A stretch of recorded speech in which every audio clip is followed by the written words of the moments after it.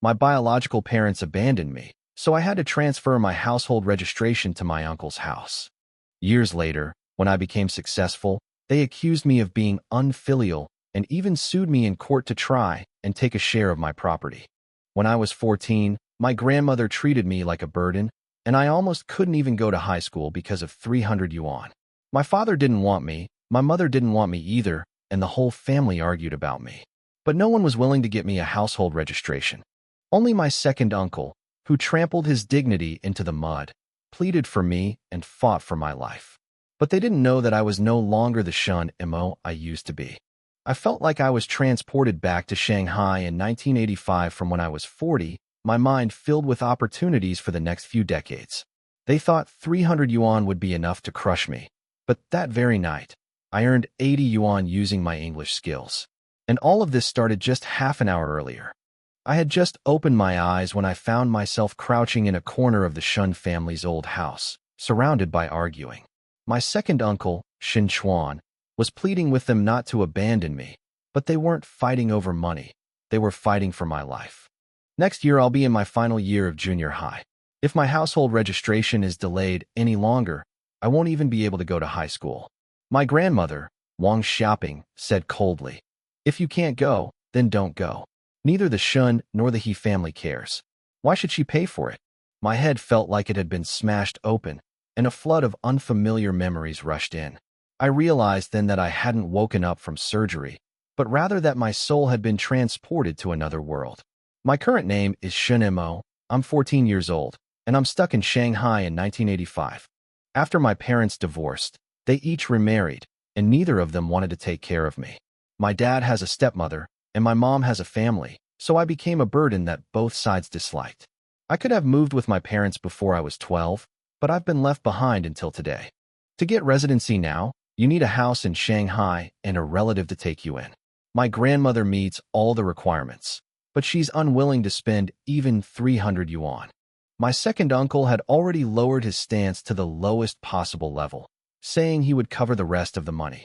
He only asked my grandmother to help me with the paperwork first, but she simply said she had no money, effectively blocking my path. Grandpa was squatting on the balcony smoking. Despite the noise inside, he didn't say a word in my defense. At that moment, I saw things for the first time. Of all the people in this house who were related to me by blood, the only one who would truly stand up for me was my second uncle, who was in his early 20s. I stood up, grabbed my uncle's arm, and said, "Second uncle, let's go." I didn't want to see him begging for my sake anymore. Grandma was still cursing behind us, saying that with me, this burden, my uncle would never be able to find a partner. My uncle only replied, "I'm willing." At that moment, sitting on the back of the bicycle, I realized for the first time what family meant. My second uncle lived in the attic on the top floor, a place so small that it was hard to even turn around, but it was warmer than the old Shin family house, because someone truly treated me like a human being. On the way, he comforted me, saying that 300 yuan was nothing, and that even if he had to go through the black market, he would definitely get my household registration sorted out. I whispered my thanks, but he smiled and said, "We're family, no need for formalities." He added that if I became successful in the future, I should remember to buy him some aged wine. Dinner consisted of only rice and fermented bean curd, pitifully meager, but I ate it contentedly because it was a meal my second uncle had gritted his teeth to provide for me. Halfway through the meal, I said that summer vacation was too long and I wanted to go out and find odd jobs. My uncle immediately panicked, saying he would find a way to get my household registration sorted out and that I shouldn't worry about it. But I could tell he wasn't confident at all. I told him I would study and earn money. Since God had given me a second chance at life, I couldn't continue to wait for others to give me handouts. That night, I didn't sleep a wink, my mind filled with thoughts of my future. I was originally 40 years old, having worked hard in Shanghai for many years. I knew the future and where the money would flow. Now, I have no local residency, no tuition fees, and not even a bed that truly belongs to me. But the city hasn't taken off yet, and the opportunities haven't been snapped up by everyone. The next morning, I cooked porridge and waited for my second uncle to wake up.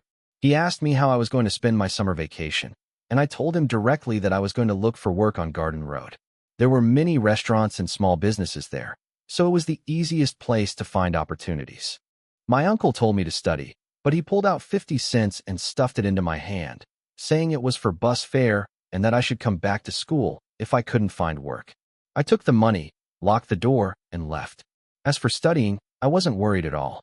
My 40-year-old soul had returned to junior high school. Those test papers weren't difficult problems, but rather my trump card. Shanghai in 1985 wasn't as prosperous as it would later become. Buildings were low, cars were few, and the streets were a mix of gray, blue, green, and white like an old city that hadn't fully awakened. But as I looked at all this, my mind grew increasingly clear. Others might see me as a burden, but I was determined to live a life they couldn't afford to be near. After arriving at the station, I headed straight for the busiest restaurant street on Garden Road.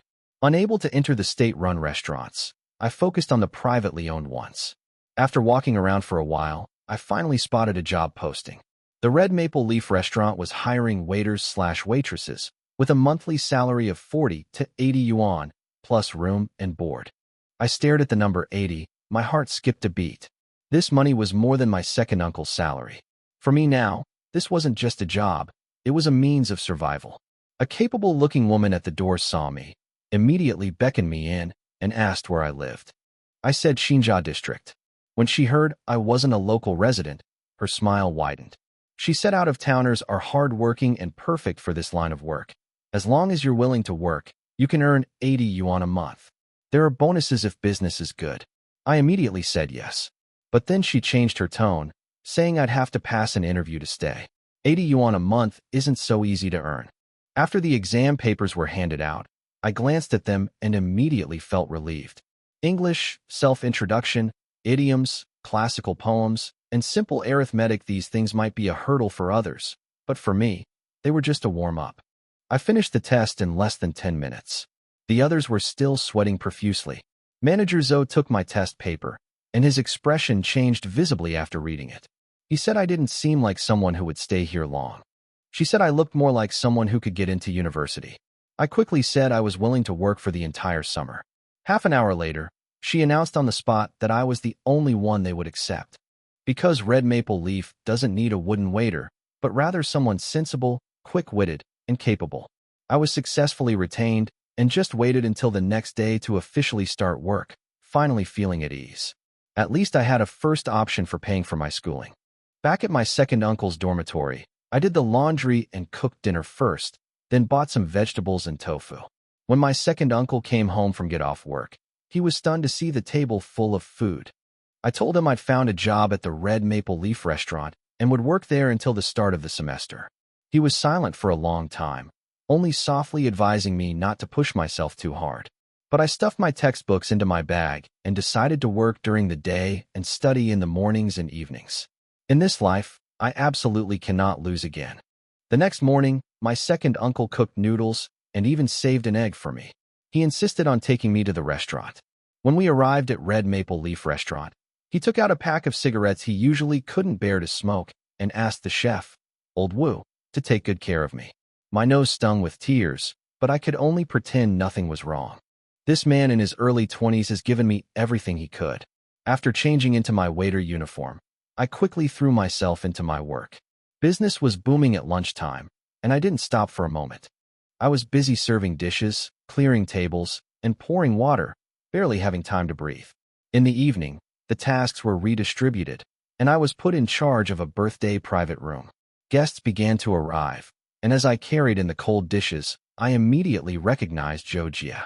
She was a classmate I used to know, and she loved to see me make a fool of myself. When she saw me in my waitress uniform, her eyes lit up. The next second, she deliberately stretched out her leg to trip me. I easily dodged, and she almost lost her balance. I pretended nothing had happened and continued to steadily place the dishes on the table. But she wouldn't let me off the hook, reopening old wounds in front of everyone. She said I was abandoned by my parents and had no one to care for me, so now I had to work as a waitress. Everyone in the private room became interested, their eyes fixed on me like knives, but I didn't even turn my head. Xiaowan was worried I was embarrassed and asked if I wanted to change rooms. I shook my head and refused. I could hide once, but I couldn't hide forever. Zhou Jie showed off her birthday cake again. asking if I'd ever seen one so big. I just glanced at it and turned to leave the private room. She thought I was too humiliated to speak, but she didn't know I didn't have time to argue with a little girl. What I wanted was for her to see with her own eyes that the burden she had just mocked was now standing in a place she couldn't reach. The birthday party had just begun when manager Zoe suddenly called me over. A group of foreign trade customers arrived at the new beauty hall, including 3 foreigners.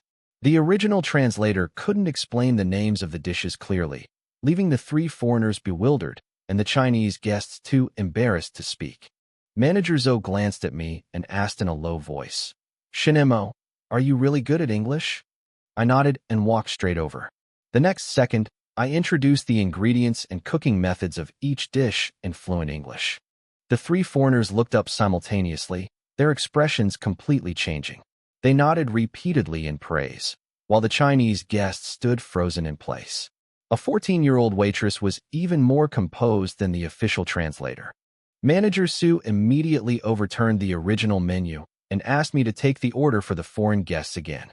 I didn't take the opportunity to sell them expensive dishes, but only recommended their signature and affordable options, which the guests readily agreed to. Their attitude towards me was noticeably different. They even asked me to stay outside the private room the entire time so I could go in and help translate whenever needed. Xiaowan excitedly ran to tell Manager Zoe that I had captivated everyone the moment I opened my mouth. Manager Zoe remained outwardly calm, but her eyes lit up. She knew that Hong Fenji had truly struck gold this time. Even if I only worked for 1 summer, it would be enough to enhance the restaurant's reputation for attracting foreign guests. On the other side, Zhou Jie discovered that I had been transferred to receive foreign guests and immediately sneered. She said I only knew a few English words and would soon embarrass myself. But my colleague immediately retorted, saying my English was even more fluent than Shanghainese. Although Zhou Jie was stubborn, she was starting to feel uneasy. I returned to the Xinmei Hall and set out the last dish. I proactively asked the client if they needed anything else, and then casually mentioned that continuing the translation would incur an additional service fee. I was very direct. Translation isn't like serving dishes, and taking up my time should be compensated extra. Not long after, Manager Zoe brought Longjing tea into the private room and casually mentioned the translation fee. Manager Su thought it was too expensive, but considering how few people understood English, she eventually agreed. After agreeing on a service fee of 100 yuan, Manager Zoe immediately called me in. I was only responsible for translation and didn't interfere with the business negotiations, which made the communication between the 2 sides much smoother. Manager Su kept observing my performance, trying to see if I would make a mistake. But these business exchanges were completely stress-free for me. Before the dinner ended, he asked me my age. I told him I was 14 and working during summer vacation to earn money to help support my family. He smiled and said he would come back to see me in a few days. Before leaving, Manager Su slipped me a 10 yuan note as a tip. A foreign guest handed me another $1. I accepted it calmly and thanked them politely. As I saw the guest off, Zhou Jie happened to be standing at the door and saw the foreigner taking the initiative to shake hands and chat with me. She was completely stunned and couldn't help but ask me why my English was so good. I just replied casually, so, and then turned back to my work. Just moments ago, she was laughing at me for being unwanted and only being able to wait tables. But now, she couldn't even utter a word in rebuttal. After work that evening, Manager Zoe called me over alone. She said the translation fee for tonight was 100 yuan. Without being polite, I asked directly how much I would get. She said she would give me 50. I shook my head on the spot and insisted on 70. I told her that in the entire city of Shanghai, I was probably the only English-speaking person willing to wear a waiter's uniform to greet foreign guests. Manager Zoe reminded me that without red maple leaves, I wouldn't be able to get this kind of work. I countered by saying that without me, the restaurant wouldn't be able to retain these foreign guests. She was silent for a moment, then finally agreed to pay 70 yuan. I asked her to keep it for me for now. We'll settle the bill when we leave the hotel. It's not safe to keep the money on me. It's safer with the manager. After negotiating the terms, I picked up the mop again and continued working, as if nothing had happened. But I knew that on my first day at Red Maple Leaf, I had completely established myself. That night, I earned 80 yuan and received a $1 tip. At this rate, Saving enough for summer tuition was no longer a dream. But what I was really eyeing wasn't just this wage. That $1 was the key to unlocking my first pot of gold.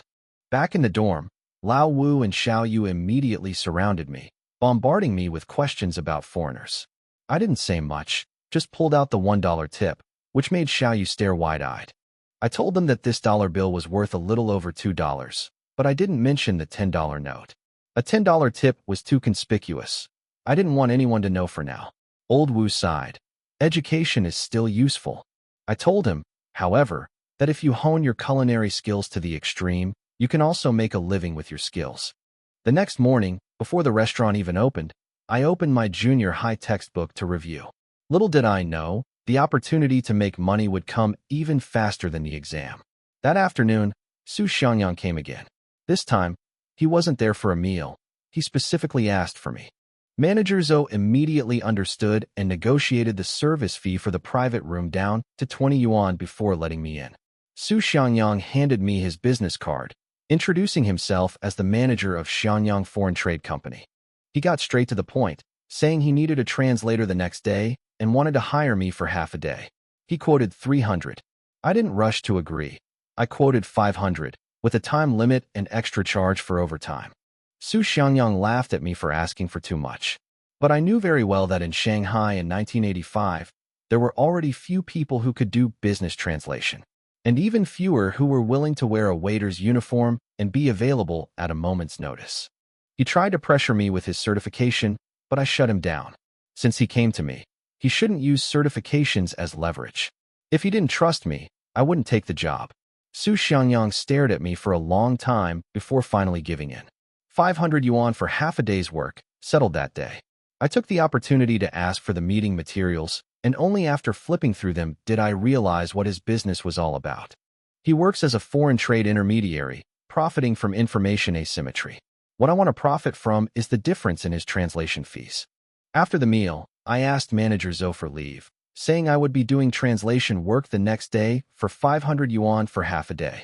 Her eyes lit up, and she immediately approved it, even giving me an advance of 20 yuan to buy a decent set of clothes. I bought a white shirt, dress pants, and leather shoes, and also added a dictionary and a black briefcase. No matter how young you are, you have to present yourself well first so that people will be willing to pay you as a professional translator.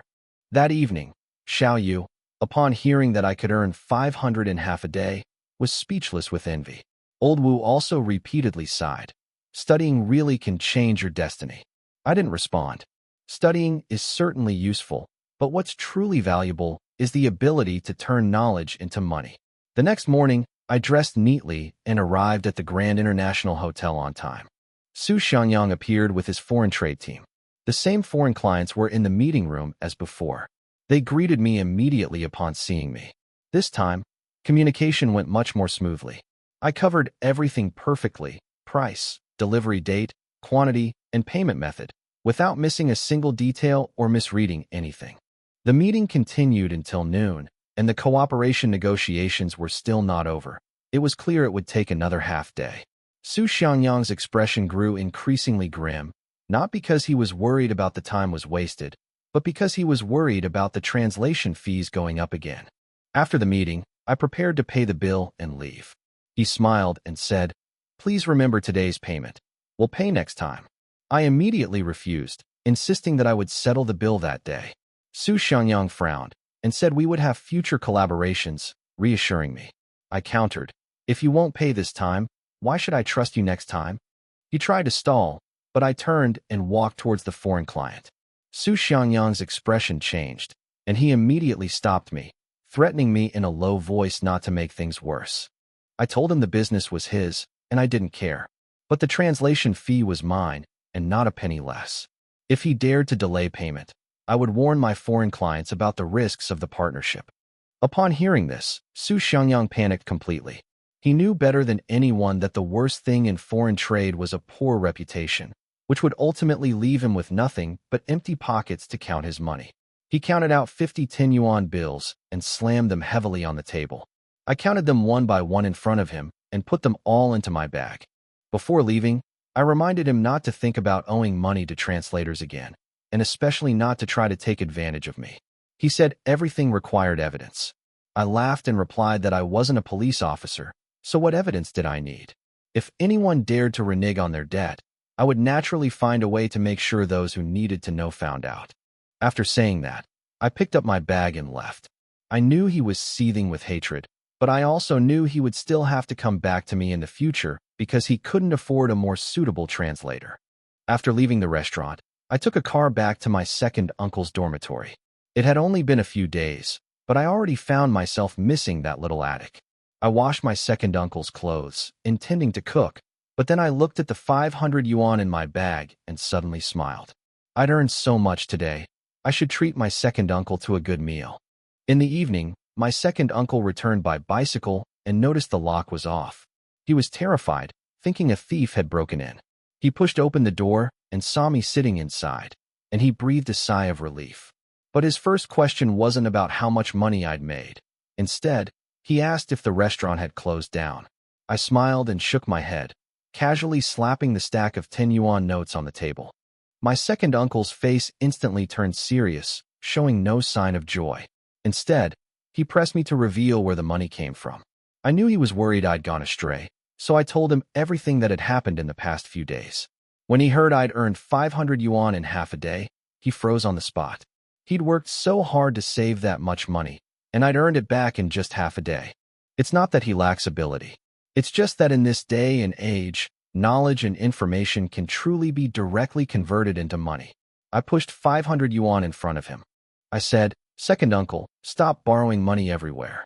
Get your household registration sorted out first. That's the most important thing right now." Second uncle stared at the stack of money, his eyes slowly reddening. He nodded and said he would go to Grandma's tomorrow to get the household registration booklet. He absolutely couldn't let me continue my studies any longer. I took the opportunity to suggest that I apply to live on campus when school starts. I want to use all the time I save to study. My second uncle wanted to take me out for a nice meal, but when we got to the door, he couldn't bear to part with me. In the end, he only cooked 2 bowls of plain noodles and added an egg for each of us. I squatted by the pot, looking at the steaming noodles, and suddenly felt a pang of sadness. More than any delicacy, this bowl of noodles was what I wanted to hold on to most. After we finished eating the noodles, my second uncle praised me, saying I finally looked like a proper translator in my new clothes. I casually handed him the $1 bill, telling him to keep it, saying it might come in handy when registering his household registration. My second uncle carefully tucked the dollar into his notebook. He looked even more solemn than when he received $500.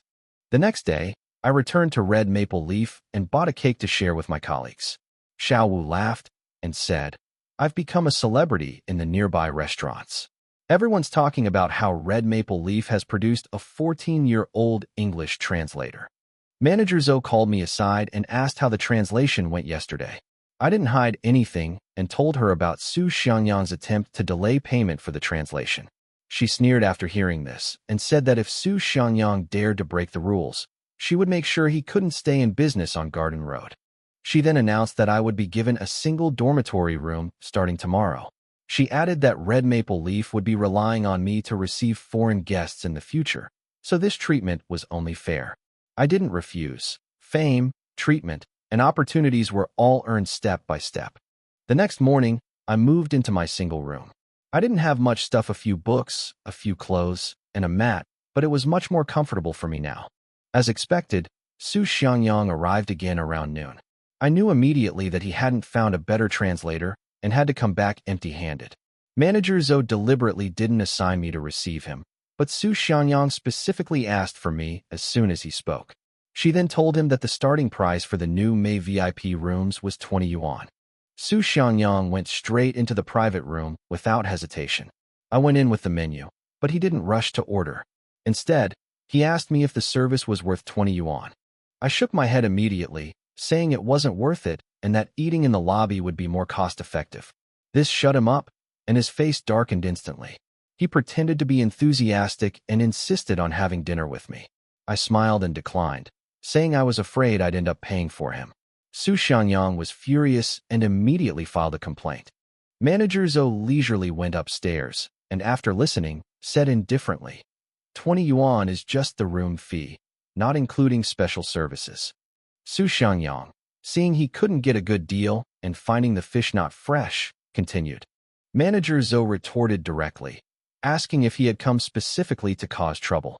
Seeing he couldn't keep up the act any longer, Su Xiangyang finally laid his cards on the table. He still wanted to hire him as a translator. Manager Zhou didn't hesitate, immediately quoting a price of 1,000 per day. She told Su Xiangyang that they had already frightened him once yesterday, and if he wanted to invite him again today, they had to follow the new rules. All banquets had to be held at Red Maple Leaf Restaurant. Su Xiangyang looked grim, but still agreed. Later, Manager Zhou approached me, hoping I would continue with the translation work. I refused outright. I told him I didn't want to earn that money. Su Xiangyang has a terrible reputation. I can't just touch any business, no matter how profitable it is. Manager Zhou was stunned and asked if I had a grudge against money. I shook my head. I don't have a grudge against money. I just don't want to be dragged into trouble by someone with no integrity. Finally, I only made one condition. I could help this time, but we wouldn't cooperate again. And a prepayment of 1,000 yuan was required, not a penny less. Manager Zhou immediately went upstairs to discuss the terms. Upon hearing that 1,000 yuan was to be prepaid, Su Xiangyang jumped up on the spot. But in the end, he gritted his teeth and took out the money. Because in this deal, he couldn't afford to lose even more than I could. The 1,000 yuan was put in the counter to be settled when I returned. The news quickly spread throughout the entire Garden Road. Everyone knew that Su Xiangyang had humbled himself to beg me for the second time. My reputation as a 14-year-old waitress soared once again. Nearby restaurants began inquiring about English teachers, hoping to train their own translators. Everyone understood that business with foreign guests was the real money-making opportunity. Meanwhile, my second uncle was still thinking about me. After get off work, he didn't come straight to the restaurant, but instead quietly inquired about me at several nearby eateries. Everyone told him that Red Maple Leaf Restaurant had produced a young translator. He could earn several hundred yuan a day and had also brought in a lot of foreign business for the restaurant. Hearing these words, Uncle Air was finally completely relieved. He bought some pastries and happily rushed back to the old house to get the household registration settled. When Grandma saw him return alone, she immediately pressed him for details about where he had been. My second uncle only said that I had found a summer job and was working hard to earn money. He was about to bring up the matter of household registration when Grandma got angry first. She thought he had come back to borrow money again and shoved the pastries back into his arms. My second uncle quickly explained that he had already raised the money and wasn't there to borrow any. He just wanted the household registration booklet to process my residency registration. Hearing this, the room fell silent. Grandma finally realized that if this dragged on any longer, I might really not be able to go to school next year. After a long silence, she went back into the house and took out her household registration book and proof of identity. While cursing her second uncle for being stupid, she still handed the documents to him. My second uncle clutched the household registration booklet tightly and said only one sentence. My own nephew. I'm willing to help, and no one can stop me. At that moment, he finally felt completely at ease. He no longer relied on my father, nor on anyone else in the Shin family, and simply took the household registration booklet home. My second uncle pulled out nearly 200 yuan that he had saved. Adding it to the 500 yuan I had earned, he counted it repeatedly, worried that the money wouldn't be enough to complete the procedures. That night, he barely slept. As soon as it was light, he checked the household registration book and the cash, making sure nothing was missing, before riding his bike straight to the police station. Along the way, he was both excited and nervous, fearing that something unexpected might happen. The police processed the registration for several newborns first, and his second uncle had to wait in line. When it was his turn, his documents were fine, but he still had to pay the city expansion fee. His second uncle nervously said that he had already prepared the money. After the police officer inspected the parents' workplaces, he told them that 300 yuan wouldn't be enough, and they would need about 380 yuan. Hearing this, the second uncle actually breathed a sigh of relief. At least the 700 yuan I have is enough. Money won't ruin my future anymore. After leaving the police station, he gritted his teeth and bought some peony cigarettes and canned fruit. He also found out the address of Wang Hui, the household registration police officer, and planned to visit him that evening. Meanwhile, I had just finished translating when Su Xiangyang chased after me. He shamelessly asked me to continue our cooperation. I told him to find someone else. He didn't share in the profits, but now he wants me to take the blame when things go wrong? There's no way he'll let me get away with that. Seeing that I wouldn't budge, Su Xiangyang offered to treat me to dinner to continue the discussion. I refused outright, because that last dinner had already shown me his true character. I knew the foreign client wouldn't be leaving anytime soon, and he'd have to negotiate a few more times. Tonight, he'd most likely come back to Red Maple Leaf to see me. Back at the restaurant, my colleagues greeted me with smiles, calling me General Manager Shun. I shared the sponge cake with everyone, and Manager Zhou noted down my earnings of 500 yuan for the day. Everyone around me was stunned.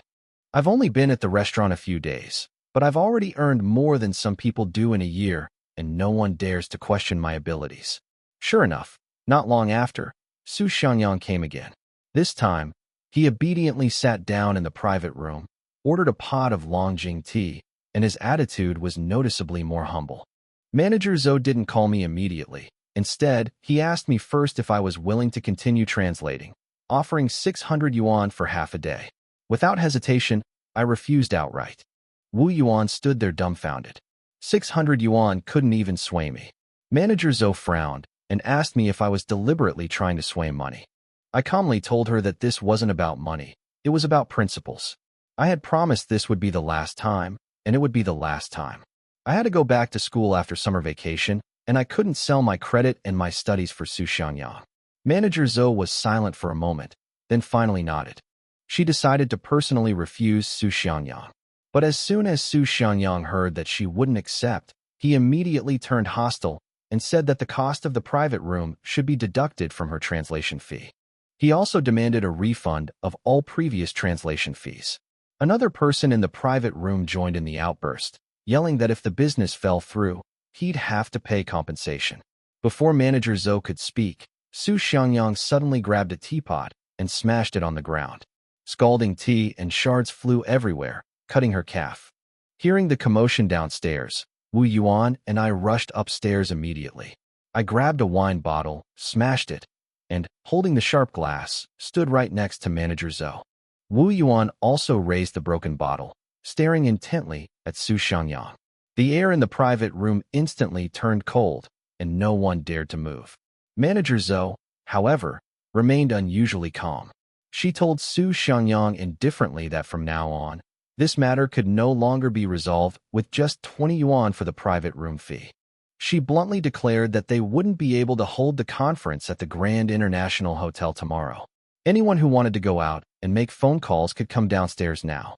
Su Xiangyang finally panicked and immediately put on a smiling face, addressing her as Sister Zhou, and hoping everyone could make money peacefully. But Manager Zhou wouldn't give him a way out. She immediately proposed new conditions. I'll handle the translation, Red Maple Leaf will be responsible for security, and we must all contribute our technical expertise as equity. If the business makes money, we'll share the profits. The moment these words were spoken, the entire private room fell silent. Su Xiangyang then realized that this restaurant manager was no ordinary person. Manager Zhou acted as if nothing had happened, had 2 bottles of old wine brought up, and said with a smile that they should have a toast first, and then they could continue to discuss business. She even told them to go downstairs and make a phone call to discuss it, while she remained seated and unmoved. Su Xiangyang's expression grew increasingly grim, and in the end, he could only lower his head and say that they should discuss it internally first. Before leaving, he smiled apologetically and inquired about Manager Zhou's leg injury. Manager Zhou casually replied that he was poor and couldn't afford the medical expenses. Su Xiangyang immediately changed his tune, saying that the money he had left with Red Maple Leaf would be considered compensation for the medical expenses. Only then did Manager Zhou nod in satisfaction and lead me out of the private room. The door had barely closed when Su Xiangyang's suppressed rant came from inside. He complained that no one could find a reliable translator, causing him to lose face. Back downstairs, Manager Zhou asked me what I thought of Su Xiangyang. I told her that this matter was far from over, and without my translation, his future foreign trade business would definitely suffer even greater losses. Even if they hired someone from outside at a high price, the final cost would only be more. Manager Zhou's eyes lit up, and he decided to take this opportunity to turn Red Maple Leaf into a hotel for foreign guests to translate. From now on, all fees would be collected in advance, and no one could renege on their debts. Sure enough, not long after, Su Xiangyang and his group hurriedly came downstairs, preparing to search for translators. Before leaving, they even offered a hypocritical apology, saying they wouldn't force anyone again. Manager Zhou simply replied coldly, "Goodbye." I knew he would come back. It was just a matter of time. Just then, Wang Sufeng, the manager of the Yangtze River Hotel across the street, walked over with a smug look on her face. She said she had hired a college student translator who would soon be teaching English. She deliberately emphasized that the translator was definitely better than me, a junior high school graduate. Manager Zhou didn't argue, only smilingly reminding her that Su Xiangyang's business was difficult to handle. Both restaurants were eager to use Su Xiangyang to boost their reputation. The real competition had only just begun. But my thoughts were still on my second uncle. As long as the household registration wasn't sorted out, I wouldn't be able to relax. That evening, my second uncle, carrying peony cigarettes and canned fruit, stood at Wang Hui's door. He hesitated to knock, getting bitten by mosquitoes for a long time. After finishing dinner inside, he finally mustered up his courage. As soon as Wang Hui opened the door, he recognized him as the one who had handled the procedures that morning. Seeing the gift, Wang Hui understood his purpose. His second uncle gritted his teeth and handed him a pack of peony cigarettes, hoping only that his household registration could be processed smoothly. Wang Hui's attitude softened considerably. He told him to prepare 380 yuan the next day, as the paperwork would be mostly done, and to come to the police station to handle it without worry. Upon hearing the exact amount, Uncle Air was so excited he almost jumped up, running back to his dormitory with a smile, afraid that his good fortune would suddenly slip away. That night, he counted the money over and over again, lying down and sitting up repeatedly, barely sleeping a wink. The next morning, he was the first one waiting at the police station entrance. When it was his turn, he handed over the documents and neatly placed the 380 yuan on the table. Wang Hui counted the cash, accepted the documents, and finally stamped the official seal firmly. At that moment, the weight that had been hanging over his head for months finally lifted. Wang Hui told his second uncle that it would be done in about a week, and jokingly added that he shouldn't thank him in the future, but that he should come and thank him in person. My second uncle walked out of the police station, not even bothering to eat, and immediately took the tram to Red Maple Leaf, just wanting to tell me the good news right away. I was discussing translation with Manager Zhou when I looked up and saw my second uncle walk in with a big smile on his face. Instantly, I knew the answer. He pulled me outside, ordered steamed buns and soy milk, but he didn't even eat himself, just excitedly grinning at me. I asked softly, "Is the household registration done?" My second uncle's eyes lit up, and he nodded vigorously, saying that the procedures were underway and that I could focus on preparing for the entrance exam to a top high school. Hearing this, I finally breathed a sigh of relief, but I still reminded him that until he was officially registered on the household register, anything could happen. My second uncle smiled and nodded, saying he came especially today to tell me this, just to put my mind at ease. He kept putting steamed buns on my plate, but he barely ate any himself. I looked at him, my heart filled with indescribable emotions. This breakfast wasn't cheap, but my second uncle ate with extraordinary joy, as if the biggest hurdle was finally almost over.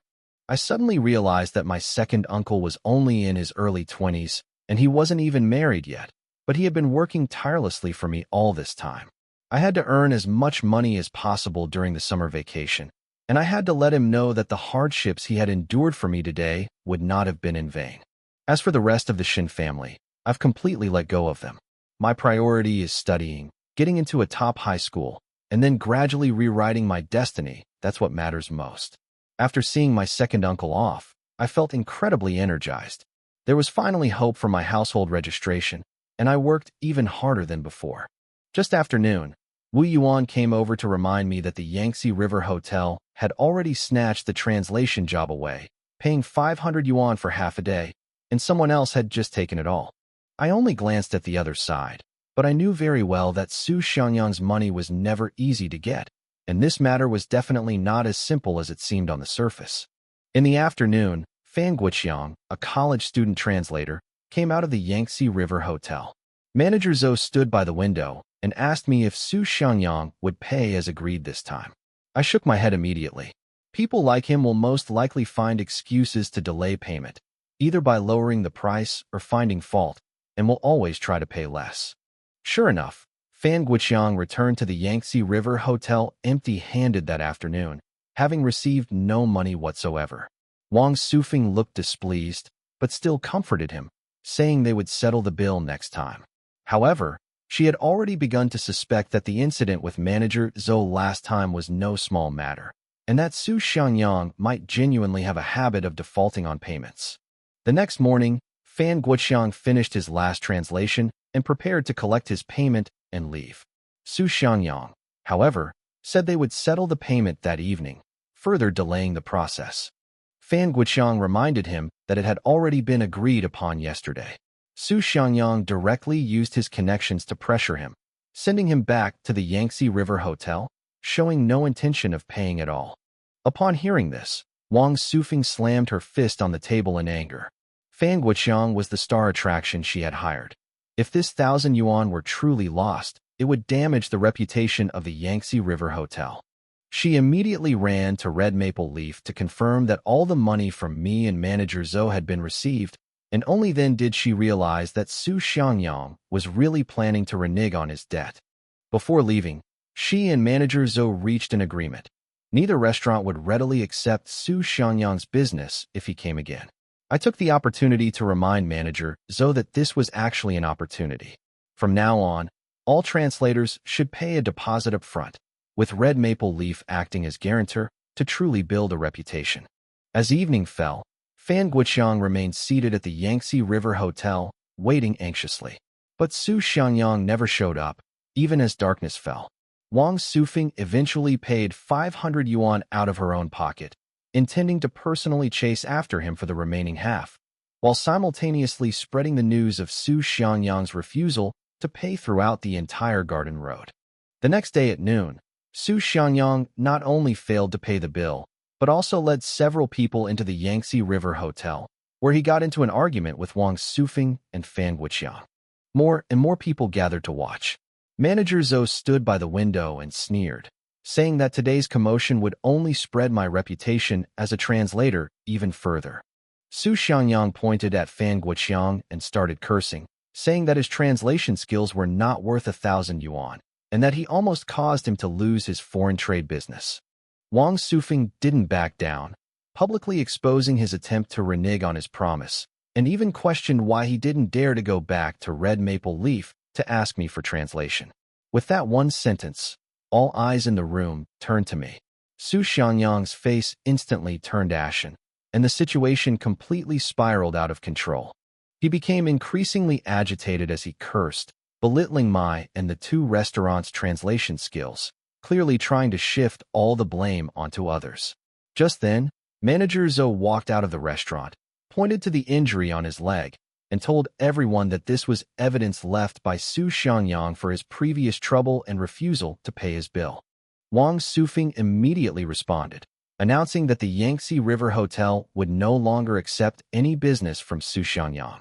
The two hotels instantly reached a consensus. Seeing that he couldn't gain the upper hand, Su Xiangyang actually laid down on the ground, clutching his head and shouting that someone was hitting him, trying to escape by feigning injury. Manager Zhou sneered and told Wang Sufing to go and call for backup. Since he insisted on causing trouble, then let's make a big scene today and see who gives in first.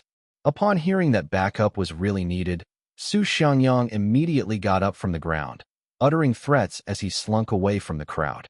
A murmur of discussion erupted from the onlookers. The entire Garden Road was abuzz with talk of this farce, and Su Xiangyang's reputation for refusing to pay his debts spread far and wide. Manager Zhou didn't leave. She directly told Wang Sufing that from now on, anyone taking on translation work must receive an advance payment first. That's the rule. She used me as an example, saying that the first time Su Xiangyang almost reneges on his payment, I forced him to pay by threatening to ruin the deal. The second time, I received payment first to avoid trouble. Wang Sufing nodded repeatedly after listening. Translators are already scarce, so receiving payment up front is perfectly reasonable. No one should try to take advantage of the situation. The two agreed on the spot that they would never take Su Xiangyang's business again. They could forego the money, but they had to teach him a lesson. As we were chatting, Wang Sufing suddenly suggested that I and Fan Guoqiang have an English competition on the spot to see who is the real expert. Manager Zhou immediately became interested.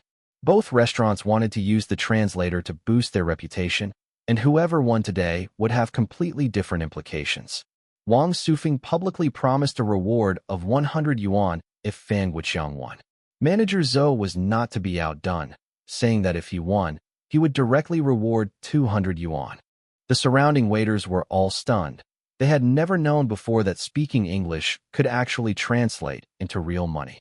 Soon, I was ushered into the Yangtze River Hotel. The Red Maple Leaf team followed behind, all hoping I would redeem the hotel. When Fan Guoqiang first saw me, he was visibly taken aback. He was dressed like a typical college student, while I looked like an ordinary junior high school student. To avoid embarrassment, the two managers led us into a private room. As soon as the door closed, a crowd of eavesdroppers gathered outside. Manager Zhou first tried to smooth things over, saying that since I was only a junior high school graduate, it was normal for me to lose, and that I could learn from university students. Without further ado, I asked Fan Guoqiang directly if we could begin.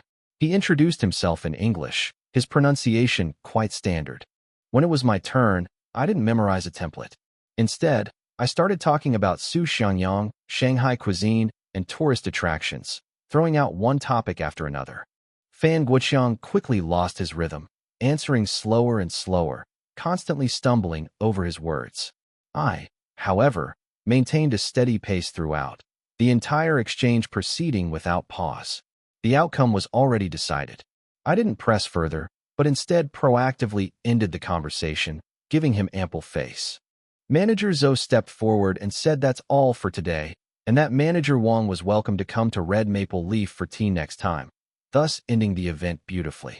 Wang Sufing looked unwell, but she had to admit that Fan Guoqiang was indeed no match for me today.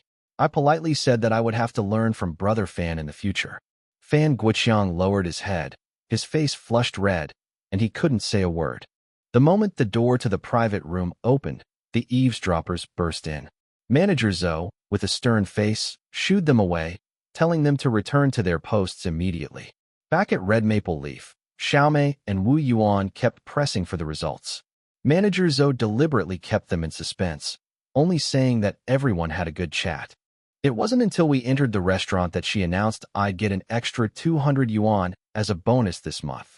Everyone instantly realized that I was the real winner. The news quickly spread throughout Garden Road.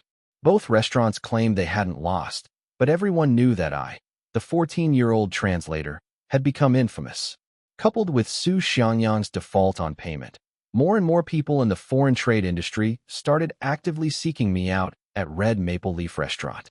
2 days later, a middle-aged businessman came to hire a translator. Manager Zhou's first words were, "Pay in advance, no exceptions." The businessman frowned, saying he had never seen such a rule before. Manager Zhou smiled and told him to go to the Yangtze River Hotel to inquire. The restaurant owner ran across the street, only to find Wang Sufing saying the same thing. Pay first, then arrange the translation. Not a penny can be delayed. He then realized that both restaurants had agreed on this rule, and he had no choice but to obediently pay a 1,000 yuan prepayment. From that day on, the rules for the translation industry on Garden Road were officially established, and no one dared to delay payment for translations anymore. In just 1 week, I took on 4 translation jobs, each lasting half a day. I would return to the hotel immediately afterward, never lingering outside. Fan Guoqiang also learned from this experience, returning to the Yangtze River Hotel as soon as his work was finished. Occasionally, we would bump into each other on the tram and exchange a few words of advice. As the rules became more and more established, more and more people came to Garden Road looking for translators, and both Red Maple Leaf and Yangtze River Hotel gained a significant foothold in the market. But I was waiting for another piece of news. A week later, my second uncle finally arrived at the police station to collect my household registration documents. Wang Hui wrote my name into the household registration book and then stamped it with the official seal. The moment he received the household registration book, my second uncle's hands were trembling with excitement. He had only one thought in his mind: tell me first, then tell everyone in the family. I wasn't out looking for work that day. I was chatting with everyone. Xiaomei suddenly pointed to the door and said that the person standing outside looked like my second uncle. I immediately ran out. My second uncle smiled and stuffed the household registration book into my hand, saying only one thing: study hard and don't always think about making money.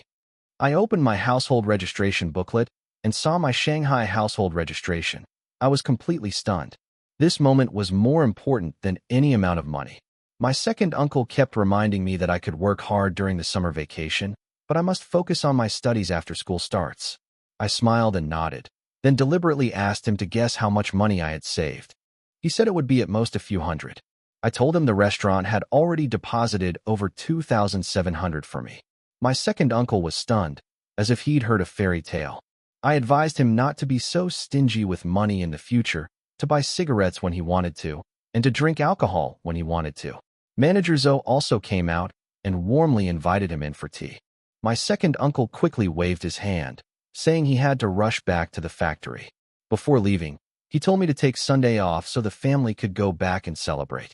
Manager Zhou readily agreed, but I subconsciously frowned. That home didn't hold much appeal for me. I immediately reminded my second uncle not to tell the family how much money I had made. My second uncle instantly realized what I meant, and his expression turned serious. If the money reached my dad and stepmother's ears, I might lose every single penny of those several thousand yuan. As I saw him off at the station, I looked at his bare wrist and suddenly decided to buy him a watch, so he would feel more confident going on blind dates in the future. My second uncle repeatedly refused, saying that getting into a top high school would be the greatest reward for him. I agreed verbally, but in my heart, I had already made up my mind. The tram slowly pulled into the station, and the ticket seller smiled and asked Uncle Air why he was so happy. He made no attempt to hide it, saying that his nephew's Shanghai household registration had finally been obtained. The driver also offered his congratulations, saying that with a Shanghai Hoku household registration, he could at least stay in the city to work in the future. My second uncle, however, smiled and shook his head, saying that I would definitely get into university in the future. Everyone in the carriage laughed.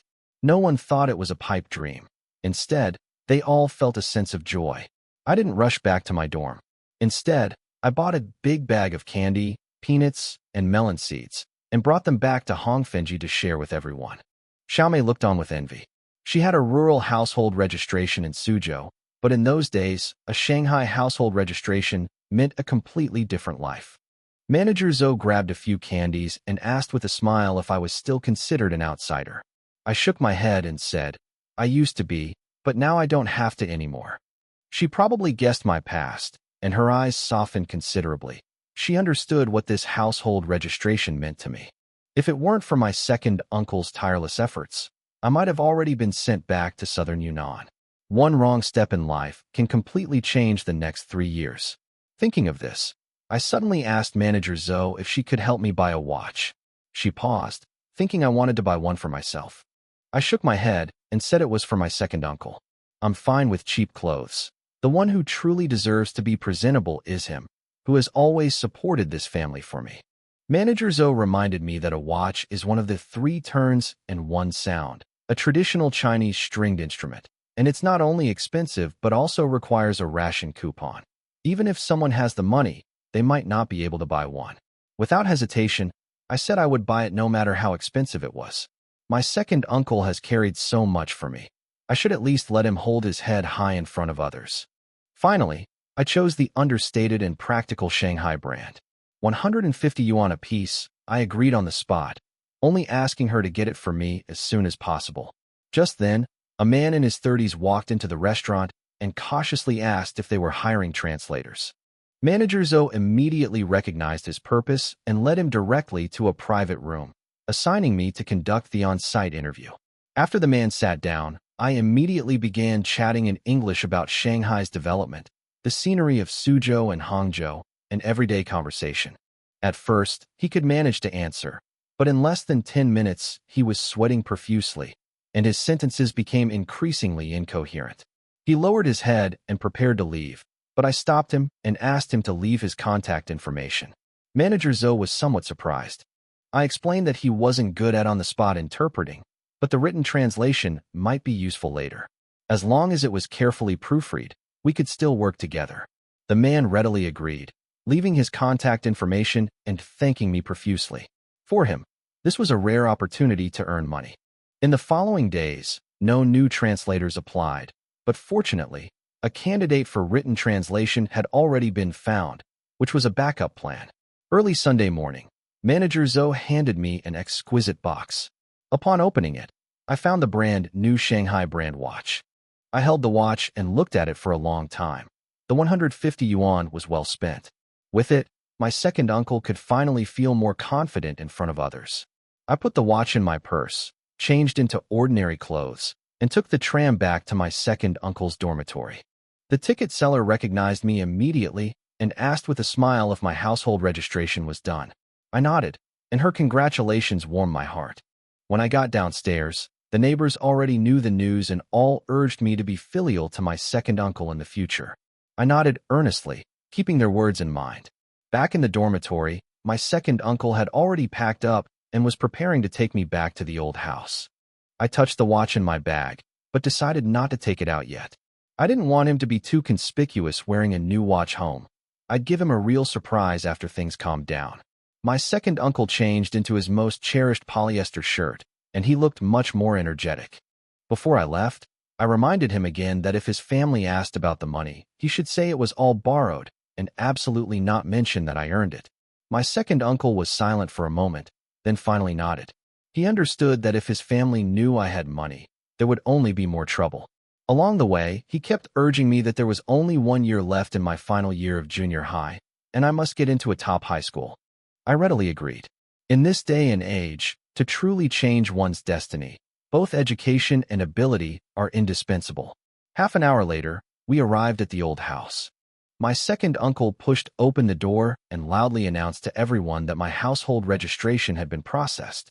The room was full of people, including my father and stepmother Chinny. My younger sister was also there, and my grandparents were chatting and laughing with her. My second uncle handed over the household registration booklet, and my grandmother turned to the last page. She froze when she saw my name and the police station seal. She clearly hadn't expected that her second uncle would actually manage to get this difficult matter done. The atmosphere in the room instantly fell silent. Stepmother Chun-Yi held her daughter, but her gaze remained fixed on the household registration booklet. I knew that her concern wasn't whether I could go to school, but rather that with a Shanghai household registration, I would have the opportunity to take over my father's job. That position was very likely the future she had long planned for her biological daughter. Dad took the household registration book and stared at my name on the last page. His expression finally softened a bit, but he only told me to study hard, without mentioning a word about the city expansion fees that my second uncle had spent. I had expected him to play dumb, so I spoke up first. I said that my second uncle had borrowed money everywhere to get my household registration and had incurred a lot of favors. Regardless of whether I get the money today or not, I want to see your attitude clearly. Chun-Yi immediately shifted the blame to my mother, saying that my second uncle couldn't bear the entire cost and that I should go to Hime for half. But everyone in the room knew that she had no intention of paying that money.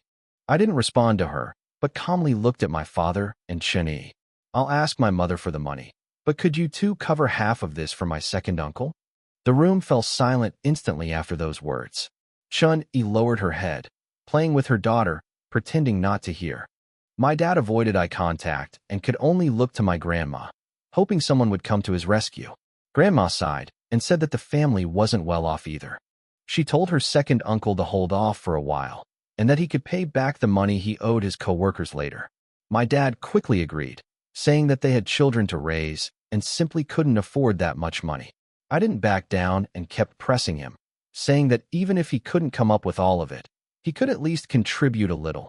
We couldn't let my second uncle bear the burden alone. The atmosphere in the room grew increasingly tense, and everyone fell silent. Chun-Yi finally couldn't hold back any longer and shouted that they didn't have a single penny. She pointed at her second uncle and said that no one forced him to register his household. He had volunteered to do it himself, and they would never bear a single cent of the cost. My second uncle's smile froze instantly. He had always treated this sister-in-law with utmost courtesy, but in the end, he was met with a statement that it had nothing to do with them. I wasn't surprised at all. If they knew that I had earned the money for the household registration, they wouldn't be behaving this way now. They would be trying to pocket the money themselves. Chen Yi's shout startled little Shinjing, making her cry. She picked up the child and urged my father to leave immediately, ignoring even Grandma's offer to keep her for dinner. I watched the three of them leave in a hurry, without the slightest disappointment. I had seen this outcome in my previous life. Grandma sighed, saying that my second uncle owed too many favors because of me. I knew she was reminding me not to mention money again. I simply said that I would slowly pay back these debts to my second uncle myself. But Grandma immediately stopped me, saying that it was my parents' responsibility. She said that this money shouldn't be borne by others. I didn't argue further, only saying that I wanted to apply for boarding school in my third year of junior high so I could have more time to study. Grandma wanted to ask where the money would come from, but she swallowed her question and just nodded, saying that was fine. I urged my second uncle to go home early, as the restaurant would be busy that evening. Grandma chased after me, saying that my eldest uncle would pay back the money slowly later, but I knew that was just something she said to everyone else. I turned back and told her that I would earn back the money my second uncle borrowed myself. On the way back to the dormitory, neither of us spoke. I sat on the back of the bicycle, my hand constantly touching the box in my bag. Downstairs, I finally handed the box to my second uncle. He opened it and froze. Inside lay a brand new watch, gleaming in the sunlight. I knew he liked this. This watch wasn't just for telling time. It allowed a man in his 20s to regain his dignity and self-respect. My second uncle was about to refuse when I quickly interjected, "Don't worry, wear it. Just say it's a reward from the restaurant. If others see it, they can quickly introduce you to someone, so you won't have to live a miserable life alone anymore." He pressed me to reveal what merit I had rendered. I smiled and said I had served foreign guests at the hotel. That was a plausible reason, and no one would question it further. We looked at each other for a few seconds and then laughed simultaneously. I suddenly realized that the burden on his shoulders seemed to have finally lightened a bit, and he seemed to have regained his spirits. Afraid he would continue to refuse, I quickly said the restaurant was waiting for my help and turned to run towards the platform. My second uncle kept reminding me not to overwork myself and to focus on my studies after school started. Later I learned that the first thing he did when he got home was to wind up his watch and wait for the time to be announced on the radio. After setting the time, he wiped it clean several times, treating it like a precious treasure. The next morning, my second uncle went to work wearing his new watch. Several of his co-workers immediately noticed something was amiss and gathered around, demanding to know where the brand new watch came from. My second uncle deliberately raised his wrist, a broad smile on his face. He said it was a reward from his boss for my excellent work as a translator for the foreign guests. He claimed he had only accepted the watch I had given him. His co-workers couldn't hide their envy. Someone asked if my uncle's family had helped me after I registered my household registration. My second uncle just smiled and said they were very supportive. He said I wanted to live at school and focus on preparing for the entrance exam for a top high school next year. My co-workers understood what he meant. With my household registration settled and a place to live at school secured, the pressure on my uncle's shoulders finally eased, and he truly had something to look forward to. Summer was drawing to a close, and the translation business for Red Maple Leaf was booming. But manager Zoe was growing increasingly anxious, because soon I would be leaving for the new semester. Everyone on Garden Road knew that translation was becoming increasingly valuable. Fan Guoqiang works at the Yangtze River Hotel, and I work at Red Maple Leaf Hotel, but the foreign trade bosses who truly want me is still me. Fan Guoqiang has taken on quite a few jobs, but his on-the-spot skills have always been lacking. If it weren't for the huge market demand, his position would have been taken long ago. That afternoon, I was reviewing physics and chemistry when Xiaomei rushed in, saying there were more translator interviews. I put down my textbooks and went into the private room, where a young man immediately stood up and extended his hand. He said his name was Xiong Ming and that he had heard of me before. I skipped the small talk and went straight into English. He initially seemed dismissive, thinking I was just a middle school student and couldn't be that good. But after a few sentences, sweat beaded on his forehead. He could still speak, but his mind was constantly breaking down sentences and searching for words, his rhythm clearly disrupted. We chatted for 20 minutes, and there wasn't a dull moment at all. Although Manager Zhou didn't understand English, she could read the room, and the worry in her eyes gradually turned into surprise. I didn't make things difficult for Xiongming and told Manager Zhou directly that he was skilled enough and could stay. Manager Zhou finally breathed a sigh of relief. Once I start school, Red Maple Leaf will finally have someone to fill in. I suggested that Xiongming try translating next time. Red Maple Leaf can't rely on me alone. With more and more customers, I'll eventually be overwhelmed. The reality unfolded faster than expected.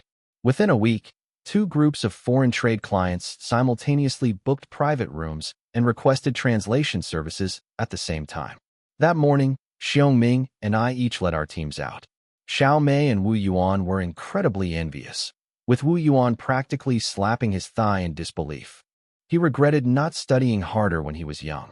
While we were talking, another young man came to apply for a translation job, but neither Xiongming nor I were there, so Manager Zhou could only ask him to come back at 2 p.m. My meeting dragged on until 12:40 p.m. Before leaving, I reminded the client that we were overtime and that an extra 100 yuan would be charged as agreed. They readily agreed without any objection. I didn't stay for lunch. I ate a bowl of noodles by the roadside, bought a steamed egg custard and some popsicles, and hurried back to Red Maple Leaf Restaurant. But as soon as I stepped into the restaurant, I sensed something was wrong. Manager Zhou stood behind the counter, her face frighteningly grim. I handed her the popsicle and quietly asked Wu Yuan what was wrong. He shrank back and told me to ask Manager Zhou myself. Clearly, no one dared to provoke this. Manager Zhou took a big bite of her popsicle before telling me that Xiongming had returned early. She had asked Xiongming to interview new people for me, which had caused trouble. I had thought it would be a simple favor. I was surprised to find that Xiongming immediately asked for 100 yuan, saying that interviews are also work and professional time shouldn't be wasted. I was taken aback for a moment, but quickly came to terms with it. These days, translation services are booming, and even judging someone's skill level is becoming a business. Manager Zhou managed to lower the price to 20 yuan, but she was still unhappy. She admitted she had taken advantage of me before. She never expected even favors to be so openly priced these days. I asked about the new employee's skills. Manager Zhou said she thought he was pretty good, but Xiongming rejected him with a single sentence. She was still worried and asked him to come back the next day.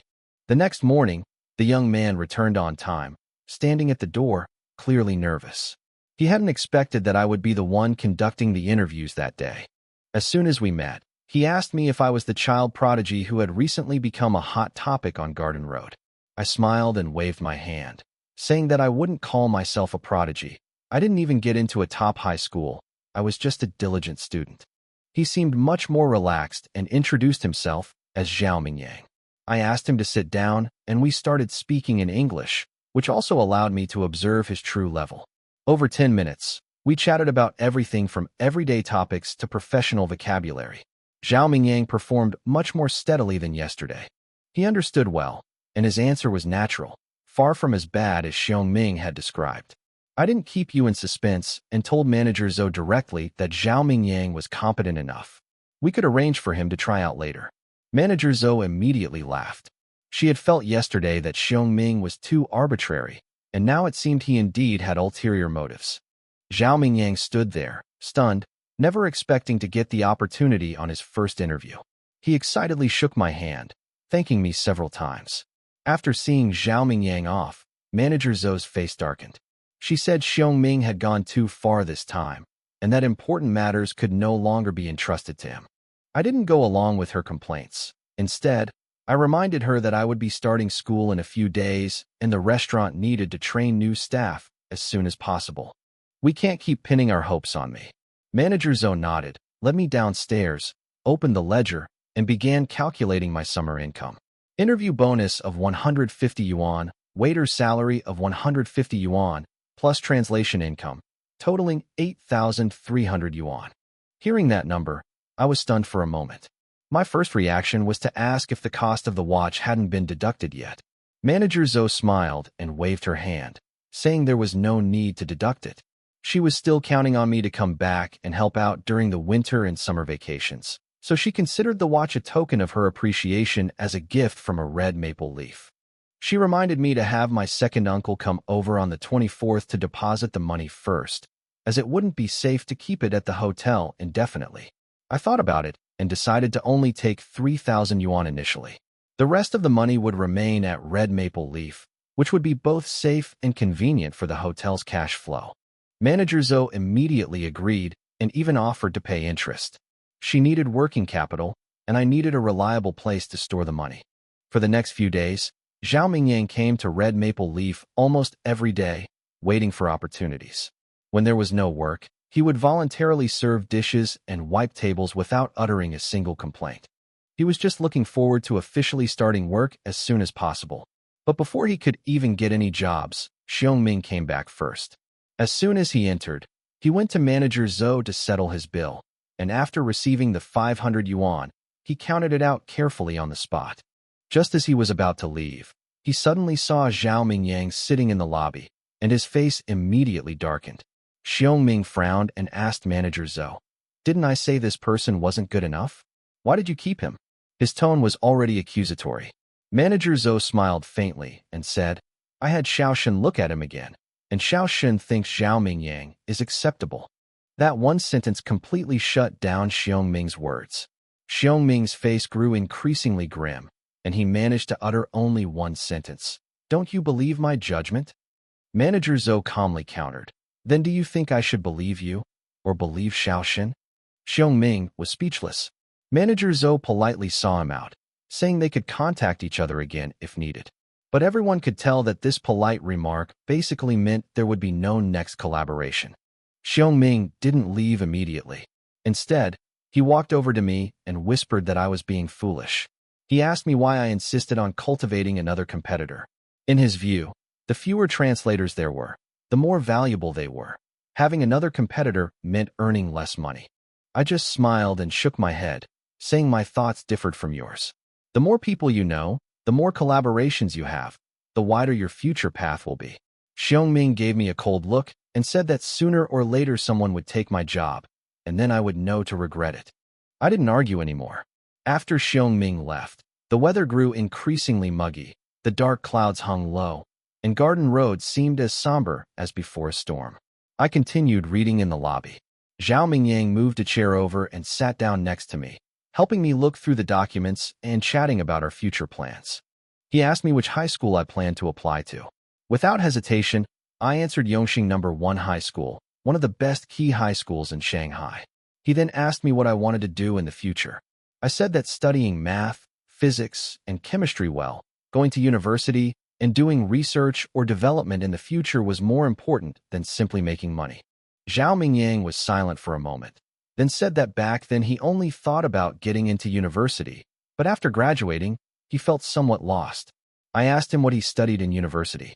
He smiled wryly and said it was mathematics, which he got into through a transfer program, and he was waiting for job assignments after graduation. I nodded and said that a math major is good no matter where you are. The real challenge is sticking with it. I casually joked that maybe one day I could even get into the college entrance exam question-setting team. His eyes lit up immediately. He laughed and said that if that day ever came, he would definitely give me some difficult questions. I quickly added, "When I take the college entrance exam, please don't deliberately make things difficult for me."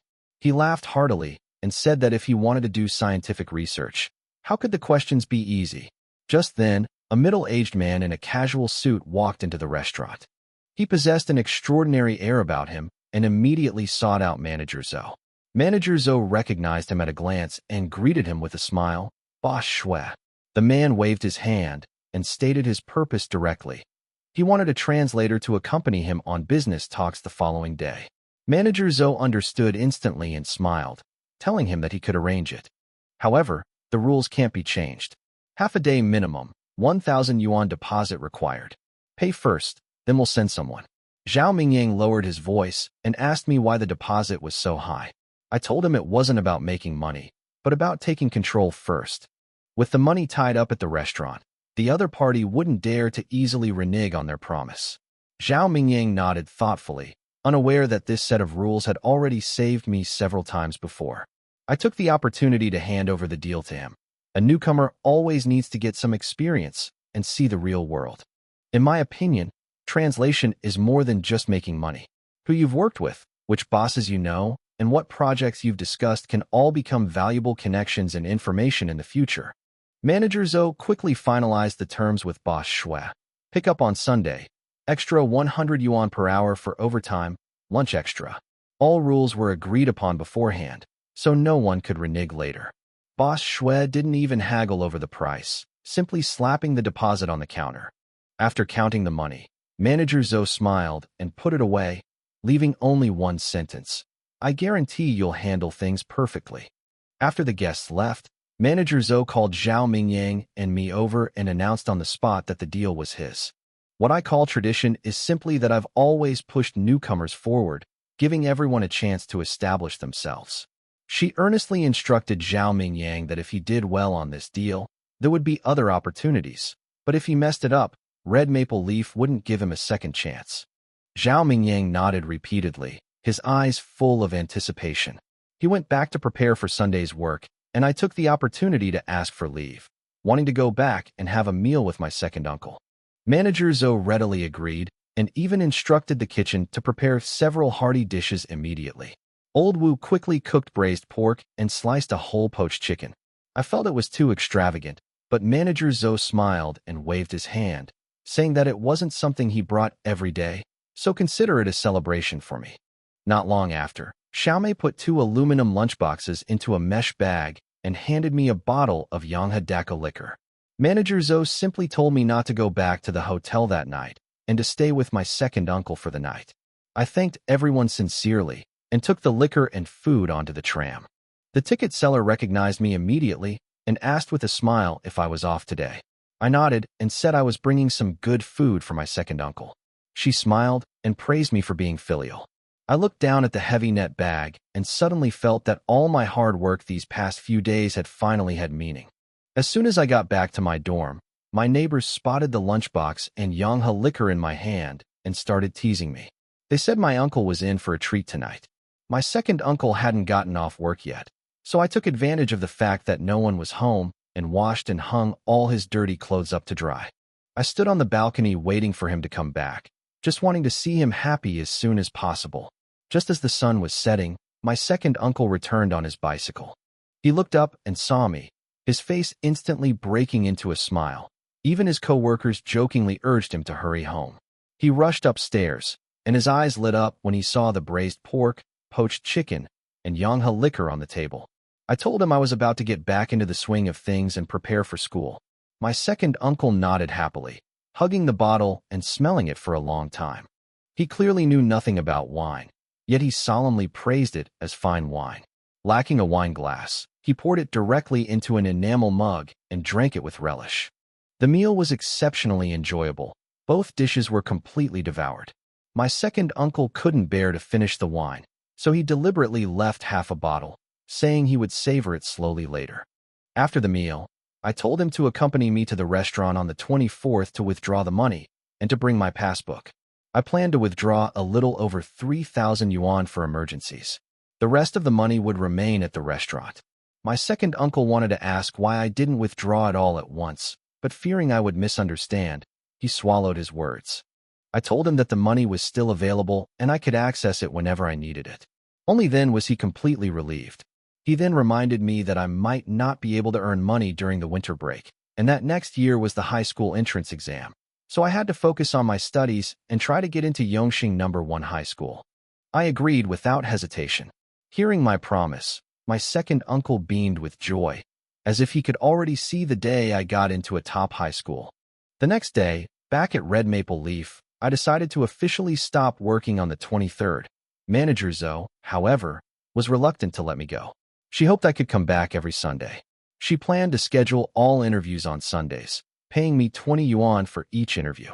He even asked Lao Wu to cook some food to take home. Hearing that I'd get something to eat and take home, I immediately agreed. At 3 p.m., Zhao Mingyang accompanied Boss Shui back. Boss Shui praised him the whole way, saying he was quick-witted and spoke fluent English. and immediately raised the translation fee to 700. He also booked a banquet for that evening. Manager Zhou immediately settled the bill, placing 700 yuan in cash in front of Zhao Mingyang. His hands were trembling as he counted the money. He couldn't believe he could earn so much in a single day. Manager Zhou took the opportunity to ask him to introduce more classmates who were good at English. Zhao Mingyang readily agreed, but as soon as he looked up, Xiong Ming, with a gloomy face, was standing at the door. Xiong Ming glanced at Zhao Mingyang with a cold smile and said sarcastically, "No wonder I haven't had any work lately. It turns out you found a replacement so quickly." Manager Zhou retorted directly, saying that he had never had the right to put on airs here.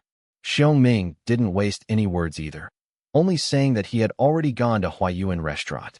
He said he wouldn't take any more jobs with red maple leaves. Xiong Ming turned and left with a dark face, expecting someone to try and stop him. But no one called him back until he left the restaurant, and he realized he had overestimated the importance of the meal.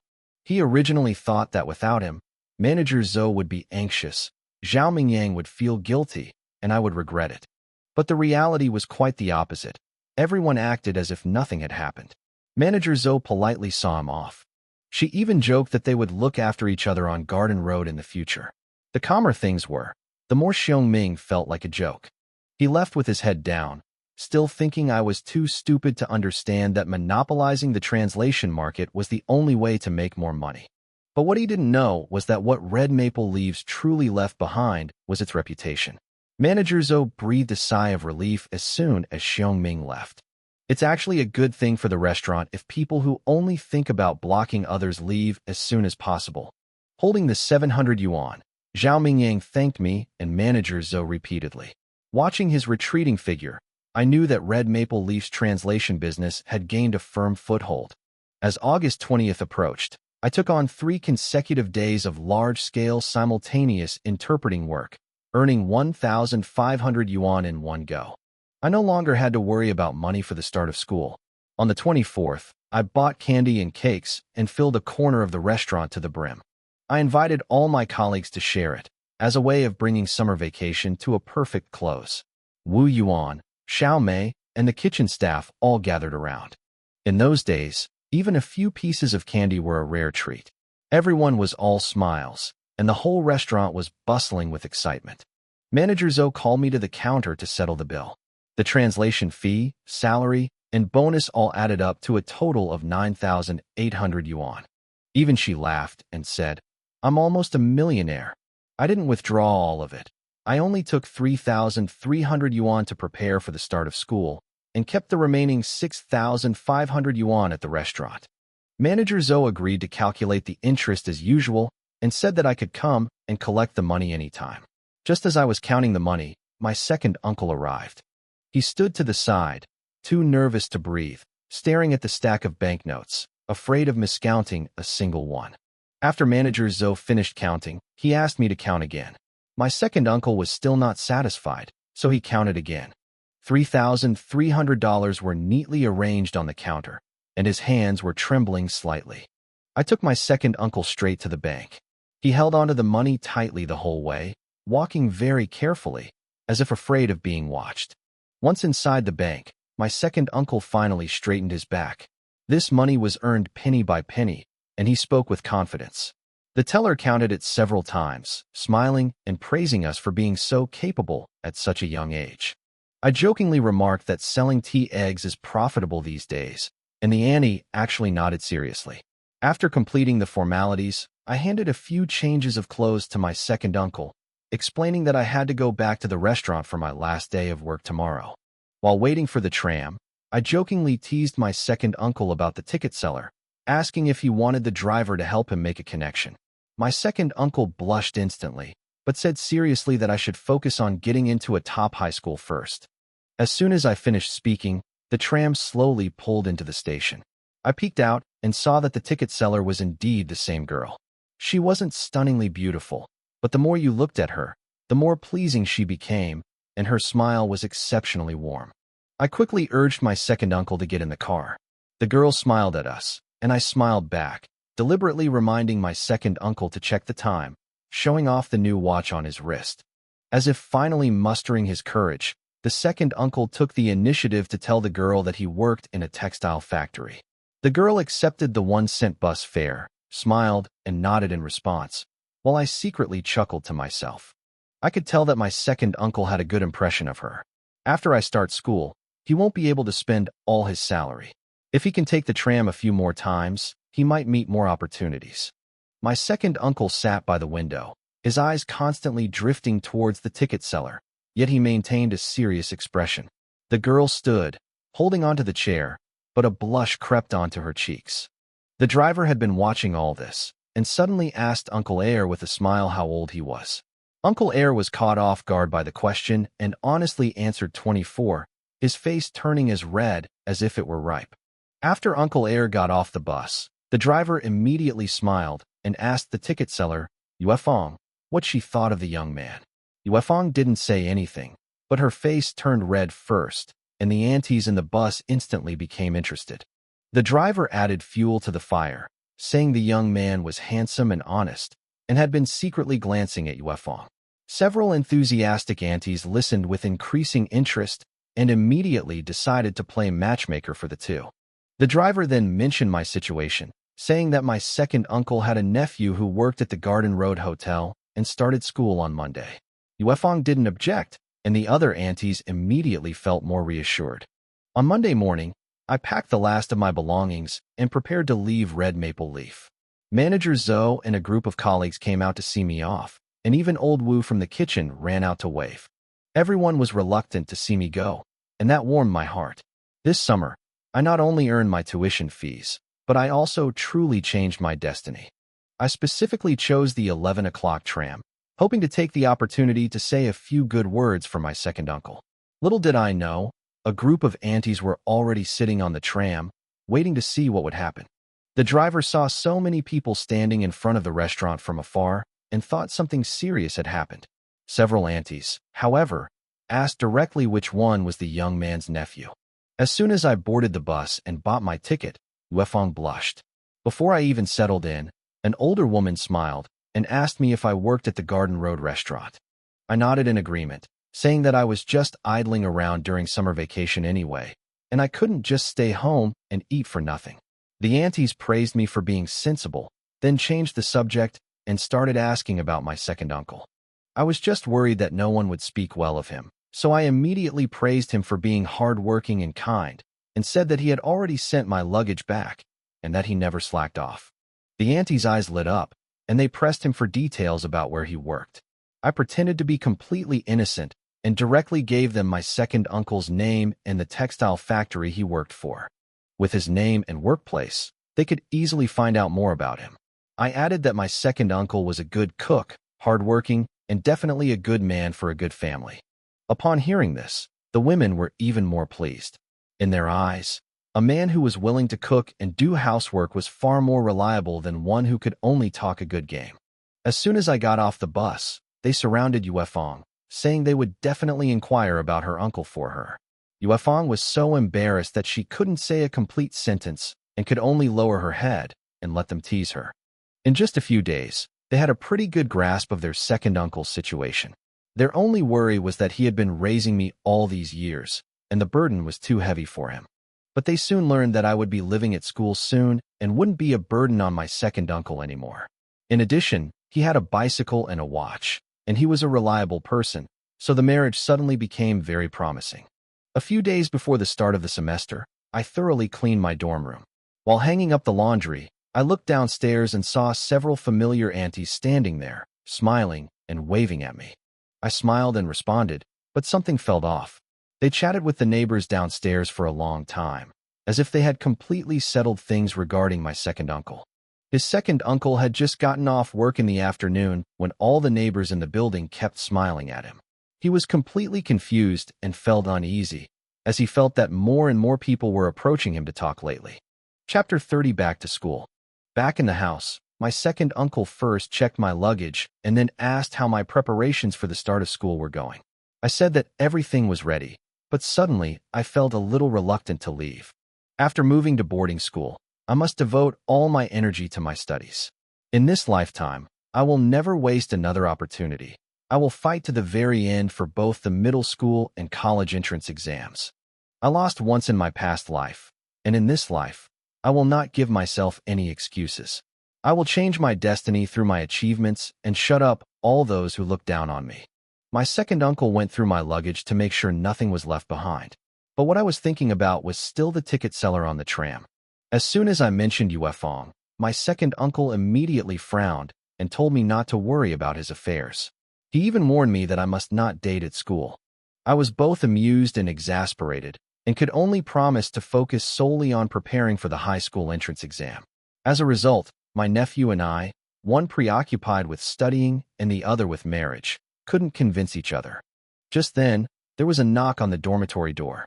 The aunt downstairs called my second uncle out with a smile. Her expression clearly indicated she was there to arrange a marriage. I eavesdropped behind the door. My aunt kept praising the girl as a good match. My second uncle, however, lacked confidence, saying that he was just an ordinary person and that the girl might not even be interested in him. The auntie waved her hands anxiously, saying he was good-looking, had a job, and a watch. I'll be living at school soon, so he won't have to take care of me anymore, and the neighborhood isn't bad either. But my second uncle's biggest worry is still me. He's concerned that I'll have nowhere to go during summer and winter vacations. Those words brought tears to my eyes. I know he's always put me first all these years. I pushed open the door and went out, telling them directly that I would work on Garden Road during winter and summer vacations from now on, and that I would no longer be a burden to my second uncle. He should also have his own life. My aunt laughed even harder after hearing that, saying that my second uncle hadn't spoiled me for nothing. I took the opportunity to ask who the girl was, and she smiled and said, "She's the ticket seller on the tram." I immediately perked up and said with a smile that I knew her, but I didn't know her name. My second uncle, standing next to me, blushed bright red. My aunt smiled and agreed to sound out the girl's opinion on behalf of my second uncle, to see if she was willing to meet her. After saying that, she urged us to hurry up and cook, and went downstairs happily. Back in the house, I started tidying up. I told my second uncle that once I started boarding school, he would vacate my bed, add some furniture, and decorate the room to make it look like a new home. My second uncle immediately got anxious and asked me where I would stay when I came back for the holidays. I smiled and said I would go to Garden Road, because I'm all grown up now and can't keep taking up his life. He fell silent. I knew he had worked so hard to get me a Shanghai residency permit, and it was time for me to give him back the happiness that belonged to him. I was in a particularly relaxed mood while cooking noodles that evening, humming a little tune as I busied myself. My second uncle, on the other hand, was both amused and exasperated. I was more excited than he was, even though I was trying to set him up with a girlfriend. That evening, the group of enthusiastic aunties relayed the news to the girl, praising her second uncle as an honest man, a stable worker, and exceptionally kind to his nephew. School officially started on August 31st. My second uncle insisted on taking me, but I refused, saying it would be too embarrassing for my parents to take me in my final year of junior high. I'll celebrate when I get into a top high school.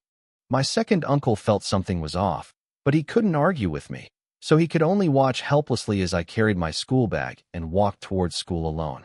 Today we need to pay 10 yuan for tuition and miscellaneous fees. Accommodation fees are separate. The academic atmosphere at Chengxing High School is average.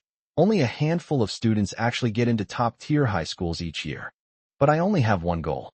I must break into that small group, get into a top high school, and completely change my destiny. The campus still looks familiar. The old teaching building has peeling paint, but it is crowded with students preparing for the high school entrance exam. Everything feels like returning to where destiny began. I had just squeezed my way to the bulletin board when I heard someone call me Yunnan Guy. I looked up and sure enough, it was Wang Hao, who came from a well-off family and had always looked down on me. He laughed and said there was no need to look anymore, since we were all assigned to class 2, and then deliberately asked me if I would have to go back to Yunnan after graduation. Just then, Lu Yulin stood up for me and announced on the spot that my Shanghai household registration had been processed, and I would no longer need to return to Yunnan. Wang Hao was clearly stunned. His smile froze for a moment. He hadn't expected that I would actually stay in Shanghai. He said that Lu Yulin and I were both in class 2, and that in future exams someone would finally be at the bottom for him. and he smiled very proudly. I asked Lu Yulin who our homeroom teacher was when a familiar voice suddenly came from beside me. Zhou Jie smiled and said, "She's also in class too. She actually got assigned to the same class as us." But when she revealed that the homeroom teacher's name was Yuan Li, many people in the classroom changed their expressions. This teacher was notoriously strict. No one who fell into her hands had a good time. Wang Hao suddenly became excited and whispered to everyone that he Zhu Qing had also been assigned to class too. The moment that name was uttered, all the boys in the class lit up. He Zhu Qing was an outstanding student with a privileged family background and was recognized as the school's most beautiful girl. She never read the love letters she received. She would simply use them to wipe the table before throwing them in the trash. Many boys lost face because of this, and Wang Hao was one of them. Now that they are in the same class again, he is both excited and a little scared. We sat down anywhere in the back row and waited for the homeroom teacher to rearrange the seating. Wang Hao, however, announced beforehand that Yuan Li only cared about grades, and the best seats would always be reserved for the first-place student. Not long after, Yuan Li walked into the classroom, and the whole class fell silent instantly. She gave everyone a cold look and warned them directly that anyone who dared to cause trouble would be in for a beating. She announced that tuition was 10 yuan and accommodation was 8 yuan, to be paid together the next day. Then she asked who wanted to live on campus, and I was the first to raise my hand. After registering the number of students, she suddenly fixed her gaze on Wang Hao and appointed him as the temporary class monitor on the spot. Wang Hao was completely dumbfounded, never expecting to be noticed by the teacher. I immediately understood that Yuan Li was keeping the most troublesome person under her nose, which made it easier to manage and also easier to discipline them. Then she had everyone line up and go in one by one to choose a seat. But the first name called was mine. As soon as I answered, she asked me if my Shanghai household registration had been processed. If not, I would have to sit in the last row. A low chuckle rippled through the classroom. Everyone was waiting to see me make a fool of myself. I calmly replied that my household registration had been officially settled. Yuan Li was clearly taken aback for a moment, then told me to continue waiting and go in to choose a seat in order. I stood at the back of the crowd, watching as one good spot after another was chosen. By the time it was my turn, the front rows were almost full. Lu Yulin waved frantically at me, but the boy next to him wearing glasses looked disgusted and clearly didn't want to sit at the same table with me. I couldn't be bothered arguing with that kind of person, so I just walked past him and sat in the 6th row. Lu Yulin glared at the man, but the man only dared to glare back furtively. As soon as I sat down, a boisterous young man sat down next to me, smiled, and gestured that his name was Li Dawei. I told him my name, and the two of us quickly started chatting. After everyone was seated, Yuan Li nodded in satisfaction and said that the seating arrangement was temporarily fixed, and whoever had the best grades would be able to sit in the front. She added that changing seats was possible, but only to the back. If you wanted a front row seat, your grades would have to do. Then she asked Wang Hao to lead a group to move the new books. Wang Hao deliberately avoided me and chose a few close classmates to go out and work together. After distributing the textbooks, Yuan Li had the boarding students register. When I went to sign, she specifically reminded me that I must bring my household registration booklet for verification the next day, otherwise there would be trouble with the high school entrance exam registration. I nodded in agreement. To others it was just a household registration booklet, but to me it was proof that I could stay in Shanghai permanently. After registration, Yuan Li returned to her office and handed over the cleaning duties to Wang Hao. The most tiring task, weeding, ultimately fell to me, Lu Yulin, and Zhou Jie. The sun was so hot it made my hair feel hot. Zhou Jie suddenly asked me, "Is the household registration really done?" Lu Yulin immediately answered for me, saying that my second uncle had run himself ragged trying to get it done. Wang Hao pressed me for more information about how much it cost. I casually replied, "Less than 400 yuan." Wang Hao nodded and said, "From today onwards, I'm a true Shanghainese." Zhou Jie pouted and said that even if she got a local household registration, she would still be that Xiangwu Ning from the countryside. Wang Hao didn't reply, but Lu Yulin gritted his teeth in anger. I'm too lazy to argue. If the teacher wants to see the household registration booklet, then let the facts speak for themselves. No amount of stubbornness can outweigh that page of proof stamped with an official seal. Zhou Jie then deliberately asked me how much I earned working as a waitress at Red Maple Leaf Restaurant during the summer vacation. I casually said a little over 30 yuan, and she immediately showed a smug look on her face. Lu Yulin regretted not going to work. Zhou Jie boasted that she spent more than 30 yuan on a single meal, and winked at Wang Hao, trying to continue putting me down. Wang Hao, mindful of his position as class monitor, could only urge everyone to keep working. Zhou Jie, however, secretly said that she still felt there was something wrong with my household registration. Wang Hao waved his hand, saying that whether it was true or not, the teacher would know after checking the household registration book tomorrow. After school, I went back to the old house first. When Grandma saw me, she thought I had come back to ask for tuition fees, and her face immediately became tense. I simply explained that the teacher needed to check the household registration booklet tomorrow and asked to borrow it for a day. Grandma visibly relaxed and immediately handed me the booklet. I took the household registration booklet, turned around, and left without saying a word. Grandma was stunned, probably not expecting me to become so sensible. When I got back to my second uncle's dormitory, the room was empty. I packed my things and waited until almost 7 o'clock before my second uncle finally came back in. We asked each other almost simultaneously if we had eaten, and then we both laughed. My second uncle immediately turned around to cook noodles, but I noticed that he was unusually happy today. I couldn't help but ask him where he had gone. He chuckled and immediately brought up the ticket seller, saying that the aunties downstairs had really been a great help this time. It turned out they had already arranged for the two to meet. The girl's name was Su Yuefeng, and she was 2 years younger than my second uncle. The two got along well, and my second uncle seemed much more relaxed. While cooking noodles, he said with a smile, "I'll try my best to marry her next year and make her my second aunt. You also need to get into a top high school and make your second uncle proud." He cooked me a big bowl of noodles and even added 2 eggs.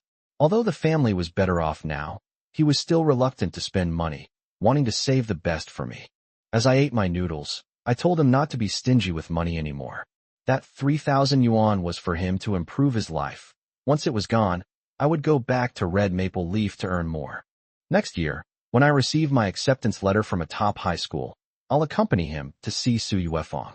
On that day, I'll make sure everyone knows that all his efforts over the years have been worthwhile. As soon as I finished speaking, my second uncle just chuckled and reached out to rub my head. Then, he solemnly reminded me not to chase after female classmates at school and not to waste money. I readily agreed, but my heart remained calm. Having been reborn, I had long lost the mindset of a youth. My only goal now was to pass the high school entrance exam. The next morning, I returned to school with my luggage. Today was just for registration, and the homeroom teacher was handling miscellaneous tasks, but I was already preparing to enter real combat mode. The dormitory is a 12-person room, and it's not full yet. I chose the top bunk at the very back. It's quiet, inconspicuous, and perfect for burying myself in books. My roommates were chatting while flipping through their new textbooks when they saw me holding my household registration booklet and immediately gathered around. When they found my name, they were all stunned. Someone shouted it out, and the news spread throughout the classroom in an instant. Zhou Jie was the first to rush over, staring at the household registration book, still refusing to believe that I had really become a Shanghai resident. She kept pressing for answers, but Lu Yulin preemptively retorted, saying that she was stubborn yesterday, but today the evidence is right in front of her, so what else can she say? Zhou Jie snorted and was about to retort when the homeroom teacher, Yuan Li, walked into the classroom. The whole class fell silent instantly, and no one dared to say another word. Yuan Li collected the tuition fees first, then called me over separately. I handed over my household registration booklet and the fees, which she carefully checked page by page before finally nodding in approval. She reminded me that a Shanghai household registration was hard won, and told me to focus on preparing for the high school entrance exam. I put away the household registration booklet, knowing that it was my biggest trump card. At lunchtime, the first thing I did after school was to return the household registration booklet to the old house. This thing absolutely cannot be lost. It will be crucial for my high school entrance exam next year. Grandma took the household registration book and, as usual, urged me to hurry back to school. She also reminded me that if I didn't get into high school, I should become an apprentice as soon as possible so as not to be a burden on my second uncle. I didn't argue at all, nor did I stay for dinner. Over the years, I've become accustomed to this family. There's never truly been a place for me.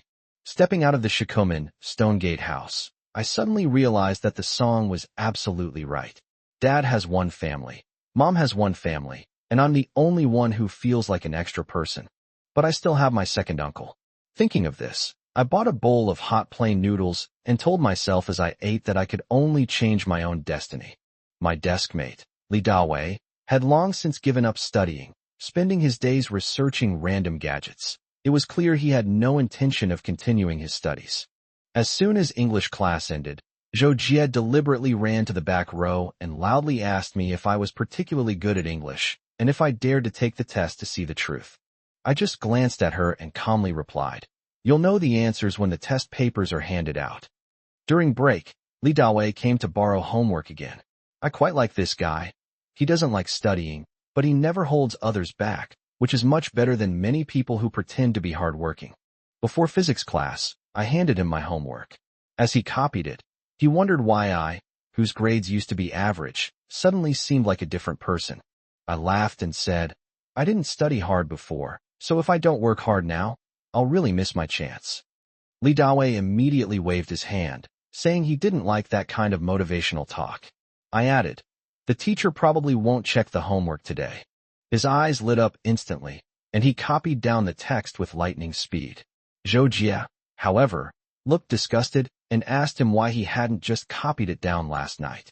Li Dawei solemnly said he was very busy last night, but I know that what he meant by busy was that he was playing Gamoku by himself, with both hands working simultaneously. Just then, someone in the front row suddenly shouted, "Xiaofeng's uncle is here." The classroom fell silent instantly, and the students who had been making noise just moments before immediately sat up straight. Physics teacher Feng Xiaofeng was secretly called Uncle Xiaofeng by his students as soon as school started. The homeroom teacher was called Aunt Yuan, the English teacher was called Sister Wan, and the math teacher was even more outrageous, being called Second Uncle Go. Before I could even get used to these nicknames, Teacher Feng had already walked up to the podium, her eyes immediately sweeping in our direction. Li Dawei immediately tensed up. The next second, he was indeed called upon to go up on stage and solve the first physics problem. That problem was just explained. You can solve it by substituting the formula. But Li Dawei stood there with the chalk for ages, unable to write a single word.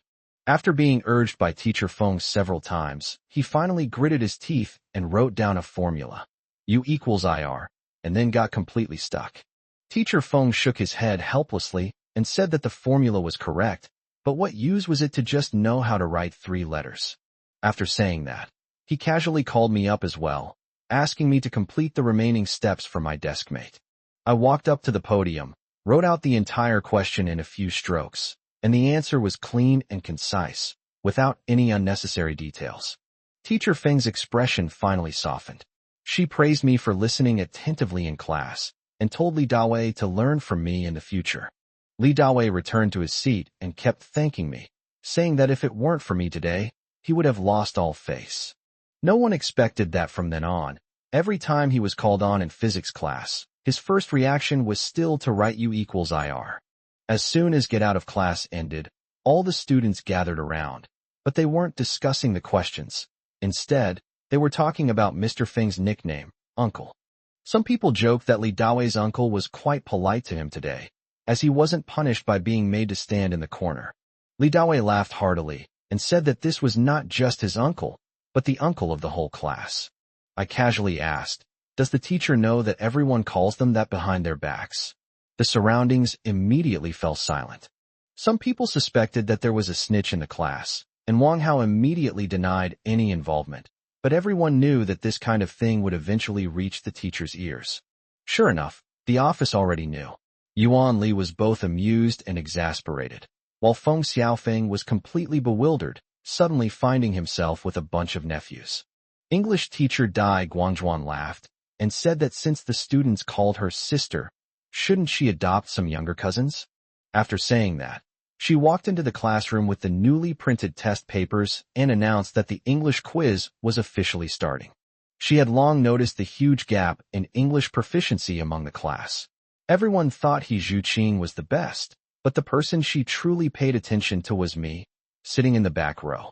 When the exam papers were handed out, I could almost instantly spot the answers. Those deliberately set traps had no effect on me at all.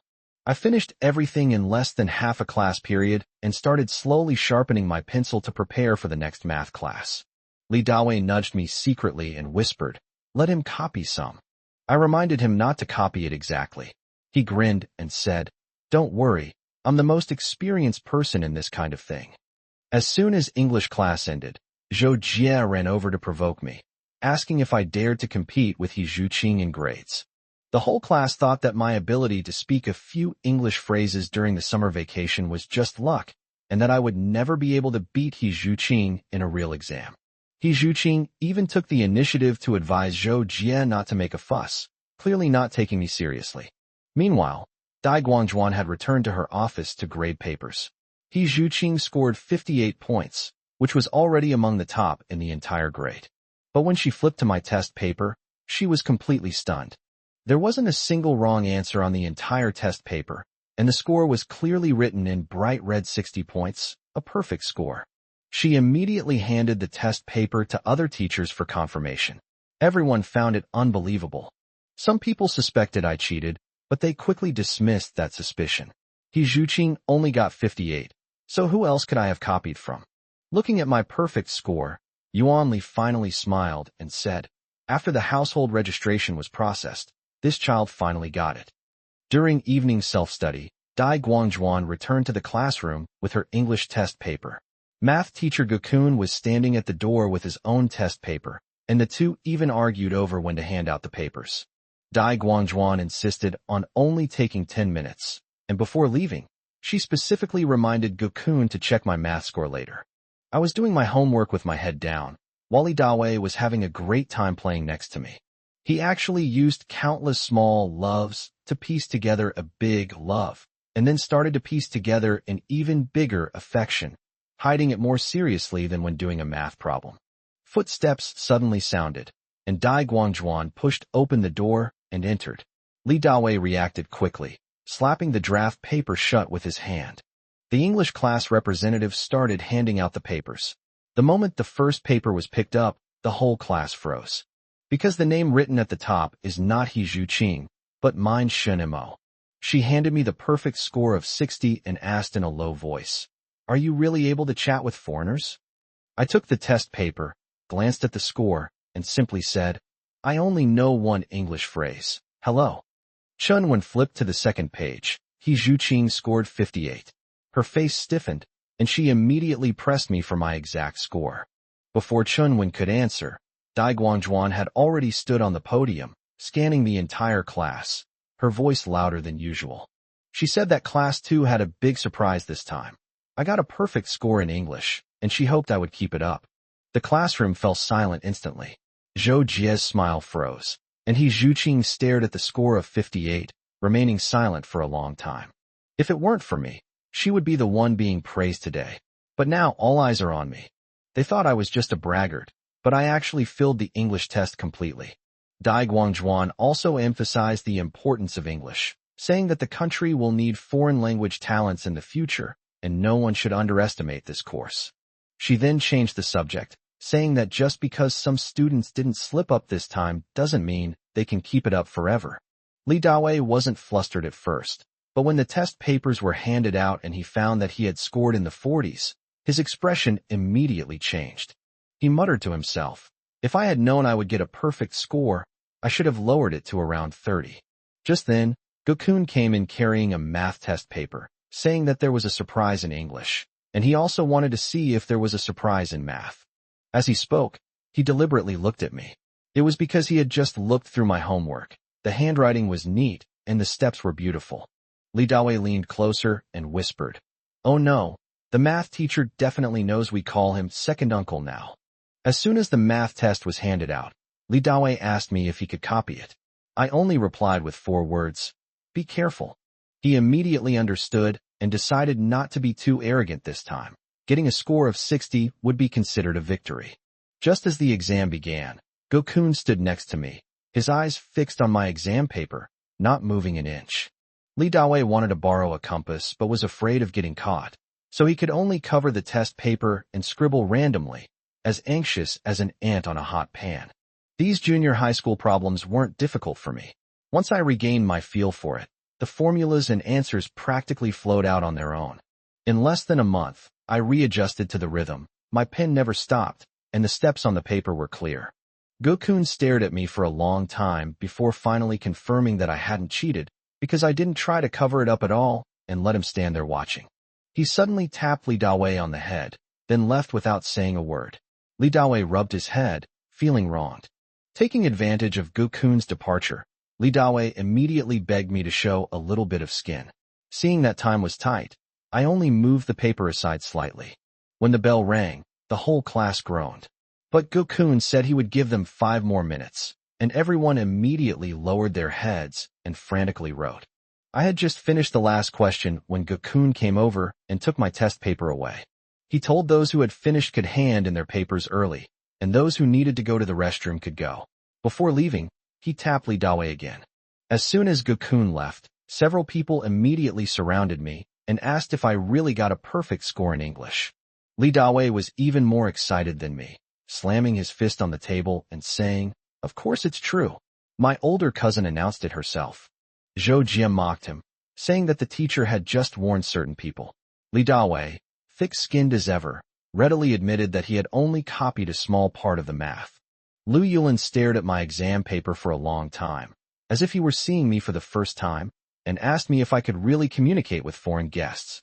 No sooner had the words left his mouth than a loud bang was heard from the front row. Everyone turned to look. It was He Zhuqing's group.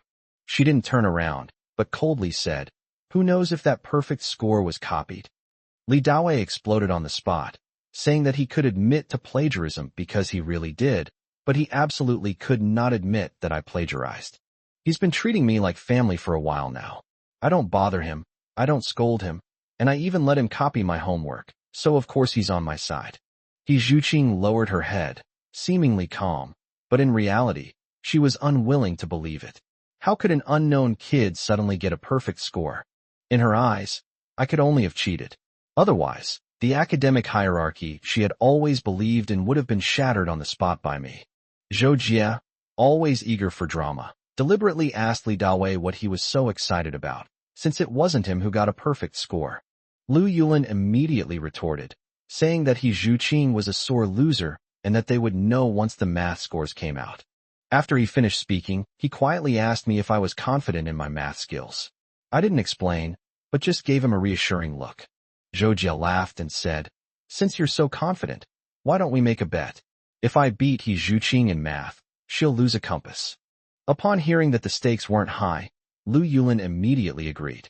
Even if I couldn't beat He Zhuqing, he'd still lose a compass. Li Dawei joined in the commotion, saying he'd be included. Zhou Jia was stunned and asked him if he was serious. He said he was serious because he had seen me do the problems with his own eyes, and he couldn't understand those formulas. Unless He Zhuqing also gets a perfect score, I'll still be number 1 this time. The people around me immediately laughed and urged Zhou Jia to place her bet.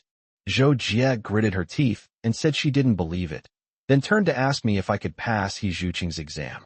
I calmly replied to her, "Didn't Dawei just say that unless He Zhuqing gets a perfect score?" The classroom was getting noisier and noisier. Some people didn't believe I could improve so quickly, while others were waiting to see the top student be dethroned by me. The homeroom teacher, Yuan Li, appeared at the door and stood there for only a second before the whole class immediately fell silent. She coldly reprimanded him, saying that the third-year junior high students were still causing trouble, and there wasn't much time left before the high school entrance exam. After saying that, she hurriedly returned to her office because Gokun was already grading my math paper. While I was still catching up on my homework in the classroom, the office was already in an uproar because of my test paper. Yuan Li rushed back, just wanting to confirm whether the surprise was real or just a fleeting moment. If my math skills were as solid as my English, Class 2 would have one more potential student for a top high school this year. When she arrived at the office, Gokun was already surrounded by a group of teachers, holding a red pen in his hand, his expression clearly tense. While grading papers, Gokun chased people away, saying that those who weren't teaching class 2 shouldn't join in the fun, but no one wanted to leave. Yuan Li also followed suit in urging people to leave, but her eyes remained fixed on my test paper, as if afraid that a red cross might suddenly appear. The red pen went down the line, leaving the paper covered in red check marks, and the atmosphere in the office grew increasingly tense. The beginning was correct, and the later essay questions were also correct. Gokun, upon reaching the end, finally couldn't suppress a smile. He said that for such big questions, you either know how to do it or you don't, and my steps were clear. I didn't guess at all.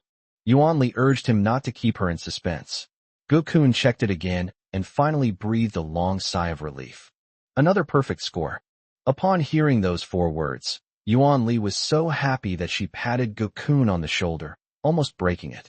Gokun rubbed his shoulder and cried out in pain, but Yuan Li immediately told him to bring out He Zhuqing's test paper as well. Class 2 already had He Zhuqing, a top student, and now with me added to the mix, the teachers are all very happy. When the classes were divided, the top students in each class were about the same, but my appearance raised the upper limit of class 2 by force. He Zhuqing is also very good at math and got 95 points in the end, but lost a few points due to carelessness. Yuan Li was actually more satisfied. She felt that with her keeping He Zhuqing in check, He Zhuqing would only be forced to work harder. Competition between classmates from afar isn't so real. Sitting in the same class, the pressure is palpable no matter where you look up or down. She instructed Feng Xiaofeng not to mention his score when he went to the classroom, so that the news wouldn't spread too quickly. I had no idea what was happening in the office. I was still busy finishing my homework. The pace of the 3rd year of junior high school was more intense than I had imagined. Every subject was overwhelming, and I couldn't sleep soundly until I finished all the assignments. The classroom was not quiet. Whispers swirled around me, like mosquitoes buzzing in my ears. Li Dawei was writing characters that looked like scribbles when he suddenly lowered his voice and said to me, "There must be another teacher coming." I didn't look up because the footsteps had already stopped at the door. The next second, Feng Xiaofeng walked into the classroom, and the atmosphere instantly became tense. He first looked at He Zhuqing's workbook, then walked over to me, glanced at my progress, and his gaze lingered for an extra half-second. Zhou Jie secretly glanced at him, her expression changing instantly. She seemed to have guessed that the math test results from the office were already in. Feng Xiaofeng didn't expose him directly. Instead, he stood on the podium and started putting pressure on the whole class, saying that after the English and math exams, the chemistry exam would be coming up soon. Just as someone was about to ask why it wasn't physics, he cut them off, saying that physics was put last so everyone could catch their breath. Then he brought up the class next door, saying that their evening self-study session was frighteningly quiet, with no one chatting and everyone engrossed in studying. I almost burst out laughing. If he had actually visited class 1, he would know that they might not be much better than us. But the teacher's words were effective. The noise in the classroom was quickly suppressed, leaving only the sound of pens and paper scratching. Feng Xiaofeng said he would be supervising class 2 during this class, and that anyone who didn't understand something should ask immediately, instead of wasting time on idle chatter. After saying that, he pointed at Li Dawei and warned him not to just focus on Ohm's law, but to come up with something more substantial later on. Li Dawei chuckled, quickly opened his physics textbook, and pretended to be studying diligently. Zhou Jie finally couldn't hold back any longer and boldly asked the teacher if the math papers had been graded. Feng Xiaofeng glanced at the whole class, didn't say any names, but only uttered a sentence that made everyone's heart race. The math exam isn't fully graded yet, but I can reveal that someone got a perfect score this time. The moment the words "perfect score" were uttered, the entire classroom erupted in chatter. Everyone whispered amongst themselves, their eyes darting around. I kept my head down and didn't move, because it's precisely at times like these that you can't look up, because if you do, everyone will be watching you. Feng Xiaofeng tapped on the table and said that class 1 was so quiet that no one even noticed him standing at the door. He asked us what we had to compare ourselves to them with. The classroom quieted down again. Li Dawei leaned over and whispered that I would definitely get full marks, his voice even more excited than when he himself got full marks. I asked him why he was so sure. He said he felt guilty when he copied my answers and didn't dare to copy them, so he simply gave up on the later, more difficult questions. I almost laughed at his logic. But Zhou Jie in the front row couldn't sit still any longer and directly asked the teacher if it was he Zhuqing. Feng Xiaofeng laughed and said he didn't know either. He had only heard Teacher Ge mention it briefly, and he hadn't had time to go back to the office to look at the papers yet. Zhou Jie was speechless when asked the question, and could only say that she was lucky to get 80 points and never thought about getting a perfect score. Feng Xiaofeng encouraged her to have confidence, saying that no one can get a perfect score from the start, but his gaze swept over me. That one glance was enough for several people in the class to see, and the atmosphere instantly turned sour. All the speculation started pointing to me. Zhou Jie lowered her head and scribbled furiously in her notebook with a pencil, muttering to herself, "Why should I?" The next second, she snapped the pencil tip in two. I ignored those voices and continued working on physics problems. I didn't look at the book or any materials. I just relied on my brain to finish the major problems. Feng Xiaofeng walked over and stood next to me for a while without saying anything, but I could tell he was in a good mood. He looked at Li Dawei again, raised his hand, and patted him on the head. Li Dawei rubbed his head, looking aggrieved. The two boys in the back row almost burst out laughing, but as soon as the teacher turned around, they immediately lowered their heads and pretended to study. Feng Xiaofeng stayed in the classroom for most of the evening self-study session before leaving. He had just stepped out the door when the bell rang to signal the end of get out of class. The classroom suddenly became lively as several boys surrounded me, all saying in unison that I must be the one who got a perfect score. I said Zhang Yuhua is also a possibility. He has always been very good at math. Even if he is weak in one subject, his math skills are definitely not bad. But they didn't believe it at all, saying that the look the teacher gave me just now said it all, and that I was the only one who could get a perfect score. At this moment, no one even mentioned He Zhuqing anymore, as if her past glory had suddenly lost its weight. Zhou Jie shouted, "Nonsense," from the side, then pulled He Zhuqing away, and the girls left the school gate together. On the way, Zhou Jie told Li Yu from class 1. Shinimo in our class seems to have suddenly had a breakthrough. He might get a perfect score in math this time. Li Yu asked if the math exam was difficult, and Zhou Jie vaguely said it was okay, but she knew in her heart that it was anything but easy. After walking a few steps, Zhou Jie noticed that He Zhuqing hadn't said a word. She turned her head and saw that He Zhuqing was already crying. Zhou Jie hurriedly grabbed a handkerchief to wipe her tears, saying, "The results haven't come out yet. Why are you crying already?" Li Yu was also puzzled and asked He Zhuqing if she thought she wouldn't get a perfect score, but He Zhuqing couldn't say a word. It's not that she can't get high scores. She's just not confident she can get 100. By the time you're in the third year of junior high, a perfect score isn't something you can just come across easily. The higher the grade, the harder the questions, and the lower the scores. She understood this pressure better than anyone. She clutched her handkerchief, wiping away tears, her voice trembling, and said, "How can I, a mere Xiangwu Ning, surpass her?" Li Yu suddenly said, "What if I stay in the classroom alone and secretly study after they go home?" These words pierced He Zhuqing's heart like a needle, and she cried even harder, wishing she could fly home immediately and sit down at her desk. Zhou Jie advised her to go back and study. Li Yu also became nervous, saying that she had originally been happy to go home, but now she also wanted to study. Zhou Jie wasn't worried. She knew her grades. She figured the high school entrance exam results wouldn't be too good or too bad. Her parents always tried to get her into a top high school, so her pressure was never in the same direction as others. She just doesn't want to go to the big hotel on Garden Road tonight, because I'm no longer a waiter there, so there's no point in going. In class 3 too, the lights were still on. After the boarding students noisily returned to their dormitories, I and two other people were still using the lights to read. The lights in the neighboring classrooms were all off, but our classroom's light shone brightly, as if illuminating the differences between everyone. In the office, several teachers were packing up to go home. Feng Xiaofeng looked at the light in our classroom and said with a smile, "The students in class 2 are really hardworking."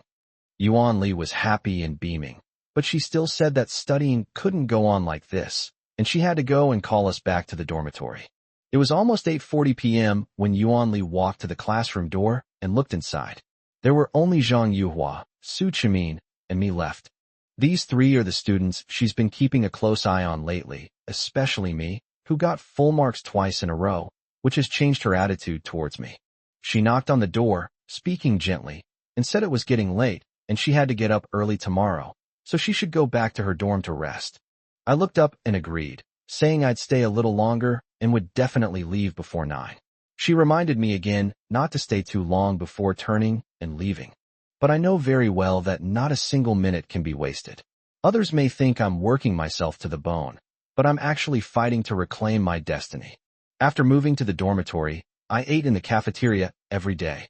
The food was incredibly rough, and apart from being cheap, it had almost no other redeeming qualities. Those boarding students look forward to going home every weekend. Even if they can't eat meat, being able to eat a few more eggs and tofu is considered a way to improve their lives. I haven't been back to see my second uncle for almost a month, and I've been missing him a lot, so I've decided to go back this Sunday and buy some good groceries.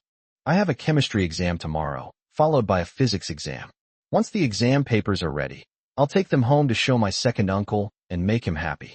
Just then, Zhang Yuhua came over with a notebook and asked me to look at the questions for him. I took it and glanced at it. Thankfully, it wasn't too difficult. I had just written down the formula and deduced it in less than 3 steps when he immediately said he understood, took the notebook back, and wouldn't let me finish writing it. He wanted the thought process, not the answer. If I were to write out the whole solution, it would actually diminish the purpose of practicing the problem, which I admire about him. Zhang Yuhua looked at me and said with certainty, "I should be the one who gets a perfect score in math this time." I asked him in return, "Why can't it be you?" He shook his head and said that his math was only about the same as his Zhuqing's, and he wasn't that outstanding in other subjects, which is why his math skills seemed so impressive. I advised him to memorize more vocabulary and classical poems in the morning, which would improve his Chinese and English. He nodded, but his eyes clearly showed that he still preferred math. As expected, around 9 o'clock, the dormitory Annie came to the door and shouted, "The whole dormitory is waiting for you guys. Hurry up and go back to sleep." The 3 of us packed our things and left immediately. There was no point in arguing with the dorm supervisor, and we couldn't keep the other students waiting. After returning to the dormitory, I quickly washed up and laid down on the bed, still thinking about the chemistry questions that might be on the test tomorrow. At the same time, there were quite a few day students who hadn't slept, but probably very few were still actually studying. Lu Yulin was also awake. He was at home helping his mother organize her yarn when he suddenly brought me up, saying, "Do you still remember Uncle Shin's nephew, Shin Mo?" His father, Lu Kaiyong, certainly remembered that after registering his household registration during the summer vacation, the workshop was still thinking about introducing Xiao Shun to potential partners. Lu Yulin quickly interrupted, saying that it wasn't about that, but that Shun Mo seemed like a completely different person, getting full marks on both his English and math tests. Lu Kaiyong immediately perked up and pressed for confirmation. Lu Yulin patted his chest and said it was true, even jokingly adding that he wished he had also obtained a Yunnan household registration. Guan Xuemei raised her hand and slapped him, saying, "Fine, then you can go to Yunnan. From now on, she and his father will rely on his younger sister, Lu Yufan." Lu Kaiyong then remembered to ask his son how he did on the test. Lu Yulin stammered that it was all right, and his father looked around as if he were looking for a feather duster. Lu Yulin was so frightened that he quickly begged for mercy, saying that he couldn't do anything so late at night.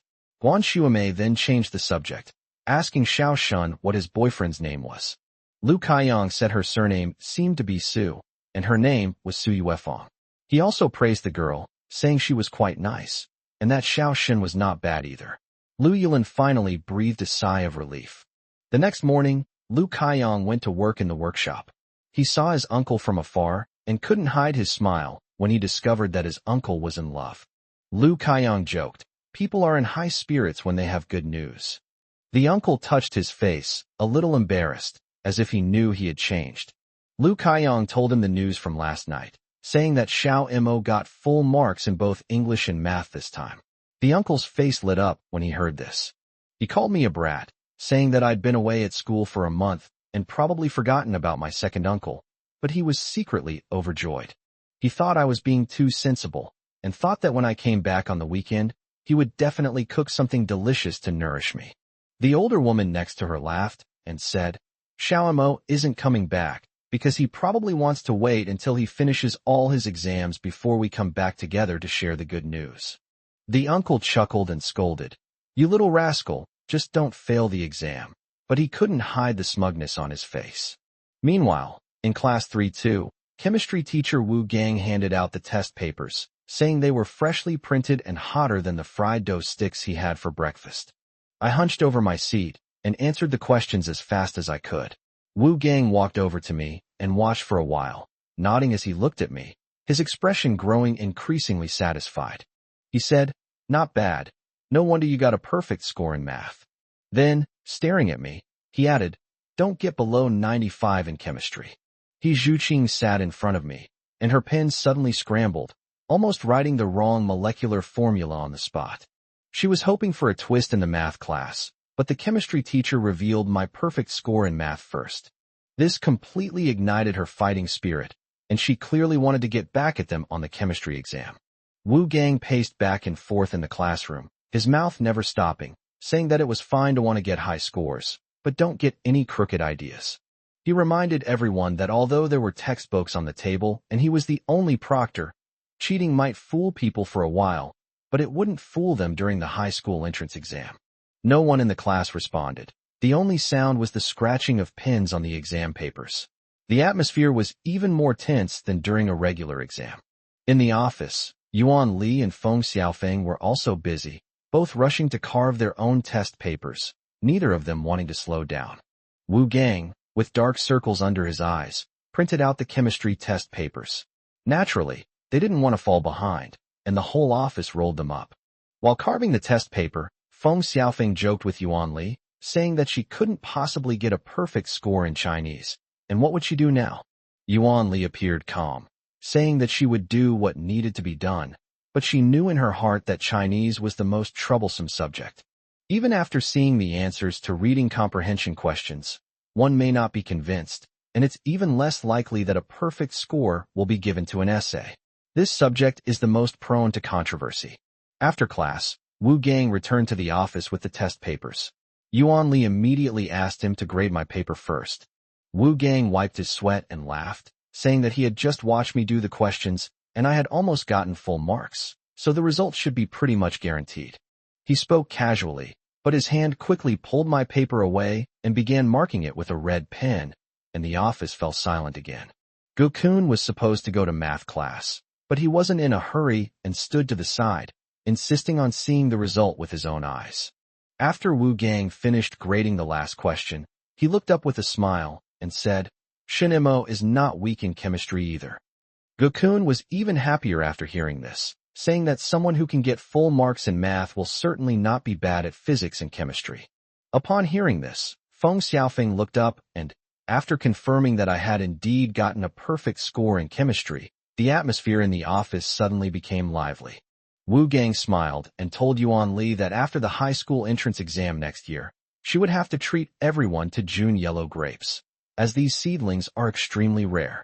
Yuan Li complained that they were making a fuss, but she couldn't hide the smile on her face. After all, I was a student, which was a completely unexpected surprise. With me around, she, as the homeroom teacher, can stand up straight during meetings and sit in the front row with more confidence. After Gokun finished looking at my chemistry paper, he took his math paper back to the classroom, his mood louder than the school bell. As soon as he entered the room, he had the class representative distribute the test papers, and he used his lesson plan as a fan to fan himself, unable to suppress the smile on his face. Before class even started, he told those who needed to go to the restroom to hurry up and go, because the class would start with a formal discussion later, and they shouldn't make excuses to move around. As soon as the test papers were handed out, Zhou Jia immediately turned around to look at He Zhuqing's score and found that she had scored 96 in math. If it weren't for my perfect score, this score would be absolutely dazzling. But now that I'm only 4 points short, it seems glaringly obvious. Zhou Jia comforted her, saying that if she didn't want it, she could give herself 10 points, and then she ran to look at Zhang Yuhua's test paper. Zhang Yuhua scored 95 points. As soon as he got the test paper, He knew where he went wrong, and his face was full of regret. Zhou Jie finally ran to my side, saw the bright red 100 on the test paper, and muttered something under her breath. She said I actually got a perfect score on the Xiangwu Ning test, and then asked He Zhuqing if she could win back the score in chemistry.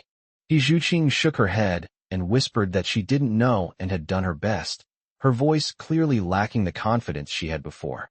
Zhou Jie wanted to encourage her and tell her not to lose to me, but she was afraid that a single word from her would make her cry, so she had to hold back. The bell rang, and Gukun coughed and began to go over the test paper, finally bringing the class back to normal. After the afternoon classes were over, everyone thought that the storm of exams had finally passed. After being repeatedly tested by the teachers, everyone was almost numb and just hoped that evening self-study would be a little more peaceful. But right after dinner, the homeroom teacher, Yuan Li, walked into the classroom with a smile on her face, carrying a stack of test papers. She said not to worry, since Chinese only takes up one of the 3 evening self-study sessions, and all the other subjects will be tested, so Chinese can't fall behind. As the papers were being passed around, Li Dawei asked me in a low voice if I could also do well in Chinese. I lowered my voice and said, I don't know. Mathematics and chemistry rely on logic, but language arts are like guessing what the author is thinking. Especially reading comprehension. I'm not always sure I can guess exactly what the author is thinking.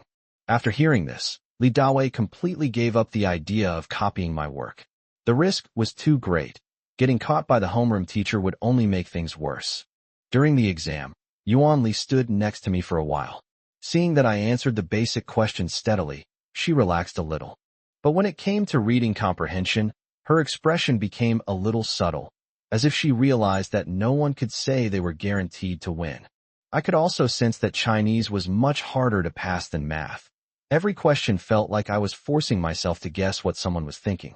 After finishing a Chinese exam, I felt even more exhausted than after finishing a math exam. My brain felt like it had been twisted and turned over repeatedly. Yuan Li collected the test papers and returned to her office. Just as a few cheers rang out in the classroom, Feng Xiaofeng walked in with a smile. He said he guessed everyone missed him, so he came to check on them. The last exam was tough, so this is a break for your brains. Before the whole class could even celebrate, he shoved the physics test paper onto the podium and announced that this period would be physics. A long sigh instantly filled the classroom, with Zhou Jie and Li Dawei's voices being the loudest, as if they had just been pulled out of the water. Feng Xiaofeng specifically mentioned Li Dawei, saying that the solution steps could be disregarded for now, but the formulas must be written correctly. If the formula is written correctly, at least 1 point can be awarded. Li Dawei slumped over the table, on the verge of collapse. He whispered to me that he didn't know so many formulas, and that it was already quite an achievement to learn Ohm's law. Chapter 41 Going Home. Physics Problems. Li Dawei dared to copy, but not too much. As his confidence in Shen Mo grew, Li Dawei began to copy selectively, calculating the points before copying, and only copying after the big questions were removed. Physics is too difficult. He doesn't need to take too many tests, just more than a few people around him. But why is Teacher Feng staying with Shen Mo the whole time? Why don't you go check on the other students? He scratched his head and cheeks, feeling anxious. Feng Xiaofeng glanced at his test paper, then smacked him on the head from behind. Hurry up and write. Li Dawei replied, then lay down on the test paper and continued working. Shin Majian wrote with lightning speed, finishing quickly. Feng Xiaofeng finally left, and Li Dawei quickly began to steal glances. 3 evening study sessions and 2 exams. After the exams, everyone knew there wouldn't be any more exams in the near future, and a sense of relaxation washed over them. Shinmo's heart also flew back to his second uncle's dormitory. Should he go back first on Saturday? Then he would go back on Saturday. First, go to Garden Road. Find Manager Zhou to get some money for living expenses. Then ask Lao Wu to cook 2 hearty dishes, and buy a bottle of good wine to take to my second uncle. Oh, and there's the test paper from this test. Uncle will definitely want to see his own paper, right? There's nothing that would make Uncle happier than that. Shin-mo wasn't sure how well he would do in Chinese, but he expected it to be higher than before. As for physics, he had checked his work repeatedly and thought he could get a perfect score again. Shin-mo, what are you laughing at? You can get a perfect score in Chinese too. Li Dawei asked curiously. As for physics, he had no doubt that Shin Imo could do it. That's impossible. Shin Imo couldn't suppress his smile. His heart had already flown away. During the third evening self-study session, he just sat quietly, looking at a math problem. He knew how to solve it, but he needed to use the problem to distract himself. Oh right. Li Dawei suddenly remembered something important. He had won a compass from Zhou Jia, but she hadn't honored her promise yet. Shin Imo was startled. What's wrong? I forgot something important. Li Dawei looked ahead smugly. I'll bring you an egg tomorrow. He was afraid Zhou Jia would run away after school. Bring an egg? What? Shin Imo had already forgotten about the bet that Li Dawei and Lu Yulin made with Zhou Jia. As soon as get out of class ended, he stretched, and Li Dawei next to him jumped up. Zhou Jia. Zhou Jia was taken aback. What's wrong? What's wrong? Compass. Li Dawei shouted a reminder. Shin Imo remembered, so that's what it was about. Lu Yulin also remembered. Oh right, there's one for me too. Zhou Jia turned her head angrily. How dare you? What's there to be embarrassed about? If you win and I renege on the debt, I wonder what you'll say about me behind my back, Li Dawei said confidently. He had no feelings for Zhou Jia and felt no guilt about taking the things. Lu Yulin echoed. Miss Zhou, you're not planning to renege on your debt, are you? Do you think I'm one of you? Zhou Jia was most afraid of being accused of defaulting on her bet, even though she really didn't take this bet seriously. What she was going to bring to them tomorrow was just 2 compasses, wasn't it? Her eyes lit up. Want to take another gamble? What are we betting on? Physics. Zhou Jia scoffed. Why not bet on Chinese? If you're going to bet, bet on the lessons taught by Aunt Yuan. Li Dawei immediately said, no betting. I'll just win once. He had just asked Shin Imo, and Shin Imo couldn't get a perfect score. Since it wasn't a perfect score, the risk was too great. Lu Yulin egged them on, saying, let's bet on physics, wanna bet? No gambling. Zhou Jia stormed off, then turned back and pulled He Zhuqing along. He Zhuqing failed to get first place in 3 subjects in a row, and she was much more depressed than Zhou Jia had imagined. She also rarely spoke on the way. Zhou Jia, however, chattered incessantly like a sparrow. If you ask me, Shinmo's Chinese score definitely won't be as good as yours. Don't let Li Dawei's poor academic performance fool you. He's not stupid. If Shin Imo dares to say he can get a high score in Chinese, he'll definitely accept the bet we just made. He Zhuqing forced a smile, but remained silent. Li Yu said, I just checked the office, and it seems there are still people inside. Aunt Yuan is inside, and your Uncle Feng hasn't left either. They're definitely grading the exam papers. Zhou Jia said, I'll sneak over and take a look tomorrow. Yuan Li and Feng Xiaofeng didn't leave. They needed to finish grading the papers as soon as possible so they could cover them in class tomorrow. Sister, how did Shin Imo do on his Chinese test? Not bad, 86 points. Yuan Li was quite satisfied with this score. Is it number 1? Feng Xiaofeng really wanted to know. No, He Zhuqing got 89 points. Yuan Li didn't look up, still grading papers. At least the little girl didn't get surpassed by Shin Imo in one area. How was Shin Mo's physics? Perfect score. Sister, we think we've struck gold. If he can keep it up, I will definitely give him a certificate of merit for being an outstanding student at the end of the year. I thought you meant to give him 2 big hairy crabs. As for the certificate, he's in his final year of junior high. Does he really need that? People might not even need hairy crabs. I think Shin Imo is already the top student in our junior high school. It's good for people to settle down. With the Shanghai Hoku, Shin Imo has finally settled down and has something to look forward to in life, so he naturally studies harder. Yuan Li still attributed the matter to household registration, but no one in the office objected, and no one could find any other reason. Feng Xiaofeng was 1 class behind and left last, because his class was scheduled before Yuan Li's the next day, and he needed to hand out the test papers. The next day, Shin Mo's legend began to spread among the 4 classes of the 3rd year of junior high school. The new top student in the grade. He got full marks in 4 out of 5 subjects. He Zhuqing only scored 3 points higher than Shin Imo in Chinese. Chinese is too difficult. How am I supposed to know what that passage means? Hey, which exam room do you think Shin Imo will be in for the next midterm exam? According to the tradition of Chengxing High School, the better you do on the exam, the earlier your exam room will be. This is to prevent cheating among acquaintances and to discourage those who want to cheat. Since everyone's level is about the same, I won't dare to copy yours.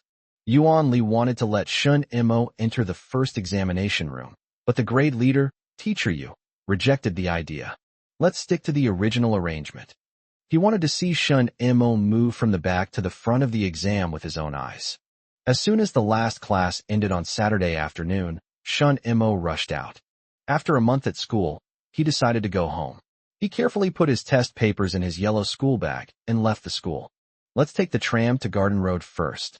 To see Sister Zhou, to see Wu Yuan, and to see Sister Xiaomei and the others. Garden Road. 1 cent. When Shun Imo looked up, he saw the girl from before and gave her what he thought was his best smile, but the girl's face turned red. Something's up, and it seems to be a good thing. Could it be that my second uncle really started talking to her? Does that mean this girl will become my second aunt? Shun Imo turned his head towards the car window, smiling broadly at passers-by. Chapter 42, An old friend appears. Laughing like that, is he an idiot? Shun Mo's smile was so over the top that it was impossible for passers-by not to see it. But Sui Wefong, who was selling tickets inside, couldn't see it. She saw Shun Imo turn his head outside and the redness on his face gradually fade. She touched her face. It wasn't as hot as before. But when they arrived at Garden Road, she still reminded Shun Imo, "We've arrived at Garden Road." "Thank you." Shun Imo thanked her, but didn't dare look at her. He quickly got out of the car, afraid that the girl was too shy and he would ruin his second uncle's chance. He hadn't been here for a month and missed the red maple leaves. "Oh my, am I seeing things?" Xiao Mei, the greeter at the door, deliberately rubbed her eyes and said exaggeratedly. Her signature smile had changed, becoming much more natural. "Sister Zhou, Xiao Shun is back." Xiao Mei shouted excitedly inside, and Manager Zhou appeared in front of Shun Imo. "Oh dear, we thought you'd forgotten all of us and weren't going to come back. Sister Zhou, how have you been lately?" Fortunately, someone wanted to hire a translator. Since you weren't there, Ming Yang was able to spare some time at university and managed to get it done piecemeal. Manager Zhou said with a sigh, "It's definitely not as convenient as during the summer vacation. I'll come again during winter break." "I've been waiting for you to say that. How's school? Will you be able to get into a top high school next year?" "Barring any unforeseen circumstances, it should be fine." Pa. What accident?"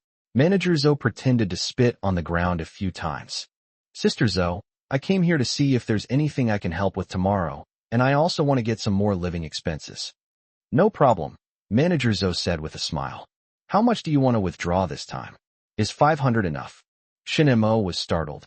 "No need. I can't even spend 50. "Then 50 it is. You can come back early after you've used it. As for tomorrow, there are no interviews for now. You should rest well. Your older sister will be waiting for you to come over during winter break." "Hey, sister, could you make me 2 more good dishes to take with me? You can deduct the money from my account." "Oh, what's with the deductions?" Manager Zhou immediately shook his head in refusal. Shun Imo mimicked her shaking her head. "No, sister. If you don't want to deduct it, I'll bring my second uncle to collect all the money tomorrow." Even close brothers should keep clear accounts. Only when things are clear between them can they get along well in the future. Manager Zhou was stunned. She hadn't expected Shun Imo to have such insight. If it were someone else, they would probably have happily agreed it wouldn't have been a problem if they had, since they were willing. "Okay, I'll write it down for you. What would you like to eat today?" "Stir-fried shrimp, and some spare ribs, please." Shun Imo thought for a moment and ordered these 2 dishes. There are many delicious local dishes, so he could eat slowly and savor them. "Okay, Xiaomei, tell Lao Wu to do his best." Manager Zhou instructed Xiaomei, then asked Shun Imo with a smile, "What kind of wine should I bring for your second uncle tonight?" "Bring a bottle of good wine, Luzhou Laojiao, please." "You're so arrogant. I thought you were going to bring your second uncle Matai and Wuliangya." Manager Zhou joked to Shun Imo. "I really did bring some for him, but he probably won't want to drink it. Let's take it slow." Shun Imo thought for a while and then said, "Sister Zhou, could you please save a few bottles of good wine for me? In case my second uncle goes to his girlfriend's house at the end of the year." "Oh, don't worry. Your older sister won't hold you back in this kind of thing." Shun Imo was thinking that after the high school entrance exam next year, He would set up a few tables here to treat everyone to a meal as a way of celebrating. Xiao Mei reported the order to the kitchen. When she heard that it was Shun Mo's order, Lao Wu laughed and said, "We can't just eat his sponge cake and candy for nothing. Watch me show him what I can do." With renewed vigor, I caught some river shrimp and prepared to deep fry them. Shin Mo sat at an empty table in the corner of the lobby while waiting and could also chat with Xiao Mei and the other greeters. "Hey, Xiao Shun, look, isn't that President Su?" Shin Mo peeked out and saw that it really was Su Xiangyang. Su Xiangyang peeked around cautiously, seemingly searching for something. Xiao Mei said, "You're not here to find a translator, are you?" Wu Yuan said, "Couldn't we just be here to eat?" "He's all alone," Xiao Mei argued. "He's in business, so he'll definitely have to wait for someone first." That makes sense. Xiao Mei thought it made a lot of sense, but Shin Mo saw a hint of anxiety on Su Xiangyang's face. Sure enough, Su Xiangyang went straight to Huayuan Hotel. He had a bad falling out with Hong Fenji and Changjiang Hotel before, and he was too embarrassed to go there. I heard that the translator for Huayuan Hotel is Xiong Ming. This young man used to work at Red Maple Leaf. Now that he's out here, it probably wasn't a very pleasant experience. But Red Maple Leaf has 2 translations? That's truly rare. He entered the Huayuan Hotel, but his business was not settled. Huayuan Hotel was very polite, but it couldn't offer him any guarantees. Firstly, it wasn't summer or winter vacation, so Xiong Ming couldn't arrange his time freely. Secondly, Su Xiangyang had a notorious reputation and still owed money to the Yangtze River Hotel, so they didn't want to take that risk. Xiong Ming is a young man with many ideas. Huayuan Hotel is looking for someone to replace him and isn't very interested in translation right now. The last foreign trade deal earned Su Xiangyang tens of thousands of yuan, a very lucrative opportunity. This opening will allow him to make a living for several years, but he is not satisfied. He sees his own road to prosperity ahead. Having tasted the sweetness of success, Su Xiangyang relentlessly sought a way out and finally got another chance. However, it seems that the incident from last time has escalated. It is said that restaurants on Garden Road are now charging money before doing anything. Fine, I'll tolerate it. But what's wrong with Huayuan Restaurant? They won't even accept payment? Su Xiangyang came out dejectedly, muttering about winter and summer vacations. For a small order like his, there's no way he'd have the chance to hire a translator from a national organization. Even if he applied now, they'd probably have to put him on the waiting list for 6 months. 6 months later, the daylily buds were almost too cold. He wouldn't even bother to go to the Yangtze River Hotel. Wang Sufing would definitely come after him for money, and he wouldn't want to make a fool of himself. As for Red Maple Leaf, although things didn't go well, at least he didn't owe Red Maple Leaf any money. He heard that Red Maple Leaf had a second translator who was also quite good. Su Xiangyang's walk around Garden Road had already attracted the attention of several restaurant managers or owners. They've walked around in circles several times. They went into the Huayuan Hotel and came out again.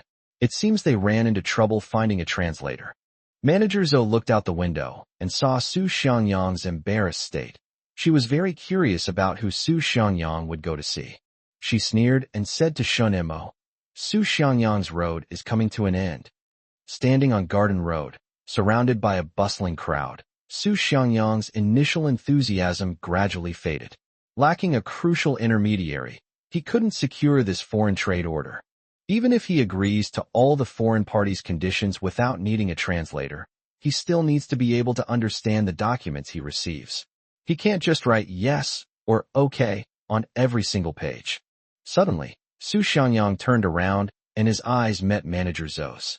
He put on an awkward, ingratiating smile and walked towards the Red Maple Leaves. Chapter 43: Su Xiangyang's Perilous Journey. Before Su Xiangyang arrived, Manager Zhou asked Shin Mo, "What would you say if they came to you for help?" "Sister, I have to go to class. How can I have time to argue with him? What if I can't get into a top high school no matter how much money I earn?" Shin Mo immediately refused. This time, he was determined not to get involved in Su Xiangyang's affairs. Su Xiangyang is the kind of person who only got the chance to raise his voice on the streets of Shanghai by sheer luck, but his limited perspective means he can't keep going down this path forever. Sooner or later, he'll have to face the consequences. Once Su Xiangyang stands at attention, he will find all sorts of objective reasons, but he will never blame himself. Shinemo didn't want to get into trouble, so he used the excuse of being busy with his studies to refuse. Manager Zhou said, I don't plan to introduce this matter to Xiao Zhao. It's better to stay away from that Su guy. Zhao Mingyang is no match for Su Xiangyang. He might even be betrayed and still end up counting the money for him. Su Xiangyang came in and was surprised to see Shen Mo there as well, his face showing even greater joy. Hey, brother Shen, you're here too. Oh dear, my legs are about to fall off from running around these past few days. Manager Zhou, Xinmei VIP room. Shen Mo straightened his clothes and said to Su Xiangyang, Mr. Su, look carefully. I'm not at Red Maple Leaf anymore. I'm just here to buy a couple of vegetables to take back. With his smile frozen on his face, Su Xiangyang felt completely awful. How can you just quit like that? Brother Shen, that's not right. Your sister has treated you well, hasn't she? Oh ho, they're even resorting to moral blackmail now. So, according to Mr. Su's wishes, I should drop out of school? Shen Mo asked, catching Su Xiangyang off guard. Indeed, Shen Mo was still in school. Manager Zhou laughed and said, look at what you're saying. President Su is just joking with you. You should focus on your studies. Your older sister is looking forward to seeing your college acceptance letter next year. She turned to Su Xiangyang, her smile unwavering. Mr. Su, it's been a while since you've been to our Red Maple Leaf. The Xinmei private room is empty today. Mr. Su, please feel free to use it. Outside of summer and winter vacations, there will be no extra service fee. What do you mean? No service fee? Su Xiangyang's heart sank again. Why would we charge a service fee if there's no translation service? Manager Zhou asked with a matter-of-fact expression. No. Things aren't good like this. How can services be offered and then withdrawn as they please? Su Xiangyang was almost in tears, repeating the same few sentences over and over. Xiaomei brought over 2 lunchboxes, put them in a mesh bag, and handed them to Shen Mo. Xiao Shen, this is your dish. Bring over that bottle of Luzhou Laojiao from the counter. Manager Zhou scolded Xiaomei. Xiaomei quickly put the bottle back into the mesh bag, checked it, and made sure it wouldn't leak. Manager Zhou took the net and handed it to Shen Mo. Look, even President Su thinks you haven't been coming enough. If you're free on Sundays, come visit us more often. Okay, Sister Zhou. I'm leaving now. Shen Mo said goodbye to Manager Zhou, picked up his net bag, and went to the platform. Su Xiangyang was dumbfounded. Shen Mo really came to buy groceries? How could he just buy groceries and leave? Was he going to skip out on making money? Manager Zhou called to Xiaomei. Go upstairs and prepare the Xinmei private room. Mr. Su will be having dinner here tonight. Su Xiangyang said anxiously, what am I supposed to eat? Oh dear, Mr. Su, things aren't like this. How can you say you want to eat 1 minute, and then say you don't want to eat the next? You said you wanted Xinmei. So I've made sure Xinmei is available, and I won't charge a service fee. What more do you want? Manager Zhou turned the conversation back on Su Xiangyang. Su Xiangyang waved his hand impatiently. I can't explain it to you. He picked up his bag and walked out. Without a translator, what kind of meal did he eat here? But when he got to the gate, he remembered that there were 2 translators for the Red Maple Leaf. He abruptly turned back, forced a smile, raised his right hand, and made a money-rubbing motion with his thumb and forefinger. Manager Zhou, do you think we could accept the room fee? Oh dear, Xiaoshen isn't here. What service fee are you charging? Manager Zhou didn't give him any hope. It wasn't that she was unwilling, but rather that she didn't dare to, fearing she might get into trouble. How sought after are translators? They're so popular that you might not even get a job in line, so she's not worried about not having clients. Didn't you say there was another one? Su Xiangyang's eyes were full of hope. At this point, even if Manager Zhou asked for an exorbitant price, he would have to accept it. They're only available during summer and winter vacations, and they're too busy right now. Why don't you go ask Huayuan and Changjiang? You can't put all your eggs in one basket, right? Su Xiangyang left the Red Maple Leaf Hotel feeling helpless and depressed, and reluctantly headed to the Yangtze River Hotel, diagonally opposite. Manager Zhou saw him off, and as soon as he looked up, he saw Wang Sufing standing at the door. The 2 women simply smiled at each other, everything understood without a word. At the Yangtze River Hotel, Wang Sufing gave him a big, soft rebuff. Our Xiao fan here. Firstly, he needs to study, and secondly, his academic level is not even as good as a junior high school student. We dare not delay your important business, Mr. Su. Don't you agree? Su Xiangyang reached into his handbag. Sister, I was wrong about what happened last time. I'll make up for the money, right now. Every man fights for a breath. Even Buddha fights for a stick of incense. This isn't about money. Your older sister here really isn't confident she can persuade Xiao Fan to skip class to help you. You should find someone else. Sunday is fine, right? Su Xiangyang gritted his teeth, thinking of letting the foreigners stay in Shanghai for a few more days, and he would cover all their food and lodging. Do you know how long it's been since Xiao Fan came to school after the start of the semester? How long? He's never been here. How am I supposed to find him? Wang Sufing nodded her chin toward Huayuan restaurant. You should go to Huayuan. The little bear there is bolder. You might have a chance. Su Xiangyang really wanted to roar to the heavens. Aren't you bullying honest people? Huayuan. Huayuan. He left the Yangtze River Hotel again and went to Huayuan. He learned his lesson and didn't mention the translation again, but instead gave a waiter a 10 yuan tip while eating in a private room. Whenever someone here needs translation, who notifies Little Bear? The little girl happily put away the 10 yuan note and cautiously replied, It's from Wong Kong. Su Xiangyang smiled and took out another 10 yuan note, placing it on the table. If you can get him to serve me, take this note. I'll give it a try. The young girl gritted her teeth, turned around, and left the private room. Her heart was pounding. This was soliciting private work outside the restaurant. If the boss or manager found out, she would be fired. But the tip was really high. Anyway, she was just introducing Wong Kong, not directly introducing Xiao Xiong, so it's okay. Su Xiangyang calmed down. Things seemed to have taken a turn for the better, and the food on the plate seemed to taste much better. Less than 10 minutes later, footsteps were heard, and a slightly older young man appeared. Sir, is there anything about our service that you are not satisfied with? His eyes immediately fell on the 10 yuan on the table. The young girl, without any attempt to hide it from others, stepped forward, put the money away, and turned to leave. Chapter 44, Make Uncle Second Happy. Shen Mo climbed onto the tram, carefully protecting the net bag, and headed towards his second uncle's dormitory. The weather was still hot during the day in early October, but it got a bit cool at night. The aluminum lunchbox was warm to the touch and felt very comfortable to hold. After arriving at the station, Shen Mo glanced towards his second uncle's dormitory, wondering if his second uncle had cooked. His second uncle always disliked trouble, so he probably only cooked porridge or noodles. Shen Mo quickly climbed upstairs. His second uncle was still tending to the stove. Since he wasn't in the dormitory, his second uncle seemed to be handling things even better. Second uncle, don't you have money in your savings account? Take it out and spend it. The money isn't just sitting there for you to see. Shin Chuan looked up and saw his nephew standing at the top of the stairs, carrying an aluminum lunchbox and a bottle of wine. You little rascal, I thought you'd forgotten about your second uncle. Shin Chuan took the net and asked curiously, What vegetables did you bring today? Shrimp and pork ribs. Shin Chuan took out the Luzhou Laojiao liquor, turned the bottle around, and examined it. This is really good liquor. For Shin Chuan, this was good wine, because he had only ever seen the bottle. As for drinking it, he wouldn't even think about it.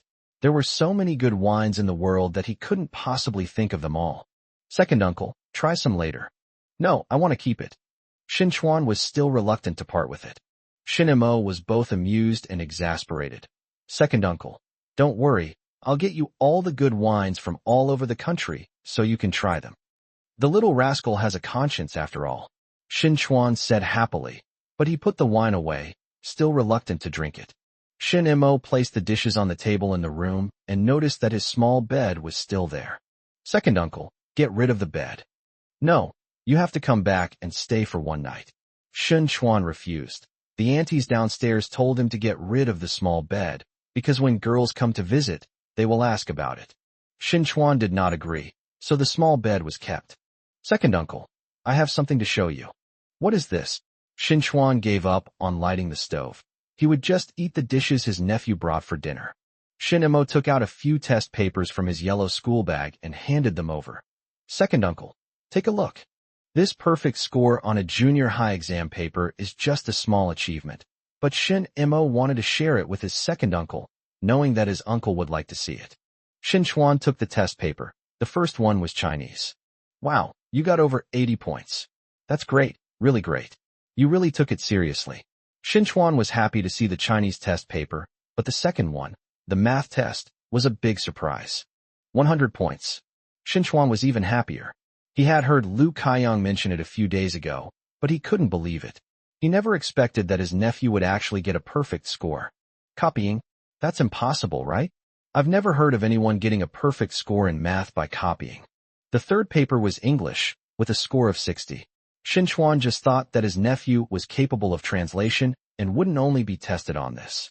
Suddenly, he remembered that the full score for English was 60. He looked at the test paper and sure enough, there wasn't a single red cross. He also got full marks in physics and chemistry. I didn't expect you to actually get it. Second uncle, I'm sure I'll get into a top high school next year. After seeing your exam paper, I've decided to raise my expectations. A district-level key school won't do. I need a city-level key school.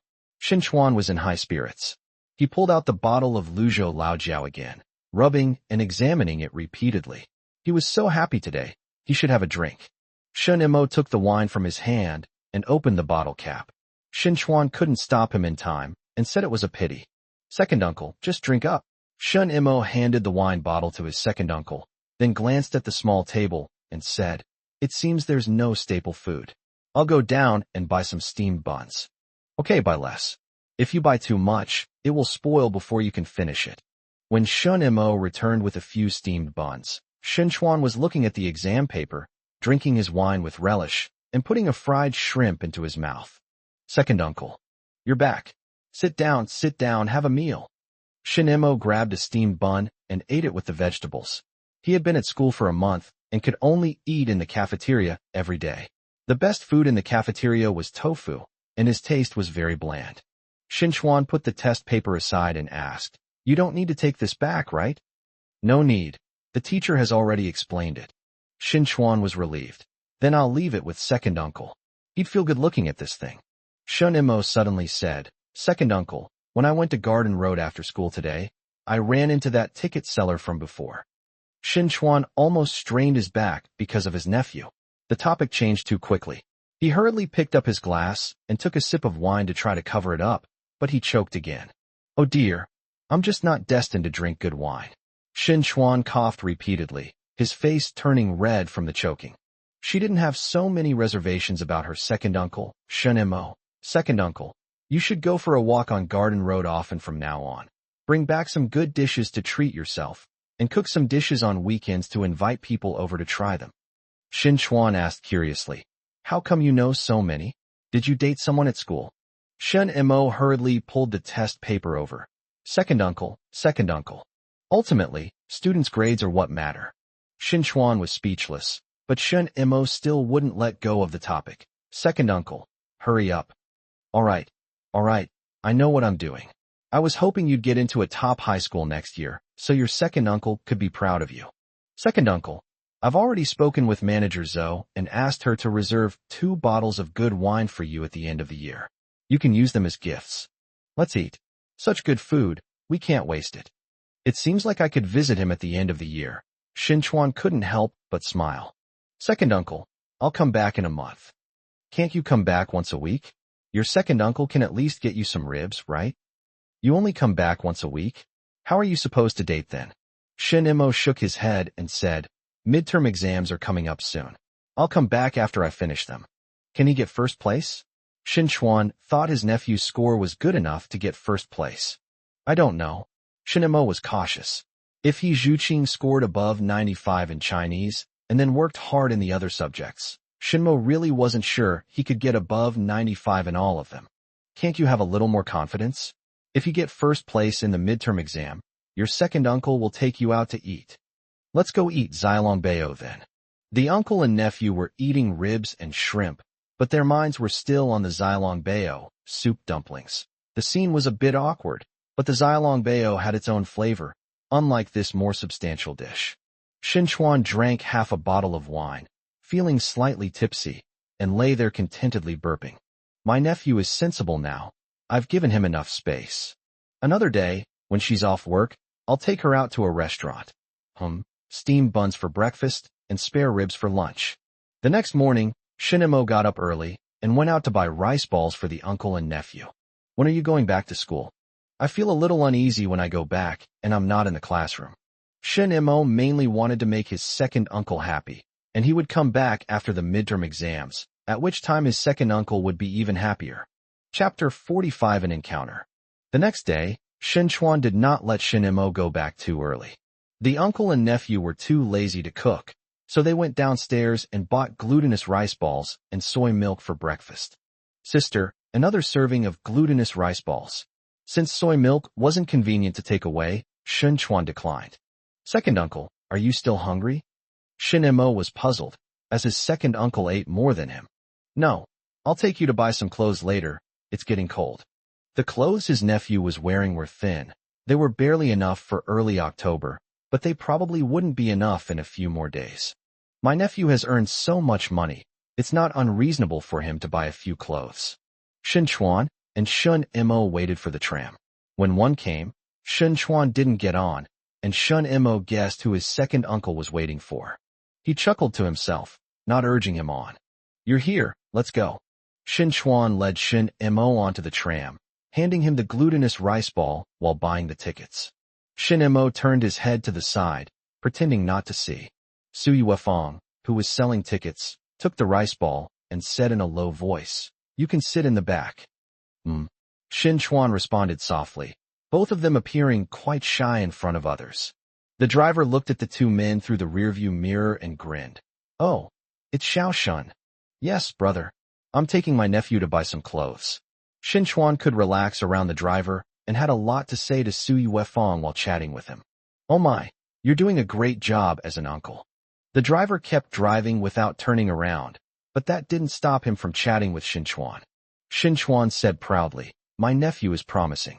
He got first place in his class this time, and he might even get first place in the grade. The driver's tone shifted from nonchalant to surprised. Really? Su Yuefang's expression also turned to surprise and delight. She hadn't expected Shin Chuan's nephew to be so promising.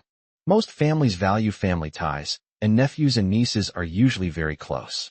If Shin Mo's parents hadn't divorced, Shin Chuan couldn't understand why they would divorce when their child was already so grown up. The passenger next to him was equally surprised. You're not bragging, are you? Why would I brag? Is it easy to fake being number one? If it were, I would just say I was in the top 3 in the class. Wouldn't that be enough?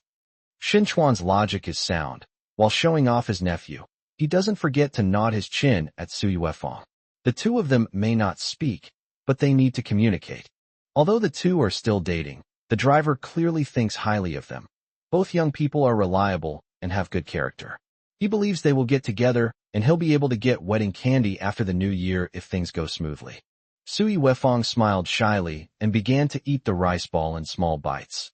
She had brought a water bottle, so she picked it up, took a small sip of water, and smoothed the food down.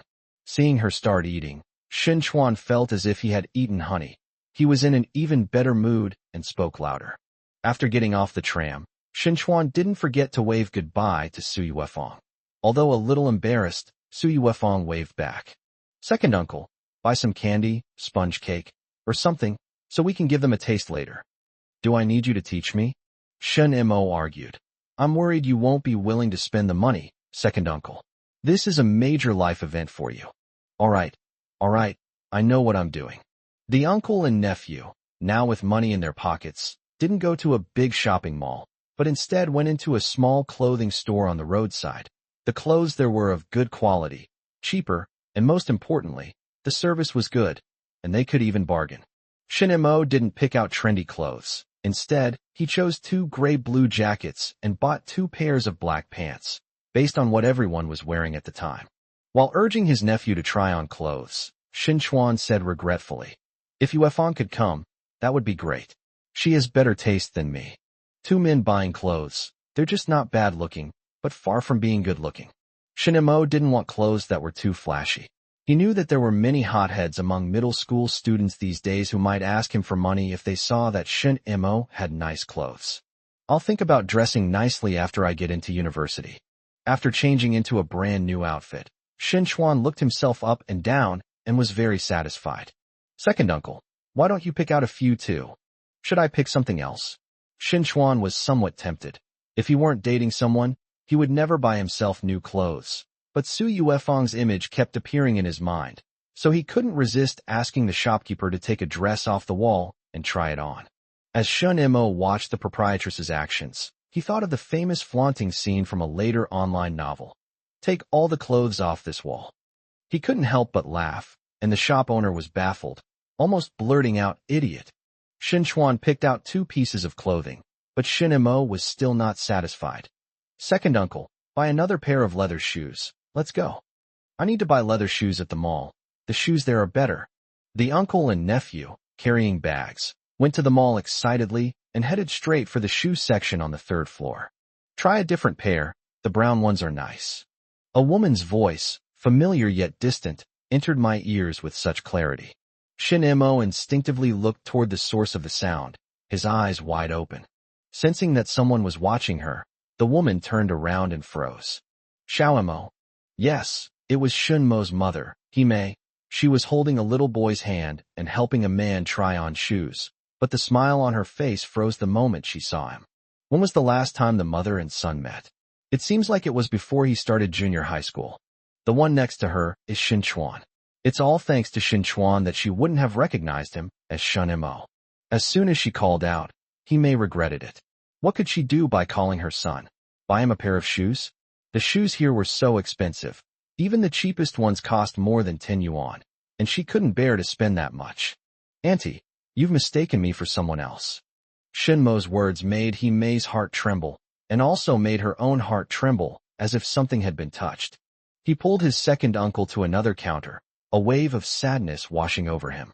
What a happy family, just like his father's new family. Shun Mo never expected to meet here after so many years. What good would it do to go up and acknowledge them? It's better not to disturb them. Hime handed the little boy to the man, saying, "I'll go take a look." The man said impatiently, "What are you looking at? Everyone says you've mistaken me for someone else. Isn't it your fault? You tried for so long, dragging your feet. You should have left earlier." Hime retorted to the man, not to be outdone, and then went to Shun Mo's side. "Xiao Mo, I'm your mother." Hime stepped forward and tried to take Shun Mo's hand, but Shun Mo put his hand behind his back. He looked at the man and said, "Your family is still waiting for you." Xuan didn't know what to do. His older brother had a big fight with his sister-in-law after their divorce, but who could be blamed? It seemed like both of them were responsible. "Sister, you should go back now." Xuan couldn't call her sister-in-law, so he had to call her older sister. Hime's eyes instantly reddened. "Xiao Mo, I know you resent your mother, but I didn't want to abandon you either. It's all your father's fault.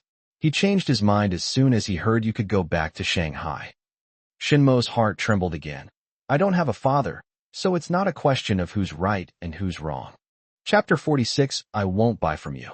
You can't force a warm face onto a cold backside. If you do, the coldness will eventually set in. You can go back now. I won't bother you again.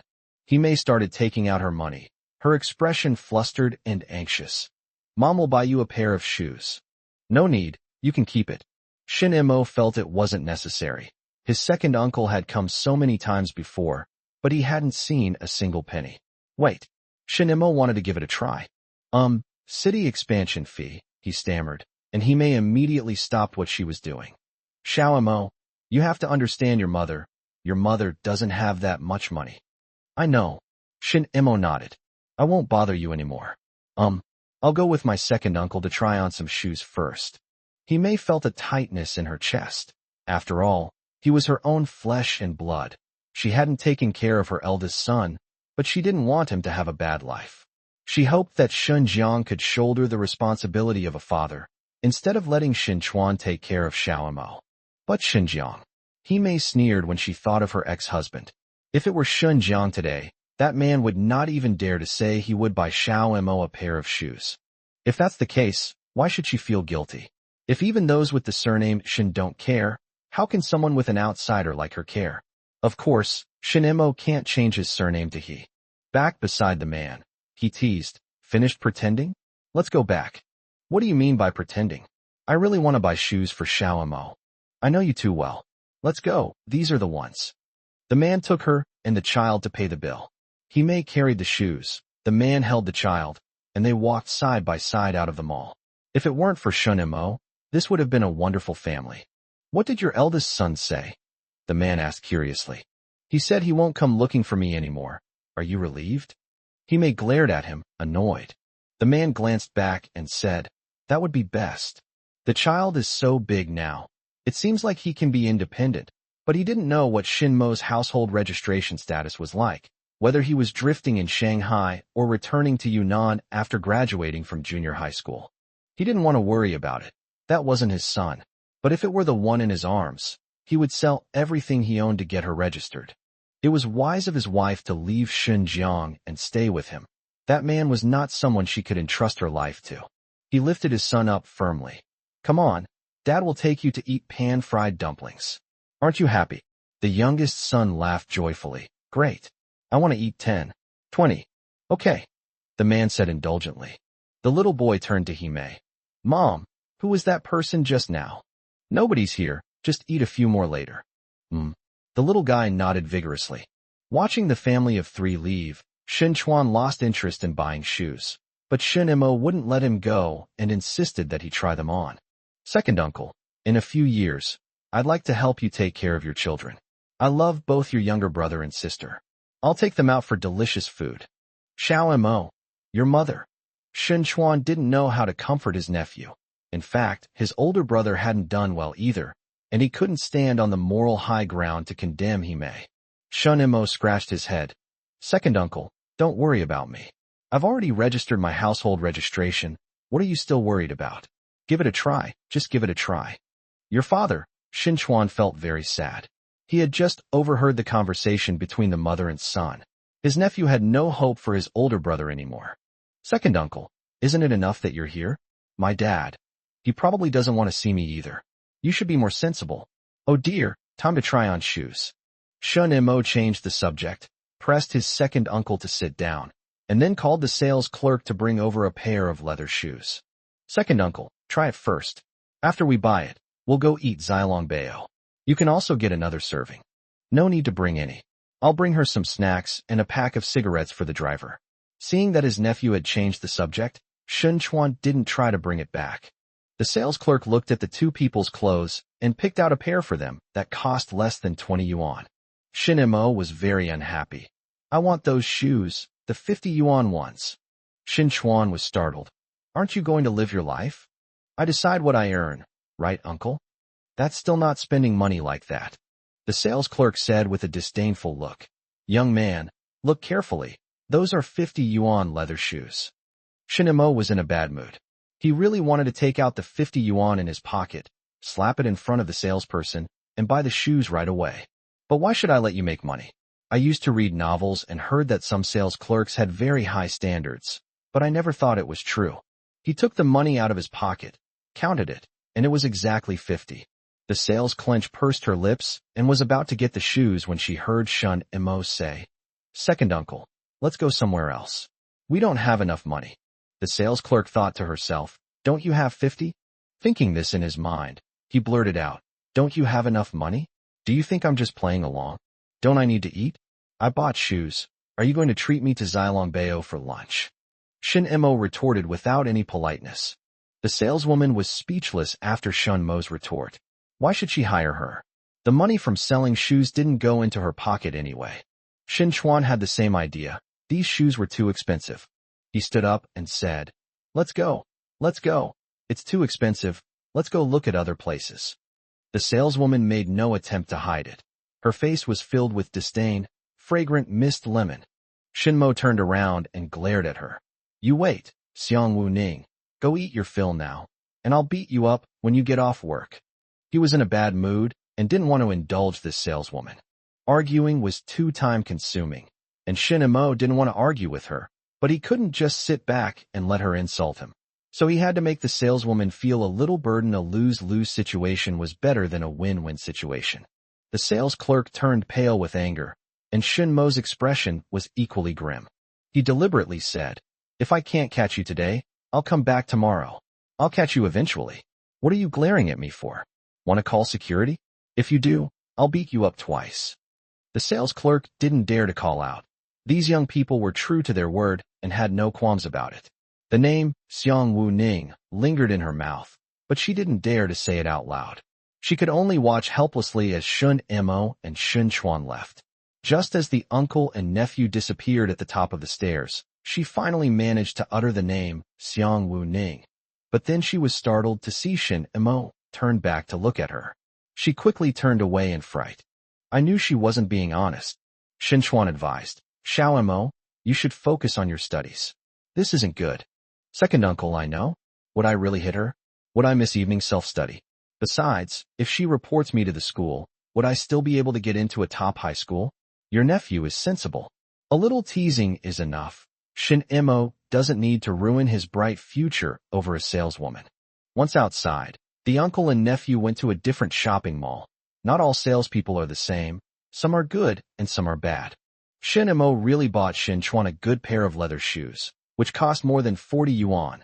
This time Shin Chuan paid for them because he didn't want his nephew to have a hard time at school. To be honest, these new shoes really feel great on my feet, and Shin Chuan felt like he had regained some energy. When they had Zilong Bao, soup dumplings, for lunch, Shin Mo ordered an extra serving. Both uncle and nephew were of a good age and could easily finish the extra serving. Second uncle, the next time I'll come back will be after the midterm exams. You'd better do well on the midterm exams. I just bragged about it, so don't embarrass your second uncle. Of course not. If I really do get first place in the grade, how about you invite him over for a meal to celebrate your nephew's achievement? Chapter 47. Can these two really cooperate? Sometimes, Shin Chuan really admired his nephew's ideas. His thoughts came one after another, and they seemed quite reliable. Then it settled. Shin Chuan was in his early 20s and had never been in a relationship before, so he cherished this potential partner very much. If everything went smoothly, they could get married after the new year. My brother's marriage. How should I put it? It seems unhappy, but it also seems good. If it wasn't good, how could my brother have gotten married twice? So Shin Chuan also began to yearn for it and start to fantasize. He chuckled and forgot that his nephew was at the age where he could eat a lot. Shin Mo kept stuffing the steamed buns into his mouth, eating with great joy. 3 servings of Zilong Bao weren't enough, so the uncle and nephew ordered another serving and ate until they were full. Shin Mo patted his stomach. I've eaten so much good food since last night that I'll last until after the midterm exams. Second uncle, I'm going back to school now. What's the rush? Come on, let's go buy some snacks, then we'll take the tram back. Shin Chuan's nephew didn't seem to have much of a desire for snacks, which wasn't good. He wanted his nephew to have some. As the two came out, Shin Mo stretched first. Second uncle, I'll bring back more dishes next time. As he stretched halfway through his yawn, he seemed to see a familiar figure. Is Shanghai really that weird? You know people everywhere there, right? Shin Mo seemed to see Xiongming and Su Xiangyang. Although it was just a fleeting glimpse, Shin Mo was certain it was the two of them. He trusted his eyes and felt that it made perfect sense for the two of them to be together. One was desperate and grasping at any remedy, while the other was bold and fearless. Shin Mo felt that this time, the two of them might have to teach each other a lesson. Su Xiangyang arranged to meet Xiongming through Wang Kong and invited him to lunch today. The two of them didn't dare to meet at a restaurant on Garden Road, clearly trying to avoid Huayuan restaurant, but they didn't expect to be seen by Shin Mo anyway. However, Shin Mo was too lazy to care about their mess. Brother Xiong, please, please, please. Xiongming first gave Su Xiangyang a hard time. Mr. Su, I'm taking on your job outside the restaurant, so I still need to collect the money first. Even so, Su Xiangyang was still thinking about the meager sum in his pocket and didn't want to pay first. Brother Xiong, let's eat first and talk while we eat. Let's get this straight. This meal can't be charged. If you do, I won't eat it. No way, no way. Su Xiangyang assured him repeatedly. The two went into another restaurant. Xiongming didn't stand on ceremony and ordered several hearty dishes, but Su Xiangyang didn't mind.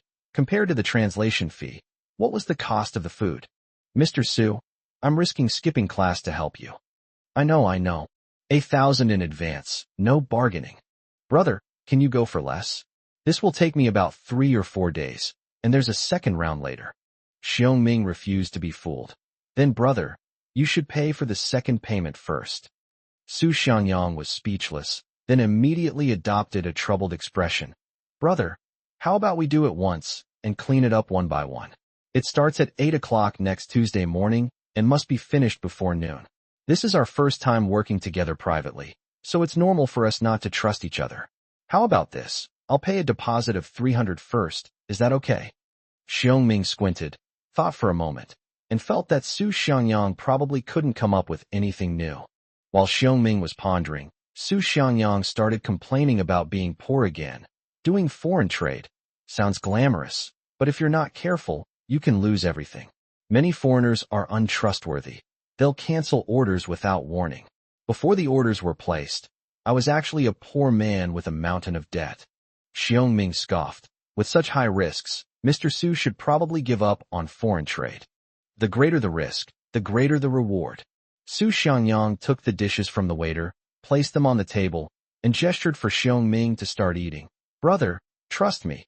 If you work as my translator, after a few years you'll also get interested in foreign trade. Then I'll take you under my wing. Xiongming's heart skipped a beat. This wasn't a bad idea. He had his parents, older brother and sister, and some relatives. He could invest money and personally act as a translator as an investment, and then get the lion's share in the future.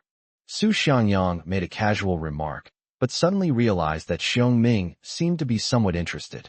He eagerly grabbed the bottle and poured Xiongming a glass of beer. To save money, he specifically asked for beer, claiming that young people should drink beer. Xiongming was indeed tempted. All right, I'll take your 300 as a deposit first. Hey, it has to be you, bro. You're so classy and have such class. Come on, let's have a drink.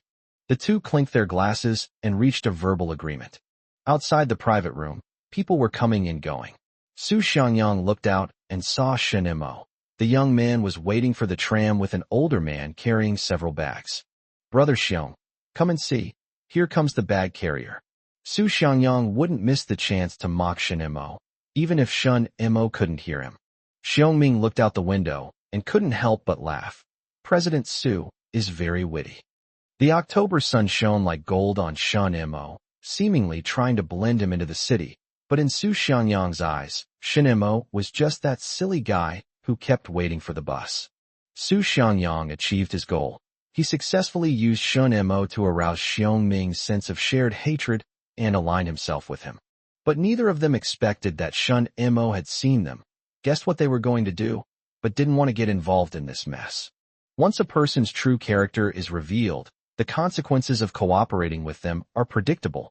It would be strange if two such people didn't cause trouble when they got together. The tram came several times, but none of them were the one Shen Chuan wanted to take. The uncle and nephew just stood there foolishly under the bus stop sign, waiting until Su Yuefeng's tram arrived. Get in. Shen Chuan nimbly climbed in, his leather shoes gleaming. He first gave the driver a packet of peony tea. Brother, thank you for your hard work. Hey, Xiao Shun, this isn't right. Oh my, new shoes. The driver, with his keen eyesight, immediately noticed Shen Chuan's unusual appearance. Shen Chuan chuckled. Brother, have a smoke, have a smoke. He moved closer to Su Yuefeng. 2 tickets, Xiao Mo, pay up. Not wanting to put Su Yuefeng in a difficult position, he had his nephew pay the money. Since his nephew paid, Su Yuefeng felt it would be awkward to refuse. Here you go. Shen Chuan handed Su Yuefeng a small bag.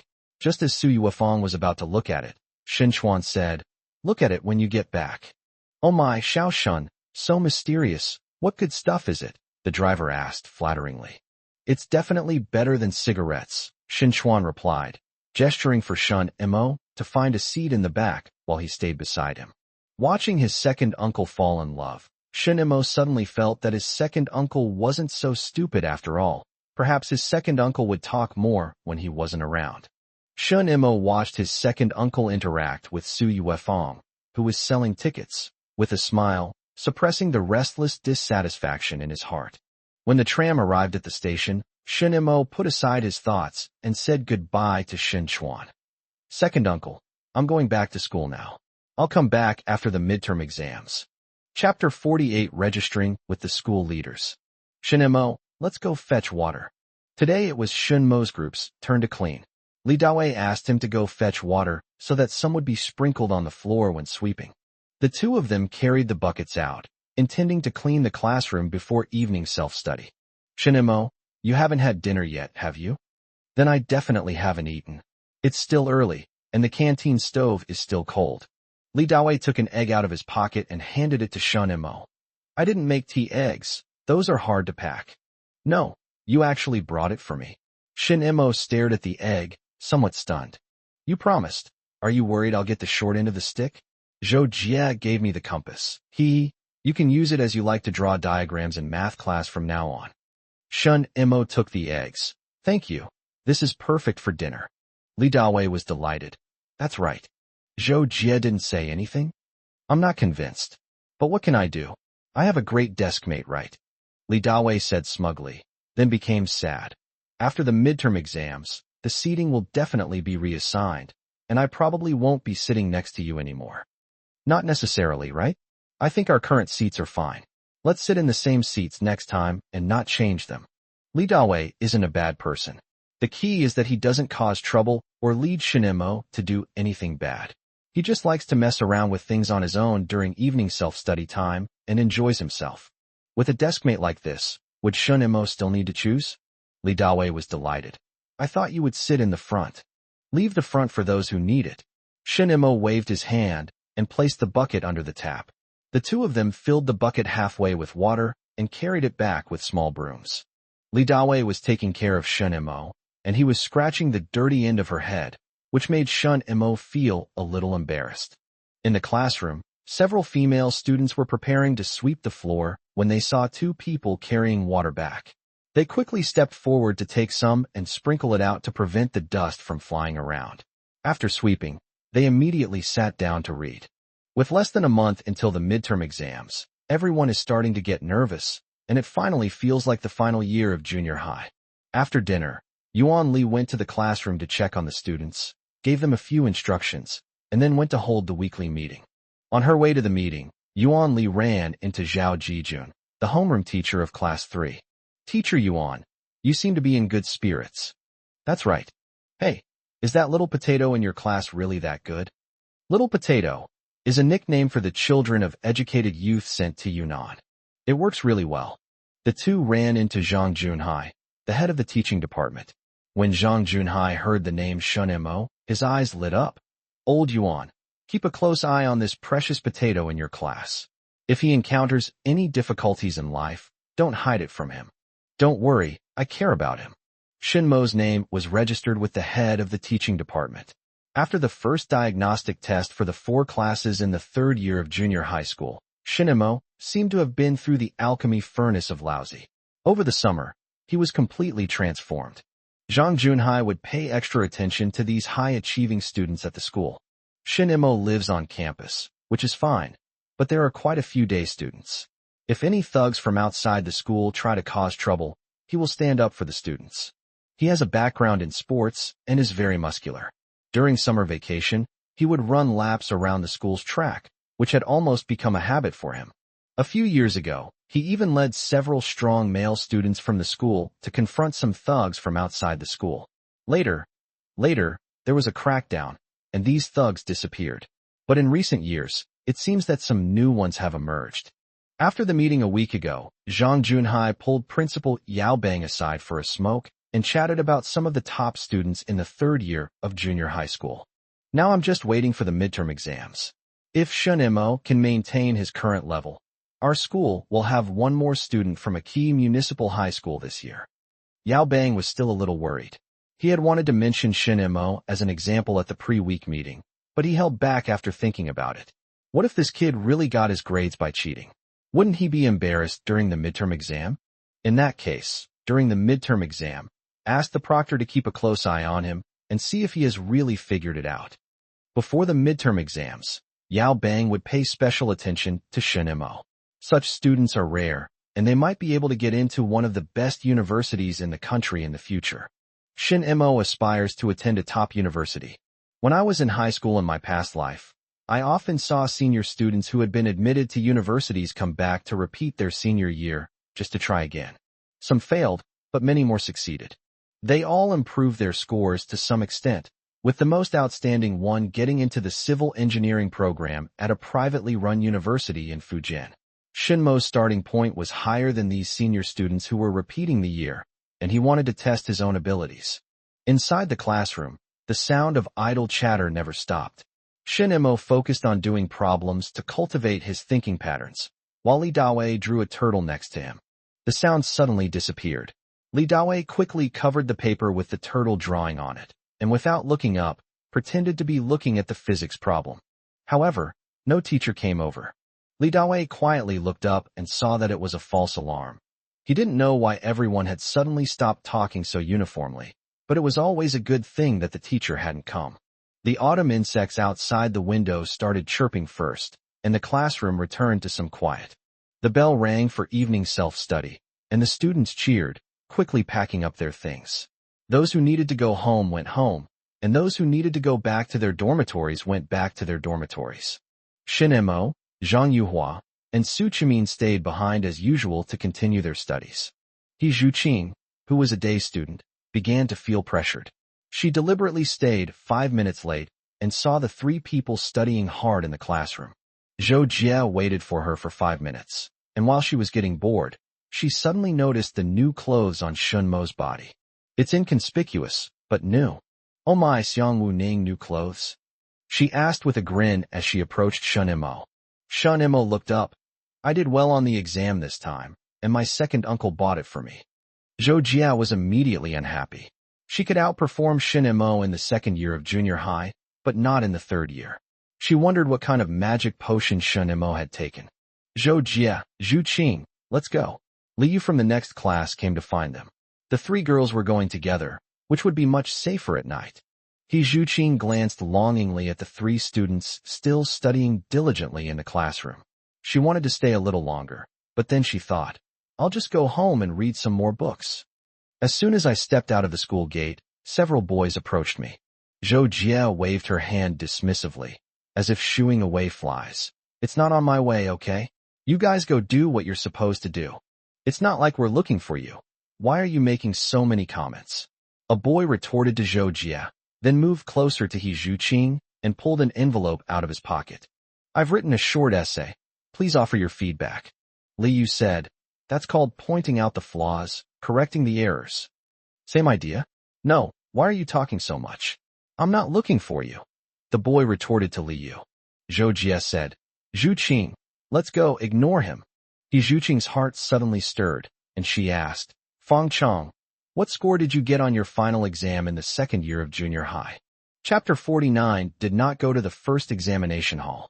Fang Chong was prepared to be rebuked by He Zhuqing, but he didn't expect He Zhuqing to ask him such a question. He stammered, looking rather embarrassed. Zhou Jie added fuel to the fire. Speak up, what can't you say? You can't be lower than me, can you? Fang Chong was indeed inferior to Zhou Jie, and he thought He Zhuqing was using this method to distance herself from him. Let's go, Zhuqing. It seems he knows what's going on. Zhou Jie clearly thought so too. But He Zhuqing didn't move her feet and still asked, Fang Chong, what were your scores on the final exams in the second year of junior high? Less than 300. Zhou Jie burst out laughing. What is less than 300? I could say I'm less than 400. The male classmate in front of her was both cute and ignorant, yet he knew how to be clever. Hey, Fang Chong, come with me for a second. He Zhuqing had a general idea of what was going on, so she called Fang Chong aside and said to Zhou Jie and Liu, don't follow us yet. Fang Chong found it strange. He had never heard of any boy receiving this treatment before. It seemed there was a group of boys not far away, staring at him with unfriendly expressions. He proudly tilted his head back in that direction and followed He Zhuqing a short distance to the side. For this midterm exam, He Zhuqing began, still thinking about how to phrase it. Fang Chong declared shamelessly, I will definitely do well on the exam. I'll be in the top 10 of the class. He Zhuqing almost laughed.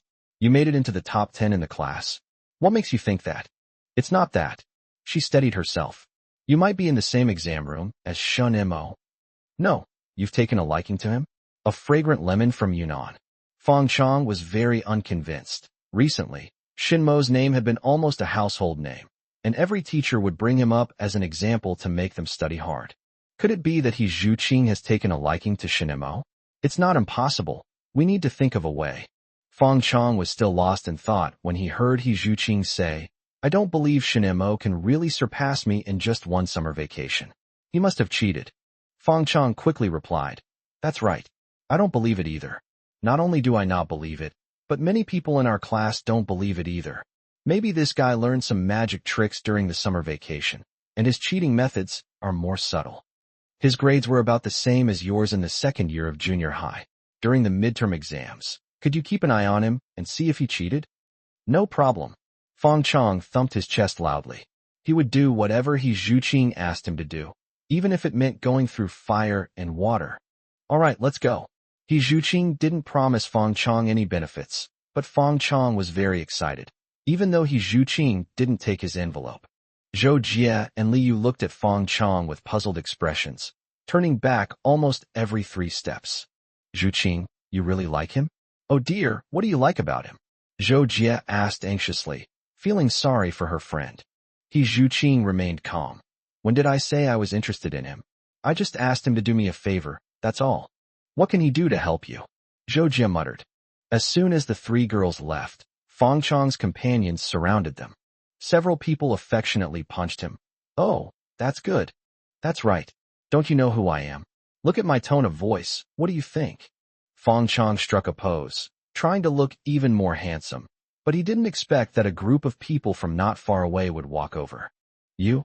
Come here, the leader shouted, pointing at him. What are you doing? Want to fight? Good thing you know. I'm warning you, stay away from Zhu Qing from now on, or I'll beat you up every time I see you. I won't. The newcomer stepped forward, raised his fist, and aimed it at Fang Chong's nose. Fang Chong turned his head to dodge, and the 2 groups of young people immediately started fighting. There were few pedestrians, and although there were a few people around, they were all timid students and wouldn't be a problem. With streetlights providing illumination, it was the perfect time to take action. Occasionally, a few adults would pass by, but they didn't dare to stop these hotheads. It wasn't until the police arrived that the teenagers scattered like birds. Fang Chong clutched his arm. It hurt terribly there. Lu Tang, find out who this guy is. You little brat, you dare hit me? I'll teach you a lesson you won't forget. Leave it to me. Lu Tang immediately agreed. Their pride was more important, and they couldn't just back down like that. There are tricks to taking action. You should choose a time when the opponent is alone, as this will increase your success rate. If they don't submit the first time, try again. Eventually, you'll be able to subdue them. But the other party clearly had the same idea, thinking of waiting for Fang Chong to be alone before making a move. If once didn't work, they would try twice, and after a few more attempts, they would eventually be able to persuade Fang Chong to back down. The brawl at the school gate spread early the next morning. During the morning reading session, Li Dawei excitedly told several classmates about it while reciting his lessons. Amazing, truly amazing. I heard Zhu Qing accepted Fang Chong's love letter. What did you say? Zhu Qing accepted Fang Chong's love letters? How is that possible? You don't believe me? I don't believe you either. Go ask Fang Chong's class later. All the boys there know. The boys in class 2 glanced at Zhu Qing in disbelief. Zhu Qing was memorizing vocabulary words, as if it had nothing to do with her. They were chatting excitedly, their voices clashing with the reading aloud. Zhou Jie turned around and glared at them. Nonsense. Zhu Qing didn't confiscate it at all last night. However, her denial was only accepted by a few boys in her class, but the news spread widely in class 4, where Fang Chong was. There was no need for Lu Tang to inquire. News had already arrived early in the morning that the person they fought with last night was Feng Yangfeng from class 1. His boasting also reached class 1, and Feng Yangfeng gritted his teeth and decided to fight Fang Chong again that night. Fang Chong was in the limelight today, with a constant stream of people coming to class 4 to inquire about news. He was beaming with pride and began to fantasize about what would happen after the midterm exams. Once things are done, Zhu Qing, you'll have to give me something in return, right?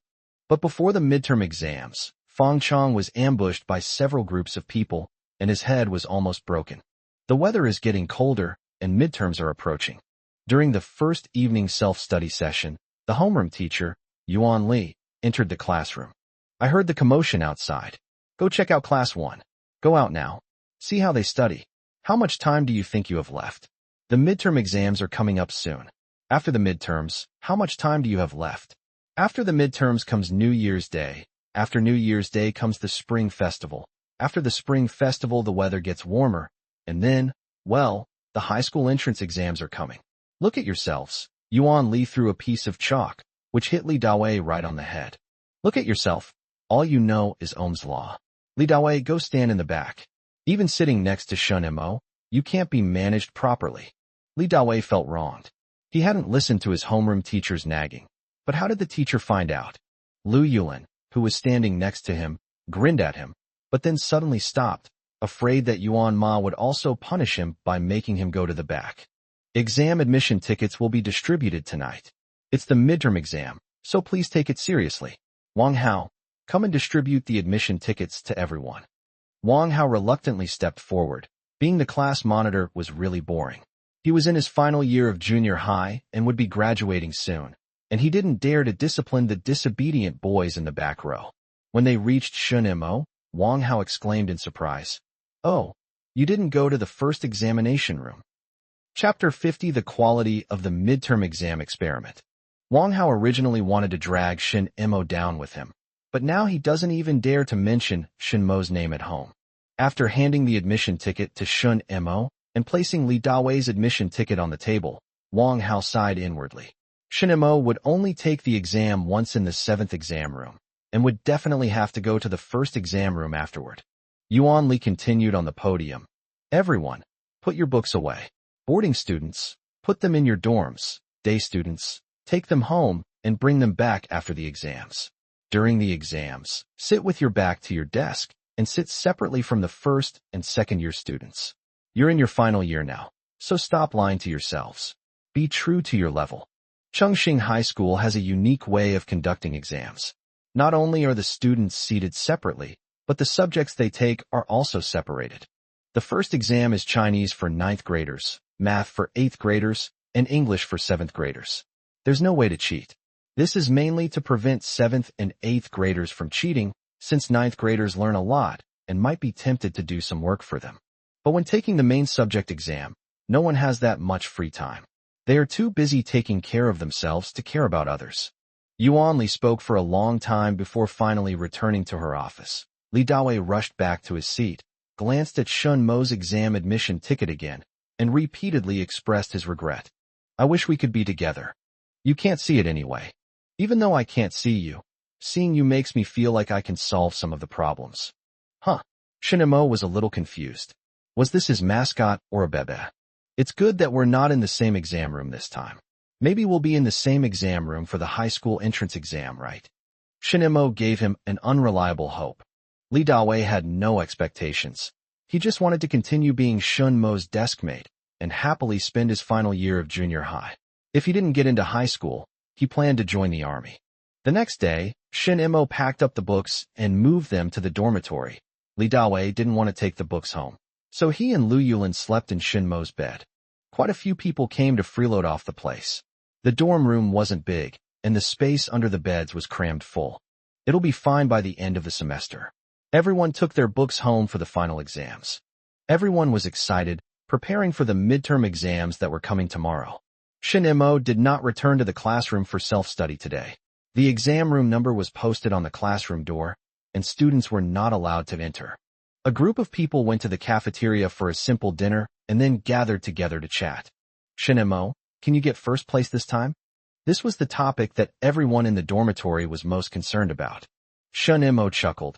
Getting first place isn't that easy. Do you think that if I get first place in the midterm exam, I'll be guaranteed admission to university? Final exams are probably going to be okay, but midterms won't do. Zhongxing High School does not have any guaranteed admission quotas. These teenagers have only heard of it, but have never seen it. But that doesn't stop them from having a whimsical idea. Does he need to be recommended for admission? Shun Mo felt no need.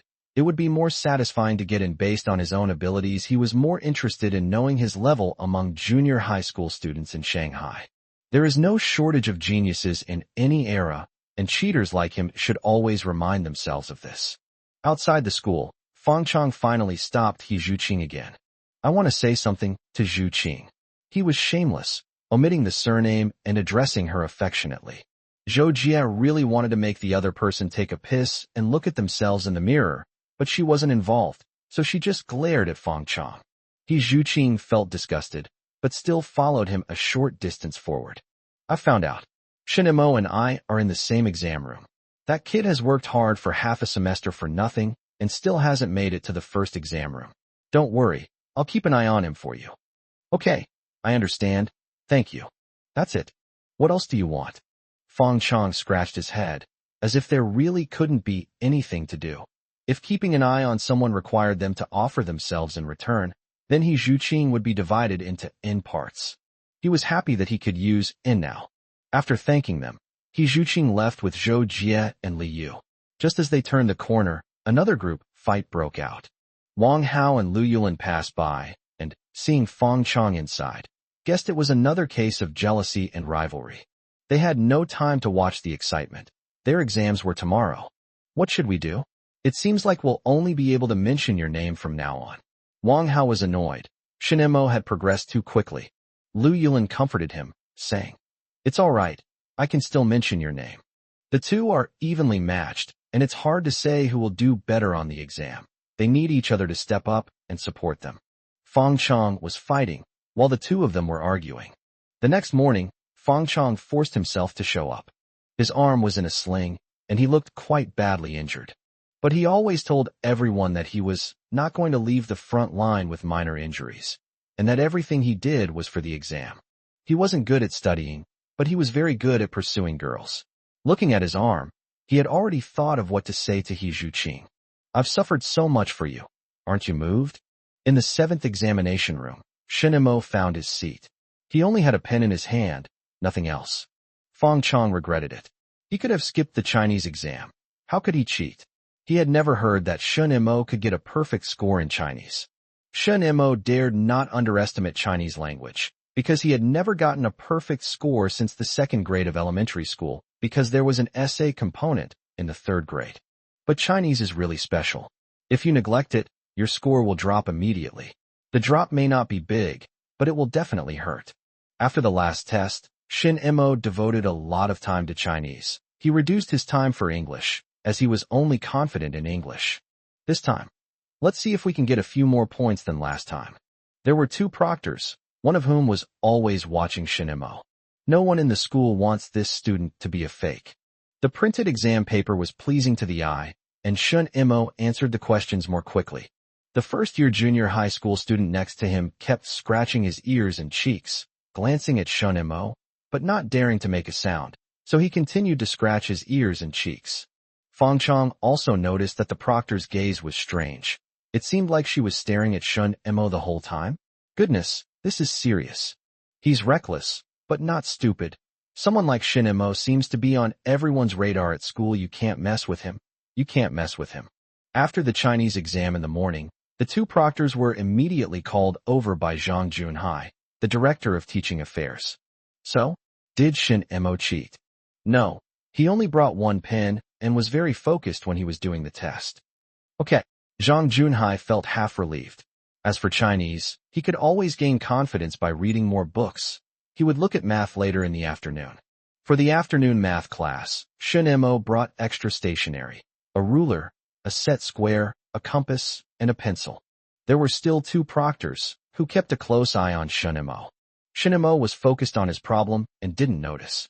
While the 2 proctors were chatting quietly, they kept an eye on Shen Mo. If Shen Mo really gets first place in the grade this time, Principal Yao and Director Zhang can rest assured. I want to see how many perfect scores Shen Mo can get. Chapter 51 One Reason. As the first day of exams ended, students emerged from their classrooms, their faces displaying a variety of expressions, some smiling, some worried, but most looking relaxed and tired. Chinese and history in the morning, math and geography in the afternoon. Tomorrow morning I have English and chemistry, and in the afternoon I have physics and biology. My schedule is very tight, so I need to rest. Shen Mo went back to his dormitory first, and ran into Zhang Yuhua on the way. How did the exam go? The 2 asked the same question, then smiled at each other. Zhang Yuhua answered the question first. I feel good. but there's not enough time. I can only check a few major questions. How about you? Me? I didn't have enough time either. I didn't even have time to go over the last big question again. Shinemo had enough time, but he couldn't be too cocky, or he would attract hatred. Moreover, it's best to keep a low profile before the results are announced. If you make a big statement beforehand, and then there's a reversal later, you'll be embarrassed. Shinemo is cautious by nature, and even if he is confident, he will not show off in advance. Opening champagne at halftime is a big no-no. Are you hungry? Zhang Yuhua rubbed her stomach.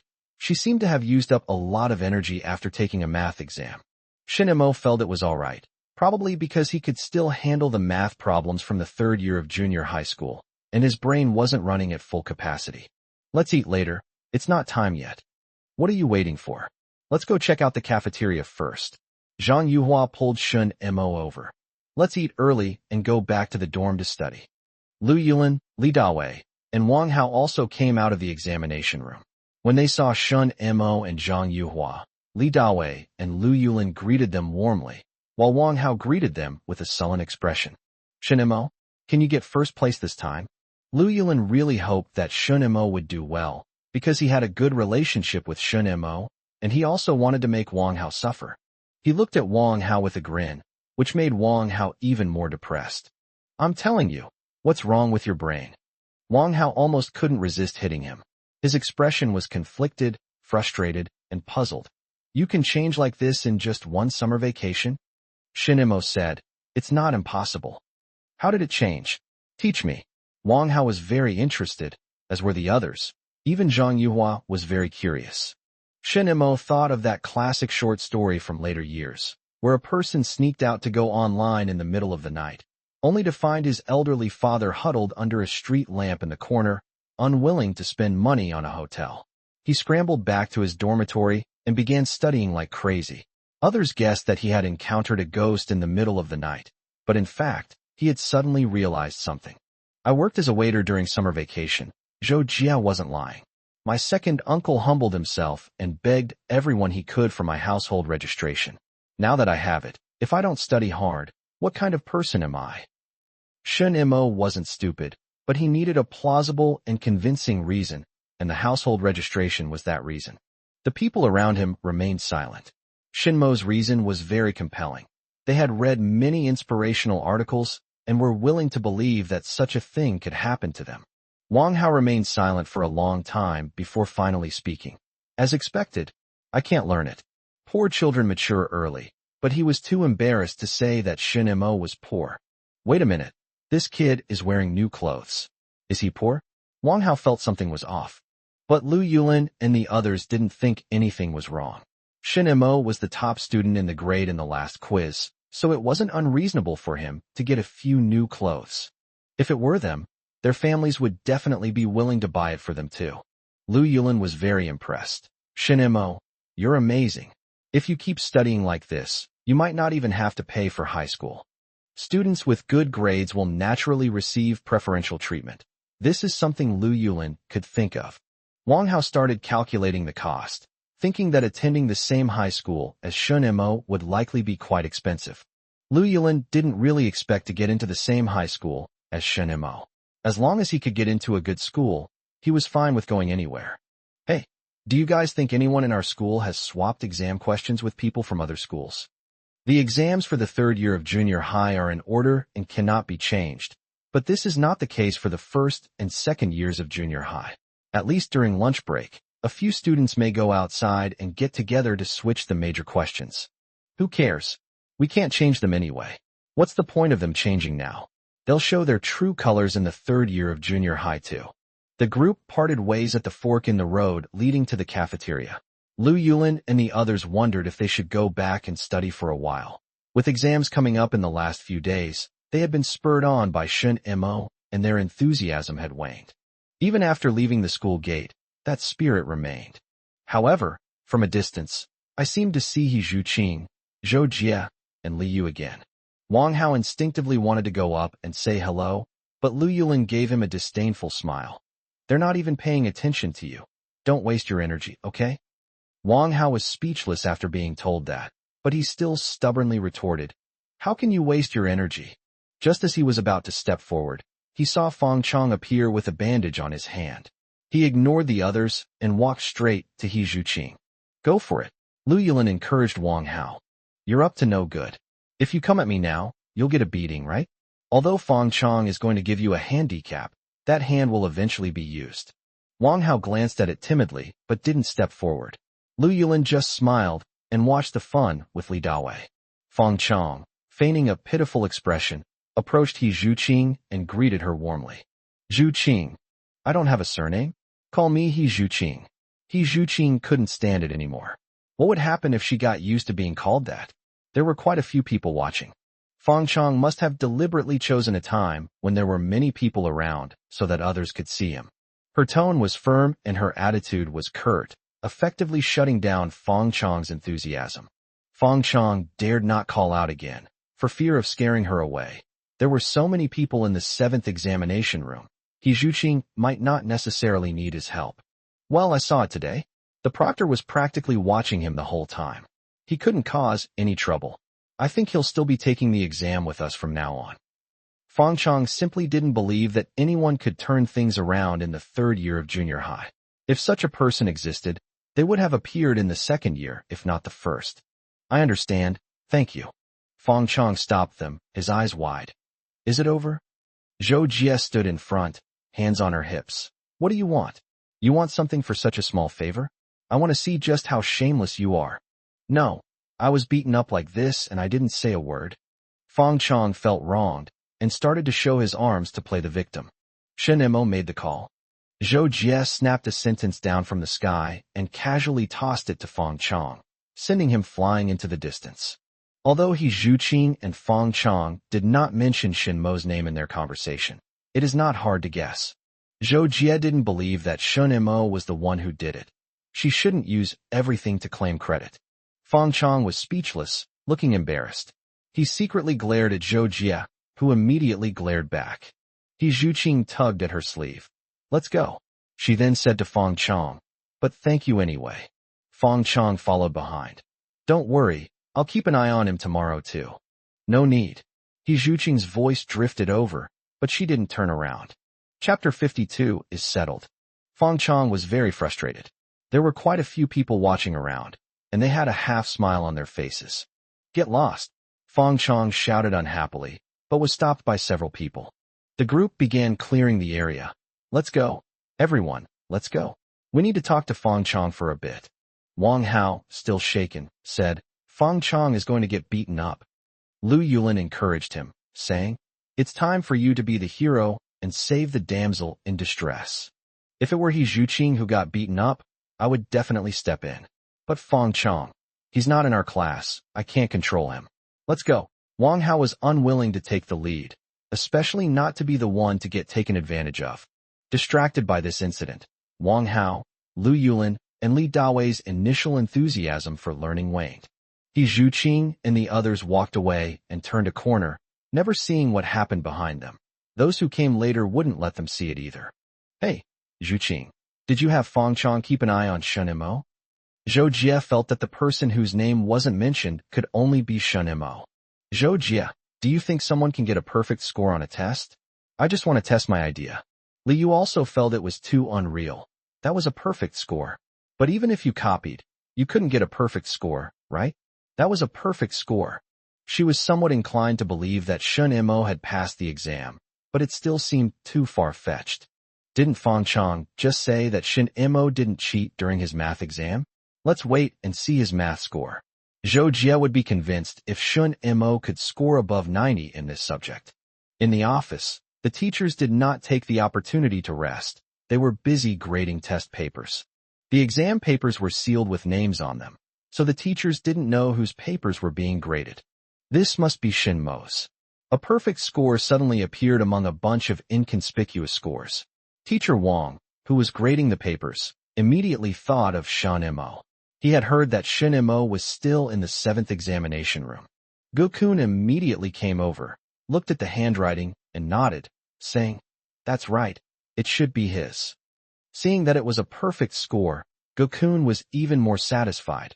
He had talked with Zhang Junhai, the director of teaching, during the day, and the proctors for this midterm exam had paid special attention to Shun Imo. Gokun had a lot of confidence in Shun Imo. After all, he was Shun Mo's teacher and knew his students' level. Of course, it was normal for others not to understand, and he was happy to see Shun Imo prove himself in front of others. He teaches mathematics and has a natural affinity for the three subjects of physics and chemistry. Although the physics and chemistry exams haven't been held yet, his confidence has already been boosted. Gokun was in a good mood when his student got a perfect score. He poured himself a cup of hot water, then leisurely returned to his seat to grade the other papers. The teachers of Class 2 were in high spirits. They felt like they had gained a top student for free. This feeling had nothing to do with the bonus. It was purely the joy of encountering an outstanding student. The next morning, Shun Imo entered the examination room again. Fong Chong, with a sling on his arm, watched him from a distance. Yesterday after school, some of the male classmates had a friendly conversation with him, which helped him understand some principles. Now, looking at Shun Imo, he can't help but sigh in his heart. You'd better take the test higher, okay? I'm not going to take the test with you anymore. If you get this kind of treatment just for talking to He Zhuqing for a few minutes, then if I were to take her around on a bicycle, she probably wouldn't even be able to get into the exam hall today. Some junior high school students are troublemakers who like to fight and cause trouble. They have their own way of doing things, and they might teach anyone they don't like a lesson. They were experts when it came to early romance, but there weren't many pretty girls among them, and even fewer who were willing to be with them, so they would pursue every potential opportunity. So how do we win them over? Let's have a fight. If one fight isn't enough, then let's have a few more. Fong Chong wanted to make a good impression today and show off to He Zhuqing after school, but that idea was nipped in the bud last night. When the chemistry exam papers were handed out, Shun Imo grabbed his pen and quickly began answering the questions. Another day of exams was over, and Shun Imo felt a sense of relief. Even including politics, he was confident that he would be first in his grade, and he was looking forward to the results. He can get at least 95 or above in physics and chemistry, even if he can't get full marks. Shun Imo is more concerned about Chinese, which is the subject he has a hard time controlling. Even if it takes another week, the scores will be released eventually, and once they're out, he'll go back to see his second uncle. Shun Imo, can you get first place? Several people in the dormitory gathered around, and without realizing it, they began to acknowledge Shun Mo's abilities. Shun Imo didn't dare to say he was number one, but simply replied, "It would be good enough if I could be number one in our dorm." Several people teased Shun Imo, saying, "Why are you being so modest in front of us?" Outside the school, Zhou Jie followed He Zhuqing and Li Yu back, looking around as they walked. "What are you looking at?" "I'm looking for Fong Chong. Why didn't he show up today?" Zhou Jie was surprised. He Zhuqing thought for a moment and said, "I guess it's because I thanked him yesterday, so he has no reason to show up today." No, this is not right. Zhou Jie felt that this was not the case. She looked around again and saw many wandering eyes. Li Yu didn't want to talk about that kind of topic, so she changed the subject to the exam. "Hey, Zhuqing, you'll get first place this time, right? Didn't Fong Chong say yesterday that Shun Imo didn't cheat?" He Zhuqing was unsure. In the last final exam of the second year of junior high school, she was second in her grade and was determined to surpass Wang Gu, the first place in Class 1. Unexpectedly, Shun Imo suddenly appeared out of nowhere. She walked forward slowly, carefully recalling every detail of the exam. It seemed she had done everything she could. If she still couldn't beat Shun Imo after all that. No, why should he? Li Yu, who was standing nearby, said, "I ran into some classmates today, and they said that Shun Imo suddenly became a bright student because he had trouble getting his household registration, and his second uncle had to humbly beg someone for help." Zhou Jie didn't understand. It was just a household registration. He Zhuqing didn't understand either. Li Yu didn't quite understand. They had heard that Shanghai household registration was valuable, but they had this household registration since birth. "Let's go. The teacher will be going over the questions tomorrow. I want to calculate how many points I can get on the test." There was no morning reading the next day. Everyone ate breakfast at home and brought their books back to class. Sure enough, all the teachers were going over this midterm exam. "I know the test papers haven't been handed out yet, but it's okay. You all know what's going on. You can lie to the teacher, but don't lie to yourselves." Gokun cleared his throat and began to go over the math test paper. Shinemo checked the answers one by one and found no mistakes. Gokun knew his grades, so he paid more attention to another student in the class. Every time he finished explaining a problem, he would glance at the other students. He could get the answers he wanted from their eyes. Zhuqing's eyes suddenly dimmed, and Gokun knew that the little girl had gotten one question wrong. Zhang Yuhua, who was sitting on the side of the third row, twitched her lips. Good, another careless one. Similar scenes play out repeatedly, but most often in Chinese language classes. Chapter 53 is truly the first. After each subject teacher finished explaining the questions, they would ask a few students how many points they could get on the test at the end of get out of class. Although the scores haven't been released yet, almost all the teachers know about Shinmo's grades. Whenever a teacher in the office says they have a perfect score on a test, someone will come up to check it. Yuanli was quite frustrated because there was no perfect score reference for Chinese. After Chinese class ended, she went to Shinmo's row and first gave Li Dawei a tap on the head. All you do is play all day. Li Dawei looked aggrieved, but dared not resist. Yuanli put on a smile and asked Shinmo, "How many points do you estimate you can get?" It's hard to estimate the score for the essay, but it'll probably be above 85. Shinmo didn't dare to be too optimistic about his score, afraid of being proven wrong. 85. Yuanli was not very satisfied with this score. If it were Li Dawei, she would be very satisfied. She silently did the math in her head. 85 it is. Adding the other subjects with standard answers. Not bad. It could be first in the class, and very likely first in the grade group unless someone pulls up the score with Chinese. She nodded and went to the other students. Just as Li Dawei was about to laugh, Yuanli turned around again and reached out to scare him. Li Dawei shrank back, and Yuanli withdrew her hand. "You're at the same table as Shinmo, so you should study hard." "Okay," Li Dawei obediently replied. As soon as Yuanli left, Lu Yulin came over and said, "Shinmo, you don't know, do you? Last Sunday, your second uncle brought his girlfriend home for dinner." "Real? Why would I lie to you? It's not like I'm going to grow any more flesh." Lu Yulin calculated the time. "If everything goes smoothly, I can still eat wedding candy before the high school entrance exam next year." Shinmo said, "I ate my second uncle's wedding candy, so I got 10 extra points on the high school entrance exam." He also wanted to go back, but he wanted to take his grades with him. Lu Yulin grinned at Wang Hao and said, "Hey, class monitor, did you tell your dad how you did on the test this time? If I can't beat Shinmo, can I beat you?" Wang Hao retorted. He had no doubt about Shinmo's grades and was convinced that he couldn't beat Shinmo. In addition, since Shinmo had a Shanghai Hoku household registration, he stopped calling out the name Xiang Wu Ning. It'll be fun if you really don't pass the test." Lu Yulin wouldn't miss any opportunity to tease him. Since the results weren't out yet, they could at least exchange some insults. Li Dawei chuckled. "Next time, we'll all sit together for the exam again. Comrade Li Dawei, could you say something auspicious? Something positive and uplifting?" "No," Li Dawei said, though his argument was flawed. Over in the office, several teachers were busily compiling grades. "So, have the top 10 results been announced yet?" This was the first thing Yuanli asked when she got back. She was even more nervous than Shinmo and Zhuqing. The homeroom teacher of the class next door, Gu Nanfeng, looked at him with a hint of jealousy and said in a sour tone, "Shinmo from your class is number 1. What's his total score? What's his Chinese score?" Yuan Li's first concern was Shinmo's total score, and then her concern was his Chinese score. "That depends on how we decide," Gu Nanfeng said, keeping everyone in suspense. "How else can we calculate it? It's always been like this, based on the subjects in the high school entrance exam, hasn't it?" Yuan Li started pushing her way into the crowd, and several teachers quickly stopped her. Sister, calm down. Your class has already taken first place. What's the rush?" "Okay, tell me, how many subjects did he get perfect scores in?" Several teachers chuckled.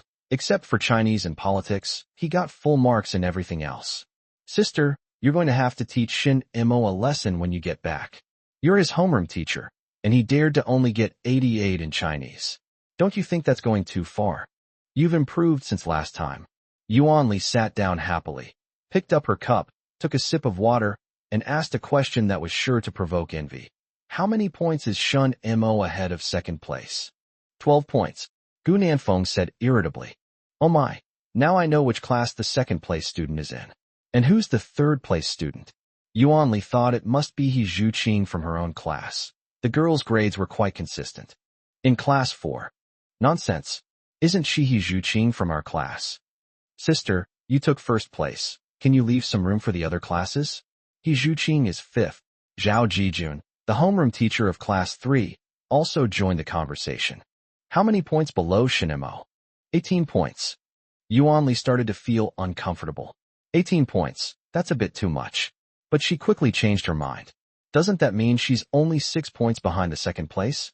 I need to talk to He Zhuqing when I get back. We've fallen from 2nd to 5th in our grade last semester, so we can't lose confidence. The dean of students, Zhang Junhai, was not here. After learning that Shun Mo was ranked 1st, he immediately went to find Principal Yao Bang. Principal Yao, the results are in. Shun Mo is in 1st place. What did the proctors say? Yao Bang handed him a cigarette. Zhang Junhai took out a match, lit Yao Bang's cigarette first, then lit his own, and threw the matchstick away. He exhaled a puff of smoke and said comfortably, "No cheating. Principal Yao, think about it. Who could cheat and get a perfect score? Especially right under the proctor's nose." What did Lao Yuan say? Her. Zhang Junhai chuckled. She's probably found out by now after class, and she's probably laughing and slamming her fist on the table in her office. Old Zhang, keep an eye on Shun Mo. Don't let any thugs from inside or outside the school harass him. Don't worry, I'm keeping an eye on them. Zhang Junhai's teeth itched at the thought of those thugs. They had even gotten into a brawl outside of school just a few days ago. But he found out too late, and the thugs had already escaped. This is a promising talent that the city is focusing on, so we must protect him. If any fools dare to step forward, he'll teach them a lesson. In the 1980s, 1990s, and even around the turn of the millennium, many teachers were very protective of their students. Although they might physically punish students, they would not allow others to bully their students. The rankings of the top 10 in the grades spread very quickly, and well-informed students were the first to know the news. Shinemo, you got 1st place in the grade. Sports committee member Guopin rushed in from outside, shouting breathlessly. Zhou Jie stood up. Guopin, where's Zhuqing? Her? She's 2nd in our class, and 5th in the grade, I think. When Zhou Jie turned around, she saw He Zhuqing lying on the table, crying again. Oh dear, why are you crying? Is 5th place really that bad? Please don't give it to me, okay? Don't be such a crybaby. Zhou Jie hurriedly turned around to comfort her, but then heard someone in the front row remind her, "Cousin's here." Wu Gang walked in with a smile and stood on the podium. "Today we're going to go over the midterm exam." Hey, what happened to He Zhuqing? Who bullied her?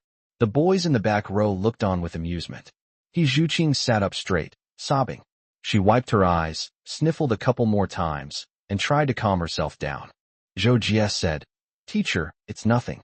She just remembered something that upset her." The teacher still has a watch. Wu Gang muttered, glancing at He Zhuqing, who seemed unconcerned. Chapter 54 Seating Problem. After the chemistry class ended, Wu Gang ran off in a flash to report to Yuan Li in the office. "Sister, He Zhuqing from our class is crying again." "Oh dear, you little crybaby." Yuan Li had a headache. She could guess why the little girl was crying. "Did you say in class that she got 5th place?" "No," Wu Gang said, feeling wronged. "I didn't even mention the score, not even Shin Mo who got 1st place. No, she was already crying when I went into the classroom to teach. It has nothing to do with me." Okay, I know. Yuan Li was afraid of encountering girls who were prone to crying. If you were bullied, I could still get justice for you. But if you didn't do as well as others in the exam, what am I supposed to do then? During evening self-study, I need to talk to a few classmates.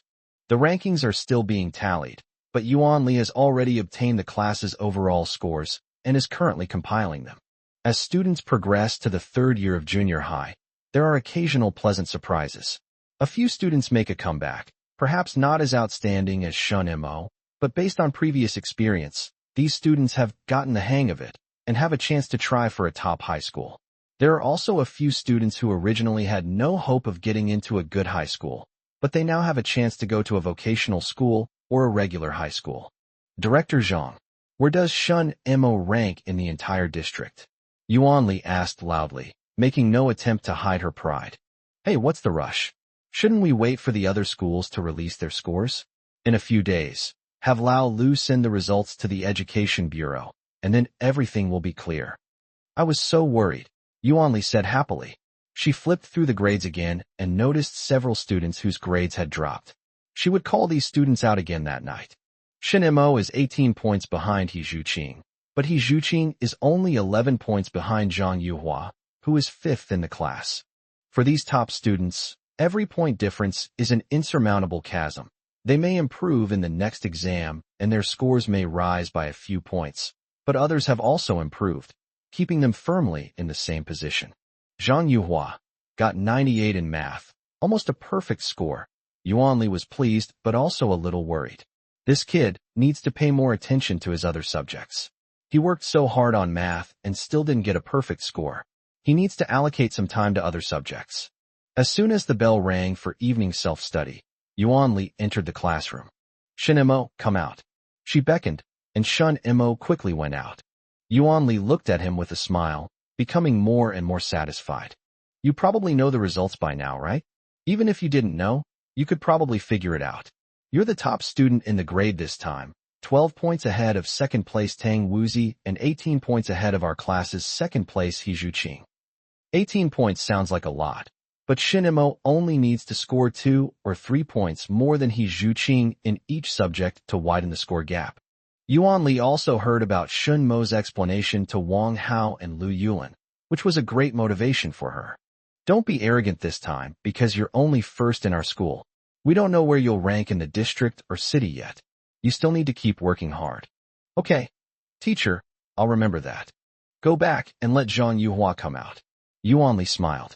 Shin Mo's grades didn't need any further instructions, even though he didn't get 90 points in Chinese. Okay. Shun Mo returned to the classroom, and almost everyone looked up at him. He wasn't quite used to being the center of attention yet. Zhang Yuhua, the teacher wants you to leave. Hey. Zhang Yuhua quickly stood up and walked out, almost tripping over the stool. Zhou Jian muttered to herself. Zhang Yuhua couldn't possibly be second place. Li Dawei whispered to Shun Mo. First place, right? Li Dawei was very happy for Shun Mo. I knew it was you.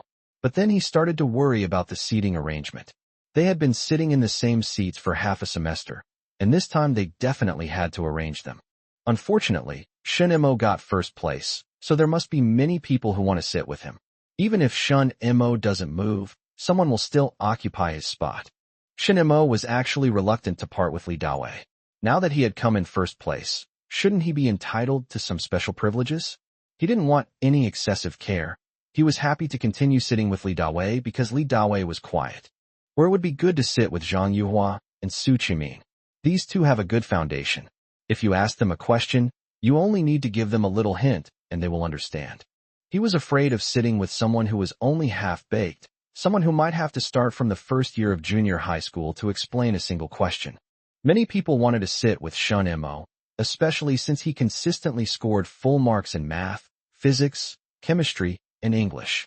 He was practically a walking reference book with standard answers, and people could ask him anything they didn't understand. Many people are starting to have this idea. The female classmate was too shy to sit at the same table as Shun Mo, but she could sit in front of him. Zhang Yuhua returned from outside. He Zhuqing, the teacher wants you to go out. He Zhuqing went out, and Yuanli told her to stand still. You came in second in the class this time. The reason we made you come out third is because the two students ahead of you improved a lot. I heard you even cried. He Zhuqing's eyes reddened again, and Yuanli was both amused and exasperated. What are you crying for? Will crying make you the best student? Look at Shun Mo. He knows what he wants, and he studies hard when it's time to study. Have you seen him playing around outside? His roommates say he only goes home once a month. You all know about his parents' divorce. Have you seen him wallowing in self-pity? Have you seen him crying? Studying well is what matters. Don't cry anymore. Crying won't help. There is still more than half a year left in the final year of junior high. If you work hard during this time, you might still have a chance. Yuanli actually felt that He Zhuqing would no longer have a chance to surpass Shin Mo, because Shin Mo's momentum was too strong. After the household registration was settled, this kid actually remained at a perfect score. She didn't know how long Shinmo's perfect performance could last, but she knew that the difference between 99 and 100 points was far greater than the difference between 99 and 98 points. All right, wipe your tears. Let's do it again at the end of the semester. Go back and call Su Chimin out. One by one, the students were called out for talks. Yuan Li's mouth was parched from talking for 3 evening self-study sessions. When Li Dawei came out, Yuan Li told him to study hard with Shun Mo. Li Dawei asked, "Teacher, can I still sit next to Shun Mo?" Yuan Li was speechless. That depends on whether Shun Mo wants to sit next to you. A thought suddenly flashed through her mind. Shun Mo and Li Dawei seemed to be unaffected by each other sitting next to each other, but it might be hard to say if it were someone else. If Shun Mo asks to sit at the same table as Li Dawei, she has to agree. Now that you're in your final year of junior high, the important thing is to maintain your focus. Even a seemingly insignificant change can drain a lot of your energy. Li Dawei was very happy. Shun Mo doesn't want to be separated from me either. If you don't believe me, I'll call him out. You don't need to ask, I'll ask myself. Yuan Li reached out and poked Li Dawei's forehead hard. You be serious. Others don't even have a chance to sit with Shun Mo. Chapter 55, Going Back to Improve Our Lives. Before the end of the 3rd evening self-study session, Yuan Li went to the podium. She glanced around the classroom. I've been lenient with some of you by not criticizing you in class after this exam. If you still don't live up to the expectations, don't blame me for not being lenient next time. Also, you should know what you're doing when we arrange the seating on Sunday night, okay? The students below immediately began whispering among themselves. Yuan Li tapped the table.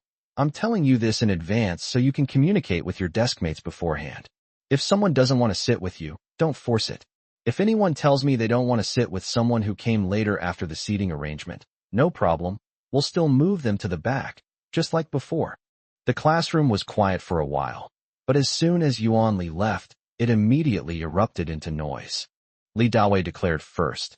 Shun Mo said he's still sitting with me. Some of the eager boys were discouraged, but there were still some who refused to give up. Why should I? Does Shun Mo want to sit with you? I do want to, Shun Mo replied. He didn't want to spend any more time getting used to his new deskmate. His words dampened the spirits of the other students. Li Dawei said smugly, Don't worry, Shun Mo said he won't take the good seats in the front.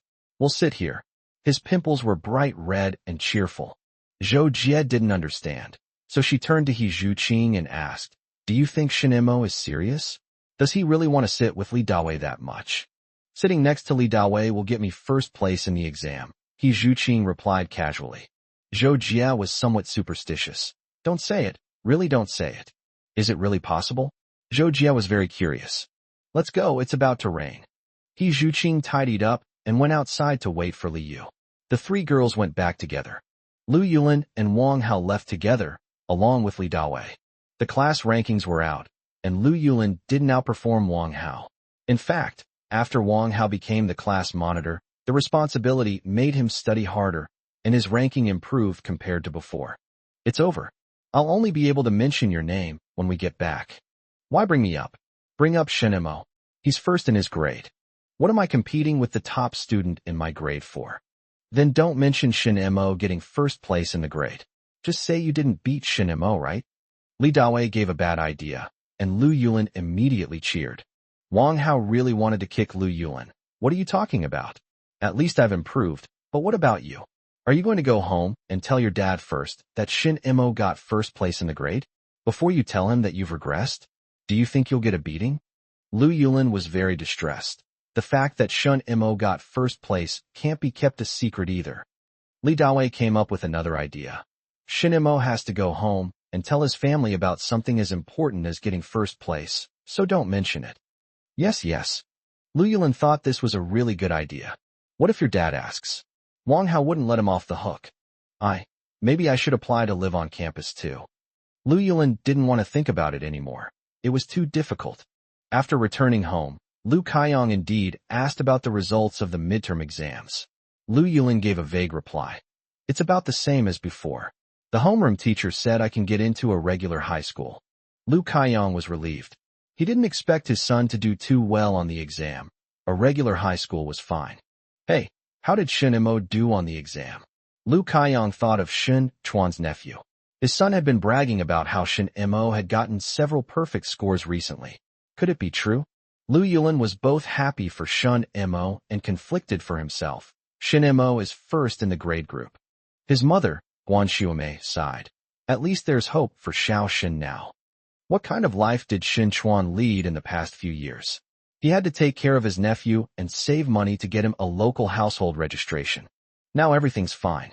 They have a household registration, their nephew is doing well, and that young man Shin Mo seems to have a conscience. Shin Chuan can just wait to enjoy a life of leisure in the future. Lu Yulin couldn't feel jealous of Shin Mo because the gap in their grades was too large. He would only be anxious if Shin Mo were to surpass him by even a little bit like Wang Hao this time. Right now, his jealousy of Wang Hao far exceeded his jealousy of Shin Mo. It's raining. Quick, Lao Lu, close the windows. Lu Kaiyong hurriedly closed the window, but a few raindrops still drifted into the room, bringing a touch of chill. Large raindrops pattered against the window, crisp and powerful, which was very soothing to the senses. Shin Mo lay on his bed in the dormitory, listening to the sound of rain hitting the glass, a smile appearing on his lips. What kind of dishes should he bring when he goes back to visit his second uncle this week? It seems like hairy crabs are in season now. I'll take a few home. Live ones, I'll steam them myself in my dorm. It seems like lamb is in season now, right? I'll ask Sister Zoe to make some extra so my second uncle can have a taste. He's craving it too. The sound of rain outside reassured him. Let it rain, let it rain. It helps me sleep. Li Dawei doesn't live in the dormitory. Without him around, many people privately approach Shin Mo, wanting to sit at the same table with him, but Shin Mo doesn't agree. As soon as classes ended on Saturday afternoon, Shin Mo shoved his books into his drawer and rushed out of the school with the crowd. While others walked or cycled, he took the tram and headed towards Garden Road. Shin Chuan didn't cook today.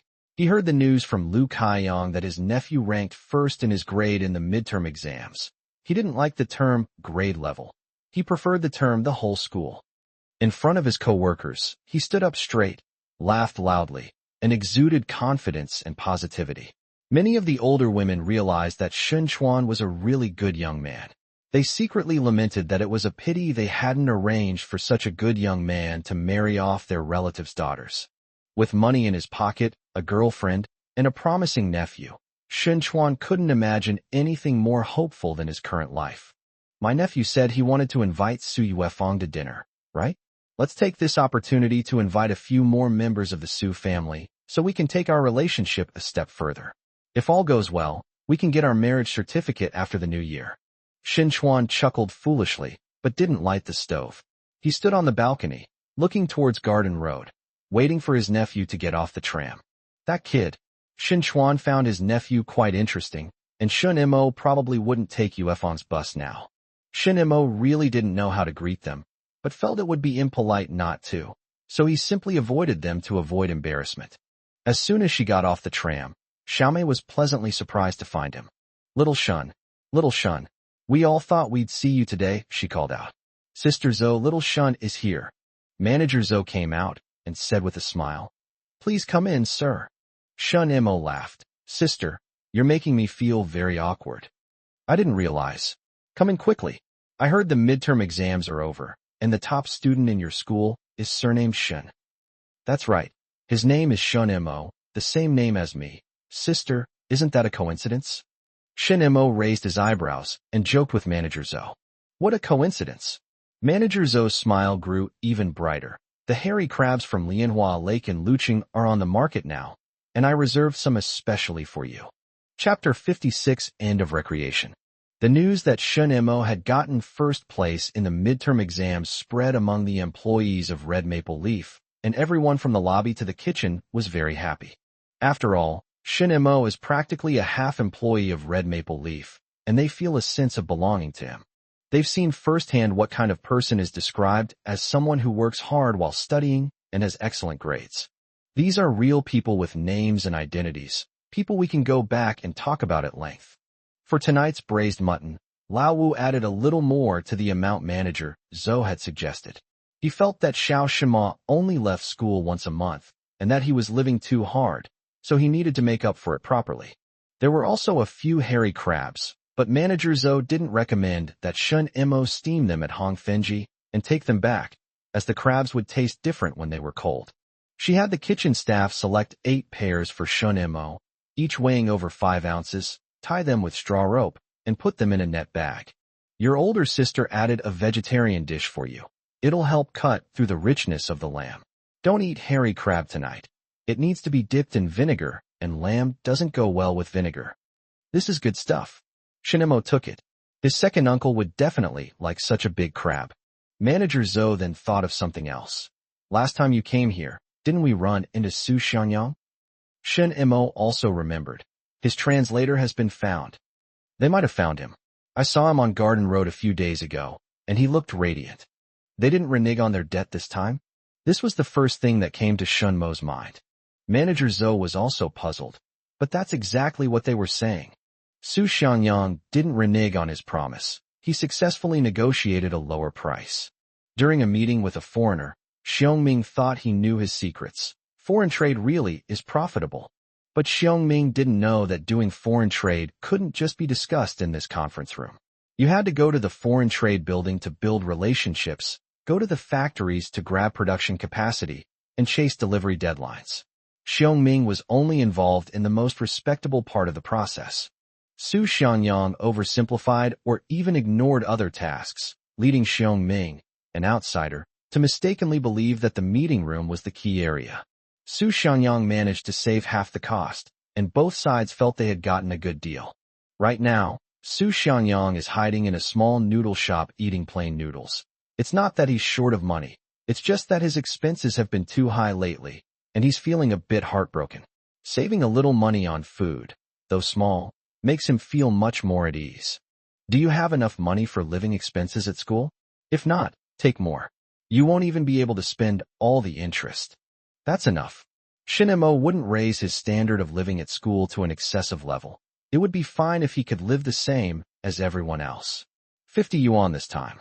Manager Zhou gave him 50 yuan. Xiaomei brought over the net bag used for storing vegetables.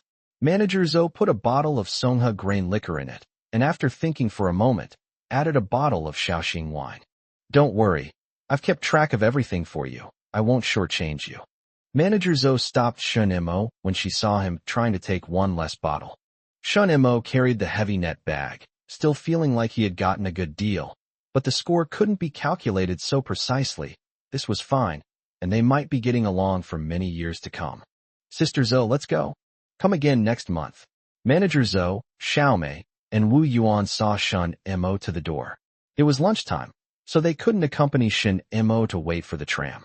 Shin Imo took the vegetables back to his second uncle's dormitory. After getting off the tram, he habitually looked up and saw his second uncle leaning on the balcony, smiling at him. What are you standing there for? Hurry up and get on the bus. Your second uncle is starving. Shin Imo grinned, bought a few steamed buns downstairs, and rushed upstairs. Second uncle, mutton. These hairy crabs are delicious. Shin Chuan looked at the crabs in the net bag with delight. I was just thinking of having a bite of these. Sister Zhou brought an extra bottle of rice wine. Here you go. Shun Imo brought a bottle of Baijiu and a bottle of Huangjiu, which Shin Chuan happily accepted. Your second uncle is in for a treat. He may get to taste wines from all over the country in his lifetime. This should have belonged to the eldest brother, but it seems he forgot he had a son, or perhaps his new sister-in-law is preventing him from remembering his son. Yulin told Brother Lu that you got first place in the whole school this time, right? That's right. Second uncle, are you relieved now? I'll be number 1 in the whole school all the way up to the high school entrance exam. Great, Shin Chuan said. If we get first place again in the final exams at the end of the year, we can stand up straight when we go back home for the new year. Shin Imo hesitated for a moment, then said, Second uncle, let's not talk about it. Even if others find out, what can they do? Will they be happy for me? Why shouldn't I be happy for you? That's your own father. When he said the word own father, Shin Chuan's voice dropped considerably. Apart from him, who seemed like a real uncle, none of the others seemed like family. Fine. If my nephew doesn't want to talk about it, then he doesn't have to. Study hard, get into university, and then study abroad on a government scholarship. Shin Chuan set a goal for his nephew. Shin Mo's heart skipped a beat. Go abroad? Second uncle, is someone selling their house to raise money for going abroad? Shin Chuan feigned anger. What? You don't have the confidence to get a government-funded spot. No. I mean, if someone is selling a house, could you see if you can buy it for your wedding? You and your aunt will be living together in the future, and it's not good to keep squeezing into this kind of dormitory. Hey, you're worrying about me now. Shin Chuan scratched his head. Private housing is rare in Shanghai, probably around 10, with most people relying on their work units for housing. But for ordinary employees like Shin Chuan, it would take many years of waiting to be allocated a larger apartment. Second uncle, I still have 6,000 yuan left over from Red Maple Leaf. Let's not talk about buying something too big. Can't we just buy something smaller? Shin Chuan was a little embarrassed to spend his nephew's money. Let's eat. My birth chart. Let's eat. The first stroke of the birth chart was already drawn, and once the second stroke was completed, he might really have to borrow money from his nephew. He originally wanted to tell his family that Shin Mo could make money, but when he thought about how his nephew would rather keep most of the money in the restaurant for him to use than leave it all with him, he wondered if he was worried that Shin Mo would give the money to other family members. I'm going back to school tomorrow at noon. Second uncle, please take the hairy crabs to Andy. Shin Mo didn't mention asking his second uncle to invite the guests back for a meal, because Lu Yulin said a few days ago that his second uncle had already brought people over for a meal. Let's eat. Shin Chuan grabbed a steamed bun and took a big bite. However, his nephew was right. He should send the hairy crabs to Yuefang tomorrow. There's a lot of mutton tonight. Shin Chuan picked up a piece of meat with his chopsticks and suddenly realized that there were hardly any vegetables in the lunchbox. If he wanted vegetables, he would have to go to another lunchbox to get them. Sister Zoe is worried that there won't be enough food for the two of us. That's enough. Can mutton be eaten as a meal? Shin Mo slept soundly in his second uncle's dormitory without having breakfast. The two uncles didn't get up until the sun was high in the sky. Shin Mo hurriedly ate a bowl of noodles and rushed to school to give his second uncle some free time. As soon as his nephew left, Shin Chuan immediately grabbed the net and went to find Su Yuefang. He also brought the bottle of rice wine with him, as crabs and rice wine go perfectly together. How many letters are in chapter 57? Come out and line up. Yuan Li stood at the classroom door, nodded her chin towards the door, and the classroom immediately became much more lively. The rankings are out. Let's make this clear. You can sit in the lower ranks, but not in the higher ranks. If you want to sit with someone, you need to discuss it beforehand. If you want to stand with someone ranked lower. Hey, Shin Mo, what are you doing? Shin Mo said, Teacher, I still want to sit with Li Dawei. Yuan Li thought Li Dawei was just talking and bragging, but she didn't expect Shin Mo to actually want to sit with him. As for the impact, Yuan Li felt there would be some, but since Shin Mo got full marks in several subjects, she couldn't pinpoint the exact impact. Several male students looked disappointed. They were all prepared to sit down next to Shin Mo once he went in. Li Dawei chuckled to himself, while Yuan Li glared at him. Shin Mo is your desk mate. You have to be influenced by him. She dared not suggest that Li Dawei ask Shin Mo for help, because if that delayed Shin Mo's progress, it would defeat her original purpose. Teacher, I've got it, don't worry, Li Dawei assured him, patting his chest. But no one, including himself, believed him. He Zhuqing, you go in first, the rest of you follow. Some boys should be more mindful of their studies and not try to get close to the girls. Yuan Li wanted to prevent early relationships, but even more so, she wanted to prevent harassment. Zhou Jie stood in the middle of the line, looking back with great curiosity. Shin Mo was quite interesting, not choosing the first one. I heard that Shin Mo is going to pick his original seat again this time. Then you guys go and reserve it for him first? What kind of good seats are those? Shin Mo sat relatively far back, which, although a corner seat, did not pose a problem of looking sideways. Shin Mo, Li Dawei, come in. Li Dawei excitedly followed Shin Mo inside, but Yuan Li, still annoyed, gave him a sharp rap on the head. Shin Mo went inside, and a group of classmates watched him excitedly as he chose his seat. Fortunately, the previous seat hadn't been taken, so he went up and plopped down. Li Dawei followed behind, sitting in his own seat, looking smug. Many students changed their seats, only a minority did not. He Zhuqing didn't change seats. She was used to sitting in that spot, and had done so for all 3 years of junior high. After the students changed seats, the classroom erupted in chaos as everyone scrambled to move their books to their new spots. Meanwhile, Shinmo had already started working on his problems. Halfway through the first semester of junior high, Shinmo spent half a semester getting back to his student self. He liked this state and didn't even want to leave it, because he was surrounded by teenagers who were lively, energetic, and had simple and passionate feelings. Shinmo felt like he had returned to his true youth. Studying is much less stressful than working, it's more structured, and most importantly, it gives you something to look forward to. After several autumn rains, the weather turned cold. Shinmo's name became the most prominent in the junior high classes. Although Zhou Jie still used the name Xiang Wu Ning when talking about him, she was surprised to find that fewer and fewer people agreed with her. Adults have many standards for success, but students only have one standard: grades, especially junior high school students. Could they have developed feelings for that lemon-flavored spice? One evening after self-study, on her way home from school, Zhou Jie raised her question. He Zhuqing didn't reply. She didn't want to think about such things yet. With the high school entrance exam looming ahead, how could she have the energy to think about such trivial matters? But she was interested in this kind of gossip, and she occasionally needed a little spice in her studies. Liu looked around and saw that there were still a few boys loitering not far away, but no girls. It seems like there's someone in our class. How so? Zhou Jie asked excitedly. Take a guess. How am I supposed to guess? Is anyone thinking of writing a letter to Shinmo? I can pass it on. You? He Zhuqing sneered. You just want to take a look, don't you? What's wrong with taking a look? Zhou Jie said with a grin. I want to see how their writing compares to the boys who wrote you letters. A bunch of excuses, He Zhuqing muttered again. How can that be an excuse? Zhou Jie naturally disagreed. I took a look, and Shinmo doesn't seem to be too ugly. Liu was speechless. How did you come to this conclusion? What do you mean by not too ugly? And you have to say he looks like someone? He has a dignified appearance, not particularly handsome, but definitely very handsome. He Zhuqing suddenly wondered if Shinmo's grades would drop if he started dating. Liu, if anyone in your class really wants to deliver a letter, let Zhou Jie help her out. Zhou Jie grinned mischievously. Zhuqing, you want to see it too, don't you? I won't look, He Zhuqing replied, but Zhou Jie didn't believe her at all. New Year's Day is coming soon. You're going to put on a show, right? Zhou Jie got excited.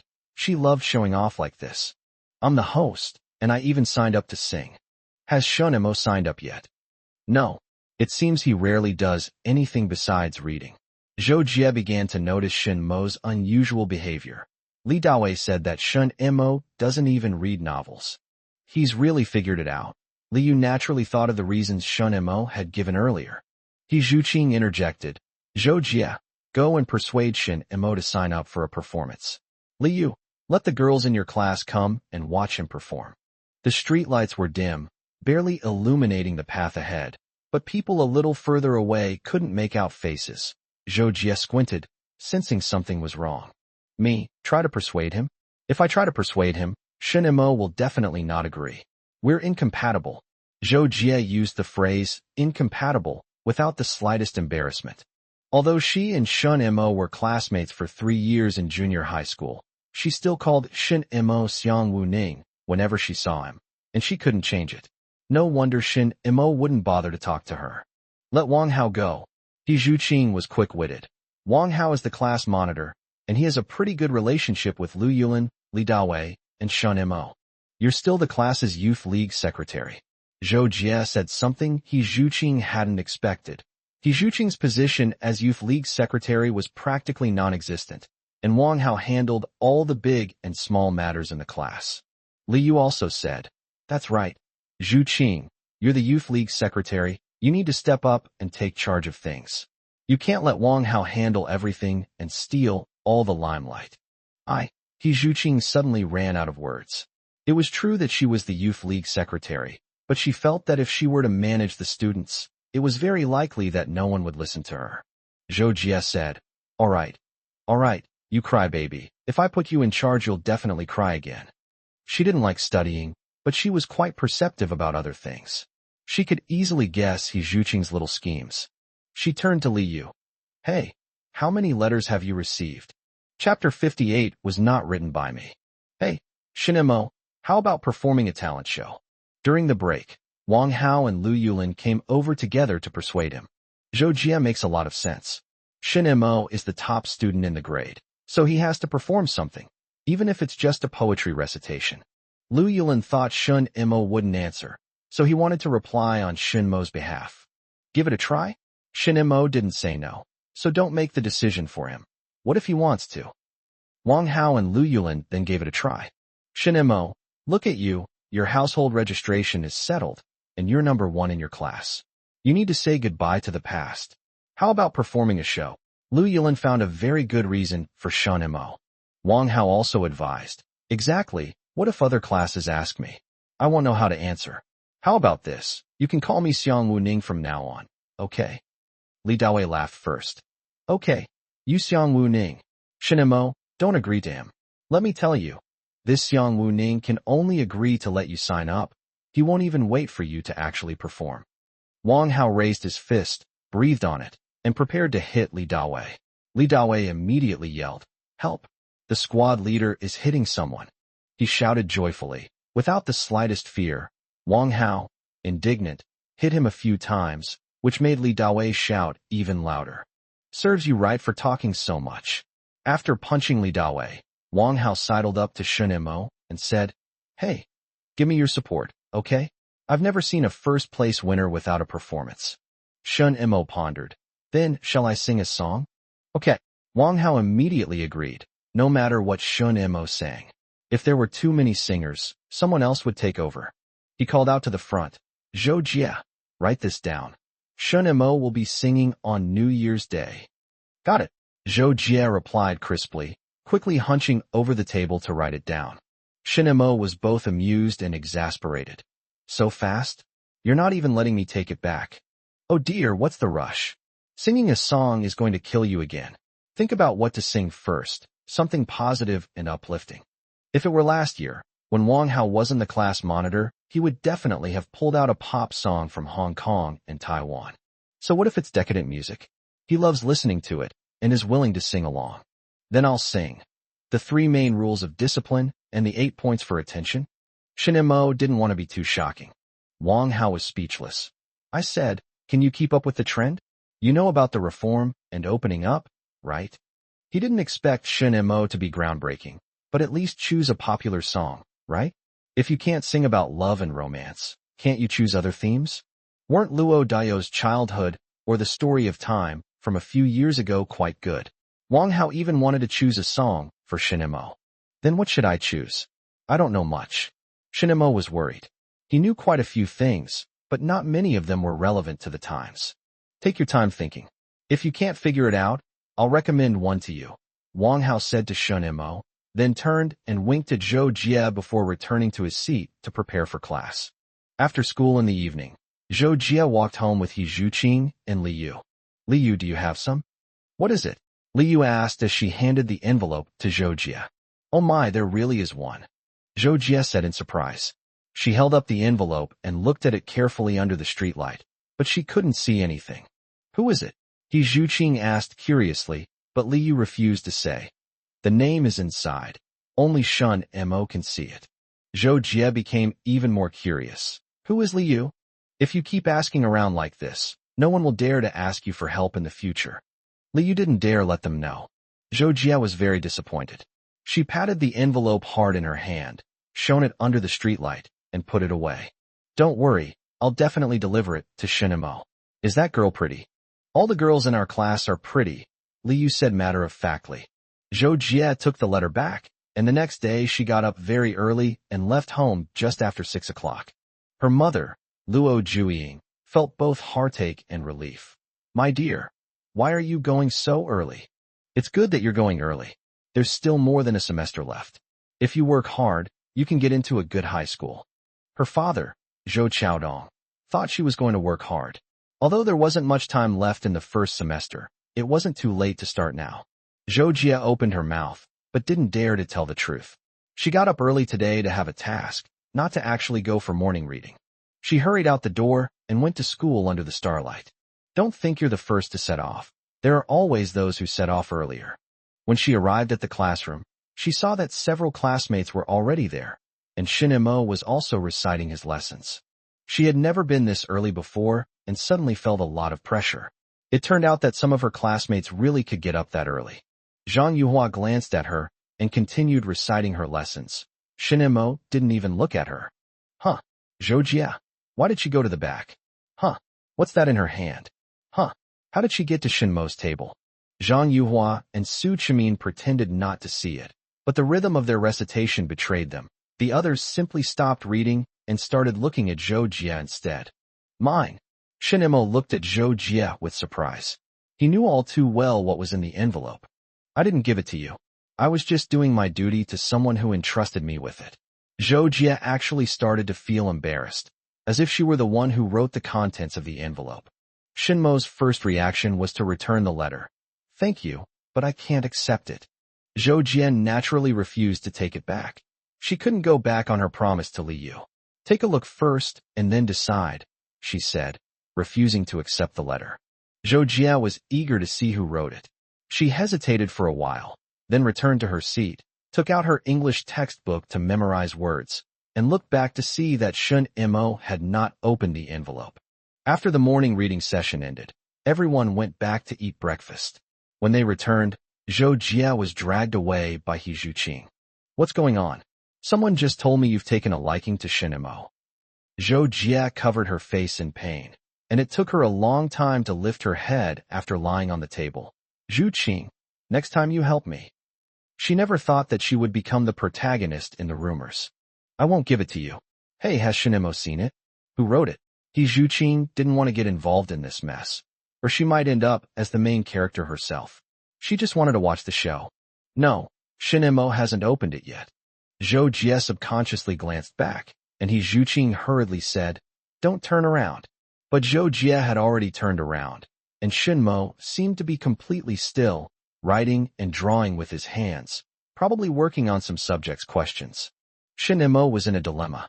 He knew that this was not written by Zhou Jia. Given Zhou Jia's personality, how could she possibly be interested in him? A sense of vanity rose in his heart, and Shin Mo was somewhat smug. But he wasn't precocious. He was truly mature. After vanity comes emptiness. Few junior high school romances last, and Shin Mo didn't want to hurt the girl he didn't know. Looking ahead, Zhou Jia was probably still waiting for his reply. Oh well, he'd find a time to tell her that he hadn't read or replied to the letter. If the girl wanted the letter back, Shin Mo would return it. Chapter 59, Trying to Flap the Wings. During evening self-study, Shin Mo took out the envelope. It was sealed very well, but Shin Mo did not doubt that there was a skilled classmate who could steal the letter and restore it. People have endless creativity and motivation when they're not doing anything productive. Li Dawei seemed to have discovered something amazing. You received this? It's not a love letter. The envelope wasn't signed. Not even the recipient Shin Mo's name was on it. It was completely blank. Oh, Li Dawei was a little disappointed, and then went back to working on the paper. Shin Mo didn't know what he was busy with, but he was very busy. Do you have any glue? Yes. Li Dawei pulled out glue from the drawer like a magician. Shin Mo cut several small strips from the exercise book, then made a few cuts in the middle of these strips with a knife, turning them into a fragile label. He carefully pasted these strips onto the folded parts of the envelope and wrote, Study hard, on the seam. Li Dawei watched Shin Mo do this with great curiosity. Noticing that the teacher wasn't around, he asked in a low voice, What are you doing? To prevent anyone from peeping. Li Dawei took it, looked at it over and over, and gave Shin Mo a thumbs up. Brother, you can do it. This letter can be stolen, but it cannot be opened, read, and then returned. Many people wanted to peek at the letter, because several people saw it when Zhou Jia came over in the morning, and by evening self-study time, many more people knew about the letter. Shin Mo didn't give Li Dawei any instructions, but Li Dawei still told Wang Hao and Lu Yulin about it after school. However, his focus wasn't on the letter, but on how Shin Mo handled it. I saw it. Shin Mo is definitely a master. Anyone who tries to peek inside will be discovered. Where do you get so many absolutes? Can't you have a little more confidence? Li Dawei shook his head and said, I'm not confident. I guarantee that no one can do it. If you don't believe me, I'll show you tomorrow. Shin Imo put the letter in the drawer, leaving it out in the open. The classroom was the safest place. He arrived earliest and left latest. During breaks, there were other students around, and he was always first in line. Anyone who tried to take something from his seat would be met with great attention. On the other side, Liu asked anxiously, How is it? Has Shinemo seen it? No, Zhou Jie said dejectedly. Liu, no matter who wrote that letter, tell her she owes me a huge favor. I risked my reputation to deliver the letter to her. He Zhuqing laughed from the side. Liu, you don't know. Everyone in the class is saying that Zhou Jie used to call someone Xiang Wu Ning, and now she has her eye on someone else. Liu paused for a moment, then couldn't help but laugh. Her voice was quite loud, attracting the attention of the students around her. You two must really hate each other. How did you manage to get linked together? Ha ha ha, that's hilarious. He Zhuqing asked curiously. Do you think Shinemo will read this? I will definitely watch it. Zhou Jie retorted. If you received it, wouldn't you watch it? He Zhuqing looked at her strangely. Why do you want to see? I've lost quite a few. Shinemo didn't lose it too, did he? I heard he's really serious about it now. Liu was a little worried. Boys and girls are different. Boys are thick-skinned and are already prepared to be ridiculed when they hand over the love letter. But girls have a sense of expectation in it. I'll ask him when we rehearse the show in a couple of days. Zhou Jie thought Shinemo would probably watch it, just like when she received a new gift from her parents. She would definitely take a look if she hadn't received one before, but if it was stationary, she might not be very interested. That night, neither Zhang Yuhua nor Su Qimin asked Shinemo about the letter. Others had their own affairs, and they didn't want to pry. I heard you signed up for singing. Which song are you going to sing? What would you like to hear? You can request a song. You can do all of that. Zhang Yuhua asked incredulously. I didn't say I know it all, but I can learn it. You're just learning and putting it to use right away, Su Qimin laughed. Shinemo, you can do it. The next evening during self-study, Zhou Jie and Wang Hao called out the students who had signed up for the program. While Wang Hao was asking the others, Zhou Jie quietly asked Shinemo, have you seen it? No, Shinemo said in a low voice. Please return the letter for me. It's better for everyone that way. It's fine to return it. You can take a look first. Zhou Jie was still thinking about He Zhuqing. He Zhuqing was too full of ideas, but she didn't know how much self-control Shinemo had. She wanted to see for herself. Then could you ask that girl if she's decided what she'll do after graduating from junior high? Zhou Jie asked in surprise. You really didn't see it? It's better for everyone if we don't look at it. You can do it, Shinemo. Oh, by the way, I'll be working as a waiter on Huayuan Road during winter break. Remember to come and support me. You're kidding me. Hey, stop talking, Shinemo. Have you decided which song to sing? Shinemo said dejectedly. I suggested the 3 main rules of discipline and the 8 points for attention, but you disagreed. Hey Shinemo, haven't you thought about singing a Hong Kong or Taiwan song? You've heard of Lo Taiyu, right? You've heard of Jonathan Lee, right?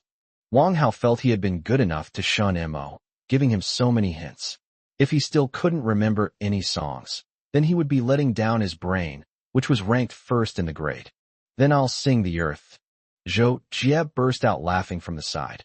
Hey, Xiang Wu Ning, where did you get that old-fashioned song from? Beyond songs. Shinemo was about to say something, but quickly shut up.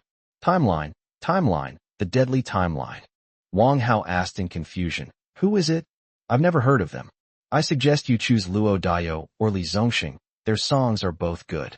Beyond is not famous yet. Even self-proclaimed fashionable people like Wang Hao and Zhou Jie have never heard of them. Shinemo felt a surge of curiosity. What would happen if he sang The Earth beforehand? How big of a storm can a butterfly's wings stir up? But it's only the Mandarin version. As Wang Hao said, he's really not good at it, but even if he were, it wouldn't be useful, because the students might not be able to understand it. Okay, The Earth. Wang Hao, do you have a guitar? Your standards are pretty high. Wang Hao turned to Zhou Jie and said, you have this at home, right? Bring it here. Zhou Jie glared at Wang Hao, her eyes mostly white with little black. Fine, I'll take it. You've been eyeing our guitar for a while now, haven't you? No way. Don't wrong an innocent person. Wang Hao retorted stubbornly. Of course he wouldn't admit it. But both of them shared the same thought. They were both very curious about how much knowledge Shun Mo actually possessed. Guitar? Could Shin Mo really play that? Chapter 60 The Earth. Life in the third year of junior high school is relatively dull and boring. Apart from a few people who can endure it, everyone else is looking forward to some spice. The New Year's Day party is like a spice.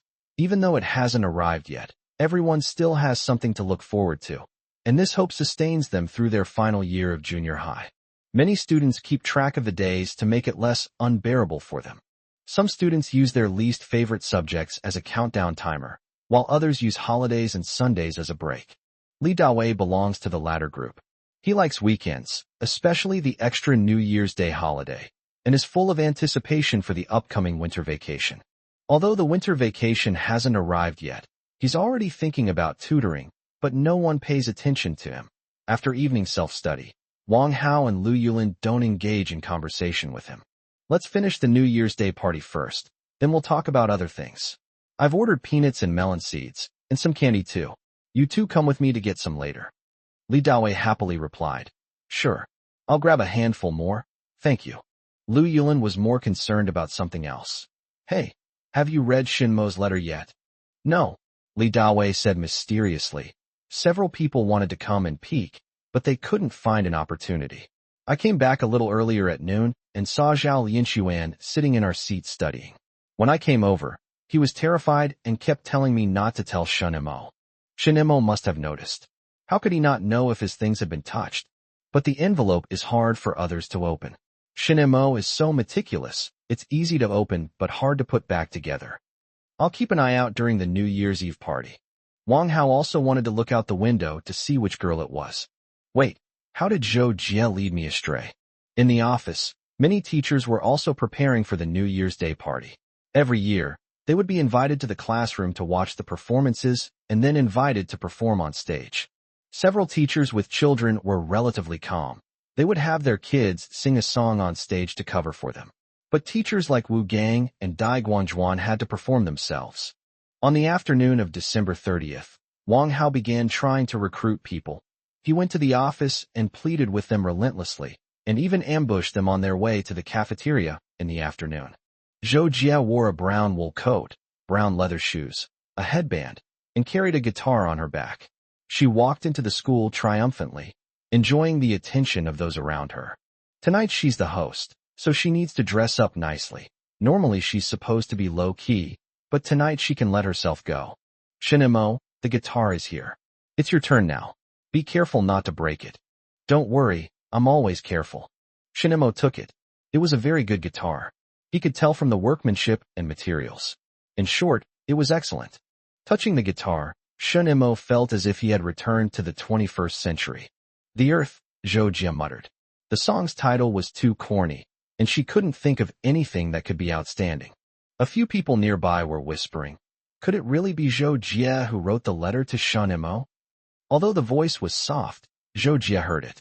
She put her hands on her hips and glared at him, saying, "What nonsense are you talking about?"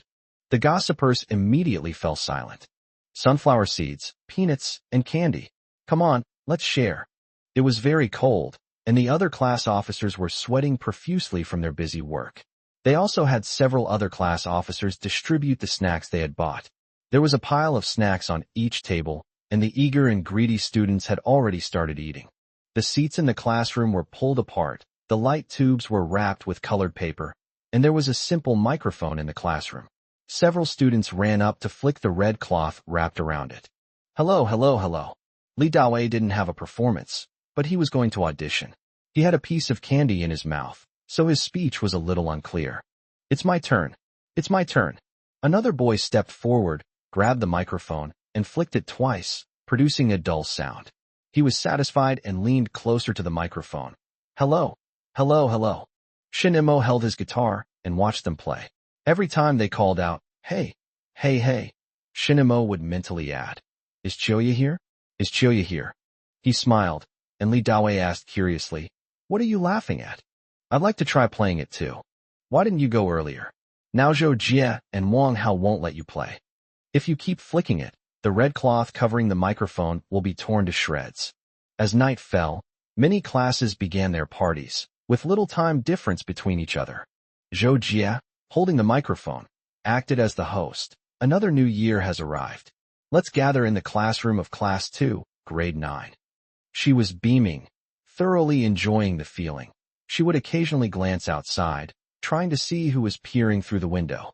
The homeroom teacher, Yuan Li, sat in the middle, with several empty seats around her, which were reserved for other subject teachers. Several class officers stood consciously against the corner of the wall, acting as support staff. Now let's begin our party. Please welcome Su Ran to perform a poetry recitation, the dawn's announcement. The students applauded enthusiastically. Su Ran blushed slightly, stood up from her seat, and went to the center of the classroom. She was dressed in ordinary blue cloth clothes. After standing firm, she cleared her throat and began to recite. Arise, poet, for my prayer, and tell them that what they have been waiting for is about to come. Li Dawei wasn't interested in this kind of poetry. He was like a hamster, constantly munching on sunflower seeds. But he also respected Su Ran. While he ate, his eyes were always on her, never wandering off. Shinemo, I've decided what I want to do. Shinemo was still preparing to go on stage when he suddenly heard these words, which surprised him. What you up to? I want to go to a technical school and become a skilled worker. You can do it. Shinemo encouraged him, covering the guitar strings with his hand and plucking them once, producing a short, muffled sound.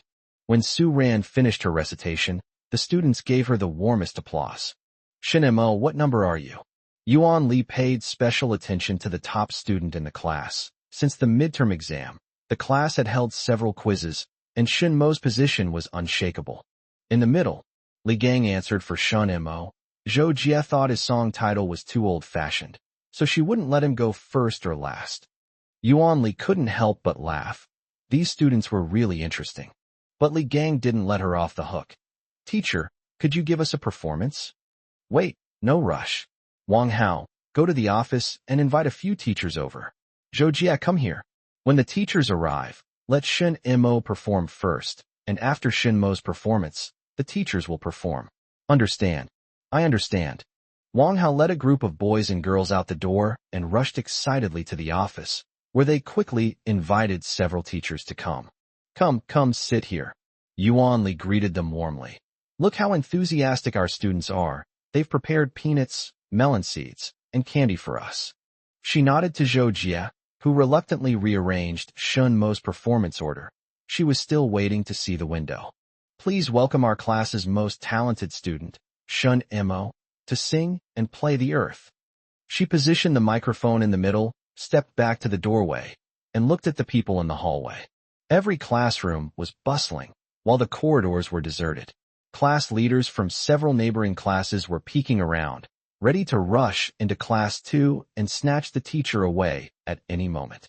Come on, Shinemo, let the performance begin. Several class leaders came over to watch the commotion with smiles. Shun Imo hung the guitar on his body and tried out a few notes. The students in the class cooperated and quieted down a lot. With a slight movement of the finger, a series of musical notes were produced. For so many years I've longed for those days. They always felt ancient and mysterious. I can no longer recall so many glorious chapters of history. Wang Hao was surprised. Was this a new song? But it sounded like a pop song, and he had never heard of it before. Looking back, a group of simple-minded teenagers walked away easily. Upon hearing this, several teachers were deeply moved. Shinemo was just that simple boy. The path under his feet had transformed from a narrow, winding trail last year into a golden avenue. He would go further and further. Chapter 61 Yoko. Shinmo's singing voice is clear and uplifting, possessing an inspiring power. He sang and played the guitar, completely absorbed in the music. He gazed ahead as if the future he saw was not his homeroom teacher, but a bright and promising one. The students in the audience opened their mouths slightly. This was a song they had never heard before. The melody was great, they could keep up with it, and many of them were willing to sing along. They tapped their feet rhythmically, their bodies vibrating with Shun Mo's singing, as if the passion was about to be reflected in themselves. Many people believe that Shun Mo is singing about himself, the boy who easily walked away. After he finished singing, he was greeted with even more enthusiastic applause. Shin Mo secretly breathed a sigh of relief. Practice makes perfect, and he had almost forgotten how to play the guitar. He made several mistakes in the middle, but fortunately, not many people could understand his singing, so he didn't embarrass himself too much today. Zhou Jie and Wang Hao, standing at the door, looked at each other with puzzled expressions. They asked one of them, "Have you heard this song before?" Upon hearing the other person's question, the two of them answered together, "No." Zhou Jie said disdainfully, "You stinky lemon." Wang Hao was speechless. "I told Shinamo to call me that, but I didn't say you could. You're so fancy, okay? You're such a sly country bumpkin." In the local dialect, Zhangban Yangzu is used to describe someone as foolish, and it's not a compliment. Zhou Jie glared at Wang Hao, then remembered that she was wearing leather shoes today. So she kicked Wang Hao with her foot and immediately ran to the center of the classroom to take the microphone. With a broad smile, she completely forgot about Wang Hao. "Let's give Shun Mo the warmest applause." Li Dawei almost clapped his hands raw. After Shun Mo returned to his seat, he excitedly said, "Whose song is this? I've never heard it before." "My song. Keep it up." Li Dawei didn't believe it at all. "I learned it when I was a waiter in a restaurant." Li Dawei still didn't believe it, and not only did he not believe it, but no one else was willing to believe it. No one after that could surpass Shun Mo, until several teachers were egged on to perform. The teachers who were with the children immediately pushed out their children to take their place, and several children performed songs or told stories very seriously. Wu Gang and Dai Guangjuan had no choice but to take the stage themselves, each singing a song. Zhou Jia was standing at the door when she suddenly saw Li Yu and several other girls coming over. "Are you here to see Shin Mo sing?" Zhou Jia immediately went up to them, curiously looking at the girls. Li Yu gently nudged her. "What are you looking at? Come and invite a few teachers to sit in our class." Shin Mo is so popular that his show has been moved up. Zhou Jia stared at the girls, trying to figure out what was going on, but to her surprise, all of them showed disappointment at the same time, including Li Yu. "How was your singing?" Although Shun Mo had obtained a Shanghai Hoku household registration, and his parents were native Shanghainese, she still believed that Shun Mo was from Yunnan. Shun Mo wanted to use a guitar to show off, fine, but she didn't expect Shun Mo to be able to play the guitar like this. Looking into the classroom, it seemed that neither Li Dawei nor Lu Yulin expected that Shun Mo's two best friends would be grinning from ear to ear. "Teacher, the class next door is here to snatch someone away." Yuan Li stood up. Let's go too. It's not fair to favor one over the other." Wang Hao didn't forget to remind Yuan Li. "Teacher, remember to come back after you finish singing." "Okay, I remember." Yuan Li and several teachers left the classroom, still talking about Shun Mo's song. "Have you heard this song before? Who sang it?" Among these teachers, Wu Gang and Dai Guangjuan are the most fashionable. They are young and have a much greater interest in new things than the other older teachers, but even they haven't heard of them. "How strange," Yuan Li muttered as she went to another class. Dai Guangjuan is indeed at the forefront of the times. She is still immersed in that song. "Sister, ask Shin Mo tomorrow whose song it is. Your student is very bright. I think even without studying, he might be able to stay in Shanghai." The policy is loosening, and as a senior teacher, Yuan Li can feel the easing of the policy. The city is opening up more ways for these children of educated youth to settle down. However, there is still a problem. These children of educated youth need to live up to expectations. For example, if Shun Mo didn't have a Shanghai household registration, he could only attend a regular high school in Shanghai, but he wouldn't be able to take the college entrance examination. However, if he were recognized by the school as an outstanding student, he could take the college entrance examination. For example, if Shun Mo sings well and wins second prize or higher in a city-level competition, he can also obtain residency. Taking a step further, some technical schools will open up special quotas, and if these children of educated youth can pass the exams, they can also register their household registration. But if Shun Mo doesn't live up to expectations and ends up like he did in the second year of junior high, then he'll be stuck in Shanghai. Shun Mo is still very capable. Yuan Li suddenly felt very gratified. If someone is destined for success, then they are destined for success. There's no stopping them. The atmosphere seemed to cool down a bit after the teacher left, but the people around Shin Imo were still going crazy. Shin Imo, you're so clever. Quick, quick, write the lyrics for me. Li Dawei shook Shin Imo vigorously, wanting the lyrics. The other boys also wanted to perform, but Zhou Jie stopped them. Quiet down. There are other students who want to perform, okay? Li Dawei quieted down a bit, but was still excited. You must write the lyrics for me. Later. I borrowed Zhou Jie's guitar. I have to give her face. After Zhou Jie invited the next student to begin their performance, she retreated to the doorway. Wang Hao chuckled and said, "Oh, isn't this Ebishi Yoko?" He nearly got hit on the foot again, but Wang Hao nimbly dodged. He pretended nothing had happened. It's too cold at the door. Being a class monitor is really tiring. I can't even go back to my seat and have to stand outside in the cold wind. Luckily, I heard Shinmo's song tonight. It's not corny at all. He hummed softly until the end of the party, feeling that this year's party was the most rewarding experience. Several boarding students voluntarily stayed behind to clean the classroom so that day students could go home earlier. Hey Yoko, can I borrow your guitar for a few days?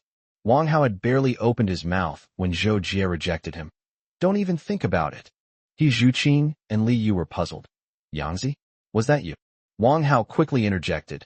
Now Zhou Jie is called Ebi Yoko. He Zhuqing laughed so hard, she almost bent over. Yoko by the river. Tell me, isn't that chic? Wang Hao wasn't embarrassed at all. She calls me Xiang Wu Ning, so I call her Jiang Bian Yangzi. Get lost. Zhou Jie thought to herself, this is bad. She was always the one giving nicknames to others. She never thought she would have one herself. She definitely couldn't call Jiang Bian Yangzi, but she could definitely call Yangzi. Especially with Lu Yulin and Li Dawei next to her, those two were indeed grinning slyly. If you dare to make a sound. Don't worry, Yoko, we definitely won't call them. The two of them grinned mischievously and quickly ran away. Zhou Jie made a move to hit him, but it was too late. She changed the subject. Hey, Li Yu, you brought several girls with you today? Who are they? Didn't I tell you? There isn't one. Li Yu refused to betray her female classmates. He Zhuqing chuckled and said, Yangzi, you're curious about this? Chapter 62 brings you an essay. Zhou Jie was very annoyed. She was going to have to live with this nickname.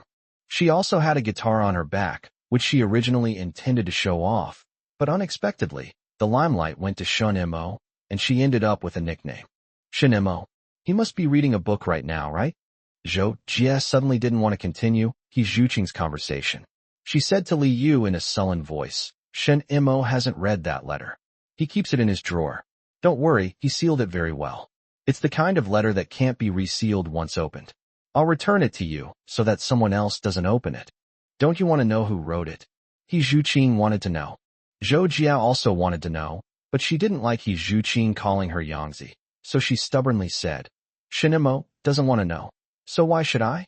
Li Yu, let me tell you, those boys in our class are capable of anything. What if they take the letter and don't return it one day? That would be hilarious. After hesitating for a long time, Li Yu said, then give it back to me. Zhou Jie returned home feeling dejected. After entering the house, she took off her guitar and said listlessly, Dad, look, it's all right now. What's wrong? You seemed quite happy when you went out this afternoon. Zhou Chaodong sensed that something was off about his daughter's mood. I'm tired. Zhou Jie went back to her room, lay on the bed for a while, took out her English textbook, flipped through it for a bit, and then felt sleepy. In the classroom, Shin Imo untied the colored paper strips wrapped around the fluorescent light. Su Qimin called out, Hey, Shin Imo, let it hang for one more day. Shin Imo replied, This is bad for your eyes. Su Qimin said regretfully, It was all right for one day. Never mind, let's take it off. The other students sweeping the floor shouted, Shin Imo, remember to write the lyrics for us. Don't worry. Shin Imo agreed. The classmates swept the floor quickly. After he finished taking the colored paper strips from the fluorescent lights, Su Qimin had already finished wiping his desk and sat down to read and do his homework. Shin Imo didn't even wipe the table himself. Several boarding students wiped it for him and sat down next to him with smiles, waiting for the lyrics. David will scold me when he comes back tomorrow. It's all right. Just write another copy. And he'll see it when he comes to morning reading tomorrow, several male students said considerately. Shin Imo was speechless. I'll write one down, and you can each copy it. Keep this one for Dawei tomorrow. Sure, sure, several boys agreed in unison, while several female classmates nearby were also eager to try, clearly waiting to copy as well. They gathered around quietly, yet excitedly. Shin Imo wrote down the lyrics, which were immediately snatched away by someone. Shin Imo looked closely and saw it was Zhang Jie. The people behind him were chasing after him, shouting, "Hey, let's copy it together." Several female classmates complained, "Why are you eating alone? No way. You copy it onto the blackboard." Several male students immediately responded, "That's right. You copy it onto the blackboard. Don't delay Shin Imo from reading." Zhang Jie felt wronged. "I worked so hard." "No. You copy it onto the blackboard. After copying, you still have to erase it. Let's wipe it." Zhang Jie felt wronged. Being blocked on the blackboard and forced to copy song lyrics with chalk. Students from other classes who hadn't left heard the commotion from class 2 and came over to see what was going on. "What are you doing? Aren't you afraid the teacher will come? What time is it now?" The group then realized that there was a party today, but it ended at the same time as the first and second year students, so they still had one class period left. "Quick, tell me the song Shun Imo sang today." The group watched Zhang Jie, preventing him from stopping, and then called in students from other classes to share their stories with great enthusiasm. "Don't tell me. Really don't tell me. I've never heard of it." The lyrics were brand new, and the students in class 2 kept copying them. After the girls finished copying, they started humming. Looking back, a group of simple-looking boys walk away easily. They also really liked this phrase, as if it possessed vibrant energy, boundless strength, and allowed them to achieve everything they dreamed of with every gesture. Shin Imo hadn't expected them to interpret the song this way, but what did it matter? But what he didn't expect was that when Yuan Li came to class the next day, she mentioned the song Shun Imo sang the night before. "Don't think I don't know. After the party yesterday, some students in our class copied the lyrics, and even students from other classes copied them. It's nothing, the teacher likes it too. Hey, Li Dawei, come up here and write the lyrics on the blackboard. What are you standing there for? Come on up. Do you think I'm going to eat you?" Li Dawei had Shin Mo's handwritten original lyrics. He wanted to say he didn't have them, but he couldn't refute it. Yuan Ma must have evidence. He went to the blackboard, and Yuan Li handed him a piece of chalk. "Go ahead and write. It's not like I'm asking you to write Ohm's law." The students below burst into laughter. Li Dawei's Ohm's law was famous throughout the entire 9th grade. Li Dawei painstakingly wrote down the lyrics, and Yuan Li sighed. "Your handwriting. You need to practice it properly. Let's go back. Today is the 31st. There's no evening self-study session, and tomorrow is a holiday. But I want to tell you, what grade are we in? We're in the 3rd year of junior high, okay? These lyrics are positive and uplifting, and I require you to write an essay of at least 600 words."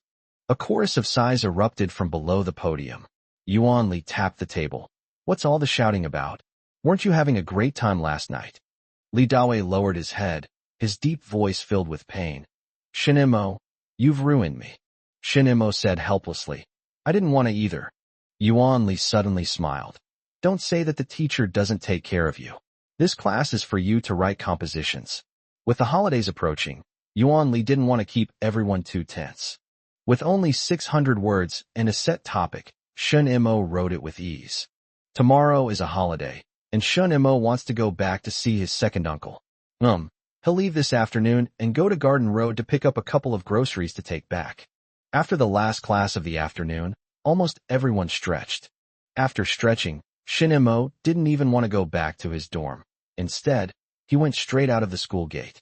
Zhou Jie walked over to him and held out her hand. "Give me that letter. I'll return it to you." "Oh, what a kind person, thank you." Shin Imo took the letter out of the drawer. He felt that if the letter stayed in the drawer for the new year, it might be lost when he came back. Zhuqing came over too, and she nudged Zhou Jie, saying, "Hey, what are you doing? Let's go, let's go."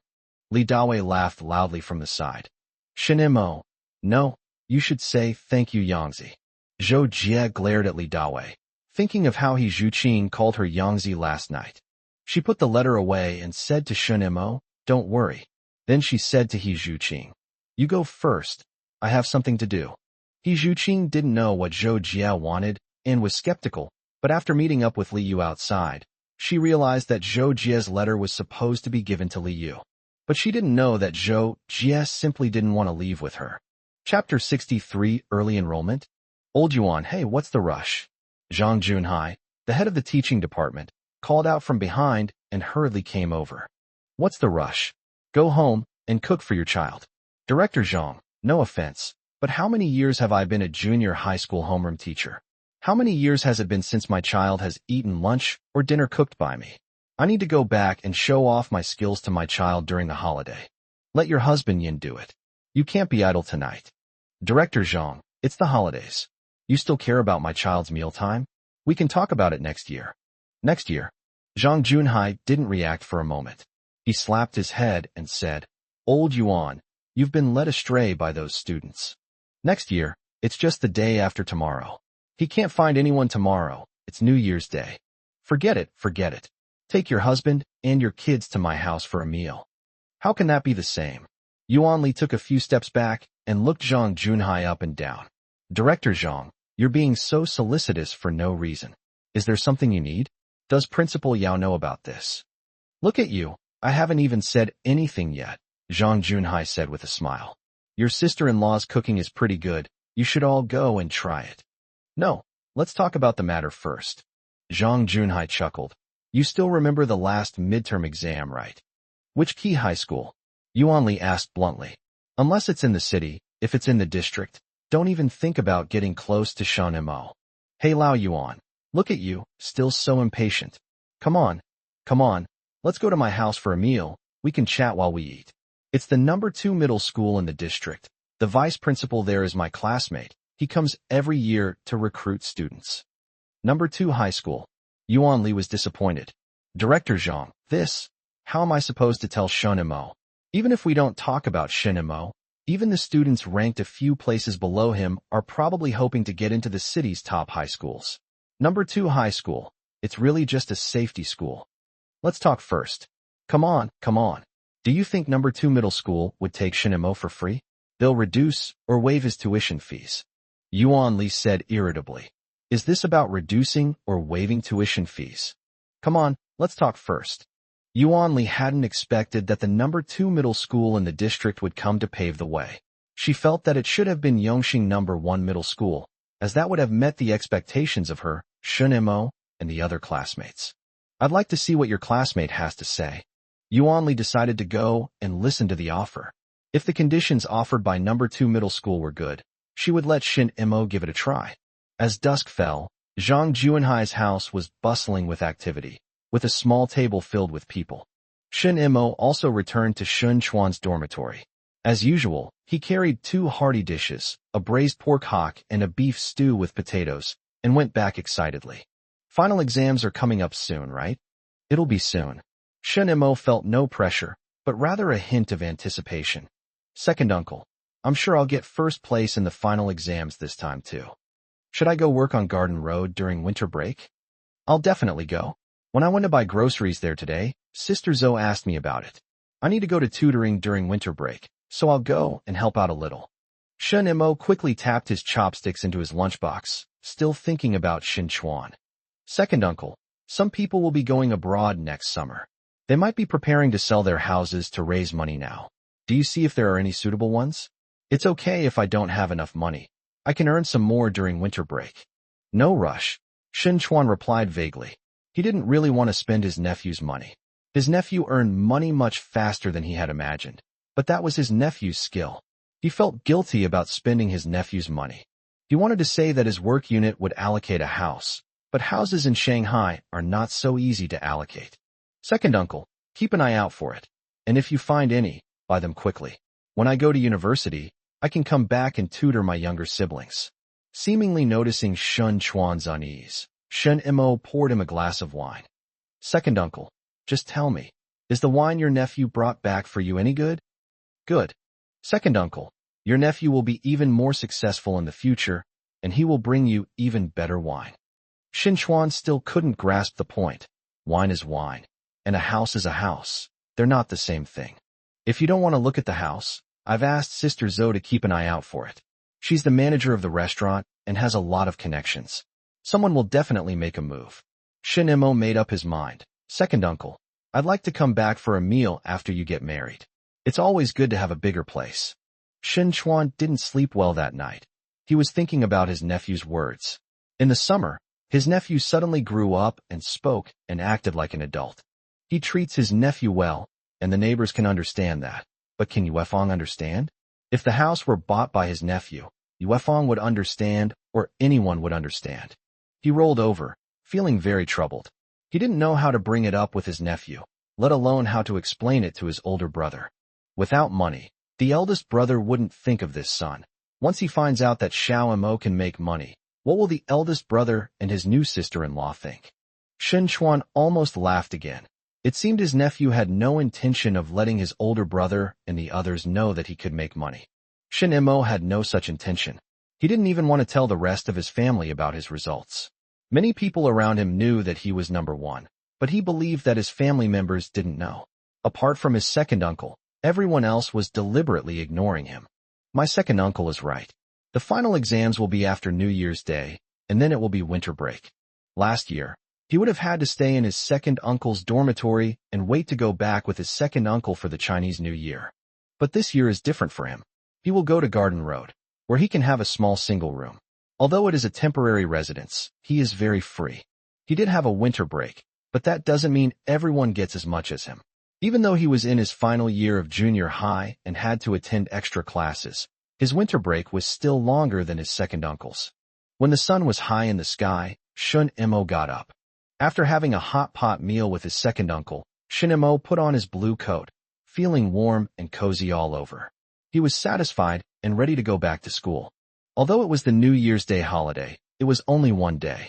Shin Mo felt good as long as he could get a good night's sleep. If he went back to school early today, he could go to bed early tonight and wouldn't have to rush to school early tomorrow morning. Second uncle, remember to check the house. If you don't, I'll really ask Sister Zoe and the others to keep an eye out for it. Okay, I understand. Focus on your studies and don't think about me. Your goal is to get into a top high school next year. After sleeping through the night, Shin Chuan felt more and more that his nephew was able to make his own decisions. If he doesn't keep an eye on this house, his nephew will definitely ask that lady on Garden Road to help him keep an eye on it. Shin Mo returned to school and saw that several classmates were already studying in his class.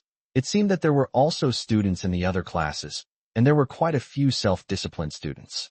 Back in his seat, Shin Mo quietly began to review his studies. At some point, Yuan Li appeared at the classroom door.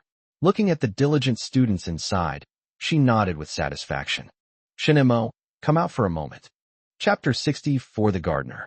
The other students only glanced up briefly before burying themselves back in their studies. Shin Mo went outside. The afternoon sun was warm, and Yuan Li's smile was also warm. She sized up the student and felt that he had an unusual maturity about him. I heard you did odd jobs on Garden Road during your summer vacation. Yuan Li asked, looking at Shun Mo's blue cotton coat. It was no secret that Shun Mo was working as a waiter during the summer vacation. The news had already spread through Zhou Jie's mouth. The rumor spread like wildfire among a few nosy students, especially after Shin Mo became the top student in the grade. It wasn't until Shun Mo himself admitted it and said that he would continue to work as a waiter during the winter break that the person who spread the rumor realized that he had been silly.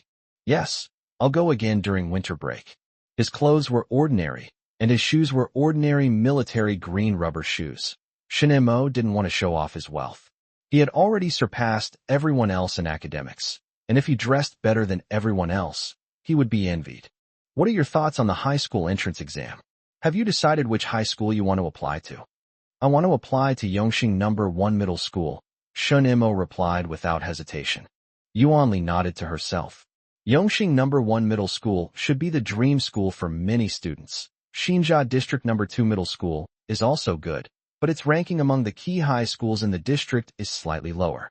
In the fashionable terms of later times, it is the gatekeeper of key high schools. How are your family's circumstances? Yongxing No. 1 Middle School has good teaching quality, but the living expenses are also very high. Yuan Li asked Shun Mo's former homeroom teacher in the first and second years of junior high school to learn about his previous situation. After his parents divorced, Shun Mo lived with his second uncle, and they always struggled to make ends meet. In addition, this year, or rather last summer, his household registration was settled, and he probably owed a lot of money. My family is doing all right, we can afford it. Yuan Li sighed. You can't have your cake and eat it too. The vice principal in charge of admissions at the second middle school in the district has noticed your midterm exam results. If you're willing to go to the second middle school in the district, your tuition and fees will be waived for 3 years. 3 years of tuition and fees is not a small expense for an ordinary family. If Shin Mo hadn't laid the groundwork with the previous few thousand yuan, he would have had a hard time coping. Shin Mo was very grateful to Yuan Li. After all, it was an opportunity. That's right. Shin Mo was willing to use the word opportunity to describe it. Even if he went to number 2 high school, he could still get into a good university, but Yuan Li didn't know his situation. Thank you, teacher. I want to try my best to get into Yongxing number 1 middle school. Yuan Li tilted her head and looked at her student. Yes, that's what young students are like. They have ideals, drive, and a never-give-up attitude. Once they set their sights on a goal, they charge forward. So you'll have to go to Garden Road to do odd jobs during winter break. Yes, teacher. Even if Yongxing number 1 middle school doesn't reduce my tuition and fees, I'm still going. Shin Mo's idea was straightforward. Yongxing number 1 middle school is a key municipal school, and he wanted to get the best educational resources and compete with the geniuses of his generation. Yuan Li smiled, the afternoon sun shining obliquely on her face. I told the vice principal of number 2 middle school that you might not be willing to go, but you didn't disappoint me. Shun Mo pursed his lips and smiled. Teacher, that's Yongxing number 1 middle school. Yes, Yongxing number 1 middle school. The little money you earn doing odd jobs on Huayuan Road won't be enough. Next year's high school entrance exam. Study hard and take it seriously. If you really get into Yongxing number 1 middle school, and you don't have enough for tuition and fees, your teacher will lend you some. Shin Mo's eyes widened. Teacher, this isn't appropriate.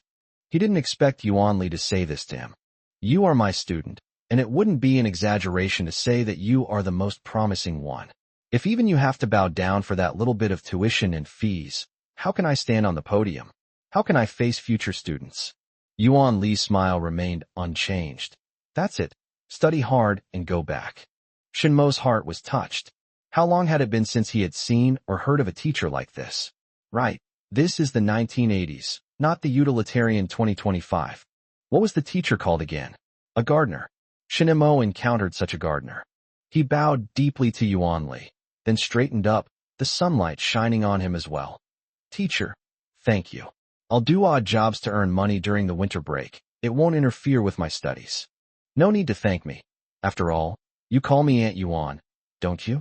Yuan Li said with a smile. Go back to your studies, and if you have any difficulties in life, you can come to me. So the teachers knew everything.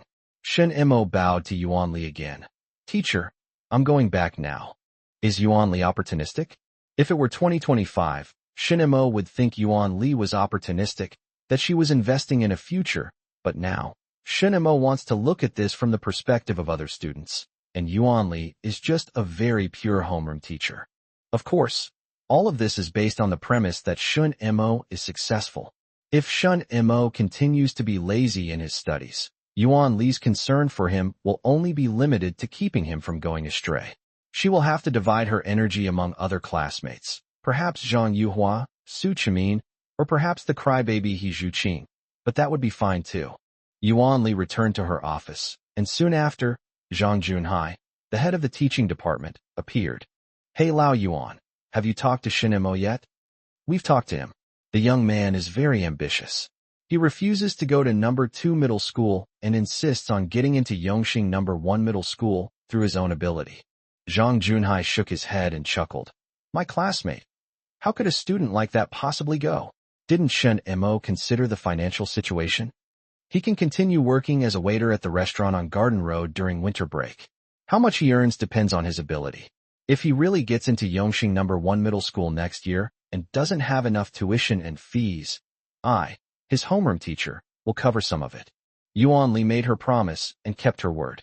Zhang Junhai took out a cigarette from his pocket, smelled it under his nose, and after a while said, "Hey, such a good prospect, she really should go to #1 middle school. How about this? After the high school entrance exam next year, I'll also contribute some money. It's not right for a woman like you to bear the burden." Director Zhang, what do you mean? Women hold up half the sky, okay? All right. Old Yuan, I give up. You'll still be the homeroom teacher for the 3rd year of junior high next year. Hey Lao Zhang, my kids have almost forgotten what my cooking tastes like. Have you no conscience at all? Zhang Junhai laughed and said, "You were just calling me Director Zhang, and now you're calling me Old Zhang? Okay, I'm not talking to you anymore. I'm going out for a smoke." Zhang Junhai would be very disappointed if Yuan Li didn't become the class teacher of the graduating class. He knew about Shun Mo's situation. He also had classmates at Yongxing #1 middle school. After the final exams, he took the report card to the school to talk to them and try to get Shun Mo to reduce some of his fees. He walked past class 3-2 and looked through the window. Several students were studying attentively, and the classroom was very quiet. Final exams are coming soon. Shun Mo, you'd better do your best. Chapter 65 Transcendence. As soon as the New Year's Day holiday was over, the pace of study suddenly became intense. During class, all the teachers would say that time was tight, and then assign a lot of homework for everyone to practice. Shinmo doesn't complain about being tired or overworked. This is nothing compared to what middle school students and later generations have. His life is fulfilling but not stressful. After Yuan Li talked to him last time, Shinmo felt even more that he would be letting his teacher down if he didn't study hard for the final exam. Physics, chemistry, and English are not stressful, but Chinese is the key subject. He needs some motivation, as Chinese has always lagged significantly behind the other subjects. While others were frantically working on physics and chemistry during evening self-study, Shinmo was doing reading comprehension exercises. He needed to adapt to the way of thinking in this era, find out the intentions of the test setters, and write the answers they wanted. Before graduation, he had no other way to express himself except to improve his Chinese score. After all, you call me Aunt Yuan, don't you? This sentence kept echoing in Shunmo's mind, and he couldn't help but smile whenever he thought of it. Doing Chinese again. Li Daoi's rhythm was being disrupted by Shun Mo. Shin Mo had been doing too much Chinese lately, making him stand out from the other students around him. But it seems reasonable that Shun Mo could not get full marks in only Chinese and politics has a relatively small weight in the score, so it is not as obvious as getting extra points in Chinese. Li Dawei even thought that Shun Mo would get a high score on the final exam this year. He wasn't sure how high, but it would definitely be much higher than the second place. As time went by, Li Dawei felt that time was passing too quickly, so quickly that it made him panic. How could it be that half of the 3rd year of junior high school was already over in the blink of an eye? It was another evening study session, and Yuan Xiu came over. The evening self-study session in Class 2 of Grade 9 was much quieter than when school started. Although these students were still teenagers, they had begun to look ahead to the high school entrance examinations 6 months later, knowing that they didn't have much time left for themselves. Final exams are coming up soon, so I won't say much. If you do well, some high schools might come and offer you admission early, or even tuition and fee waivers. If you don't do well, you can try again for the high school entrance exam. Wang Hao, distribute the admission tickets to everyone. The admission ticket was very simple. It was printed by the school itself and only had the student's name and seat number on it. Wang Hao held the bills in his hand and handed them out one by one. Exam room number 1. Li Dawei peeked over to look at Shun Mo's admission ticket. Sure enough, it was exam room number 1, and number 1 at that. Li Dawei was very envious, so he went to the 6th examination room and sat with Shun Mo. He was a little influenced by Shun Mo and saw that Shun Mo was studying seriously. Sometimes he felt embarrassed to play around, so he read some books and made some progress. He Zhu Qing, who was sitting in front, turned around and looked at Zhou Jia. Yangzi, which exam room? Exam room 5. Zhou Jia was very annoyed. She turned around and glared at Wang Hao, who was still busy handing out admission tickets, and ignored her. Zhou Jia was disappointed. She couldn't escape this nickname. She was also very sad because even He Zhu Qing was calling her that. Her nickname was inseparable from He Zhu Qing. She was still very curious about Shinmo's letter and asked Liu several times, but she could never get an answer. She was very frustrated, but Liu thought highly of Shinmo and considered him a gentleman. After evening self-study ended, Zhou Jie did not walk with He Zhuqing, and she also did not walk with Liu. Halfway there, they ran into Wang Hao and his group. "Hey, Yoko, why are you all alone?" Hearing this nickname made Zhou Jie angry. She gritted her teeth, the muscles in her cheeks twitching. "It's all your fault. What does this have to do with me?" Wang Hao felt wronged, and he didn't associate it with the nickname. Zhou Jie glared at him, took a few steps forward to create distance, and refused to walk with Wang Hao. Li Dawei and Lu Yulin were a little worried. "Hey, Wang Hao, won't it be dangerous for her to walk alone? Just follow behind for a while." Wang Hao and the others followed Zhou Jie at a short distance to ensure her safety. Li Dawei had more to say. Why didn't Zhou Jie leave with He Zhuqing and the others? Who knows? Lu Yulin wasn't so gossipy. The girls might get better sometime, and then they might not get better again. "I'm taking my books home tomorrow to prepare for the exam. Shinmo has been focusing on Chinese lately, and I think he might surpass He Zhuqing in Chinese." Wang Hao was overjoyed. "Really? Wouldn't that cry its eyes out if it touched a crybaby?" "No, your idea is really, unique." Lu Yulin never expected Wang Hao to have this idea, but he was also very curious about how Shinmo would do on the exam this time. For the final exams, day students will no longer leave their books in the dormitory. They will take them back to school and bring them back at the start of the next semester.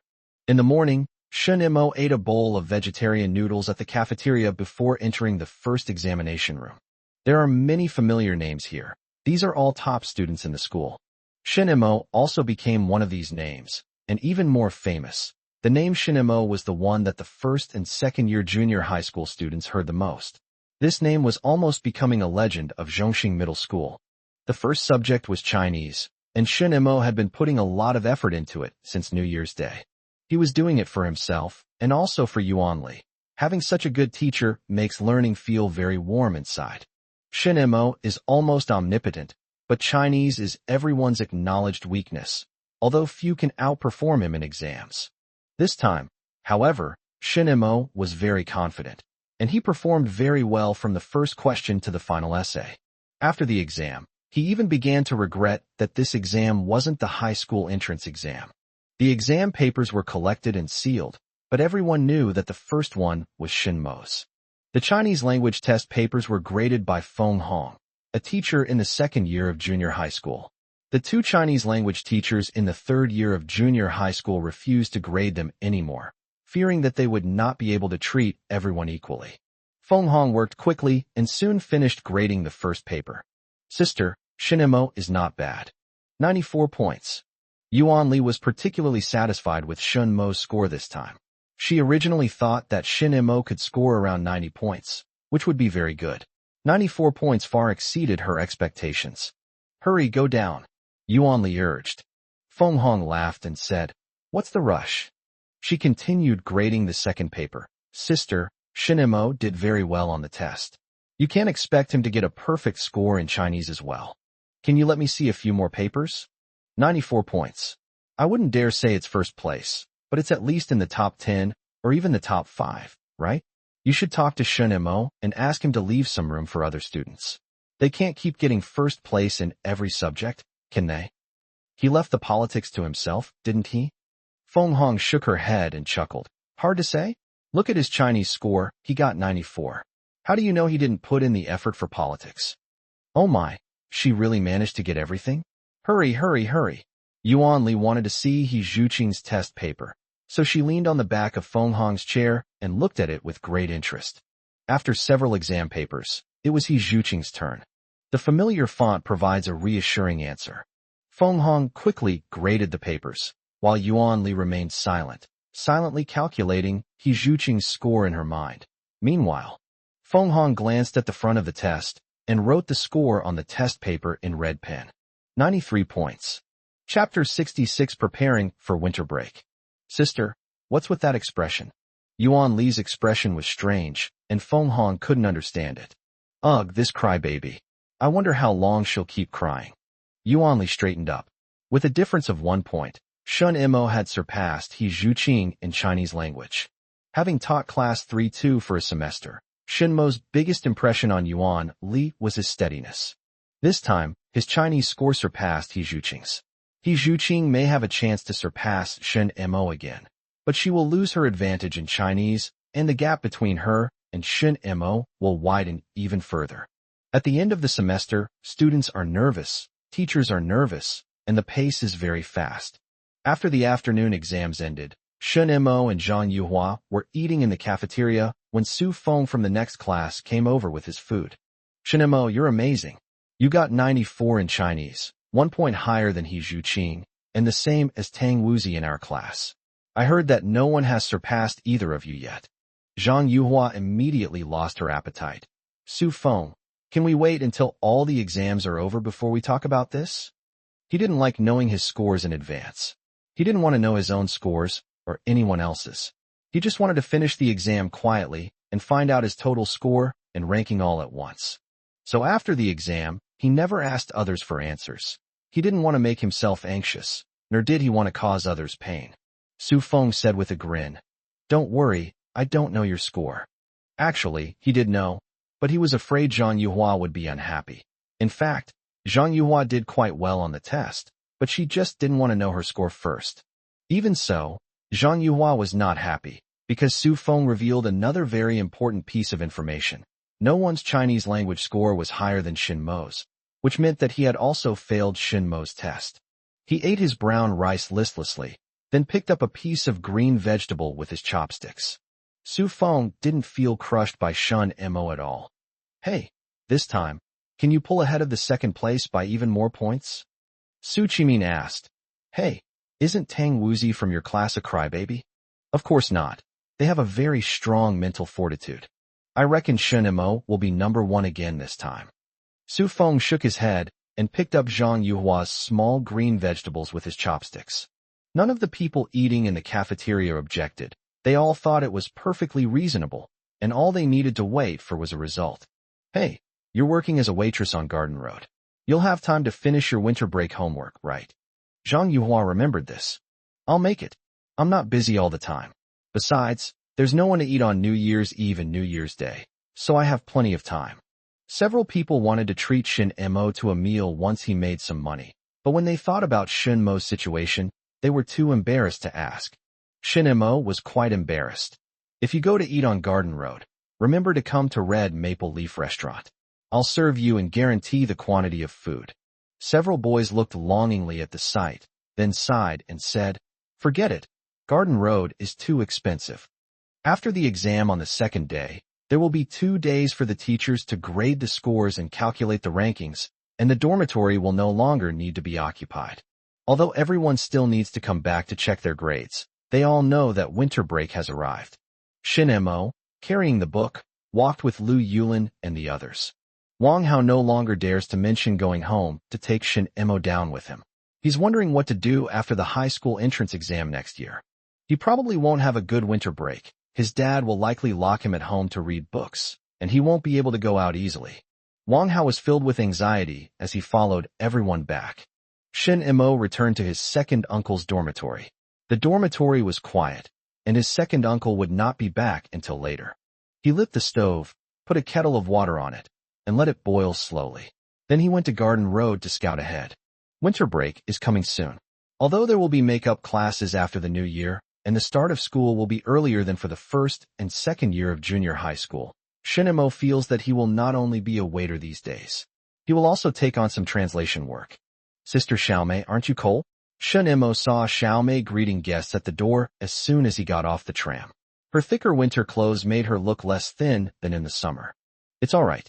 Xiaomei's nose was red, but she smiled happily when she saw Shin Imo. "Are your final exams over?" "I finished my exams today and am waiting for the results, but the holiday hasn't started yet. I'll take a break for a couple of days. Come inside quickly, it's cold outside." Xiaomei shooed Shin Imo inside and shouted, "Sister Zhou, Shin Imo is here. He finished his final exams." Manager Zhou was overjoyed. This was exactly the moment she had been waiting for. "Sister Zhou, the exams are over, but we haven't started our holiday yet." "It's all right. I feel much more at ease now that you're on winter break. Ming Yang came over a couple of days ago too. He's on vacation. Right now, I'm the one standing the straightest on Garden Road.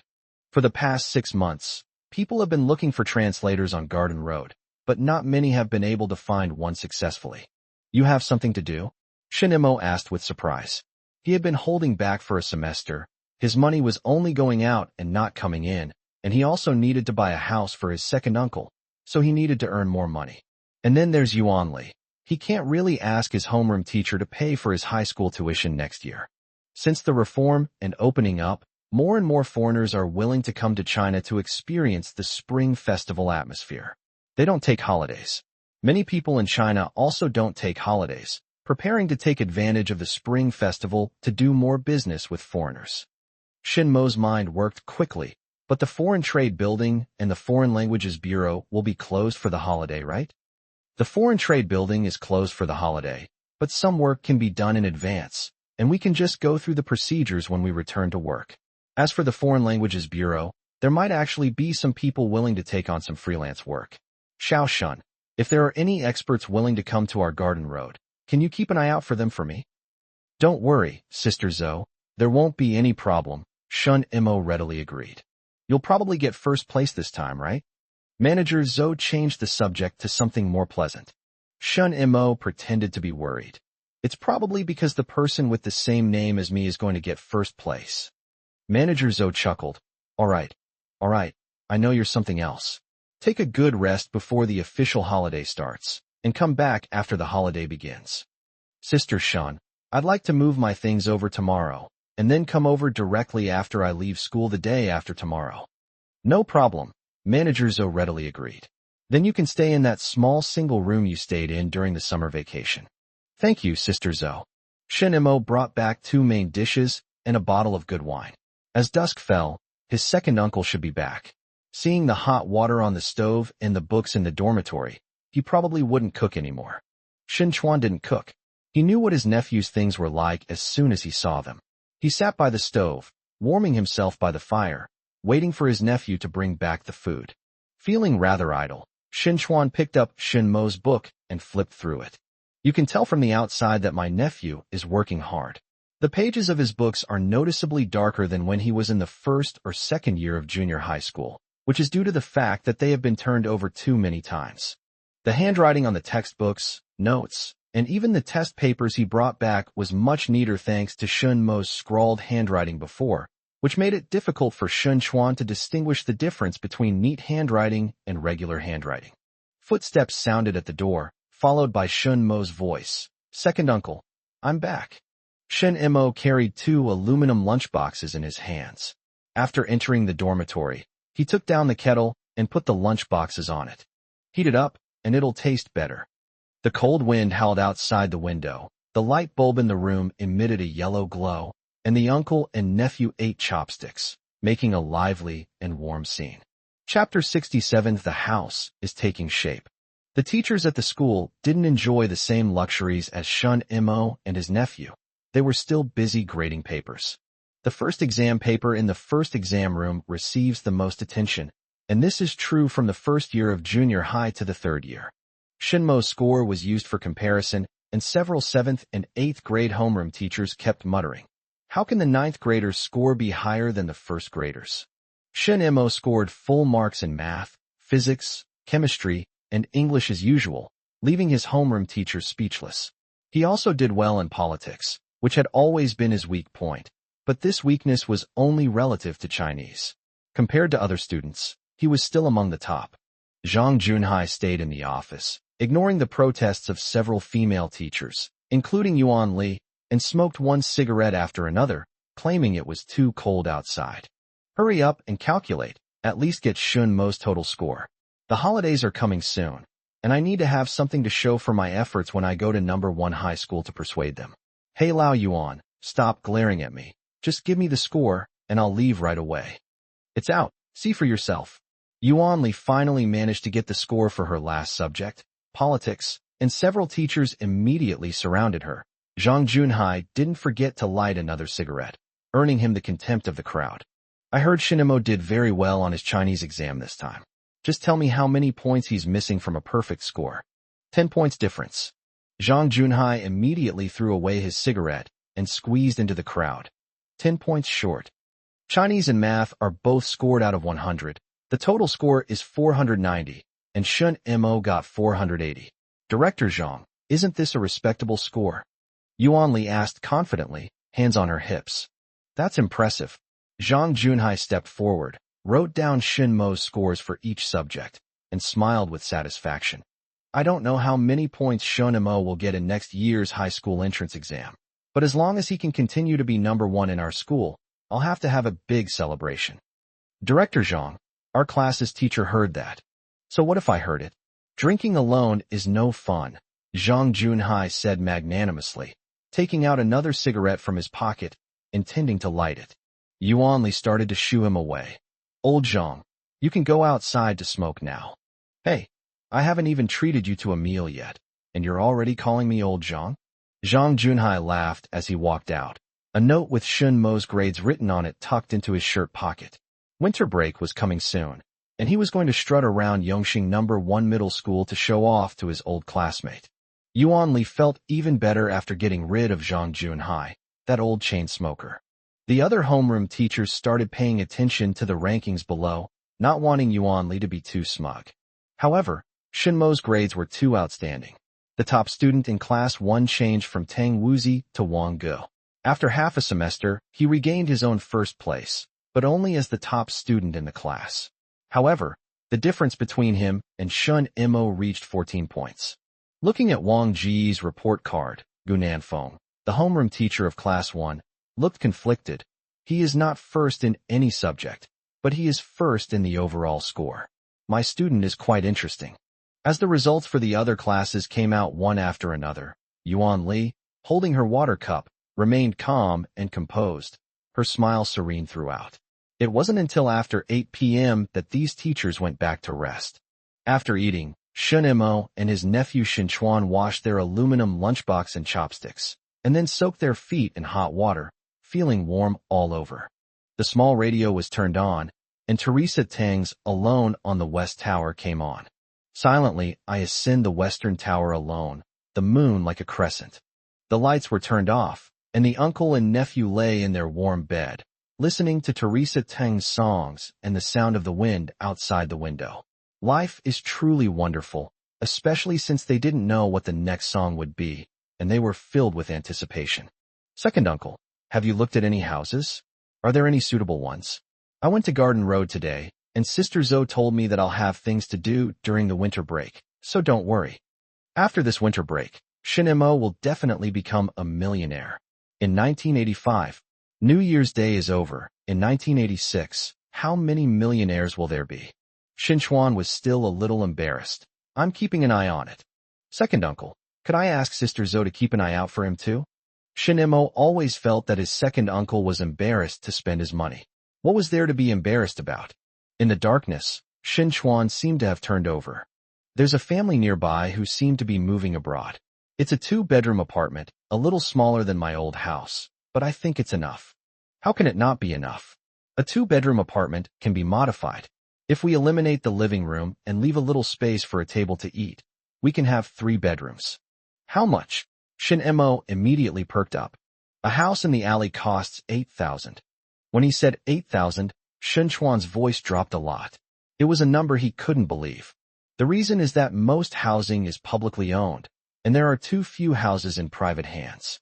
Moreover, the buying and selling process is complicated and cumbersome. These people ask for exorbitant prices and expect others to lower them. Shun Mo said generously, 8,000 it is. Earning money and not spending it is the same as not earning it. When the end of the year comes, I'll ask Sister Zhou to get a pig's head and some mutton, and you can. Can I call her aunt now?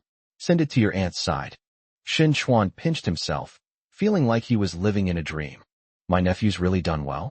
More than I expected. I can even buy him a house. Don't rush. They're going abroad next year, and not many people can afford to pay 8,000 yuan right away. It's not something they can just sell on a whim. Let's wait until the weather gets warmer, then they'll lower the price. Shun Mo asked anxiously, what if we don't negotiate the price? If you don't lower the price, I'll wait a bit longer. Yuefeng said that it's not a problem to make do with a dormitory, right? Look around us. A lot of people live in small rooms, and they're doing fine. It's a bit too small after all.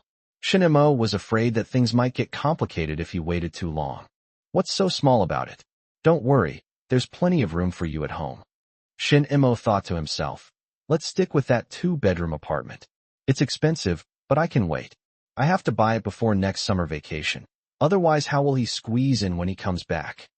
Second uncle, you must tell my aunt that you can solve the housing problem. I know. Shin Chuan, slightly tipsy, continued to laugh in the darkness. Suddenly he remembered something. During the New Year. I'll wait for you to have a holiday, so we can go back to the old house for New Year's Eve. I'll go back to Garden Road on New Year's Day. I'm hoping to make some money there during the holiday. Your dad. Shin Chuan was worried for his older brother. His nephew was so good. Why did he have to find another one? My dad. Shin Imo snorted. He probably never expected anything from me. Everyone has their own sense of right and wrong. If it weren't for his second uncle, Shin Imo wouldn't even know where to put his hands during the New Year. His whole family would deliberately ignore him, and his stepmother Chun Yi would even secretly glare at him and give him a hard time. After this happened several times, and after being caught a few times, Chun Yi began to openly dislike Shin Imo. It was too much trouble to hide it, so it was better to follow her heart. This year's Lunar New Year will likely be a similar spectacle. Chapter 68 Winter Break isn't easy. When I woke up, my second uncle, Shin Chuan, had already gone to work. These were the 2 most relaxing days for Shun Imo. School wasn't in session, and there was no one else at home. He was free and could sleep as long as he wanted and do whatever he wanted. He packed his things this morning, ate a bowl of noodles for lunch, and took some things to Garden Road. He'll bring his bedding over tomorrow. He'll be sleeping here tonight. Taking advantage of the fact that there were no customers in the afternoon, Shin Imo moved into a small private room. Zhao Mingyang happened to be there too, and helped Shin Imo out. Xiao Shun, if we go to school again tomorrow, it will really be a holiday, right? Yes. Manager Zhou smiled and said, Mingyang said his vacation is longer than yours. If anyone needs a translator, he'll let you come first, and he'll come over after you go back to school. Zhao Mingyang was still a little embarrassed. Xiao Shun was very generous during the summer vacation, but he doesn't have much time during the winter vacation, so we're prioritizing him. Hey, can you wait until the Lantern Festival to go back to school? Shin Imo shook his head. I'm going back to school on the 8th day of the new year. You go first. You definitely go first. I have more time than you, and it's after everyone else has finished their holidays. Zhao Mingyang put his things away and looked around the small single room. Not bad, not bad. Quite suitable for studying. I heard from Sister Zhou that you got first place in the whole school in the last midterm exam. How did you do on the final exam this time? Pretty much, unless you encounter a genius. Shin Mo is not unintelligent, hardworking, and with the huge bug of soul transmigration, only a genius with extraordinary talent can contend with him, and even then, they might not be able to win. There were no geniuses at Zhongxing Middle School. He would only have the chance to meet one at Yongxing No. 1 Middle School, which would be the real test for him. After putting the things away, Manager Zhou instructed Old Wu in the kitchen to prepare 2 good dishes for Shun Imo to take away later. While the kitchen was preparing the food, Manager Zhou gave Shun Imo some instructions. Xiao Shen, even though your winter break hasn't started yet, your older sister has already arranged something for you. You have a half-day job starting at 8 a.m. the day after tomorrow, and you'll be busy for 3 days straight. A client will be coming for dinner tomorrow night, and based on past experience, I've asked them to bring their documents over beforehand so you can prepare. Okay, Sister Zhou. Shin Imo could no longer act like a student. He was now a person trying to make a living. Shin Imo thought that if he could earn a little more money, would he have a chance to get his second uncle a slightly bigger house before next summer vacation? A house is also a kind of investment. As long as uncle has this house, even if he doesn't give uncle any money afterward, the demolition compensation alone will make uncle laugh in his dreams. Shin Imo hasn't thought about getting himself a place yet. There's no rush.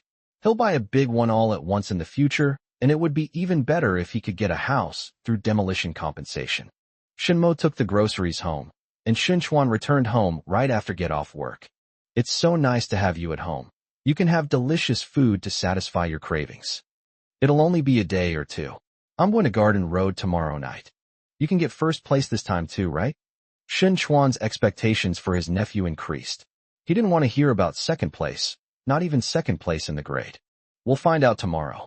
No, you'll be leaving when you come back tomorrow, so there won't be time to ask. With Lu Yulin around, you'll find out by the day after tomorrow at the latest. By the way, second uncle, remember to keep an eye on the house. I haven't fully started my vacation yet. Sister Zoe has already found me some work. I have to go there first thing the day after tomorrow, for 3 consecutive days. Shin Chuan suddenly felt sorry for his nephew. Although he earned a lot, among the acquaintances around him, who else was out working at such a young age? His nephew was also the top student in the whole school, and he should only have studying as his primary task. Second uncle, I'd like to treat a few teachers to a meal after the high school entrance exam. Of course we have to invite him. Shin Chuan felt it was necessary. After all, his nephew had gotten first place in the whole school under their guidance, and Shin Chuan would feel uneasy if he didn't treat them to a meal.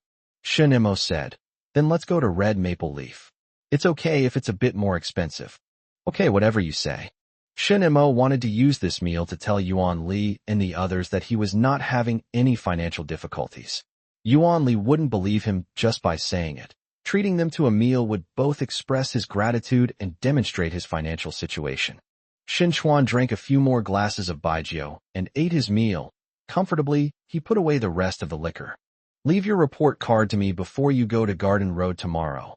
I want to have it with my drinks tomorrow night. Shin Imo chuckled.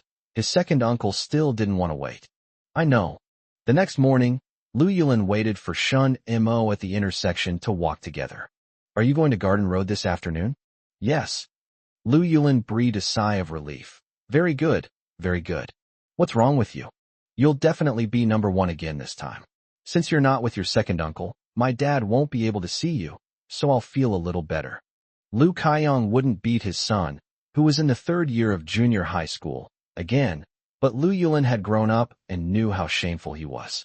Even if his parents didn't beat him, they would still scold him. At the end of the semester, he accepted the fact that Shun Mo could rank first in the school, but he couldn't quite understand it. I wish you could give me a few points from your score. Lu Yulin muttered to himself, a few fantasies forming in his mind. Shinmo's score must be very high. He can't use it all.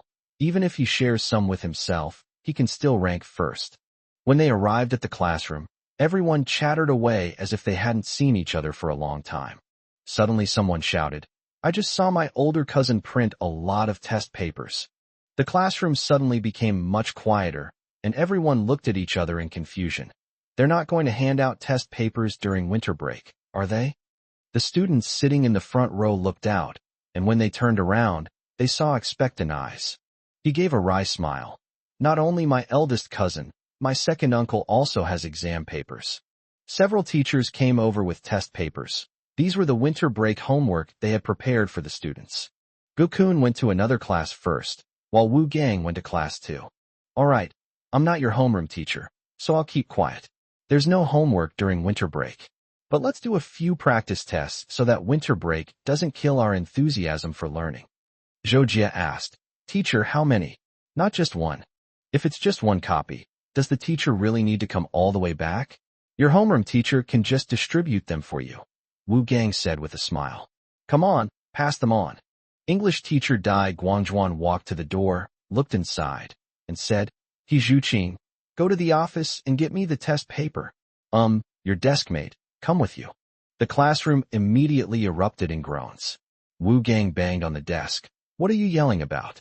Your teacher Dai works so hard printing these papers, he almost lost to someone else. Li Dawei muttered under his breath. Why don't you guys just put in more effort? How can you let your cousin win?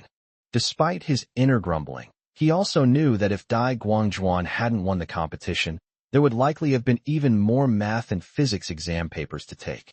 Sure enough, before He Zhuqing returned, Gokun came over and asked a few boys to carry the exam papers. Before the homeroom teacher Yuan Li arrived, all the subject teachers had handed out test papers.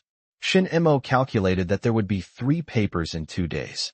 Chapter 69 Returning to the Adult World. The final exams are over, and the rankings are out. Shin Mo is still number 1 in our grade. with a total score of 480 out of 490. You might say it's normal for Shun Mo to be number 1, but I want to say that even the number 1 can improve. This time, Shun Mo scored 94 in Chinese, tying for first place in the grade. 94 points? He Zhuqing's head was buzzing. She scored 1 point less than Shun Mo. Her Chinese score was actually lower than Shin Mo's. Yuanli was looking at her while she was speaking, and she hadn't even criticized her yet. So why were her eyes red again? All right, here are 3 test papers for Chinese. Is that easy enough? Don't be idle during winter break. Read fewer novels and more textbooks. The articles in the textbooks are very readable. During winter break, don't play with fireworks or firecrackers, and don't go to the river. The ice in Jiangnan isn't as thick as in the north, so it's not safe. Yuanli repeatedly reminded everyone before finally saying the words they most wanted to hear. All right, go back now. The classroom immediately stirred. He Zhuqing, come here. Yuanli was really helpless with this little girl and had to comfort her. Zhou Jie pouted and left with the exam paper. Behind them were several boys chatting excitedly. Wang Hao, remember to report Shin Mo's grades when you get back and see what your dad says. Am I stupid? I'll definitely choose you. I'll just tell you didn't beat me. Isn't that enough? Even at home, there's no peace and quiet. I have to do test papers every day. Shin Mo, can you finish them all? Shin Mo carefully held his test paper, afraid that the ink would be rubbed off and the words on it would become illegible. I'm sure I can finish it. Li Dawei said happily. Great. I knew you could finish. I just checked, and the Chinese test still has 3 essays to write. Never mind the essays. I can borrow the other papers for reference later. Oh my, he said it's for reference. Wang Hao exclaimed. I didn't refer to anyone else's. I referred to Shin Mo's. Li Dawei said confidently, without the slightest embarrassment. Lu Yulin next to him was very tempted. Shin Mo. When are you coming back? I'd like to take a look too. Oh, you're referring to this too. Wang Hao started to hesitate. He really wanted to say that he was referring to it as well, but since he had just looked down on someone, he couldn't bring himself to say it. He could only bite the bullet and look down on Lu Yulin. The group walked forward happily. Winter vacation had arrived, but they couldn't let loose. In the corridor outside the classroom, Yuan Li was still comforting He Zhuqing. As soon as He Zhuqing came out of the classroom, tears started falling. Stop crying. People who don't know the situation will think you've made some mistake. Yuan Li was quite patient, but she couldn't stand He Zhuqing's constant crying. What are you crying about? You're still in the top 5 of the grade this time, ranking 4th, which is an improvement from last time. He Zhuqing couldn't stop crying, which made Yuan Li both angry and amused. What about the high school entrance exam? Who can you cry to after the scores come out? Okay, wipe your tears and cheer up. You're second in the grade group at the end of the second year of junior high. Let's not talk about Shin Mo. There's still someone you have to surpass. Yes, I've got it. He Zhuqing cried for a while. Then her emotions stabilized considerably. Yuan Li breathed a sigh of relief. Go back. Winter break is precious. Take good care of your energy, because next semester will be even more intense. If it were Zhang Yuhua, Su Qimin, or even Wang Gedong and Wu Zi from the next class, she would have encouraged Shin Mo. But He Zhuqing couldn't do that. The young girl's psychological resilience was limited, and if Shin Mo was mentioned again, she might cry again. After seeing He Zhuqing off, Yuan Li immediately went back to find Zhang Junhai. Director Zhang, when are you going to Yongxing No. 1 High School? With Shin Mo's grades, it's not an exaggeration to say he's in the top 10 in the city, right? Even if he's not in the top 10 in the city, it's not an exaggeration to say he'll be in the top 10 among the students Yongxing No. 1 High School admits next year, is it? Zhang Junhai chuckled. Great, my director is back. He'll be over tonight, no worries. I called them this morning, and they want to have a good chat with me. Lao Yuan, are you coming? Let's go together. They want to treat us to dinner. No high school would turn away good students. It's just a matter of reducing tuition and fees, right? That's a small matter. They can make up the difference by taking in 1 or 2 students through connections. I'm a woman, I don't drink, so I won't go. But Director Zhang, I'm leaving this matter to you, so you must try your best to get as much help as possible. Yuan Li was afraid that Zhang Junhai would forget the important matter after drinking too much. Zhang Junhai patted his shirt pocket, which contained Shin Mo's scores. Don't worry, Shinmo's results are right here. Now they're begging us. Yongxing #1 Middle School's advantage is its proximity, which gives Zhang Junhai more options when looking at the whole city. But what the two of them didn't know was that Shinmo had a lot of money in his pocket. Their combined wealth didn't even amount to what Shinmo had. Shinmo was thinking about what kind of story to make up so that he could tell Yuan Li about it after school started, so that she wouldn't worry about his situation. Back in his second uncle's dormitory, he wrote down his grades and placed them on the small table, weighed them down with a teacup, and then took his bedding and went to Red Maple Leaf. After making the bed and changing his clothes, Shinmo entered the adult world in the shortest amount of time. Xiao Shun, the guest will be arriving soon, in the Xinmei private room. Okay, Sister Zhou. Downstairs, Xiaomei led a group of guests into the Xinmei private room. Comrades, please have a seat. Xiao Shun, bring the tea. Shinmo brought in tea, and Manager Zhou followed behind, taking the teapot and pouring tea for the guests. Gentlemen, Xiao Xin will be there to translate for you tomorrow. He's already done many translations this summer. He's the first person on Garden Road with this kind of ability. Oh, I've heard that. You're still a junior high school student, right? A middle-aged man said with a smile. No one else spoke up, clearly indicating that he was the one in charge. Before Shinmo could reply, Manager Zhou added with a smile. That's right. The final exams just ended, and Shinmo came in first in the whole school with a perfect score in English. Wow, a young hero indeed. And a perfect score in English? The middle-aged man exclaimed in surprise. First in the whole school? That's quite impressive. In this era where education levels are generally low, a junior high school graduate can accomplish many things, and being the top student in junior high, middle-aged people should treat Shinmo as an equal adult. Yes. Shinmo didn't try to be modest. At this point, being modest might mean the other person would have to find someone else. Manager Zhou immediately added, Gentlemen, Xiao Xin's winter break is short. If you come to me an hour early, Xiao Xun can serve you. If you come an hour late, Xiao Xin will have to serve other people, summer customers. The expression on her face spoke of the guests' good fortune in the private room, making them feel it was all worthwhile. Good. The middle-aged man knew that Manager Zhou's words were exaggerated, but since Shinmo had been able to serve him for a whole summer without any problems, he was willing to believe him. I'm wondering what topics you'll be discussing tomorrow? I'd like to have some materials to prepare beforehand. The middle-aged man took out a few thin sheets of paper from his bag and handed them to Shinmo. Young man, I'm counting on you for tomorrow. Chapter 70 The Conditions Obtained by Director Zhang. After the guests left in the evening, Shinmo went back to prepare. Manager Zhou did not arrange for him to continue serving other guests, but gave him ample time to prepare. Xiaomei, take some fried rice to Xiaoxin later. He might be working quite late today. Okay. Xiaomei replied crisply, and continued working. In the small single room, with a small desk lamp, Shinmo was hunched over the small table beside the bed, flipping through a dictionary in preparation for tomorrow. The cold wind howled outside the window, causing it to shake occasionally, but the wailing sound never stopped. Shinmo really enjoys moments like this. If he could have a cup of coffee and a book he likes to read, it would be perfect. There was a book in front of me, but it wasn't a novel, nor an essay, but an English-Chinese dictionary. The wonderful fantasy can only be enjoyed halfway. The feeling of being warm and cozy inside while the cold wind howls outside is also a great pleasure. And of course, there's the bowl of fried rice with eggs that's brought in shortly afterward.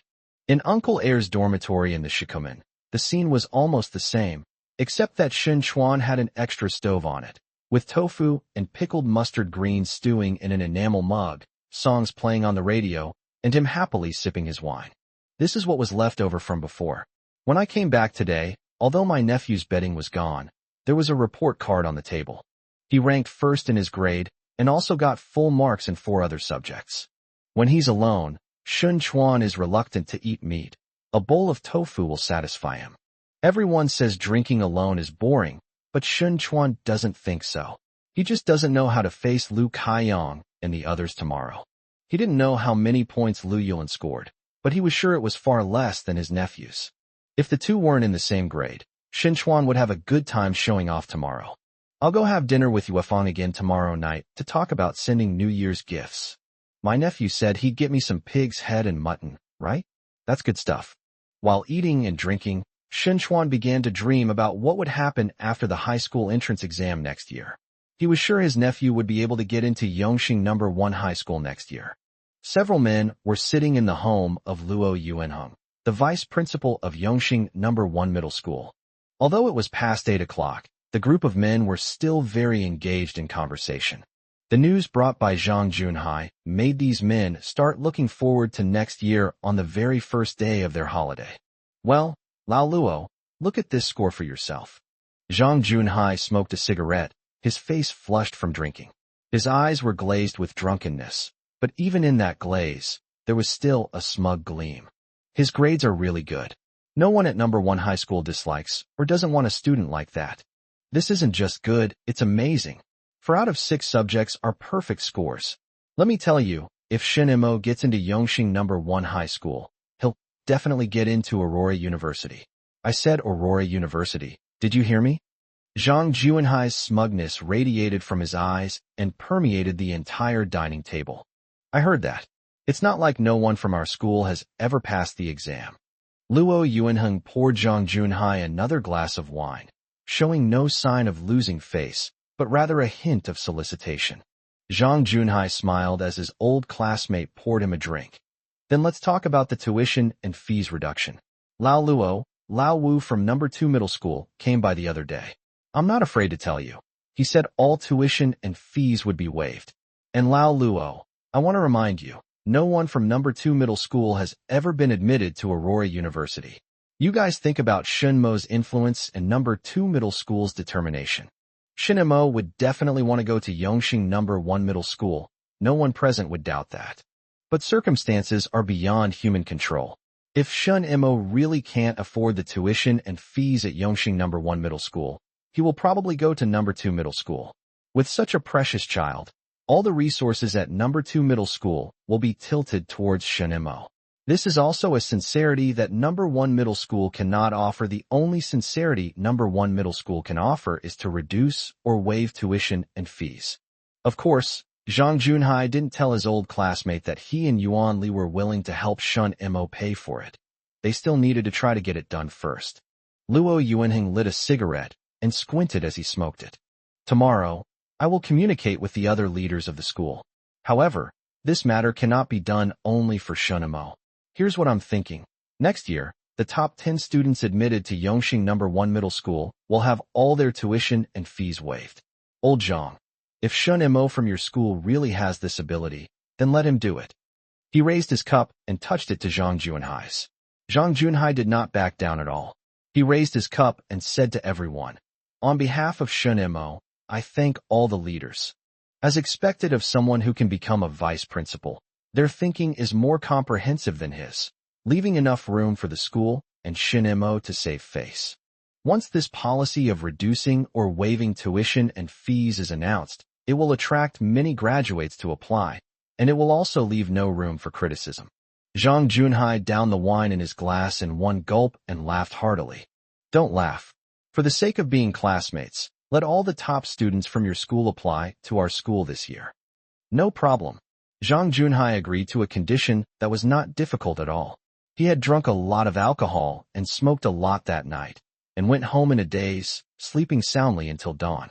When he woke up, he saw Yuan Li sitting at home chatting with his wife. His hair was disheveled, and he smelled a strong odor of smoke on his body.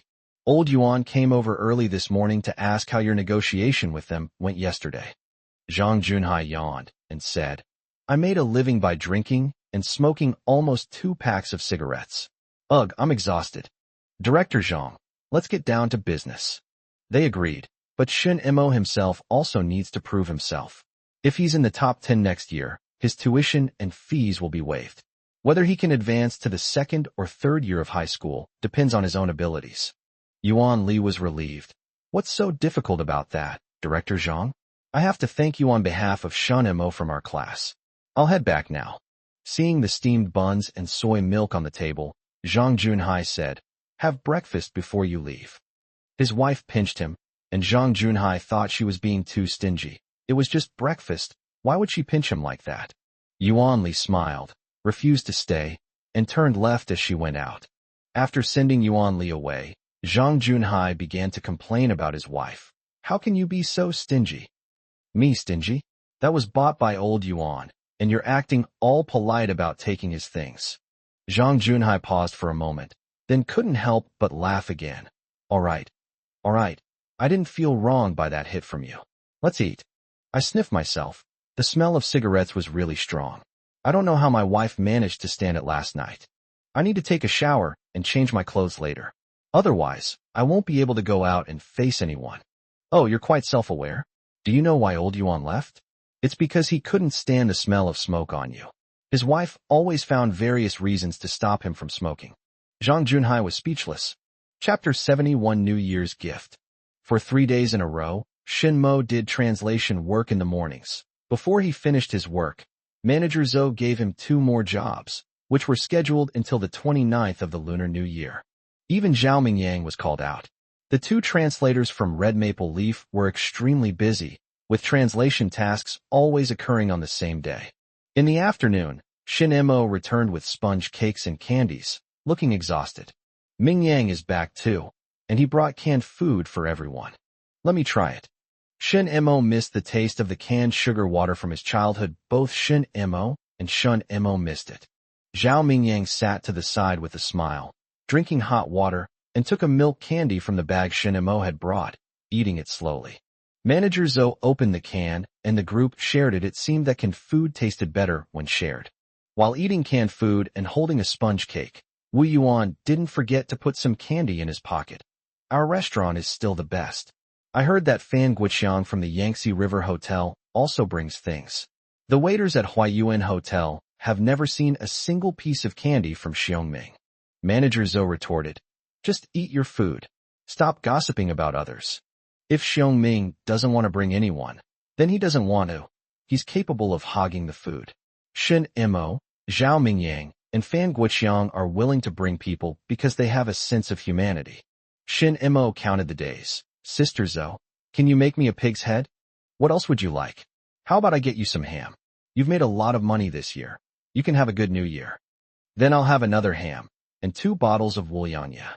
Resources were limited, and Shun Mo could only think of so many things.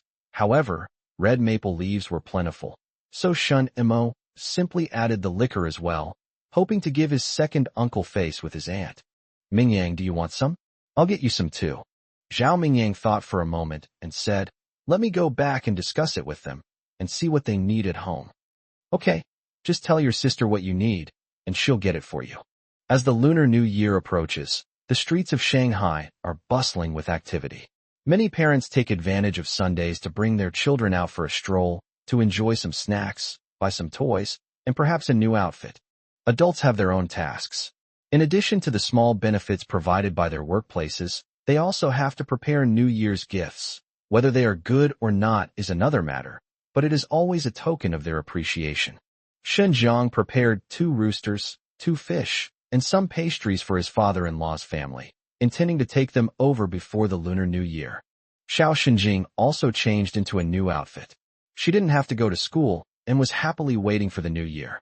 Before setting off, Chun Yi remembered Shen Mo. Oh, what about your eldest son? With his second uncle around, what are you worried about? What am I worried about? I'm worried you'll lose some money. If you dare give Shin Chuan or Shun Mo any money this Chinese New Year, you can forget about having a peaceful life. Shin Jiang was at a loss with his wife, but he was also very angry. Heaven and earth bear witness. I haven't even thought about giving you money yet. I haven't even become the bad guy, but you've already said the ugly things. I wanted to say this up front, so you wouldn't accuse me of picking a fight with you later. Chen Yi's face was full of sarcasm. Shin Mo wasn't her son, and she didn't want to get involved. If the woman in front of you is really that carefree, how many years has it been? She hasn't cared about her son at all? Is she even a mother? Shin Jiang found his wife's words harsh, yet they also made a lot of sense. He didn't think he was a bad father in any way. At least his son was being raised by the Shin family. It was Himei who really hadn't shown her face for years. All right, why are you talking about her during the new year? Come on, let's go to your house to deliver the holiday gifts. The 2 of them rode their bicycles to Chun Yi's parents' home. Little Xinjing was wrapped up tightly and sat in the seat in front of her mother, Xinjiang was bringing New Year's goods. Hey, don't say I'm biased. How's your brother's relationship going? If he gets married next year, how will the house be crowded for Chinese New Year? If you ask me, let Shinemo spend Chinese New Year at his mother's house next year. Xinjiang always felt that there was a D after his mother in Chunyi's mouth, but she swallowed the sound very well and swallowed it, but the taste was still there. However, what my wife said actually makes some sense.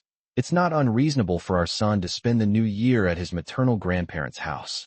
But this can only happen to Shinemo. If it were Chun-Yi taking Xinjing back to her parents' home for the New Year, he would absolutely refuse. When they arrived at Chun-Yi's parents' home, the elderly couple were overjoyed to see their granddaughter return and happily went up to hug her. Your older brother has been talking about you for a long time. It's good that you're back. Chun-Yi's older brother kicked his son and said, "Go play with your sister." He was very happy to see the New Year's gifts his sister and brother-in-law brought back. In the afternoon, Shinemo also took some time to go back. He borrowed Manager Zou's bicycle and excitedly rode back with a pig's head, ham, and wine. Despite being wrapped in several layers of newspaper, everyone could still tell what was inside, but no one expected that the liquor inside was Wulianya. Fearing being robbed along the way, Shinemo only took the main road. When he arrived at his second uncle's dormitory, he locked the car and happily carried his things upstairs. A few neighbors downstairs saw this and asked curiously, "Xiao Mo, where are you from?" "The restaurant arranged it for me. I'll ask for a lower salary and use this to offset it. The Lunar New Year is coming soon, so I'll have my second uncle deliver a New Year's gift."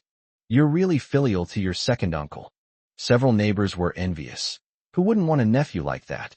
Shin Chuan returned in the afternoon and had just locked his car when he heard the neighbors say that Shun Mo had returned. "I also brought you a big pig's head. That kid actually managed to get it." Before the people downstairs could even discuss Shin Mo's salary, Shin Chuan rushed upstairs. "What a pity. I wonder if Xiao Shun will return the pig's head." "Xiao Mo." Shin Chuan pushed open the door and saw his nephew sunbathing. "Second uncle, quickly close the door. It's very cold. You really gave me a pig's head? There's also a ham. Look, Sister Zhou specifically asked me to pick it from the kitchen, saying I could choose whichever one I liked. I don't know how to choose, so I just picked a big one." Shinemo couldn't tell whether it was good or bad, but picking a big one meant he could at least eat a few more bites. "Oh my, this is really good." Shin Chuan circled around the pig's head and the ham, looking at them over and over again. "Second uncle, could you buy some more pastries or something and send them to my aunt?" "I don't need you to explain. It doesn't matter if I lose my appetite." "No, with you here, I won't lose my appetite. This is the first year I'm going to deliver New Year's gifts to Yuefeng's family, so I have to be careful. I told the neighbors downstairs that I paid it off with my salary, so please don't let it slip." Shin Chuan pulled up a small stool, sat down against the wall, closed his eyes, and said comfortably, "It'll be exposed sooner or later, ha. It's okay if it's a little late. I was waiting for you to come back. I have to go now." "Aren't you going back without eating?" "It's not lunchtime yet, so I need to hurry back and earn more money, or I'll be exposed tonight." Shin Imo laughed. "I'll do a few more practice tests when I get back. I can't just show the teacher a blank paper when school starts after the New Year." Shin Chuan said regretfully, "This is too rushed. I'm waiting for your wedding, uncle. I'll go hungry for 2 days and eat as much as I can." Chapter 72, Going to the Su family. Shin Chuan left the pig's head outside. The weather was cold, and it would drop below freezing at night, so the pig's head wouldn't spoil. He'll buy some other things after get off work tomorrow and bring them over with him. It was a pity that his nephew didn't stay for dinner, which Shin Chuan regretted. Shin Chuan cooked some noodles in an enamel mug, listened to music coming from a small radio, and chuckled to himself as he looked at the pig's head across from him. Yuefeng must be waiting for him to come to her door, right? Shin Chuan felt he would have a lot to talk about when he came to deliver the New Year's gifts, but the gifts were quite presentable, as his nephew had almost prepared everything for him, and all he had to do was figure out how to move them over. The next day at noon, Shin Chuan made a special trip from the factory to see Su Yuefeng. The two of them got their food and ate together in a corner, while several acquaintances nearby watched the two young people and laughed. When it comes to matters between men and women, everyone is happy to see them get together. They will keep talking about it and urging the couple to get married, and it won't end until they eat wedding candy. The driver ate his meal quickly and was already smoking a cigarette. He looked at the two people in the corner with a smile, his eyes filled with the smile of an uncle. Xiaoxin, are you about to send New Year's gifts? How's the preparation going? Xinchuan was still a little embarrassed. Brother, it's ready. We'll send it over tonight. The driver said with great interest. Oh, tonight? Yuefeng's family should make some good preparations. It's the new son-in-law's first visit, so they should take it seriously. Su Yuefeng blushed slightly, a hint of shyness in her eyes. Normally, when selling tickets on the train, she appeared shrewd and capable. Brother, you're smoking. The driver laughed loudly. It was rare for Su Yuefeng to be unable to utter more than a few words. The two are having a great relationship, and there shouldn't be any problem getting their marriage certificate next year. The driver is very optimistic, as if the wedding candy is already laid out in front of him. I'm going to your house tonight. My nephew is working on Huayuan Road during winter break, and he asked a restaurant to get him a big pig's head. I'll bring it over tonight. There's a lot of stuff, so can you help me carry it? Xinchuan smiled at the driver and whispered to Su Yuefeng. Okay, I'll go by bicycle this afternoon. Su Yuefeng blushed a little after the driver said that, and her voice became much lower. But the driver wouldn't let her off the hook. Yuefeng, go back and tell your family to prepare some good dishes. Oh, brother, I know, Su Yuefeng replied, her voice filled with the helplessness typical of a young girl. A group of people laughed and were very happy. In the afternoon, Su Yuefeng went home to give some instructions, and then rode her bicycle to find Xinchuan. When the neighbors downstairs saw her, they all smiled and went up to chat with her. There's also a ham? Su Yuefeng couldn't believe it. This was a good thing. My nephew got these. He's not just good at studying, he's good at managing things too. Xinchuan put the pig's head and ham on the back of the bicycle, and then put the wine and pastries on Su Yuefeng's back seat, tying them securely with a rope. He tested them and said, they won't fall off. Let's go. Wait a minute. Su Yuefeng noticed that Xinchuan's left collar didn't seem to be turned up, so she reached out and straightened it for him. Let's go. Xinchuan then smiled. The two rode their bicycles together, and the winter wind didn't seem so cold anymore. Your nephew is that amazing? He managed to get this. Su Yuefeng was very curious. She only knew that Xinchuan's nephew had excellent grades and was ranked first again in the final exams this time. My nephew is incredibly capable, you'll see later. He's even learned to keep people in suspense now. Su Yuefeng was in a very good mood. She knew that Shun Mo lived with Xinchuan. This little boy was very sensible, so sensible that it made her heart ache. For his second uncle's wedding, this nephew volunteered to work on Garden Road instead of living in his second uncle's dormitory. Next year, when he goes to high school, Shun Mo will definitely volunteer to live on campus. He's number one in the whole school. Su Yuefeng thinks this nephew is really good. He's sensible and has a bright future. Even if he comes over during winter and summer vacations to squeeze in with them, she'd be willing. There are always relatives staying at home for a few days every year. As for Xinchuan's older brother, she looked down on him. Once she married a new wife, she could forget about her old son. The two of them didn't mention the unpleasant incident and happily rode their bicycles to the Su family's house. The Su family started preparing a feast for Xinchuan in the afternoon. When Xinchuan and Su Yuefeng arrived, they were warmly received by the Su family, and everything was going in a good direction. Xinchuan felt that next year he could consider letting the elders of both families meet first and put the wedding on the agenda. After returning home that night, he tossed and turned in bed, unable to sleep. Although he had drunk some alcohol, his mind was even more excited. Next year, come quickly. As the days go by, the atmosphere of the Chinese New Year is getting stronger and stronger. Although he stayed in the hotel, Shun Mo could still sense the atmosphere. Many waiters started chatting about their family habits, looking forward to going home for the Chinese New Year. The furthest people travel are from Suzhou and Jinghai, or even a little further south to Siming, which can be reached by car in half a day. After all, no one goes out to eat on New Year's Eve. Manager Zhou started having the accountant calculate everyone's wages. The end of the year is quite busy, and there will be some bonuses. Come back earlier next year. Those bosses will be discussing business before the new year. There's money to be made. The staff from the lobby and kitchen went to find the accountant, and manager Zhou asked Shun Mo, "It's almost the end of the year. Do you want to withdraw some money to go home for the new year?" I'll hold off for now.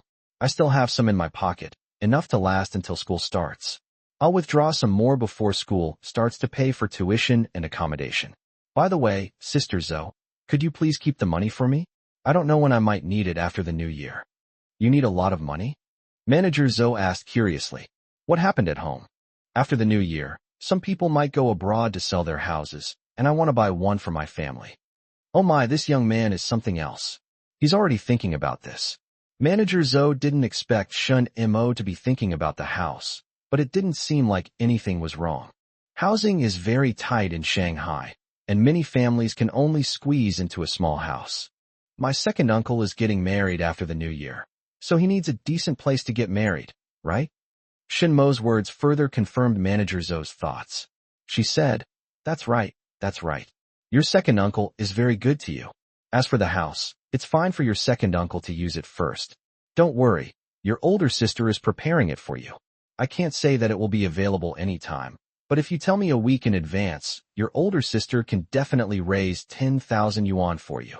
Even she hadn't expected that this house wasn't just for Shin Chuan's use, but was actually intended for him. Before New Year's Eve, Shin Mo did 6 translation jobs, which helped him raise his savings in red maple leaf back to 9,000 yuan. Before returning to school, Manager Zhou felt that Shun Mo wouldn't really be idle.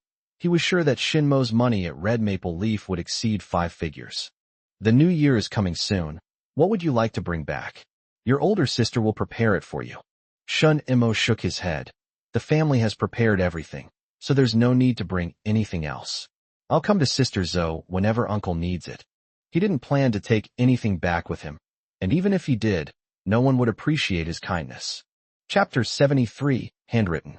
On the 29th of the 12th lunar month, there were few customers. Shinmo did not go back, but stayed at Red Maple Leaf to work as a waiter. He carried plates and served dishes, working enthusiastically. Shaoshin, you're wasting your talent. You can go back earlier.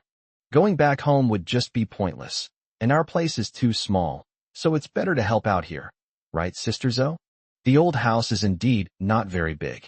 Next year, my second uncle will get married, and there will be no place for Shun Mo to stay during the Chinese New Year. But Shin Mo isn't worried. He doesn't want to go back for the New Year next year. After a busy night, Shun Mo returned to his room and completed 2 of the test papers his teacher had given him during the winter break. After finishing his work, he seemed even more motivated to study.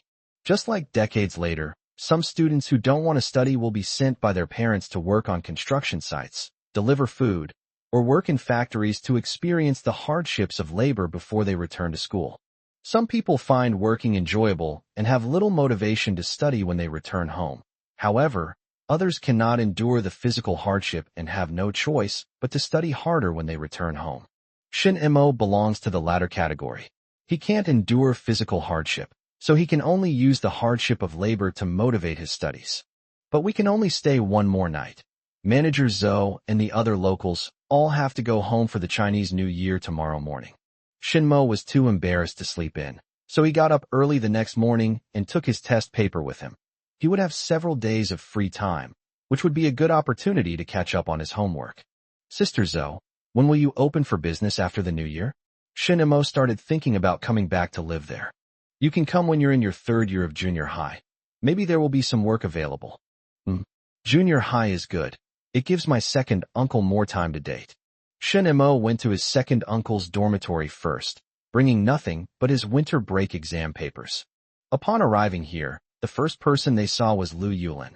The boy was panting and stamping his feet, hiding in a sheltered spot, and seeing Shun Mo was like seeing his own older brother. You've finally shown up. I've missed you so much.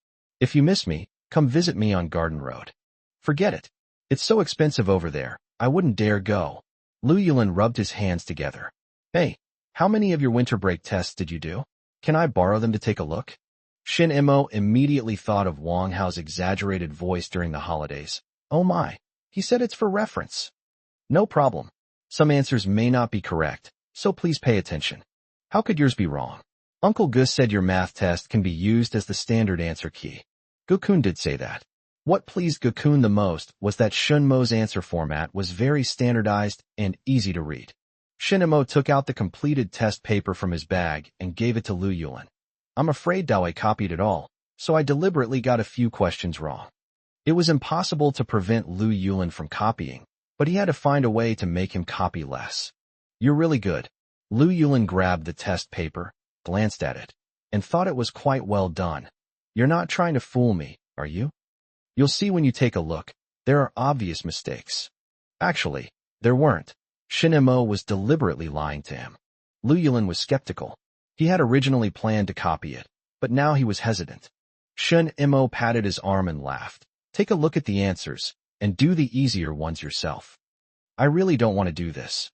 Lu Yulin muttered to himself, but then he saw his parents come out and realized he was in trouble. Sure enough, Lu Kaiyang immediately put on a smiling face when he saw Shinemo. Xiaoemo, you're back. He walked up to the two boys, resisting the urge to slap his son. Play with them more often in the future. I think you should live at school next year too. Guan Shuamei agreed. I think it's a good idea. Before school starts, let's work it out and teach this kid a lesson. She reached out and pinched her son's ear, leaving Lu Yulin looking annoyed. After twisting her son's ear, Guan Shuamei immediately put on a smiling face for Shinemo. I envy your second uncle so much. After the high school entrance exam next year, little Shun will be able to have a great summer vacation. I'm afraid it's more than that. Xiao Shun is getting married next year, so he can be smug for even longer. The couple urged their youngest daughter to hurry up, as they needed to go home for the new year, but once they were a distance away, they asked, where will Xiao Emo live next year when Xiao Shun gets married? Aren't we going to resolve this by the Chinese New Year? Are we going to let Xiao Emo sleep on the streets? This is really worrying. Sigh. Yulin, you can't say this to Xiaoma when you get back to school. Tell him to study hard, or he'll miss the high school entrance exam.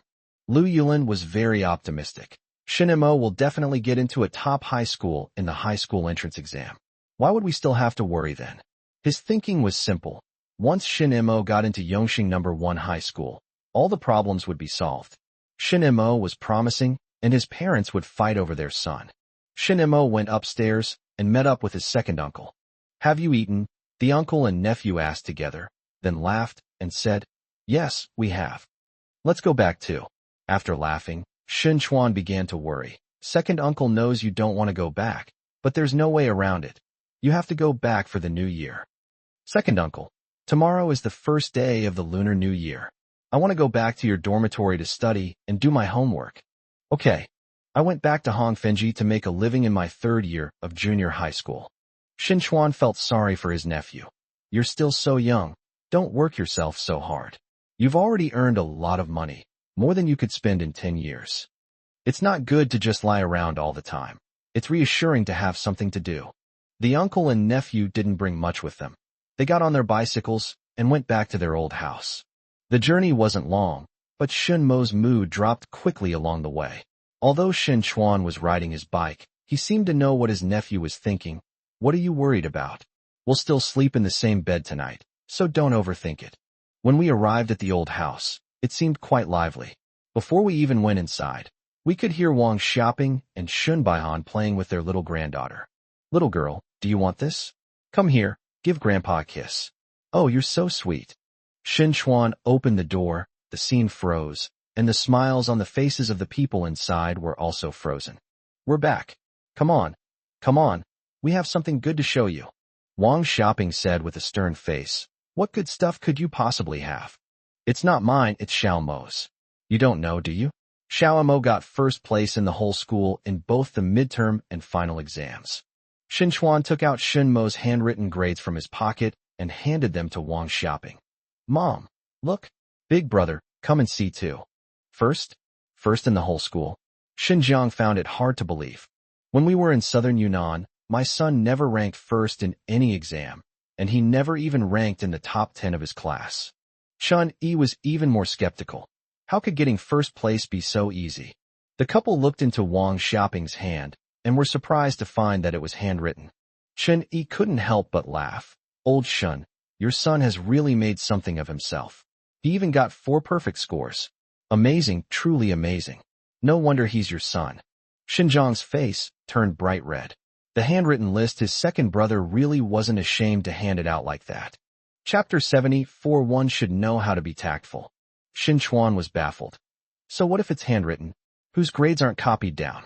Do you think the Education Bureau and schools can really just print them out and distribute them? Chun Yi suppressed a laugh, struggling to hold it in. Xiao Mo, you've really made something of yourself. You got full marks in 4 subjects, out of a total of 490. You scored 480, not bad, much better than your dad. Shun Imo laughed too. No one believes my second uncle when he tells the truth. He added fuel to the fire. Auntie, I work on Garden Road and have earned more than 10,000 yuan. I'm going to buy a house for my second uncle next year. Chen Yi paused for a moment. This time, she didn't laugh. Instead, she said to Xinjiang with concern, why don't you take your son to see a doctor? Although he's not my son, it's still not a good idea to do this. Although she didn't laugh, Xinjiang could hear the gloating in her tone. He had wanted to beat up Shinimo, but when he heard Shinimo say that he had earned more than 10,000 yuan, he didn't dare to. Chun Yi might have been right. He suddenly saw that Chun Yi had quietly gone to his daughter's side and subtly separated her from her son. Xiaomo, did you not do well on the exam? It's okay if you didn't do well, your household registration has been settled, right? You don't need to go back to Yunnan. Holding little Xinjing, Chun Yi said sarcastically, Old Jiang, you're still young. Don't bring up the topic of succession. It's New Year's Eve today, don't upset the whole family. Xinjiang dared not mention it. Shun Imo suddenly smiled and said, yes, I didn't do well on the exam this time. I lied to my second uncle. Xinjiang raised his hand to strike, but Xinchuan stopped him, saying, Big brother. Chen Yi's smile returned. Old Jiang, what did I just say? It's New Year's Eve today, don't make the whole family unhappy. The kids are all grown up, can you still hit them? Xinjiang glared at Shinmo. After the high school entrance exam next year, you'd better find an apprenticeship and stop working for your second uncle. If it weren't for New Year's Eve, you wouldn't be able to escape this. Wang Xiaoping and Shun Baihan looked at Shun Mo with cold eyes. In their eyes, Shin Mo was a liar. Xin Chuan was very anxious, holding the results in his hand. Hey, why don't you guys believe me? Shin Mo stopped him. Second uncle is fine. I'll go back to your place tomorrow to do my test papers. That's not how it is. Xin Chuan was in pain. His nephew had made something of himself, but no one believed it. This was not the scene he had imagined. It should have been a happy family praising their nephew. Second uncle, there's no need to explain. This is really good. Tonight is New Year's Eve. Although Shin Mo's grades distracted her, Chun Yi was clearly in a good mood. She didn't want Shin Mo to be successful. She only hoped that her daughter, Shin Jing, would be successful and live a good life in the future, leaving her older brother Shin Mo far behind. The New Year's Eve dinner was good, but Xin Chuan found it tasteless. He glanced at his nephew, who seemed to have a good appetite. Xiao Chuan, did you go to Yuefang's place before the New Year? What did she say? They seemed quite satisfied with me. After a while, I think it's time for both sets of elders to meet and chat. Good. Shin Baihan was very happy. There was finally good news at home. This couldn't be fake. Wang Xiaoping finally noticed something was different. Xiao Chuan, your watch? Under the table, Shun Imo stepped on his second uncle. Xin Chuan knew his nephew didn't want his family to know, so he said, I bought it with my own money. I can't do without this. I need something to protect myself when I'm looking for a partner. Xinjiang was very interested. Let me see. He took Xin Chuan's hand, looked at it carefully, and nodded, saying, not bad, very good. A genuine Shanghai watch isn't very expensive, but it's still the ceiling for an average worker. Shun Mo remained silent, only focusing on eating. Chen Yi, standing beside him, was coaxing little Xin Jing to eat. Come on, have a piece of fish. May you have fish every year. Xiao Xinjing doesn't like to eat fish. She insists on eating roasted gluten. Chun Yi reluctantly put the fish down and said, May you have fish every year? It's really an extra fish. Little Xinjing didn't understand and still insisted on eating roasted gluten. Shin Imo understood that Chen Yi thought he was in the way. After finishing his New Year's Eve dinner, Shin Imo said, I still have exam papers to do, so I'm going back to my room first. He and his second uncle, Xin Chuan, had always shared the place. Tonight should be his last night in the old house to celebrate the new year. Even if there is no house or red maple leaves to stay in next year, he will still go back to his second uncle's dormitory to sleep. This tiny room was so small that it could only fit a small bed. The uncle and nephew couldn't even sleep at the same end of the bed, but they squeezed into this small bed for many years. Xiaomo, don't be discouraged. Your dad will realize how capable you are sooner or later. Second uncle, it's all right, this is really good. Next year, have grandma get a bigger bed, and you have to bring aunt back with you. You're still worried about me? Xin Chuan asked with concern. What are you going to do? Me? I'll definitely buy you a house next year, and I'll sleep in your house. Next year is high school, and I'll be studying hard. Everyone else is staying up all night for the new year, so I can study quietly, which is great. Outside, Shun Yi was coaxing her daughter, but little Xinjing couldn't stay awake any longer. Her eyelids were drooping, and she was half asleep. Shun Yi handed her over to Xinjiang. I'm going to check on Xiao Mo. Why are you going to see him? Hold Jingjing tight. Shun Yi's words left no room for argument, and she turned to knock on the door. Xin Chuan opened the door and saw her. Sister-in-law, were you looking for me? I need to talk to Xiao Mo and Xiao Chuan. You can go out and sit for a while. Second uncle, please go outside and sit down. I'll chat with Annie for a while. Shun Yi smiled and saw Xin Chuan out. She sat on the edge of the bed and looked at Shun Mo. The boy even had a test paper in front of him, pretending to be serious. Xiao Mo, you're a big kid now. You'll graduate from junior high next year. After junior high, you can do a lot of things. Your second uncle has been taking care of you for so many years, and he's finally found someone to date. If all goes well, they'll get married next year. So tell me, how are we going to squeeze into our house next year? Auntie, I really admire one of your remarks. What did you say?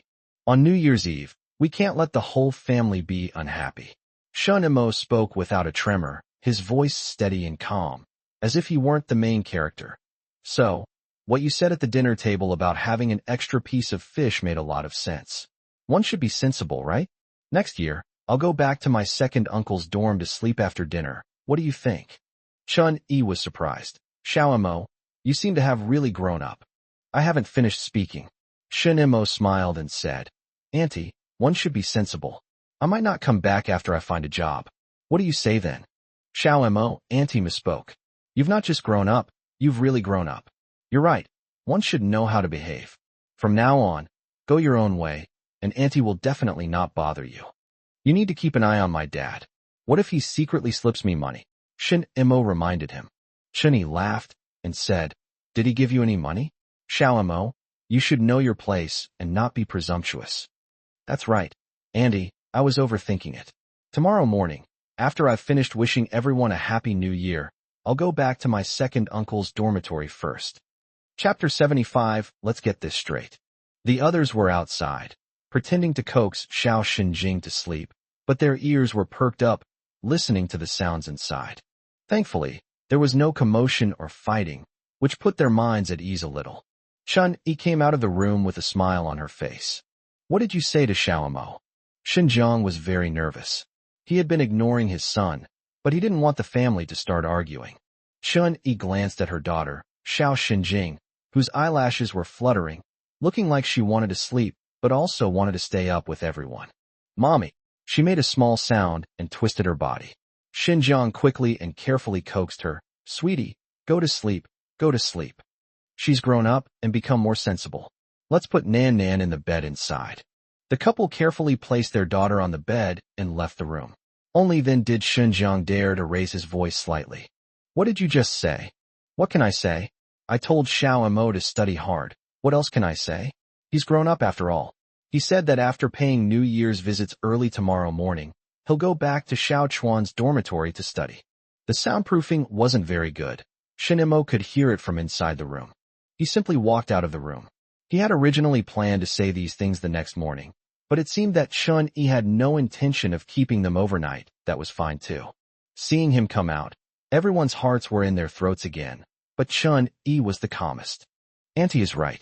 I'll go back to my second uncle's dormitory to study first thing tomorrow morning.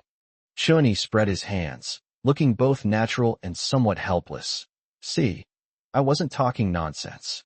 Auntie, You can't just say half of what you mean, right?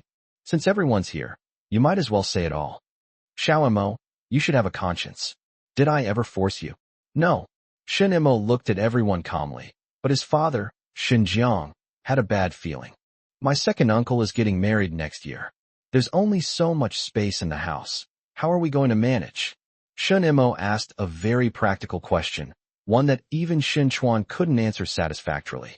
Shin Jiang couldn't give it to him. He kept dodging, but finally, the time came when he could no longer avoid it. So after dinner on New Year's Eve next year, I'll go back to my second uncle's place. Chun Yi said with a smile.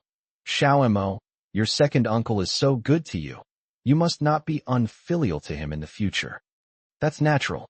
My second uncle doesn't need me to be filial. It's just that you and my dad will have to rely on Jingjing to be filial. Xinjiang was about to speak when Chun Yi glared at him. Of course. Shin Mo wasn't her son, so he couldn't be expected to be filial to her. She didn't even dare to hope for such a thing, and simply let it go, letting go of Xinjiang's share as well. Husband and wife are one, and they should be treated equally. For example, if Xinjiang and his ex-wife He Mei said they didn't want Shin Mo, then neither of them could accept Shin Mo's filial piety gift. No one asked Shin Mo how he planned to live in the future. Shin Chuan knew his nephew's abilities and was at ease with him, but the others were simply avoiding the question. Wang Xiaoping and Shun Baihan didn't expect their eldest grandson to be filial. They had two sons, so it wasn't their grandchildren's place to do this. Shin Chuan was in great pain. He wanted to see his family together in harmony, but this was something he had dreamed of for many years, yet it remained just a dream. Shun Jiang felt a sudden emptiness in his heart. His son was gone, but a sense of relief washed over him as the trouble was over. Chun Yi didn't even mention asking Shin Mo to visit her sister more often. She didn't want to have too much contact with Shin Mo.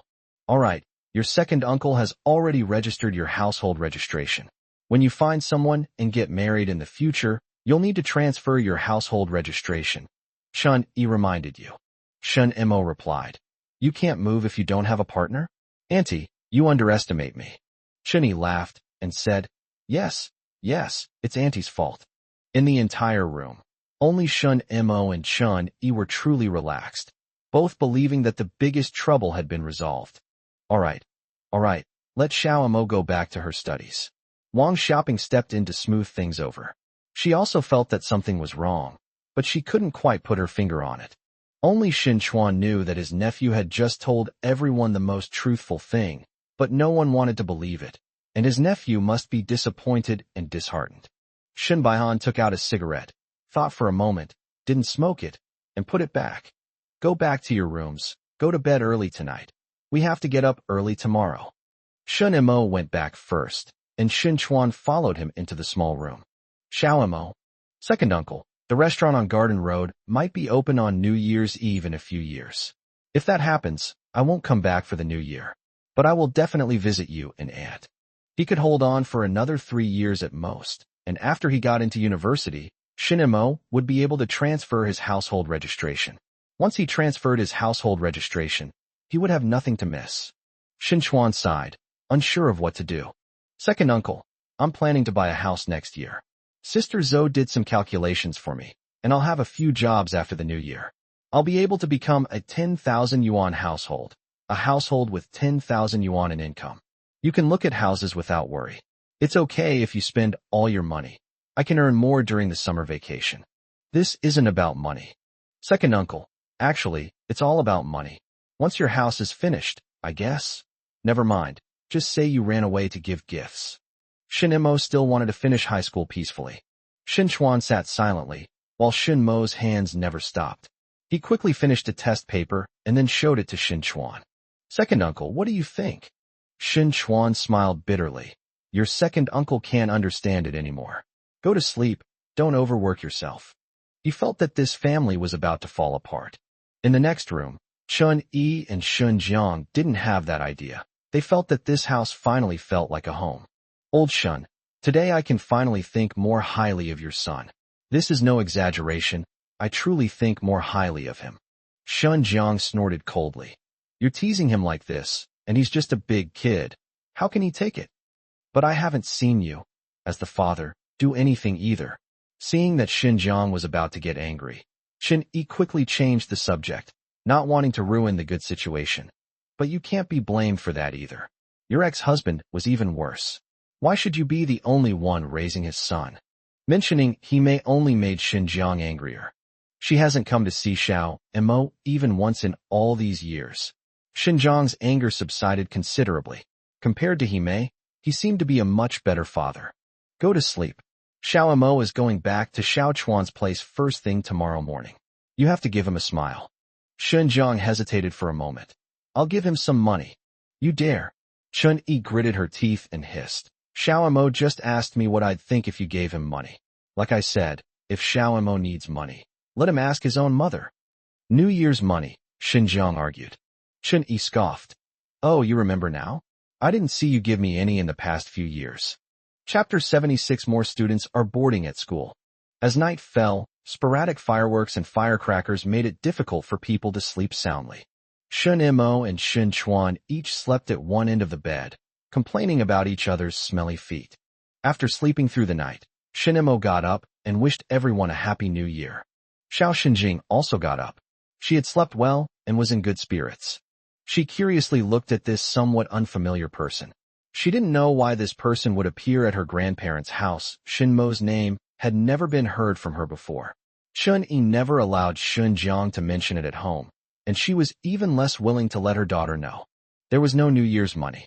Shun Jiang didn't give any, nor did his grandparents. Shin Chuan didn't give any either, because he didn't need to. After breakfast, Shin Imo grabbed his school bag and said to everyone, I'm going back to my second uncle's to study. I won't be coming back for lunch. There was still some rice, flour, and fermented bean curd in his second uncle's dormitory, enough for him to last until the third year of junior high.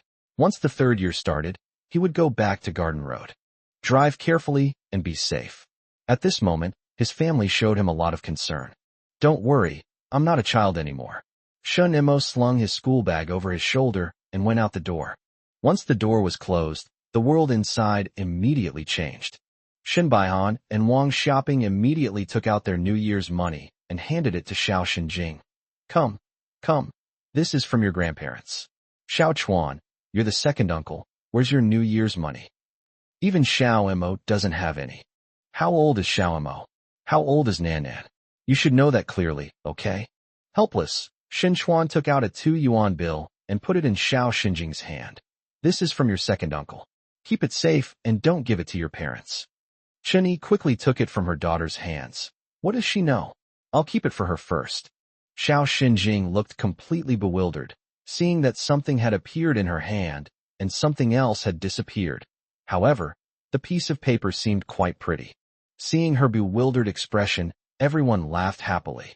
Shen Imo returned to his second uncle's dormitory, which was very quiet and deserted. He first lit the stove, then put the kettle on it, and the room temperature rose. I lay down on the bed for a while, thought for a moment, and then turned on the small radio to make some noise in the room.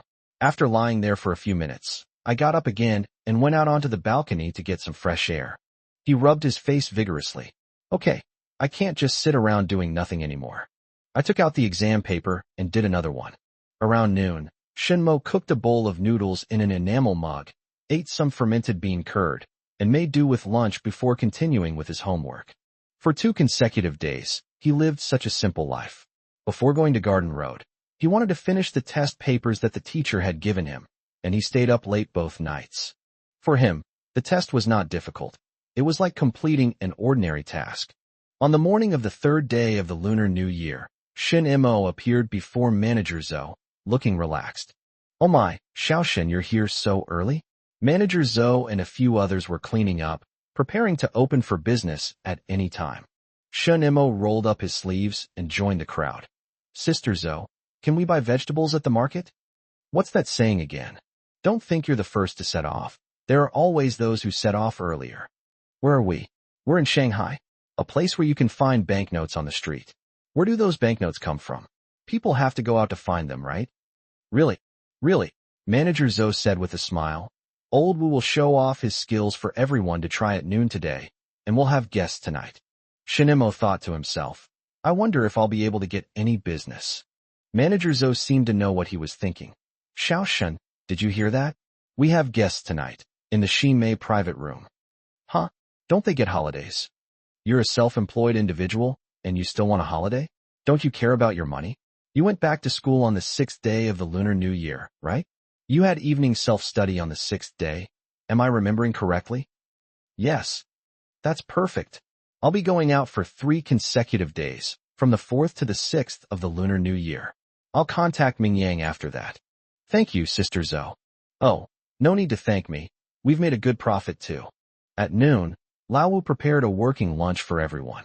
It was the first meal of the new year, and there was more meat than usual. Everyone gathered together and ate with great enthusiasm. Shin Mo had been eating noodles and fermented bean curd for several days in a row.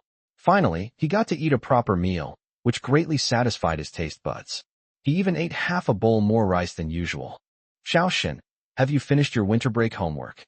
It's done. I haven't dared to rest these past few days. Impressive. Several waiters were very impressed. After all, this was someone who could make a lot of money. Back then, they were never so self-disciplined, and they wouldn't even remember until the last day. Some even crammed for it during evening self-study the night before school started. There weren't many customers that evening. The Xinmei private room was occupied by a few middle-aged business owners who came to eat. After they left, Shinmo immediately began preparing for tomorrow's work. For 3 consecutive days, Shinmo was out running around, and he successfully increased his savings in red maple leaf to over 10,000 yuan. When he returned at noon on the 6th day of the Lunar New Year, Manager Zhou smiled and explained the accounts to him. Over 10,300. How much did you take this time? 50. 50 yuan was enough for Shun Mo to live comfortably at school. Going back to school for evening self-study tonight is a bit early. Your sister asked Lao Wu to cook 2 dishes for you. Take them home later. Manager Zhou gave Shun Mo 50 yuan and told him to keep it safe. Shin Mo took 2 dishes and a bottle of wine back home. His second uncle also had to go to work, so the 2 of them had dinner together, and then Shin Mo went back to school. The old buildings and old desks and chairs exuded a unique school atmosphere, a smell that was quite captivating, and Shun Mo especially liked it. Perhaps it was because school life was relatively pure, without the complexities and disturbances of the outside world. Shin Mo, are you still living at school this year? Li Dawei sat down next to Shun Mo and started copying the test paper. He had done the easy questions during the winter break and was waiting for the difficult ones tonight. Where to live? Wait a minute, you're missing several sheets of paper. They're with Lu Yulin.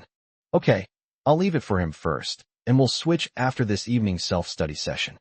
Lu Yulin was thinking of coming over to change it as soon as possible, but Wang Hao stopped him. Let me take a look. Oh my! Wang Hao immediately covered his mouth. What are you shouting about? Lu Yulin laughed and said, what were you saying to Li Dawei and me before the holiday? Now you're showing your true colors, aren't you? We'll see how it goes in the high school entrance exam. Wang Hao was stubborn, but Lu Yulin just smiled and said, I'll be living at school this semester too. After discussing it for the winter break, Lu Yulin's parents decided to let him live at school, saving him the time of walking so he could learn as much as possible. Wang Hao's grip loosened considerably. Huh? You live on campus too? He had heard last semester that several boarding students would study until the classroom lights went out, and he began to worry. After the first evening self-study session, he received another shocking piece of news. He Zhuqing would also be living on campus. The homeroom teacher hasn't come to collect the statistics yet, but there are already several more boarding students. Now everyone is starting to truly feel the pressure of getting into a good school. Chapter 77, Section 4, Evening Self-Study. On the first evening of self-study, Yuan Li went into the classroom and found it to be relatively quiet, which pleased her. But she didn't expect that some students hadn't finished their assignments and were now frantically trying to catch up. Once on the podium, she cleared her throat. Seeing everyone so focused, I shouldn't interrupt. But it's the first day, so I need to explain some things. In a few days, when school officially starts, tuition and fees will all be due. Also, students who want to live on campus this semester, go register with Wang Hao first. Wang Hao, give me the list tomorrow. Okay, Shin Mo, come out here for a moment. Shun Mo hurriedly got up from his seat and went to the corridor outside. There were whispers in the classroom as everyone guessed what the homeroom teacher wanted to talk to Shin Mo about. Teacher, Shun Mo behaved very obediently in front of Yuan Li, wanting to give this teacher the utmost respect. Yuan Li grew increasingly fond of her student. During the winter break, Director Zhang went to the leaders of Yongxing No. 1 Middle School and obtained a very good policy. This year, the top 10 students admitted to Yongxing No. 1 Middle School in the high school entrance examination will have their tuition and fees waived. For the following 2 years of high school, depending on these students' own abilities, if their grades do not decline and they maintain their position in the top 10 of their grade, their tuition and fees will continue to be waived. Shun Mo, you can't let your guard down. Shun Mo wanted to tell Yuan Li that he didn't need it, but when he saw Yuan Li's eyes, he saw encouragement, expectation, and great affirmation in them. Teacher, I will not let you down. He bowed to Yuan Li again. Your teacher believes in you. Yuan Li smiled. How was your winter vacation? I went to work on Huayuan Road and earned some money, enough to live on, so you don't need to worry, teacher. I'm sure I can get into the top 10 at Yongxing No. 1 Middle School this year. Go back to your studies. If you encounter any difficulties, remember to tell your teacher. Thank you, teacher, but I don't need it for now. Yuan Li watched Shun Mo leave, her smile never fading. The young man had his pride, which she admired, and this pride could support Shin Mo to go far. The first evening self-study session had just ended when nearly 10 more students came to Wang Hao to register for dormitory accommodation than last semester. Wang Hao panicked, but luckily he was supposed to submit the list to the homeroom teacher tomorrow. He was wondering whether he should stay in the dormitory with the students. Putting everything else aside, studying with this group of people at least makes him feel more at ease. Wang Hao has no doubt that there are people among them who share his thoughts. Let's stay together. Dawei, are you coming over? When school ended in the evening, Lu Yulin got excited and kept trying to persuade Wang Hao to live at school with him, and also encouraged Li Dawei to join him. Li Dawei refused. He sat with Shun Mo simply because he didn't want to be too conspicuous.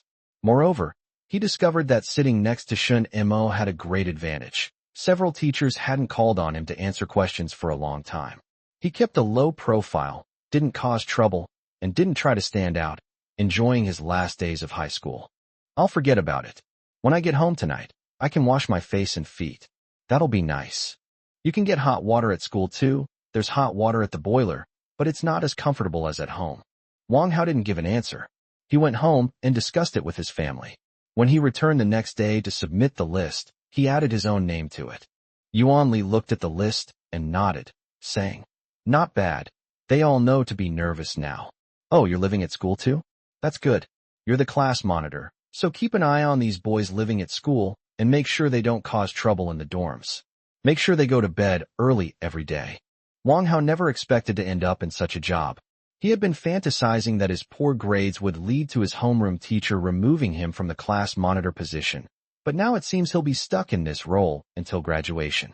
Many students in other classes also requested to live on campus. They wanted to make the most of their last semester, hoping that every extra effort would bring them greater rewards. They were willing to take a gamble, as even if they couldn't get into a regular high school, they could still go to a district-level key high school, or even a city-level key high school. The empty dormitories were cleaned up, and the students were accommodated there. The atmosphere was tense during the last semester of junior high school. Every day, these boarding students would study until after 9 p.m. when the lights went out, and then go back to their dormitories to wash up with flashlights. Now Yuan Li doesn't need to keep a close eye on things during evening self-study anymore. Every time she looks in from outside the window, she sees Yuan Li studying diligently. Li Dawei dared not play around anymore. He had to get his junior high school diploma eventually, and he had to pass the graduation exam in May. Shin Mo has the ability to learn and maintains a strong lead. Wang Gu and Tang Wuzi from Class 1 no longer expect to be the top student in the grade. Their goal is to narrow the gap with Shun Mo to within 10 points. The idea of fourth period evening self-study was first proposed by someone, but it quickly spread among the boarding students and then reached the ears of the homeroom teachers of the 4 graduating classes. Yuan Li was especially proud. She had come to check during the 4th evening self-study session. Top students from several classes would come to Class 2 to study, and occasionally someone would come to ask Shin Mo a question. Shin Mo answered all of them without hesitation. Wang Hao and Lu Yulin didn't quite understand, and asked Shun Mo privately, "Why are you helping them? There are only a few months left until the high school entrance exam. What if they surpass you?" Shun Mo laughed and said, "No. After teaching them, I also reinforced my own knowledge. Besides, my opponents are not just them, but all the junior high students in Shanghai." He Zhuqing, who was sitting in the front row, heard this, and it seemed that the teachers had said something similar, but she noticed a strange phenomenon. Shin Imo never seemed to ask any other classmates for questions, not even the teachers. Since she started living at school, she had experienced firsthand how difficult these boys were to study. When the bell rang for the end of the third evening self-study session, many day students happily got up to go home, while Shun Imo, Zhang Yuhua, and Su Qimin simply went to the toilet or simply sat in their seats reading. What frustrated her even more was that after the seating arrangement was changed at the start of the new semester, Zhou Jia was seated much further away from her. When Wang Hao was compiling the list of students living on campus, she specifically went to ask Zhou Jia about it. "You don't live on campus?" "I don't live on campus," Zhou Jia thought to herself. "Since you live on campus, then I won't." She wasn't too worried.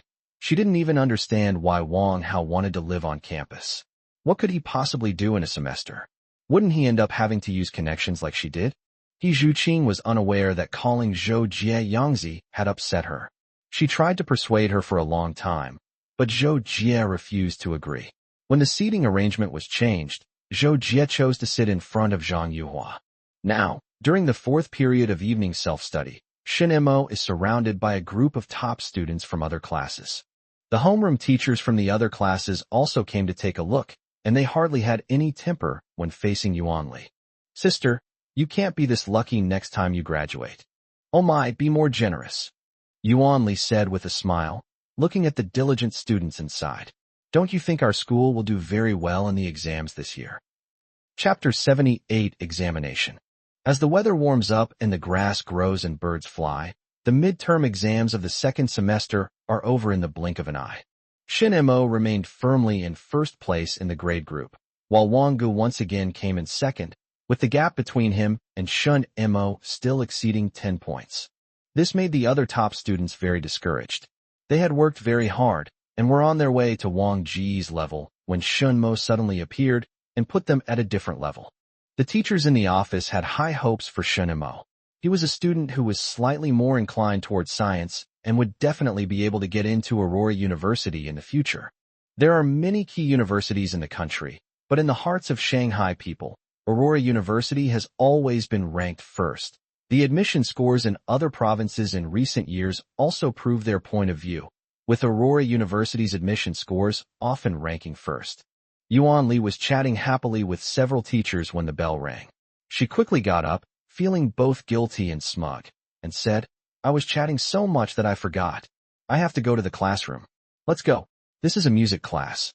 Since the second semester started, all music, art, and physical education classes have remained on paper, making way for academic classes. The teachers of the other subjects are vying for these free times every day. May is almost here, and there's a lot to do for the graduating class, including preparing for the high school entrance exam, filling out college applications, and physical examinations. Yuan Li doesn't often have the chance to chat like she does today.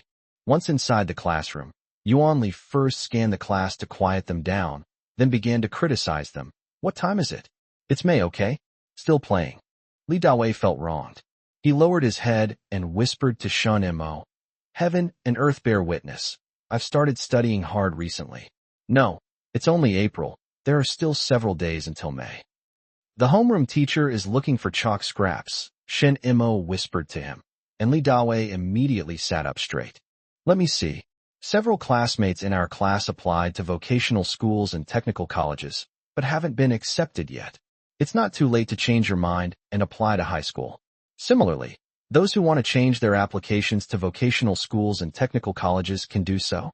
Also, the physical examination standards for vocational schools and technical colleges are stricter.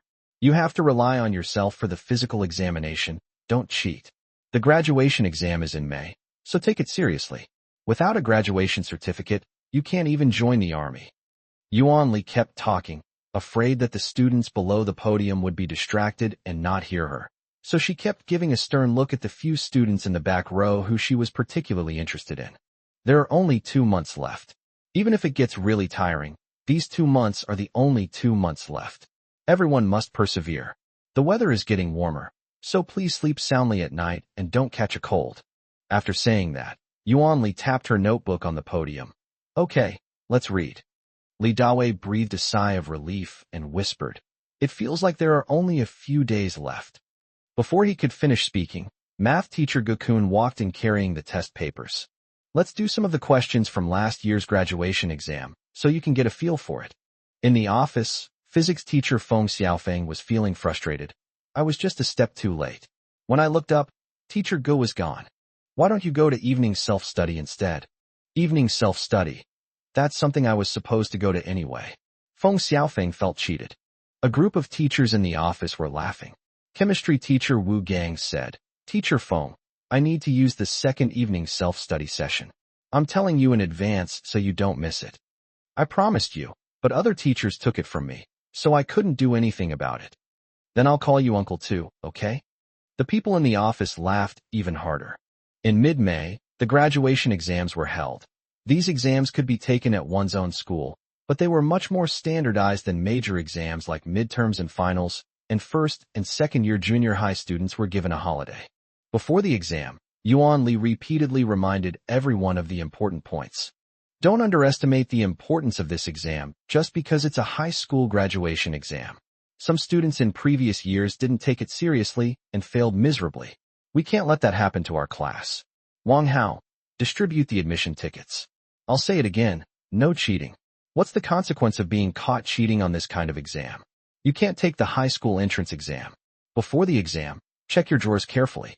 If you find any papers or books, report them to the invigilator immediately. Wang Hao held the admission tickets in his hand and handed them out one by one. No way, you can be in the first exam room for this kind of test. Wang Hao handed the admission ticket to Shen Imo, speechless. Shen Imo glanced around and confirmed that it was indeed the first examination room. However, this time the people around him were not Wang Gu, Tang Wuzi, and the others. There might be some unfamiliar faces. After the high school graduation exams, we'll take graduation photos. After a pause, Yuan Li continued. Students who didn't pass the exams can also take photos. There's no need to explain the reasons anymore. These students are about to graduate, and those who could understand the reasoning have already studied diligently. I'll say it again, no cheating. If you don't do well on the exam, come here for the graduation photo, so everyone can have a keepsake. If you get caught cheating, get out of the class immediately. I don't have students like that. Wang Hao asked with some concern.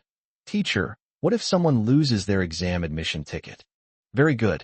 The class monitor has raised an excellent question. What do you do if you lose your exam admission ticket? Yuan Li looked at the students in the class and said slowly, "Let me tell you, there is no way. If you lose this, you will not be able to graduate, and you will lose your qualification for the high school entrance examination. No one should have any wishful thinking that the school can replace it. There is no such thing. Let me be frank with you. I am waiting to see who comes to me crying and wailing. I am not afraid to tell you that there are a few students like this every year, and I hope that none of them are from our class this year. Actually, there are still ways. The homeroom teacher and school leaders will step in urgently to coordinate and allow the students to continue the exam, but this can only be done for the high school entrance exam. It's absolutely not an option for the middle school entrance exam." Shin Imo thought of the college entrance examination in his future life, where every year there were students who lost their admission tickets or were late for the exam. Wasn't this also a kind of selection? He carefully put away his admission ticket. He couldn't become the protagonist of a legend. If he lost his admission ticket, it would definitely be the most significant event in the history of Chengxing Middle School. After several days of exams, Shin Imo directly felt how easy the questions were. In order to help these students graduate, the teachers who set the questions racked their brains to lower the bar. Before going to bed at night, the people in the dormitory would talk about how they did on the exam. Lu Yulin was very excited. He had never done so well on a test before.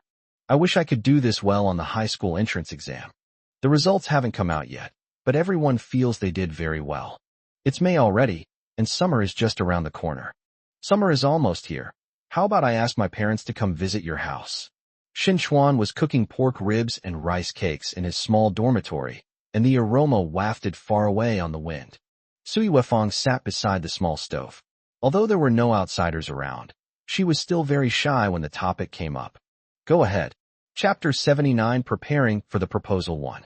As summer approaches, people who want to travel abroad are starting to get anxious. Money needs to be prepared in advance. Dragging things out indefinitely is not a solution. Only a minority of people can afford to spend several $1,000s to buy a house, and these few are all very patient, waiting for others to get impatient. Money can be kept in your pocket, and a house can be left there, but once summer is over and studying abroad doesn't happen, the loss is yours alone. The house is still the same house, but its significance is greatly diminished. After the exams, Shen Mo returned to his second uncle's dormitory, still carrying the vegetables he had brought from Hongfenji. Second uncle, how's the house? Shin Chuan chuckled and said, the seller doesn't want to lower the price yet, so I have to hold firm and not rush it. He took the dishes but didn't open the wine. Second uncle, won't you have a drink? I'm not drinking anymore. It's too hot. Okay, I'll bring you beer next time. Shin Chuan quickly waved his hand and said, that's not how it is. Your second uncle isn't that poor. How did your exams go? It's fine, no problem. Has anyone lost their exam admission ticket? Yes. Shin Mo was very confused. The homeroom teacher, Yuan Li, had repeatedly emphasized that someone was still missing, and Han Feng from the class had actually lost his. Does that mean I won't be able to take the exam? The exam is over. The homeroom teacher and school leaders rushed in to coordinate. Right now, the person is being scolded in the office. That's right. Shin Chuan smiled and quickly reminded his nephew. Make sure you keep your admission ticket safe during the high school entrance exam. Don't lose it. Second uncle, you don't need to remind me. When are you going to Aunt's house to talk about the wedding? It'll be here soon. It'll be here soon. I'll be back next week. I'll prepare 2 bottles of good wine and 2 cartons of good cigarettes for you. As for other things like pastries and tea, just add whatever you think is appropriate. Make sure you find a place to stay quickly, so I don't come back home with nowhere to live. It's okay if it's a little more expensive. Shin Chuan was under a lot of pressure, and Sui Wefang also brought up the issue of housing. However, Sui Wefang did not expect him to buy a house, and only said that she would ask his work unit to allocate him a slightly larger one. Don't get distracted, focus on your exam. I'll take care of the house. I talked to Sister Zhou today and asked her to help prepare the money. With summer vacation not far away, this money may be spent at any time. Shin Chuan felt conflicted. He was still a little embarrassed to spend his nephew's money. Second uncle, don't tell the family that you spent my money. Annie will know. You two will be a couple from now on. Shen Mo pondered whether he should give the money to Sui Wefang later. After all, they were a couple, and giving the money to his aunt would be far more effective than giving it to his second uncle. Shin Chuan also felt that he should tell Yuefang, since his nephew would definitely give him money again, and he couldn't keep this from Yuefang. The matter between the uncle and nephew is entering its final stage. Shinmo's biggest task is to stay healthy and avoid getting sick, while Shin Chuan needs to go to Su Yuefang's house to go through the formalities.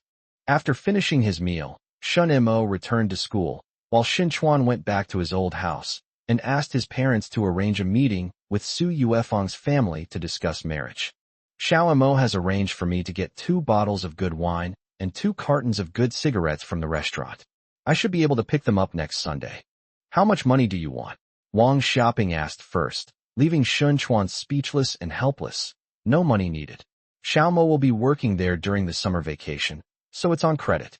Besides cigarettes and alcohol, we also need to buy some pastries and tea to take with us. Wang Xiaoping stopped mentioning cigarettes and alcohol, as her eldest grandson had managed to take care of the bulk of the expenses, but she figured that her eldest grandson was probably worried about having nowhere to go in the future, so he was trying to curry favor with his second uncle in advance. Hey, let me tell you something. Wang Xiaoping suddenly became mysterious, which surprised Shin Chuan. Was his mother going to secretly slip him something? What did you say?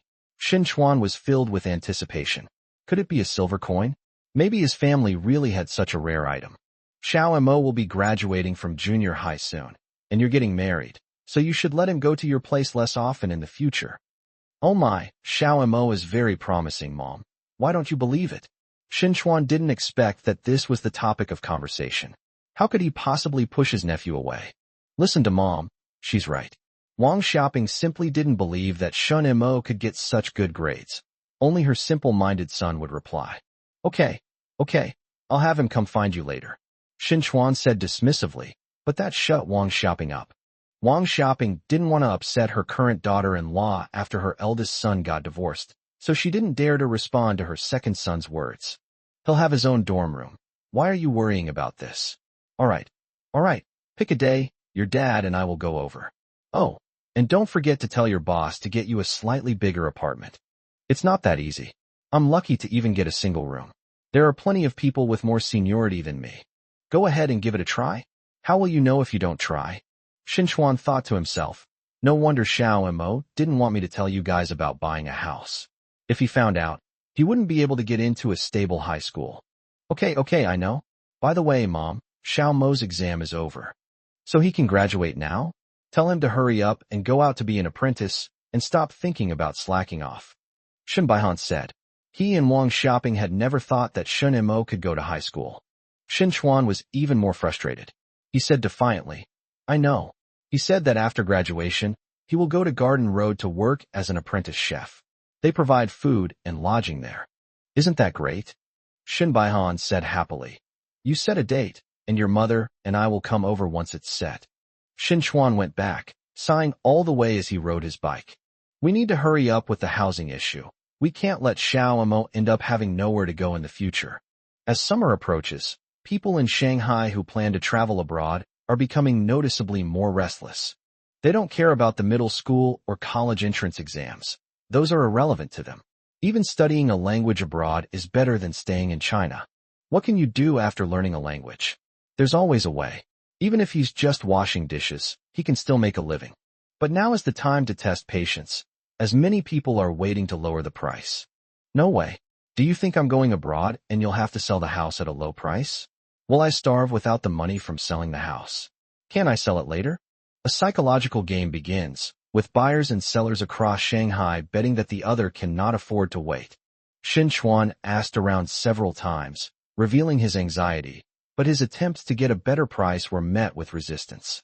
This frustrated him, as things shouldn't have turned out this way.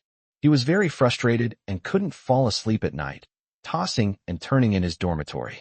He attributed the problem to the hot weather, which made it hard to sleep. He felt too hot to cover himself with a blanket, but too cold to leave it on. If Xiao Mo were here, would he be able to find a solution? Xinchuan suddenly thought of his nephew, and subconsciously began to treat his nephew as an adult. Chapter 80 Preparing for the Marriage Proposal 2. A week later, Shun Mo left the school again. On Saturday night, Zhang Yuhua didn't see Shun Mo in the dormitory and asked in surprise, This kid has gone back for 2 weeks in a row? You bet. You run so fast when get out of class ends. I'll sit with you tonight. Now it's the final sprint, and Shun Mo's return home for 2 consecutive weeks surprised everyone.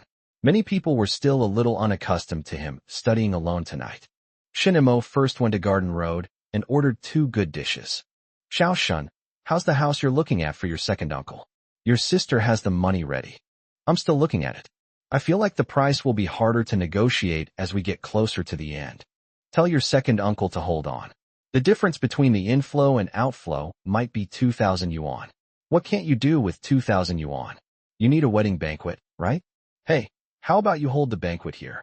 Shun Mo quickly waved his hand and said, Sister, no. My second uncle can just have it cooked at the company cafeteria. He wouldn't dare flaunt his wealth in the red maple leaves.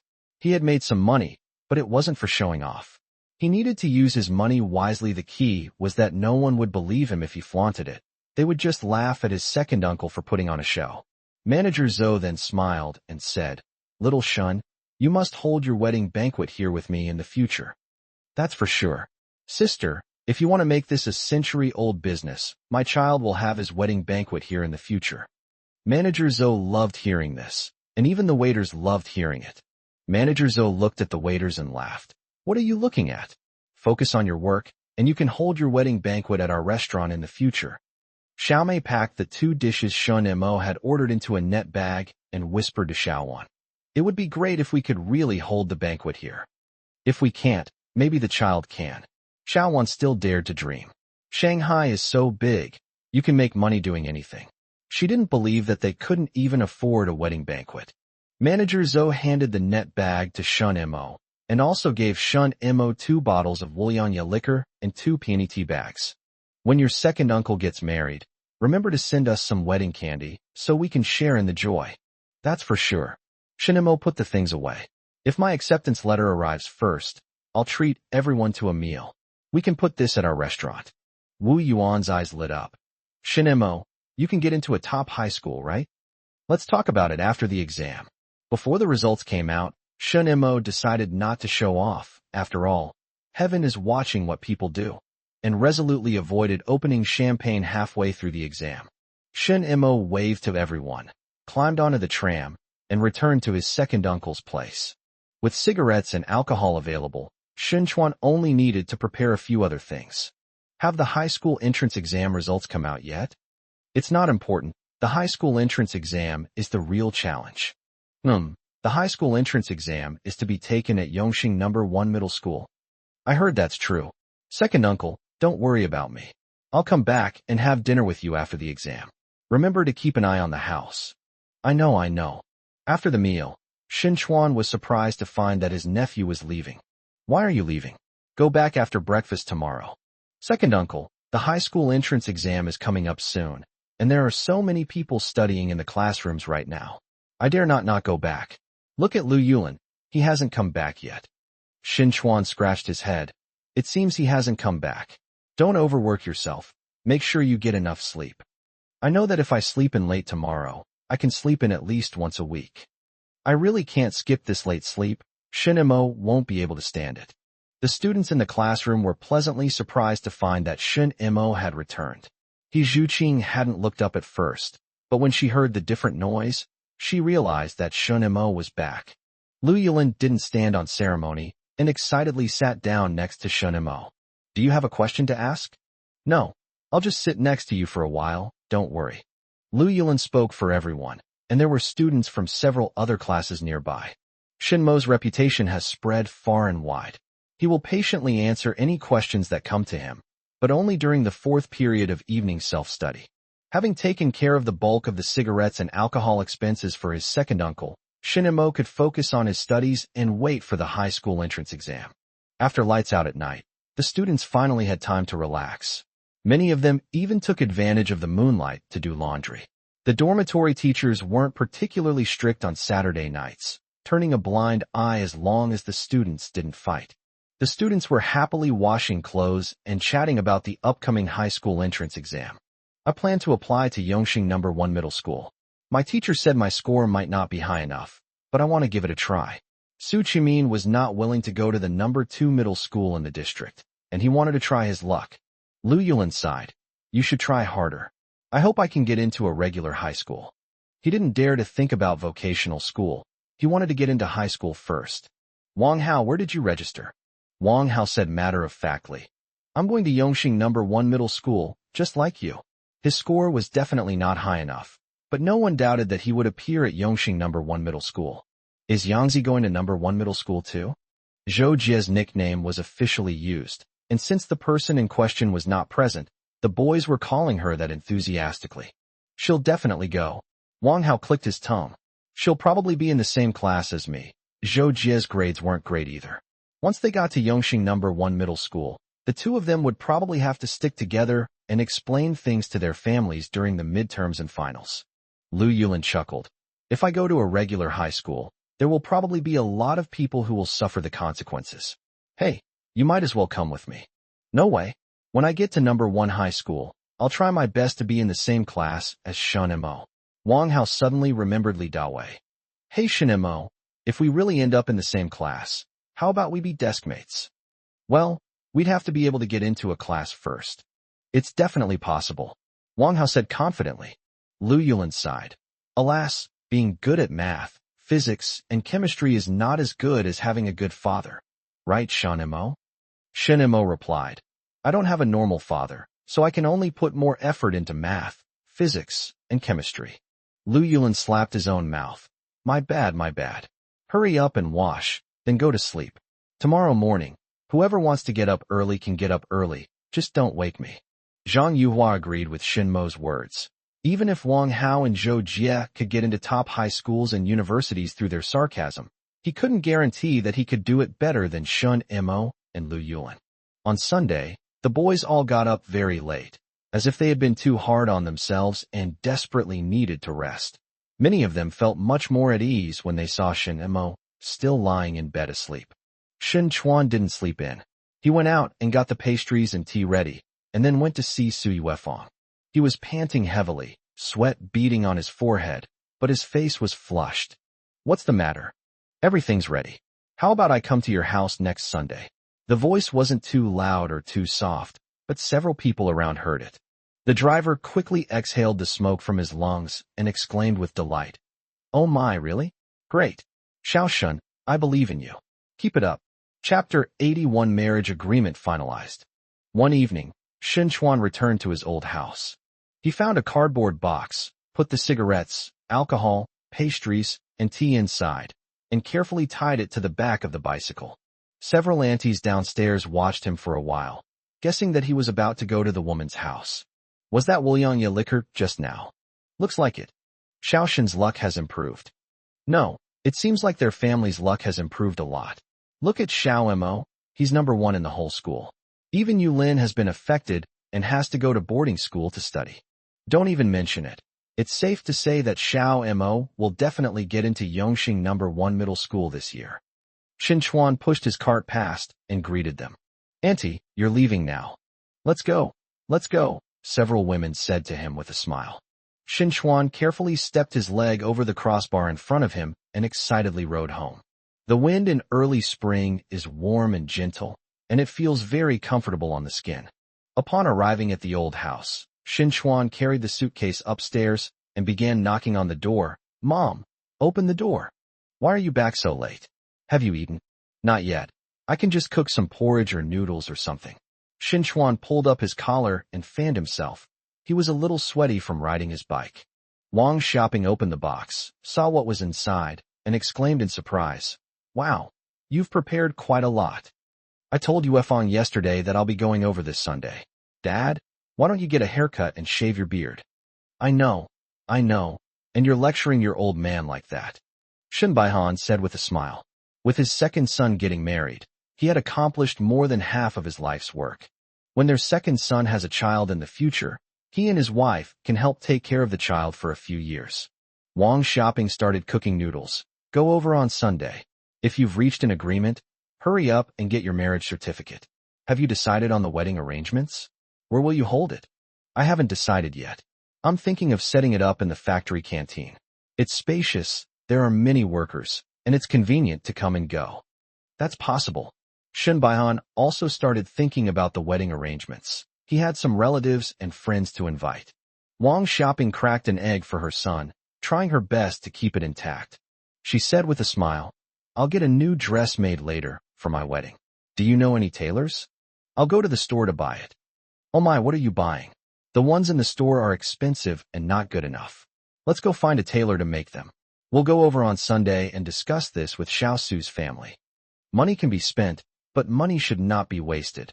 This has always been Wang Xiaoping's standard. As they were talking, the noodles were cooked. Shin Chuan brought them over and slurped them down in one go. Don't forget, I'll be coming over on Sunday morning. Sunday morning is too rushed. You should come back on Saturday night, and we can go together early Sunday morning. Shin Chuan was still thinking about his nephew. Xiao Mo probably wouldn't be leaving school again this week, right? Okay. He put the box in his little room and instructed, Mom, please keep a close eye on it for me. Don't let Nan open the pastries. He trusts cigarettes, alcohol, and tea, but he doesn't trust pastries. Children don't understand much, but they have a very keen sense of smell and can tell that something is delicious even through the packaging. Oh, don't worry. I'll buy it for her again if she wants it. Now, the elderly couple's biggest task is to tidy themselves up so they can go to the Su family's house on Sundays.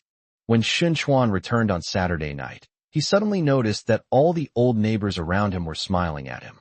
Everyone knew that his family was going to his girlfriend's house the next day to discuss marriage.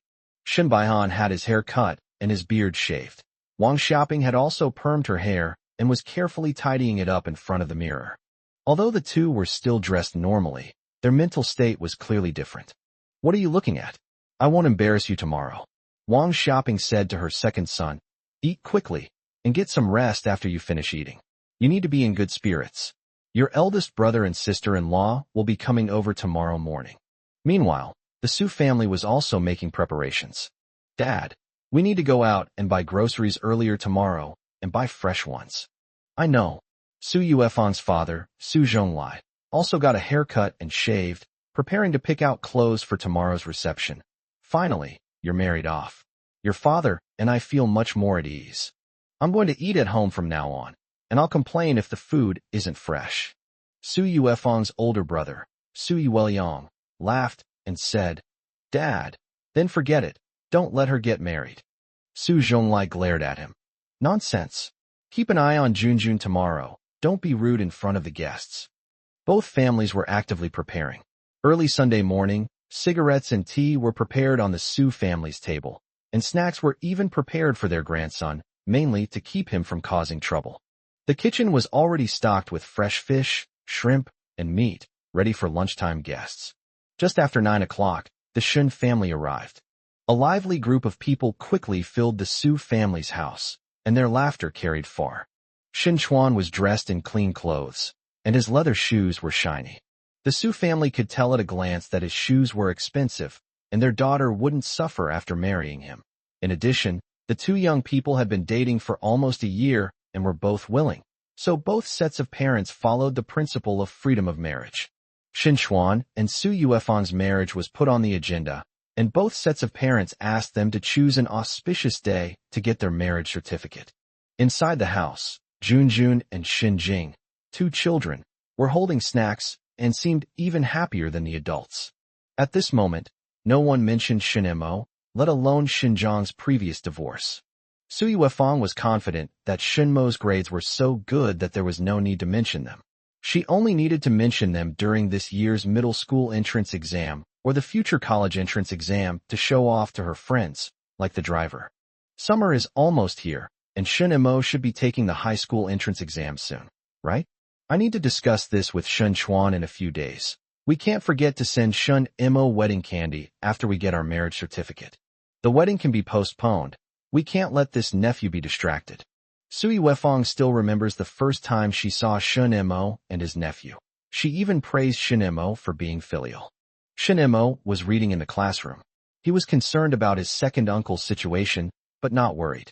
During evening self-study, the homeroom teacher, Yuan Li, came in. As expected, everyone in our class passed the exam this time. Don't get too excited. It's to be expected. It would be surprising if anyone didn't pass.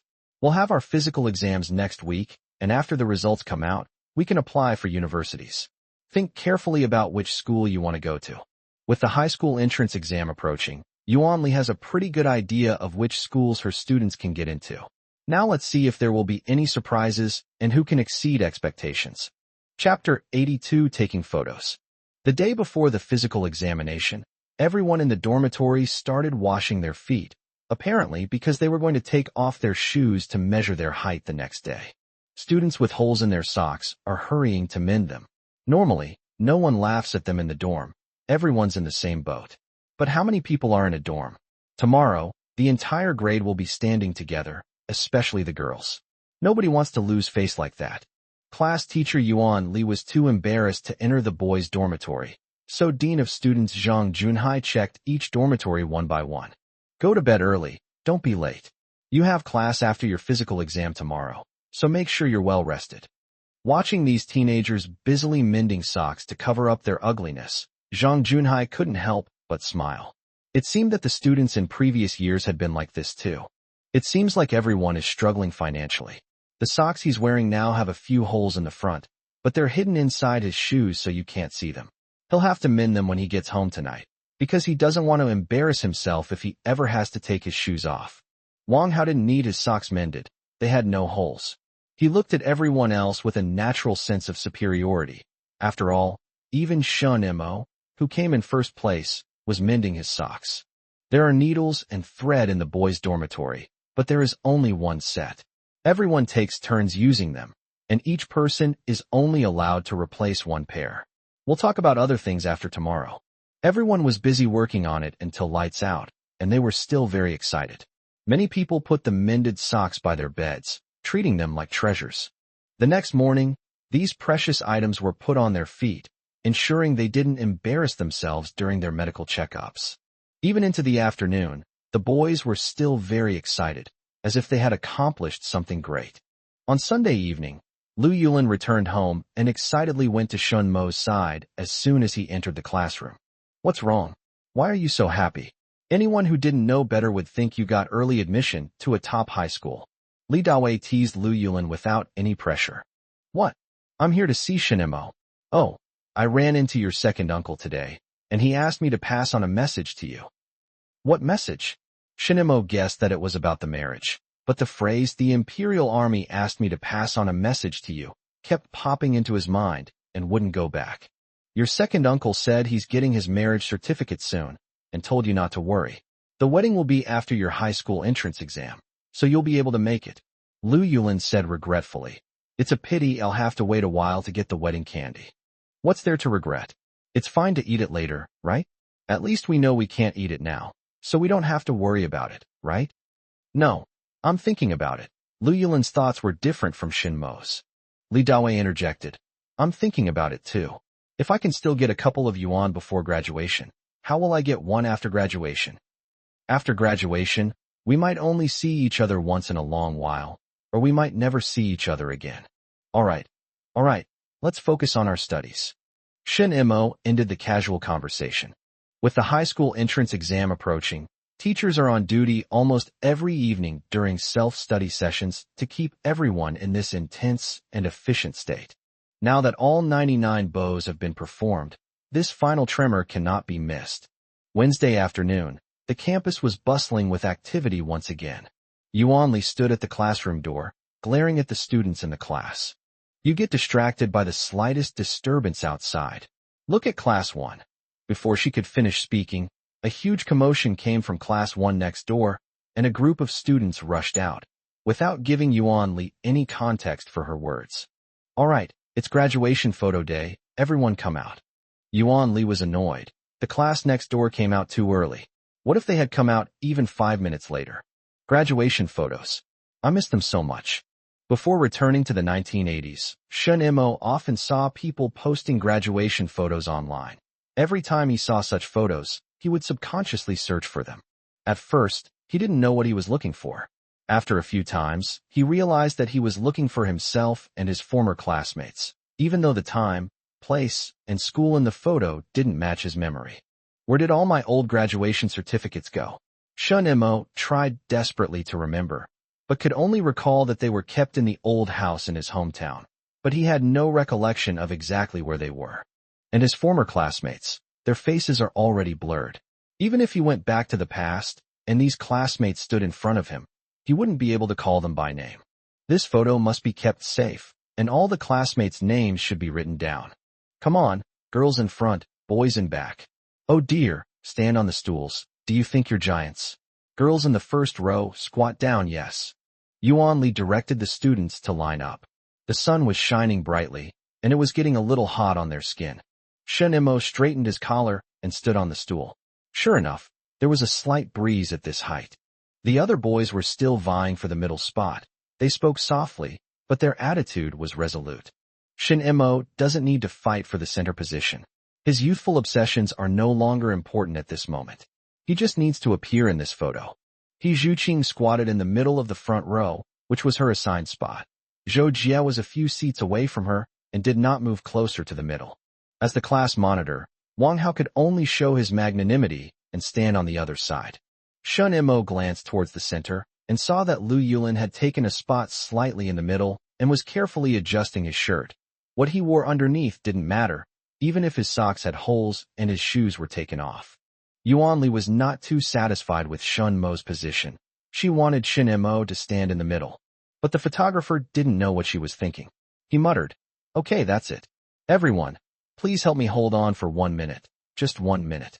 Yuan Li then sat down and stopped interfering with the students' queuing. The photographer crawled into the camera cloth, shouting, "Okay, that's it. 1, 2, 3. Okay, one more shot. Yes, don't move. Okay."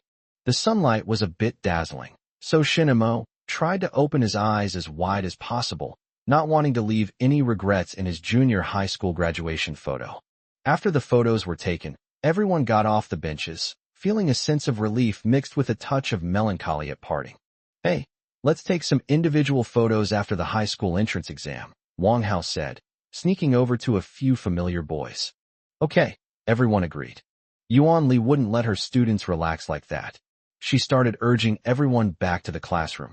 All right, you can focus on studying now and wait for the high school entrance exam. Go back to the classroom." As Yuan Li passed by Shun Mo, she glared at him and said, "Idiot, can't you stand in the middle?" "Teacher, the one next to me is also quite good, and I even got more photos taken than others." "It's okay. After the high school entrance exam, your name will be in the middle." "No, it'll be on the side. How can the first place be in the middle?" "All right, go back to studying. Hey, don't eat anything random lately. Just eat at the cafeteria. The taste may be a little off, but at least it won't upset your stomach." "Okay, teacher." Chapter 83, Preparing for the Middle School Entrance Examination. Old Yuan, Old Gu, all of you junior high school homeroom teachers, come over here. It's time for a meeting. Zhang Junhai didn't come in at the office door, but just peeked inside and called the graduating class homeroom teachers out. Yuan Li and several other homeroom teachers, including Gu Nanfeng, went out to the academic affairs office. "We need to divide the students among ourselves. There are about 30 students applying to Yongxing No. 1 Middle School this year, and we need a teacher to accompany them to the exam."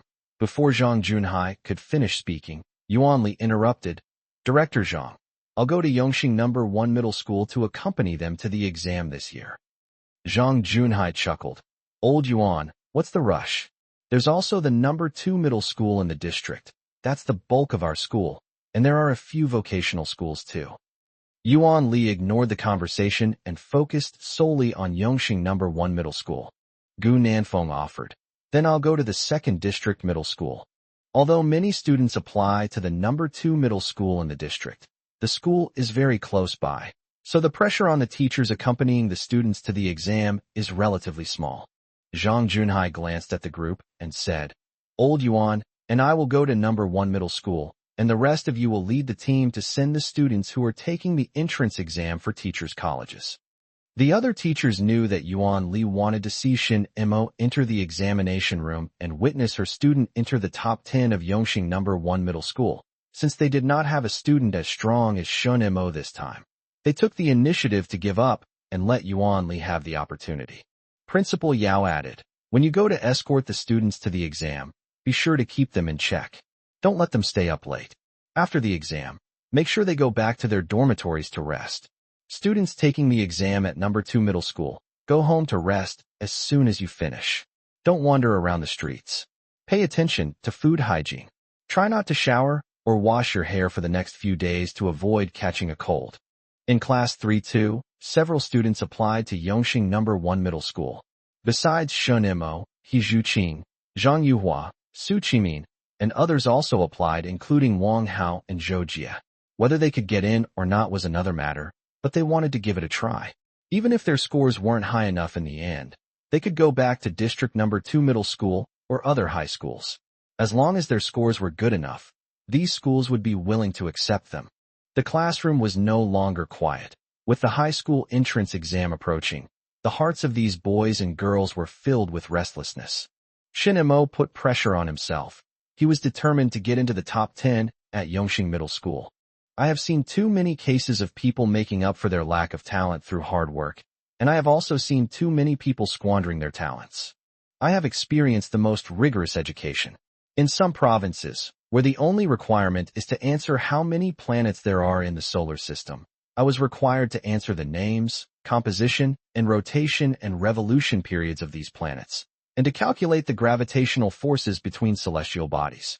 I am capable of competing with the geniuses of this era." Moreover, Zhang Junhai had secured a tuition and fee waiver for him if he ranked in the top 10 of his grade. In order not to disappoint his teachers, he had to work hard. "The teacher is here. A student sitting by the back door shouted, and the classroom immediately fell silent. Everyone's eyes were fixed on the door, waiting for Yuan Li to appear. Oh my, everyone's eyes are so wide open, it's scary. Yuan Li came in with a smile and stood on the podium. The high school entrance exam is coming soon. Are you nervous? Okay. What's there to be nervous about? You can't be nervous at this time. You have to relax and treat it like you're studying normally. Wang Hao, come and hand out the admission tickets. You can't lose them again this time. If anyone loses theirs and you can't find a teacher, I'll have to go and do some favors. I'm going to Yongxing number 1 middle school to escort them to the exam. Several students in the class who had applied to Yongxing number 1 middle school immediately laughed. With their homeroom teacher with them, they seemed to have found their backbone. The other students asked, "Teacher, who will take us to number 2 middle school?" Mr. Gu, the homeroom teacher of class 1, will take you there. He told you beforehand not to cause trouble outside, and to go home and rest after the exam to prepare for the exam the next day. Yuan Li repeatedly explained the things to pay attention to, talking until her throat was parched. All right, enough chit-chat. Those of you applying to number 2 middle school, you can go home today. The rest of you, pack your bedding. We're going to number 1 middle school for the exam tomorrow night. Since we still have time today, take some things back with you. Be back at school before noon tomorrow. Okay, school dismissed. With a wave of her hand, Yuan Li sent her students flying out of the classroom, scattering them everywhere. Shen Imo carried the books on the table back to his dormitory, tidied up his clothes, and together with Lu Yulin, carried them back to his second uncle's dormitory. Shen Imo, can you get into the top 10 in Yongxing? I can't be sure. I'll do my best. If I could get into the top 10 of number 2 middle school. Never mind, the top 20. Never mind, the top 200. The top 200 would be great. Lu Yulin didn't dare to be too greedy. Even the top 200 was a luxury. Just being admitted would be good enough. Maybe he can actually get into the top 200? Shen Imo encouraged Lu Yulin. Lu Yulin looked constipated. You really think I'm like you? You think getting into the top 100 universities is as easy as eating and drinking? We all have one nose and 2 eyes. Be more confident. The two of them moved back along the street, struggling but happy. Hang in there, and you'll be free once you finish the exam. Remember to ask me for help when your second uncle gets married.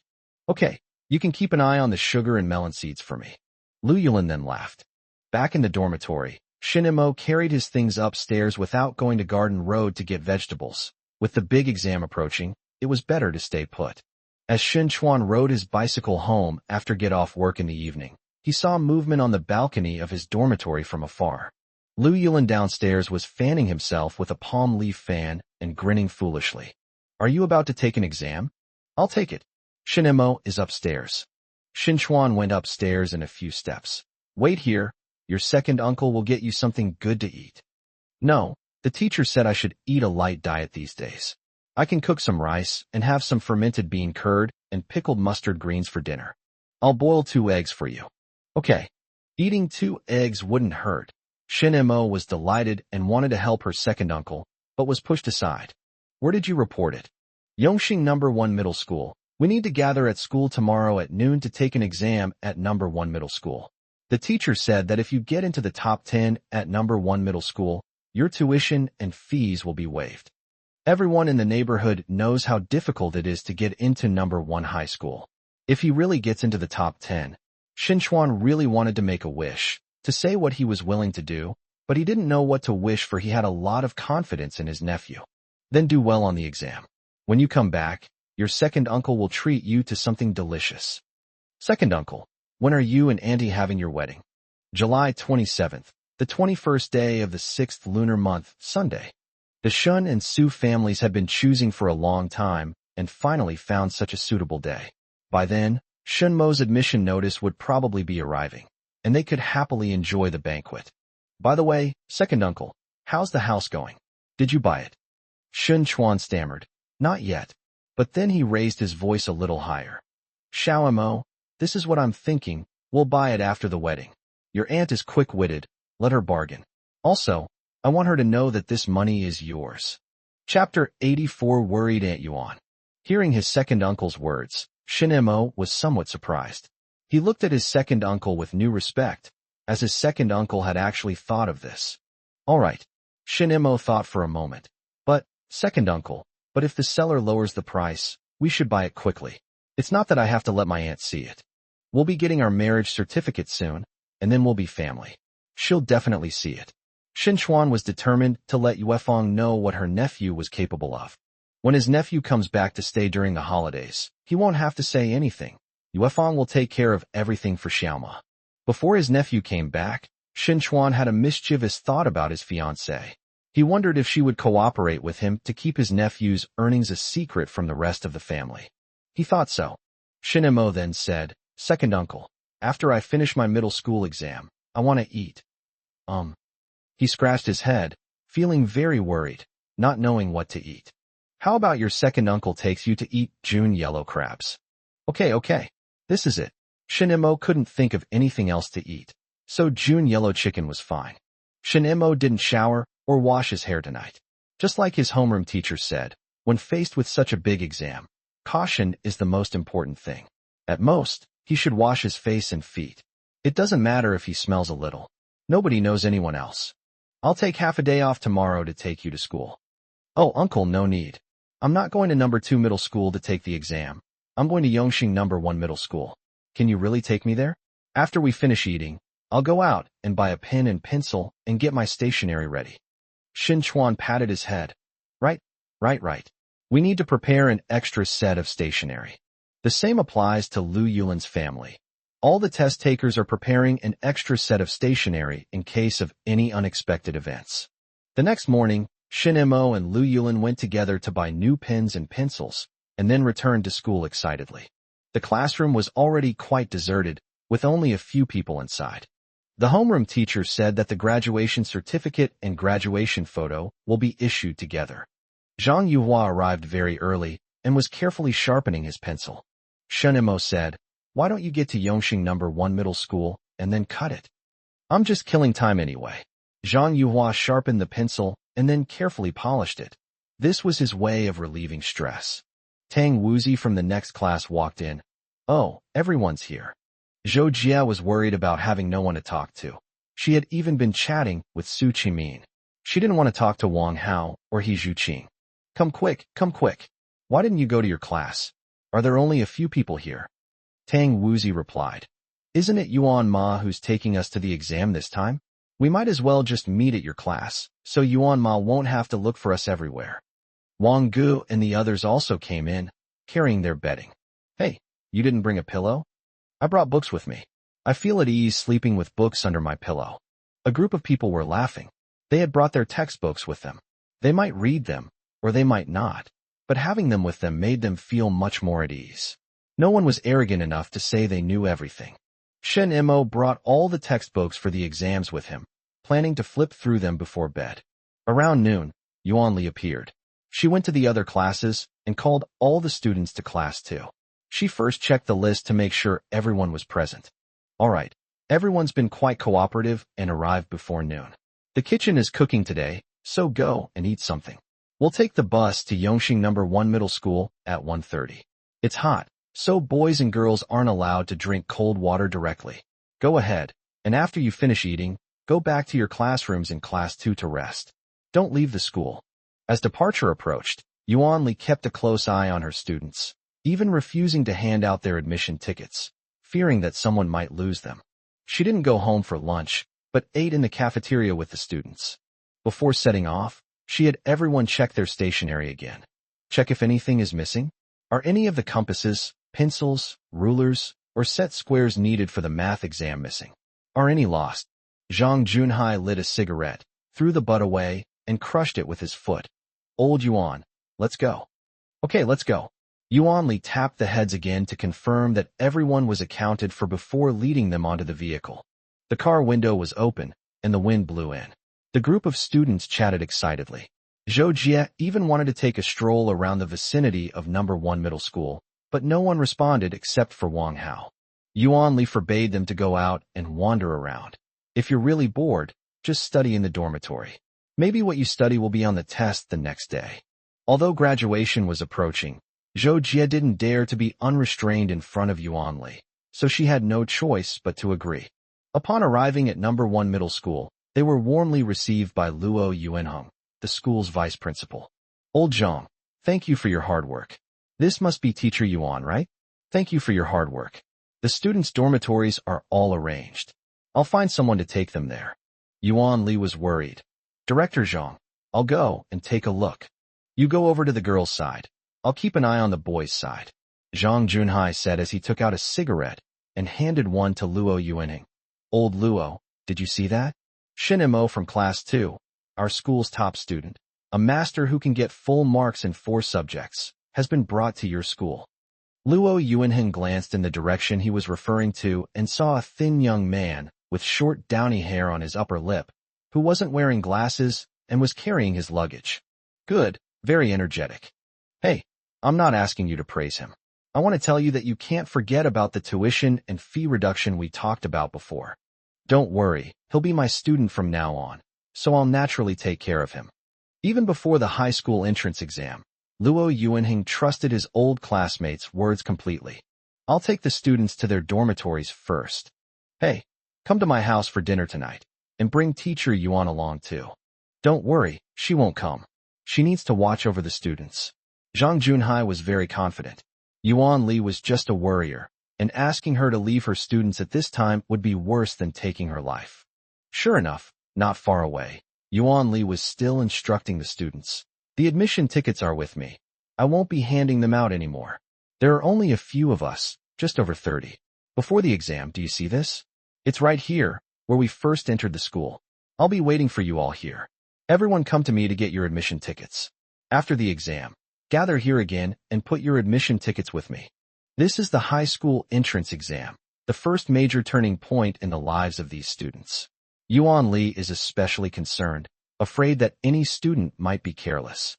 Zhang Junhai called out, Hey, Lao Yuan, come to Principal Luo's house for dinner tonight. Go ahead, I'm a woman, I don't drink, so I won't spoil your fun. Yuan Li refused as expected. Principal Yao was convinced. That's really true. Principal Yao, you go ahead with your work, I'll come over tonight. Okay, I'll go back and prepare. If anything happens, just let me know and I'll find someone to handle it. After exchanging pleasantries, Zhang Junhai led the students into the boys' dormitory. Many students applied to number 1 middle school. These were all top students from other junior high schools, but not all of them would be admitted. Shin Mo, are you feeling pressured? Zhang Junhai asked Shin Mo a question, not wanting Shin Mo to be overwhelmed by the pressure. Pressure is the driving force. Yongxing number 1 high school can be said to be the epitome of key high schools in Shanghai. Shin Mo was secretly excited. He wanted to use the geniuses of this era to measure his worth. Chapter 85 Confidence. Upon entering the dormitory, the boys hurriedly made up their beds. Bunk beds didn't matter anymore, since they would only be sleeping there for 3 days anyway. Wang Hao insisted on sleeping next to Shin Mo, claiming that he could get 2 more points on the test by sleeping next to Shin Mo. After making the beds, there was still plenty of time, so Zhang Junhai repeatedly told them not to go out unnecessarily and to stay in the dormitory as much as possible. If you don't want to do practice questions, memorize some vocabulary and classical poems. Just as he was about to leave, Zhang Junhai remembered something else. During these few days of exams, no one is allowed to compare answers after leaving the exam room. If you want to compare answers, you can do so after leaving the gates of number 1 high school. Zhang Yuhua immediately responded, Don't worry, teacher. He deeply abhorred this kind of behavior of checking answers. How could checking answers change anything? Zhang Junhai left the dormitory and went to Luo Yuanheng's place for dinner. Before the exam, people were still able to chat freely. Wang Hao, in particular, felt no pressure and was only thinking about what to do after he came in. Hey, Shin Mo, which class do you think you'll be in after school starts? The exam hasn't even started yet. Shin Mo was speechless. Wang Hao was very confident and had a big heart. Hey, we're in the same class, okay? Wang Gu asked in surprise. No. Does your family own the school? You can just say which class you want to go to. Of course not. But I think Shin Mo can do very well on the exam, and with me on his side, the homeroom teacher shouldn't refuse. Wang Hao wasn't embarrassed at all. Everyone knew that his family was well off, and if he tried to keep a low profile at this time, the boys would just say he was pretending. Then let's be in the same class. Shinemo thought it was a good idea. It would be nice to have someone you know to talk to in a new environment. Zhang Yuhua suddenly asked, Hey Wang Hao, do you want to be the class monitor? Don't mention this. Me, the class monitor? People would have to respect me first. Wang Hao made up his mind not to take on this task again. In his mind, being the class monitor was too shameful. Everyone laughed. Zhang Junhai outside was also smiling. This time they brought 30 students. How many of them could stay at number 1 high school? Some people might only enter number 1 high school once in their lives. For dinner, everyone went to the cafeteria of number 1 high school. With the big exam approaching, everyone's appetite seemed to be so-so. Shen Imo ate a bowl of noodles and went back to rest early. Everyone remained quiet, waiting for the exam to begin the next day. Shen Imo lay on the bed, trying to relax, and soon fell asleep. Suddenly, he heard a noise. Wang Hao was shaking his bed. Shen Imo, wake up! Shen Imo jumped up. There was a commotion outside the dormitory, and many people started washing up. The people in the dormitory quickly got dressed, washed up, and went to the meeting point. Yuan Li carefully counted the number of people and then led everyone to have breakfast. Keep your diet light. Remember, avoid eating fried dough sticks if you can. Now is not the time to gamble on whether he will get diarrhea. Shin Mo ate 2 vegetable buns and drank a bowl of porridge and felt about right. After dinner, Yuan Li handed out the admission tickets to everyone. When you get to the exam room, answer the questions carefully. Don't be nervous. Skip the questions you can't remember and do the rest. Don't waste time getting stuck on the details. Yuan Li finally breathed a sigh of relief after sending the students into the examination hall. Looking at Zhang Junhai beside her, she asked irritably, "Old Zhang, are you sober now?" Zhang Junhai argued illogically, "That was my job too. Old Yao was being very hospitable. If you didn't go, how could I not go?" Yuan Li chuckled and said, "Since you've secured the conditions for Shun Mo, I won't argue with you about winning or losing this time." Upon entering the examination room, Shinmo's brain immediately entered high-speed operation mode. This is the most crucial subject. He must ensure he leaves no regrets. He read the questions carefully to understand the examiner's intentions. After the exam, he was hungry. Touching his belly, he felt he had done a pretty good job. Upon arriving at the meeting point, Yuan Li immediately said, "What did Director Zhang tell you? No one is allowed to discuss the answers, not even the essays. Everyone must hand in their admission tickets immediately." At lunchtime, Shin Mo finished 2 bowls of rice. Yuan Li watched Shun Mo eat so much and nodded to herself, thinking to herself that this kid was taking the Chinese exam seriously. With the Chinese language hurdle over, now it's time for Shun Mo to take control. Shin Mo reached his peak performance in math, physics, chemistry, and English. Every time he came out of the exam room, he was equally hungry. After finishing the last political exam, Yuan Li finally felt relieved. "All right, go ahead and check your answers. Oh, and come to school tomorrow to pick up your diploma and graduation photo." Wang Hao asked cheekily, "Teacher, is there any summer homework?" "No. Please assign some homework, otherwise I won't feel at ease during my summer vacation." Zhou Jie shouted, "Go back and copy your Chinese textbook 10 times. Everyone relaxed, and Zhang Junhai laughed. "All right, stop gossiping. Pack your things, let's go back. Look, the students from other schools have already left." On campus, some students who came to take the exam were excited while others were dejected, but everyone had to pack up and leave. Shin Mo calculated the time and realized he could go back and have dinner with his second uncle. He would rest tonight and go to Garden Road to make money tomorrow. On the way back, Yuan Li asked the question everyone wanted to ask. "Shin Mo, can you get 4 perfect scores?" Shun Mo touched his stomach, not daring to make any promises too confidently.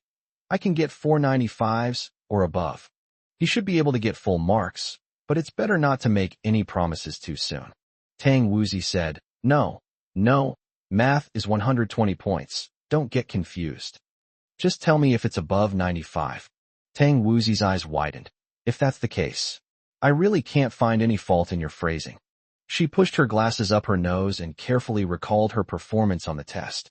"I think I could get a perfect score on one of them." "What do you mean by to be a?" Yuan Li smiled, then turned to Wang Gu. "And you?" Wang Gu smiled and said, "Teacher, you know me. I can't possibly get a perfect score. He didn't seem discouraged. Everyone knew his abilities. He might not get first place in a single subject, but his final ranking would definitely be high. Zhang Junhai said, when you get to high school, you must continue to strive for full marks. Remember, as long as you can get a full mark in one subject, you'll have more opportunities to go to university.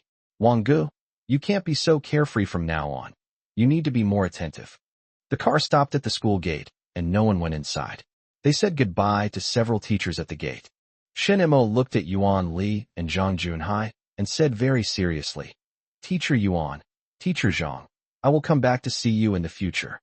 Yuan Li looked at Shen Mo's expression and suddenly laughed. She said to Zhang Junhai, Director Zhang, you see, my student is very cautious. What do you think he meant by that? Zhang Junhai also laughed. This shows they have a lot of confidence. Chapter 86 still has 4 perfect scores. Zhang Junhai and Yuan Li were hoping that Shen Mo could get good grades. Based on their previous estimates, they believed that Shen Mo could be among the top 5 in Yongxing No. 1 middle school. After all, there were also geniuses in other junior high schools. Because of his Chinese and politics scores, Shen Mo's total score might not be very advantageous. But if he does get 4 perfect scores, Yongxing No. 1 middle school's resources will still be tilted towards him. Even if Shen Mo underperforms, a perfect score in just one subject would be enough to make Yongxing No. 1 middle school take him seriously. Shen Mo, remember to come to school to pick up your admission notice, Yuan Li told him. Okay, teacher, I'll head back now. Because of her parents, Shen Mo didn't want the admission notice to be sent elsewhere. Her second uncle might still be at work, and there was a high chance he would miss it, so it was safer to send it to the school. Yuan Li was willing to accept the exam on Shen Mo's behalf. She wanted to see how well Shen Mo could do. Zhang Junhai was more optimistic, believing that his old classmate Luo Yuanheng would personally deliver the admission notice. It wasn't just the two of them. Almost all the teachers and staff at the school were waiting for the results of the high school entrance exam. Others preferred to focus on big data, such as how many people got into the top high school, how many got into the district's second best high school, and how many got into a vocational school. This was what they talked about with their relatives and friends over meals. Back at his second uncle's dormitory, Shen Mo's stomach was already rumbling. Shen Chuan had already finished get-off work. Hearing the commotion outside, he hurried out. Seeing that it was his nephew, he went up to take the bedding and asked, How did the exam go? It's sure. In front of his second uncle, Shen Mo stopped pretending. Is there any food? I'm starving. He smelled a different kind of delicious aroma. Yes, I specially bought June yellow crabs. Uncle's cooking skills are pretty good, right? Go wash your hands quickly. The small pot was filled with crab fritters, and Shen Chuan also added edamame, making it very appetizing. Shen Mo washed his hands, and Shen Chuan served him a bowl of rice. Looking at you. You haven't eaten for days.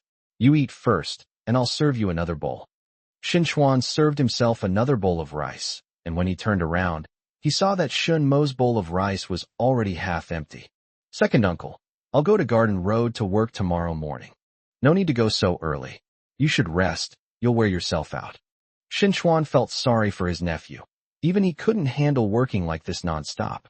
There's no need to study there, just serving dishes and cleaning at lunch and dinner. It's actually very easy. If you can go out and take on jobs, you can rest for half a day. It's not tiring. While buying a house for his second uncle, Shen Mo also wanted to get himself a small place so he could go out and do some work as soon as possible. Once his household registration was transferred, he could also buy a house. Choose a slightly out-of-the-way location, one that's easy to demolish. Some alleyways have been preserved all along, but you shouldn't buy in those areas. Shen Mo ate more than half of the small pot of June yellows. Shen Chuan just watched his nephew eat with a smile. How long had it been since he had seen him wolf down his food like this? After finishing his meal, Shen Mo patted his belly contentedly. Second uncle, boil some hot water so I can wash up later. He sniffed himself and noticed he smelled a bit. He needed to be fresher when he went to Garden Road tomorrow. Yulin came back first this afternoon. He seemed quite happy, so he should be able to pass the exam. If he fails the exam, he'll be eaten up, meaning he'll get a beating. Shen Chuan laughed too. Yulin hadn't been beaten up in a long time. He opened the window wider to let more wind in. Once the water was boiled, Shin Imo washed himself from head to toe, comfortably dried his hair in the breeze, took a nap, and then headed straight for Garden Road. Sister Xiaomei. Hey, Xiaoxin, you're back? Finished the exams. The exam is over. Shin Imo greeted everyone excitedly. Several people surrounded him to ask how the exam went, but Shin Imo only said that he passed, and did not say what place he got. Wu Yuan said happily, wait until your acceptance letter comes in. Let's have a meal by ourselves. Let old Wu stay out of get off work a little later, and we'll set up a few tables in the lobby, Shin Mo said generously. Manager Zhou smiled and said, okay, we need to tell Ming Yang in advance, and ask him to come and have a meal too. Sister, let me change into my waitress uniform first. Go. Shin Mo's summer vacation started first, and the legendary #1 translator of Garden Road was back on duty. Summer vacation is the time for amateur translators to work. Shin Imo finished his high school entrance exam first and was the first to start earning money. He was counting down the days until the admission notices were issued, preparing to return to the school to pick them up. The middle school entrance exam marking was in full swing when, in the office, a math teacher suddenly exclaimed, wow, I got a perfect score here. A perfect score brought a brief moment of joy to the busy teachers in the office. They took a short break under the pretext of visiting the school before getting back to work. The same situation occurred in the physics group, where a perfect score made several teachers happy for a long time. The chemistry and English groups next door also produced perfect scores, but they didn't expect that these perfect scores came from the same person. A few days later, when the scores were tallied, everyone suddenly realized that a genius had emerged in this year's high school entrance exam. Principal Luo, the results are out. Your old classmate wasn't exaggerating. Shin Imo from their school is indeed amazing. Gao Yonglin, the head of the first-year high school grade, was the first to learn of the latest situation. How impressive is that? You made it into the top 10. Luo Yuanheng asked with great surprise. Not only in the top 10, but also 4 perfect scores. He's the third best student in our school, even though his Chinese and politics scores are not at the same level. The difference between first, second, and third place is only 1 point. Gao Yonglin was very satisfied with these 4 perfect scores. You might not be able to see it in the first year of high school, but when you choose your major in the second year, his advantage will be very obvious. Who can beat him in math, physics, and chemistry? Great, great. This tuition reduction is well worth it. Luo Yuanheng excitedly took out cigarettes from his pocket, handed one to Gao Yonglin, and then to several teachers next to him. Just based on these grades, even if the school didn't offer a reduction, he would have paid the tuition and fees himself. He couldn't let Shin Imo end up at the second middle school of the district. A young teacher, quick-witted and agile, pulled out matches from his pocket and lit them for everyone. The group excitedly puffed on cigarettes. Give me Shun Mo's admission notice, and I'll personally deliver it to old Zhang in Yongxing. He ate 2 meals of my old wine, so I'm determined to make it up to him this time. Luo Yuanheng found a good reason. Gao Yonglin laughed and said, why don't you just take Yongxing's admission notice with you? Hey, it's not impossible. What's Shin Mo's total score? Luo Yuanheng remembered this important matter. His total score was 530, and our school's admission cutoff score was 467. He scored 510. Good, good, Luo Yuanheng said repeatedly. He prepared to go back and pack up so he could go to Yongxing Junior High School to have some good wine with Zhang Junhai. With such good grades, how could Zhang Junhai not bring out some good wine? Chapter 87. The admission notice has arrived. At Zhongxing Junior High School, several 9th grade homeroom teachers stayed at the school. After the high school entrance examination, they had a lot of free time, but they were anxious inside. The shade under the plane trees along the main road is excellent, and the breeze carries away some of the heat. However, the incessant chirping of cicadas overhead serves as a reminder that it is summer and that sweating is to be expected. Half a month after the middle school entrance exam, the first and second year students were on holiday. These teachers laid out mats under the trees and no longer cared about their usual image. Several male teachers even started playing cards, slamming their cards down with a loud thud. The female teachers were surrounded by several little children, chatting about everyday things, which brought them a different kind of joy. The admission results should be out by now, right? Gu Nanfeng would say this almost every day. It's almost certain that Shun Mo will be the top student in the entire school this time. He's eyeing the second place, wanting to see how big the gap will be between the second place and Shun Mo. Zhang Junhai tossed out a pair of QS in his hand. It's about time. The teachers appeared relaxed, but their eyes were constantly glancing at the main entrance out of the corner of their eyes. Someone's coming. Feng Xiaofeng, with his sharp eyes, immediately dropped the cards in his hand. He had a bad hand, so he decided to fold. Wu Gang, who was watching the commotion from the sidelines, saw Feng Xiaofeng throw down his cards and laughed loudly. Hey, uncle, why did you stop playing? Yuan Li glanced back at Feng Xiaofeng and said, Your uncle isn't doing well with this hand, is he? After seeing the students off, the teachers started calling out each other's nicknames. With no one else around, it was a way of remembering them. The leaders of several schools were actually a little envious, but they figured the students wouldn't dare to give them nicknames. Old Yuan, if your students were to give me a nickname, what do you think it would be? Zhang Junhai couldn't help but ask Yuan Li this question. Yuan Li stared at the person entering through the gate and replied perfunctorily, Then you can only be Grandpa Zhang. Zhang Junhai was quite happy. Grandpa? Hello, Grandpa. He put down the playing cards in his hand and recognized the person who came. It was Luo Yuanheng, his old classmate from Yongxing No. 1 Middle School. So, how many did our school admit? 21 people. That's quite a lot, isn't it? Zhang Junhai was quite happy. Not bad at all. Let's go. Let's go to the office first. Old Yuan, old Gu, let's go. He took care of the homeroom teachers, while Principal Yao Bang didn't need to be looked after and stayed at the front talking to Luo Yuanheng. Upon arriving at the office, Zhang Junhai immediately poured water for Luo Yuanheng. No doubt about it.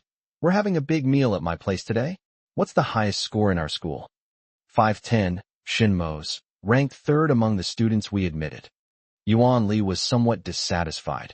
This brat lost quite a few points in Chinese and politics. Luo Yuanheng laughed and said, As expected of Shun Mo's homeroom teacher, he knows everything about him. For perfect scores, really 4 perfect scores. In Luo Yuanheng's view, these 4 perfect scores were far more surprising than the others.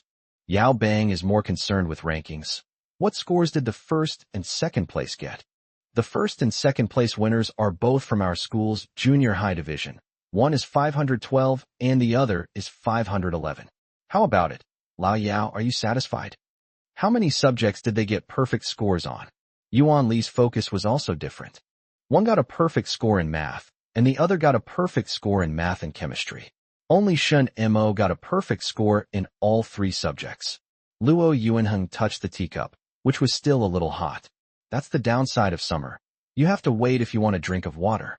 Master math, physics, and chemistry, and you'll be able to go anywhere in the world without fear. Gu Nanfeng said flatteringly, then asked, Principal Luo, let me see our school's academic performance. I brought it. Luo Yuanheng opened the bag, inside which, in addition to the admission notice, there was a printed grade sheet, which was the student ranking of Zhongxing Middle School. Gu Nanfeng accurately spotted the second place, which was Wang Gu, with 491 points. Shin Mo pulled ahead by a huge gap of 19 points. The total score increased, but the gap also widened. Gu Nanfeng felt that if Shun Mo hadn't scored 120 points in Chinese and mathematics, he might have become the first place.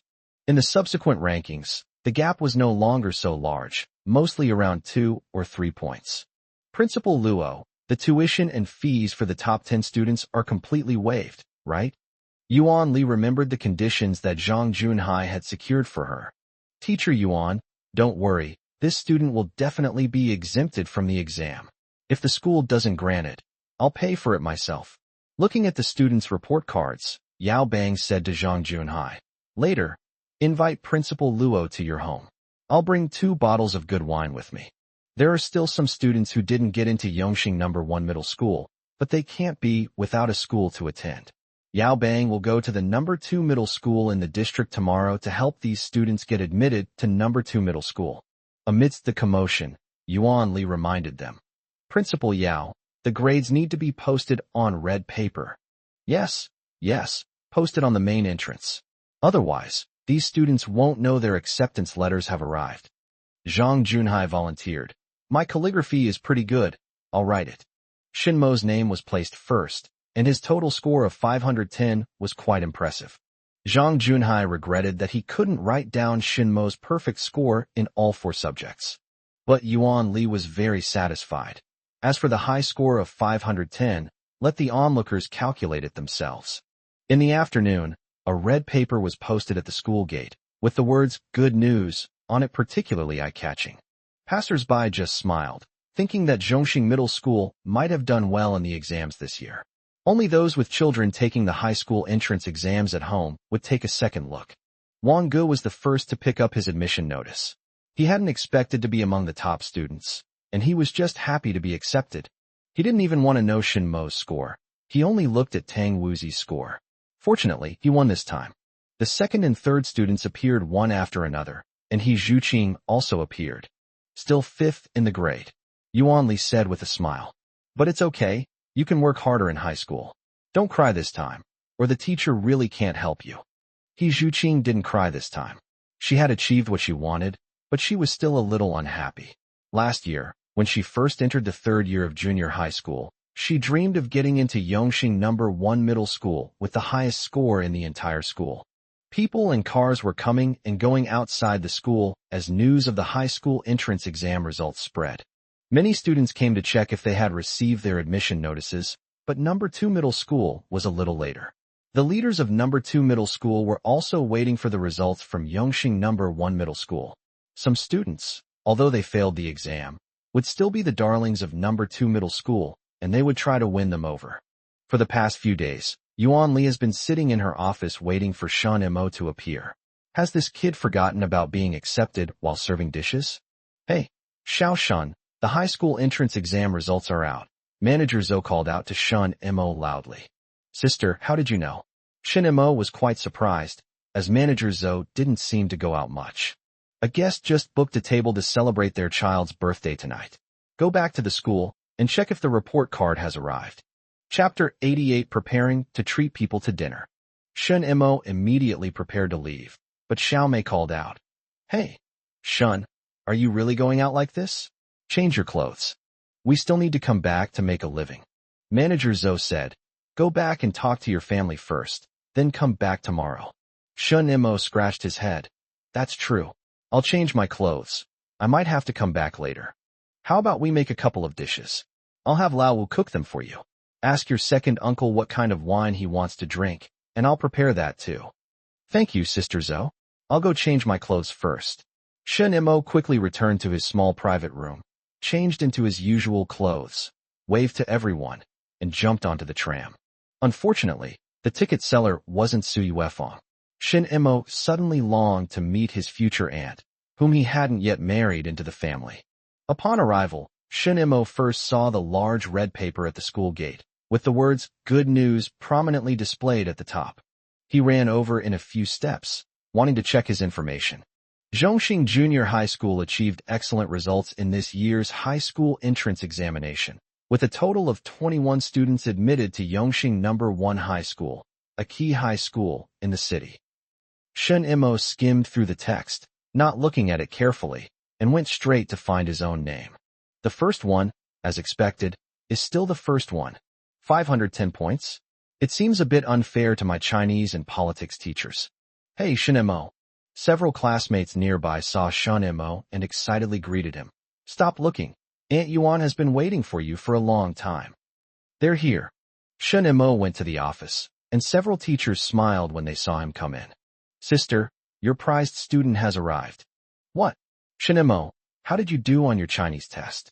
Tell me the truth. Shen Mo was a little embarrassed. I might not have performed very well.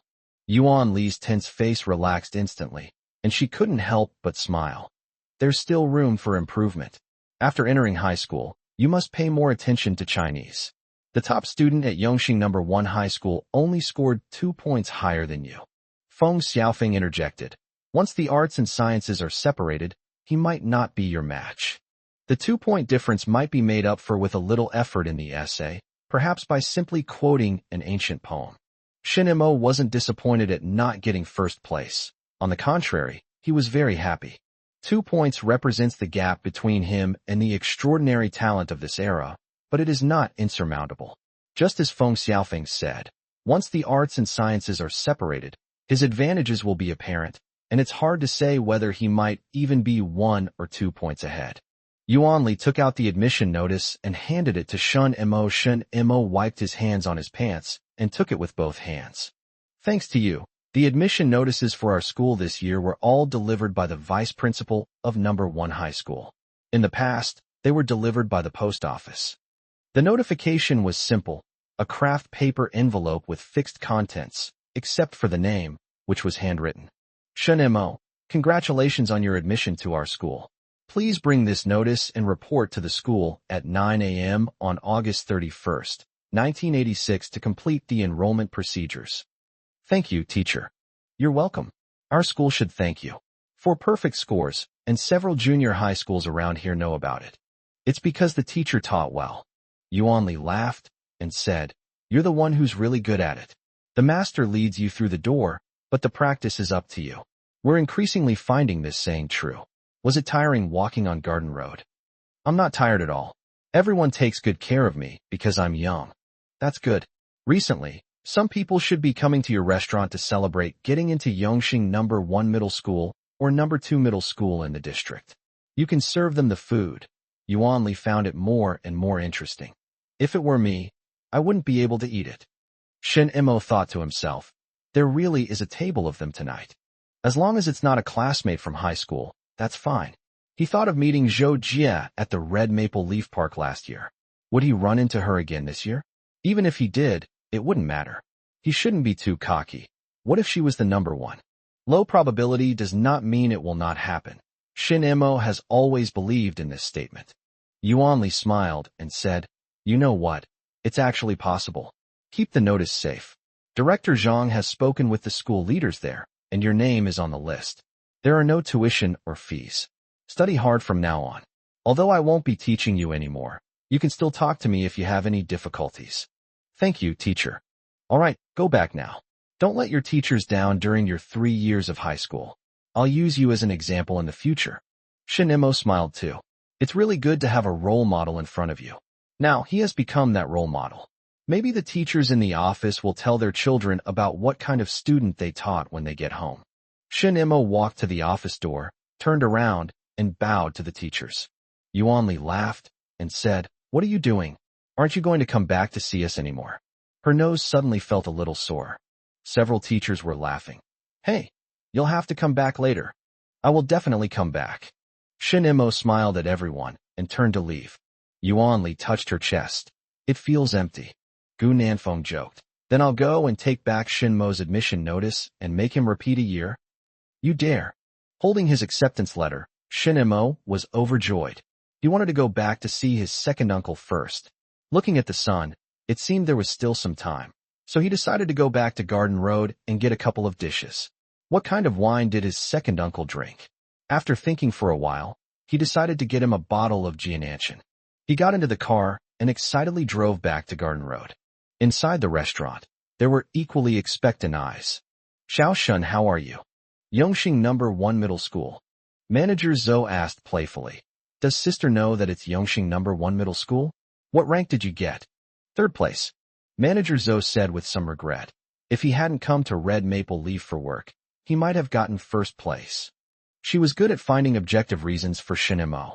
Sister, if you think about it this way, I'm still the number 1 student at Zhongxing Junior High School, right? Manager Zhou smiled and said, Okay.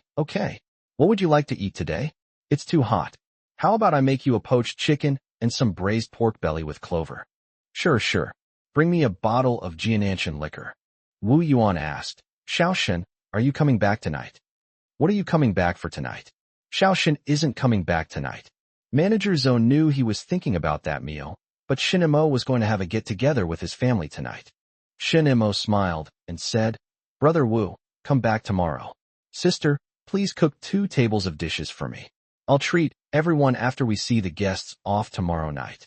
Cheers immediately erupted in the restaurant. Everyone had come out to work and make a living, but they had never properly eaten a meal prepared by a restaurant chef. Great. We have plenty of time. I'll have Ming Yang come along. Old Wu from the kitchen ran out to look at Shun Mo's admission notice and only returned it to Shun Mo after looking at it for a long time. I've seen the acceptance letters from top high schools now. If my little coffin, my son, doesn't live up to expectations in a couple of years, the large ladle in his hand trembled twice, then it won't be about making a living anymore. Chapter 89, Using Connections. Shin Mo happily returned home with the food and wine. It's so hot, but the wind is so refreshing. Back in the 1980s, with his second goal achieved, Shin Mo was overjoyed. He longed to run through the fields, from east to west, from south to north, until he was exhausted, and then lie down in a haystack after the harvest, closing his eyes to enjoy the sunshine, the wind, the birdsong, and the cicadas. Shin Mo tried closing his eyes to let these fantasies appear. Then he opened his eyes again and realized this wasn't right. In the future, he wants to find himself a place where he can peacefully enjoy all of this. The tram moved forward, taking Shun Mo back to his second uncle's dormitory. Shin Mo went upstairs, opened the window, and let the breeze in. He found the noise downstairs quite enjoyable. After 5 o'clock, the number of pedestrians on the street increased, and a large number of bicycles appeared, their bells ringing. Shin Chuan chatted with his co-workers and rode forward happily. Xiao Shun, the high school entrance exam results have been released. How's your nephew doing? He's still working on Garden Road, and probably doesn't know the news. I'll ask him later and have him come to the school. Shin Chuan had a lot of confidence in his nephew, but he also wanted to know the result as soon as possible. Hey Lao Lu, how's Yulin doing? Lu Kaiyang laughed and said, just crossed the line. He didn't expect his son to do too well in the exams. It would be good enough if he could go to high school. Before, he could compete with Shun Mo, but now he can't, and he doesn't want to compete anymore. It's better for the two boys to separate.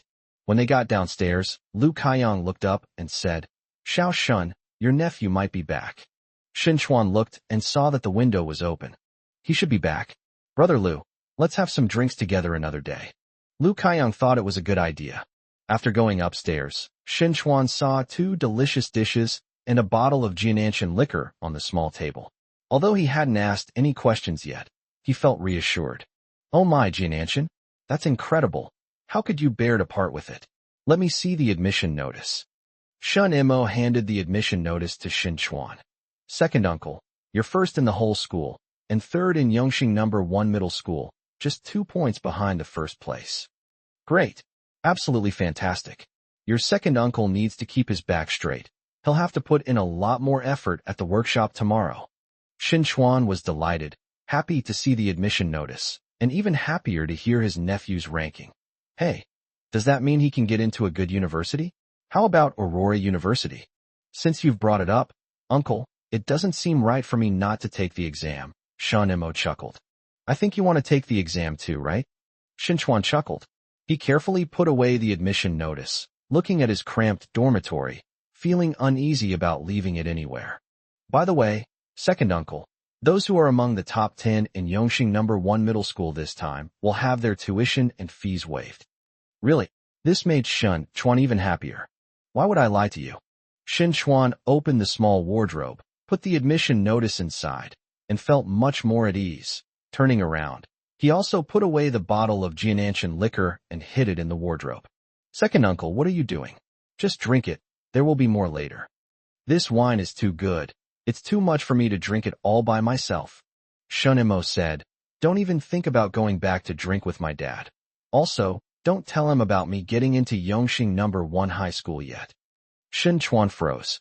He really did have this plan. In his mind, he still longed for a harmonious family. Second uncle, have you and auntie registered your marriage yet? We'll go get it in the next couple of days, or we'll have to hold a wedding banquet soon. Don't skimp on the banquet. Your nephew will be busy this summer and will earn a good amount. Shin Chuan waved his hand and said, spare your second uncle. I'm still nervous about spending your money to buy a house. Don't worry about the banquet. Your second uncle still has some savings. Second uncle, after you and auntie get your marriage certificate, I want to come back for some wedding candy. We'll distribute the wedding candies before the banquet. You'll definitely get yours. Shin Chuan decided to tell Su Yuefang as soon as possible after his nephew was accepted into a top high school. His nephew wouldn't let him tell his older brother, but could he really stop him from telling Yuefang? His nephew also wanted Yuefang to know. Are you going back to Garden Road tonight? I'm not going back. I'll sleep here tonight. Okay, I'll boil some water, and we'll take a bath tonight. Shin Chuan loved this summer. All his ideas came true. Shin Imo slept soundly at his second uncle's place, and returned to Red Maple Leaf around noon the next day. He immediately changed into his waiter's clothes, and began to get busy. When Zhao Mingyang arrived in the afternoon, he was still somewhat incredulous upon seeing Shun Imo. Top 3 students from Yongxing No. 1 Middle School. Not the top 3, but the third place. Prince Mingyang, your description of the top 3 makes it sound like I'm in second place. Zhao Mingyang laughed. It's just a point or 2 difference. What's the difference? I'll help out this afternoon. It's not right to eat dinner for free. Xiaomei said. Last night we had a table of guests. Their child got into Yongxing No. 1 Middle School, and they were overjoyed. What rank did you get? Did you do as well as Xiaoshun? Definitely not. I was listening intently the whole time I was serving the food. They didn't mention any rankings. If we really made it into the top 10, we would definitely have told them. Xiaomei remembered that when Shun Mo came here to work last summer, it seemed that a female classmate came to celebrate her birthday. Xiaoshun, how did your female classmate do on the exam this year? Is she able to get into Yongxing No. 1 high school? She didn't do well on the exam, but she can still get into the No. 1 high school. That's amazing. Xiaomei thought Zhou Jie's grades were very good, and Shin Mo's words about not being good were only relative to him. As admission notices are being sent out, many parents of children who didn't get into Yongxing No. 1 Middle School are working hard.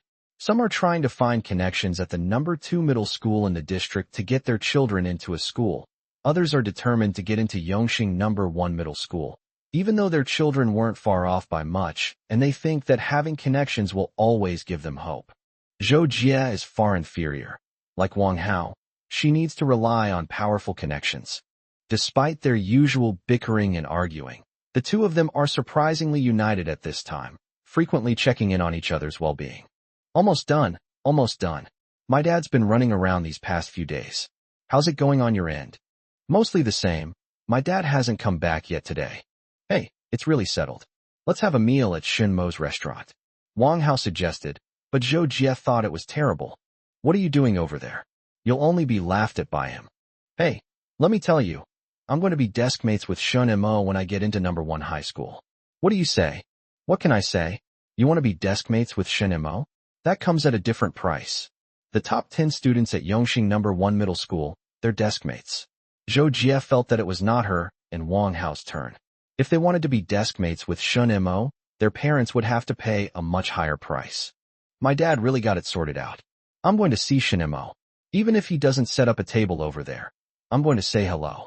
Shin Mo's second uncle is getting married, so he plans to go and get some wedding candy. That shouldn't be too much to ask, right? Chapter 90. Su Yuefeng was shocked. The food's here, Wu Yuan shouted, carrying a plate of cold dishes to the table. Hey, can you all help me out? Xiaomei and the others smiled, reached out, and took the dishes down, placing them on the table. Manager Zhou sat there, his face full of smiles. After running a restaurant business for so long, it's great to be a guest in my own restaurant for once. The waiters, kitchen staff, and other personnel filled 3 tables. Even Zhao Mingyang came. Everyone's smiles were almost identical. Save a spot for me and master. Xiao Yu poked her head out briefly, then disappeared back into the kitchen to keep busy. Sister, bring a few bottles of good wine. There are no more customers tonight, so everyone can relax a bit, get some rest, and sober up first thing tomorrow morning. Just bring a few bottles of Shaoxing wine. Manager Zhou saved Shin Mo money and made up an excuse. Shaoxing wine won't give you a headache, and we have to work tomorrow. The older folks weren't picky, so they drank yellow wine. Xiao Mei and Xiao Wan, who didn't drink alcohol, substituted beverages. The dishes kept coming out, and after Old Wu finished making the last dish, steamed sea bass, he wiped his face with a towel and sat down with a smile. Manager Zhou raised his glass. Everyone's here, and the food's all ready. Let's raise a glass together and congratulate Xiaoshin on being admitted to Yongxing No. 1 Middle School. Congratulations.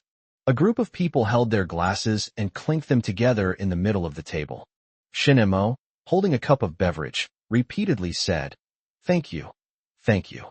Wu Yuan sat down, picked up his chopsticks, and began to greet everyone, mumbling, Xiao Shun, treat everyone to another meal after you get into university. No problem. Shin Imo agreed. This was Wu Yuan's expectation and blessing for him. Perhaps in Wu Yuan's eyes, this was just another meal. The other restaurants on Garden Road saw off their last guests, and their waiters looked curiously at the lights illuminating the red maple leaves. Business is so good. It's so late, and there are still customers. You don't know, do you? I heard from Xiaomei that Shun Imo from their shop is treating everyone tonight. Another waiter ate sunflower seeds, looking at the red maple leaf lights with some envy. Why? Why? Shin Imo got into Yongxing No. 1 high school. That's possible, but it's not cheap in red maple leaf, is it? Of course it's not cheap. But who is Shin Imo? How much money has he made? Why would he be stingy with such a small amount of money? Besides, Shin Imo is the top student at Zhongxing Junior High School. Xiaomei didn't mention that she got third place at Yongxing No. 1 Middle School. She thought it sounded better that she got first place at Zhongxing Junior High School. Shin Imo, why isn't he at our restaurant? The meal at Red Maple Leaf Restaurant made the surrounding waiters extremely envious, because many of them, who had worked at the restaurant for so long, could only eat staff meals. But life goes on, and the next morning, the employees of Red Maple Leaf could only reminisce and wait for the next time. Shin Chuan was equally busy. He took a leave of absence and registered his marriage with Su Yuefang. After getting their marriage certificate, the two of them went straight to buy wedding candy. Hey, is Xiaomo still working on Garden Road? That's right. He'll come back when school starts and then register at Yongxing No. 1 Middle School. Shin Chuan said with emotion, My nephew is just too sensible. He seems to be even more insightful than his uncle. Su Yuefang smiled. What's wrong with a sensible nephew? You only feel at ease when you have an immature one, right? Xiao Mo is coming back at the end of August. It's not easy for 3 people to squeeze in. You can go to my dorm at the end of August 1st, so Xiao Mo will have a place. After getting their marriage certificate, Shin Chuan became much bolder and even dared to hold Su Yuefang's hand in the street. If all goes well. Come on, let's go see my nephew. I haven't bought the candy yet. Su Yuefang was still a little shy when she saw the stares from those around her. She tried to pull her hand away, but couldn't. Shin Chuan said with a hint of smugness, That's right. Let's buy candy first. Buy the better kind. Can't we live together anymore? Su Yuefang immediately switched into the role of a wife. Okay, you'll find out why I wanted to buy something better in a bit. Shin Chuan kept her in suspense. Su Yuefang scoffed, thinking that Shin Chuan didn't want his nephew to lose face at the restaurant. So she figured, fine, he'd buy it. After buying some milk candy, Shin Chuan took Su Yuefang on the tram and went to the Red Maple Leaf Park. After boarding, the tram driver and conductor both smiled at the two of them. Oh my, the bride has arrived. Brother, sister, have some candy. Shin Chuan took out a handful of candy from the bag and put it in the ticket seller's hand. He then whispered to Su Yuefang, How about that? I didn't embarrass you, did I? Su Yuefang blushed and gently stepped on Shin Chuan's foot. She still felt sorry for him. Since he had given milk candy here, all his colleagues back home would want milk candy, and there couldn't be any difference. The driver asked, Xiao Su, where are you going? Go to Garden Road to find Shin Chuan's nephew. Very good, very good. Taking advantage of the parking space, he peeled a milk candy and put it in his mouth. It was very sweet. When they arrived at Garden Road, the driver and conductor reminded them of their stop almost simultaneously. After watching the two of them get off the bus, they looked at each other and said, What a nice couple. Xiaoshen, your second uncle is here. He brought someone with him, who should be your aunt. Xiao Mei, with her sharp eyes, recognized Shin Chuan at a glance.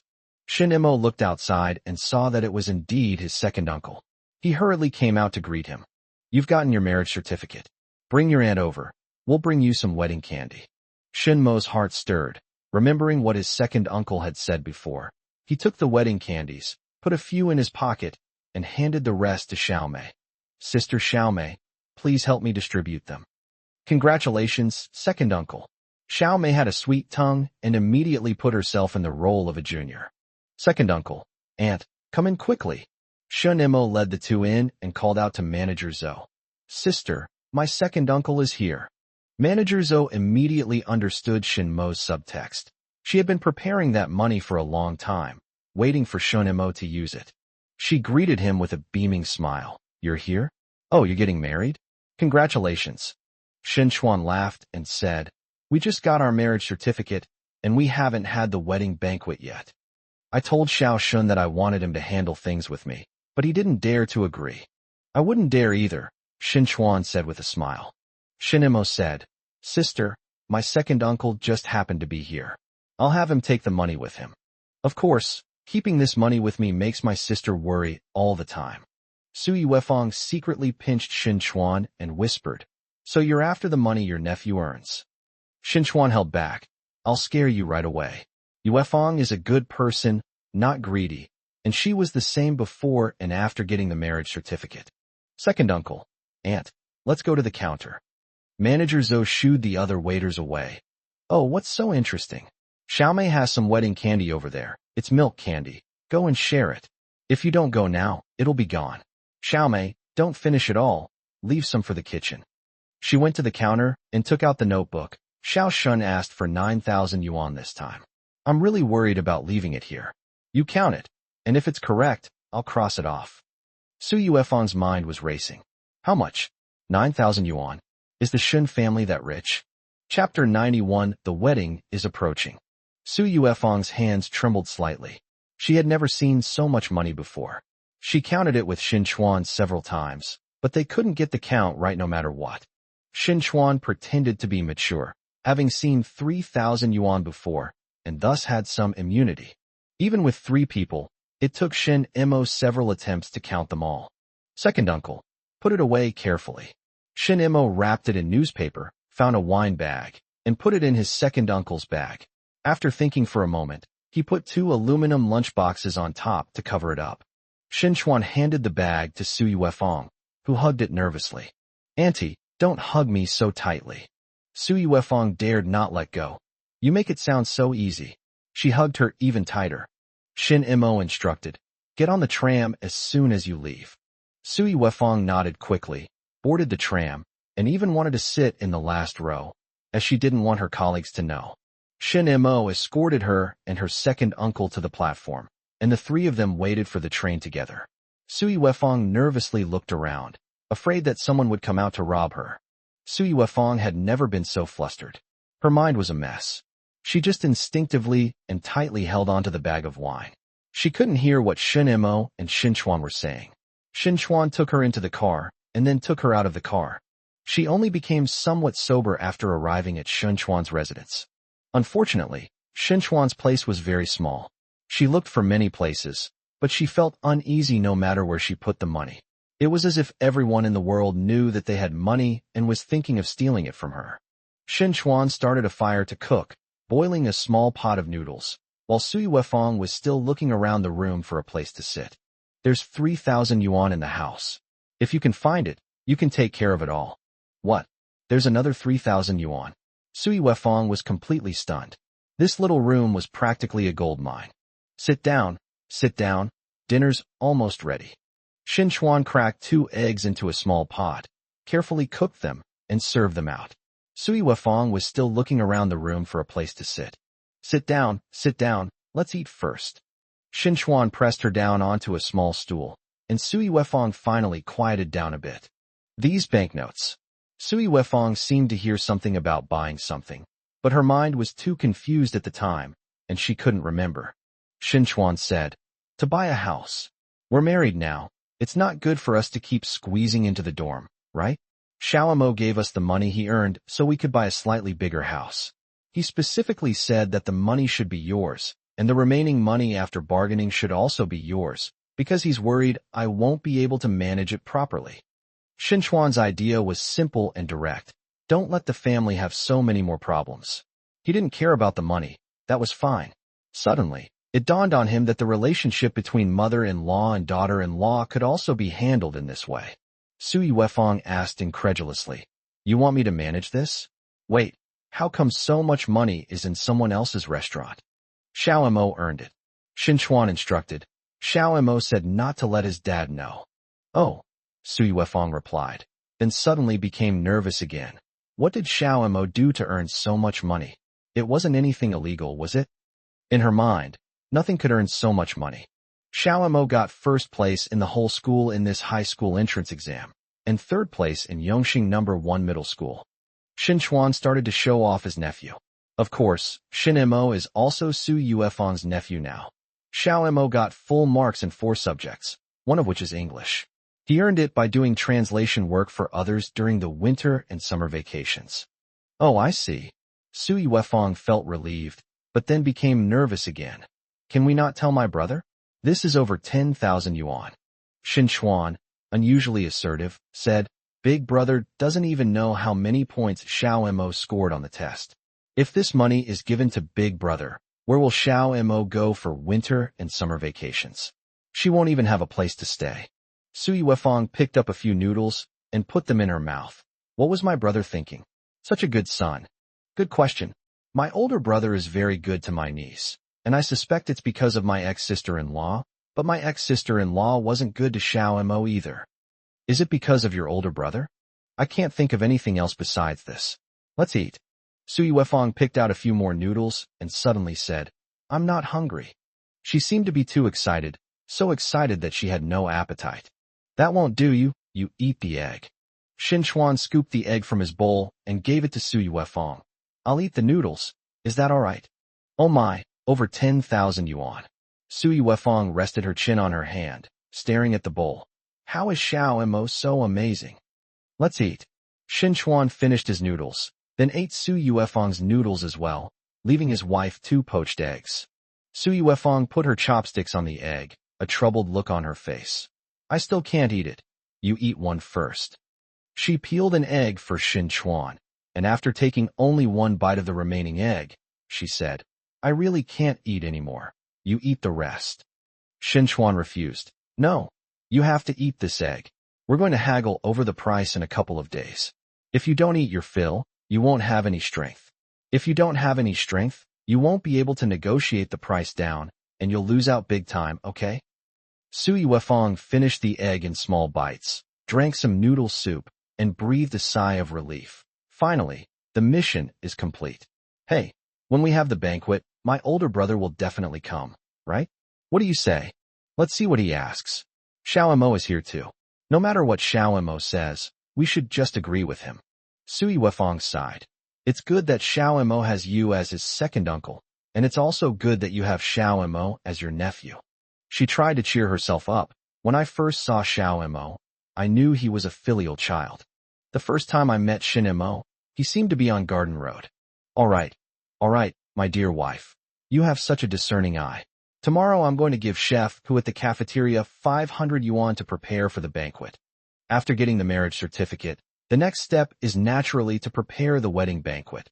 Chef Hu's cooking skills are quite good, and he is usually in charge of cooking for weddings in the factory. Besides the banquet, Xin Chuan also had to prepare an outfit for him and Su Yuefeng to wear at their wedding, take wedding photos, and find time to bargain. All these things were crammed together, making it seem like there was no time to rest, but that's not right. Working is rest time, and you don't have to think about anything else besides work. With the wedding date fast approaching, both the Shun and Su families are making preparations. However, Xin Chuan and Su Yuefeng seemed very capable and worry-free. They didn't have to worry about many things, and even if they wanted to help, they couldn't. So they could only choose clothes so as not to embarrass themselves on the wedding day. Xinjiang was thinking about his son. The high school entrance exam was over, and he couldn't let his son go to his second brother's place anymore. He needed to find him something to do. His second brother was getting married. Chapter 92 My Brother in Red Pants. Wang Hao. Xin Chuan has been taking leave intermittently these past few days, and the workshop leaders have granted his request. There were still wedding candies Xin Chuan had given them on the table. Had this guy married a goddess? It was rare to see him give her milk candies. They heard that Xin Chuan didn't differentiate between different classes, and that the wedding candies given to his co-workers in the workshop were also of this type. Xin Chuan and Su Yuefeng were in tense negotiations with the seller. With August approaching and the departure date fast approaching, the seller could no longer delay. Look how nice my house is. I'm not necessarily selling it this summer. If you want a bargain, I can give you a discount of a few dozen yuan, just as a small fee. Anything more is out of the question. The woman opposite me had permed hair and looked very capable. Sui Wefang shook off her shyness. We don't necessarily have to buy it this summer. We can wait a few years. We haven't had our wedding banquet yet, and we haven't had our baby yet. What's the rush? Shin Chuan and the middle-aged man opposite him remained silent, letting their wives do as they pleased. Sui Wefang and the woman opposite her exchanged words, but as they talked, Sui Wefang became more and more confident. Yes, what's the rush? She had planned it all out before getting the marriage certificate. When Shin Imo was on vacation, she and Shun Chuan would go back to their own dormitory for a few days. What's the big deal? I just don't feel at ease having too much cash on me. After several rounds of negotiations, the other party finally couldn't take it anymore, and Shin Chuan and Sui Wefang spent 7,500 yuan to buy an 80-square-meter house from them. Back home that evening, Sui Wefang sighed as she cooked noodles. On average, it costs nearly 100 yuan per square meter. We might as well just rob someone. She was still dissatisfied with her performance. Shin Chuan was quite satisfied. The location is not bad. It's between our two workplaces and closer to yours. That's the only good thing. Otherwise I wouldn't have agreed so readily. Sui Wefang was relieved. Now that Xiao Mo comes back, at least he'll have a place to stay. Hey, how are you going to explain this to your older brother? I told him I was giving a gift to the leader and asked him to help me find a place to stay at another company for the time being. That's one explanation. Shin Chuan felt a sense of relief. Finally, I have my own place. Isn't it because you have a good nephew? I'm good to my nephew too. The house transfer is still in progress, and we're just waiting for the process to be completed, but it won't be finalized before the wedding, which is a bit of a shame. Have you sent out all the invitations? My family has all received their fortune. Yours has too, right? It's been sent out too. The couple was just waiting for their wedding day to arrive. Before the wedding, they had high hopes for it. But these days they were so busy that all they wanted to do was finish the banquet as soon as possible and start their own little life. On the wedding day, Shin Imo got up early, changed into clean clothes, combed his hair in front of the mirror, and took some change to buy red maple leaves. Sister, I won't be back until quite late today. It's okay, it can be any later. In order to attend her second uncle's wedding, Shinmo canceled her translation work this morning and handed it over to Zhao Mingyang. Zhao Mingyang decided to bring some snacks for everyone tomorrow so that Shinmo could have some. Shin Imo emerged from the red maple leaves and saw a long-lost figure. Hey, Wang Hao. Hey. Wang Hao was overjoyed to see Shin Imo as soon as he got out of the car. He ran over and looked Shun Imo up and down.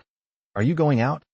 Yes, my second uncle is getting married today, and I'm going to the banquet.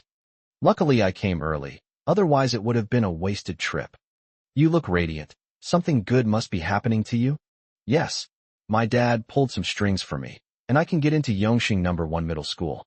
Hey, if we're in the same class, how about we be desk mates? Shinmo's heart skipped a beat. Okay. It would be even better if we could be desk mates for 3 years. In some ways, Wang Hao, now in high school, might be like Li Dawei in his 3rd year of junior high, not even knowing where to ask for directions. Then it's settled. Wang Hao said happily. I'll go back and tell my dad. He'll definitely be happy.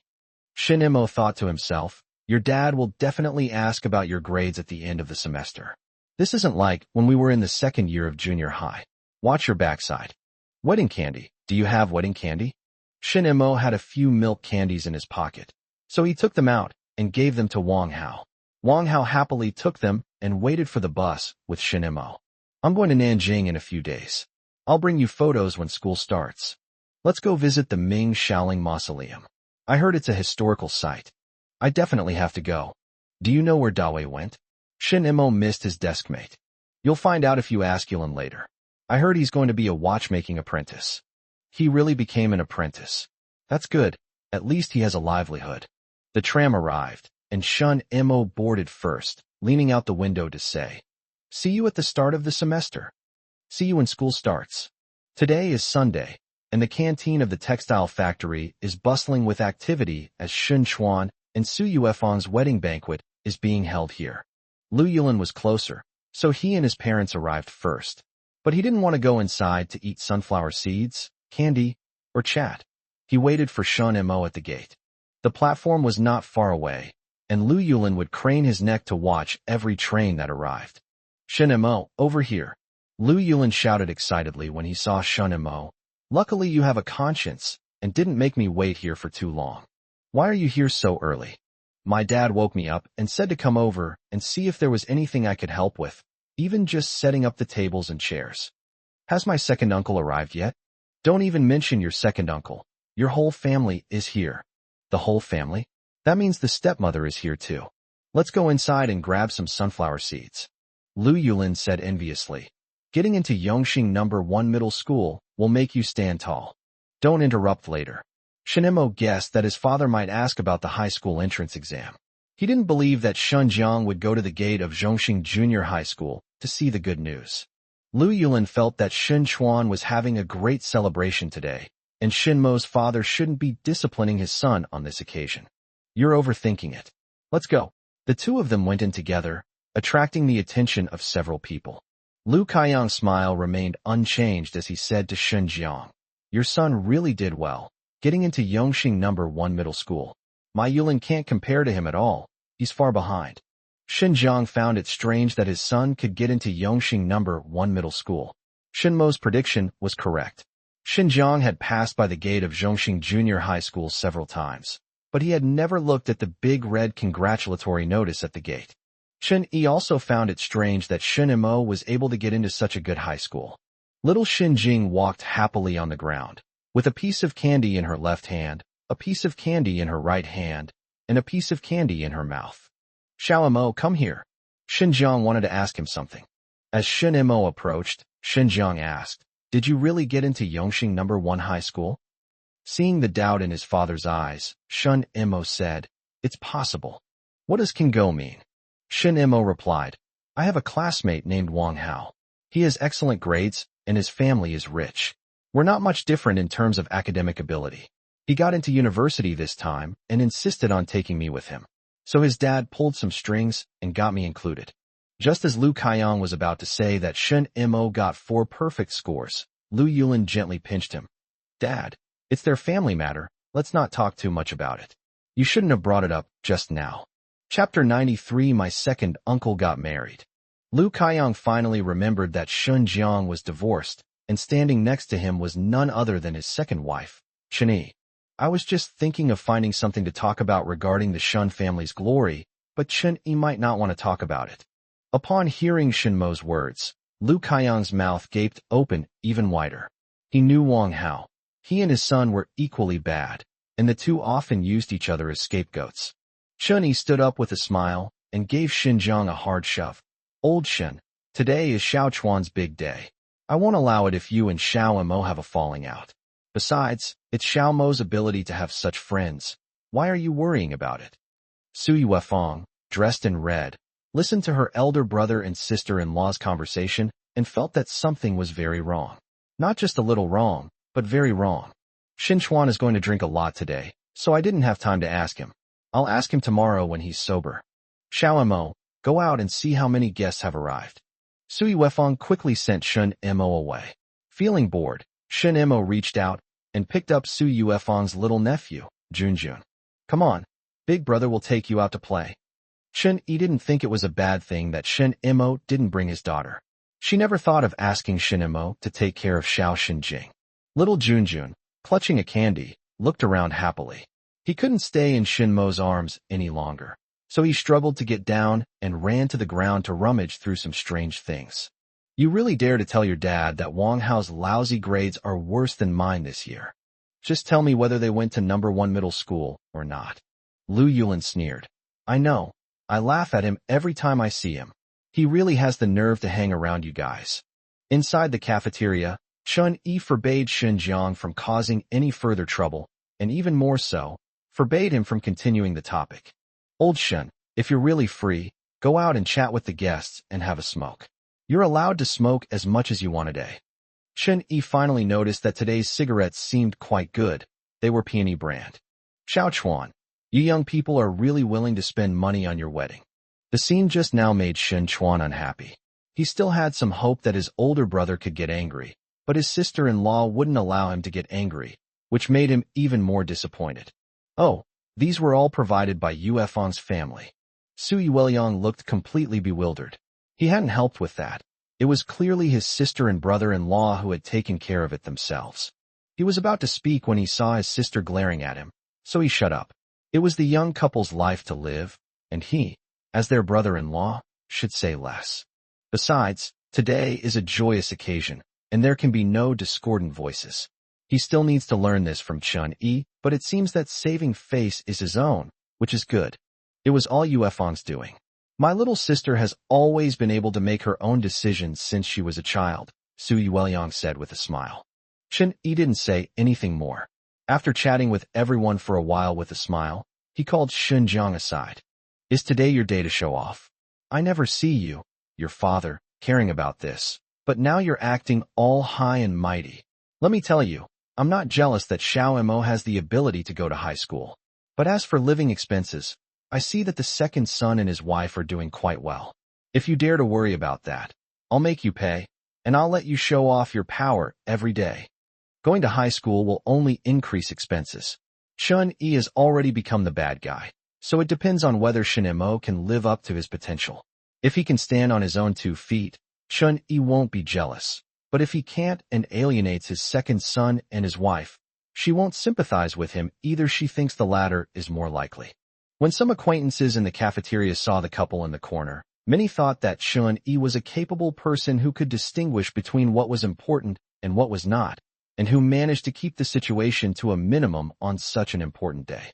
No, I still need to talk to him later. His second uncle got married, so he can't keep going to his second uncle's place all the time.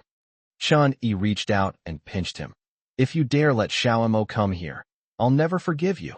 Xinjiang became much more obedient, and Chun-Yi continued. Don't think so much. Go take Nan-Nan. The couple had talked a lot before, but Chun-Yi never showed any sign of agreeing. After graduating from junior high school, you can become an apprentice and support yourself without any problem. The two returned to the crowd, and Xinjiang listened to his wife and focused on entertaining the guests. Shin Baihan and Wang Xiaoping were chatting with their in-laws, and the 4 elders were very satisfied with the scene today. At noon, the guests gathered, and Xin Chuan and Sui Wefang completed the ceremony under the guidance of the MC, winning congratulations from everyone present. Shin Mo sat at the host's table. The Su family members interacted with him normally, but the Shun family members hardly spoke to him. The food and wine were good, and Shun Mo didn't have any special tasks, so he just made sure he ate his fill. After the guests left at noon, Xin Chuan still had a few close co-workers waiting to make a ruckus in the bridal chamber. Shin Mo didn't wait any longer.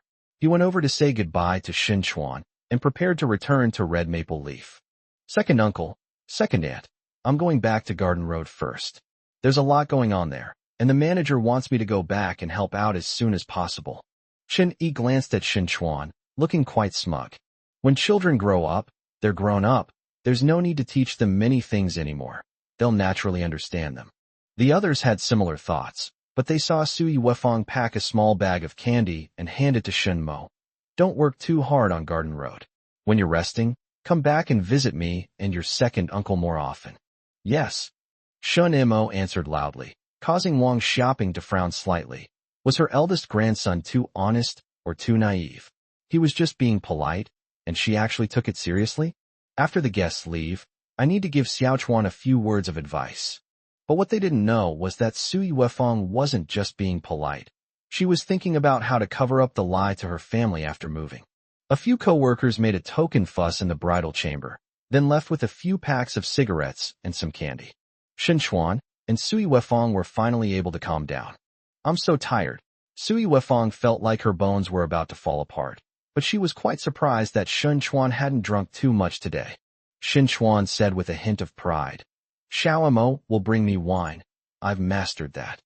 You mustn't develop the bad habit of drinking, Wang Xiaoping cautioned. What's so good about alcohol? You'll feel terrible after drinking it, and your wife will suffer too. She pulled Sui Wefang aside and whispered, silly girl. You're married now.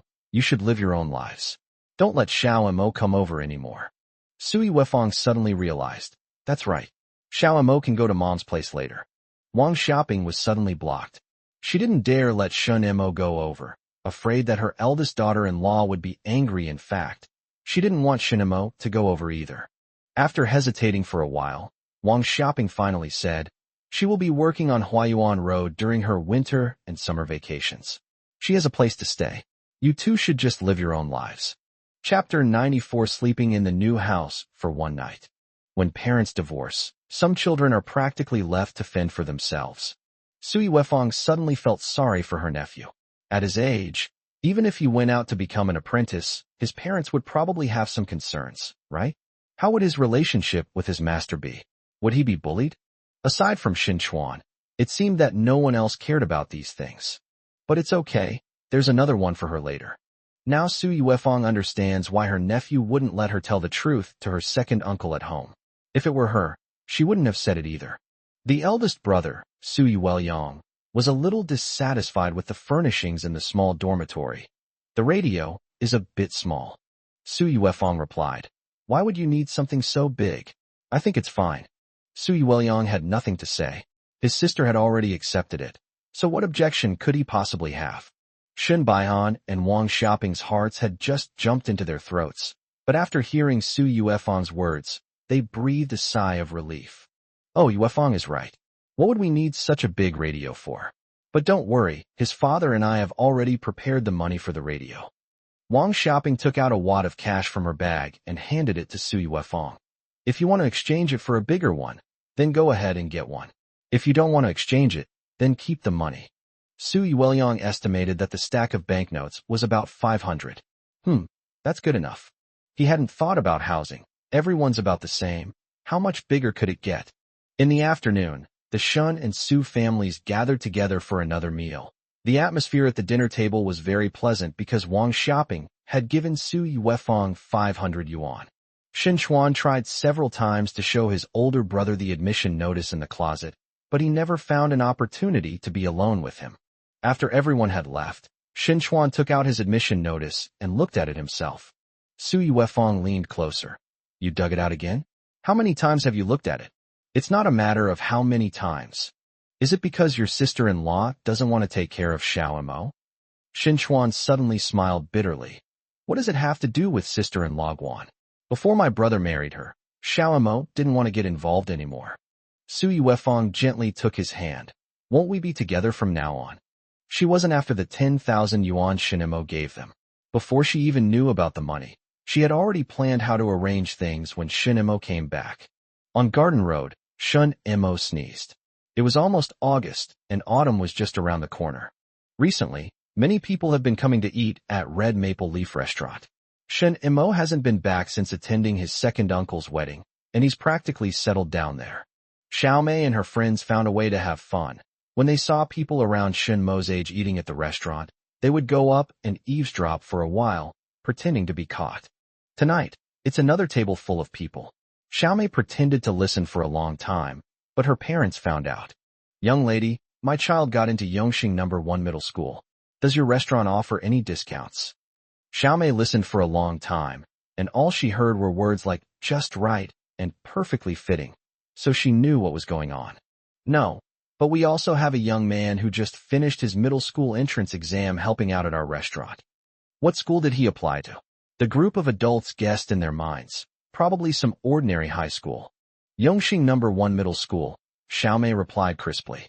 The woman said, Oh dear, young lady, you can't lie to people like that. Really? The top student from Zhongxing Junior High School this year is ranked third in Yongxing No. 1 middle school, with perfect scores in 4 subjects. Xiaomei's eyes widened, looking like she had never seen anything like it before, but in her heart she was already rolling around with laughter. Is his name Shenemo? The boy who came to eat thought of this name. It was very well known among junior high school students, mainly because of those 4 perfect scores. Oh, you knew about this place? How about we have him come and serve you tonight? No, no, no. The boy hurriedly refused. The male parent said, Little girl, let Shenemo come. I want to see what kind of person can get 4 perfect scores. Okay, Xiaomei replied crisply, turned around, and went out to call Shun Mo over. Sister Xiaomei, you're playing pranks again. No way. Xiaomei naturally refused to admit. Go quickly, go quickly. Shen Mo went to the private room and saw that most of the dishes had been served, so he had no choice but to refill the water pitcher on the table, since he didn't want to have come all this way for nothing. Young man, You must be Shin Mo? Yes. 4 perfect scores. Yes. The male parent suddenly said very generously. Okay, okay, okay. You can drink, right? You can have a drink with your uncle, right? Sure. Shin Mo picked up his glass and clinked it with the parents. The man laughed and said, Great. My son's name is Wang Yu. If you can be in the same class, I'll have to ask him to ask you for help. No, no, we should learn from each other. Shin Mo quickly came out, and the atmosphere inside didn't worsen because of his appearance. On the contrary, it got a little better. Xiaoyu, you have to study hard now that you're in Yongxing No. 1 middle school. You can't do worse than the students from No. 2 middle school in the district, right? Shin Mo overheard this sentence when he was at the door. He thought the parents' logic was correct, but the actual situation might not be like that.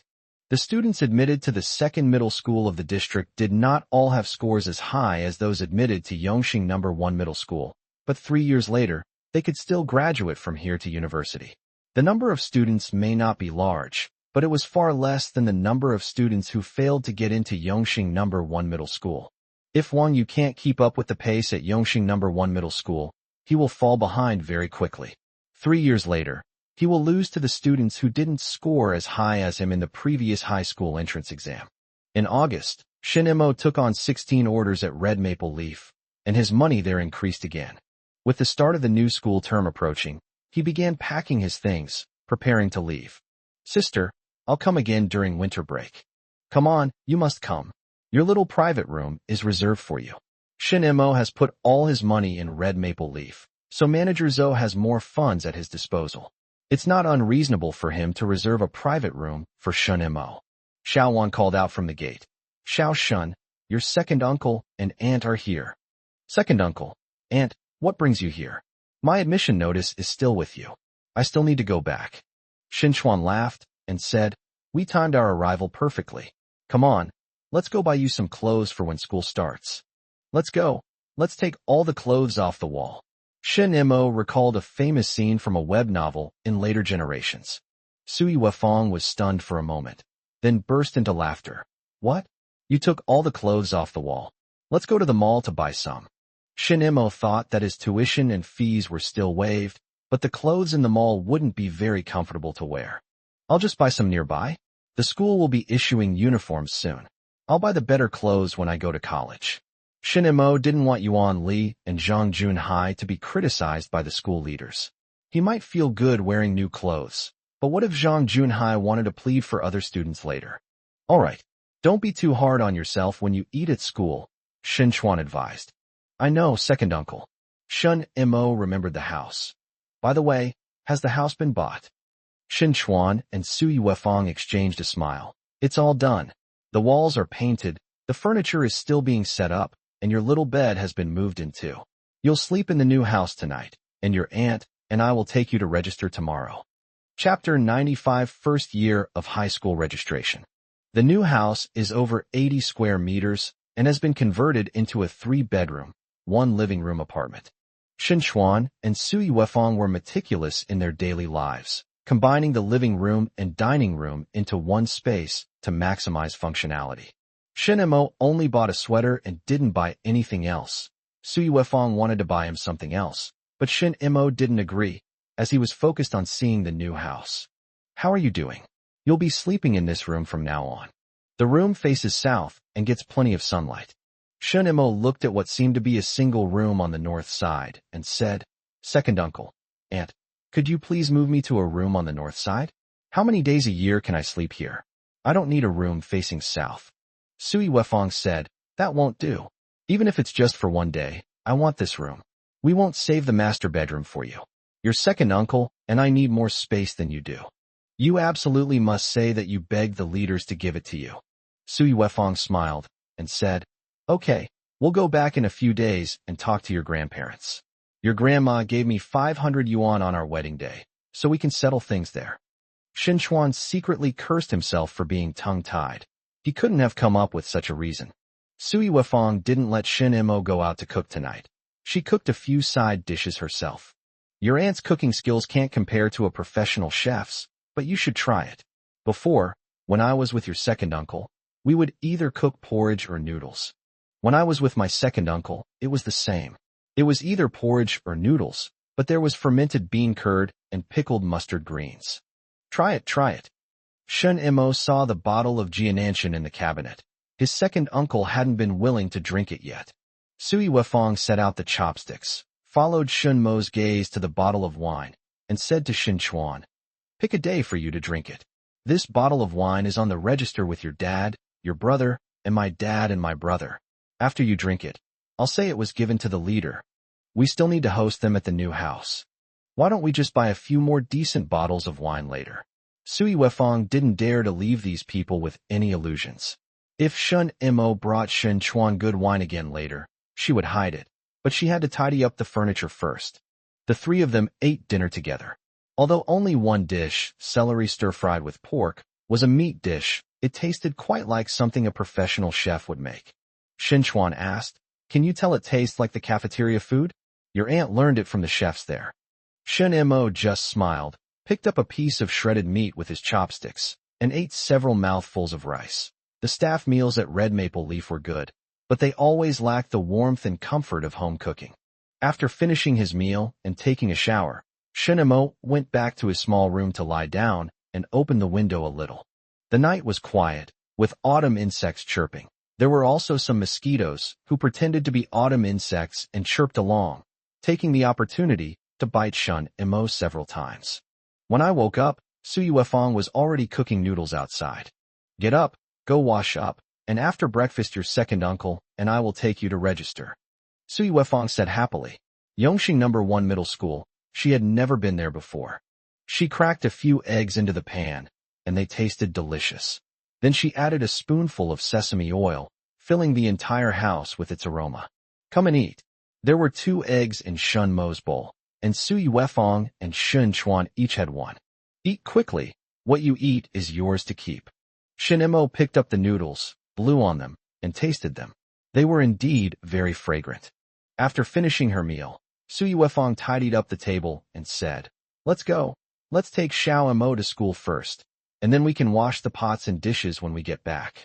She soaked the pots and dishes in water first, so it would save her some trouble when she washed them later. Yongxing No. 1 Middle School is quite far away and requires a transfer. But once they got on the bus, it seemed like everyone was someone Sui Wefang knew. The ticket sellers looked the 3 of them up and down, but didn't take any money. They just smiled. "Hey, Wefang, where are you going?" "It's the first day of school. I'm taking my nephew to Yongxing No. 1 Middle School to register." Sui Wefang emphasized Yongxing No. 1 Middle School, which earned her a lot of envy, including from the passengers on the bus. "This is incredible. Your nephew will definitely get into a good university in the future." Sui Wefang's colleagues were all very supportive. After changing buses several times, they arrived at the gate of No. 1 Middle School.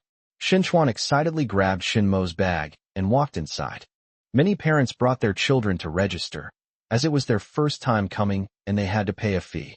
After checking the class assignment information, Shin Imo, who ranked 3rd, was assigned to Class 3 of the first year of high school. This year's Yongxing No. 1 Middle School still had 4 classes, not as many as the later expansion to include. While we were still looking at the class assignment information, Wang Hao suddenly appeared. "Shin Imo, come on, come on, this way, this way." He arrived a little earlier and was excited to see any of his former classmates, no matter who they were. "Is anyone in our class? Zhou Jia, are you satisfied? Wang Gu and Zhang Yuhua are also in Class 3, and he Zhu Qing is in Class 1. Upon seeing Shin Chuan, Wang Hao greeted him politely. "Hello, uncle. Where's your dad?" "Over there, talking to the grade leader. The grade leader's surname is Huang, and he's very strict." "How about compared to Aunt Yuan?" "I don't know yet. Come on, the homeroom teacher is calling." Wang Hao scratched the back of his head, tried hard to recall, and said excitedly, "His name is Lu Qingfei. He asks us ZTE students if you're here." Shin Chuan also laughed. There are preferential treatments for good academic performance. Wang Hao led them over to a table. "Shin Imo, you're here." Lu Qingfei, in his 30s, wore black-rimmed glasses and was thin, but in good spirits. He was very happy to see the top student in his class arrive. "According to the school's policy, your tuition and fees are waived, including accommodation." "Hey, who are these 2? He adjusted his glasses and saw Shin Chuan and Su Yuefang. My second uncle and aunt brought me here to register. Oh, Lu Qingfei thought to himself. The rumors were indeed true. Shinmo's parents did not show up. He shook hands with Shin Chuan and said, "You can rest assured that the child is with our number 1 middle school." He was satisfied with Shin Mo. He was extremely dissatisfied with Wang Hao and Zhou Jie. But there's no other way. If we don't accept Wang Hao and Zhou Jie, how can we waive all the tuition and fees for students like Shin Mo? Shin Chuan quickly said, "From now on, I'm entrusting the child to you. If there's anything he does wrong, criticize him if necessary, and punish him if necessary." Lu Qingfei smiled. "We've looked into Shin Mo's situation. He's an excellent student with no history of causing trouble. What we need to do is work together to get Shin Mo into university." Wang Hao stood to the side with a smile, listening to everyone chat. When his father, Wang Jianhai, saw the commotion, he quickly said goodbye to Director Huang and came over here first. His son said he wanted to sit at the same table as Shin Mo, and he was more than willing. Take advantage of this opportunity to quickly talk to the homeroom teacher, lest teacher Lu change her mind. "Hey, you guys are Shin Mo's uncle and aunt," Wang Hao introduced. "Dad, this is Shin Mo, we're really close." Wang Jianhai had heard that Mingming's grades were similar to his son's before, but he suddenly had a breakthrough. All right. From now on you two must help each other at school." He gave his son a light tap on the foot. "If you have any good food in the future, remember to bring some back for Shin Mo. Don't eat it all by yourself." Chapter 96 invites everyone to gather at the new house. Lu Qingfei didn't expect Wang Hao to take care of Shin Mo. He would be grateful to Wang Hao and his family as long as Wang Hao didn't cause trouble for Shin Mo. But Wang Hao's family is indeed very powerful. They managed to get him into the top high school with a score of just over 300. You have to admire them. "Shin Mo?" Another voice rang out, and Shin Mo looked at it and found the face somewhat familiar. "Hey, you don't remember me? I'm Wang Yu."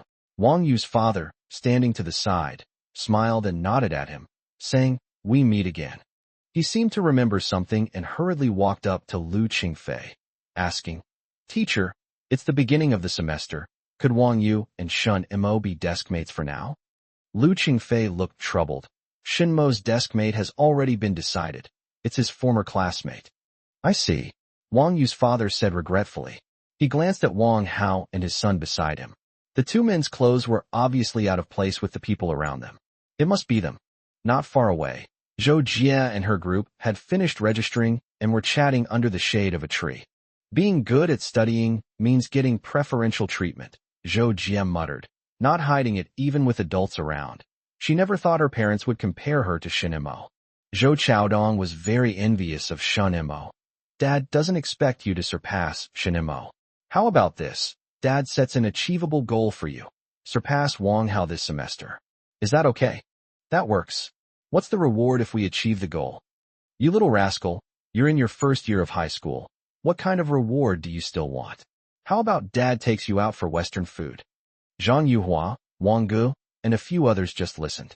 Western food seemed so far away. They wondered if they would ever have the chance to experience it in the future. Their parents' smiles were tinged with a hint of unnatural embarrassment. Compared to wealthy families, only their successful child could salvage some of their dignity.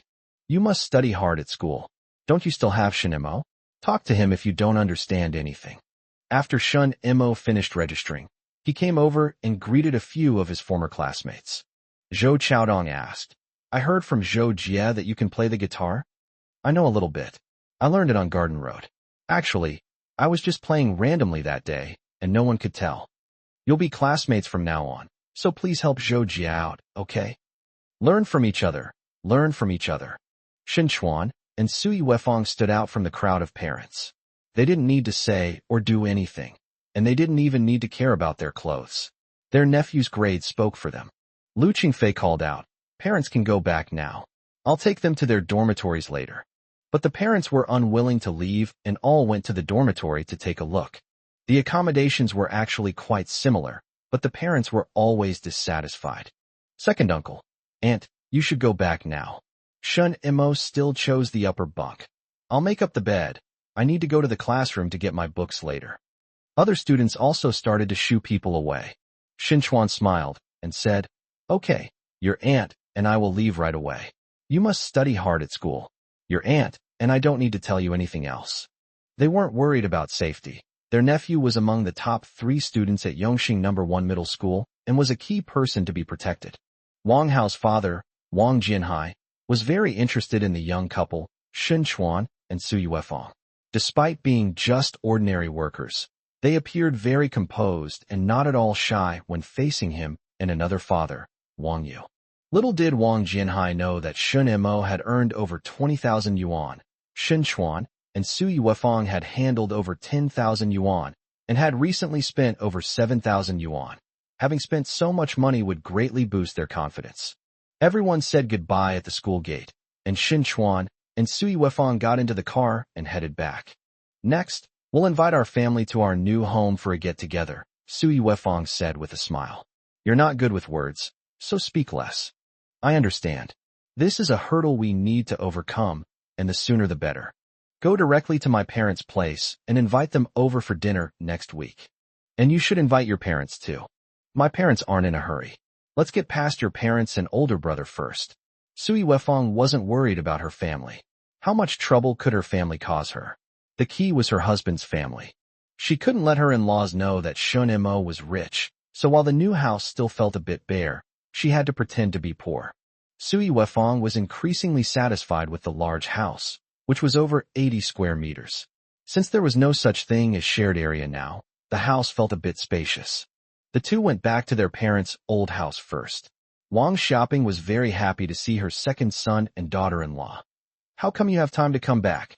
"Oh right, today is Sunday." "Mom, we've come to invite you and Dad over for dinner next Sunday." "Huh." Wang Xiaoping didn't quite catch up with her daughter-in-law's train of thought. "Are you inviting your father and me over for dinner?" She looked Su Yuefang up and down, then suddenly asked with surprise, "Are you pregnant?" Su Yuefang's face flushed red. Elders always think about their grandsons. She reached out and gently pinched Shen Chuan, who then said, "Mom, I asked my boss to get me a bigger house. I wanted to invite the family over for a meal so that you and my older brother would know where our new home is." Wang Xiaoping asked in confusion, "How big is the house?" "Over 80 square meters." Su Yuefang's words startled Wang Xiaoping. "Xiao Chuan, why did your boss agree to give it to you?"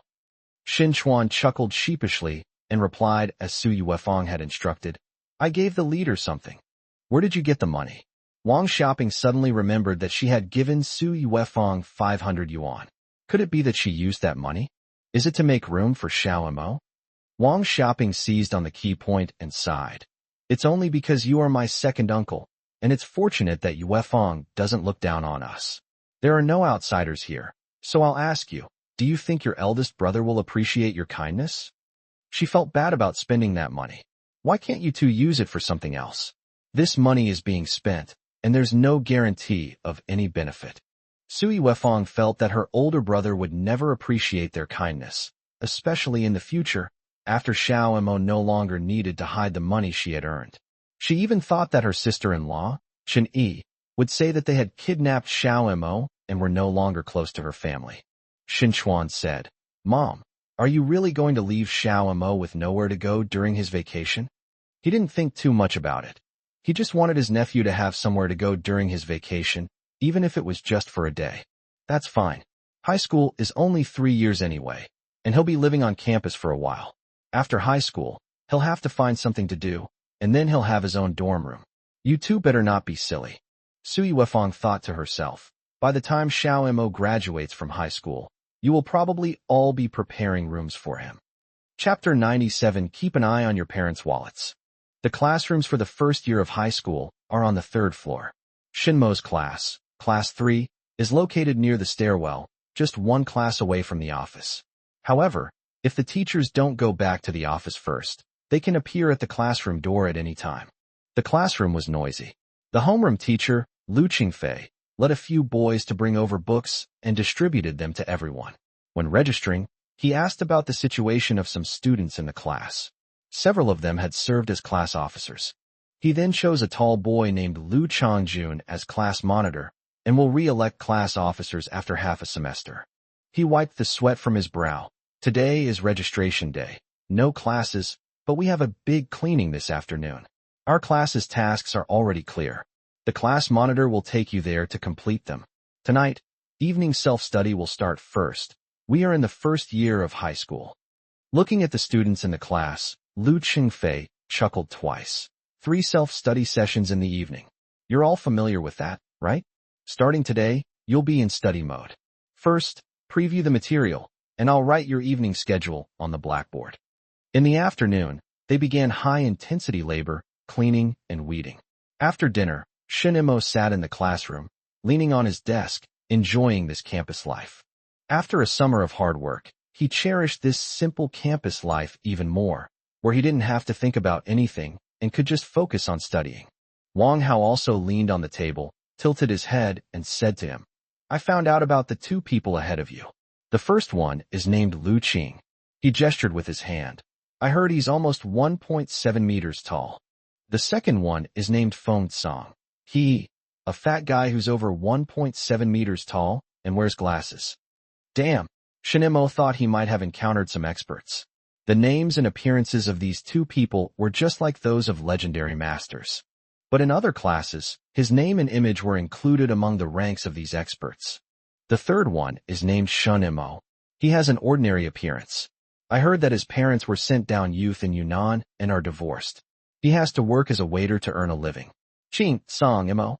Our class is really interesting. In just one night, the top-ranked students in the first year of high school became famous, and were even given all sorts of legendary stories. Their various life experiences were considered important factors in becoming top students. Class teacher Lu Qingfei came in and tapped on the desk. Classes start tomorrow, so you can forget about junior high. The pressure at number 1 high school will be immense, and the pace of learning will be incredibly fast. If you can keep up, you'll be a college student. If you can't, you'll just be a high school graduate. Our number 1 high school diploma isn't any more prestigious than those from other high schools. There will be a monthly exam in a month to assess your initial learning progress and to serve as a wake-up call for some of you. Shin Imo felt a surge of anticipation. He needed to work harder to see if he could surpass the 2 geniuses ahead of him. Perhaps only a reborn person could rival a genius. Lu Qingfei wrote the weekly class schedule for the semester on the blackboard, and chalk dust fell from the blackboard. Music, art, and physical education are all normal classes. In the first and second years of high school, these classes are a time for you to relax and unwind. But if you are really interested, you can also develop in these areas. Shun Imo copied the class schedule and placed it on the desk. The high school desks were relatively clean, and there were no early characters carved with a knife on them, probably because previous students didn't have the energy to do so. And so, Shinmo's life at Yongxing No. 1 Middle School began. If given a second chance, Shinmo would take his studies very seriously. High school was of utmost importance, and he couldn't afford to be careless or have any preconceived notions like, I think it should be this way. That's the good thing about math, physics, and chemistry. They can correct everyone's subjective thinking. If you're unwilling, then you're done, and you can never go back to your original path. At first, Wang Hao couldn't keep up with the pace and was busy during evening self-study, referring to Shun Mo's homework. It seems like Sunday is coming. I want to go back and have a good meal. I can't take it anymore. Wang Hao muttered to himself. These days are even harder to endure than the 3rd year of junior high. You'd better keep up, or you'll be starving when we get back. Shinmo kept working on math problems. Wang Hao sighed and continued referring to the reference. After enduring a week, Wang Hao rushed home. Shinmo, wait for me. I'll bring you something delicious. Zhou Jie ran very fast. Although it was only for a week, she missed home. When she left the classroom, she looked back and saw that many of her classmates hadn't moved and were still studying at their desks. These guys are really annoying, Zhou Jie said, and Wang Hao immediately echoed her sentiment. Go back. Go back. I've been starving for a week. Other classes also have students with connections like them. As long as they don't cause trouble in the class, the teachers don't have strict requirements for them. But after returning home, Wang Hao was called over by his father, Wang Jianhai. You sat next to Shinmo, right? Yes. Dad doesn't have high expectations for you. Let's improve our ranking by 1 place in the midterm, okay? Now that his son is sitting next to Shinmo, Wang Jinhai hopes that he will be positively influenced by him. Wang Hao really wanted to say that Li Dawei hadn't thought of this before, but Li Dawei wasn't at #1 middle school, and he was afraid of being treated to a meal. Okay, he didn't dare to refuse. If he didn't, not only would his dad beat him, but he might not be able to sit next to Shun Mo next semester. Although his grades weren't good, he didn't want to sit with other students who had poor grades. Go back to school early on Sunday. Wang Jinhai didn't want his son to waste his time like this. There are 3 years of high school, and if he tries hard, there is still hope. After breakfast on Sunday, Wang Hao was sent back to school. I didn't even get lunch. Wang Hao was very frustrated. Hurry up and prepare the vegetables. It's almost noon. Sui Wefang worked quickly, instructing Shun Chuan to help her. First, check outside. Have Mom, Dad, and my older brother arrived yet? Shun Chuan peeked out the window. They're not here yet. There's plenty of time. Come quickly and help. Shin Chuan helped pick the vegetables and wash the ribs, while Sui Wefang cleaned the fish. Just as I was getting busy, the doorbell rang. They're here. Sui Wefang responded and went to open the door. Shin Baihan, Wang Xiaoping, Shun Jiang, Chen Yi, and Xiao Xinjing had all arrived. Chen Yi looked around the house and was even a little envious. It's very big. It was a coincidence that we met. We don't know how long we can stay, and we'll have to figure out what to do next. Sui Wefang wiped her hands on her apron again and invited everyone in. Shin Jiang felt that the house was indeed too big, and the feeling of being sparsely furnished was very strong. He and his wife exchanged a glance and read the message they wanted in each other's eyes. They had to make sure their parents kept a close eye on their wallets and didn't give their second son and his wife any more money. Such a big house. No matter what connections they use to get it, at least they don't have one. It's going too far for parents to have to subsidize a house like this. Chapter 98: The Showdown Between Sisters-in-Law. A group of people were walking around the house when Wang Xiaoping spotted the small bed where Shin Mo had slept before. The second son wasn't just saying it. He really did leave a place for his eldest grandson to stay. Seeing the small bed where they had slept and the junior high school textbooks placed next to it, the group tacitly avoided mentioning Shin Mo. Chun Yi wouldn't bring it up. If she did, it would be seen as an excuse to give her parents a subsidy for Shin Chuan. As for her home, it's spacious enough, but there's not enough furniture to fill the large space. She wouldn't bring up that topic on her own initiative. Very good, very good. Chun Yi only said these 2 words, and while Shin Chuan and Sui Wefang were busy in the kitchen, she told Shin Jiang not to mention Shin Mo. Once the table of dishes was ready, Chen Yi laughed and said, "What a big house. I wonder when your older brother and I will be able to get one." These words were meant to shut Wang Xiaoping up. She could help her second son's family buy furniture, but her eldest son still lived in a small house. She should think it over carefully. Sui Wefang was very clever. She immediately understood the meaning behind her sister-in-law's words. Fine, if they don't want to give it, they don't have to. They weren't expecting it anyway. She and Shin Chuan were already living a comfortable life. Even if Shun Mo stopped giving them money, they would still live better than most people. But she didn't want her sister-in-law to get away with it so easily. If she didn't try, Shin Chuan might not get anything in return. The house is a bit big, but there's still 1 room left for Xiao Mo. None of you are going to mention it. Fine, I'll bring it up. Anyway, I'm the daughter-in-law, so I have fewer concerns. Sister-in-law, I know you're not Xiao Mo's biological mother, but it's okay. A stepmother is still a mother. This title isn't given lightly. Shin Chuan secretly pinched her under the table, but Sui Wefang remained unmoved and even applauded Shin Chuan's action, saying that she couldn't have taught him so well even if she had taught him beforehand. Chun Yi steadied herself and adopted a persuasive tone. Wefang, you don't necessarily have to keep Xiao Mo. His father said that Xiao Mo is grown up, and he can still achieve great things after graduating from junior high school. Want me to back down? No way. It's your own choice. No one is forcing you. Didn't Xiao Mo say at the wedding? They have a brother who can handle everything. Why are you all worrying? Sui Wefang patted Shin Chuan's hand, making a slightly exaggerated movement so that everyone could see Shin Chuan's action clearly. How can that be? Xiao Mo is very filial to his second uncle.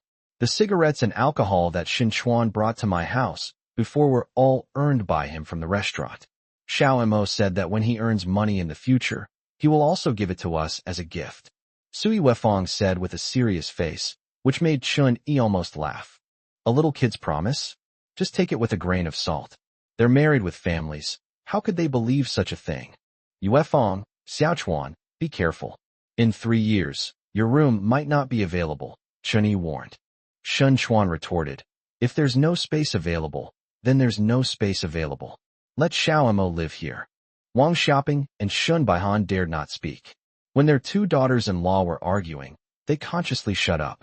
Fortunately, little Xinjing was there, and they were able to change the subject by taking care of their granddaughter. How about we try this? Let's see what Annie's cooking is like. Sui Wefong said, I'll feed him. I've been feeding Junjun at home for a long time. No need, no need. Xiao Mo has already troubled you enough. Jing, I'll do it myself. Chun-Yi felt that she had done enough and given the second son and his wife enough reminders. What happened after that was none of her business. However, she needs to keep an eye on her parents and make sure they don't spend any more money on furniture for her second son and his wife. Little Xinjing was unaware that the adults had already clashed several times at the dinner table. She was only focused on her own little mouth, happily munching away. After lunch, Xiao Xinjing was still savoring the memory. Sui Wefong even prepared a box of cookies for her to take home. After smilingly saying goodbye to Shin Chuan and Sui Wefong, Chun-Yi boarded the bus and immediately changed her expression. Even Xiao Xinjing couldn't cheer her up. Old Shin, think about what you'll do with your precious son 3 years from now. After graduating from high school, where can't you find a job? Xinjiang wasn't too worried. There are so many people in Shanghai who didn't go through the same thing. His second brother also graduated from high school, and working in a textile factory was pretty good. Old Shun, let me tell you, Jingjing will be starting elementary school in 3 years, and the expenses will be huge then. We're also looking to move to a bigger house for our second child. You should think about it. You're the accountant at your company, after all. Oh, I know. Shin Chuan and Sui Wefong saw the person off to the car, and then turned back. You're just stupid, Sui Wefong blurted out. Shin Chuan argued, that's my nephew, okay? Am I looking down on Xiao Mo? I'm saying you're so naive that you can't even see what your family is trying to say. It's better for me to suffer a little now and let my older brother and sister-in-law scold me behind my back than to pester Xiao Mo in the future. Sui Wefong thought to herself, you're so honest. Even if Xiao Mo gave you a mountain of gold, you wouldn't be able to protect her. Let's tidy up the house recently. Didn't you say that Xiao Mo would come back once a month? At number 1 middle school, Wang Hao brought some biscuits for Shin Mo. I really don't have anything convenient to bring. I can't exactly bring you rice balls, can I? This is good enough. Shin Mo looked at the biscuits. They seemed to be compressed biscuits. It didn't matter. They always tasted different. Why don't you go back to your second uncle's place and at least eat something different from what's served in the cafeteria? Didn't you have your compressed biscuits? Shen Mo only ate a little bit. There was no water in the classroom. Wang Hao was speechless. Seeing Shun Mo working so hard, he had no choice but to patiently start studying as well. With the addition of history and geography, the element of chance has increased considerably. These 2 subjects are not Shin Mo's forte, and he has no intention of developing in the humanities. Since you'll be choosing your major in the second year of high school, it's better to focus on solidifying your science foundation. It's okay to score lower in the first year. It doesn't really matter. Many people share Shin Mo's thoughts. Since it's impossible to take all the subjects in the college entrance examination, it's better to save your energy, focus more, and not worry about short-term gains or losses. But some people don't think that way. Since they have to take the exam, they should study hard. Many people haven't decided whether to study humanities or science in their second year of high school. They didn't pay enough attention to humanities before and want to work hard in their first year of high school. The first monthly exam arrived with great anticipation.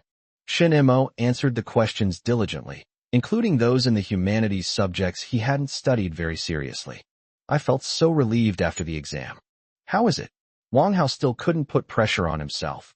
He found he just couldn't get nervous. Shun Mo chuckled and said, this time, I probably won't get first place in the class. Huh? Does that mean you might not even be able to keep your place in the top 3 of your grade?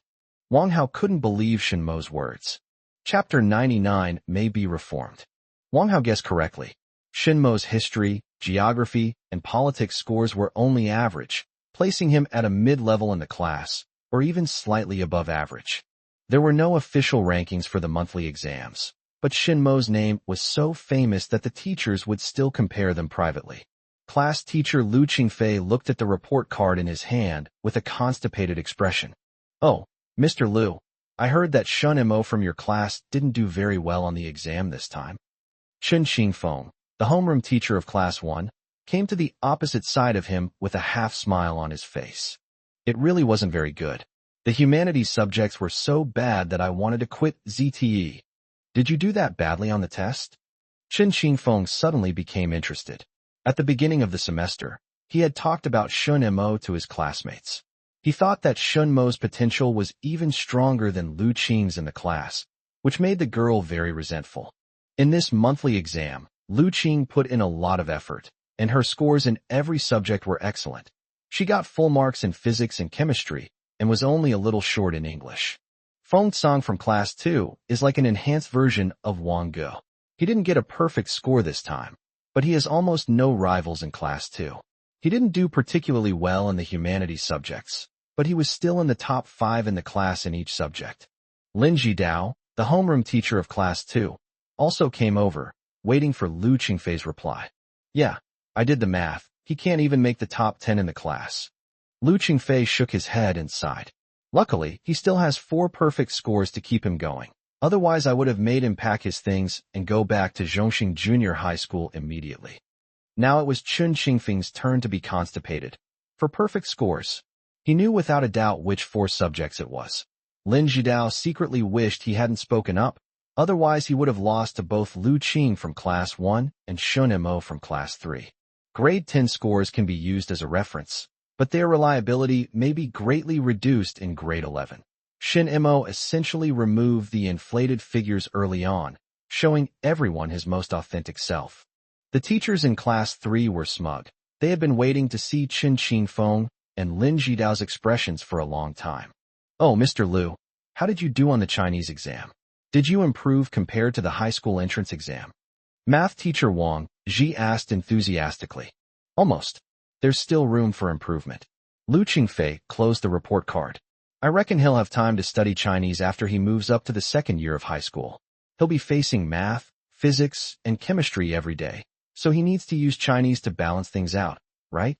He teaches physics and has a natural affinity for students who excel in math, physics, and chemistry."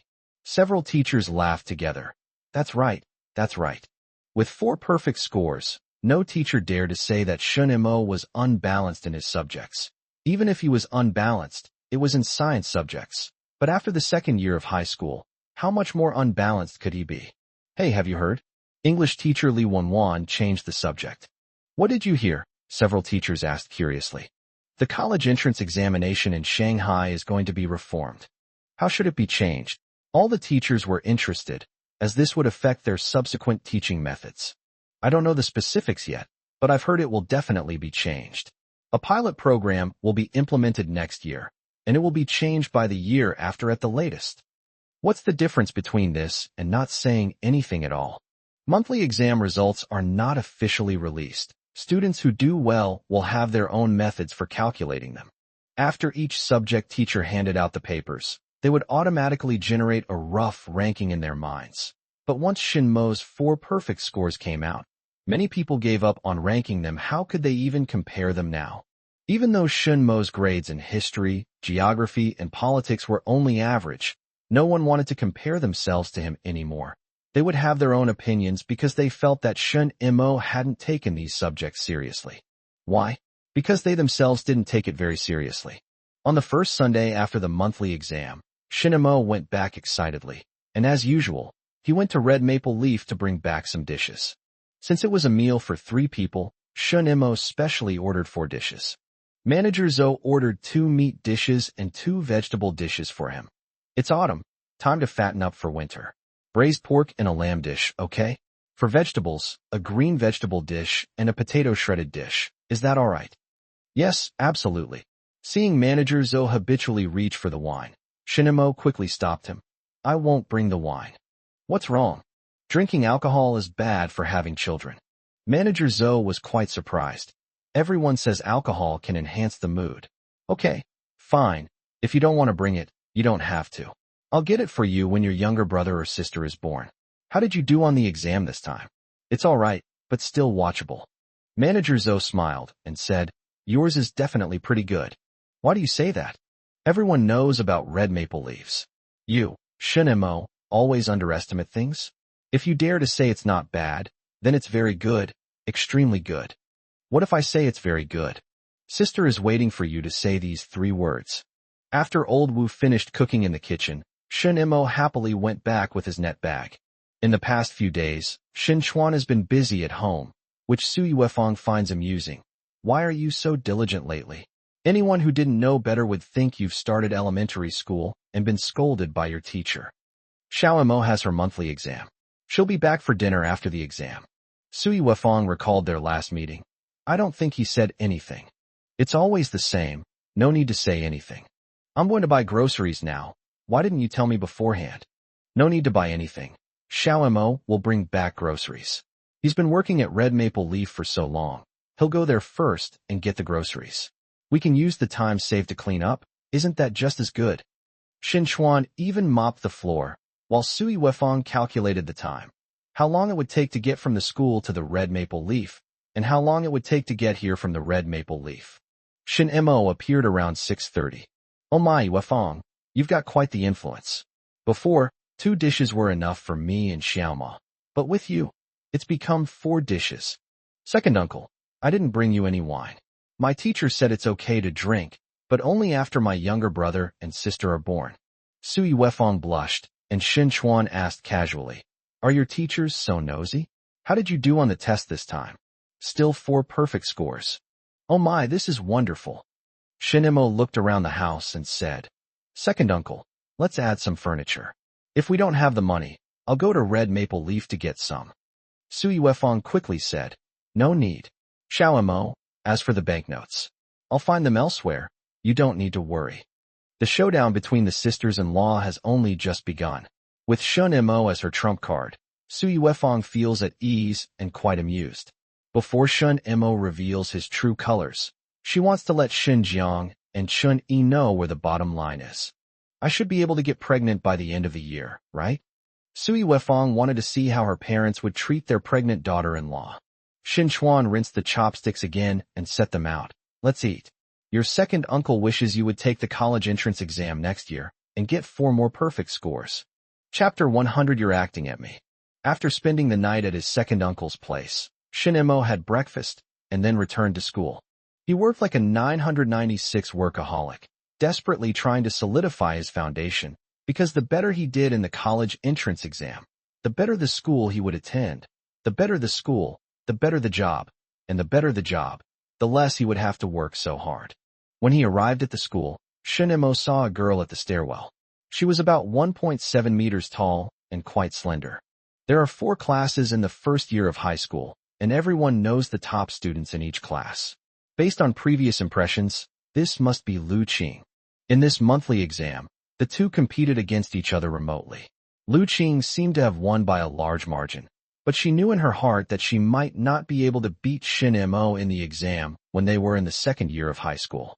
She had visited Feng Song in class 2. He was a chubby guy with black-rimmed glasses who liked to huddle in the corner of the last row of the classroom, joking around with a few people. Who would have thought that this guy was a top student in a crowd? Upon seeing Shun Mo, she felt that this opponent was very spirited and more suitable as an opponent than someone like Feng Song, who pretended to be weak but was actually strong. Are you planning to choose science? Without introducing herself, and without needing to introduce herself, Lu Qing believed that Shun Mo knew who she was, just as she knew who Shin Mo was. Yes, I planned to choose science from the beginning. Even if I was more than 100 points ahead of you in the first year of high school, I would still choose science. It's quite good. Lu Qing suddenly didn't know what to say, but her instinctive politeness led her to utter these 2 words. Then, shall we meet again in our second year of high school? Will we be able to be in the same class in the second year of high school? We weren't in the same class in the first year of high school. See you in the second year of high school then. Lu Qing smiled and greeted Shin Mo, then turned and walked towards his class. Shin Mo entered class 3 and saw Zhou Jie sitting in her seat, chatting away with Wang Hao. Hey, let me tell you, He Zhuqing did terribly on the exam this time. She cried in her seat and used up several handkerchiefs to wipe her tears. Isn't anyone going to comfort her? She's not number one, let alone in the top 10, so who's going to coax her? Ever since He Zhuqing started calling her Yangzi like Wang Hao, she's been very dissatisfied with He Zhuqing. Even though they're in the same high school, she doesn't want to be with He Zhuqing. Zhou Jie made up her mind that when it came time to choose her major in the second year of high school, if He Zhuqing chose humanities, she would choose science, and vice versa, it wouldn't make much difference to her. Seeing Shen Mo come in, Zhou Jie got up a little embarrassed and sat down next to him, but she didn't forget to say to Wang Hao, "Hey, go and coax her. It's a good opportunity." Wang Hao was speechless. "You're complaining that I've been sitting with Shen Mo for too long, aren't you?" He Zhuqing lay on her seat and cried for a long time. At first, a few classmates tried to comfort her, but later they got impatient and told her to cry. There were still at least 2.5 years until the college entrance examination. She had plenty of time to cry. Surrounded by top students from junior high, the high school curriculum naturally added to the pressure. After crying a few times, He Zhuqing finally realized what was happening, but she would still cry. Everyone tried their best to study at their own pace, making slight adjustments to keep up. However, as the course progressed and the workload increased, some people began to be unable to withstand the pressure, and after the midterm exams, some people fell behind. From being a top student to being at the bottom of the class, this kind of fall is not something everyone can bear. On the contrary, at the 2nd District Middle School, those who were always just a step behind have become the top students in their classes, which has given them more and more confidence and created a virtuous cycle. Looking at his grades and comparing them with Shen Mo's, Wang Hao found the history and geography scores where the difference was smallest and said smugly, "All right, I can explain this to myself when I get home." "Hey, I remember your dad wanted you to surpass Zhou Jie, right? Don't be so quick-witted, but this time I might actually surpass Yoko." "Hey, what do you mean by possible? You have your algorithm, I have mine. We'll have to choose our majors in the second year of high school, okay?" Shen Mo ranked 17th in the class this time, but no one dared to underestimate him. His 4 perfect scores stood proudly, leaving the first place Gu Qianjin feeling no sense of accomplishment. In the office, Lu Qingfei breathed a sigh of relief after removing the humanities subjects. Shen Mo was indeed still number 1. The school has its own algorithm, and I have mine. Of course, I still have to encourage Gu Qianjin. As for Shen Mo, Lu Qingfei felt that Shen Mo was clear-headed and that it was best not to bother him. He got up from his seat to explain to Director Huang and Vice Principal Luo that Shen Mo's 17th place ranking was fictitious and that he had not actually regressed. "Hey, Mr. Lu, where are you going? Go check your class's grades." Chen Qingfeng, the homeroom teacher of Class 1, stopped him. Shen Mo got 4 perfect scores. Lu Qingfei's 4 perfect scores almost cornered Chen Qingfeng. Chen Qingfeng was helpless and extremely envious. This was exactly what he wanted to know. "Hey, Miss Chun, how's Lu Qing from your class doing this time?" So, 8th in the class." "Oh my, it's sliding down that fast." 2 perfect scores. Chen Qingfeng was a little depressed because he didn't expect Shen Mo to get 4 perfect scores. "Let's go find Director Huang and explain things. By the way, Shen Mo is 17th in the whole class." Lu Qingfei understood immediately. Lu Qing must have also chosen her subjects in advance. The two of them, grinning, approached Director Huang of the grade level. Director Huang looked at them and said, "Oh, the two of you are here? Come, come. I heard that you two have corrupted the previous class's top student." "I got 4 perfect scores, Director Huang. I didn't lead anyone astray. To be honest, I don't know what's wrong with my 2 perfect scores." Director Huang had only seen the rankings before, but now that he heard about the perfect score, he understood pretty much everything. Did these students choose their subjects in advance? It's not just those two. Many students are showing signs of specializing in one subject over the other. It's starting to become clear whether they're better suited to humanities or sciences. Lu Qingfei replied. He had studied the report cards for a long time and discovered many students with such ideas. Okay, that's fine. As homeroom teachers, you need to do a good job of guiding them. You need to talk to these students who are unbalanced in their subjects, help them relax, and not be anxious in the first year of high school.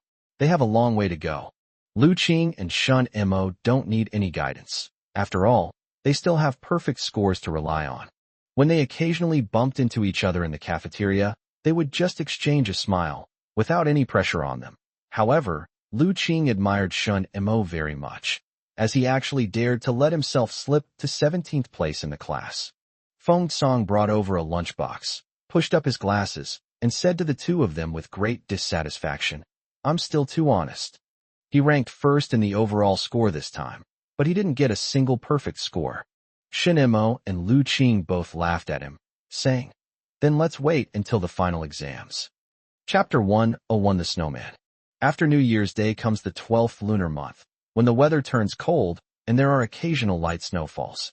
The campus of No. 1 High School is especially quiet, and everyone prefers to squeeze into the warm, crowded classrooms. There was even a stove at the back of the classroom with a small pot on it, which the homeroom teacher, Lu Qingfei, brought from home. Vinegar was simmering in a pot, giving the whole classroom a sour smell supposedly. This can prevent colds. Shin Mo, wearing a blue cotton coat, huddled in his seat, his eyes fixed on the math problem, his mind working out the steps. The classroom was quiet, with occasional whispers, but the voices were very soft. Wang Hao couldn't take it anymore. It was like hell on earth for him. Go ahead and study. Even if you want to switch to humanities, you still need to study math. He heard Shin Mo's whisper in his ear, but Shin Mo did not turn to look at him. Shin Mo, do you think I can get into university? Wang Hao began to doubt his future. What kind of future could he achieve by studying with this group of top students? Shin Mo thought for a moment and gave his answer. Either study hard or have fun. Don't be a jack of all trades, or you'll regret it. Wang Hao was very distressed. He was already thinking about what things would be like 2.5 years from now. After the college entrance examination, Shin Mo would probably go to university happily. But what about him? No matter how capable his father was, he couldn't get him into university. Glancing at him, Shin Mo said, "If you put in a little more effort, you might even perform exceptionally well in the college entrance examination." What if you don't perform exceptionally well? Then let's send you to an open university. At least it will give your dad something respectable when he's arranging things for you. Wang Hao looked conflicted. I'll ask Zhou Jia what she thinks later. Why are you asking her? What if you both get into the same company, and there's only one opening? Just focus on doing your best. Wang Hao laboriously pulled out his history textbook. He couldn't study math, physics, and chemistry anymore in his second year of high school. Those subjects weren't very helpful for him. He'd better study humanities. At least he could write a few words. The front door of the classroom was opened, and the homeroom teacher, Lu Qingfei, appeared. There's still one semester left. You can think about whether to study humanities or sciences. The weather forecast says there will be heavy snow in the next couple of days, so please be careful on the roads. Also, be careful of your Chinese teacher, Ms. Wu. If the snow gets really heavy, you might have to write an essay. The students burst into knowing laughter, but Lu Qingfei suddenly felt a chill down his spine. He turned around and saw his Chinese teacher, Wu Tianlin, smiling at him. Ms. Lu, please continue. I'll go check on class 4.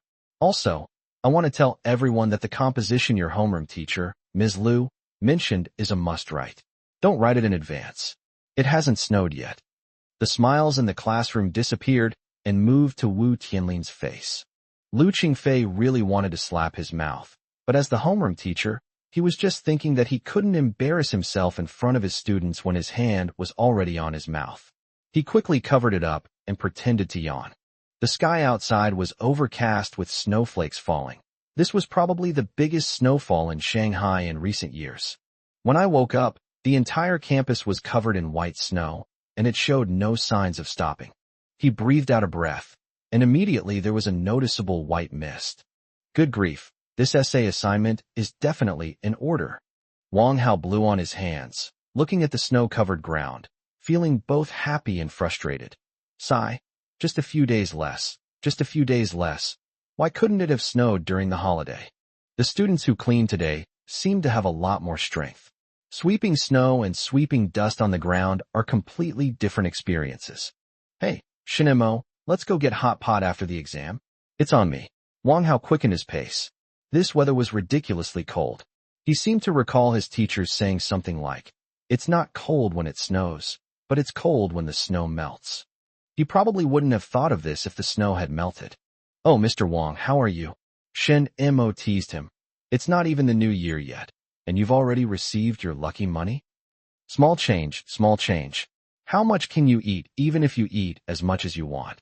Wang Hao said absent-mindedly, sweeping the broom and sending jade fragments flying. "Hey, let me tell you something interesting." "What's new?" Shen Mo was already planning to build a snowman. He couldn't make it too big, or the teacher would find out and criticize him for not doing his job properly. "Last week I went home and encountered something completely new that you would never have imagined." "Is the weather forecast saying this snow will last for 2 weeks?" "No," Wang Hao said. "Our country also issues stocks." "Huh, stocks?" Shen Mo immediately thought of the legendary Old 8 stocks and asked with great interest, "What kind of stocks are they?" "Electric vacuum. $100 per share." "Goodness, $100. We might as well rob someone. That's enough for so many hot pot meals." Shen Mo put the idea of building a snowman out of his mind. Electric vacuum? The famous electric vacuum often appears in history and TV dramas. "Then, let's go for hot pot after the finals, my treat." Shen Mo chuckled, which made Wang Hao feel very uneasy. "You treat? If you treat, will we even get any meat?" "I'll treat you. You can treat me after you get into university." "That works." Shen Mo pondered for a moment and said, "If there is any news about this electro-vacuum later, remember to keep an eye out for it." "Oh my, I thought it was something big. If you were to tell me something like how much you got on your final exams and you treat me to dinner, I wouldn't even listen.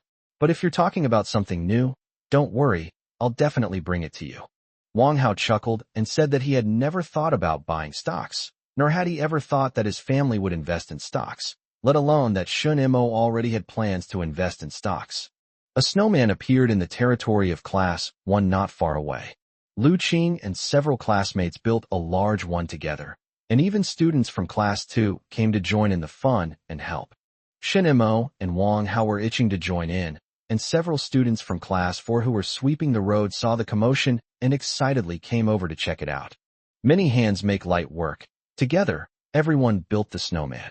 Amidst the hustle and bustle, Director Huang from the grade level appeared. He looked at the snowman and seemed quite satisfied.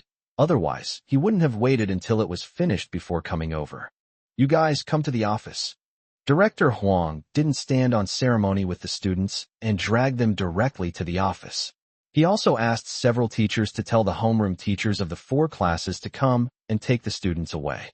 The homeroom teachers never expected this.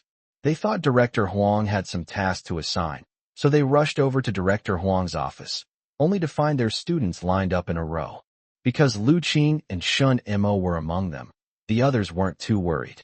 In their eyes, Lu Qing and Shen Mo were tall and could withstand any pressure. "All right, all your homeroom teachers are here. Now, tell me who started it." Lu Qing raised his right hand. Reporting to the teacher, "It's me." "Oh, so the others were all accomplices?" Wang Hao quietly reached out and nudged Shen Mo, who then raised his hand.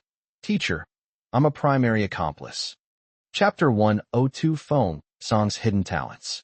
The original first and third place students in the grade took the initiative to assume responsibility, and the others secretly breathed a sigh of relief. These 2 students' grades slipped during the midterm exams, but they still had a few perfect scores in their main subjects to hold them back. Anyone with eyes could see that they were aiming for a career in science. Some people are not number 1 on the list, but they are actually number 1, and they are number 1 in their hearts. Sure enough, Lu Qing and Shen Mo stepped forward and took the lead, leaving Director Huang speechless. He had originally intended to teach these 2 students a lesson so they wouldn't be led astray. Lu Qingfei gently patted Shen Mo's head. "I asked you to come out and clean, and you even got to build a snowman. I think you're having too easy a time studying. Make a promise. How many perfect scores are you going to get on the final exam this time?" Chen Xingfeng, the homeroom teacher of Class 1, was holding it in so hard he was about to burst. Even at a time like this, you still couldn't resist showing off Shen Mo from your class. The homeroom teacher offered a way out, and Shen Mo readily accepted it. "Teacher, you know, I can only get 4 perfect scores." Lu Qingfei raised his right hand. 4.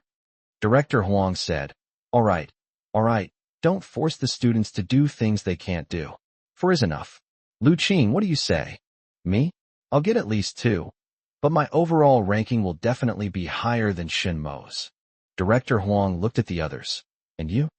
Shen Mo touched Wang Hao with his hand, and Wang Hao immediately declared, Teacher, I will definitely score higher than my midterm exam score. It's unbelievable to ask him to state what rank he'll achieve. It would be good enough if he could surpass himself.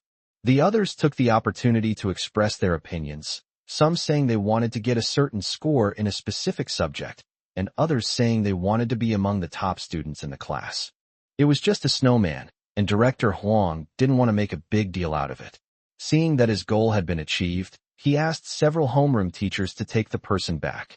Looking down from the office window, I see that snowman is quite well made, with a nose and eyes.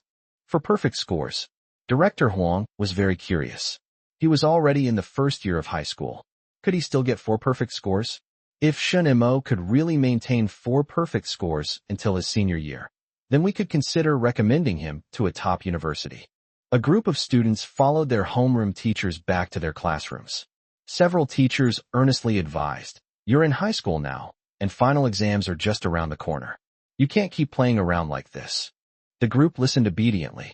They realized that getting a good deal and then acting innocent was a sign that they hadn't learned their lesson, and they weren't that stupid. But when the students in the classroom heard that they had built a snowman outside, their faces were filled with envy that seemed to spill out of the classroom, as if they wanted to get right up to the snowman. Heavy snow is a rare sight in Shanghai, and snow this heavy this year is even more unusual. Never mind, I'm going to build one after breakfast. After finishing his morning reading, Shen Mo left the classroom with his lunchbox. He even made a point of passing by the snowman. There were quite a few students watching the spectacle, but they could only stop and linger for a while. Upon entering the cafeteria, I saw Lu Qing. She stood upright, her eyes held high, holding her lunchbox as if she were holding a glass of champagne. You act like you've done something amazing, Shen Mo joked. Feng Song jumped out from the side. I heard that you guys didn't include me when you built the snowman. You never include me. He was very upset. It didn't matter if he was criticized by the teacher. He could give a similar guarantee. I'll definitely do it next time. Shen Mo gave an unreliable promise. Lu Qing smiled and said, I really will next time. She looked at the cafeteria door and seemed to see a monument that had been built up early in the morning, or rather, a snowman. Shen Mo, you really have to bring Feng Song next time.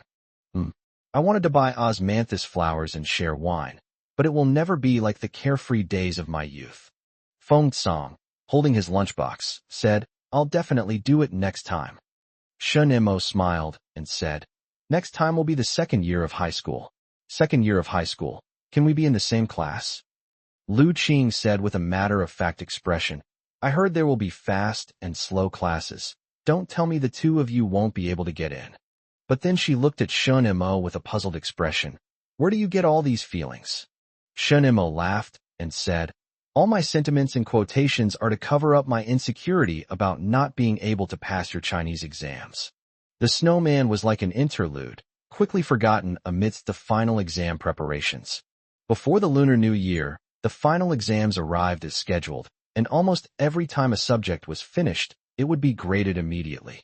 With all subjects to be tested within 2 days, time was tight and the task was heavy. Every noon, Shen Mo felt hungry and urgently needed to eat a lot of food. After the last exam, evening self-study will still continue. Tomorrow is a holiday, but the results will be released tomorrow. To avoid wasting time, we'll let the students stay an extra day. At that moment, the office was still busy tallying scores. The homeroom teacher, Lu Qingfei, only came to the classroom once before rushing back.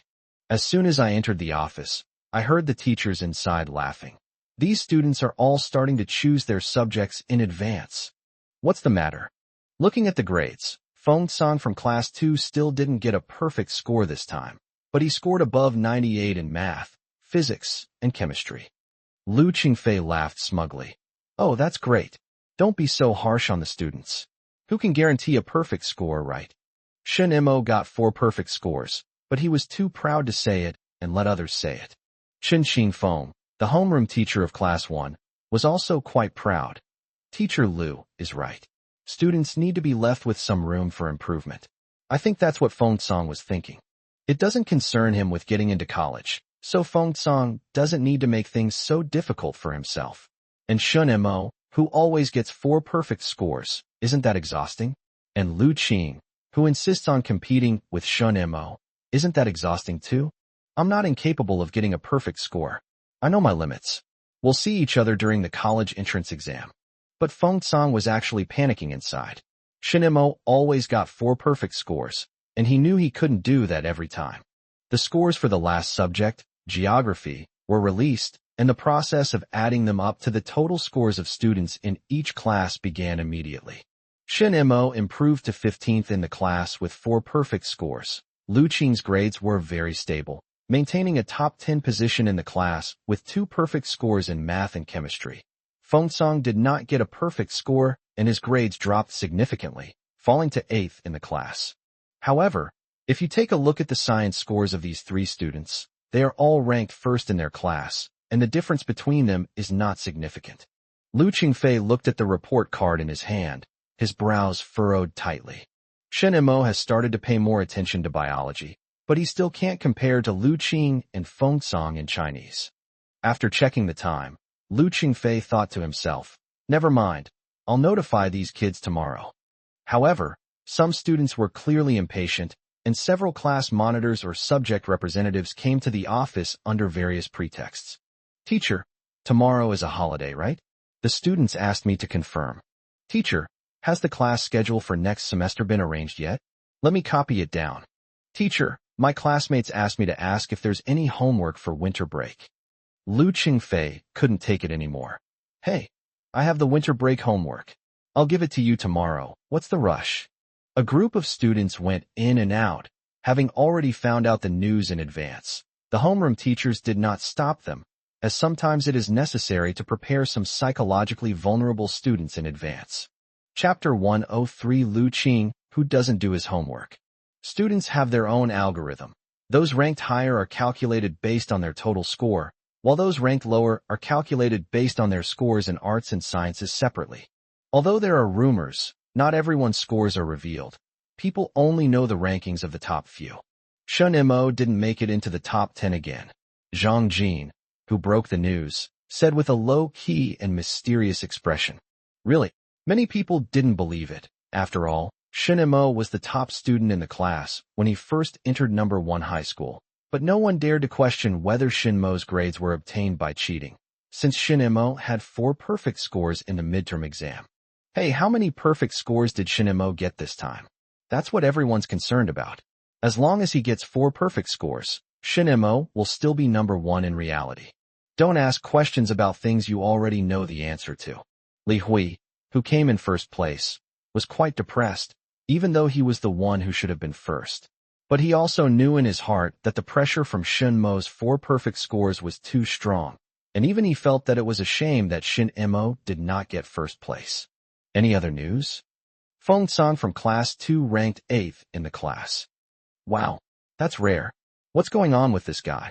We'll find out tomorrow. The people from class 2 only mentioned it briefly and then disappeared. I'll go to the office to check on them after evening self-study. Many daring students sneak into the office to peek at the grades after evening self-study, while the teachers go back to rest.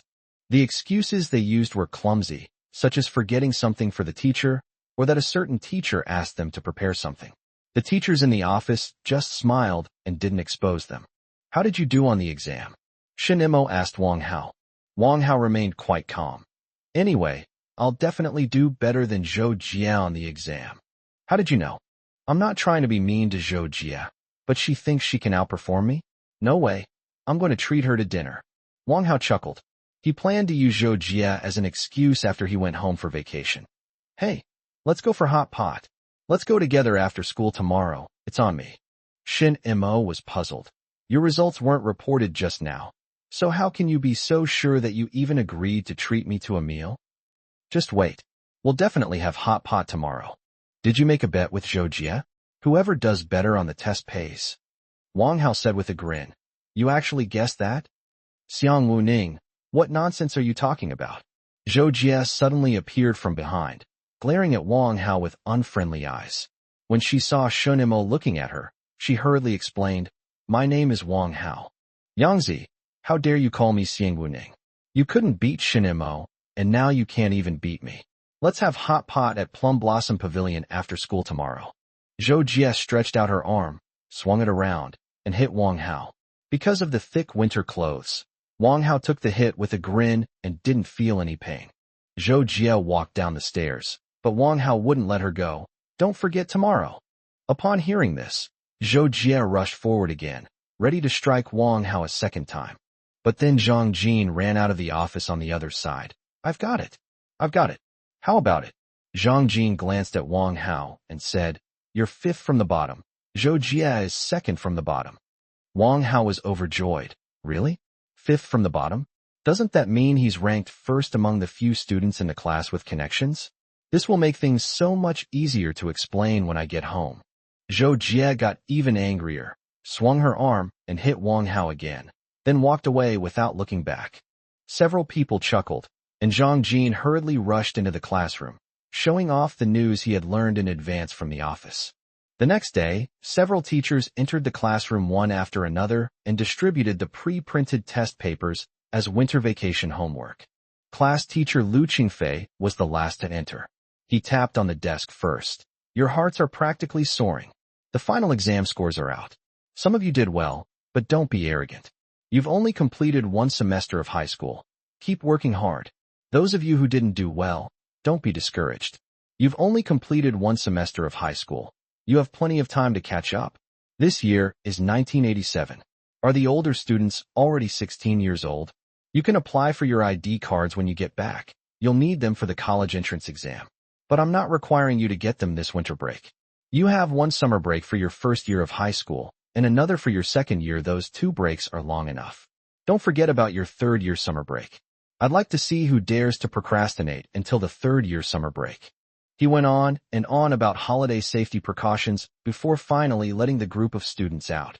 Shin Imo was thinking about his ID card. The teacher was right. He could get it done this summer. "What's my birthday again?" Shin Imo started to recall. "As far as I can remember, I only remember Zhou Jie's birthday, but I don't remember it very accurately. I only remember that it was during the summer vacation. It's the holidays now, so I'll go back and discuss it with my second uncle and aunt. We'll get our ID cards done during the summer vacation." Zhou Jie slowed down. Wang Hao stood up, first stopping Zhou Jie in her tracks, then reaching out to pull Shun Imo. "Let's go." "Just the 3 of us." "3 is enough," Wang Hao said regretfully. "It's a pity Yulin isn't there, otherwise we could have gathered more. Let's go." I also invited Zhang Yuhua and Wang Ge.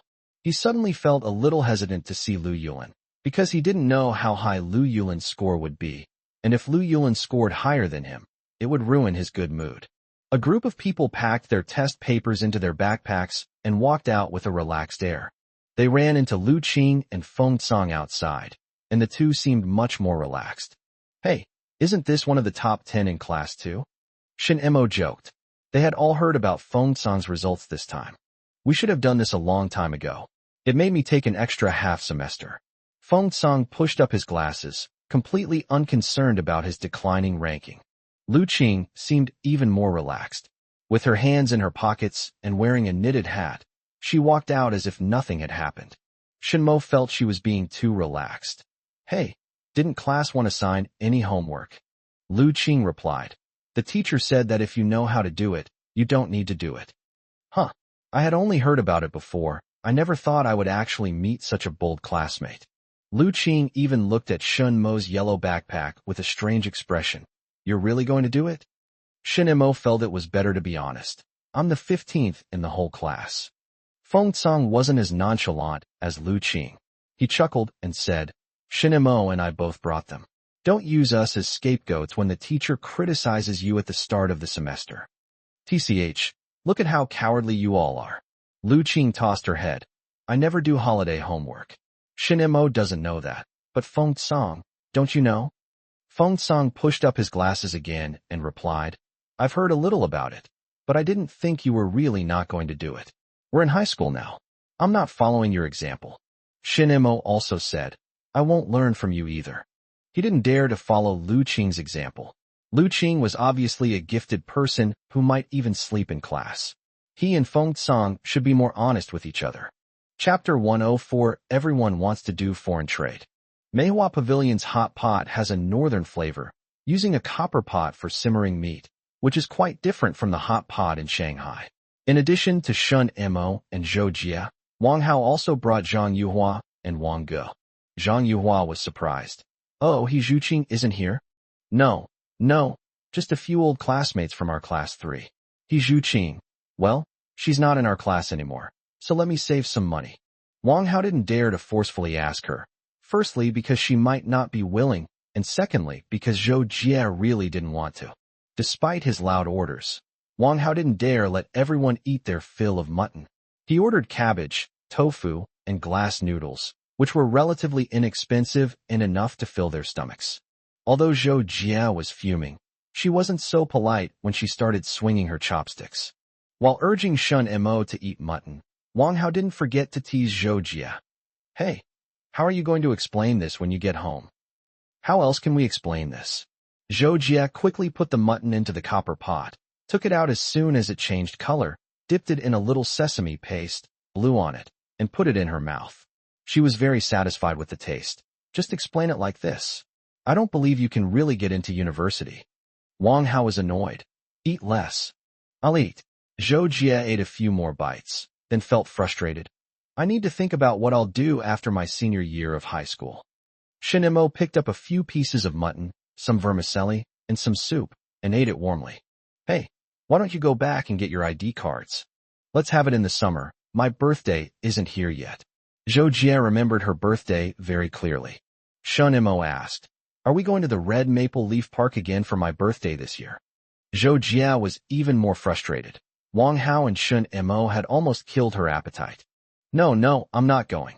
Zhang Yuhua and Wang Ge were very envious of the red maple leaves. If Shun Mo hadn't been serving dishes over there, they wouldn't even have known about this place. Hey, are you going back for winter break? Go ahead, Shin Mo replied matter-of-factly. I've been working hard all semester. Can't I relax a bit? These words made Wang Hao and Zhou Jia feel depressed, but for Shin Mo, they were a relief. I'll borrow the test paper to take a look later, Wang Hao said embarrassedly, reminding Shun Mo of last winter vacation when Wang Hao dared to laugh at Li Dawei, but this year it happened to him. What goes around comes around. No problem. Since he had eaten their food, he should at least do them a favor, and Shin Mo had to keep a straight face and not smile. After eating hot pot, feeling warm all over, a group of people board a tram or bus, transfer a few times, and soon they are surrounded by familiar faces. Shin Mo, carrying a yellow school bag, went to Red Maple Leaf to register first. Sister Xiaomei. After getting off the tram, Shin Mo saw Xiao Mei standing at the door. Xiao Mei smiled at Shun Mo, revealing her white teeth. She waved and then turned to call inside. Sister Zhou, Xiao Shun is back. Manager Zhou immediately put down what he was doing and came out. Seeing Shun Mo approaching, he smiled and said, You've finally arrived. Mingyang also had a holiday the other day. You two have no idea how many people have been coming to our restaurant lately. You didn't steal the translator's job, did you? You guessed it. Manager Zhou's smile grew even brighter. It's always the same few of you. A few days ago, Huayuan restaurant tried to force a deal on someone. I think his name was Lu Dagua, but it didn't work. He came to the restaurant around 9 o'clock in the morning demanding a refund. So what happened to Huayuan restaurant after that? Shin Mo was very curious. This kind of thing can't just be resolved by refunding the money. Manager Zhou laughed and said, What else can we do? They came to me for help, so I asked Mingyang to step in and take the blame. Otherwise, their reputation would really be ruined. Sister Zhou, let me see how far Mingyang and I are in the queue. Shin Mo suddenly felt a bit of pressure.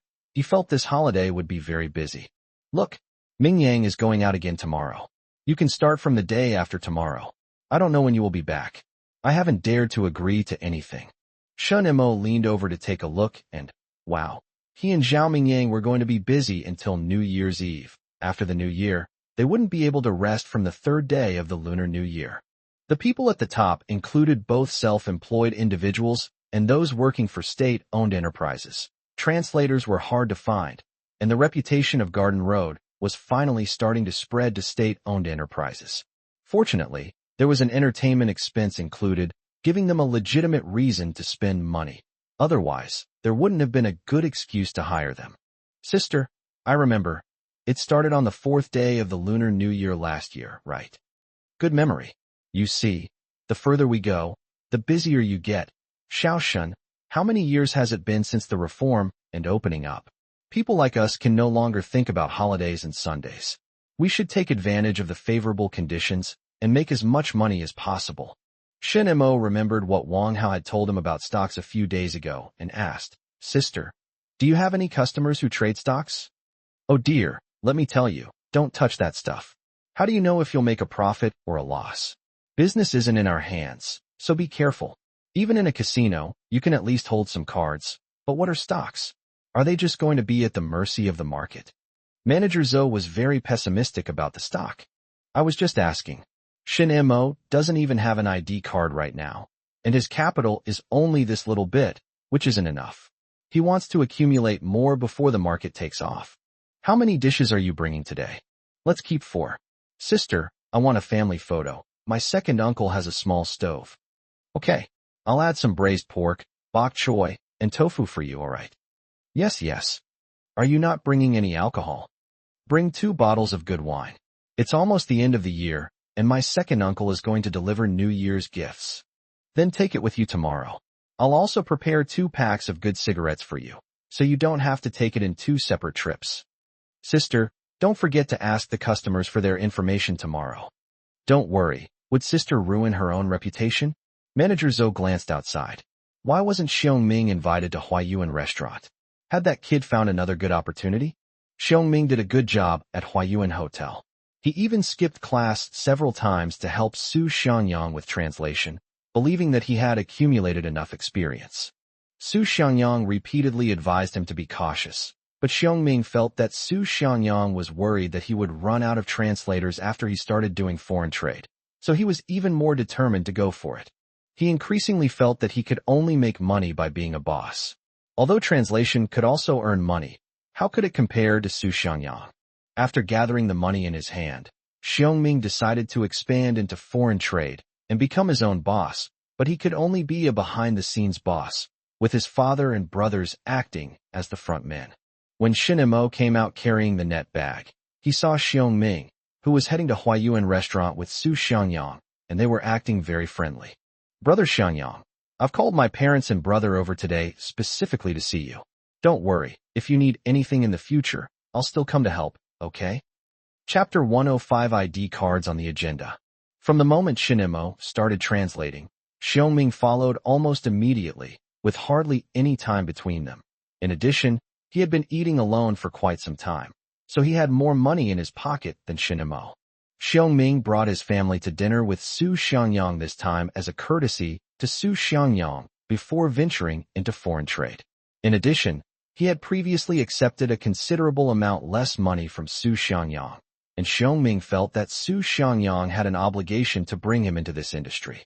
Su Xiangyang readily agreed, but he didn't really think so. I did make promises to you before, but we're not really buddies. Are you really going to do it? The staff at Huayuan Hotel could clearly sense the difference. Xiong Ming's energy and spirit were completely different today. Brother, is there something good happening at home? A little girl asked curiously. Xiong Ming seemed to see a golden road ahead and became extremely polite to the waiters. I've had a little good news, so I'd like to invite Brother Xiangyang to dinner and have a get-together. He greeted the waiters and went into the private room. From now on, he would use his own skills to do foreign trade. With someone who could speak a foreign language and with Su Xiangyang as his guide, how could he not make a fortune? Several waiters were secretly wondering what was going on. Shin Mo from the Red Maple Leaf restaurant had just had a happy occasion and had treated a group of waiters to a proper banquet. As for you, never mind. I'm used to it, and there's no point in expecting anything anyway. Never mind. Let's get the food ready. Su Xiangyang also didn't want Xiong Ming to enter the foreign trade industry. There was no other reason than that Xiong Ming's English was good, and more importantly, he was very similar to himself. Letting him in would leave several people without money. Therefore, At the dinner table, Su Xiangyang began to earnestly dissuade him, and he did so with great sincerity. Brother, you can't just jump into foreign trade all at once. There are many twists and turns in it. I suggest you start with something ordinary. If you can bring things from other places here, even if it's just a small shop, you'll be successful. Xiongming chuckled and said, Brother, I won't do that kind of thing anymore. You have to leave some options for others, right? I've gotten to know some foreigners over the years, and communication has been quite smooth. Some people have already asked me to be their representative in China. Su Xiangyang felt a chill in his heart. If you manage to become the representative, I'll really be out of a job. He feigned surprise. Oh my. Congratulations, brother. But I'm an outsider, so I can only offer advice, not get involved directly. This involves money, and if I don't calculate it properly, it might affect our revolutionary friendship. Xiongming thought this was great. I was just hoping for your guidance, brother. He didn't expect that Su Xiangyang had no intention of helping him. The guidance he gave him was genuine, but while a group of people were clinking glasses and drinking, Su Xiangyang was already thinking about setting up another drinking party to trip up Xiongming. Over at the Red Maple Leaf location, Shun Mo, carrying a lunchbox, excitedly left the house, boarded the tram, and returned to his second uncle's place. She knocked on the door, and Su Yuefeng's voice came from inside. Who is it? Auntie, it's me. Hurried footsteps came from behind the door, which was then opened, revealing Su Yuefeng's face, which was full of surprise. You're back. Finished your exams? Are you tired? You even brought some food. Bringing your own food will save you a day's work. Shun Imo noticed her slightly protruding belly, but he didn't know the month of pregnancy or if she would be able to see her younger brother or sister next summer vacation. Seeing Shun Mo's gaze, Su Yuefeng's face flushed slightly. Put your things in your small room first. Your second uncle will be back soon. Auntie, how many months pregnant are you? Just 3 months. Su Yuefeng wanted to take the lunchbox from Shun Mo's hand, but Shin Imo didn't dare let her do it. Annie, let me do it. Has the stove been turned on? Not yet. Your second uncle says every day that he'll send it when he gets back. I'll distribute them. I see a lot of people distributing stoves on the roadside. Along the main road downstairs, a row of honeycomb briquette stoves were belching out thick smoke, which was quite choking. Passers-by had to cover their noses with their sleeves. The neighbors were either all smiles or frowning. Some had cigarettes in their mouths, while others preferred to stay away from the smoke coming from the stoves, but their eyes were all fixed on the stoves. Once the food was ready, they immediately left to go home and cook, without any delay. Shinimo carried the stove down and joined the group. Auntie, go stand up in the wind. Don't get choked by the smell. Shinmo worked quickly and efficiently, using waste newspapers to ignite small pieces of old wood, patiently waiting for the honeycomb briquettes to start burning. Sui Wefeng stood a little further away, and the two chatted while waiting for Shin Chuan to return. Shin Chuan rode his bicycle back and saw 2 people on the roadside who looked familiar and were smiling at him. He pedaled hard a few more times and got over there. Sui Wefeng said, It's just in time that you're back. The stove is ready. Take it back. Xiaomo has been working hard all semester. Let him rest. Shin Chuan hurriedly pushed the car back and locked it, then ran back to pick up the stove. How did you do on your final exams? It's all right for perfect scores. Shin Mo didn't mention the rankings, as the rankings in the first year of high school weren't very useful. They would talk about rankings after the subject selection. Shin Chuan loved hearing his nephew get a perfect score.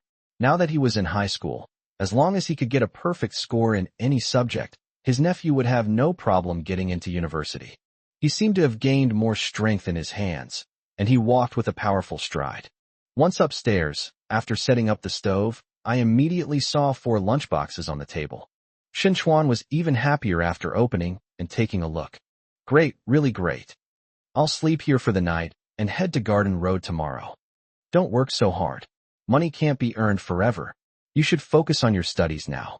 Shin Chuan didn't want his nephew to fall behind in his studies.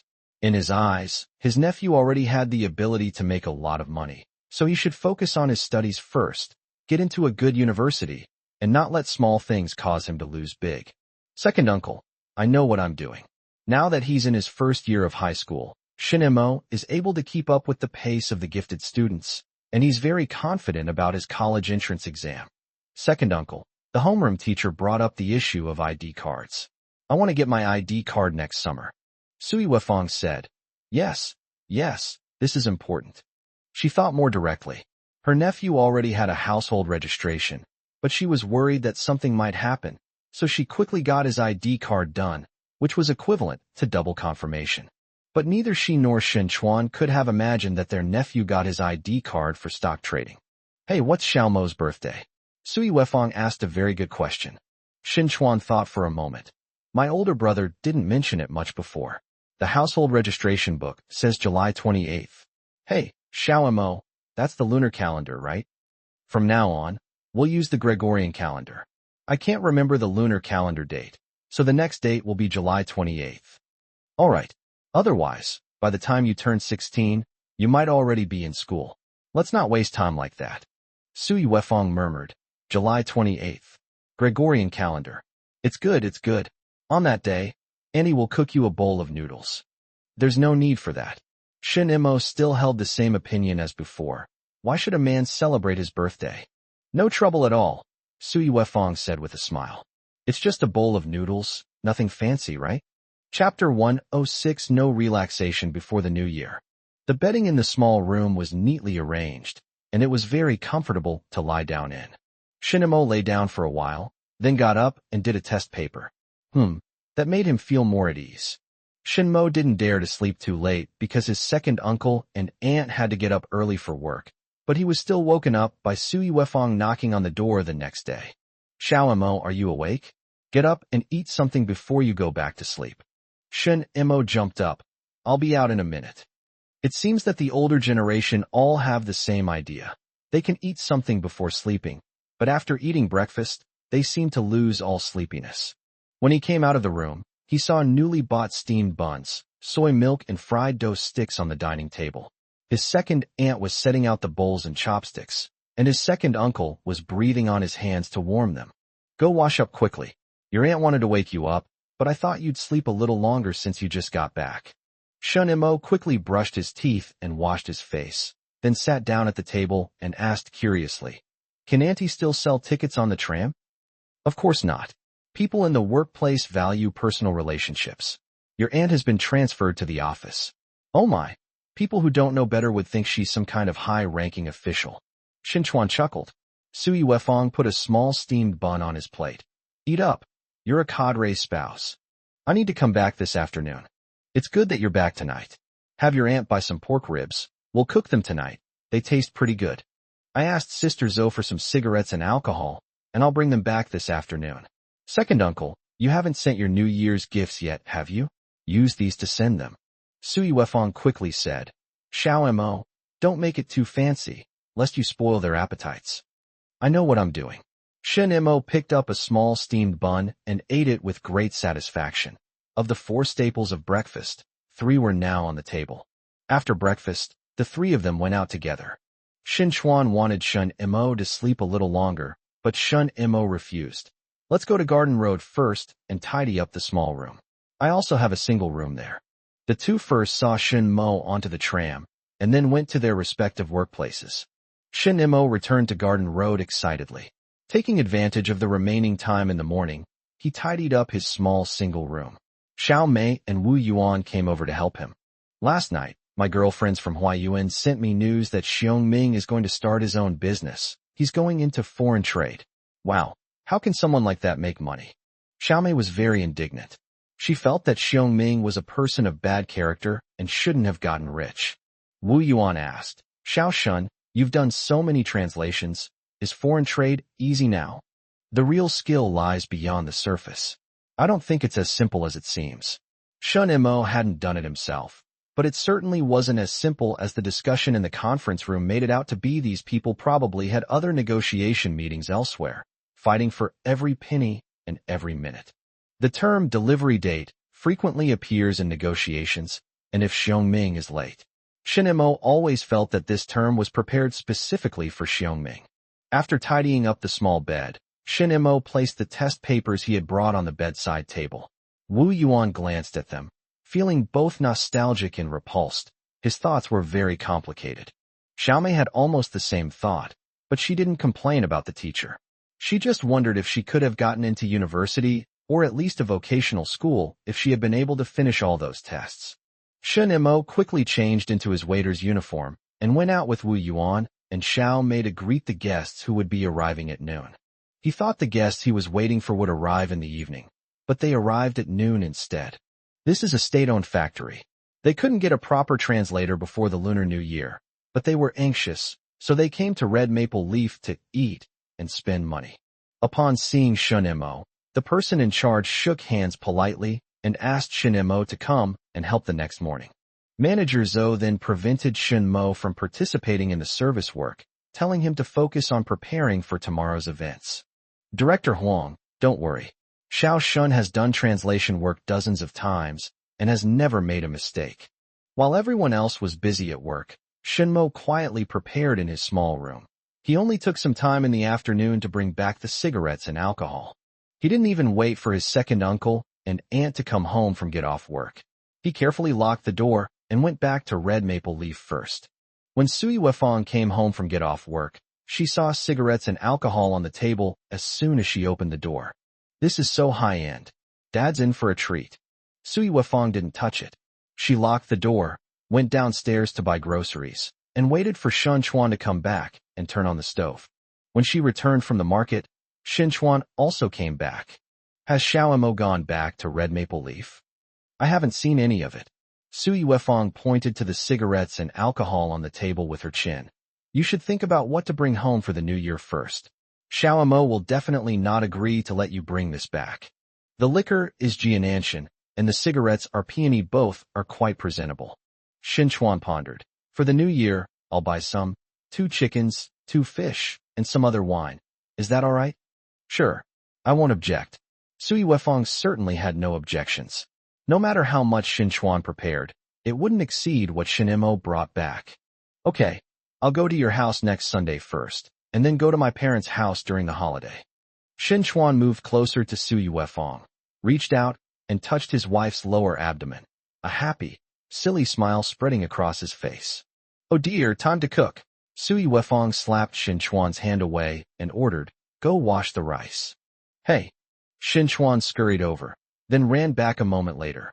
Wife, prepare more noodles, pickles, biscuits, canned goods, and stuff like that. Xiao Mo is coming back to stay on New Year's Eve. I know, Sui Wefang replied crisply. I'll bring it back when I get off work tomorrow. In Sui Wefang's mind, high school was a tough thing. Holidays were supposed to be for rest, but her nephew still had to go out and earn money, and even came back to sleep on New Year's Eve. Shen Mo didn't even sleep in after the holiday started. He immediately began his translation work. He had calculated that the holiday was less than 20 days long, and Manager Zhou had scheduled 10 shows for him, leaving him only free on New Year's Eve. On the 28th day of the 12th lunar month, fewer and fewer people started to visit the Red Maple Leaf Market. There were far fewer employees and customers, and even self-employed individuals had to go home for the new year. They have no choice but to go back, because the workers need to celebrate the new year, and no one will be there to keep them company. Inspired by Shen Mo, Manager Zhou treated everyone to a meal and told them to go back to their hometowns. Come back soon. We'll give you a startup bonus. The hotel is doing well this year, and Manager Zhou is full of enthusiasm. After taking a nap amidst the red maple leaves, Shen Mo was full of energy. Sister, I'm leaving now. See you after the new year. Don't forget on the 3rd day of the Lunar New Year, Manager Zhou reminded Shen Mo before giving him a red envelope. Just a small amount of money for good luck. There's 10 yuan inside, which is quite a lot. Thank you, sister. Shen Mo waved and boarded the tram. His second uncle and aunt were still waiting for him, as they were going back to their old house to spend New Year's Eve together. Chapter 107. Aren't you going home for the new year? Leaving the red maple leaves, Shen Mo headed towards his second uncle's place, feeling relaxed. We agreed last year that we would leave after dinner this year, instead of having to endure the ordeal there. My second uncle also had a small radio, which he used to listen to broadcasts. In his previous life, he liked to listen to the radio in his university dormitory, especially some evening channels that discussed very bold and explicit topics. But after the radio disappeared, those topics disappeared along with it. When Shun Mo got older, he could no longer find the same enjoyment in listening to the radio. There were fewer programs, fewer topics, and even the hosts of music radio stations were not as outstanding as before. Television is still a luxury these days, so I suppose radio would be more enjoyable. Shin Chuan prepared the items: 2 bottles of wine, 2 fish, and 2 chickens, a much lower class offering than what he had given to his wife's family. With nothing to do, he went to the balcony to look out and wait for his nephew to return. What's the rush? What's wrong with Xiao Mo coming back a little later? You should have lunch before leaving. Sui Wefang pulled him back. It was windy on the balcony, and he didn't want to catch a cold. Today's lunch will be simple. Sui Wefang plans to make scrambled eggs. There are still a dozen or so eggs in the cupboard, enough for Shun Mo to eat for the next few days. In addition, there are the tins of biscuits she brought, so her nephew won't go hungry these days. Shin Chuan was pulled back, but he couldn't stay still, so he went to Shin Mo's small room and checked the bedding again. I tried it with my hand. It's quite soft and warm, but I'm still a little worried. I live alone at night. Don't worry, Xiao Mo is more independent than we think. Sui Wefang felt that her nephew was only at a disadvantage because of his age. If he were older, would Xiao Mo go abroad in the future? Sui Wefang thought it wasn't impossible. Her nephew's grades were so good. She had never seen anyone get 4 perfect scores in high school. Once her nephew went to university, he would definitely get a government-funded scholarship to study abroad. Going abroad? Didn't someone from the previous landlord's family also go abroad? Because of Shin Mo, Sui Wefang didn't think much of those who went abroad at their own expense. She felt that those who studied abroad on government scholarships were the ones with real talent. The young couple chatted casually, even thinking about naming their child. The two discussed several names for the boy and girl, but were not satisfied with any of them. It wasn't until Shun Mo knocked on the door that the two decided to put aside their dispute and think about other things. How about we keep it simple for lunch? Okay. Shin Mo wasn't picky about food. He first looked at the rice and saw that there seemed to be a lot of it. But that was fine. The rest could be used to make fried rice. Unfortunately, the fire in this honeycomb briquette stove was relatively small, so it couldn't produce the wok aroma from a strong flame. After lunch, Shin Chuan tied his things to the back of his bicycle. He rode with Sui Wefang on one bike, and Shin Mo rode the other one, and the three of them headed towards the old house. The old house was already quite lively. Shin Jiang and Chun Yi arrived first and were playing with the children inside. Little Shin Jing is 4 years old. Although she doesn't understand much, she can run around everywhere, and it's not easy to catch her. There were many children playing downstairs. Little Shin Jing couldn't resist running downstairs and quickly joined the group of children in playing. When Shin Mo and the others arrived, only Shun Chuan recognized his niece. Shin Mo and Sui Wefang did not. Where are your parents? Upstairs. Xiao Xinjing still had some impression of Shin Chuan, but not of Shin Mo and Sui Wefang. Stay here and don't wander off. Shin Chuan gave his little niece some instructions, then took his wife and nephew upstairs. Dad, Mom, we're back. Big brother, come out and get your things. The door opened, and Shin Chuan started chattering. You guys are so carefree. It's so cold outside, yet you still let Nan go down to play. Shinny laughed and said, we can't stop them. She greeted Sui Wefang warmly, and when she saw Shun Mo, she smiled politely, but her manner was both courteous and distant. After laughing with her, Shin Mo suddenly felt bored and thought he should bring a test paper back to do. But after checking the time, it seems like I can take a break. Before the break, Shin Mo mentioned something. Our homeroom teacher said that we need to get our ID cards during the summer vacation. Chun Yi was the first to agree. This is a big deal. Your teacher is right. Mom, we must make sure Xiao Mo gets his ID card done during the summer vacation. We can't afford to delay it. Since she had decided to distance herself from Shun Mo, Shinny couldn't create obstacles on her own initiative. Since Shin Mo was on vacation, she didn't even want to ask about Shun Mo's final grades. Some stepmothers would put on an act, pretending to care, but she didn't want to. Sometimes she would think that Shun Mo wasn't as stupid as she had imagined. Stupid people wouldn't be as clear-headed as Shin Mo. Wang Xiaoping thought it was a good idea. We have to do it sooner or later, so doing it sooner will save us a lot of trouble.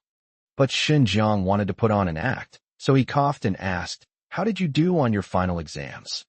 Shin Imo replied. The answer is 4 perfect scores. Sui Wefang suppressed a laugh.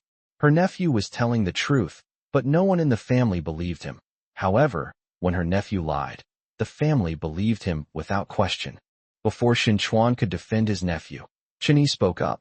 Old Shun, is New Year's Eve for you to lecture your children?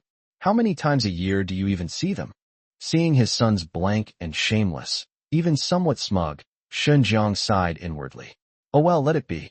Garden Road is nice. He can make a living by learning to cook in the future. Sui Wefang pinched Shin Chuan secretly to stop him from talking, but then she noticed that Wang Xiaoping's expression was not very natural. Sui Wefang thought to herself that it seemed that the money for the ID card would fall on Shun Chuan's shoulders again. She was in great pain, unable to reveal such a huge secret. Let's cook, Shin Baihan said. If we don't cook now, it'll be too late. The old house immediately became lively and bustling.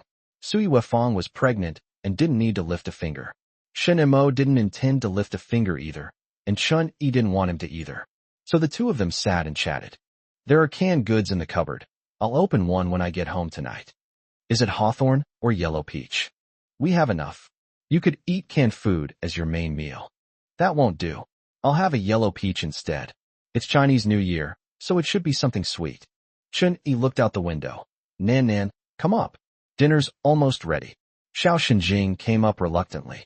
When she entered the room, Shun Imo even saw steam rising from her head, indicating that she had put in a lot of effort playing downstairs.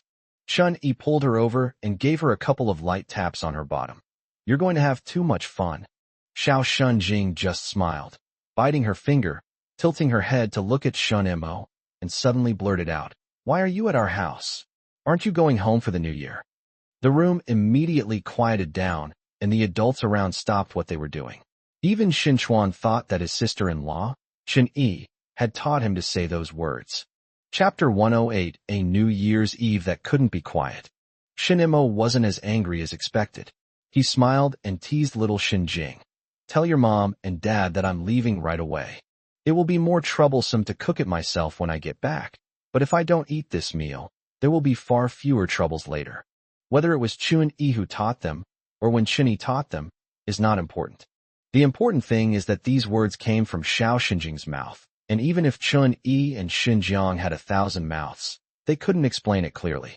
Chun Yi really wanted to give her daughter's bottom a good whack, but before she could, Xiao Shenjing turned to Sui Wefang and asked, When are you leaving? Chun Yi was even more frustrated. How could she maintain a good relationship with her sister-in-law now? Xin Jiang couldn't take it anymore and slapped his daughter's bottom. Although the winter clothes were thick enough, the slap was still hard enough, and it brought tears to little Shenjing's eyes. Wah! Little Shenjing felt very wronged. She didn't know why her father hit her. Did you teach him? Xinjiang didn't care about anything else. It seemed like he wouldn't have a peaceful New Year's Eve. Shen Imo didn't plan to stay here, but Sui Wefang couldn't. It was her first New Year's visit as a new bride. Brother, sister-in-law, are you really not welcoming me? Shin Chuan, I can't spend the New Year here. I want to go back to my parents' home. Sui Wefang's tears came out without warning, and she stood up to leave. Shin Chuan quickly pulled her back. Hey, Yuefang. The child doesn't know any better and is just talking nonsense. I've lived this long, and I've never heard a child say this before. Sui Wefang couldn't hold back her tears. In her eyes, everyone here was bullying Shin Chuan and Shin Imo, the uncle and nephew. Xinjiang quickly apologized. Yuefang, the child didn't mean it. How could your elder brother and sister-in-law send you away? They just don't see you often enough, and the child didn't realize what was happening. Nan, come here and apologize to your aunt. Your second uncle loves you so much. He even bought you delicious food. Chun Yi didn't want to act when facing Shin Imo, but when facing Sui Wefang, Chun Yi dared not refuse to act. Xiao Xinjing was held down by her parents, tears streaming down her face, her lips pouting. I'm sorry. Sui Wefang wiped away her tears, her voice trembling with sobs. I wouldn't dare. This is the first year I've come back for the new year, and she's like this. Why? Who taught her this? What does she know? Apologize? What is she apologizing for? She doesn't even know why she's apologizing. Shin Imo watched quietly from the side, something he hadn't expected. Yuefang, Don't cry, you're pregnant. Shin Chuan's words were filled with helplessness. Su Yuefang cried even harder. Shin Chuan, if there's no explanation for what happened today, I'm not coming back next year. You come back by yourself. I'd rather starve at my parents' house than come back here. Wang Xiaoping and Shun Baihan were also dumbfounded. How did things suddenly turn out like this? Shin Emo coughed and said, I won't cause any more trouble here. I'll be going now. Shin Jiang was very anxious and flustered. He knew that once his son left, he would never come back. Although he didn't want to take care of his son, he still wanted to put on an act during the new year. Shin Mo is leaving. This decision was made last year, but it's not what everyone expected. I didn't even eat, and then I made such a scene. If word gets out, the neighbors will laugh at me. But they didn't have the extra time to coax Shun Mo, and Shun Mo didn't need them to coax him. He smiled at them, turned around, and left. The children downstairs were still playing, jumping, and skipping with great joy. Shin Mo smiled at them. Go back early. The children happily agreed, but still wanted to continue playing. Riding his second uncle's bicycle, Shun Mo slowly made his way back.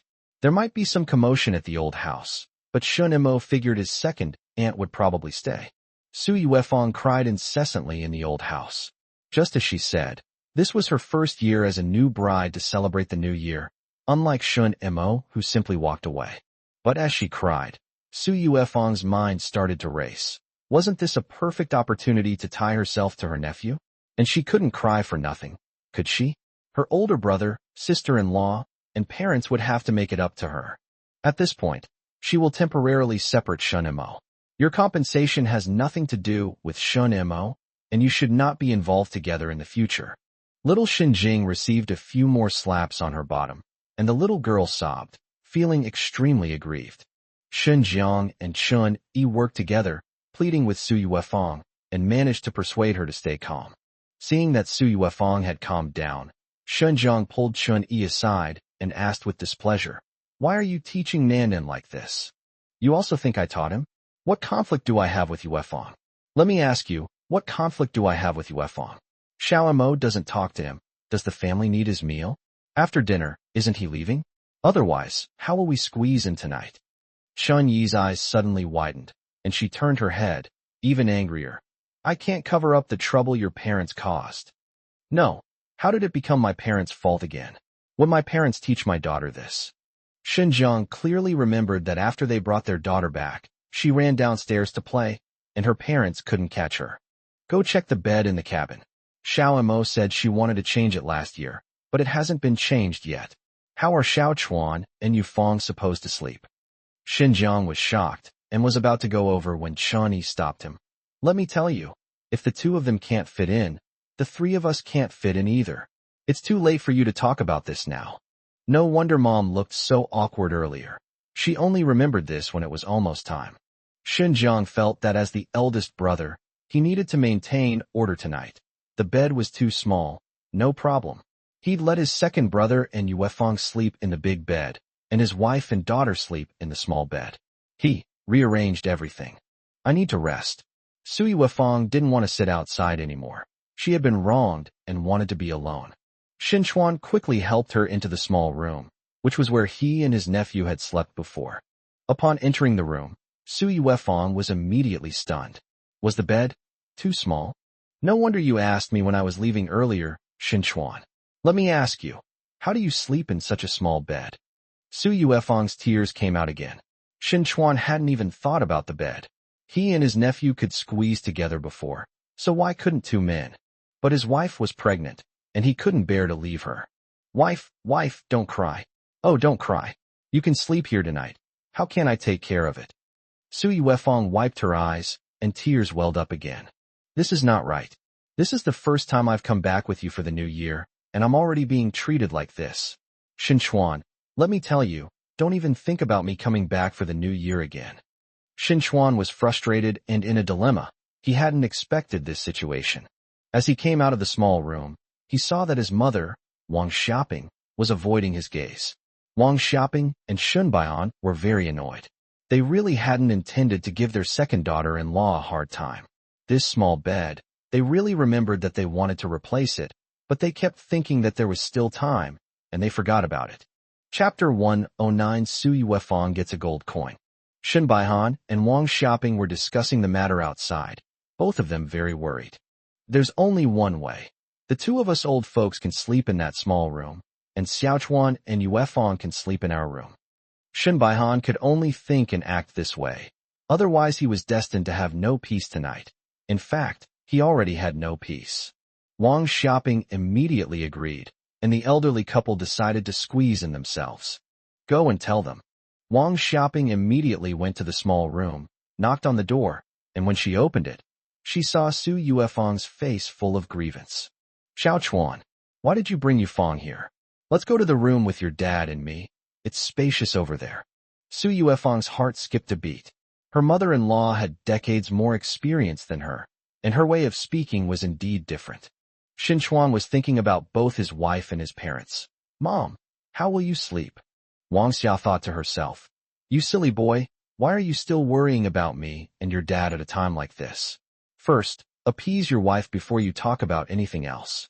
Why can't your father and I sleep together? Yuefang is pregnant now. It's nothing for your father and me to suffer a little. Wang Xiaoping still wanted Su Yuefang to remember her kindness, so she put herself in the position of the weaker party. Su Yuefang sensed something was off. So, you've been wrong because I'm here? She waved her hand and said, Mom, don't do this. I'd better go back to my parents' house. If word gets out that I've squeezed my in-laws out to the point where they don't even have a bed, won't my reputation be ruined by the neighbors downstairs? Shen Chuan hadn't caught up yet. He was still thinking about how to prevent his mother from being wronged, and that he and his father could squeeze in here together tonight. Su Yuefang acted immediately, getting up and walking out. I understand now. There's no place for me in this house. I'm just a daughter-in-law. What am I? My own grandson doesn't even have a place to sleep. What am I, an outsider? Her tears welled up again. The more she thought about it, the more wronged she felt. Wang Xiaoping panicked. This second daughter-in-law was too formidable and wouldn't fall for her tricks. The way out that Shen Baihan had just prepared for her was gone in the blink of an eye. Shen Baihan glared at her and hurriedly stepped forward to block her way.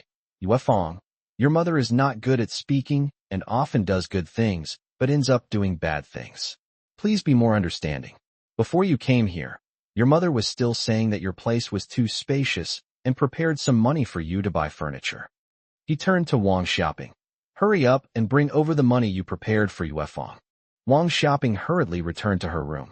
Fortunately, it was close to the new year, so she took some extra as a backup, which unexpectedly came in handy. She returned with the envelope, and Shun Yi noticed that it was quite thick, estimating it to contain several hundred yuan. She thought to herself that Su Yuefang had her figured out this time. Yuefang, it's because Mom doesn't know how to speak. I was going to give it to you tomorrow morning, but look at me. You can take it for now. Su Yuefang refused to take it out of spite, and Shen Chuan was too embarrassed to take it. Shen Baihan took the envelope from his wife and stuffed it into Su Yuefang's hand. Take it. Take it. It was originally for you. He glared at his son again. Take Yuefang to the big room. You're about to become a father, and you still want to squeeze your wife into this small room. It's all my fault. I thought I'd tell you later, but it turned out like this. Yuefang, it's your parents' fault. Please calm down. Su Yuefang reluctantly let Shen Chuan help her to the big room. She was determined to stay in the big room tonight, and no one could persuade her otherwise. This incident caused a significant delay in the New Year's Eve dinner. Wang Xiaoping, while helping Chun Yi with the preparations, glanced at Su Yuefang and said, I'm sorry you had to go through with this year. Mom will make it up to you next year. It's all right, Mom. Chun Yi was very calm. She could even guess what Wang Xiaoping was about to say. Make up for it. Who will get it next year is still uncertain. Sure enough, Wang Xiaoping steered the conversation back to Su Yuefang. Xiao Chuan's wife is pregnant and has a bad temper. You've been through this, so please be understanding. I've been through the same thing, I understand. Chen Yi knew exactly what Wang Xiaoping wanted to say, but she wouldn't give a clear answer until she gave her the money back. The New Year's Eve dinner took a while and was rather dull. Su Yuefang ate a little and put down her chopsticks. Xiao Xinjing felt that she might have caused trouble, and she couldn't eat much either. During the break, Su Yuefang complained to Shin Chuan. Your older brother is so carefree. He didn't even ask Xiao Mo how she's going to eat tonight. Don't worry, Xiao Mo won't go hungry. He can cook noodles and porridge. There was an enamel mug at home, and Shun Mo used it to cook noodles. The coal stove didn't burn very well, so it was quite suitable for cooking noodles, at least it wouldn't overflow. After cracking 2 eggs and finding some pickles, Shun Mo ate them while they were still hot. Then he turned on his small radio and listened to the Spring Festival Gala live, which gave him a unique feeling. There were canned goods in the cupboard. Shun Mo picked out a yellow peach can and ate it while listening, feeling quite pleased with himself. Although he ate simply, he was very happy. He wouldn't even have to go through this formality next year for the new year. Get my ID card first, then transfer my household registration after the college entrance exam, and then I can roam freely anywhere. The sounds of firecrackers and fireworks drifted in through the cool night sky, keeping Shun Mo company as he slept soundly. On the first day of the Lunar New Year, Shun Mo didn't need to pay New Year's visits and could sleep in. He stretched comfortably, washed up, cooked, and after eating, he started doing his test papers. There are still quite a few practice papers left from the winter break, so I need to finish them as soon as I have some free time. I'm going back to Hongfenji for my 3rd year of junior high. But on the evening of the 2nd day of the Lunar New Year, Shun Chuan and Su Yuefang returned. Shun Mo was still cooking noodles in his enamel mug when he heard Shun Chuan knocking on the door. He thought he had misheard. "Second uncle, you're back on the 2nd day of the Lunar New Year?" Only after returning to her small home did Su Yuefang finally smile. "Xiao Mo, we don't need to go back anymore." Huh? Shun Mo didn't understand, but he saw the helpless expression on his second uncle's face. "I thought they just didn't like you, but I didn't expect them to kick me out immediately after you left." Huh? Shun Mo blinked. "Really? Second uncle?" The little girl is naive. When she saw you leave, she thought your second aunt would leave too, so she asked one more question. Su Yuefang took out her wallet, took out a 10 yuan note, and handed it to Shun Mo. "This is the New Year's money your aunt gave you. It's a day late, but I couldn't refuse to give it to you." Shun Mo accepted it without hesitation, saying, "Thank you, Auntie." Su Yuefang couldn't help but laugh. "Speaking of which, it's not even as much as the change you gave me and your second uncle." It was finally in her own little home, and she felt much more relaxed as soon as she entered. Watching Shun Mo cook noodles, she helped out by changing the pot to a smaller one, and the 3 of them ate noodles tonight. Yesterday was the 1st day of the Lunar New Year. In the morning, she had a cold face and did not give Xiao Xinjing any New Year's money. Xiao Xinjing had long forgotten about receiving New Year's money last year, but Chun Yi had not forgotten. She holds grudges quite a bit. That was Chun Yi's impression of Su Yuefang. Chapter 1:10 I'm a talented monster too. Chun Yi did not teach her daughter to say those kinds of things. She had no need to. Shun Mo was a sensible person. She didn't need to add fuel to the fire. She wasn't the kind of person who couldn't see things clearly. But Su Yuefang. She felt she had met a very good opponent. Fortunately, she didn't have to see this opponent all the time. Shun Mo was quite self-aware, which made things easy for her. On the evening of the 2nd day of the Lunar New Year, Shun Mo, Shun Chuan, and Su Yuefang ate noodles together, and on the morning of the 3rd day, they appeared at Red Maple Leaf. "Oh, Shun, you're here early." Manager Zhou was pleasantly surprised to see Shun Mo. "It's good if you live close to home. People like Xiao Mei and the others need another day or 2. You're going out tomorrow, so it's good that you came early." Shun Mo rolled up his sleeves and started cleaning with Manager Zhou. "Did anyone receive lucky money this year?" 10 yuan. 10 yuan? That's a lot. Recently, the 2 of them have been handling banknotes in the hundreds. Shun Mo's savings in Red Maple Leaf have exceeded 15,000 yuan, but from the perspective of an ordinary family, 10 yuan is a lot of money. With limited manpower, they could only do simple cleaning. When they cooked dinner, Lao Wu in the kitchen made a family stew for everyone. The stew was delicious, and Shun Mo ate 2 bowls of rice. After finishing his meal, Shun Mo returned to his small room to prepare for tomorrow's translation work. When his mind started to feel fatigued, he casually completed a physics test to refresh his mental state. I wonder if Feng Cong is working on the test papers? Will he wait until after school starts to look at other students' test papers for reference? But Shun Mo was certain that Lu Qing would never do it. Before the holiday, the little girl had a calm expression, as if it were the most natural thing in the world. As expected, Feng Cong didn't do it. He only had half the courage of Lu Qing. Right now, he was lying at home, listening to the radio and popping cookies into his mouth. Didn't Shin Mo say he wanted to do it? Why don't he just find Shin Mo's test paper for reference on the first day of school? He would copy it so perfectly that not a single word would be missed, and no teacher would doubt him. He also believed he could do it. Lu Qing was right. Holidays are for resting, after all. The thought that Shin Mo might be doing a test right now made him want to laugh. Lu Qing leaned against her small bed. She didn't eat any snacks. On the small table next to her bed was a cup of prepared malted milk powder. She used the limited edition brewing mode, not adding too much, resulting in a light flavor, just to savor the sweetness and milky aroma. He was engrossed in reading a copy of Story Collection. She has good self-control and doesn't plan to read long novels. The stories will be good, short, and interesting, and she can stop reading them at any time. The anticipation isn't that strong, and they won't hold her attention for too long. She felt no pressure from Feng Song, but Shin Mo, who suddenly appeared out of nowhere, put a lot of pressure on her. She could get full marks in 4 subjects if she wanted to, but she couldn't guarantee it every time, but Shin Mo could. It is said that since he entered the 3rd year of junior high school, he has gotten full marks in every midterm and final exam, even the high school entrance exam.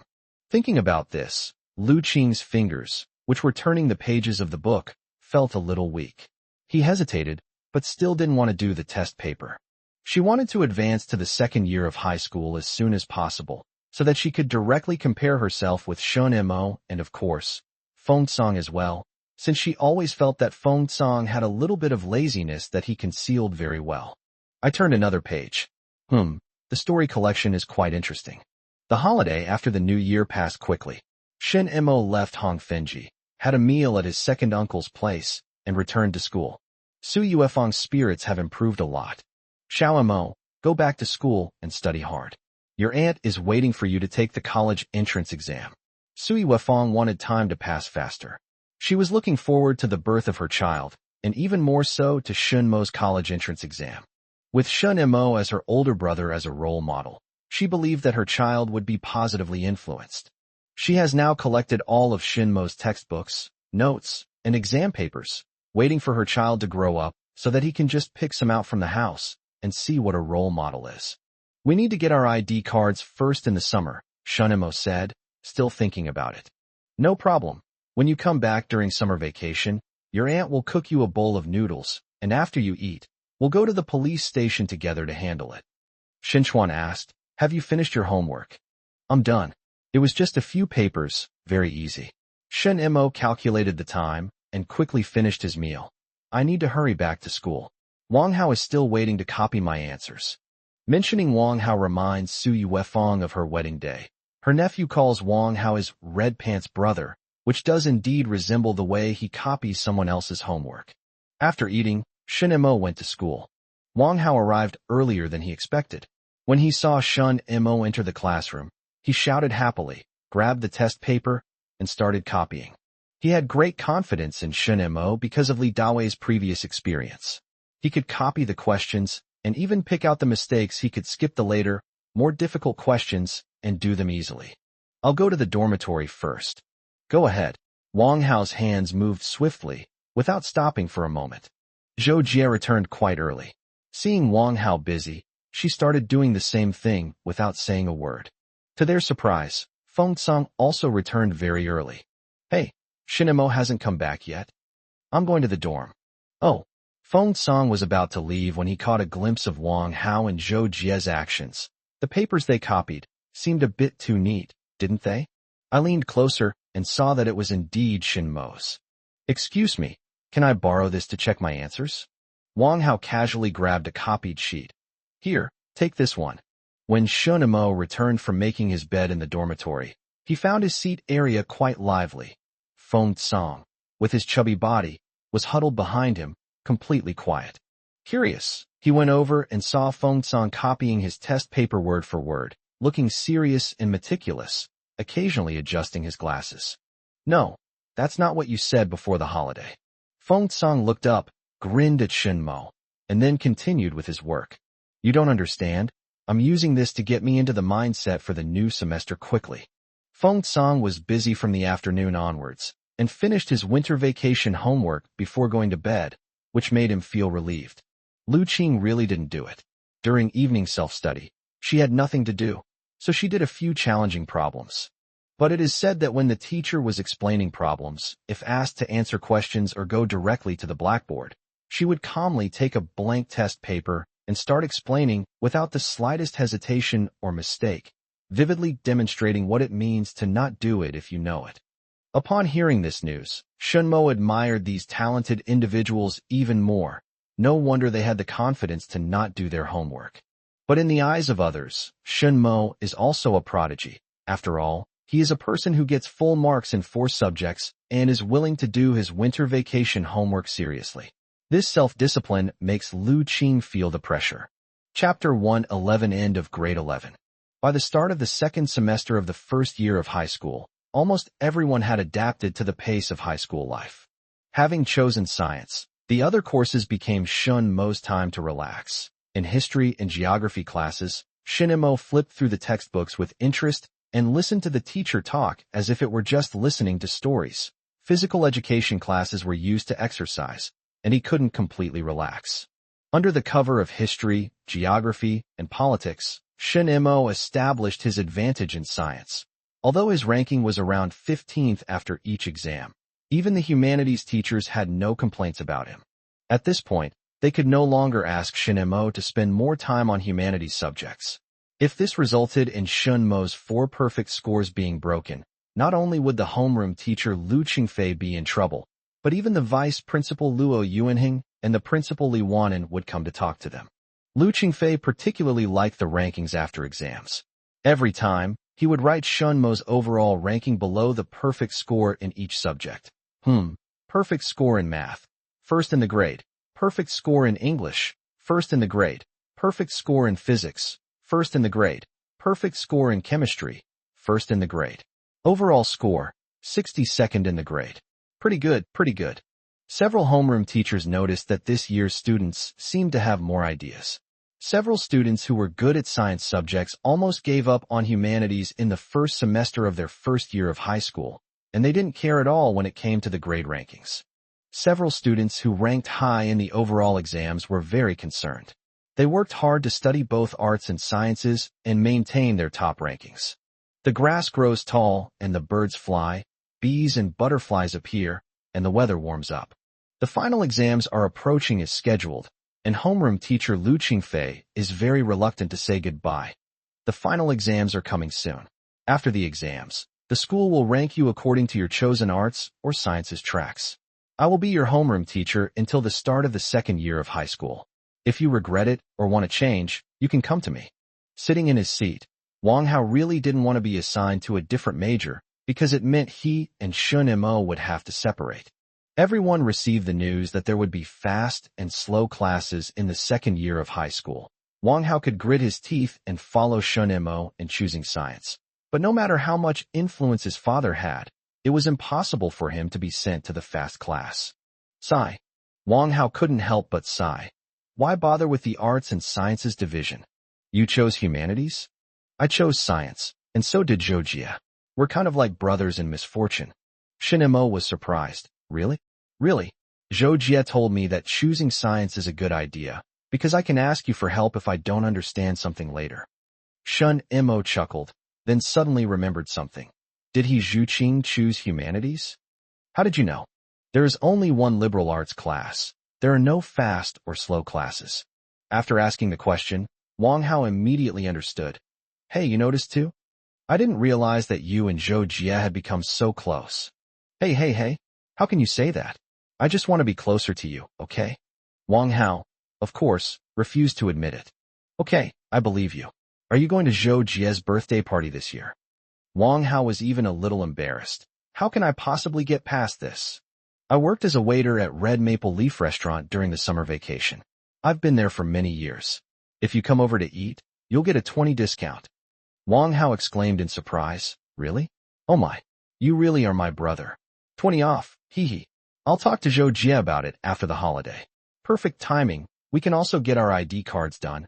Are you going to get yours? Go for it. The sooner you do it, the sooner you'll be free. It's better than rushing around in your second year of high school and not knowing how many days of summer vacation you'll have left next year. I definitely need to take extra classes. Wang Hao was very distressed. Summer vacation is for resting. How can I afford to take extra classes? These top students are going too far.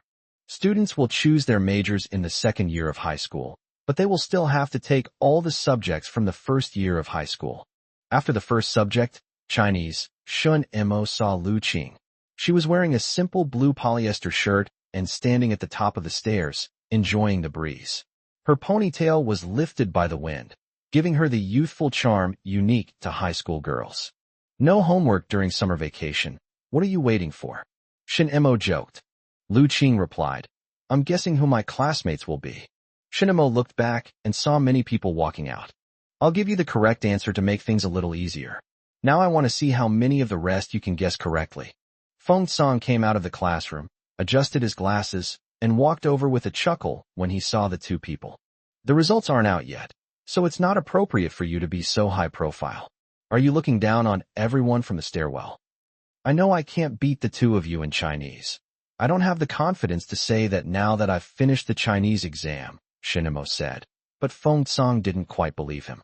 I might believe you if you said that during the midterm exams, but with the finals coming up, I'll believe you too. You're even better at hiding things than I am.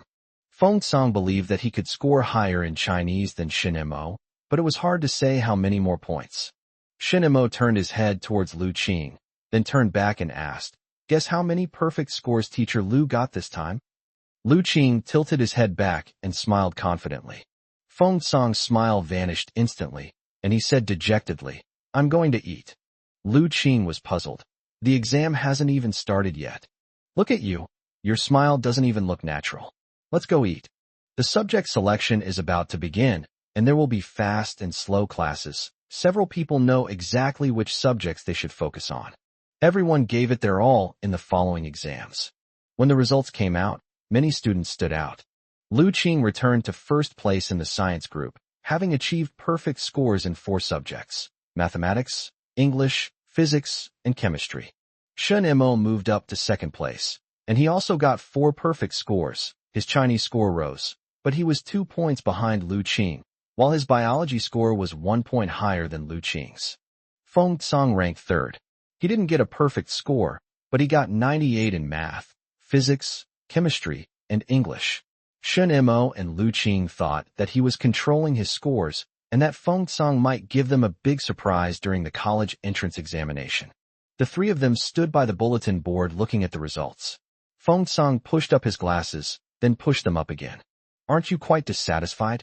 You only scored 1 point less than Lu Qing in the high school entrance exam. Maybe. I shouldn't have copied your homework. If I had stubbornly stuck to it like Lu Qing did, things might not have turned out this way. Lu Qing was surprised. What? You copied Shinmo's homework? You're really something.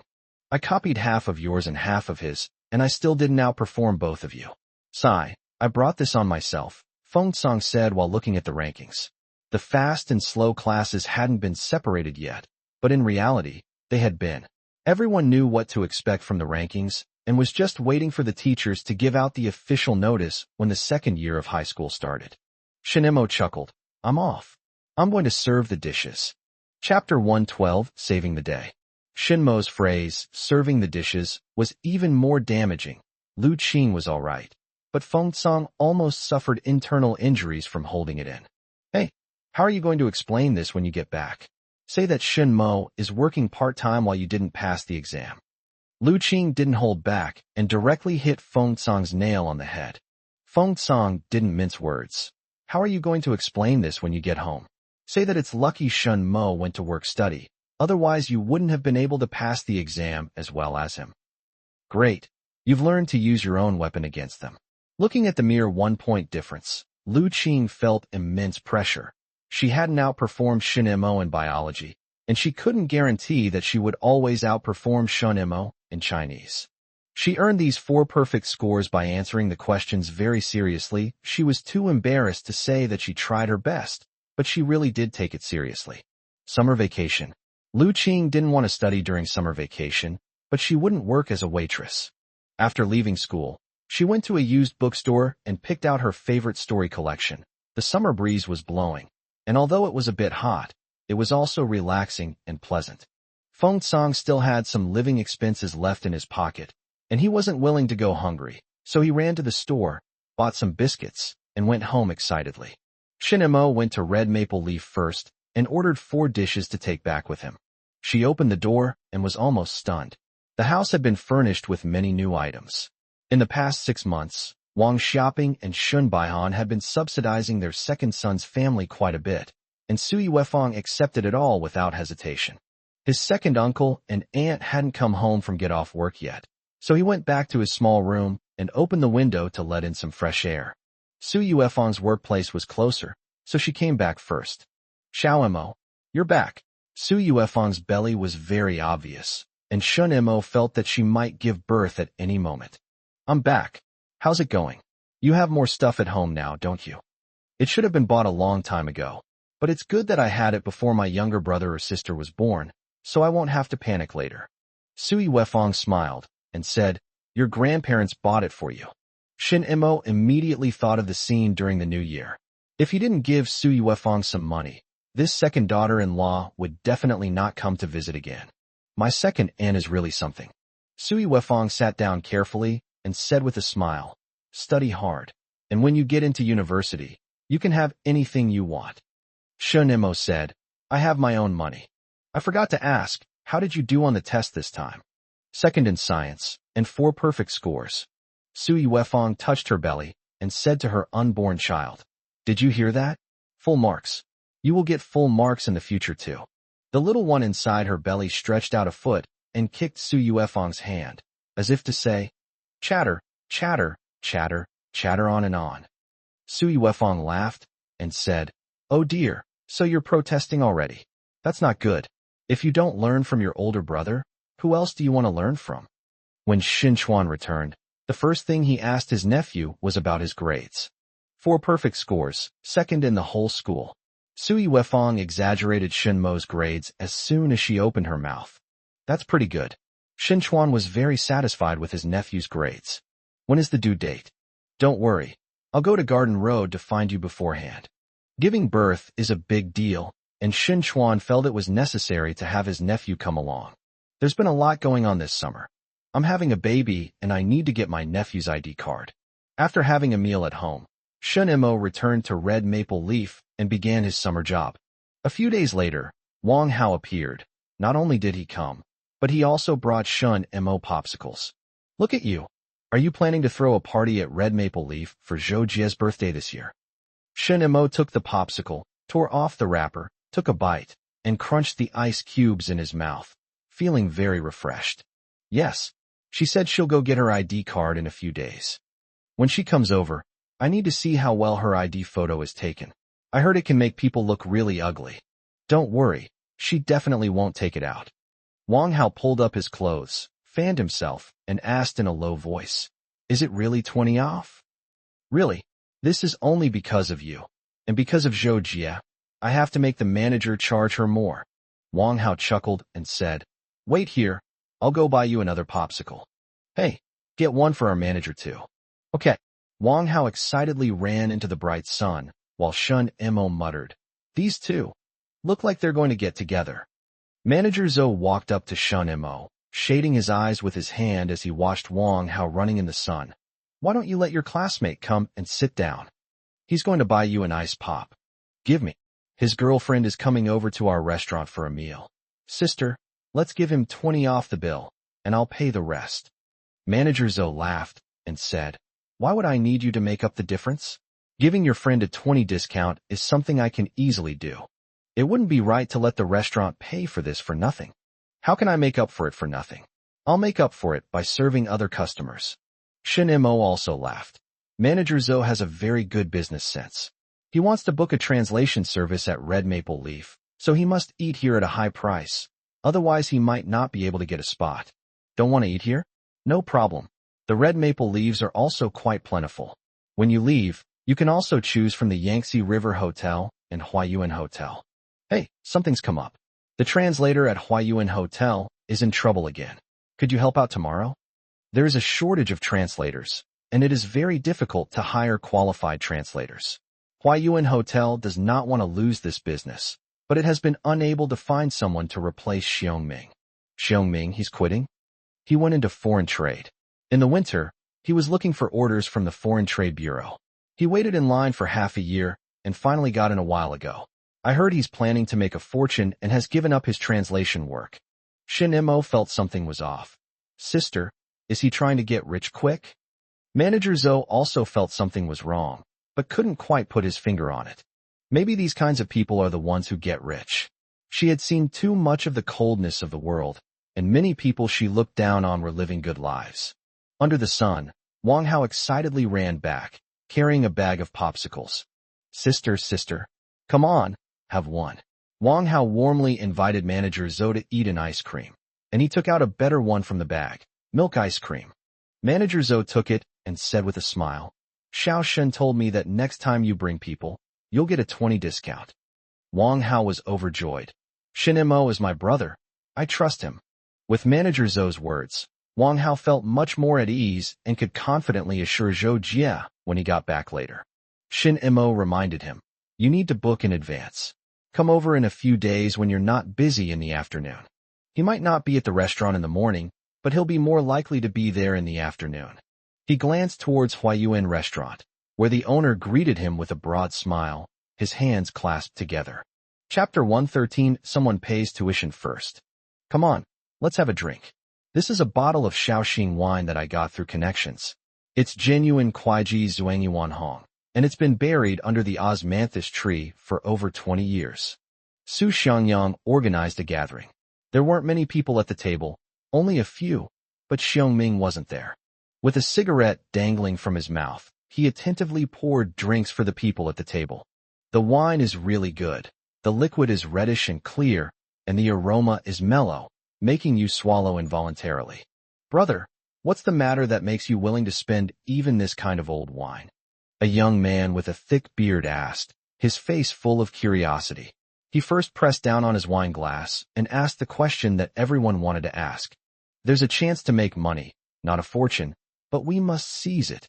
If we don't seize this opportunity, we'll be taken advantage of when we try to earn money from foreigners later. What do you mean? Su Xiangyang poured drinks for everyone and said, we're all self-taught, so having a few more won't hurt, right? We can all make money together. But in foreign trade, we can't do without translators. These translators are all college graduates, and they're quick-witted. Some people have their eyes on foreign trade and don't want to make money from translation anymore. They want to make money from foreign trade. It was indeed very serious news. The people at the table lost their appetite for drinking. How can you do that? Translation is translation. Did we not pay them or something? They speak foreign languages and are coming in to steal our foreign trade. Where will we have a chance to survive? We can't let them succeed. Translation, isn't this a win-win situation? It earns money from foreign trade while saving on translation costs. We can't let him get away with this. There's a set rule for who gets to earn what money. The group of people were expressing their opinions enthusiastically. Seeing that the atmosphere was just right, Su Xiangyang chuckled and said, I have an idea. Please listen to it. You say? I, Su, wouldn't dare say I know all the factories around here, but with you guys included, I can say that. That translator, Xiongming, quit his job to steal our livelihood. Everyone, make sure to talk to the factories and delay his delivery. Get it done 2 days before the deadline, and the rest. Su Xiangyang chuckled. I'd like to see how he tries to get through customs. Customs is the last hurdle, and the procedures are complicated. Even for someone familiar with the process, it can take several days. For a novice like Xiongming, Su Xiangyang would respect him as a hero if he could hold back from jumping into the Huangpu River at the last minute. Brother, a few of us will be responsible for squeezing him out, and you can help him find factories and ask for favors. The rest, we don't need to arrange, right? Su Xiangyang laughed loudly and raised his glass. That's it.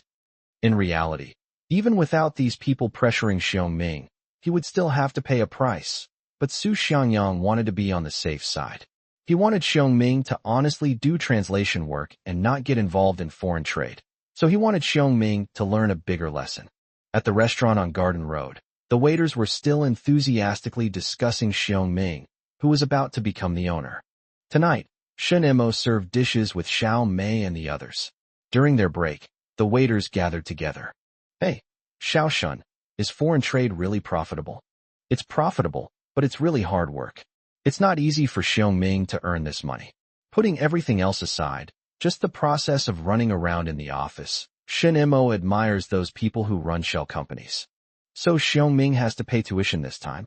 Wu Yuan spoke quickly, saying whatever came to mind. Shen Emo wasn't sure how to handle people like Xiong Ming and Su Xianyang. He always felt that these kinds of people could make money. Xiao Mei asked another question. Xiao Shen, do you want to get into foreign trade? That's a good question. I don't know either. Let's see how Xiong Ming does this time. Since Xiong Ming had already learned from his experience, he was bound to pay his tuition. Since someone had already paid his tuition, Shen Emo decided to audit Xiong Ming's class to save himself the trouble of paying his future tuition. The most pressing matter at hand is cleaning up the mess left by Huayuan restaurant tomorrow. Shen Emo thinks manager Zhou might charge the other party a little more money, or exchange it for something else as a favor. He doesn't care about all that, as long as he gets his share. In the second half of the year, he plans to test the waters in the stock market, making several trades to accumulate capital. A few days later, Wang Hao arrived excitedly, followed by Zhou Jia. Zhou Jia looked very awkward, with her head down and a little embarrassed. With the 20 discount, you can save a lot of money at Red Maple Leaf. As soon as her father, Zhou Chaodong, heard about the 20 discount, he decided to go to Red Maple Leaf and gave her the 20 off as pocket money. Zhou Jia was conflicted, but Wang Hao, with his silver tongue, persuaded her to come over and greet Shen Emo together. Shen Emo, the night after tomorrow. The day after tomorrow? Sure. Our manager said last time, just come on over. Wang Hao said smugly to Zhou Jia. See? I wasn't wrong, was I? What Shen Emo promised must be true. Zhou Jia hesitated, twisting her fingers with her head down, her voice barely audible. Thank you. This is all because of Wang Hao's influence. Shen Emo knew all too well what Wang Hao wanted. Sure enough, Wang Hao was even happier. Nothing made him hold his head higher than Shen Mo's words. Wait for me. I'm going to buy popsicles. Wang Hao bought an ice pop and gave one to Shen Emo. Hey, have you gone to get your ID card yet? It's done. Zhou Jia was finally able to speak more naturally. Shen Mo's grades had been so good in recent years that she felt a little inferior and had lost her sense of superiority. Is it easy? It's easy to handle. Zhou Jia's hand moved, but she stopped immediately. Shen Emo guessed that the photo on her ID card must not be good. Take it out and let us see. Zhou Jia's mind raced, and she found a good excuse. I forgot to bring it. Wang Hao, have you done it? I'll take care of it in a few days. What about you? I'll take care of that in a few days too. I still have translation work to do in a few days, so I'll go back home after I'm done with that. After Wang Hao and Zhou Jia left, Wu Yuan and Xiao Mei quickly jumped out. Xiao Shun, is there something going on between these two? Xiao Mei asked, still curious, as she kept glancing at the two people's backs. I suspect so. Wang Hao followed Zhou Jia back and asked curiously on the way. Hey, isn't her name Shun Ma Xiang Wu Ning anymore? I won't call you that for your sake, Zhou Jia said stubbornly. Wang Hao laughed and said, Oh my, do you think I have that much influence? Shen Emo gave me face, so you're giving me face too? Hey, my dad said Shen Emo might have a chance to study abroad on a government scholarship. Zhou Jia was even more exasperated. Going abroad, that was too far removed from her life. What if Shen Emo really came back from studying abroad and called her Xiang Wu Ning? Chapter 114 Birthday. Hello, this is the Wenxin private room on the second floor. Carrying a cake, Wang Hao excitedly followed Xiao Mei upstairs, looking around as they went. Hey, where's Shen Emo?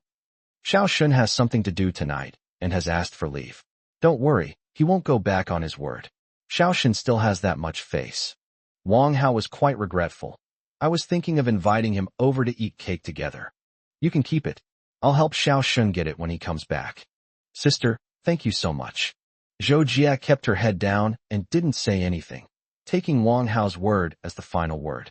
To avoid suspicion, she also invited several other classmates. Shen Emo did not ask for leave. He was in his small room preparing for the translation work tomorrow morning. Tonight was very important, and he could not be distracted by anything else. Suddenly, there was a knock on the door, and Xiao Mei came in carrying a cake. Xiao Shun, your classmate Wang Hao left this for you.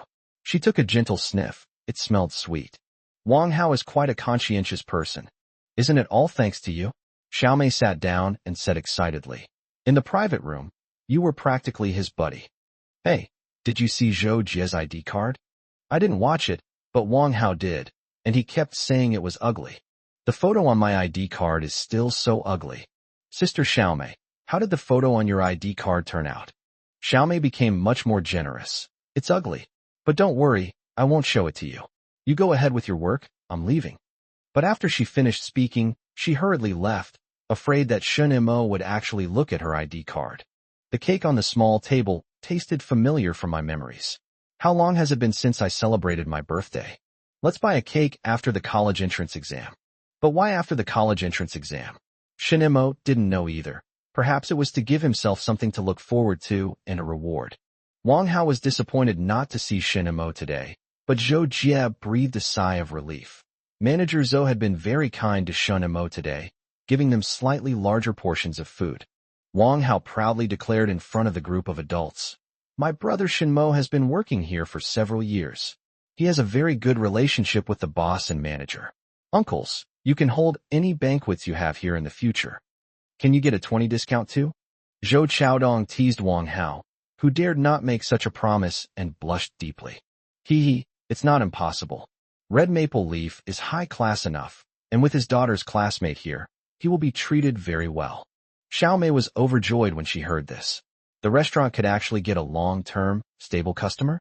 Even though she was just an ordinary employee, she felt that the 20 discount was well worth it. When I checked out, it was indeed 20 off. This time the expense was quite high, so Zhou Chaodong gave his daughter 20 yuan as pocket money. Zhou Jie excitedly showed off the banknotes to Wang Hao and several other classmates. Wang Hao asked curiously, Sister, what did Shun Mo go there for on leave? Manager Zhou's smile faltered slightly before she replied. He said his uncle has some urgent business to attend to. It seems these classmates don't know Shin Mo is doing translation work, so it's best they don't know.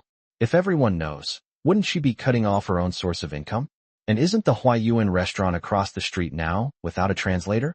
Wang Hao stopped asking and assumed it was about Shun Mo's second aunt having a baby. After leaving the restaurant, Zhou Chaodong asked Wang Hao and Zhou Jie, the restaurant gave us a 20 discount. How are you going to thank Shin Mo when you get back? That's easy. I'll bring Shin Mo some snacks after school starts. He only goes home once a month at most. I feel that he might study even harder after he goes into his second year of high school. I'll bring him some snacks so he can have a change of pace. Zhou Chaodong nodded and smiled. That's good.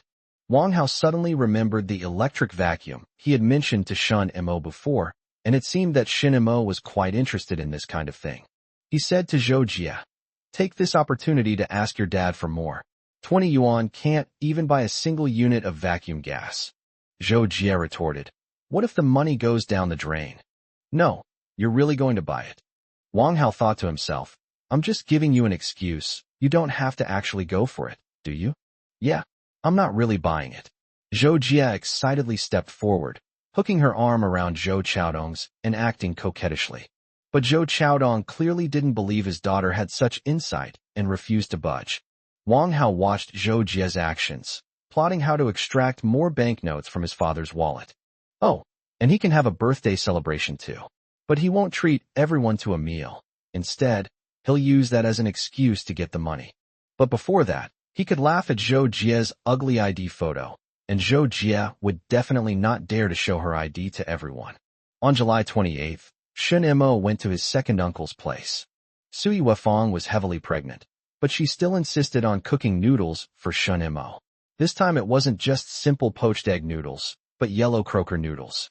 Sui Wefang had prepared them according to the schedule, and she started working as soon as Shun Mo arrived. Your second uncle has taken leave and will accompany you to the police station tomorrow. Second uncle, have you received the household registration booklet yet? Got it. Your aunt came to your grandma's house herself to ask for it. Shin Mo immediately imagined the scene. His grandmother would definitely not dare to refuse. Sui Wefang smiled and said, your grandma really cares about your ID card. She immediately gave me her household registration book.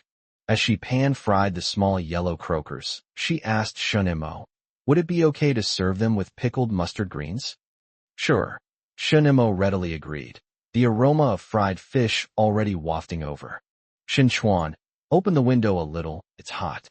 Shinchuan hurriedly opened the window and whispered with a smile to Shunimo, your aunt is going to show off her cooking skills to the neighbors again. What bad things are you saying about me? Su Yuefeng's voice came from the kitchen. Oh, I meant to say, cook more noodles. There won't be enough to eat if you don't cook enough, Shinchuan replied loudly. After living together for so long, he could finally exchange some life tips with his wife. The yellow croaker was fried perfectly, and the soup it made was delicious. Su Yuefeng had every reason to be proud. When she heard Shinchuan say that he wanted to add more noodles, she felt even more confident in her cooking skills. Once the noodles were cooked and placed on the table, Su Yuefeng called out to Shunimo, who was enjoying the breeze on the balcony. Come, birthday boy, it's time to eat longevity noodles. There's no need to show off when cooking at home. Su Yuefeng doesn't care about plating. She simply scoops out the noodles, adds yellow croaker and soup, and then garnishes them with pickled mustard greens to enhance the flavor. Shunimo ate heartily, finishing 3 bowls before he was satisfied. Su Yuefeng was startled. You're really at an age where you can eat a lot. How about it, honey? I told you to cook more, otherwise it really won't be enough. Eat more. School will start again when you come back next time. Shunimo patted his stomach comfortably. He could go get his ID card tomorrow.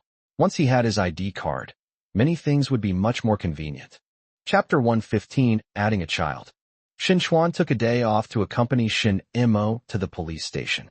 Shunimo felt he could manage on his own, but Shinchuan didn't want his nephew to go alone. There should always be an adult by your side, right? I'm not comfortable letting you go by yourself. He was really worried.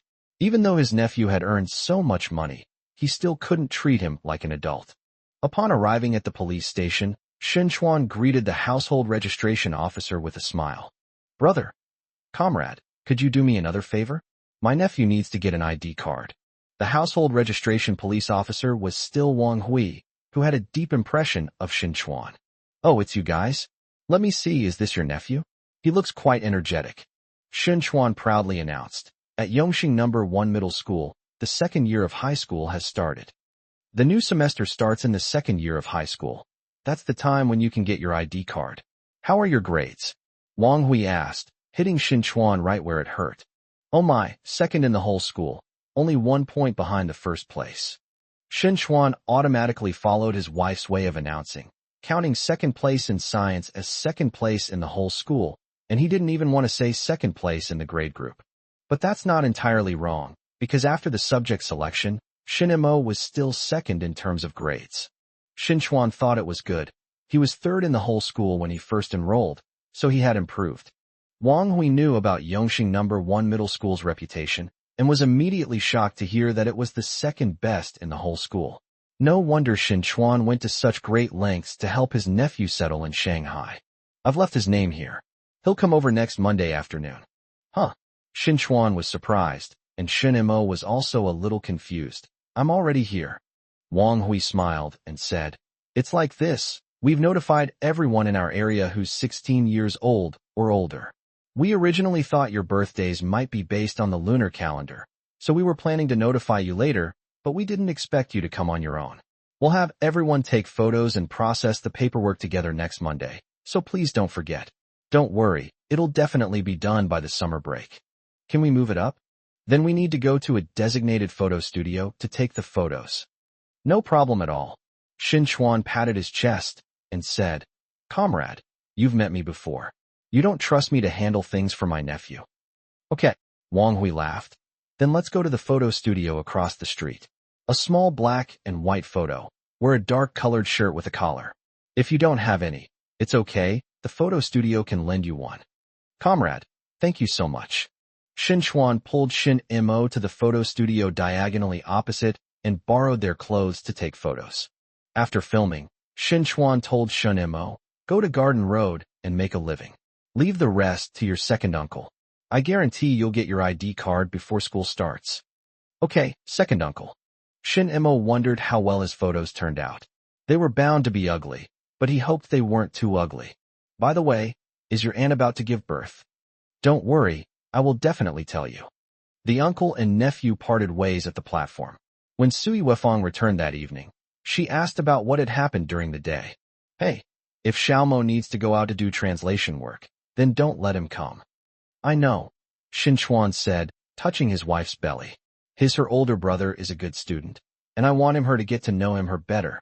Yes. Sui Wefang immediately agreed. If Xiaomo isn't doing translation work, we must have him come over. Besides the two of us, I want him to hold the baby first. Sui Wefang was actually starting to believe in metaphysics, but Xin Chuan surprisingly agreed. That's right. If his own child could be as bright in school as his nephew, oh my. That would be a great blessing. As the couple eagerly awaited her delivery, Sui Wefang's due date arrived, and she was admitted to the hospital to await childbirth. Shin Baihan and Wang Xiaoping were both there, and Sui Wefang's parents also came. The four elders sat with Xin Chuan outside the delivery room, waiting with anxiety and anticipation on their faces. At this point, the discussion finally turned to the child's gender. Su Zhonglai asked Xin Chuan, "What do you think if it's a girl?" Xin Chuan said, "That's great. What's wrong with Nanan? He likes little girls." He even thought about braiding his little girl's hair into pigtails a few years later and taking her to the park. A son? A son would be good too, of course. But a nephew seems to have taken the place of a son, making Xin Chuan want a daughter even more, so that he could actually have both a son and a daughter. Having both a son and a daughter. It seems like the eldest brother's situation is more of a formality. Hearing Xin Chuan's answer, Su Zhonglai felt slightly more at ease. I'll go find Xiaomo first. Mom and Dad, please keep an eye on things for me. Xin Chuan said and left without a word, disappearing from the four elderly people's sight in an instant. Su Zhonglai didn't think much of it. He even said to Shin Baihan, I heard from Xiaochuan and Yuefeng that Xiaoma's grades are quite good. Not wanting to lose face in front of his in-laws, Shin Baihan had no choice but to agree, saying, It's all right, not bad. Su Zhonglai took it as modesty and didn't dwell on the topic. His daughter had mentioned the Shen family when she visited her parents' home before, but she hadn't said that Shin Mo would earn a lot of money. They just assumed that their daughter loved Shin Mo because of his family, or perhaps she also wanted to include Shun Mo's excellent academic performance, of course. He hoped that his grandson or granddaughter would be influenced by such a positive environment. Shin Mo had just finished translating today.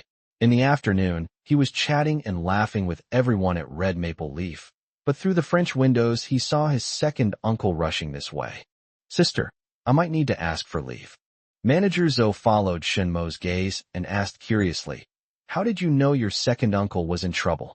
My aunt must have given birth. Oh my, what a joyous occasion. That's fine. You don't need the sticky rice, but bring back some red eggs. No problem. Just a few red eggs, no problem at all. Sure enough, this was exactly what Xin Chuan had been talking about with Shin Mo. Your aunt has already gone into the delivery room. Your aunt and I discussed it, and we decided that after the baby is born, you can hold him first. Me? Shin Mo was surprised. Manager Zhou laughed and said, Your second uncle is quite right-minded. If it were me, I would let you hug me too. You have good grades and can make a lot of money. If I don't let you hug me, who will? Go on. Shin Mo and Shin Chuan thanked Manager Zhou and rushed to the hospital. Shin Baihan was clearly surprised to see his eldest grandson arrive. He thought to himself, Your father didn't come? Why are you here? Shin Mo politely greeted the elders and sat down to wait. The wait was long and agonizing, but Shin Mo had his own way of mentally consoling himself, treating it as a rehearsal for having children in the future. At 5 o'clock the next morning, when it was just getting light, there was movement in the delivery room. The loud crying woke up everyone outside the delivery room, and they immediately stood up from the benches and looked towards the delivery room door. A nurse came out. Her face was covered by a mask, but the weariness in her eyes was unmistakable. Congratulations. Mother and child are safe and sound. Chapter 116, Tuition Fees Begin. Mother and child are safe? It's a boy? Looking at his nephew beside him, Xin Chuan suddenly felt a little disappointed. Why wasn't it a girl? Shin Mo was very happy. Second uncle, I have a younger brother now. The elderly people were also very happy. Regardless of whether it was a boy or a girl, the words mother and child are safe were of great significance. The nurse wheeled Su Yuefang out, with a wrinkled baby wrapped up tightly beside her. Seeing her family members all around, Su Yuefang smiled slightly on her tired face. Wife, wife, you've worked so hard. You're so amazing. I'll listen to you in everything from now on. Shin Chuan's string of words sounded so natural to Shun Mo that it seemed as if his second uncle had rehearsed them many times beforehand. Su Yuefang said, "You're just saying nice things. Your son is right here. Hold him." Shin Chuan looked at his son with great joy, but dared not reach out. The nurse smiled beside him, reached out and picked up the baby, and instructed, "Look, this is how you hold a baby.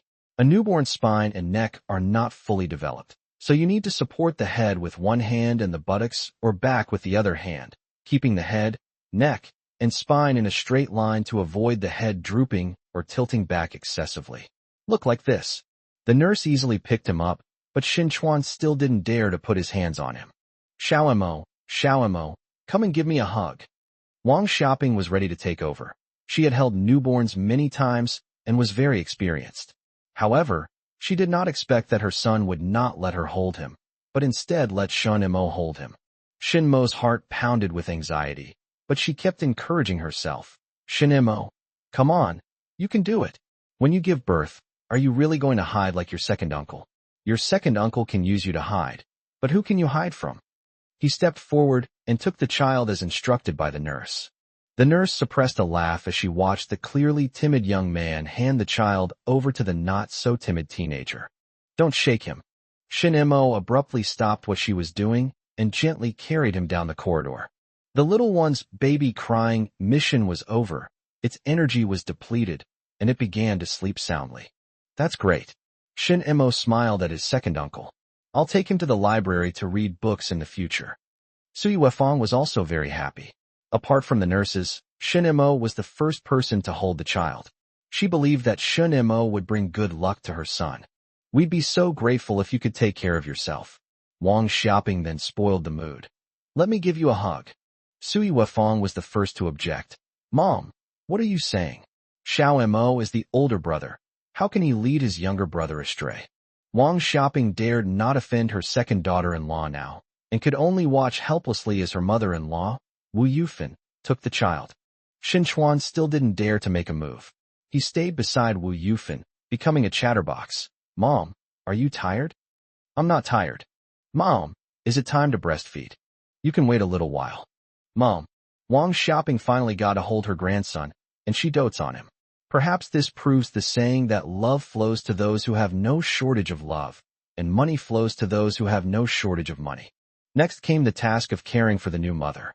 Wang Xiaoping volunteered, hoping to take the opportunity to ease the tension with her second daughter-in-law, but Wu Yufan refused to be idle and insisted on participating.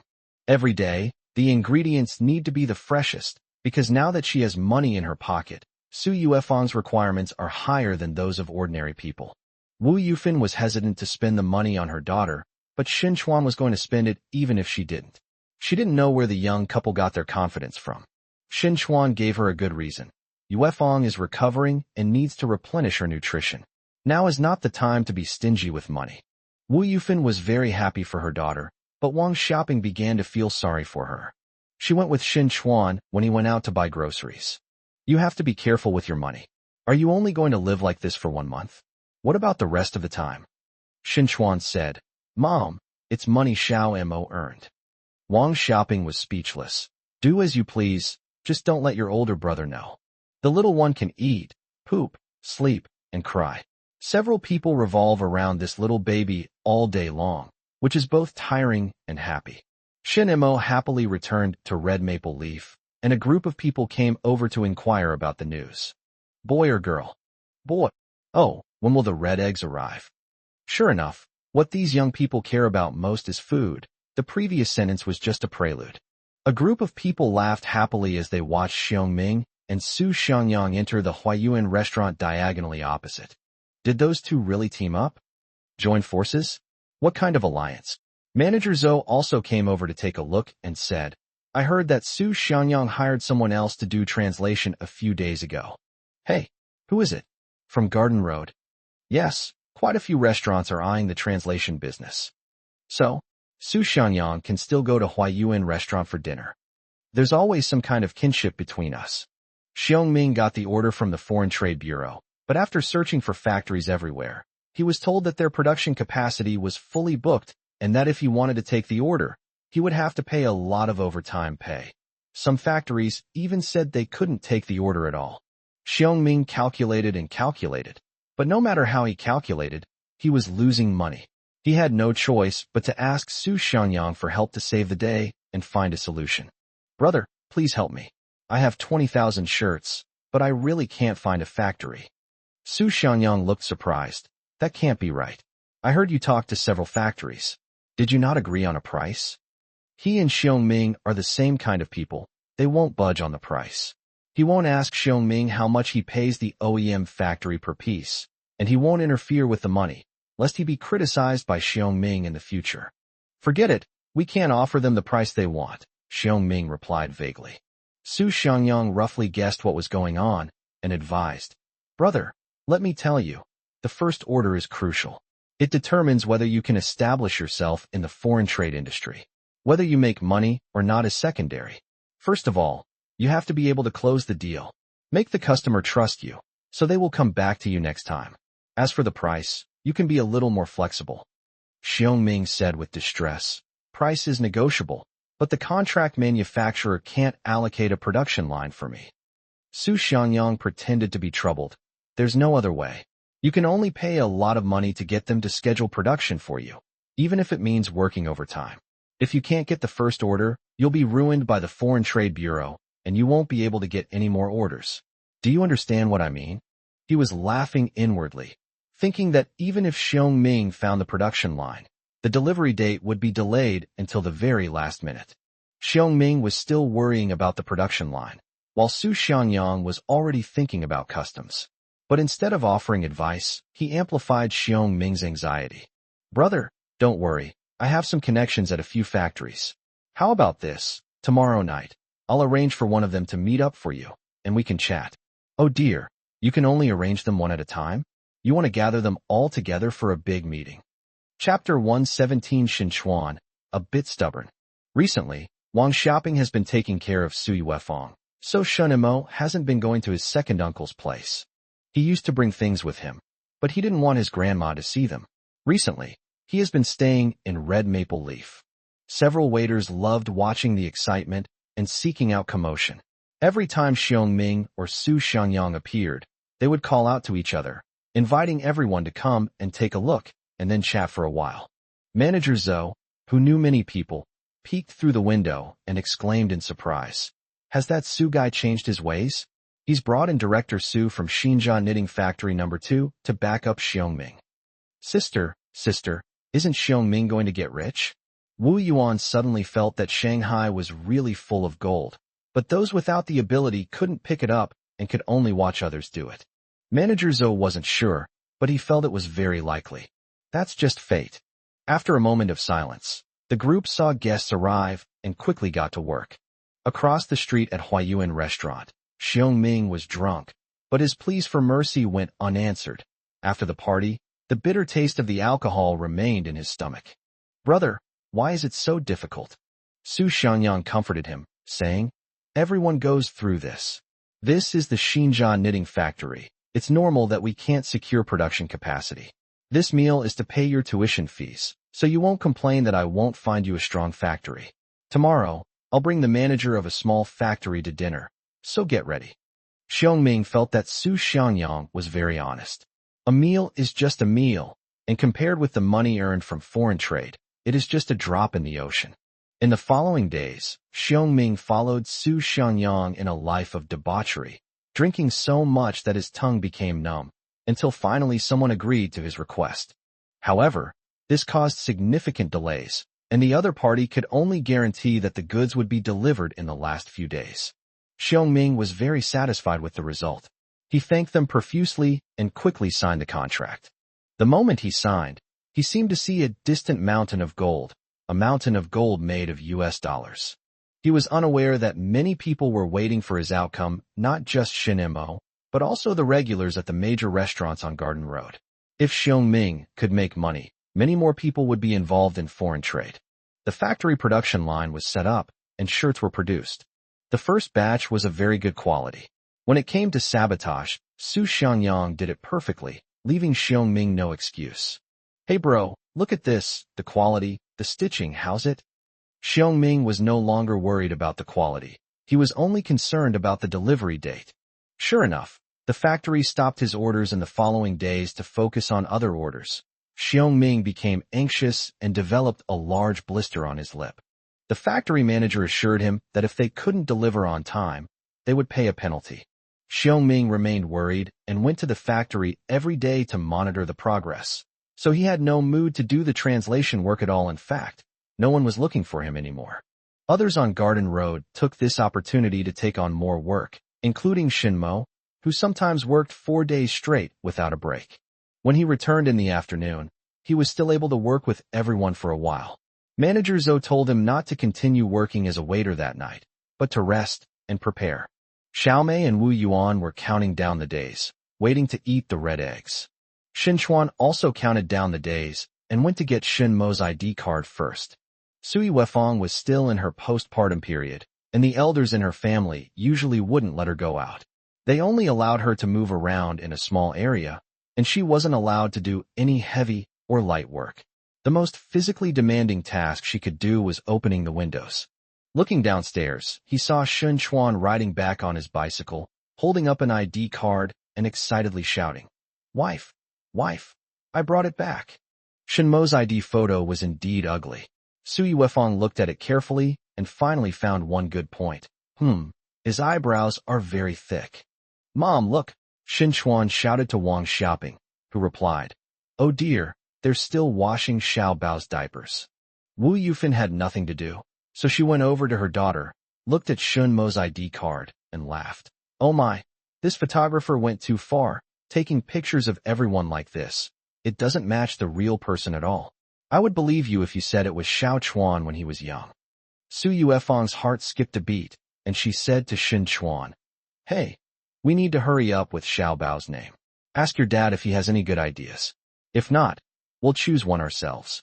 She wanted to ask Shin Emo to help her name the child, but then she thought about her father-in-law Shin Baihan's naming skills, and it seemed pretty good too. Shin Emo is a junior after all, and if he were to get into university, no one could say anything if he named the child, but right now he's still in high school.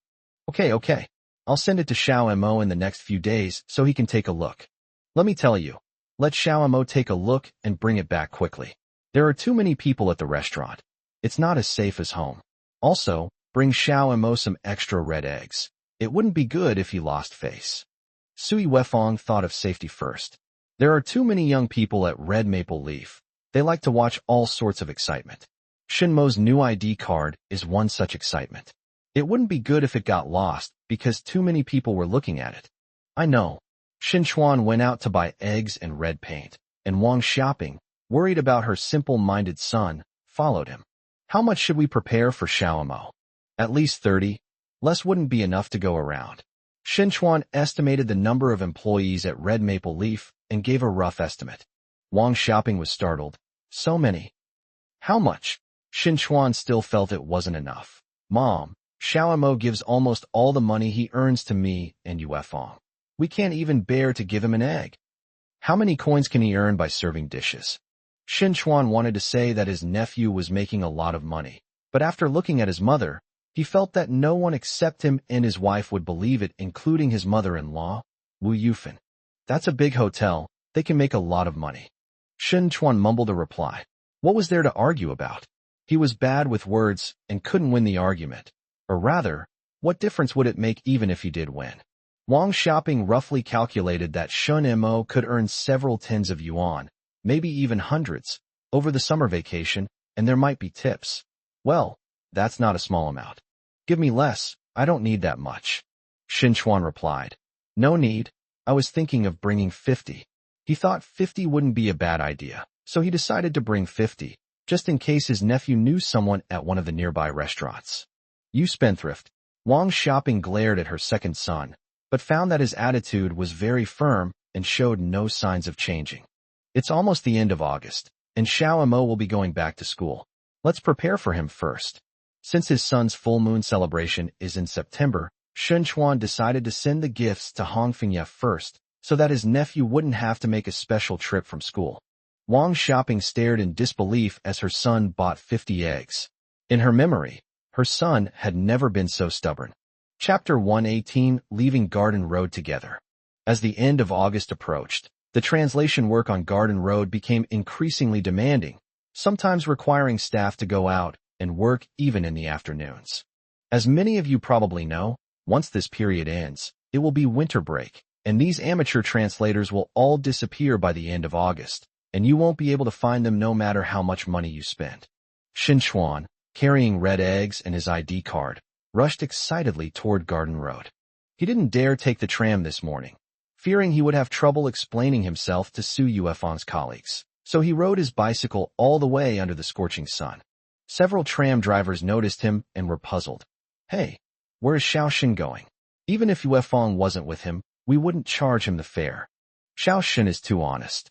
That's true. I think Yuefeng will definitely be in charge from now on. Yes. After a few rounds of gossip and jokes, they watched as Xin Chuan, sweat beading on his forehead, pedaled hard on his bicycle. A square woven basket, filled with red eggs and covered with a towel, hung on the handlebars. Xin Chuan kicked hard onto the red maple leaves, carried the basket inside, and casually picked up a towel to wipe his sweat, thinking to himself, luckily, I used a towel.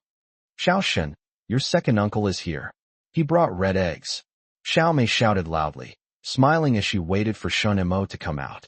Shun Mo quickly came around from behind, and Xin Chuan took out his ID card from his pocket and handed it to him. Here, take a look first.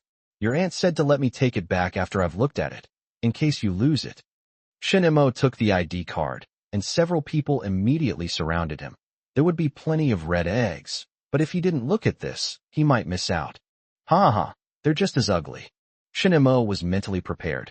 He thought the photos were okay, although they were particularly ugly, but not extremely ugly. Xin Chuan called out to everyone to come and get the red eggs. Come on. These are my little treasure's red eggs. Everyone come and have a taste. Xiao Mei stopped looking. Manager Zhou called her over and instructed, go to the kitchen and find old Wu. Ask him to prepare some black chicken soup. Have Uncle Shun Mo bring it over later. Okay. Xiao Mei quickly went to the kitchen. Manager Zhou stepped forward, glanced at Shun Mo's ID card, and then asked Xin Chuan to put it away. All right, everyone stop watching. If you want to watch something, go back and watch your own. She gestured for Xin Chuan to sit down and asked, have you chosen a name for the baby yet? We'll get it later, there's no rush. Let's call Xiaobao now. Xin Chuan was happy when he talked about his son. The little guy did nothing but eat, drink, poop, cry, and sleep. That's good. It will be easier to take care of them when they get a little older. The child is too young now. They will grow up a bit and become fair-skinned, tender, and adorable, which will save a lot of trouble in taking care of them. Xin Mo asked, is Grandma still with you? Here I am. Shun Mo thought for a moment and said, then I'll go back on the morning of the 31st, have lunch there, and then go back to school. Oh my, you're staying at home for one night. Xin Chuan felt a little empty inside that his nephew wasn't going back to stay for one night. I'm not staying here anymore. It's better to go back to school early. Shun Mo handed his ID card to his second uncle, and Xin Chuan carefully put it away. Old Wu in the kitchen worked quickly. When he heard that it was for Shun Mo, he turned up the heat and made the black chicken soup. Xiao Mei carefully packed everything up and took the large lunchbox with her. Second uncle, here you go. How can I take it again? Shun Mo glanced at Manager Zhou, who smiled and nodded at him. Give your aunt some nourishment. Thank you, Sister Zhou. Shun Mo took it and handed it to Xin Chuan. Second uncle, you go back first. I'll go back to see my little brother in a few days. You need to take care of your health. You can never earn all the money in the world, Xin Chuan advised Xin Mo. He felt that his nephew had already earned enough money to live on. I know. Xin Chuan rode his bicycle back home, and the sweat he had just wiped away started coming out again, making his whole body feel sticky. The sun was blazing, but Xin Chuan seemed to have inexhaustible energy, pushing forward relentlessly. Back home, He handed the black chicken soup he had brought to Wang Xiaoping. Mom, Xiao Mo prepared this. Please serve some to Yuefang later. What is it? Black chicken soup. Good stuff, Xin Chuan said loudly, so that everyone in the family could hear him. Wang Xiaoping was suddenly very happy. Her second son didn't seem as foolish as she had imagined. He had traded a few eggs for such a good black-bone chicken. Sui Yuefang came out and asked, keep the ID card safe, don't lose it. Just put it in our household registration book. She didn't let Xin Chuan put Shun Mo's ID card in the old house's household registration book because she was really worried. Wu Yufan had no objection to her daughter's decision. Putting everything else aside, just for this bowl of black chicken soup, she thought her daughter's husband's nephew was a good person. Mom, let Dad think of a name. If he can't come up with one, I'll ask my father-in-law to help me choose one. I know. Wang Xiaoping wasn't about to let the naming rights slip away. I'll go back tonight and urge your dad to bring some more things back. On the morning of the 31st, Shun Mo returned to his second uncle's place. Early in the morning, Sui Yuefang kept Xin Chuan running around doing all sorts of things. Wang Xiaoping, not wanting her son to be so busy, took on most of the work and cooked a delicious meal. She realized that her second daughter-in-law was determined to cook a good meal for Shun Mo. If she didn't cook, her mother-in-law might be bossed around by her second daughter-in-law. As soon as Shun Mo entered, everyone except her wore a smile. Shun Mo ignored her and greeted everyone warmly before hugging her younger brother. The baby, who was almost a month old, had become much cuter. He looked at Shun Mo curiously, without crying or making a fuss. Sui Yuefang leaned against the doorframe and said to Shun Mo with a smile, you have to come back often. If you don't come back often, he might cry if you hug him. Have you chosen a name yet? Shun Mo asked. It's settled. Your grandfather named it Shun Hang. Sui Yuefang admired her father-in-law's choice of name. It sounded pleasant, understated, and natural, with a good meaning. Shun Mo gently rocked his younger brother, saying, little Shun Hang will surely have a bright future. The little guy grinned, revealing that he had no teeth. He shook his head slightly, as if adjusting his posture. Holding a baby who doesn't cry or fuss is a real treat, especially when the baby smiles. It provides a lot of emotional value.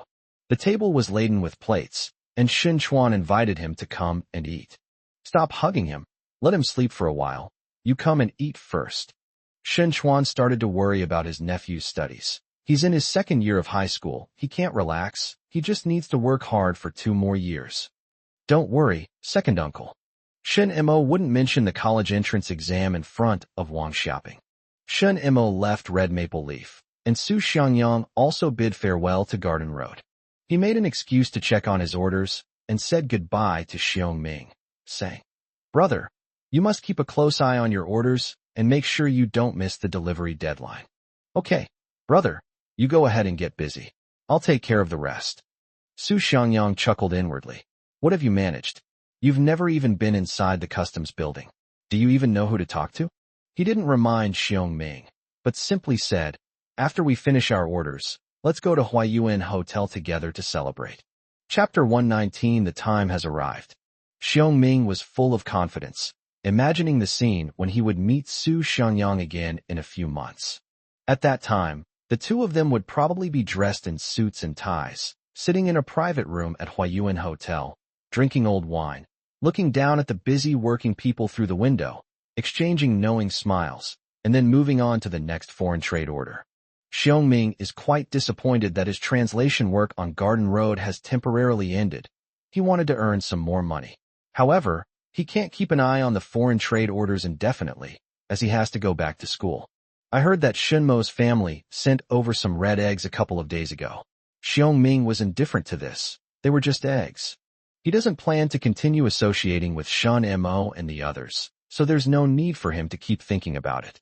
But as soon as he returned to school, his father and brothers would personally supervise him at home. The factory couldn't be said to be lazy, but they didn't intend to finish it ahead of time for him either. They didn't know Xiong Ming anything. They were just following the contract. As for how much buffer time Xiong Ming gave himself, that's his own business. Shen Mo had a meal at his second uncle's place and returned to school in the afternoon. At her second son's house, Wang Xiaoping didn't talk about her own family's affairs, because she was afraid that Wu Yufan would laugh at her. She breathed a sigh of relief after watching her eldest grandson leave, and then began to discuss preparing glutinous rice and red eggs for relatives and friends. Shun Mo returned to school, and the familiar smell of paper and ink filled his nostrils, bringing him joy. Many people returned early to check the class assignment information on the bulletin board. Class 1, Grade 11. Wang Gu appeared beside Shin Mo. He was also in this class, but his ranking was relatively low.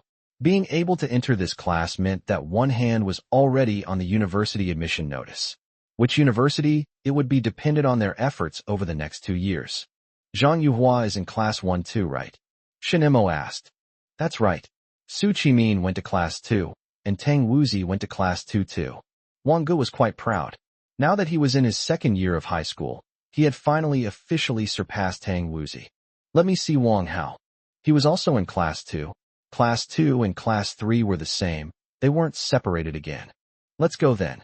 The second-year high school students were on the second floor. Wang Hao was standing behind the railing looking down when he saw Shun Mo and Wang Gu. He waved and greeted them warmly. Oh, Zhou Jie isn't here. Shin Mo teased him, but Wang Hao was obviously thick-skinned. He said with a smile, she arrived a long time ago and is sitting in the classroom, preparing to wipe the tables after arranging the seats. Hey, how did you spend your summer vacation? Shin Mo wasn't in a hurry to go in. He wanted to chat with Wang Hao a bit more, just in case he got some useful information. Wang Hao chuckled and said, you know what? You really shouldn't believe it. As soon as I got my ID card, I went to buy stocks. You know, there are scalpers everywhere. You have to buy them through them. How much did you buy? Wang Hao held up one finger. A wisp. A wisp of electric vacuum. Wang Gu couldn't help but laugh. Just one share? Over 100 yuan. You think this is just for buying popsicles? Wang Hao swallowed the popsicle in a few bites and said excitedly, if I'm lucky, I might get a few extra yuan in pocket money at the end of the year. Why not just put it in the bank? You'll get interest. Hey, don't you have your ID card now? Why not open a savings account? Shin Mo's heart stirred. That made sense. But there seemed to be no need to rush. There would be plenty of time during the midterm exams.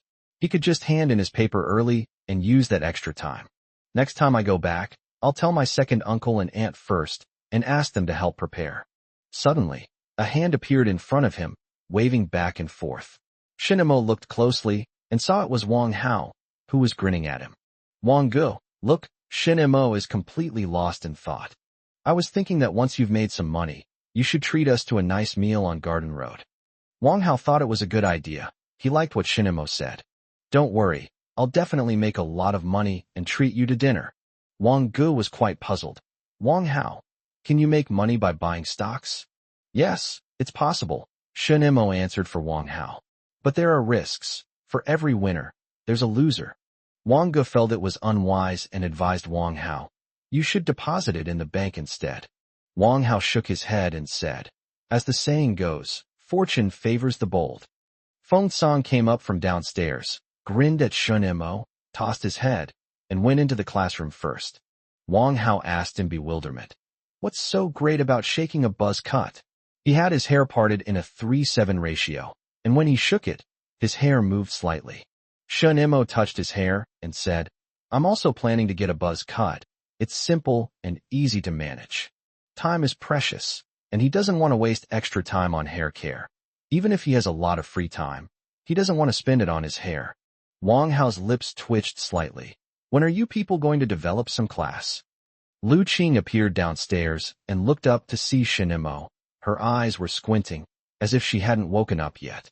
As the top student in her grade, Lu Qing immediately attracted everyone's attention. She went upstairs, her eyes still not fully open. Aren't you going to the classroom? I'm going now, Shun Mo replied, and seeing everyone heading into the classroom, he said to Wang Hao, let us know when you make some money. Rest assured, the classroom of Class 1, Grade 11 was packed with people. Before the books were handed out, everyone chatted about whatever they wanted to talk about. The homeroom teacher is Yu Pingjun, who looks to be in his early 40s and is quite thin. He has been in charge of the top-performing class for the past few years. Everyone knows me, right? I'm a pretty good math teacher. In the new year, let's study together and make progress together. He looked around the class and said, Su Wei, you'll be the class monitor for now, and lead a few people to move the books. The moment the books were handed out, it meant the new semester had begun. Even though the class schedules hadn't been distributed yet, everyone started preparing for the new semester on their own initiative. Many people were surprised to find that Lu Qing's eyes were open. It seemed as if she had woken up during evening self-study. Shen Mo and Wang Gu sat together, quietly reading their books, both completely absorbed. After evening self-study, both the boys' and girls' dormitories were discussing the same question. Who would rank higher in the first semester's midterm exams, Shen Mo or Lu Qing? Lying in his dormitory, Feng Tsang was surprised to find that he wasn't the main topic of discussion, which made him a little depressed. With no other subjects taking up time, Feng Tsang, forget it, I won't get a perfect score. Taking the test once means taking it a second time. The pressure is immense. Shen Mo is under a lot of pressure. He is already second in science, and third place is his bottom line. He cannot cross this line, and he must strive to improve. Now, everyone needs to prepare for the first monthly exam. At the end of September, Shen Mo and a few classmates came out of the cafeteria and hurried to my classroom. It was drizzling, and none of them were too lazy to use umbrellas, so they ran a few steps to save time. Wang Hao, who was ahead of me, seemed to be in a bad mood, walking slowly in the light rain. What's wrong? Shen Mo's first thought was that the kid had broken up with his girlfriend. Wang Hao said dejectedly, Shen Mo, my vacuum cleaner has fallen. Chapter 120 Preparing to buy stocks. Wang Gu asked with a smile, how much did you lose? You only own one share. Is it worth it to look like this? Wang Hao said with a long face, we lost half of it. Half? Wang Gu was also dumbfounded. It was equivalent to a month's salary for an ordinary worker. Anyone would feel the pinch. Shen Mo stopped in his tracks. Huh? Half? He thought of the first time Bao Zong found Uncle in Blossoms, and the stock price dropped by half, from 6,000 yuan to 3,000 yuan. Half. Wang Hao had an umbrella, but at this moment he would rather get wet in the rain. He felt that he needed to be punished like this. Wang Gu was right before. It would be better to put the money in the bank and earn interest. Shen Mo advised, since it's happened, deal with it as it is. Don't rush to sell the stocks. Keep them. They're your chips. What if they rise back up later? That's right, that's right. What goes down must come up. You should keep it. At this point, Wang Gu stopped mentioning the bank deposit and continued along with Shen Mo's words. Wang Hao said dejectedly, I guess I'll just have to keep it. What if it rises back up? Right? He wanted to leave himself something to look forward to. Shen Mo and Wang Gu pulled him forward, shouting, run. Why are you still getting soaked in the rain? Wang Hao ran to the teaching building with everyone, but his mood still hadn't recovered. A teenager's mindset is easily swayed by external things, and their emotions fluctuate far more than those of an adult. On Saturday afternoon, Shen Mo dashed out of the school. Time seemed to suddenly become much tighter, so he went to Garden Road first. Upon seeing Shen Mo, Xiao Mei rubbed her eyes vigorously, then rubbed them again. Wait a minute, it's not time for you to go out for a stroll yet. You make it sound like I'm the one who went in. Shen Mo laughed. Is Sister Zhou here? Yes, I'm here. Xiao Mei called out. Sister, Xiao Shun is back. Manager Zhou was also surprised to hear this shout. Shen Mo had returned at this time? It wasn't even the end of the month yet. Did number 1 middle school start its exams early? How did the exam go? He thought to himself, and the words just slipped out. Shen Mo felt that his life was too routine, to the point that everyone was starting to develop fixed ways of thinking. The exam hasn't started yet. Manager Zhou was even more surprised. Did something happen? Her expression was both puzzled and serious, but looking at Shen Mo, it didn't seem like anything bad, so she was relieved. Sister, how much money do I have at the restaurant? Is it urgent? Yes. Manager Zhou went to the counter, took out his notebook, found Shen Mo's page, and called Shen Mo over to look at it together. I did 22 orders during the summer vacation, plus the previous ones, including interest. That's 23,900.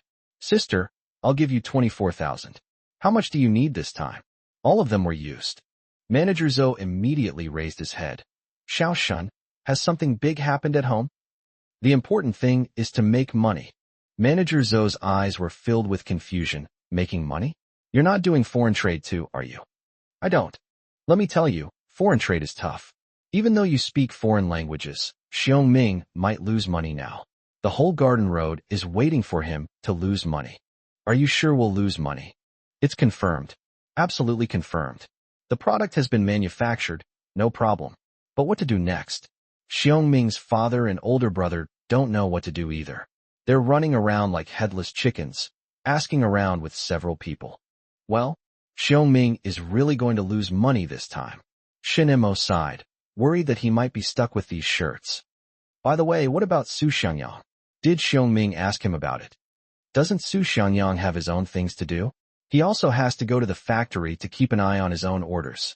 There are rumors outside that Su Xiangyang gave the production line that was originally reserved for him to Xiongming, and he went to another place to find a factory. Good heavens! Shin Imo exclaimed. Good heavens! This favor is huge. Hey, Xiaoshun, you absolutely mustn't get into foreign trade. There are so many twists and turns involved. Manager Zhou put away the notebook and said to Shun Mo, give sister a week. Come and collect the money next Sunday. Okay, sister. By the way, what are you planning to do? Can you tell your older sister a little bit about it? Shun Mo looked conflicted. Sister, if I tell you, you'll definitely tell me. Shin Mo was confident that he could lead Manager Zhou to make the first wave of money, but he wasn't confident that he could lead them to make money a second time. But after thinking about it again, once is enough. Whether or not to make money this time is up to Manager Zhou to decide. Tell me, how do you know if your older sister will talk about you before you've even said anything? I'm going to buy stocks. Manager Zhou still didn't have a good opinion of this. No wonder you said I was going to talk to you. Do you know? That stock, it plummeted a few days ago, dropping by almost half. Oh my, just thinking about it gives me a headache. More than 20,000 yuan. Even if my sister treated people to a free meal, do you know how many days that would last? I knew you'd talk about me. All right, I won't scold you anymore. I told you before, and you see, it came true, didn't it? Are you still going to buy it or not? Manager Zhou was proud of her judgment. She felt she had helped Shin Mo avoid the first wave of risks. Buy it, Shin Mo said excitedly. Sister, it'll go back up. This is called buying at the bottom. Are you going to join in?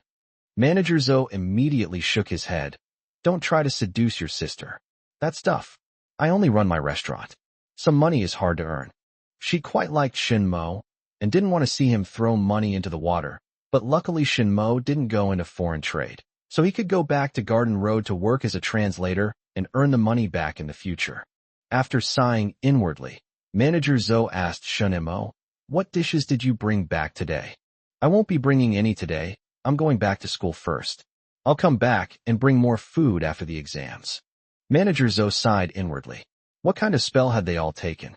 Xiongming was wading into the murky waters of foreign trade. Shin Mo was going to buy stocks. And in a few days Zhao Mingyang might have some other ideas too. Translation is a good job. It pays well enough without interfering with my daily life. Shin Mo emerged from the red maple leaves and saw Xiongming standing at the entrance of Huayuan Hotel, surrounded by several people, all with anxious expressions, their anxiety tinged with a hint of dejection as if they were waiting for someone. At this moment, Xiongming had no time to think about Shin Mo. He just wanted his goods to be packed and shipped out as quickly as possible. Today, he didn't even invite customs officials. They weren't familiar with him and didn't dare to come to his restaurant, so he had to find a middleman to help him. The factory's delivery date was neither delayed nor brought forward. After it was finished, the factory wouldn't even give them a few more days, using the excuse of warehouse shortages to tell them to hurry up and take it away. Everything was different from what they had imagined. Shin Mo glanced at him several times, thinking to himself, no wonder those Americans want to hollow out their industries. It's easier to make money in finance than in manufacturing. Chapter 121 Zhaomeo. Today is Saturday, and theoretically there should be no evening self-study session, but many people will still attend as usual. Wang Gu was surprised that Shin Mo was not in his seat. Feng Tsang glanced over several times, feeling that something was amiss. Lu Qing, sitting in front, also looked back several times. Shin Mo's daily routine is so regular that everyone knows it. Shin Mo will not leave the school unless there are monthly exams or midterm exams. Feng Tsang plopped down next to Wang Gu and asked in a low voice, Did something happen to Shinmo's family? I haven't heard him say anything. This is the first time I haven't seen him since the beginning of junior high when there are no exams. The two of them glanced at Lu Qing together. They might hold back a bit during the monthly exam, but there would definitely be a fierce clash during the midterm exam. Feng Song slapped his forehead. No. He couldn't exclude himself. He quietly returned to his seat and began to study diligently. Around 7 o'clock, Shen Mo suddenly appeared. Normally, Lu Qing wouldn't look up when someone came in or out, but this figure seemed somewhat familiar. When she looked up, it was Shen Mo. The two looked at each other and smiled. With her main adversary back, Lu Qing suddenly felt at ease. She lowered her head and refused to look up again. Wang Hao and Zhou Jie from the neighboring class too both ran home. They only had one night off each week, and they needed to go home to recover their health and mana. Wang Hao was in a bad mood on the way. He hadn't quite come to his senses yet. Zhou Jie comforted her. It might rise back up soon. Don't worry. Look, I'm getting a sore throat. Wang Hao still had a glimmer of hope in his mind. Here's what I'll do. By the end of the year, I'll hold on to it until then, and no matter what, I'll sell it. With the money, let's go eat. Even if it's only half the amount, it's still several tens of dollars, and Zhou Jie is reluctant to let Wang Hao spend so much money. Wait, what if it rebounds?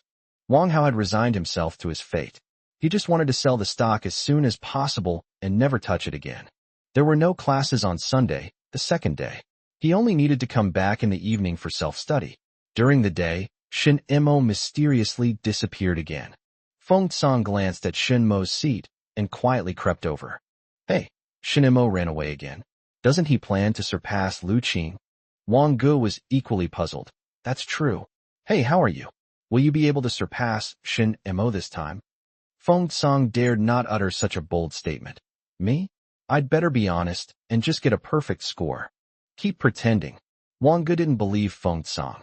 A figure flickered at the doorway, and Lu Qing and several girls entered. They glanced at Shen Mo as usual, only to find that the person sitting there was not Shen Mo himself. She walked over to Wang Gu, equally curious. Hey, wasn't it said that Shen Mo only leaves the school after the exams? I'm wondering the same thing. Wang Ji's eyes were unsure where to look. Does Shen Mo not want to be my desk mate? Lu Qing laughed and said, Shall we go next door and invite Wang Hao back? Why invite him? Wang Hao hasn't come back either. Wang Gu remembered. That's right, that guy lost money on stocks. He needs to take a break. No one would say that Wang Hao is neglecting his studies. They would be surprised if Wang Hao didn't do something different. It would also add some topics to their boring and stressful studies. The news of Wang Hao losing money spread quickly. Not only did the 4 classes in the second year of high school know about it, but even the first and third year students heard about it and knew that someone in the school had lost money buying stocks. But while they knew, they only talked about it. Only Shen Mo went to the Industrial and Commercial Bank of China's Securities Trading Department in the new city to check the market information.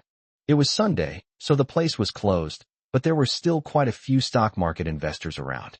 They gathered under the trees, holding teacups and talking loudly about being trapped in their positions or getting out early. You didn't believe me, but insisted on taking a gamble.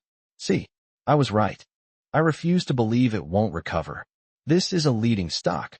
Will the government let it fall like this? Impossible. Let's see during the Chinese New Year. Oh dear, my heart can't take it anymore. Such ups and downs are enough to ruin even a good person. Once it recovers, I won't touch this stock anymore. I'll put my money in the bank and earn interest. It's better than living in constant fear. You can't even handle this? How could you possibly be destined to get rich, right? Several middle-aged men were engrossed in conversation when they suddenly noticed Shen Mo standing beside them. Hey young man, I've seen you listening here for ages. Do you understand anything? Shen Mo replied, I think we can make a lot of money.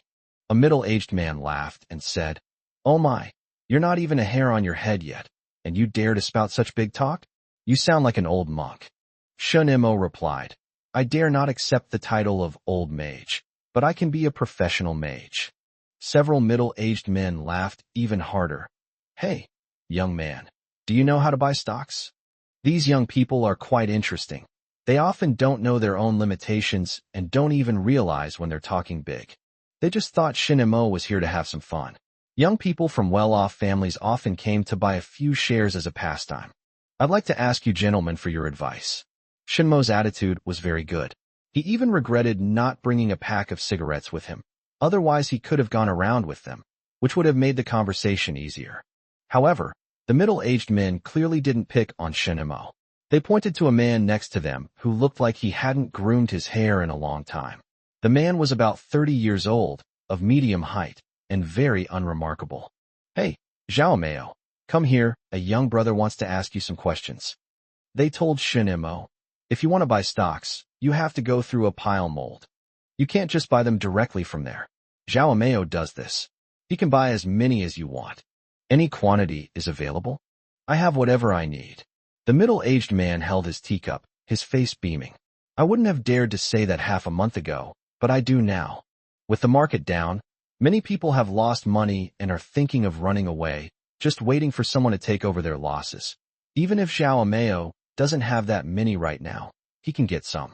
The man nicknamed Zhao Meo jogged over. "Which little brother is this?" He figured he'd sell as many shares as he could. He needed to make a living too. "Me," Shin Mo said with a smile. "Brother, do you really have it here?" Zhao Meo sized up Shin Mo.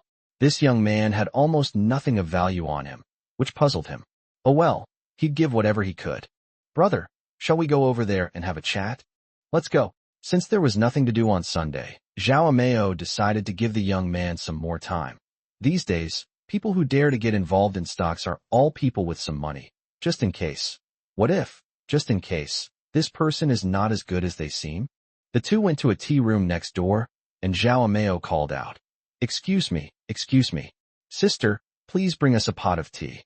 Chapter 122 3 plus 1. The two sat at a small table, Zhao Meo looking at Shin Mo with a grin. "Brother, how many shares do you want to buy?" If it were half a month ago, he wouldn't have had the patience to receive Shin Mo. "How many do you have?" "Oh my, what a big mouth." Zhao Meo wanted to tease Shin Mo a few more times, but suddenly felt that the young man in front of him was more mature than him. Youthful spirit is a non-renewable thing, and when Shin Mo stopped pretending to be a boy, his young face became a baby face among adults. "Ah, brother, how much do you want?" Zhao Meo swallowed hard, changing his form of address. "I heard the price has been halved, so it should be around 50 or 70 yuan now." "It's over 70 yuan. It might fluctuate, but not by much," Zhao Meo replied honestly. Shin Mo quickly calculated that he had 24,000 yuan, which could buy more than 300 shares. He decided to keep some money on hand and just calculate based on 300 shares. 75 yuan per share, 300 shares, is that possible? Zhao Meo's eyes lit up immediately. "Sure. Brother, trust me, 300 shares. Oh, that's great." Two people with 10,000 yuan each invested, a move that greatly surprised Zhao Meo. He was a scalper, and he needed to keep the stocks circulating in order to make money. This price was given to him by Shin Mo, and he didn't plan to haggle anymore. He wanted to buy it from the seller, and how much he could earn depended on his abilities. 300 shares. Each share earns 1 yuan, which is several months' wages for an ordinary worker. Moreover, by helping those people sell 300 shares, he can earn a considerable favor. The market is so bad right now. Everyone wants to run, but no one is taking over, so how can they run? Zhao Meo handed a cigarette to Shin Mo and casually struck a match. "Brother, can you come tomorrow?" Shin Mo took the cigarette. "I can't come tomorrow, next Saturday afternoon." Zhao Meo was filled with anxiety. Next Saturday afternoon, a whole week, but it seemed like he hadn't heard any good news or seen any positive signs. "Brother," while the two were talking, the match in Zhao Meo's hand was almost burned out. He hurriedly shook it off, thought for a moment, and instead of taking out a second one, he said, "Brother, you don't need to settle the transaction tomorrow, so I can only agree to the price until tomorrow. But, if the price is still below 75 yuan by next Saturday, I will still sell it to you at today's price. If it is, we can talk about it again." "Okay." Shin Mo agreed. He tucked the cigarette behind his ear, stood up, and shook hands with Zhao Meo. "See you next Saturday." 5 minutes after Shin Mo left, Zhao Meo still hadn't come to his senses. 300 shares. That's enough for so many people to run away with. Suddenly, a shout rang in my ears. Zhao Meo, do you still need this place? Oh, sister, no need, no need. He hurriedly left the place and went outside to enjoy the autumn breeze. The wind at the end of September was very cool, and it made his mind start to clear. He lit a cigarette and smoked it slowly. A few middle-aged men chatting nearby saw him come out and asked with a smile, Zhao Meo, how much did that young man buy? Just one, for fun. Zhao Meo wouldn't reveal his bottom line. A scalper has to have a bottom line. Casually disclosing customer information is unacceptable. This resonated with the group of middle-aged men, who smiled and changed the subject. Zhao Meo leaned against a tree, slowly smoking. Is it really going to go up? Zhao Meo wasn't sure. After all, Shinemo had given them both a week. Does this mean prices will rise in the future? That makes perfect sense. There will always be bold enough people to buy at the bottom. Shinemo went back to his second uncle's place again. He wanted to bring his ID card with him. Hey. Shinemo was somewhat surprised to see that his grandmother, Wang Xiaoping, was gone, and only Wu Yufan was there. Shin Chuan explained, the two elders have arranged the shifts.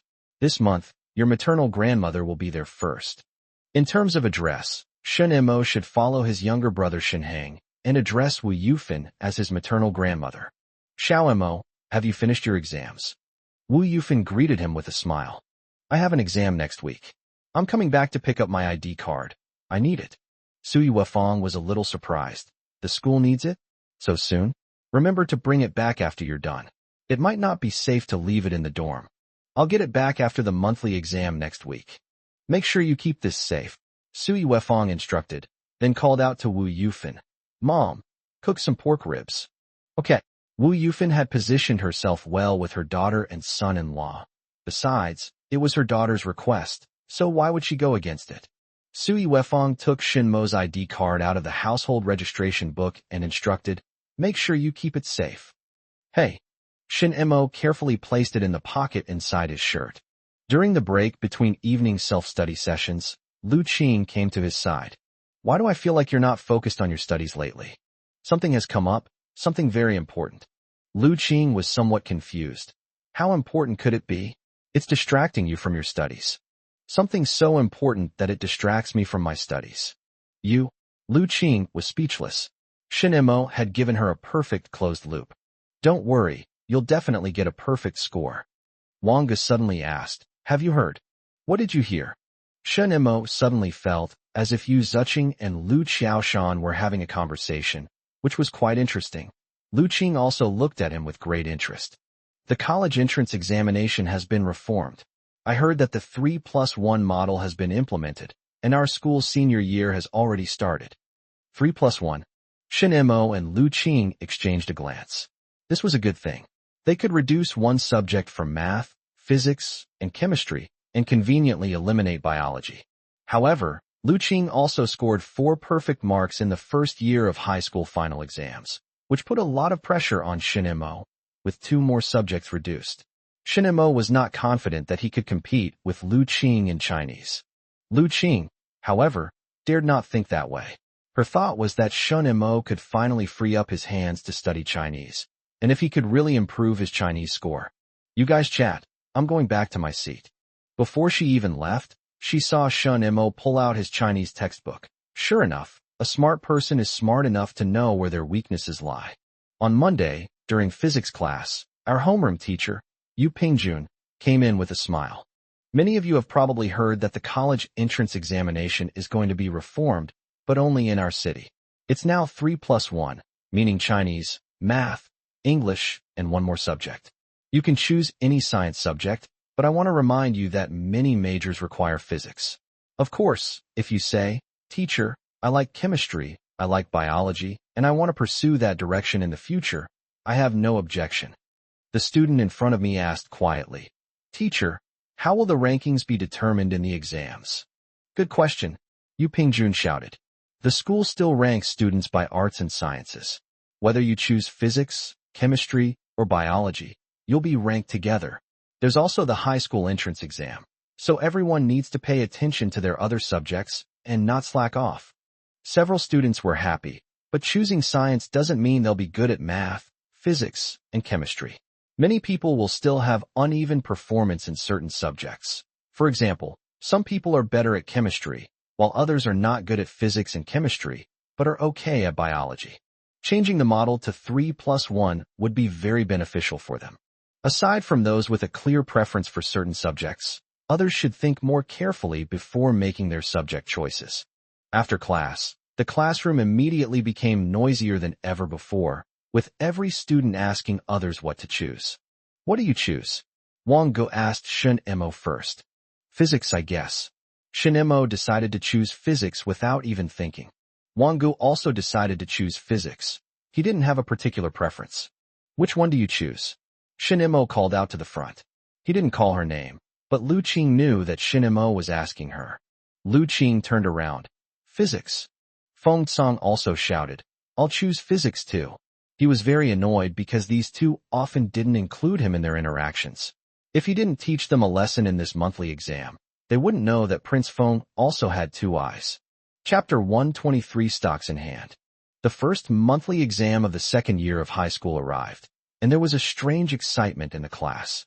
It wasn't just in the classrooms, it was the same in the offices. Many teachers were waiting to see the rankings of the 3+1 results. But this time it's not really just 4 subjects. You'll be tested on several science subjects. Except for the one subject you choose, the scores of the others will be used as a reference. Before the high school entrance exam, no one dared to take the risk of letting go and letting these students only study the one subject they chose. The biology exam was scheduled for Saturday afternoon. Shen Mo handed in his paper early and left the school. Many students hand in their papers early.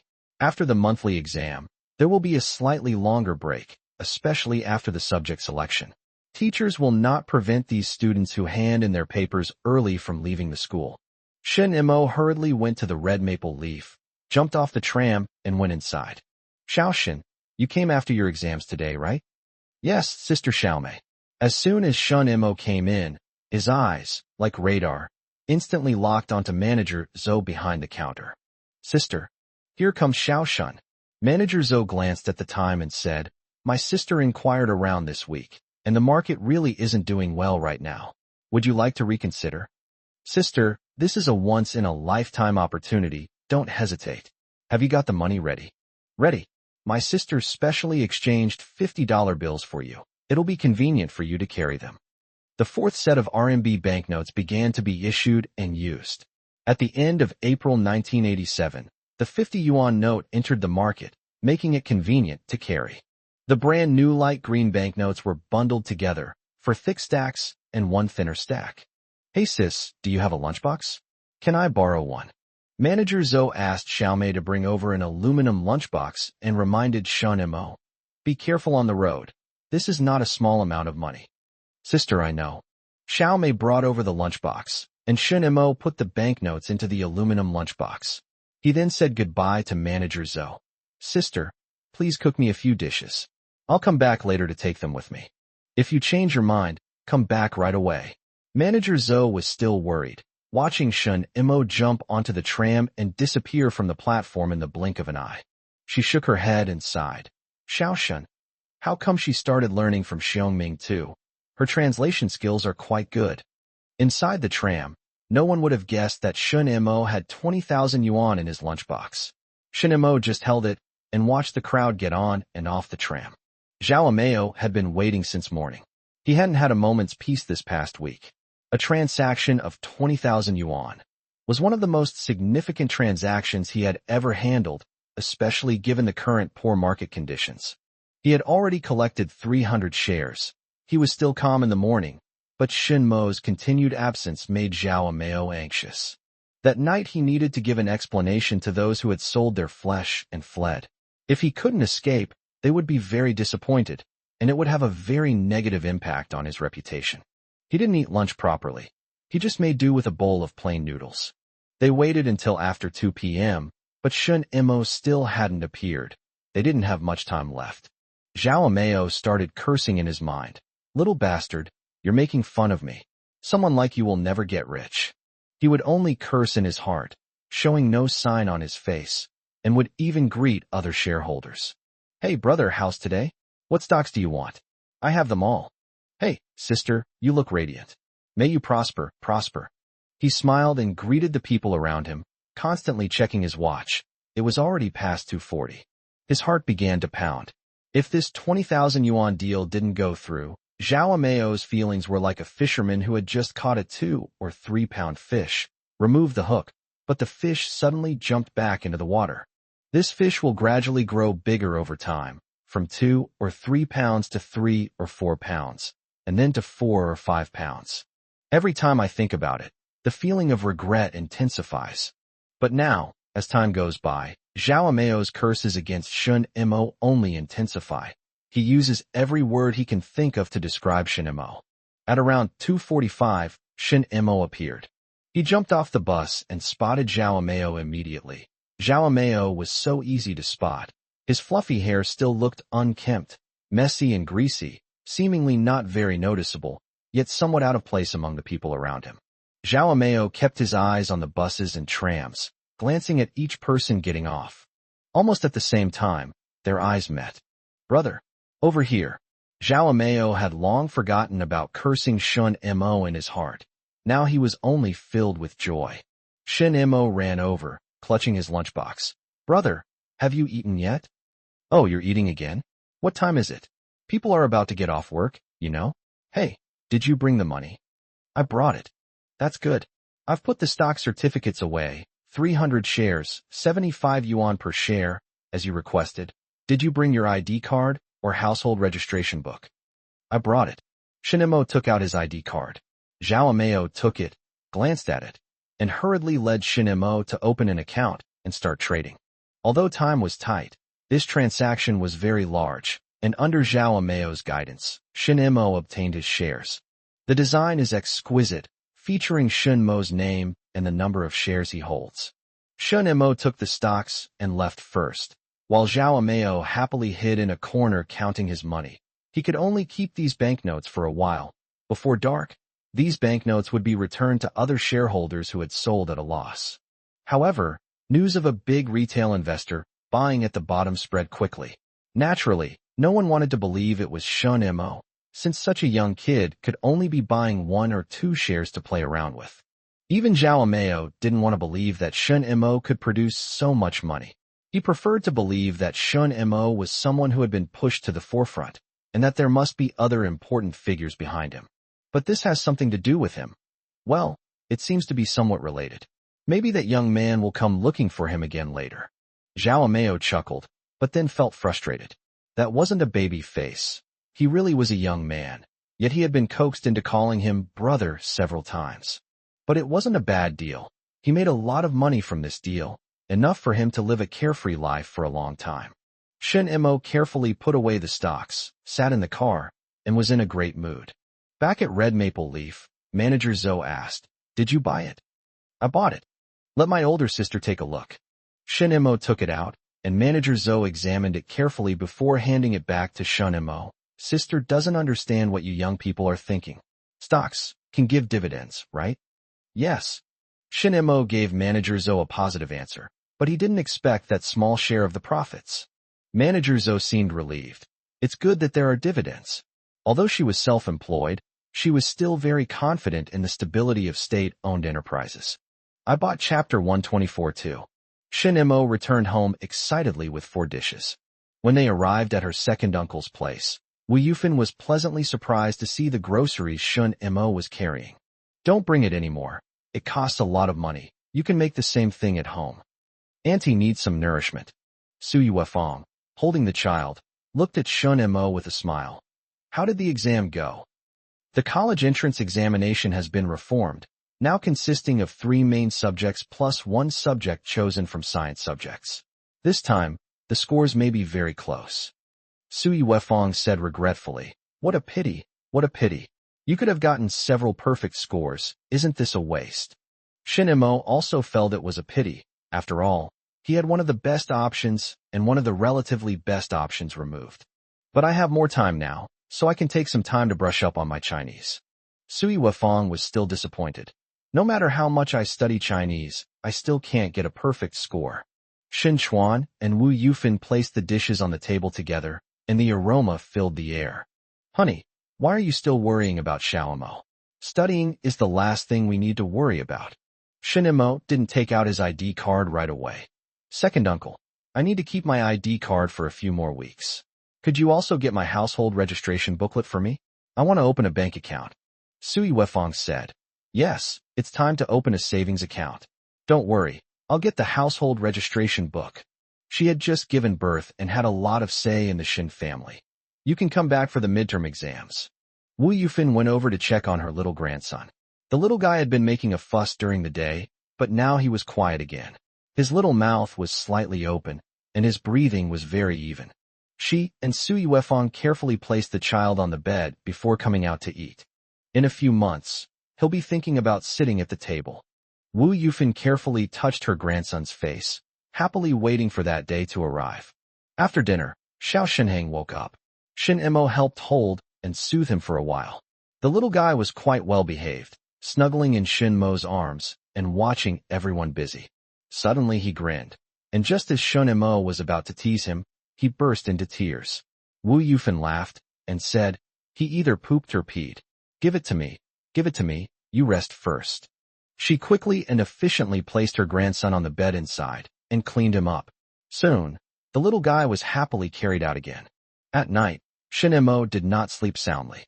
Every time he was about to fall asleep, his little brother would cry and fuss, either wanting to be fed or having his diaper changed. Being a new parent is quite tough. It can be very difficult if you don't have an elderly relative by your side. Shin Chuan and Sui Wefang complained about how noisy their son was, but they didn't dislike him or find his diapers smelly. When Shin Imo woke up in the morning, he noticed that their dark circles had gotten even worse. After breakfast, Shin Imo went back to school. With the stocks in his pocket and the sunlight on his skin, a warm feeling was rising within him. At the school gate, I ran into Wang Hao and Zhou Jia. Hey, you guys are here so early? Wang Hao was still not in a good mood. What's the point of staying at home? I might as well go back to school sooner. Look at you, cheer up. Shin Imo patted Wang Hao on the shoulder and said, I handed in my paper early yesterday. I know. When we came out, everyone said you probably wouldn't even get second place this time. Shin Imo was speechless. What are you talking about? Let me tell you, I went to the stock exchange yesterday and spent all my money to buy 4 shares of vacuum gas. Zhou Jia looked up abruptly. How dare you? She did the math in her head. For electric vacuums cost nearly 300 yuan, which was almost all of Shin Mo's income on Garden Road. It'll definitely go back up, right? Shin Imo said to Wang Hao. Believe in yourself. Look at me, I'm on board too, aren't I? Wang Hao was somewhat touched, but also thought Shin Imo was a bit silly. Ew. Well, it shouldn't fall again. Zhou Jia said. It will definitely go up. That's right. Let's go study. Zhou Jia, being a big talker, first told a few of her close classmates about Shin Imo buying the vacuum tube. These girls, who were all connected by connections and usually talked a lot, quickly spread the news. Many people were skeptical of Shin Mo's move. They all knew that Shin Mo would work as a waiter at a restaurant on Garden Road during the holidays, and it wasn't easy for him to earn money. But they didn't expect Shin Imo to go all in and bet his fortune on stocks. Most people felt more regret, while some were just watching the spectacle. He Zhuqing didn't understand stocks, but she heard that Wang Hao's stocks had dropped by half, and now that she heard that Shin Imo had also bought them, she naturally assumed that Shin Imo would also lose money.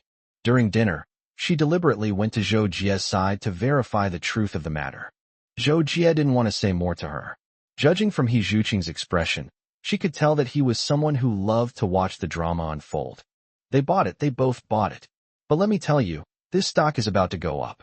I didn't manage to get one, but if I had, Shin Imo wouldn't be in the picture. So Shin Imo handed in his paper early to buy stocks. I think he might be unlucky in the exam and unlucky in the stock market. He Zhuqing replied with certainty. Losing money in the stock market? That won't do. If Shin Imo loses money, won't Wang Hao lose even more? How did you know? That's what everyone says. He Zhuqing looked around at the people. This view was very consistent in the afternoon, but although everyone was talking about it, no one would say it in front of Wang Hao and Shin Imo, much less in front of Zhou Jia. Zhou Jia retorted indignantly. That's why they can't make any money. He Zhuqing didn't believe Zhou Jia at all, because Zhou Jie was just being stubborn. Go back and persuade Wang Hao not to buy it. Why should I try to persuade him? Zhou Jie's face flushed red. Although there were rumors that she and Wang Hao were dating, the two of them had never made it public. I'll speak to you with kind words. No need. Zhou Jie said curtly. If you want to talk to Wang Hao and Shin Mo. What's the point of talking to me? Aren't you in the same class as them in the third year of junior high? Zhou Jie turned around, about to leave, but then abruptly turned back. Let me tell you, even with 3+1, you still can't beat Shin Mo. Wang Hao came in through the door, chatting and laughing with a few boys. Zhou Jie glared at Wang Hao angrily and left quickly. Wang Hao was puzzled. It was just a little late. Was it really that big of a deal? He was in a good mood, probably because Shin Mo had also bought an electric vacuum tube and was sticking with him through thick and thin. It wasn't until evening self-study that he heard about the little incident that happened in the cafeteria during dinner from someone else. He Zhuqing. Wang Hao was speechless. It's only now that she's showing off. He wasn't sure about stocks, so he could only pray, but he was sure about exams. So how could Shin Mo possibly do poorly? Many of the students in Class 1 had also heard about Shin Mo buying stocks. Before evening self-study started, Lu Qing and Feng Song came over to ask him about the situation. Really? Why would I lie to you? Shin Mo decided to gradually reveal his assets, and stocks were a good opportunity. Lu Qing and Feng Song didn't think Shin Mo's exam would be delayed. They had encountered similar situations before when they took exams. If you know the answer, you know it. If you don't, you don't. Chapter 125. The power was broken. During evening self-study, scores were gradually found out, and there were always well-informed people who helped everyone solve their problems. The final results haven't come out yet. Sigh. Shin Mo's composure has crumbled. He didn't get a perfect score in chemistry. The group chuckled, but immediately realized something was amiss. It's 3+1. So what if he gets 0 in chemistry? Lu Qing, sitting in the front row, felt a slight unease when she heard that Shin Mo hadn't gotten a perfect score in chemistry. As students progressed through the grades, the knowledge required for exams increased, making it increasingly difficult to achieve high scores. There are her elementary school classmates in the class. Back in elementary school, they could get perfect scores, but now, getting 90 points is considered good. But Shin Mo seemed very relaxed.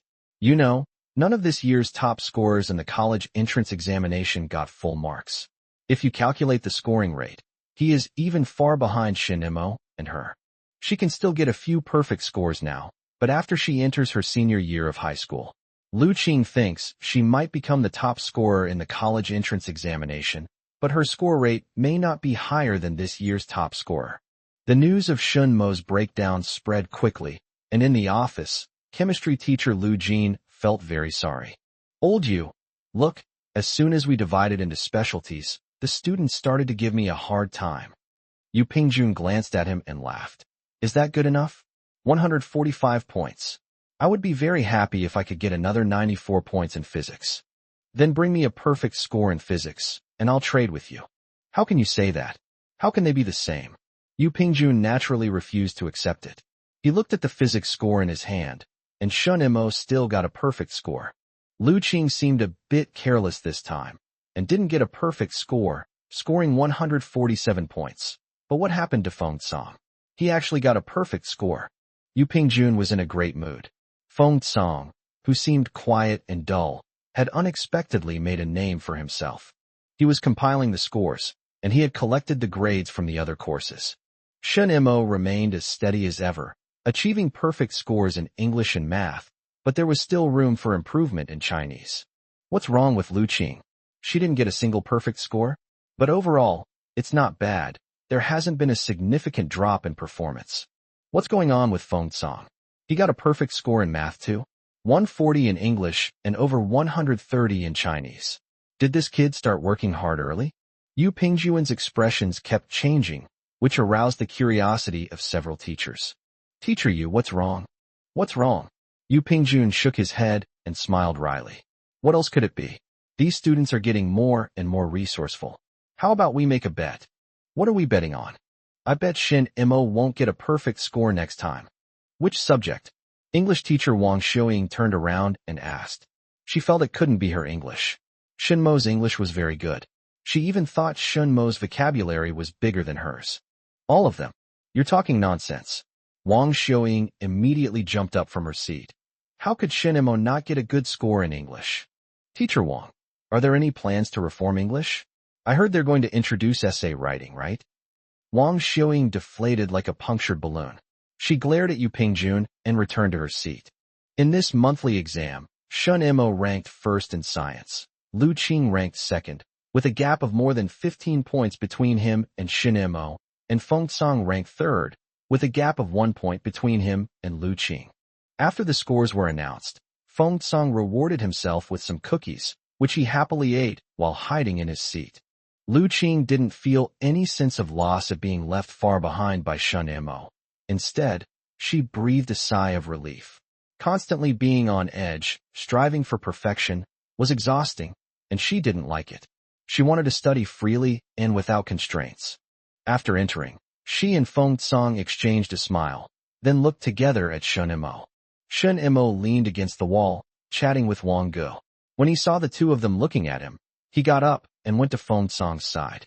To Feng Cong's astonishment, Shinmo grabbed a handful of his cookies and casually gave a few more to Lu Qing. You two are playing me. Shinmo popped a small cookie into his mouth and chewed it with a crunching sound. Feng Cong looked aggrieved. You were just reciting my lines, and you were eating my cookies too. Lu Qing munched on Feng Cong's biscuit and said happily, You're already number one. What's there to be unhappy about, right, Feng Cong? Exactly. How dare you eat my cookies? Honestly, I thought you'd slack off during the subject selection break, but I didn't expect you to be so honest and only slack off in chemistry. Lu Qing was a little impressed with Shinmo. Who knows, Shinmo might actually score higher than this year's top scorer in the college entrance examination, but she felt that she could too. Next time, definitely next time. Feng Cong stared at Shinmo's mouth as he chewed on the biscuit, his heartache evident in his expression. Don't break it too badly. Don't worry, I know what I'm doing. By the way, all my assets have been invested in stocks, and I've made money. I'll treat you to some cookies. Oh, Shinmo, you finally remembered me. Feng Cong tried to cheer himself up. Lu Qing was a little worried. Was Shinmo going down a path of do or die? But Feng Cong didn't show this worry. As for stocks, he heard that the stock price had already halved. At most, he would lose a little more, but the possibility of making a profit was very high. No one expected Shinmo to get first place in this monthly exam, not even Shinmo himself. Their conversation was overheard by the other students in the class. Was Shinmo going to give up on getting a perfect score next time? That was a good opportunity. It was a pity that the three of them didn't give up at the same time. Otherwise, with a little effort, they might have had a chance to be number one. Shinmo and Lu Qing exchanged a glance, then looked at Feng Cong. Feng Cong immediately offered the cookies in his hand. Gentlemen, please go easy on me. I don't mind my low ranking. Zhou Jie from the next class was quite happy because Shinmo had become the top student in the grade. When it was time to get lunch, she deliberately stood a little longer at the entrance of the canteen, just to wait for He Zhuqing. She didn't plan to say anything. She would just smile at He Zhuqing. She had prepared her emotions and thought about how she would smile, but He Zhuqing never showed up. Seeing that the cafeteria ladies were about to close for the day, and she still hadn't seen He Zhuqing, she had no choice but to reluctantly go back. He Zhuqing saw her, but remembering what she had said a few days ago, she didn't want to go over and be ridiculed by Zhou Jie, so she simply gave up lunch and buried her head in the sand like an ostrich. If they didn't meet, there would be no conversation. When it was time for dinner, she saw Zhou Jie still looking around at the entrance of the cafeteria, and she knew that she was waiting for her. I skipped lunch, so I can't skip dinner too. He Zhuqing decided to eat outside the school, even if it was a bit more expensive, because she thought it would taste better. As she left the school, she saw Wang Hao rushing inside. He merely nodded to her without saying hello and ran off quickly. Wang Hao ran straight into the classroom and grabbed Shinmo. He gasped, I made money. I made money. Wang Ge asked curiously, what did you earn? The stock has rebounded. The biggest topic in Chapter 126. The biggest news in Shanghai today is the rise in electric vacuum gas prices. Almost everyone near the business outlets is talking about it. How could it suddenly rise like that? I heard that people from Pengcheng came to buy up large quantities of vacuum steel at rock-bottom prices. That can't be right. They bought at the bottom and the stock price skyrocketed? I think it's a setup. The stock price has been driven up by manipulation, and it might only last for a few days. If you can make a move, do it now, or you'll miss your chance. My analysis is that they're probably optimistic about the overall market. How many more investors have joined since last year? How much has the market risen? That makes sense. Xiaomao had mixed feelings. He sat to the side eating noodles. This time it wasn't plain noodles, he added a side of braised pork. The braised pork was delicious, but the taste in my mouth wasn't the same as before. It had only been a few days, less than a week, since Shun Mo last bought 300 shares from him, and the increase in electric vacuum stock price far exceeded expectations. Those who hadn't yet managed to cut their flesh and run away were now chanting Amitabha Buddha's name, overjoyed. For example, they dared to add extra dishes to their dinners. Does this kid have some inside information, or did he really manage to copy it?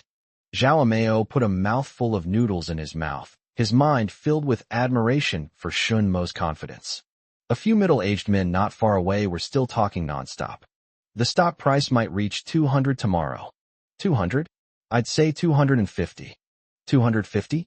You mean you're 250? You acted too early, didn't you? Where are you going to find this stock now? The group ran away quickly, and now none of them have any shares in electric vacuum. They can only mock each other to console themselves. However, the stock price continued to rise steadily the next day. The handwriting was a little slower, but everyone in the brokerage could see that the stock price was rising. This is incredible.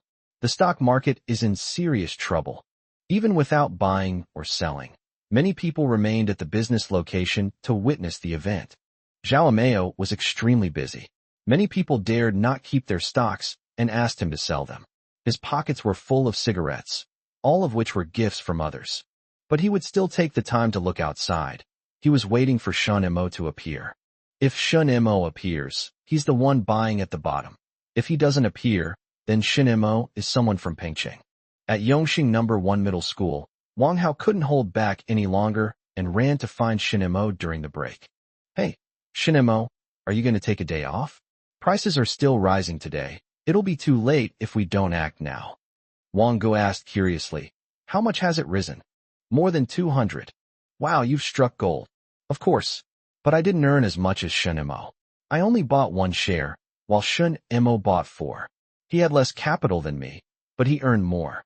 Shun Mo laughed and said, I've been imprisoned for my entire family's expenses, while you're just getting pocket money. It's different. Can't we leave? You go first, I think it can still go up. Wang Hao was conflicted. He didn't dare to make a decision for Shun Mo because he didn't know how high the price could go.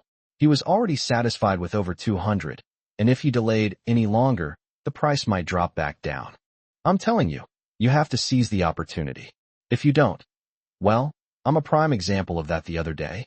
I'm not talking to you anymore. I'm taking the afternoon off to sell them. Wang Hao ran off in a hurry.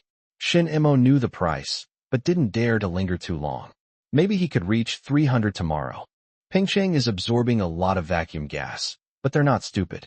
They'd rather save every penny they can. Why would they want to quickly drive up the stock price and increase their own costs? After afternoon classes ended, Shun Mo used the time to go back to his second uncle's place. Xin Xuan was surprised to see his nephew, even though it wasn't the weekend. Hey, what happened? Second uncle, please have Annie and I go out tomorrow. Did you bring the household registration book? Sui Wefang, holding little Shin Hang, looked equally surprised. After you mentioned it last time, I went to the old house and got the household registration book back. What's wrong? I'm going to open a savings account tomorrow. I want to deposit a lot of money. Wu Xiaofan asked curiously, a lot? How much is a lot? Sui Wefang tugged at her sleeve. Mom. She kept her mouth shut about Shinmo's matter. Wu Xiaofan then stopped asking questions. Shinmo said, I'm not sure either, but there will be a lot of money tomorrow. I'm going back to school now. Then I'll wait for you at home tomorrow. Hey, have some food before you leave. Shinmo replied, there's not enough time. I need to go back to school for evening self-study. I can just grab something to eat on the way. He came and went like the wind. Wu Xiaofan glanced at the stove. The pot of stewed fish was still boiling. There's still time to grab a bite to eat, right? Shinemo bought a few pickled mustard green steamed buns and ate them on the way back to school. Evening self-study had not yet started when he returned, but the campus was already very quiet. He came in first place in this monthly exam, and even the gatekeeper at the gatehouse knew him. Hurry up, the teacher is almost in the classroom. Why? Shinemo didn't go to the classroom. Instead, he rushed to the office to ask Yu Pingjun for leave. Report. Come in. Yu Pingjun was a little surprised to see Shinemo, as a student like Shinemo would not easily enter the office. What's the matter? Yu Pingjun asked, noticing that almost all the teachers were looking in his direction. Shinemo said, Teacher, I would like to ask for leave tomorrow. Is something wrong at home? Shinemo told half the truth. Wang Hao and I have a good relationship. Wang Hao bought some stocks before, and when the price dropped, I used all the money I earned from working as a waiter on Huayuan Road to buy electric vacuum. He told me today that the price has gone up, and I'm thinking of selling them tomorrow. Some of the teachers also invest in stocks, and when they heard that Shinemo had bought an electric vacuum tube, they were suddenly very envious. The top student was really clever, and even his opportunities to make money were better than those of ordinary people. Yu Pingjun didn't expect Shinemo to be so honest. He thought Shinemo would make up a lame excuse to fool him. After only a few seconds of consideration, he replied, Sure, you should be able to make a good amount this time, right? The money you earn should be enough for you to live comfortably through high school, right? That's enough. All right, but I still want to tell you that you are still a student and should prioritize your studies. I am very happy that you got first place this time. Money can never be earned enough, so you must not let small gains lead to big losses. Teacher, I've got it. All right, let's go back. Shinemo went back. As soon as the first evening self-study session ended, Wang Hao ran over, his face flushed with excitement. Hey, Shinemo, I sold it this afternoon for 280 yuan. I made over 100 yuan. It was easy for him to ask for leave. As long as he didn't cause trouble in class, the homeroom teacher hardly had any requirements for him. I've already taken leave. I'll go sell them tomorrow. When I come back, I'll bring everyone cookies. I think it can still go up, but I can't be greedy. I don't know how high it will go, so I should get out early and secure my profits. You can still make it by going there tomorrow morning, so it's better to secure your profits sooner rather than later. Chapter 127, 380. There are always a few memorable moments in history, like this one. Shinemo couldn't tell Wang Hao. He could only secretly rejoice. Wait for me. The news that Shinemo was going to sell his stocks spread during the evening self-study session, and many people knew that he had made a fortune. If you buy 4 vacuum tubes for 75 yuan, and even if you sell them for 280 yuan, Shinemo will still have over 1,000 yuan in his hands. That much money is enough for him to finish the remaining 2 years of high school. It's more than enough. Even with tuition and fees included, it's still enough. Shinemo doesn't need to pay tuition and fees. His grades are good enough that the school has reduced or waived them for him. Many classmates thought Shinemo was too extraordinary. Not only were his grades good, but he could also earn more money than Wang Hao. They thought it was normal for Wang Hao to earn some pocket money by trading stocks. But Shinemo, shouldn't a student with such good grades have this kind of luck? How come he has all the good things? As soon as evening self-study ended, He Zhuqing came out of the classroom and saw Zhou Jie and Wang Hao chatting at the stairwell. Let's go. Wait a minute, Shinemo. What are you waiting for him for? Wang Hao asked curiously. Zhou Jie glanced behind him and saw He Zhuqing quickly disappear into the classroom. She chuckled to herself. Nothing. Hey, let me tell you, don't even think about ripping off Shinemo. Wang Hao felt he had hit the nail on the head. Shinmo's comeback wasn't easy. This money is only enough for his high school life. And now he wants to treat you to a meal. Zhou Jie felt extremely wronged. I didn't even mention this, okay? Oh dear, let's go. Let's go. Shinemo still needs to study for a while, don't you know? Hey, wait a minute.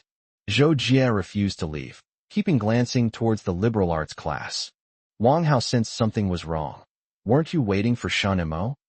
We are waiting for He Zhuqing. Oh my, your relationship has improved again. What's so good about it? Zhou Jie said with a grin. Your and Shinmo's stocks went up. I'm waiting for her to come out and tease her a bit. Wang Hao was speechless. There's a chance. Wait until Shun Mo sells you out before you laugh. You haven't even secured your gains yet. That's true. Zhou Jia knew that the stock was still rising today, but she was unsure what it would be like tomorrow. She hurriedly ran downstairs, saying, I'm going back to rest now. Wang Hao was dumbfounded. The change of expression was so fast. The next morning, Shun Mo attended morning self-study as usual and even did morning exercises. Many students were surprised that they had asked for leave, but not for the whole day. Even if you left early in the morning, the homeroom teacher wouldn't say anything. Lu Qing admired Shun Mo. He knew when to do what he was supposed to do. Since the store hadn't opened yet, why not stay at school and learn more? She used to say that it wouldn't matter if it took a little more time, but after meeting Shun Mo, the difference between their scores was often only 1 or 2 points. If they missed a single knowledge point, their rankings would switch. After the morning self-study session ended, Shun Mo disappeared. Lu Qing saw Feng Tsang with his eyes closed and his hands clasped together, muttering something. I leaned closer to listen, and it turned out she was praying that Shun Mo's stocks would make money, and that she would bring him cookies. Feng Tsang smelled a different scent, like that of a girl. He opened his eyes and was startled. Sister, scaring someone to death is punishable by death. Others pay with their lives, but for you, a few cookies will suffice. After calculating the time, Lu Qing said, Shun Mo should be at the store by now, right? Shun Mo went back to his second uncle's place first. His second uncle had gone to work, and Sui Wefang and his mother-in-law Wu Yufan were at home. Early in the morning, Sui Wefang was busy preparing the household registration book and also left breakfast for Shun Mo. Wu Yufan held her little grandson, Shen Hang, who was full of energy at the moment, babbling and wanting to go out for a stroll. You and Xiao Mo go out later. I'll take Hang Hang downstairs. There are more kids downstairs. It'll be more lively. Wu Yufan felt it was normal for her daughter to care so much about Shun Mo. Shin Mo's grades were there. He was also very good to his second uncle and aunt, and he would take good care of his younger brother in the future. If we get along well, we might be able to take care of Sun Junjun in the future. When Shun Mo arrived, the porridge on the table had cooled down. He slurped it down in one gulp and said, Auntie, let's go. Wu Yufan carried the child downstairs with them. Before leaving, Shun Mo reached out and pinched his little brother's cheek. The little guy grinned, but his mouth was still bald. Once on the tram, Sui Wefang acted as if she were on her own, chatting with the driver and ticket seller. What are you going there for? The driver asked casually, leaving Sui Wefang speechless. Go and open a savings account for me, Shun Mo said, taking over the conversation. Oh my young man, how much money do you have? Several hundred. Then it's time to save it. After Shun Mo took over the conversation, Sui Wefang had a much easier time chatting. After changing buses several times, they arrived at the business office. As soon as they got off the bus, they were locked onto by Zhao Meo's radar. Brother, here. Zhao Meo waved his hand and shouted, afraid that Shun Mo would not see him. He was not the only scalper nearby, and he could not let someone else steal this deal. Sui Wefang lowered her head and asked, Do you know them? Pile driving mold. Oh, Shun Mo said, Auntie, I'll tell you later. You're an accountant. Sui Wefang laughed and said, You really know how to make things up. An accountant is an accountant. Zhao Meo rushed over from the crowd, panting and laughing. Brother, we've struck it rich. Are you buying or selling today? Of course we'll sell. Zhao Meo felt much more at ease. This young man was a wealthy individual from out of town, not from Pengcheng. They've all been sold, right? Sell them all. What's the price now? Zhao Meo exclaimed excitedly. The price has already reached 350 yuan since the market opened this morning. Brother, you have a good eye. Let's go, let's make the deal.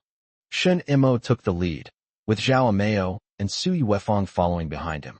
Zhao Meo asked excitedly and curiously, Brother, how much do you plan to sell it for? 380. Shun Mo quoted a price. Zhao Meo waited and thought it was acceptable. He even felt that it could be higher. But since Shun Mo said it was 380, then it would be 380. While Zhao Meo was helping Shun Mo with his work, Sui Wefang was also visiting the store. It was crowded, and everyone's face seemed to say, I'm about to get rich. Xiao Mo, how much can you sell it for? This time it will be 5 times the original amount.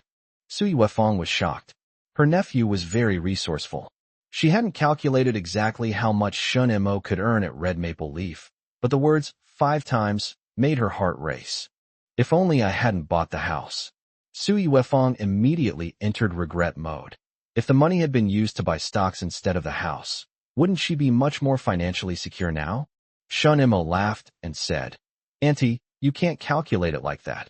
A while ago, those who bought stocks lost half of their money. Where does my money come from? Someone has to lose for me to make a profit, and I can't keep making profits forever, right? Chapter 128 Watch My Score Controllability. In the morning, Shun Mo sold 300 shares at 380 yuan per share, earning 114,000 yuan. Zhao Meo watched Shun Mo and Sui Wefang counting money together excitedly, his mouth never stopping. Brother, are you going to buy other stocks? I'm not buying for now. This market surge is too strong. I can't handle it. I need to slow down. Zhao Meo immediately said, it's right to slow down. Oh dear, the market being too good is also scary. Now he would agree with whatever Shun Mo said. After counting the money, Shun Mo and Sui Wefang went to the counter of the nearby Industrial and Commercial Bank of China to open a savings account and deposit the money. The person at the counter was startled. 110,000? Yes, I made it from stocks. Everyone knows about the market situation these past few days. Bank employees are gasping in shock, envying those who dared to be so bold. Regularly, about once every year and a half. The interest rate is good, with an 8.64 interest rate for a 1-year term. Shun Mo doesn't need to do anything with this money. He can earn nearly 10,000 yuan more after a year. Shun Mo saved 110,000 yuan and gave the remaining 4,000 yuan to Sui Wefang. Auntie, take these home for your household expenses. Sui Wefang refused to accept the money and put it on the counter. I'll deposit it all. She can keep track of both big and small accounts. She'll take advantage of some things, but she can't keep doing it forever. If she does, her nephew will be gone. Auntie, it's all right. What connection? You worked so hard to earn this, and now you think I can just follow you around and pocket the money? That doesn't make sense. You might as well tell Garden Road that I can just go there and get the money. I can deposit it all. The interest is pretty good. Hey, I'll keep 100. Shun Mo kept some money for himself, and Sui Wefang deposited the rest in the bank. The two men left the bank almost empty-handed, but felt completely relaxed. Shun Mo gave Sui Wefang his bank book and ID card. Auntie, please take these back with you. It's not convenient for me to keep them at school. Okay, Auntie will keep it safe for you.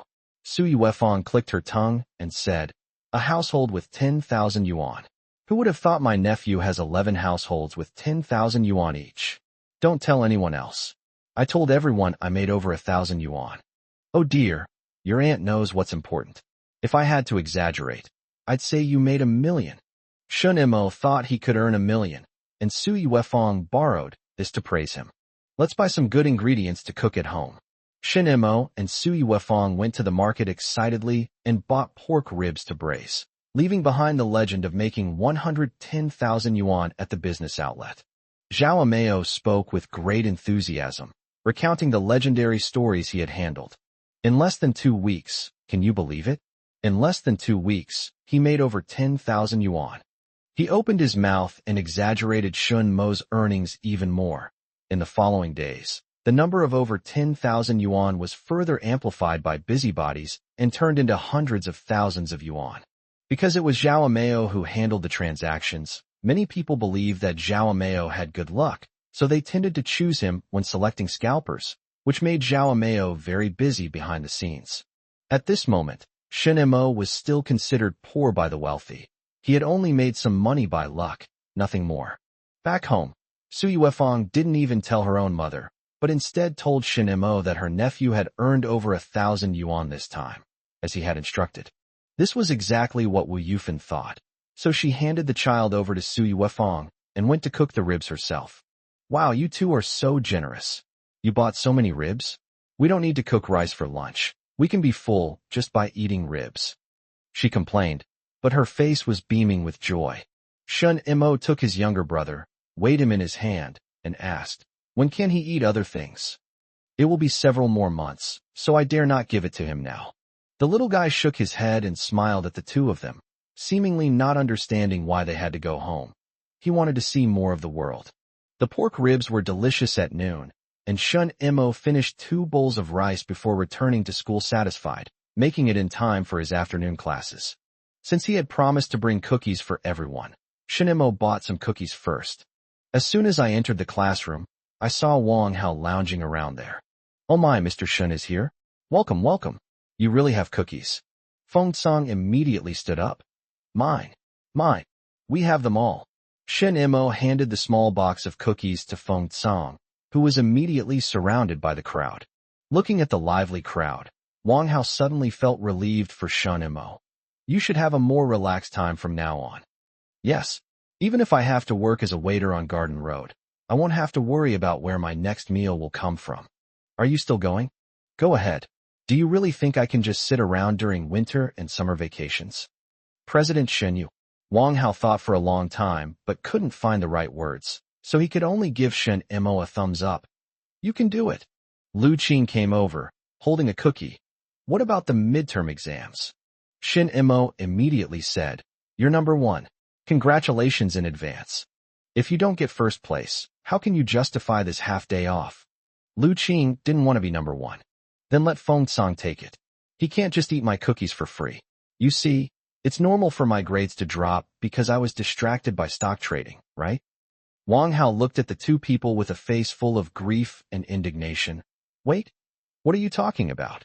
Feng Song was happily dividing up the cookies, oblivious to the conversation taking place on the other side. During afternoon class, he even shared some with the teacher. Try it, try it." Thanks to the stock market incident, Shinmo's standard of living has improved somewhat. Many people who previously viewed him with prejudice might not say it to his face, but they would talk about it behind his back from time to time. They still talk about it now, but no matter how much Shun Imo spends, they think it's normal. It's something that even Wang Hao and Zhou Jie couldn't do. A high school student could hold more than 1,000 yuan in his hand and spend it freely.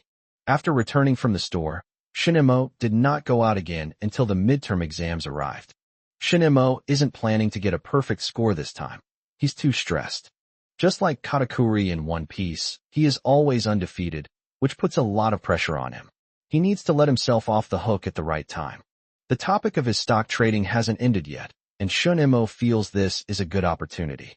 But he still did his best in the Chinese exam, as it was the subject he couldn't afford to slack off in. However, when it came to other subjects, Shun Imo started to control his scores, and he did so with precision. Li Dawei and Wang Hao appeared in front of him. "Hey, we've been desk mates for so long. Don't tell me you can't learn these point-controlling techniques." Shun Imo smiled slightly, his pen twitched slightly, and he chose the wrong answer on the not-too-difficult multiple-choice question. After the first day of exams ended, during evening self-study, these teachers did not go into the classrooms, but stayed in the office to grade the papers. The Chinese teacher didn't notice anything unusual, but Wang Ji, who taught math, did. Shun Imo shouldn't have gotten this question wrong. He was careless. He must have been careless.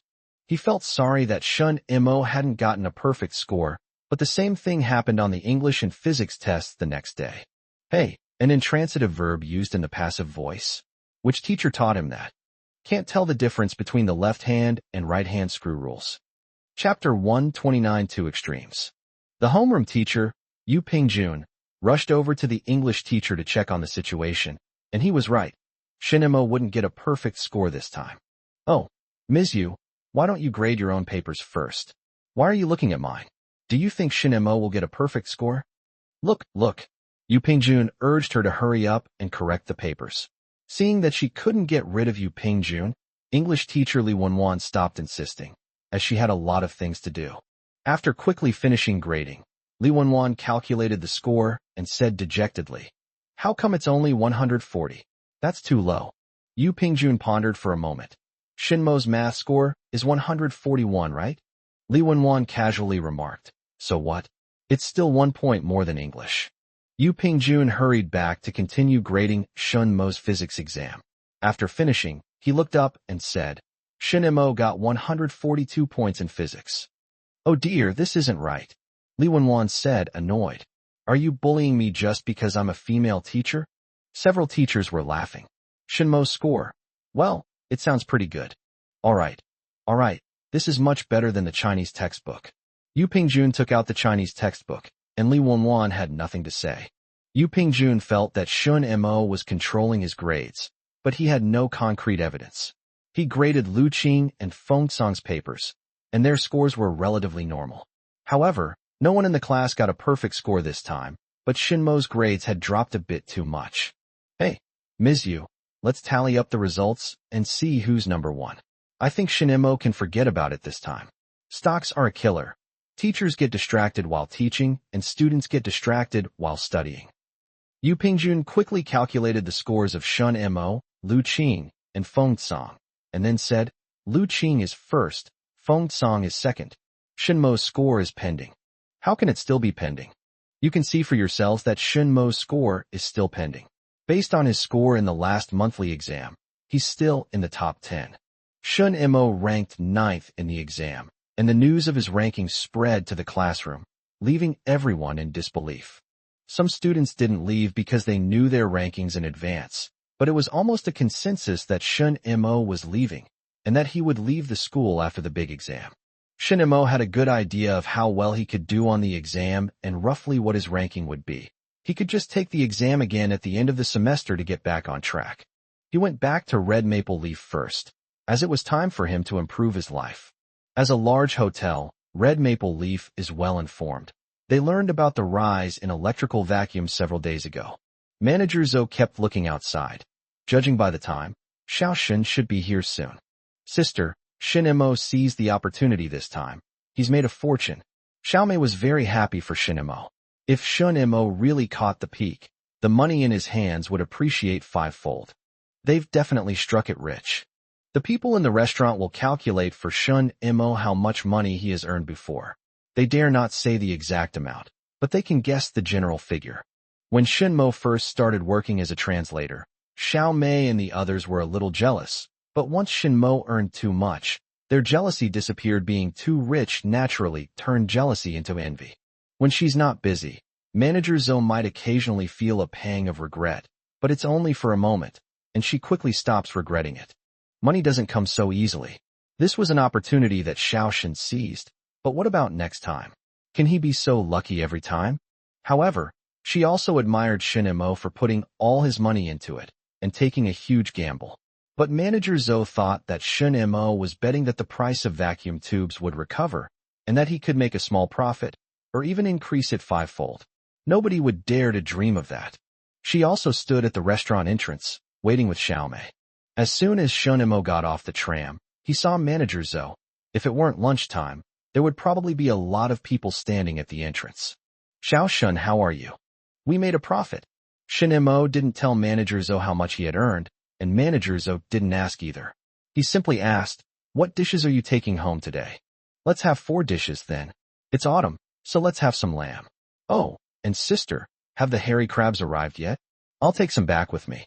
We're here. We saved it for you. Come in quickly.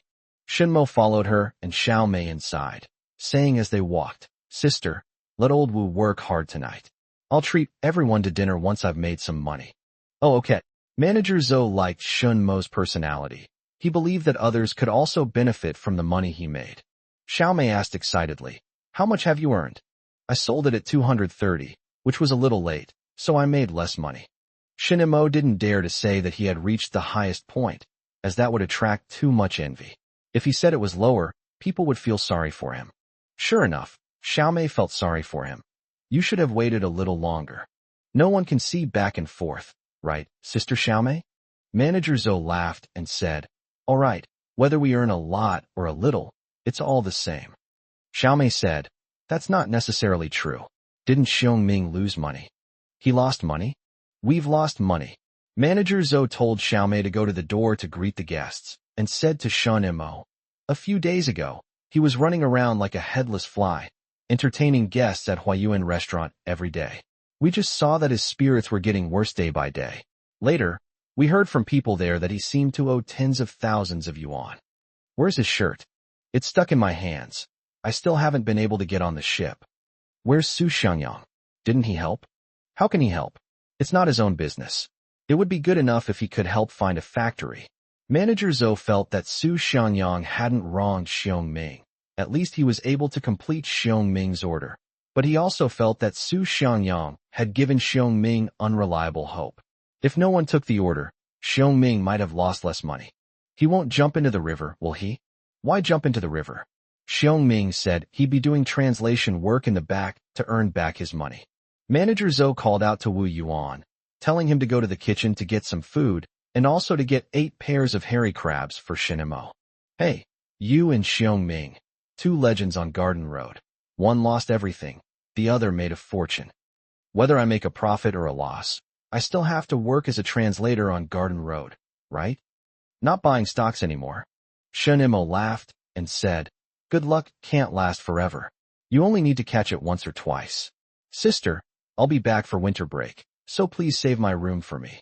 Manager Zhou was very happy, fearing that Shinmo might become restless and look down on the money earned from translation work. That's good. The money from translation isn't as much as from stocks, but it's still a lot of money, enough to keep you until you graduate from university. By the way, is Prince Mingyang graduating soon? Manager Zhou was annoyed whenever the topic came up. It's winter break, so he has to come again, and then he has to do his internship. It's hard for him to take leave. By the way, Xiaoshun, could you work harder during the rest of the holidays and help your sister find 1 or 2 more experts? No problem. Shin Imo readily agreed. He was still quite curious about what kind of organizations math majors could be assigned to. Did Brother Mingyang say where he's going for his internship? Which organization is uncertain, but what is certain is that it is a good organization. Chapter 130 Preparing to visit the teacher during winter break. Mom, make the rice first. As for the dishes, we'll do them a little later. Xiao Mo is coming back today and might bring some dishes. Wu Yufin went to cook first, and while rinsing the rice, she said, how much money does it cost to bring this every time? Tell Xiao Mo not to bring it anymore. It would be better to use that money to buy other dishes at school. Sui Wefang finally realized something was wrong. Only she and Shun Chuan knew about her nephew's affair. No one else had told them. If the food was taken any further, the secret would be exposed. Oh my, Mom, I didn't expect it to be like this until you told me. But as a favor, it's not right to let Xiao Mo take care of her all the time. You too, Shin Chuan, you're too honest. And you used to be quite shrewd, but pregnancy makes you stupid for 3 years, it's really true. If Xiao Mo comes back tonight, remember to tell him that you can't use favors like that. Sui Wefang was indignant. How could pregnancy make you stupid for 3 years? She thought she was very clever. Wu Yufin chattered on as she put the rice into the pot. Shen Mo returned quickly, carrying groceries in his hands.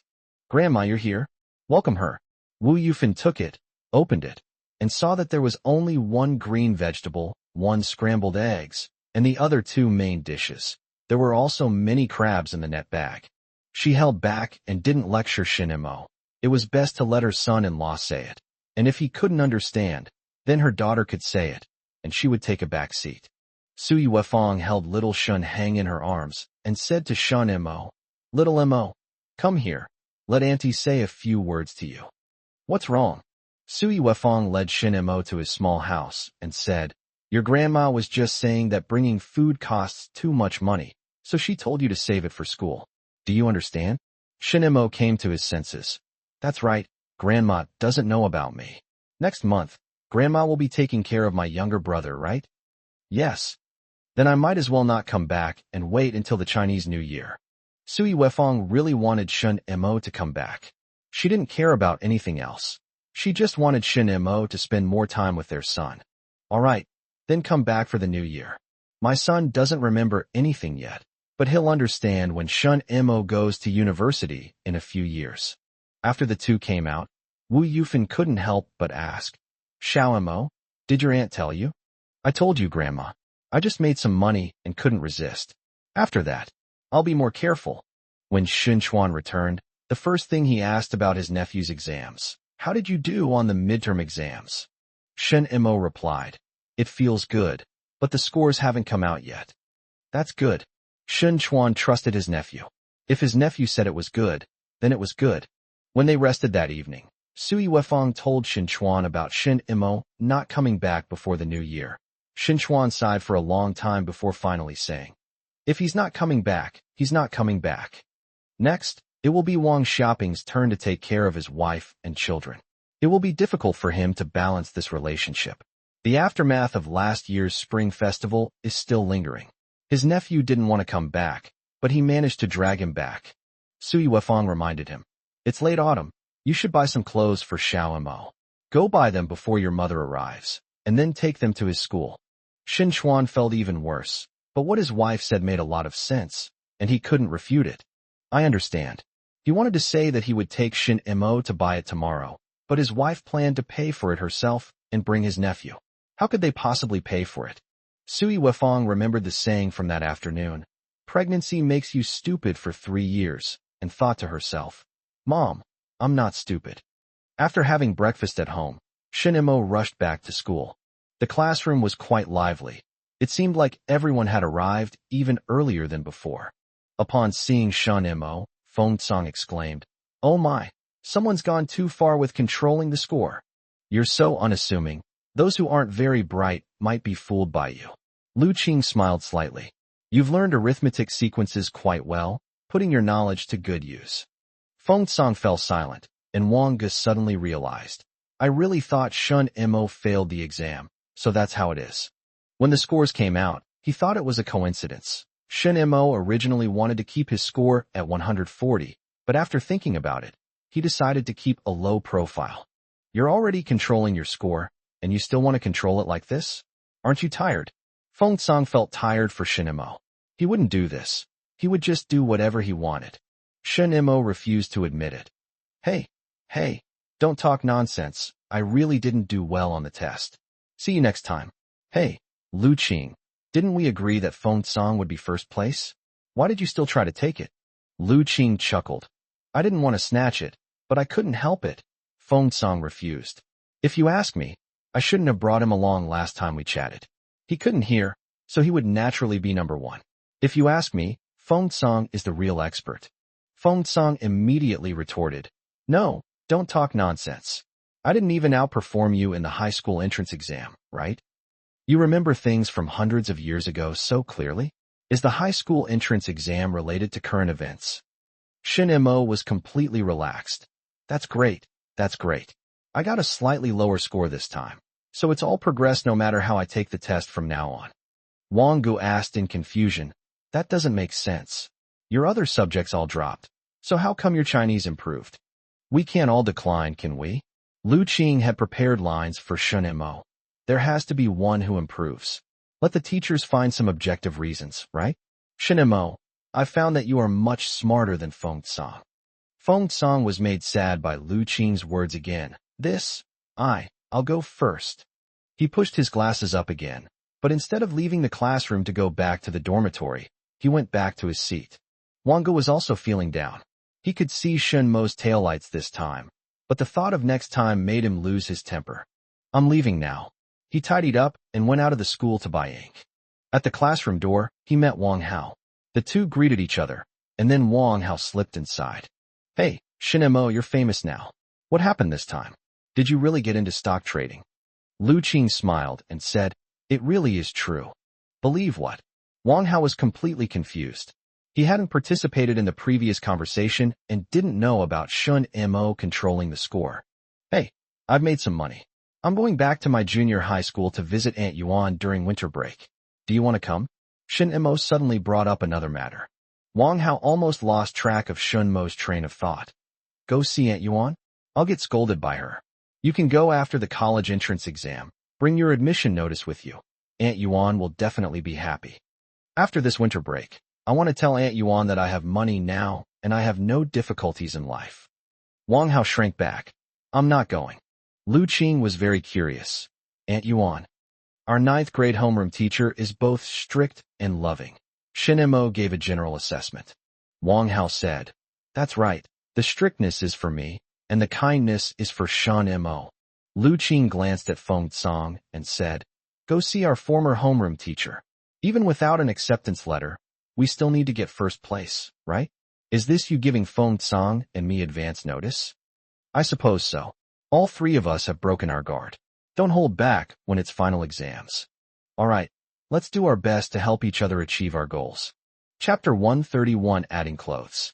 On the street of Garden Road, Xiongming's eyes were somewhat vacant. He's about to graduate, but the tens of thousands of yuan in debt he's carrying are suffocating him. He gave up his internship opportunity, and he'll have to accept whatever job he gets after graduation next year. His immediate priority is to go back to Huayuan Road to work as a waiter, earning some small change while waiting to make big money from translation. He was in his early 20s, and he already had gray hair, but there was still light in his eyes. He had his moment of glory and believed he could turn things around with his own abilities. Shinemo and Zhao Mingyang wouldn't return to Garden Road outside of summer and winter vacations, so now was his time to monopolize the place. After everything settled down, Su Xiangyang returned to Shanghai. Upon his return, he went to Garden Road to inquire about news, and there he immediately spotted Xiongming on the street. Looks like he's lost everything. Su Xiangyang chuckled inwardly, quickening his pace as he reached Xiongming. Brother, how much did you make? Xiongming smiled wryly. It's true what they say. Every profession has its own secrets. The factory alone consumed a lot of my time. As soon as the goods were finished, I didn't even have time to take the next step before I breached the contract. Huh?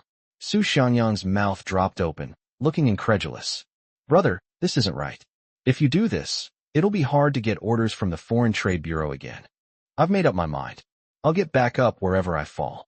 I'll work as a translator on Garden Road first, and once I've paid off my debts, I'll go into foreign trade. Su Xiangyang found it strange. Had Xiongming never learned his lesson? How can you still do foreign trade? Brother, you're starting a company. It doesn't necessarily have to be me, right? Su Xiangyang thought to himself.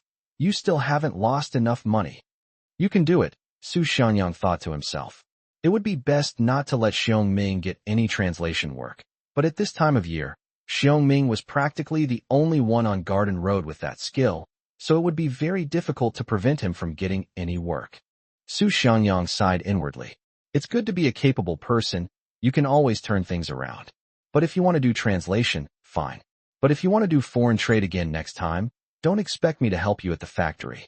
If you're still thinking about doing foreign trade, next time I'll make sure you lose your underwear. Su Xiangyang didn't even want Xiongming to take on translation work, but he couldn't approach everyone in the foreign trade business.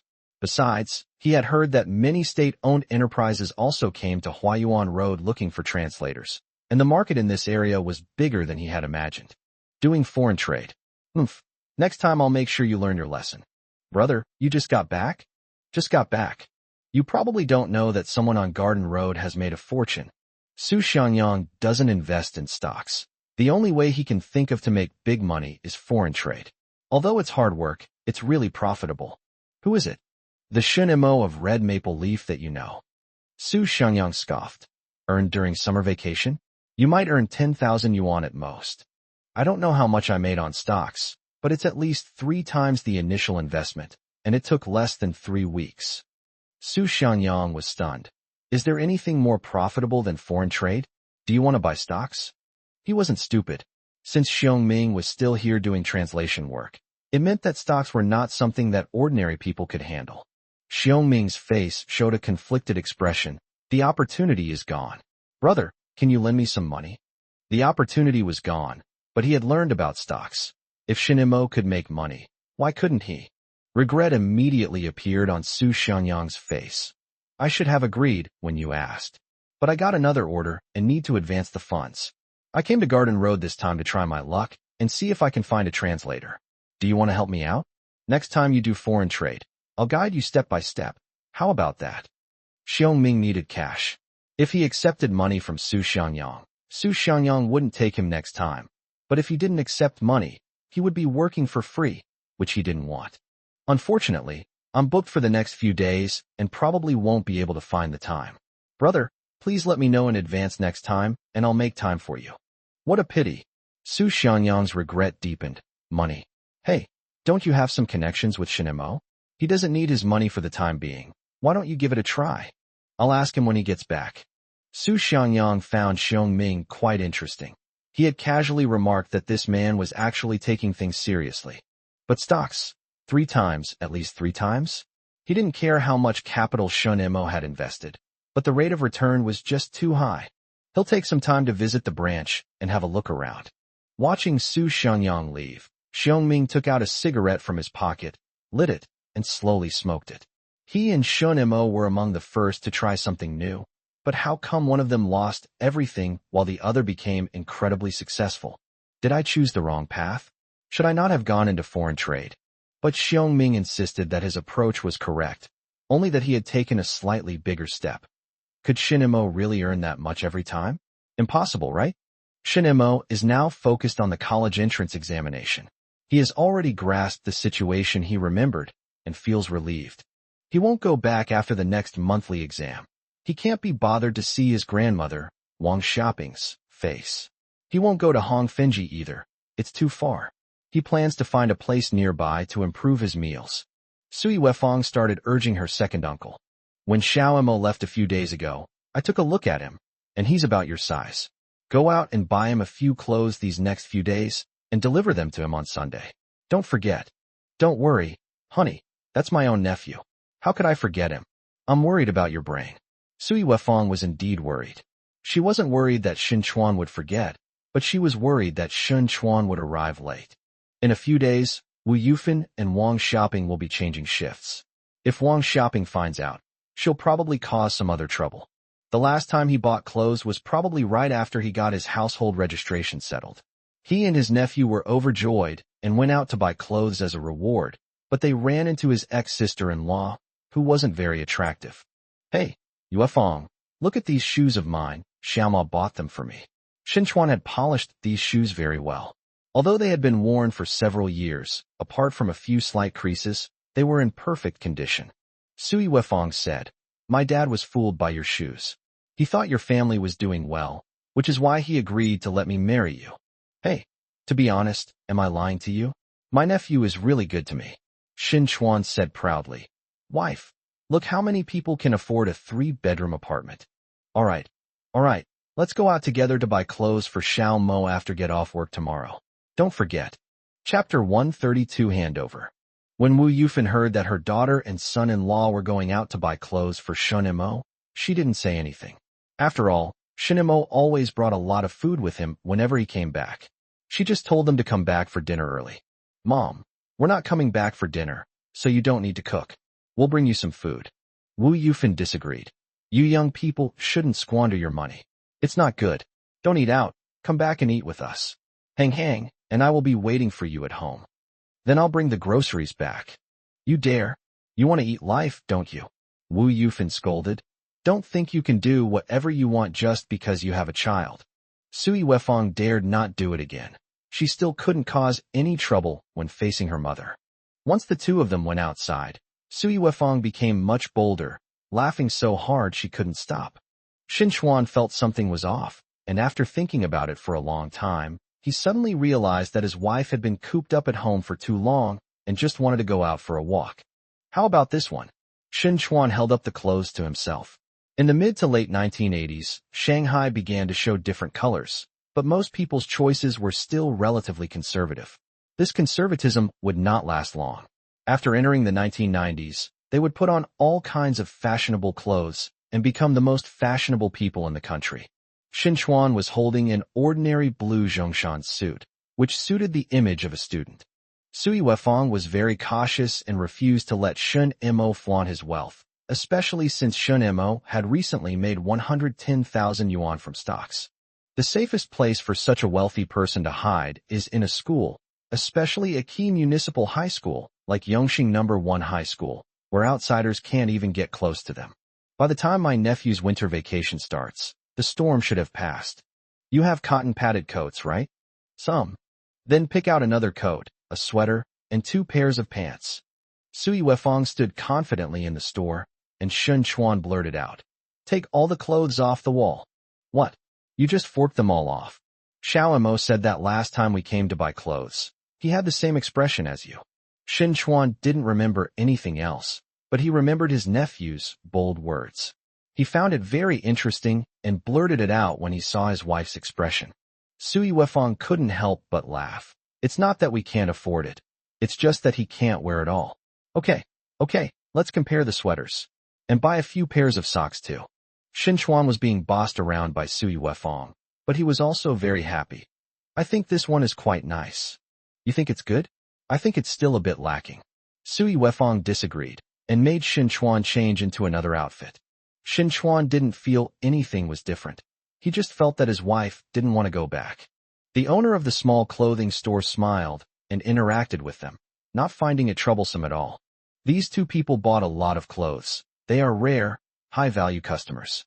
After I negotiated the price and paid, the shop owner gave me an extra pair of socks. Sui Wefong asked for a large plastic bag, carefully packed the clothes, and went back with Shin Chuan. Go and deliver it to Xiao Mo on Sunday. And come back early, my mom is going back. Sui Wefong wasn't in a good mood because Wang Shopping was going to take care of Xiao Shinhang. I'll be back before noon. Shin Chuan began to pray that his mother and wife would get along better. Over at the old house, Wang Shopping was packing her clothes, preparing to go there. Shin Baihan repeatedly instructed, when you get to Xiao Chuan's place, you must get along well and avoid any conflicts. They will be coming back for the new year. I understand. Wang Shopping felt that there wouldn't be any major conflicts. The only thing the two of them might have a small disagreement about was taking care of their grandson, but it wasn't a big problem. The bed in the small room has been replaced, and it can now fit the second son and his family of 3. However, Shin Baihan also began to worry about the future. Where would the family sleep when the grandchildren grew up? At this time, he thought of Shin Mo again. What would happen to his eldest grandson this year? On Sunday morning, Wang Shopping took some things to her second son Shin Chuan's place. After knocking on the door, she only saw her mother-in-law, daughter-in-law, and grandson. Her second son was not home. Mom, you're here, come in quickly. Sui Wefong had received a lot of money from Wang Shopping since last year, so she was very polite. Where's Xiao Chuan? He went out to buy groceries and will be back soon. Sui Wefong's lie came out without hesitation, but Wang Shopping did not doubt it. Her mother-in-law might be leaving soon. Her daughter-in-law had to take care of the child, and if her son didn't go to buy groceries, who would? Little Shun Heng has grown up a lot, and is now fair-skinned and tender. He is hiding in his mother's arms, looking at her with his bright, sparkling eyes. Come and see Grandma. When Wang Shopping reached out to hug the little one, the little guy pouted and tears started falling. Sui Wefong laughed and said, This is Grandma. It's only been a little over a month since we last saw each other, and you don't recognize her? What about Grandma's in another month? Will she not recognize Grandma either? Wang Shopping laughed. Xiao Jingjing was like that before. She wouldn't let me hold her even after we hadn't seen each other for more than a month. She'll be fine in a little while. Children love familiar people, and even strangers. As long as they spend some time with them, under their mother's watchful eye, they will be willing to be held. Wang Shopping glanced outside, wondering how long it would take her silly son to buy groceries. Had he been ripped off by the vendor? Shin Chuan arrived at number 1 middle school carrying a large plastic bag. The small shops outside the school were quite lively, with many students buying ink pencils and notebooks. He really liked the look of the school gate. These students were academically excellent, and he hoped to come here in a decade or so to bring his son clothes or living expenses. Shin Chuan randomly grabbed a student at the door and asked him to go to class 1 of the second year of high school and call Shin Mo out. Shin Mo? I know him. Shin Mo is practically a celebrity at school, and he's quite famous in the second year of high school. He didn't make it into the top 3 in the last midterm exam, but he still made a lot of money. When one thing doesn't work out, another does. He always manages to do something that others envy. He rushed into the classroom of Class 1, Grade 11, and shouted, Shin Mo, someone is looking for you at the school gate. Thank you. Shin Mo went to the school gate and saw his second uncle from afar. His second uncle was carrying something in his arms, which was bulging. Second uncle, didn't you say you weren't going back? Why did you come to the school? Number 1 middle school is great. I came to visit and go back to chat with my coworkers, brag a bit, and feel proud. Shin Chuan handed the things in his hand to his nephew. These are the clothes your aunt bought for you. It's going to get cold soon, so don't get cold. My grandma has passed away, hasn't she? They will arrive today. They should have arrived by now. So you're saving it for when you go back to the old house for Chinese New Year, right? Shin Chuan's smile diminished considerably, with only a few traces remaining, seemingly a muscle memory. I'll wait for you to come back. It's all right, uncle. After the holiday, I'll go straight to Red Maple Leaf to make money. I won't go back to the old house on New Year's Eve. Chapter 133, I want to get in. As expected, Shinchuan could guess what his nephew was going to say before he even arrived. There was no room in the old house, making it difficult for him to get his nephew to come along. He also knew his nephew didn't want to go. Before New Year's Eve, your aunt and I will buy some extra braised dishes and preserved meats to keep on hand. When you come back to stay, you can have a good meal to nourish yourself. Not to mention going out to earn money. You're tired from studying every day. Shinchuan glanced at the students coming and going. Although the small shops at the school gate were bustling and the students were chatting and laughing, they made good use of their time. They would return immediately after buying their things, and very few people lingered outside. Shinchuan felt that he couldn't handle such an intense study life. Even if he got in, his nephew could handle it and become one of the top students in the school, which must have been very tough for him. Actually, it's not that tiring. Shin-mo likes the intense high school life.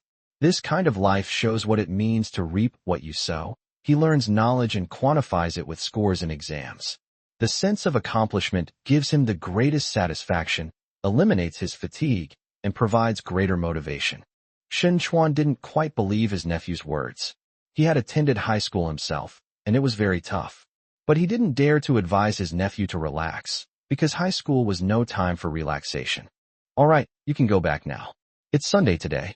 If you're not going back, go out of school at noon and treat yourself to something nice. Don't go hungry. I know. Shin-mo didn't think it mattered. He could just add an extra topping when he went out to eat noodles. Go back. Don't overwork yourself. Shinchuan couldn't help but remind his nephew, but he regretted it as soon as the words left his mouth. Other parents would definitely make their children study hard. Shin-mo happily returned to his dormitory, clutching his clothes. It's Sunday, and many people in the dorm are doing laundry. When they see Shun-mo carrying back a pile of clothes, they exclaim in surprise, "Mr. Shun, you've really struck it rich. My second uncle gave it to me." The group exchanged glances, all understanding what the others were trying to say. They all felt that they wouldn't see Shin-mo's parents during their high school years. Shin-mo put the clothes away and returned to the classroom. He was going to visit Aunt Yuan after the final exams. He wanted to get first place. Shinchuan returned home, carrying meat and vegetables. Wang Shopping was dissatisfied as soon as she saw the vegetables her son had bought. That silly boy, she thought. He must have been cheated by the vegetable seller. Shinchuan couldn't see any difference, but in the eyes of Wang Shopping and Wu Yufan, the difference was huge. Wu Yufan wouldn't criticize her son-in-law, but Wang Shopping kept nagging. Look at this vegetable. It's all wilted and has lost its moisture. Next time. Never mind, I'll buy it next time. Shinchuan felt that he was just in a hurry and bought a few things randomly, but if he really wanted to pick, he could have found some good ones. The lunch was good. The two elders cooked together, which improved efficiency considerably. After finishing their meal, Wu Yufan left first. Xiao Shinhang had been with her for a long time and was a little reluctant to part with her. Grandma will come again. She kissed her little grandson and said to her daughter and son-in-law, "Live a good life, and don't be extravagant." Shinchuan and Sui Wefang knew that this was to tell Shun-mo to bring back less food, but Wang Shopping felt a little uncomfortable. Did she think that just because she came, she couldn't eat some good food? Sui Wefang personally helped Wu Yufan onto the bus, greeted the ticket seller, and said that they didn't charge her for the ticket and even helped her with her luggage. After returning home, while Sui Wefang was putting her son to sleep, Wang Shopping called Shinchuan over and asked in a low voice, "What does your mother-in-law mean? Is she afraid I'll spend your money?" It took Shinchuan a while to remember what had happened. That's not how it is. When Xiao-mo came back from her midterm exams, she brought several dishes from Hong Fenji, and Hong Hong's grandma thought it was a waste of money. I see. Wang Shopping felt a little better. If Xiao-mo is going to bring it to you, then take it. What's wrong with having your own nephew? She felt that Shun-mo was trying to please her second uncle and aunt. Since that was the case, she would let her youngest son keep it.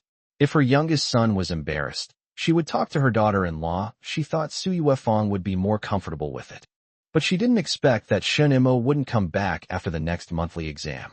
After another monthly exam, Shin-mo shed his disguise and went all out. Having saved time from studying chemistry, Shin-mo devoted all that time to Chinese language. Even though Chinese language is relatively unpredictable, he could still perceive his own progress. He doesn't need to calculate the scores. Some nosy classmates will do it for him. After all the calculations, Feng Cang ended up being the one who got hurt again. Shin-mo and Lu Qing were puzzled. How long was this kid going to keep up this act? They specifically went to look at Feng Cang's exam paper, and the mistakes they made were astonishing. This kid definitely did it on purpose. Feng Cang lay on the test paper, preventing the two of them from seeing it. Hey, don't you two have your own test papers? Shin-mo glanced at Lu Qing and said, That's right. I'm going to keep the test papers safe after winter break and not let him see them. Lu Qing, you can show yours to him. Okay, I'm not doing anything anyway. I'll just look around. Feng Cang was speechless and shouted, Isn't anyone going to do anything about this?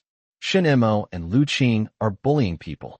Shin-mo said to Lu Qing, It's a good thing I have you. Otherwise I wouldn't have any motivation for the final exams. Lu Qing stared at Feng Cang, her mouth also busy.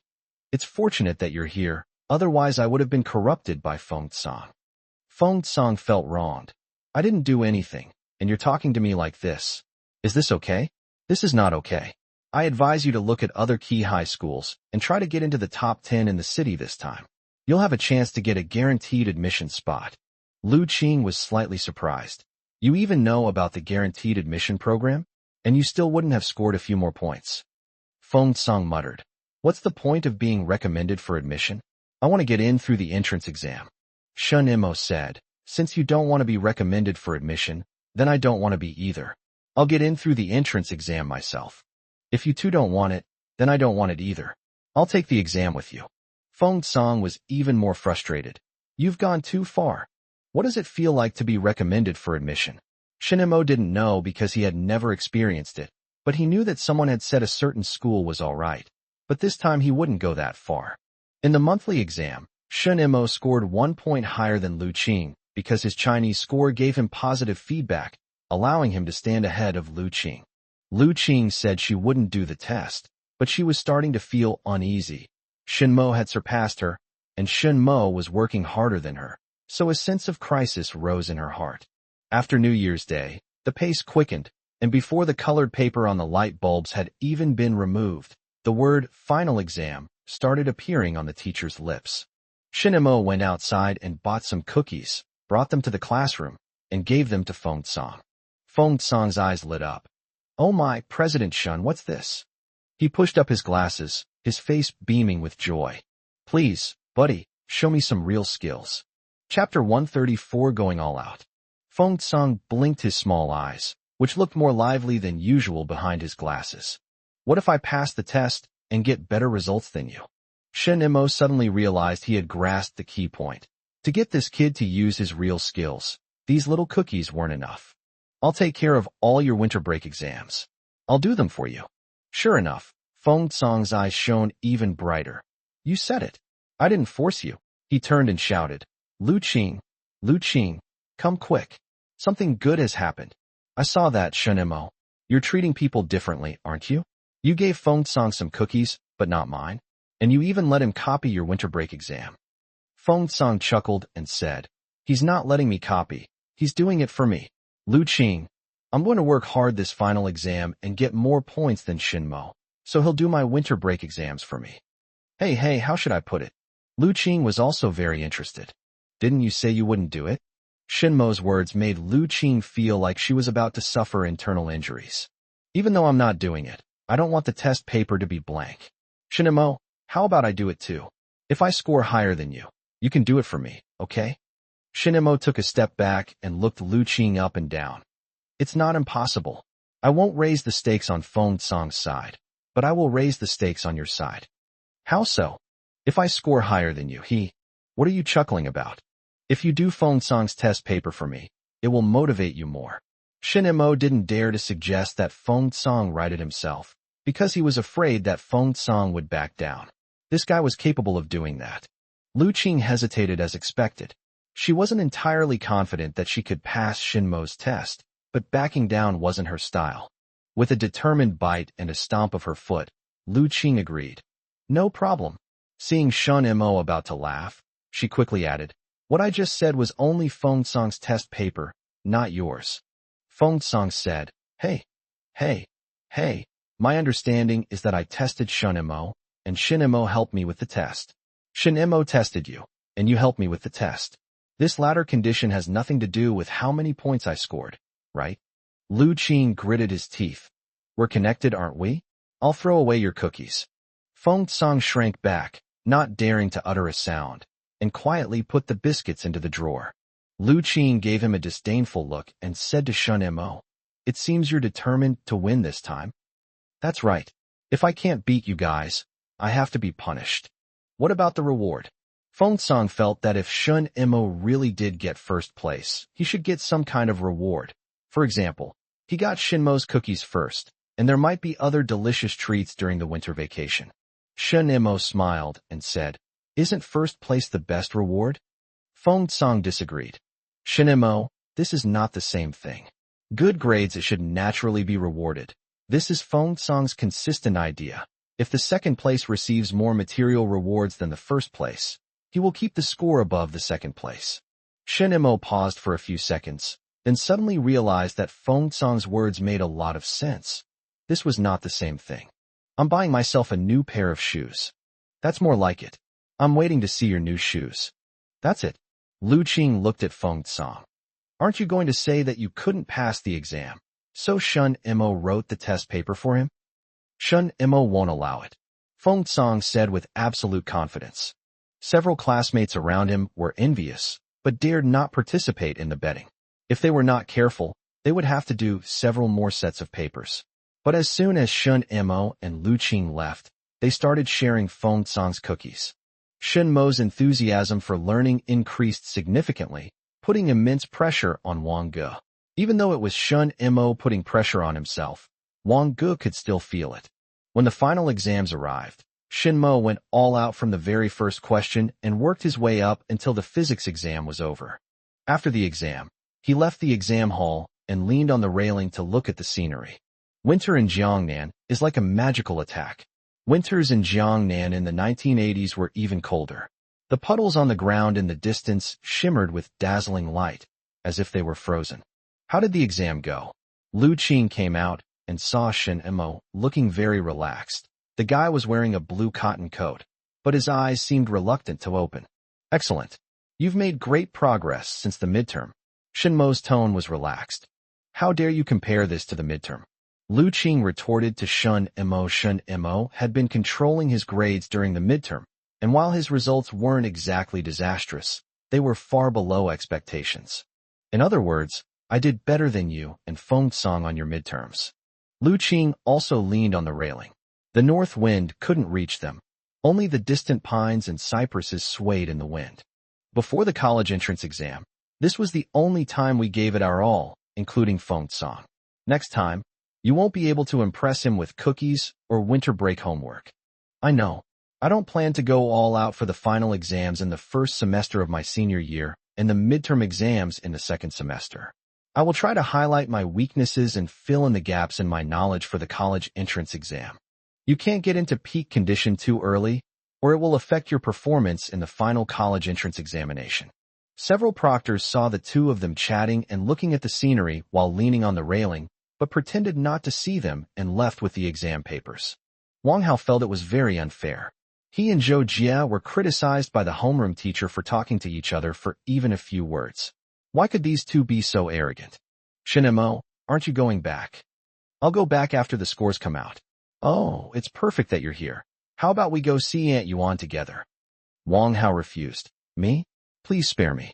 He could go see Yuan Li, but not after the exams. That would be asking for trouble. Feng Song emerged from the exam hall, looking equally exhausted. Seeing Shun Mo and Lu Qing, he greeted them listlessly. Hey, didn't you enjoy the exam? Want to help me out? The two men exchanged a smile. Feng Song did well on the exam. Feng Song was practically hanging from the railing. Shin Mo, I fell for your trick. All right. Let's go out for noodles later. I'll add a piece of braised pork for you. How about that? Lu Qing immediately said, I want one too. Let's go? I still have some money. Wang Hao, come on. Let's go together. I'll wait for Zhou Jia, Wang Hao said, refusing to leave first. Let's call Zhou Jia. We'll go to the noodle shop near the school gate. I still have enough money. Lu Qing and Feng Cong exchanged a glance, sensing something was amiss. Shen Mo had actually gone so far as to treat them to noodles, so perhaps this all-out effort was meant to benefit him. When the five of them arrived at the school gate, they each ordered a bowl of braised pork noodles. Wang Hao and Zhou Jie didn't think anything of it, but the other three people seemed to be in a different state. Shen Mo held the bowl, squinted, and had a relaxed smile on his face. He looked outside the shop, where withered leaves were being swept up by the north wind, showing everyone the shape of the wind. Lu Qing and Feng Cong seemed to have an appetite. Their eyes seemed eager, but their mouths were slow. The three of them ate the bowl of noodles in the slowest possible way. After the big exam, time slowed down, and they could kill time at their leisure. Feng Cong said, I'm going to the office tonight to check the scores. Wait a while, the teachers need to eat too. In fact, some teachers hadn't even had time to go home for dinner, and homeroom teacher Yu Pingjun was still in the office grading papers. From the moment the Chinese exam scores were released, Yu Pingjun began calculating the scores of several top students. Shen Mo's Chinese score was 1 point lower than Lu Qing's. Not bad. Both of them were good. Wait, Feng Cong scored 1 point higher than Lu Qing. Shen Mo got a perfect score in math. Lu Qing got 2 points less than Shen Mo. Feng Cong also got a perfect score. Shen Mo got 145 in English. Lu Qing got 142, and Feng Cong got 140. With the introduction of writing in English, Shen Mo could no longer get a perfect score, but he remained the most consistent student in the class. All that was left was the physics he taught. Yu Pingjun put Shen Mo's paper aside and started grading Feng Cong's paper first. Chapter 135 The Legend of Brothers still lives on. There were several other teachers in the office. Once Yu Pingjun finished grading the physics exams, he immediately had the answer in his mind. Teacher Yu, what's with that expression? Is she happy or unhappy? How should I put it? Yu Pingjun smiled faintly. Guess the top 3 rankings this time. First place, Lu Qing. Guess again. Shen Mo. That's right. Now guess who came in second. Huh? We have to guess the second place too? It's not Lu Qing. If it were Lu Qing, I wouldn't have let you guess. The remaining teachers in the office gathered around. Who came in second? It's Feng Cong. He scored 1 point more than Lu Qing and 3 points less than Shen Mo. Yu Pingjun found it strange. Why was Feng Cong suddenly so motivated? He wasn't saying that Feng Cong wasn't studying hard, but he always thought that Feng Cong was just a little bit short. Although I didn't get first place this time, my spirit and energy were truly demonstrated. Won't the little girl cry? Oh, who do you think Lu Qing is? Yu Pingjun leaned back in his chair and stretched comfortably. We'll be able to tally the scores tonight. The exam papers hadn't been fully graded yet, but the scores for Shen Mo, Lu Qing, and Feng Cong had already reached the classroom. This was so intense that it wouldn't be an exaggeration to call it a battle of gods, to the point that nobody paid any attention to who came in fourth. What? I didn't pass Feng Cong's test. Lu Qing couldn't believe it. Feng Cong really was motivated by the cookies and the winter break test papers. Feng Cong chuckled, but then suddenly fell into deep thought. No, this is not right. He failed Shen Mo's test, so did no one help him with his winter break exams? When this was mentioned before, the situation between him and Lu Qing wasn't taken into consideration. Feng Cong glanced guiltily at Lu Qing, realizing that his winter break homework was hopeless. Lu Qing frowned deeply, a helpless, bitter smile appearing on his face. What's going on? Did he fail the test against Shen Mo? Or Feng Cong? She only thought she was second in terms of mental preparation, so how did she end up third? She never imagined she could get to third place. After all, she had always been one of the top students since she was a child. She turned her head and glanced at Shen Mo, looking as if she had been relieved. The guy was leaning against the wall, his eyes were vacant and lifeless, and he had a faint smile on his face. After evening self-study, Feng Cong carefully approached Lu Qing. Is it related? Lu Qing glared at him, and Feng Cong immediately backed down. Feng Cong was also frustrated. Despite going all out, he failed to win the reward he wanted. Apart from Shen Mo, Neither he nor Lu Qing got what they wanted. They only ate a bowl of braised pork noodles. Shun Imo said with a relaxed expression, Feng Song, I'm sorry, I won't help you with the winter break test papers. Lu Qing sighed. That guy Feng Song. Only winter vacation homework can get him motivated. Feng Song felt wronged. I won't accompany you next time. You're not at a loss, are you? Lu Qing stood up. Go back to sleep. After a hard semester, I finally don't have to attend evening self-study sessions anymore. If you're not going to stay any longer, then I'll head back too. Since you two have both left, I'm leaving too. The results were officially released the next day, along with the practice tests to be completed during the winter break. Shinmo put the test paper away, ready to start working tonight. Feng Song reluctantly put the test paper into his school bag, but this was just for show. He would copy it later when he got back. Lu Qing still refused to take it back. She planned to gamble with Shun Mo again next winter vacation. Leaving the school, I felt completely relaxed. Shun Mo got into the car and went straight to Red Maple Leaf. Winter is cold, but Xiaomei and her family love it because the new year is coming soon and they can go home. They don't have summer vacation, only a few days off during the Lunar New Year. Fortunately, the distance is short, and even with transfer time, they can get home in a few hours. Seeing Shun Mo coming over, carrying things in his hands, Xiaomei turned around and called Wu Yuan, and the two of them came over to help. Sister Zhou has been talking about you for days. How did you do on the exam? First, Shun Mo replied with 2 words, making Xiaomei and Wu Yuan laugh. They liked Shun Mo. This young man remembered to treat them to meals after making money.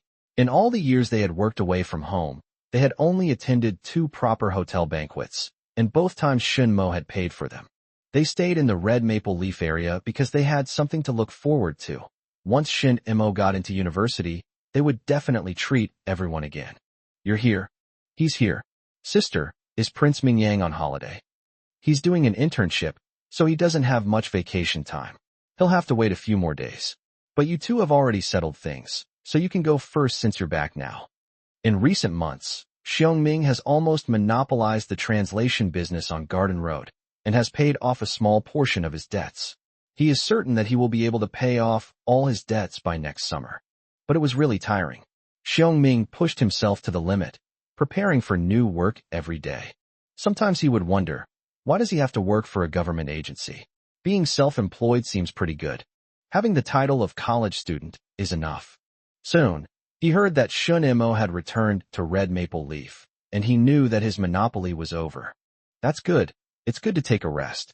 Shun Mo asked Manager Zhou for the shift schedule, and wow, the shift atmosphere was immediately apparent. That's great, sister. It's all in the morning, so I can rest a bit in the afternoon. Is my sister really going to keep you two so busy? It's going to be dangerous. Xiongming is making money like crazy. He doesn't look thin, but his mental state is clearly different. As for us, we'll take it slow.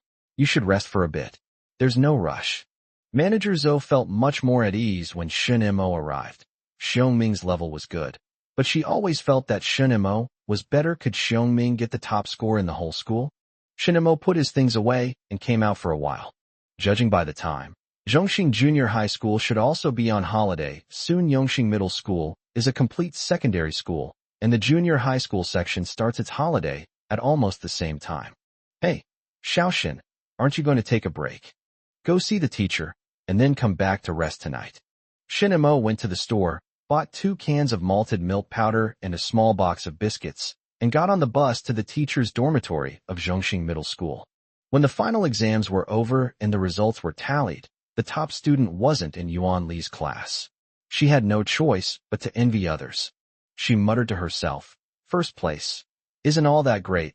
There wasn't a single perfect score." After packing her things, she went to the classroom, assigned homework to the students, explained holiday safety matters, and then gave them the holiday. You guys had a senior named Shun Mo. He was in his 3rd year of junior high when you were only in your 1st year, right? How diligent was he in his studies? He had to study so hard that the dorm aunties had to come and catch him after evening self-study. And you guys, you're already daydreaming before evening self-study is even over. All right, don't let your minds wander during winter break. Next year, when you take the high school entrance exam, go find your senior at Yongxing No. 1 Middle School. Even a year and a half after Shun Mo graduated, his legend still lives on at Zhongxing Middle School. As Yuan Li left the school and arrived at her dormitory building, someone smiled at her and said, "Old Yuan, you're so lucky. A student has come to visit you." Chapter 136, Going to see the teacher. A student came to see me? Yuan Li began to guess who it was. Those who dare to come to see her must not be afraid of her asking about their grades. They may be high school or college students, or they may have served in the military, or they may have been apprentices in a factory and achieved some success. A dozen or so names floated through her mind, but she wasn't quite sure about any of them. She dismissed the names, but even more names popped into her head. She walked happily down the stairs. "I want to see who it is." Upon reaching the top of the stairs, he saw a somewhat familiar figure. Shin Mo had grown taller during his year and a half of high school. "I was just talking about you, and I never thought we'd actually meet. What's that saying again? Speak of the devil, and he appears," Shin Mo said with a smile. "Teacher, I've come to see you. You bought these." Yuan Li was a little angry when she saw the malted milk powder and biscuits that Shun Mo had brought. "Teacher, won't you let me in for a drink of water?" "Fine, come in with me." Yuan Li glared at Shin Mo. "You still know how to be shameful? Fine, I'll come in and scold you then." Shin Mo carried the things inside with a grin. Before the door was even closed, Yuan Li said, "Do you know how much money all this stuff costs? You're still in school. With this money, you could buy an extra dish every day." She was furious. Money should be spent wisely. What is wise? It could be any aspect of life, except for hers. "Teacher, please don't be angry. Look at my clothes, aren't they new?" Shin Mo even made a special trip around so that Yuan Li could take a look. "Huh? It really is new? What's going on?"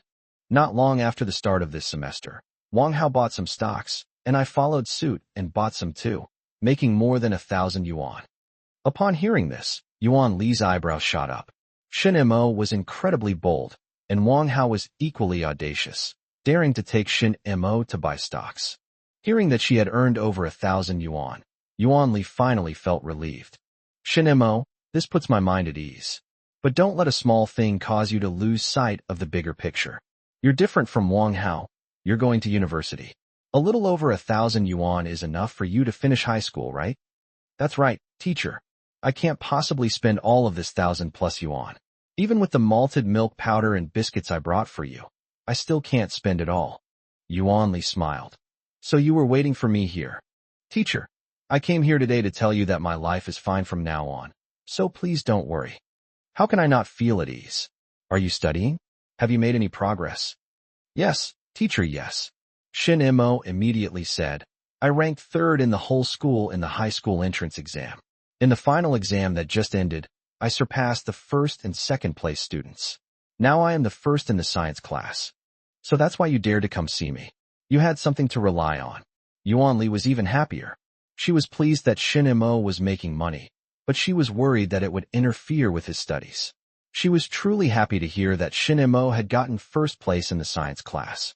When school starts, she will tell the students about Shun Mo again.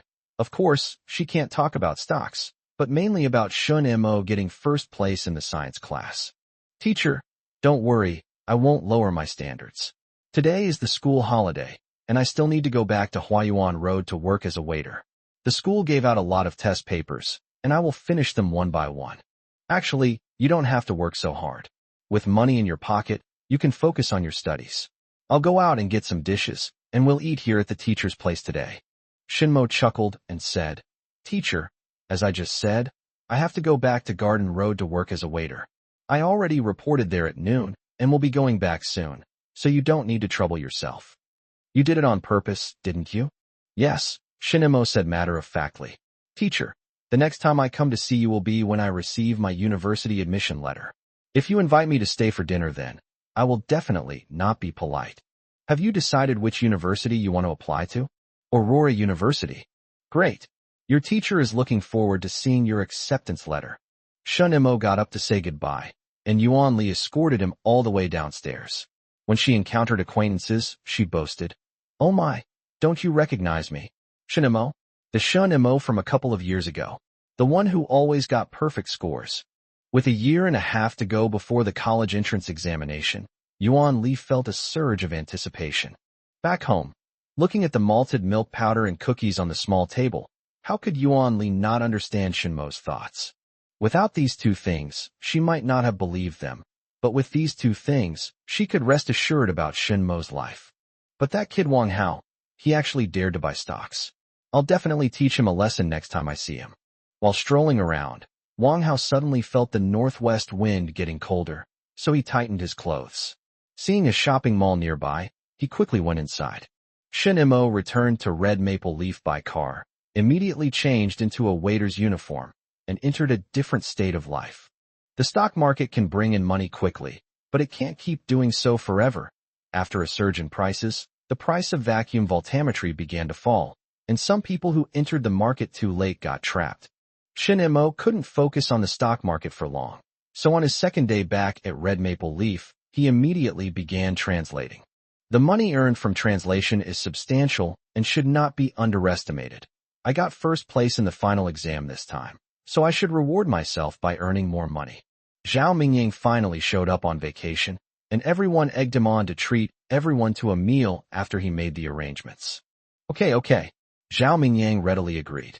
Shin Mo asked curiously, Brother Mingyang, which unit have you been assigned to? It's probably the Municipal Bureau of Statistics. What a great company. Manager Zhou said with delight. After the summer vacation, we'll be calling you boss, right? Zhao Mingyang was both amused and exasperated. Sister, it's still early. Wow, that was quick. Remember to come visit us later.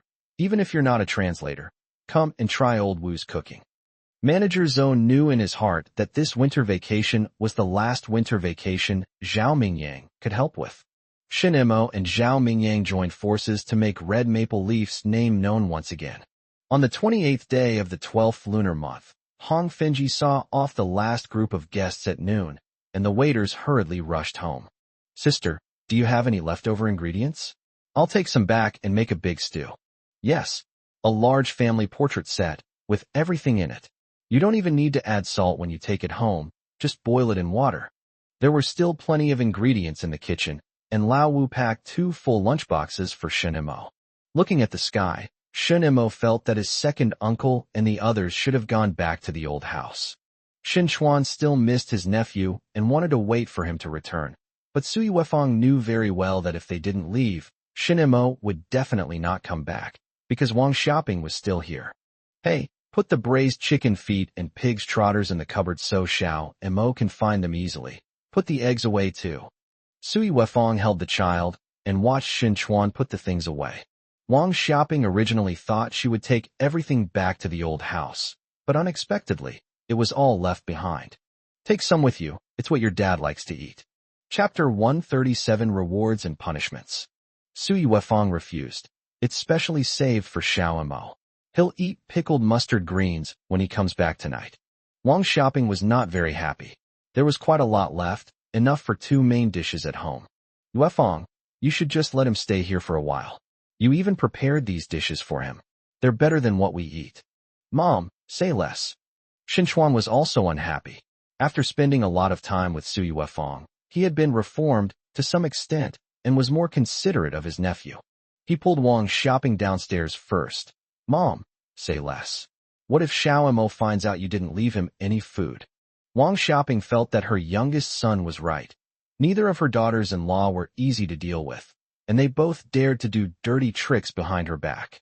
But she still stubbornly insisted, if he knows, he knows. There are so many dishes, can he finish them all?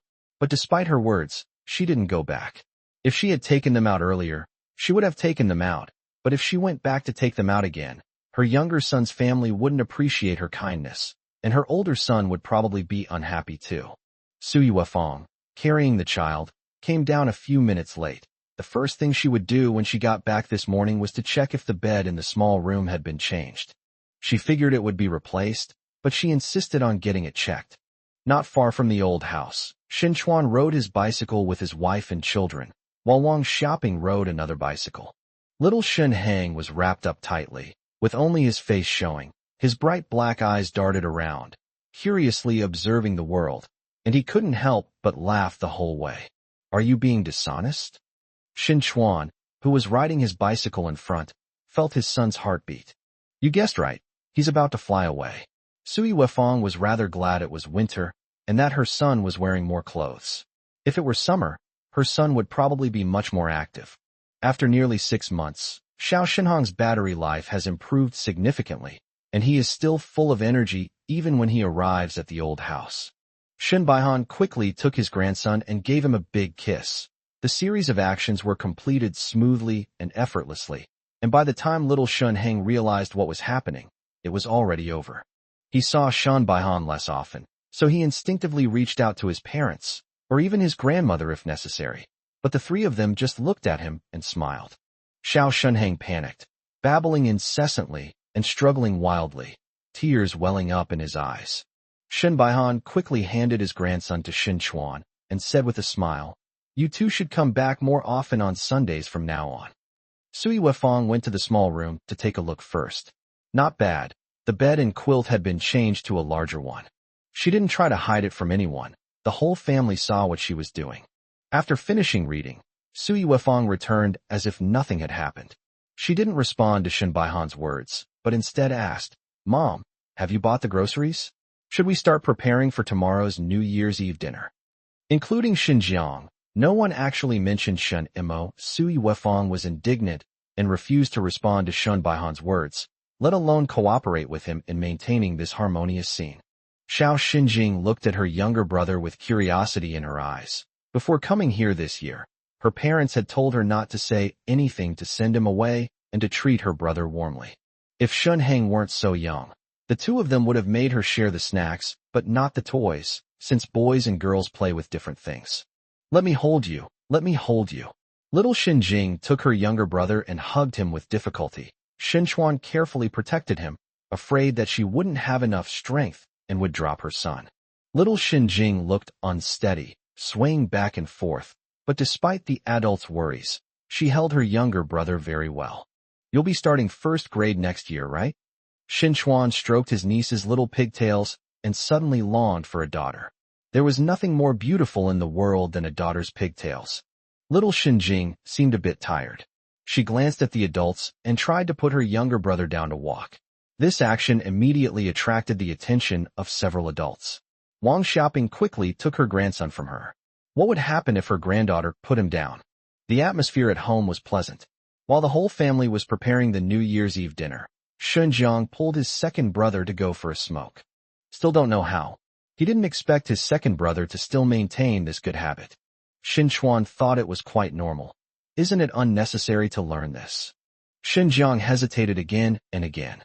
Shin Chuan felt that his elder brother might ask about his nephew's condition, and he was looking forward to answering that question. The older brother just twirled his tongue around in his mouth a few times before asking, "Is everything all right at the factory?" Shin Chuan's expectation turned into disappointment, and his mood plummeted. "It's all right. The factory's performance this year is not as good as before, and the benefits are slightly less generous, but Shin Chuan is content, since there are still benefits." Once the topic was missed, it could never be brought up again. Shin Chuan was extremely disappointed and never mentioned it again. After Xinjiang finished his cigarette, the two brothers returned to help with the cooking. Sui Wefang seized a moment and quietly asked Shin Chuan, "Hey, did Big Brother ask about Xiao Mo?" "No." Sui Wefang's eyebrows shot up, but she quickly lowered them again. "I knew it. Let's see what Xiao Mo does after he gets into university." Shin Mo carried 2 lunchboxes back to his second uncle's place. When he opened the door, the place was deserted and quiet, and his footsteps almost echoed. He put the lunchbox in the cupboard first, and when he saw that it contained chicken feet, pig's trotters, and eggs, he laughed. "That's good. We won't go hungry this Chinese New Year." After putting his things away, he went out again and bought himself a pair of sneakers while the small shops were still open for business before the New Year. Just like Feng Song said, "It's time to buy myself something." Shin Mo felt that Feng Song would definitely buy something too, like sneakers, otherwise he wouldn't have brought that up as a reward. The brand new warrior sneakers felt great on his feet. Shin Mo breathed a slight sigh of relief, knowing he wouldn't have to be so careful with his money anymore. In the evening, he heated up the food in a lunchbox and ate some pig's trotters and chicken feet. The cold wind was howling outside, and he even had the urge to have a couple of drinks. However, he held back and did 2 practice tests after finishing his meal. Feng Song did well on the test this time, so he probably wouldn't do them. Feng Song stayed at home, watching TV and eating cookies. His winter vacation test papers were neatly arranged, but he hadn't written a single word on them. He wasn't in a hurry. He would wait until school started to refer to Shin Mo's test paper. If Shun Mo hadn't done it, he would refer to his desk mates. He only needed to see the writing on it. He was also wearing a brand new pair of warrior sneakers, which he was rewarding himself with. After this final exam, he has a clear understanding of his own level. He will not work so hard before the college entrance examination, and he will put all his energy into one last effort. Neither he nor Shun Mo expected that Lu Qing would punish herself for her mistakes by doing a lot of homework during her winter break. What punishment mechanism did Shin Mo set for himself before the exam? It was to help Feng Song write the exam paper. That's good. This method works well for me too. Lu Qing felt that she wouldn't make this mistake again next time. Chapter 138. They've already started doing the winter break practice tests. On New Year's Eve, Shin Mo did not go out. He had everything he needed at home, so he didn't have to go out in the cold wind. Neither Shin Chuan nor Sui Wefang mentioned him at the old house. Last night before going to bed, Sui Wefang specifically told Shin Chuan that they shouldn't mention it, but should see who else in the family was thinking about it. As a result, no one mentioned it even on New Year's Eve. Sui Wefang would occasionally glance at Shin Chuan. When the couple looked at each other, the smile on Sui Wefang's lips made Shin Chuan feel uneasy. But he looked around and didn't seem to notice anyone else feeling the same way. Don't worry, Xiao Mo will definitely cook the noodles. You'll see pigs, trotters, and chicken feet while he's cooking. Sui Wefang whispered to Shin Chuan while comforting the child, telling him not to worry. Shin Chuan felt slightly relieved. This year, I'm really not used to it. Take me back to my parents' house on the 2nd day of the Lunar New Year. Then I can see Xiao Mo when we get back, right? He'll definitely wait for us before he leaves. Oh, and don't ask for Xiao Mo's New Year's money tomorrow morning. Why? Shin Chuan felt it was necessary to ask. His nephew wasn't short of money, but every little bit helped. Do we really have to remind you of this? You only remember Xiao Mo when you see Jingjing and Hang Hang? Doesn't your older brother know how to talk to you? Let me tell you, I've already prepared Xiao Mo's New Year's money. Shin Chuan had nothing to say. He figured his nephew probably wouldn't care about the New Year's money he needed to ask for. Early on the 1st day of the Lunar New Year, Shin Baihan and Wang Xiaoping hurriedly gave the 2 children lucky money. Shin Jiang and Shin Chuan gave lucky money to their nephews and nieces.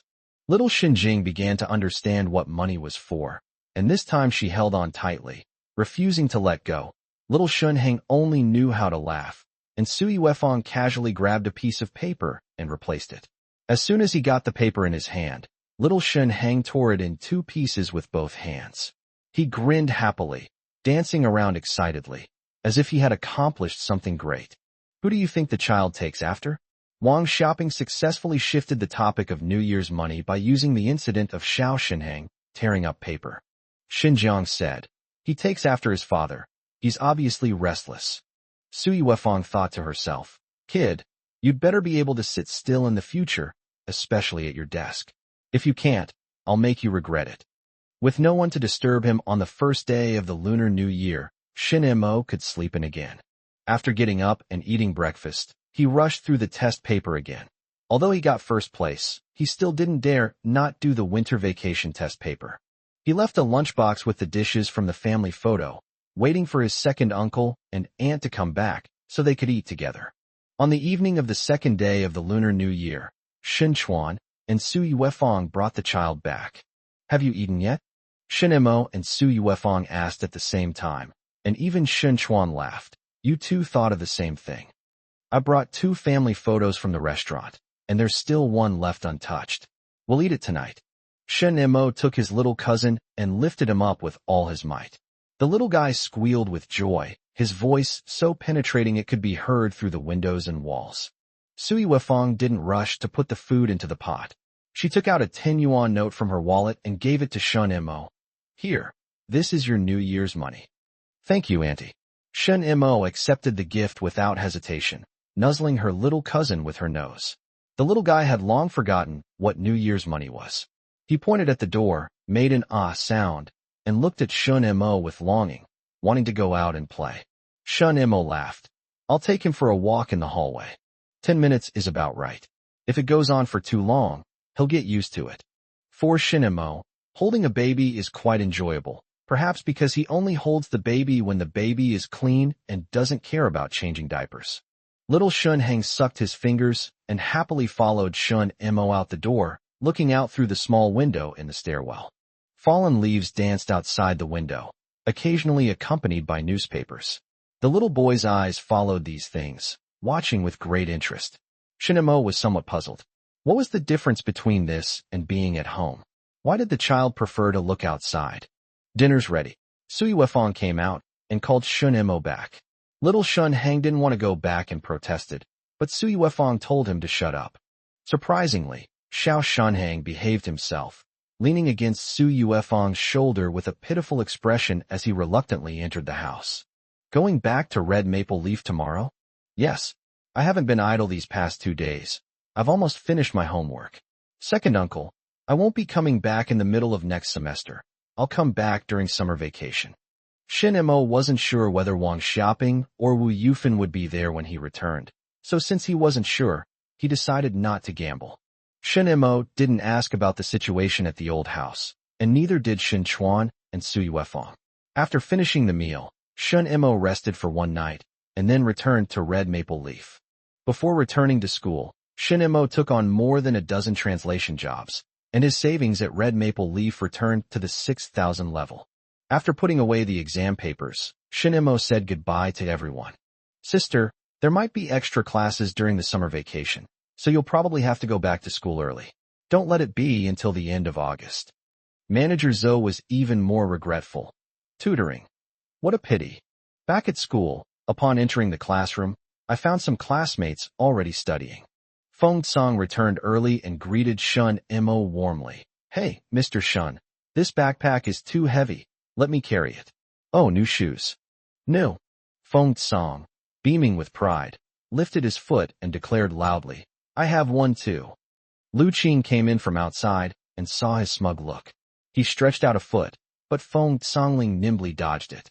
These are brand new shoes. I won't step on the old ones either. I'm not going to talk to you anymore. I need to get back to work.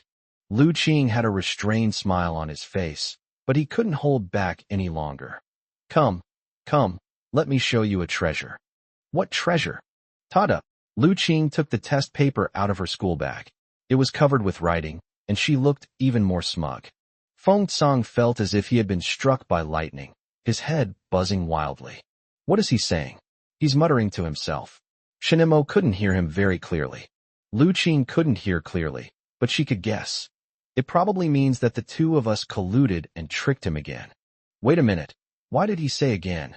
Feng Song grabbed Shin Mo's exam paper, his face filled with grief and indignation, yet he hesitated to speak. He quickly ran back to his seat, picked up his pen, and began working on his paper. The second semester of the second year of high school began amidst Feng Song's rush to finish his work. Shin Mo felt the pressure, and Lu Qing started doing her winter break homework. Not only Lu Qing started doing her winter break homework, but Feng Song also started doing it during the winter break of his senior year. At the start of the second semester of senior year, Feng Song proudly showed off his homework, but to his dismay, neither Shin Mo nor Lu Qing praised him. In their final semester, the three of them put in a lot of effort to consolidate the knowledge they had already learned. The high school graduation exam is just a legitimate excuse for them to rest. Their eyes are already set on the college entrance exam in July. Chapter 139 College Entrance Examination. As soon as the high school graduation exam ended, everyone was on edge, knowing that the college entrance exam was just around the corner. Forget about physical education, music, and art classes. Everyone is very self-disciplined and has given up hope. Wang Gu privately complained. Shin Mo, isn't it a coincidence? It's as if these teachers planned it all. They all got sick at the same time. But even so, he would panic if a teacher came in and started a normal lesson at that moment. Lu Qing and Feng Song also noticed that since entering his senior year of high school, Shin Mo had practically been staying at school, only occasionally going out with Wang Gu, Zhang Yuhua, and Wang Hao on weekends to have a decent meal, and improve his life. What frustrated them both was that ever since Shun Mo got first place, he stood there and refused to move. Feng Song returned to his previous state, holding back in every exam, while Lu Qing was the only one who could challenge Shin Mo, but he always missed by a few points. If Shun Mo invites you to dinner again next time, you absolutely must not go. Others invite you to dinner to ask for favors, but when he invites you to dinner, it lowers your standing. Feng Song disagreed. I want to go. It's summer before the college entrance exams. He definitely won't treat us to a meal, but I guess he'll give us popsicles after the exams. Hey, Lu Qing, how much money do you think he has left? You're still eyeing his money? Planning to spend it all? Who's going to run out of money? Feng Song was extremely aggrieved. I meant, is it enough for his university expenses? University? You're still worried about university. Don't you know? Starting this year, tuition and accommodation fees are due. It's over 100 yuan. I'm worried Shin Mo won't have enough. The university was undergoing reforms, starting with Shun Mo's class. The original People's Student Aid was discontinued in 1988, except for teacher training students, and Shin Mo and his classmates received a subsidy of more than 10 yuan per month for food. Compared to 10 years ago, the purchasing power of these 10-odd yuan has decreased, and it can only guarantee that Shun Mo has food. Lu Qingjin hadn't paid attention. It'll cost over 100. She calculated for Shun Mo and said, that's enough. He'll definitely get scholarships in university. How could it not be enough? Everyone knows that Shin Mo's current financial situation is still based on the more than 1,000 yuan he earned from stock trading at the beginning of his second year of high school. He should still have quite a bit left. A few days later, the class teacher, Yu Pingjun, also told everyone about the tuition fees at universities, and the class immediately erupted in groans. What are you yelling about? If you don't want to pay this money, you don't have to go. Let me tell you, after the college entrance exam, countless people want to pay this money, but no one wants them. Study hard. July has arrived, and the weather is hot, but the plum rain season is still ongoing. Everyone checked their preparations repeatedly. Shin Mo took out a fountain pen and wrote, and drew on the paper to make sure the ink wouldn't bleed onto the paper before he felt at ease. He also prepared 2 ballpoint pens just in case. After all, penmanship is more beautiful and can win the favor of the examiners when answering questions. As a key municipal school, Yongxing No. 1 Middle School is one of the examination centers for the college entrance examination. Shin Mo and his classmates do not need to travel to other schools to take the exam. They can eat and stay at the school, which gives them a home advantage. Shin Chuan and Sui Wefang were very worried about their nephew. With the college entrance examination approaching, their nephew still hadn't brought his things back. The exam is in 3 days, July, August, and September, right? Little Shenhang is almost 2 years old and can run around on the ground. But at this moment, he started to cling to his mother and didn't want to get down. That's right. Shin Chuan looked at the calendar and calculated. The 9th is Sunday. Honey, let's go pick up Xiao Mo. Don't go at this time. He's always been very opinionated. If we go, he'll still find time to come out. That's not good. Wang Xiaoping found it amusing. Do you really think he can get into a good university? Shin Chuan felt it was time to reveal the answer, but Sui Wefang refused. If Xiao Mo doesn't do well on the exam, who will be to blame? Wang Xiaoping remained silent. Her second daughter-in-law's words made perfect sense. She had no expectations of Shun Mo, but she needed to be wary of him shifting the blame, and her second daughter-in-law's reminder was timely. Then go pick him up on the 9th. I'll wait for you at home with Hang Hang. It was raining outside, and the summer heat made it feel like a sauna, making everyone feel uncomfortable. Shin Mo stepped into the college entrance examination hall in this weather. He didn't have any special exam subjects, and he could finish the exams in the first 2 days. When he left the dormitory, he ran into Feng Song. The guy was still the same, but there was a noticeable sparkle in his eyes. Kid, good luck. Shin Mo suddenly reached out and touched Feng Song's head. Feng Song slapped his hand away, wanting to say a few harsh words, but he couldn't quite bring himself to say them. Shin Mo was the only one who dared to say that he could definitely pass the test. He wasn't even afraid of Lu Qing. Mr. Shun, I'll treat you to an ice cream after the exam. Oh, great. Shin Mo was delighted. Thank you for the ice cream, Mr. Feng. Hey, it's a popsicle, not ice cream. Feng Song counted the money in his pocket. If he bought ice cream, he wouldn't have money left to buy cookies. Let's go. Let's see how things go these next couple of days. If I do well on the exam, I'll treat you too. Feng Song was a little worried. Don't invite everyone. They'll get diarrhea. The college entrance exam is over. What does it matter? That makes sense. The two chatted as they walked into the examination room. While they were taking their exams, the senior high school teachers were also busy preparing for college application submissions. Hey, Director Liu, when will the standard answers be available? The students need to estimate their scores. What's the rush? We haven't even finished half of the Chinese exam yet. Even after the Chinese exam, there can't be anything. The teachers joked around, waiting anxiously. One of their expectations was whether Shun Mo could become the top scorer in the college entrance examination. Since the reforms, no top scorer in the Shanghai college entrance examination has scored more than 550 points. If Shun Mo does surpass that, everyone thinks it's very possible. And then there's Lu Qing, who seems to have the same ability, including Feng Song, who has been hiding behind the two of them all. Ever since his performance in the first semester final exam of his second year of high school was exposed, none of the teachers believed that this kid could really get such a low score. Several teachers were talking about the situation of the three students, especially Lu Qing. Since the second year of high school, she had started doing winter break test papers, which made the teachers from the junior high school feel that they were missing out. The rain came in fits and starts, stopping occasionally. Shin Mo was so focused on answering the questions that he could barely hear the rain. Normally, he would enjoy listening to the rain. It was his stimulant. He would relax while doing the questions and think about other happy things. After the exam, everyone was starving, so a group of people rushed into the cafeteria to eat. After finishing the last physics class, Shin Mo came out, looking relaxed but tired. From afar, he saw his homeroom teacher, Yu Pingjun, gathering his students. How did you do on the exam? Asked Yu Pingjun, the homeroom teacher, with a look of anticipation. He had been teaching this class since their junior year and had high expectations for them. It's all right. It's just that it's hard to estimate the score for Chinese. Not bad.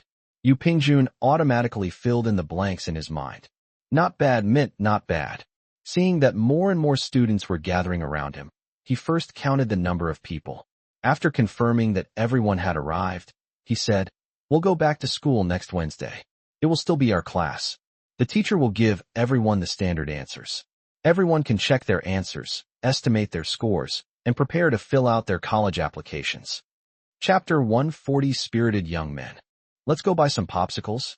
Shin Mo raised an eyebrow, and Feng Song immediately agreed. Let's go. Let's go. Lu Qing joined in. The three of them walked out of the school together, and they couldn't help but ask each other about the exam. When I get back, I'll fill out my college application directly Aurora University.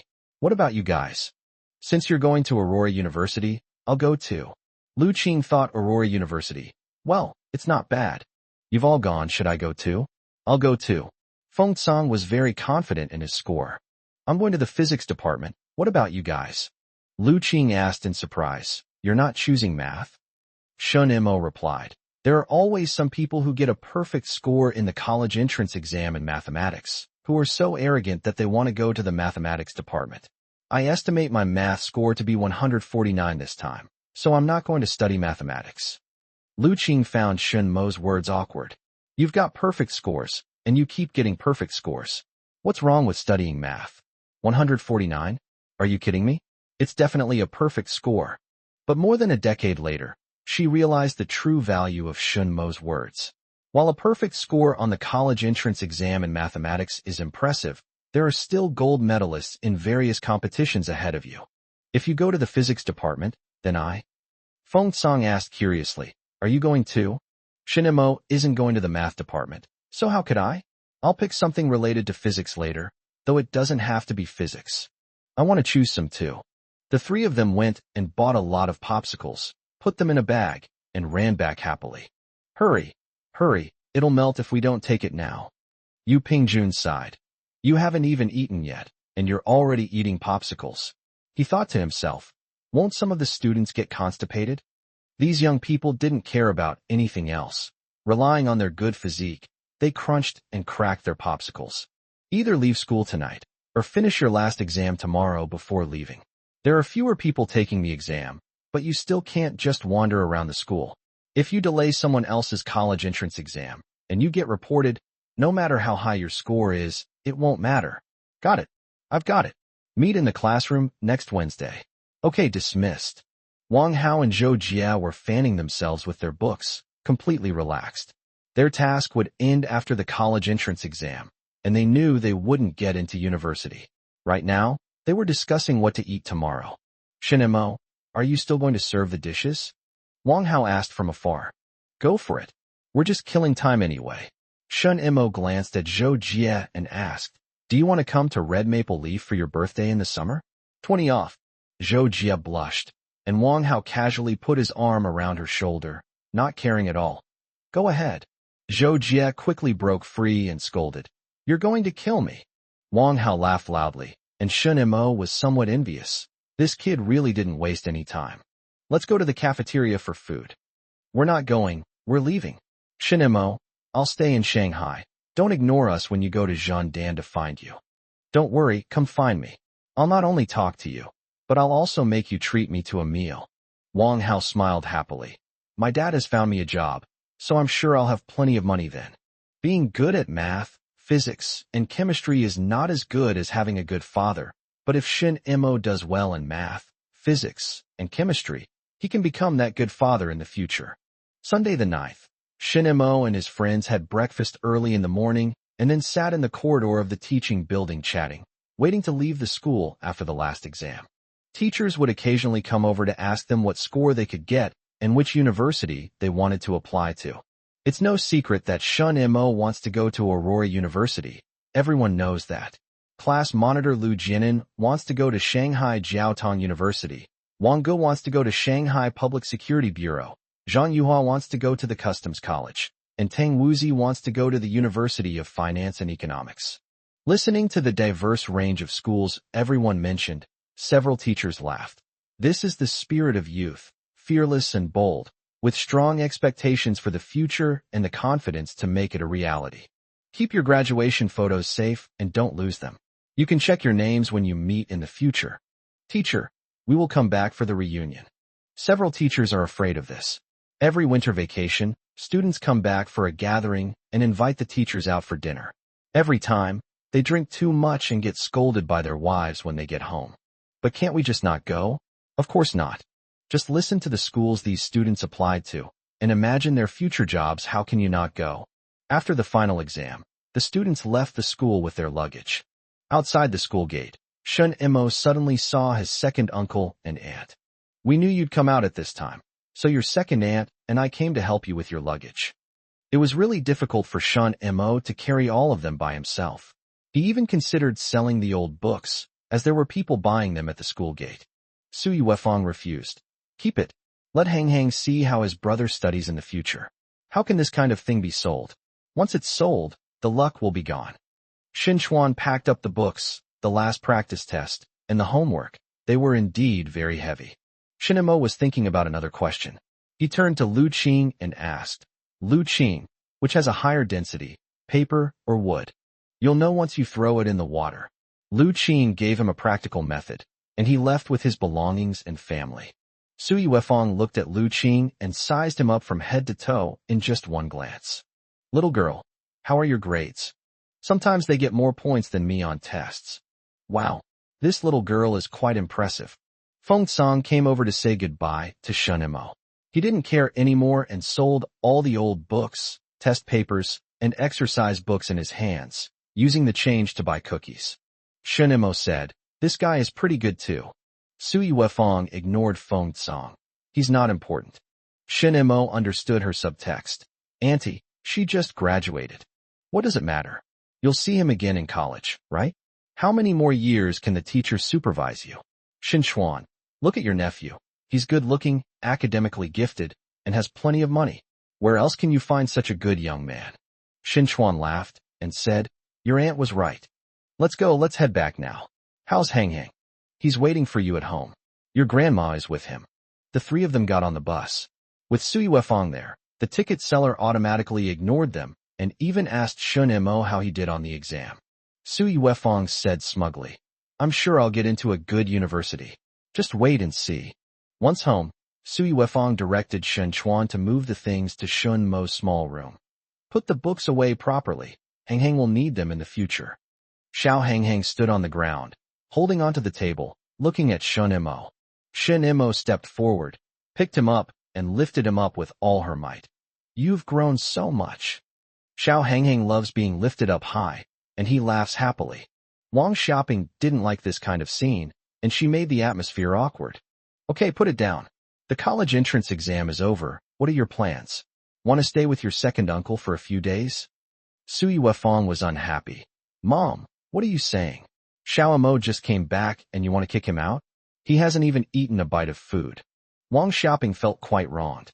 She felt that she was solving trouble for her second daughter-in-law and had taken the initiative to be the bad guy, but the other party didn't even appreciate it. Shen Mo put Hang Hang down and reached out to pinch his little cousin's face. The little guy's face was very soft and bouncy, and it felt great. No wonder everyone likes to pinch children's faces. I'm leaving this afternoon. I'm going to work as a waiter on Garden Road. Shen Mo wasn't going to give his grandmother a chance to back out. Chapter 141, going to fill out college applications.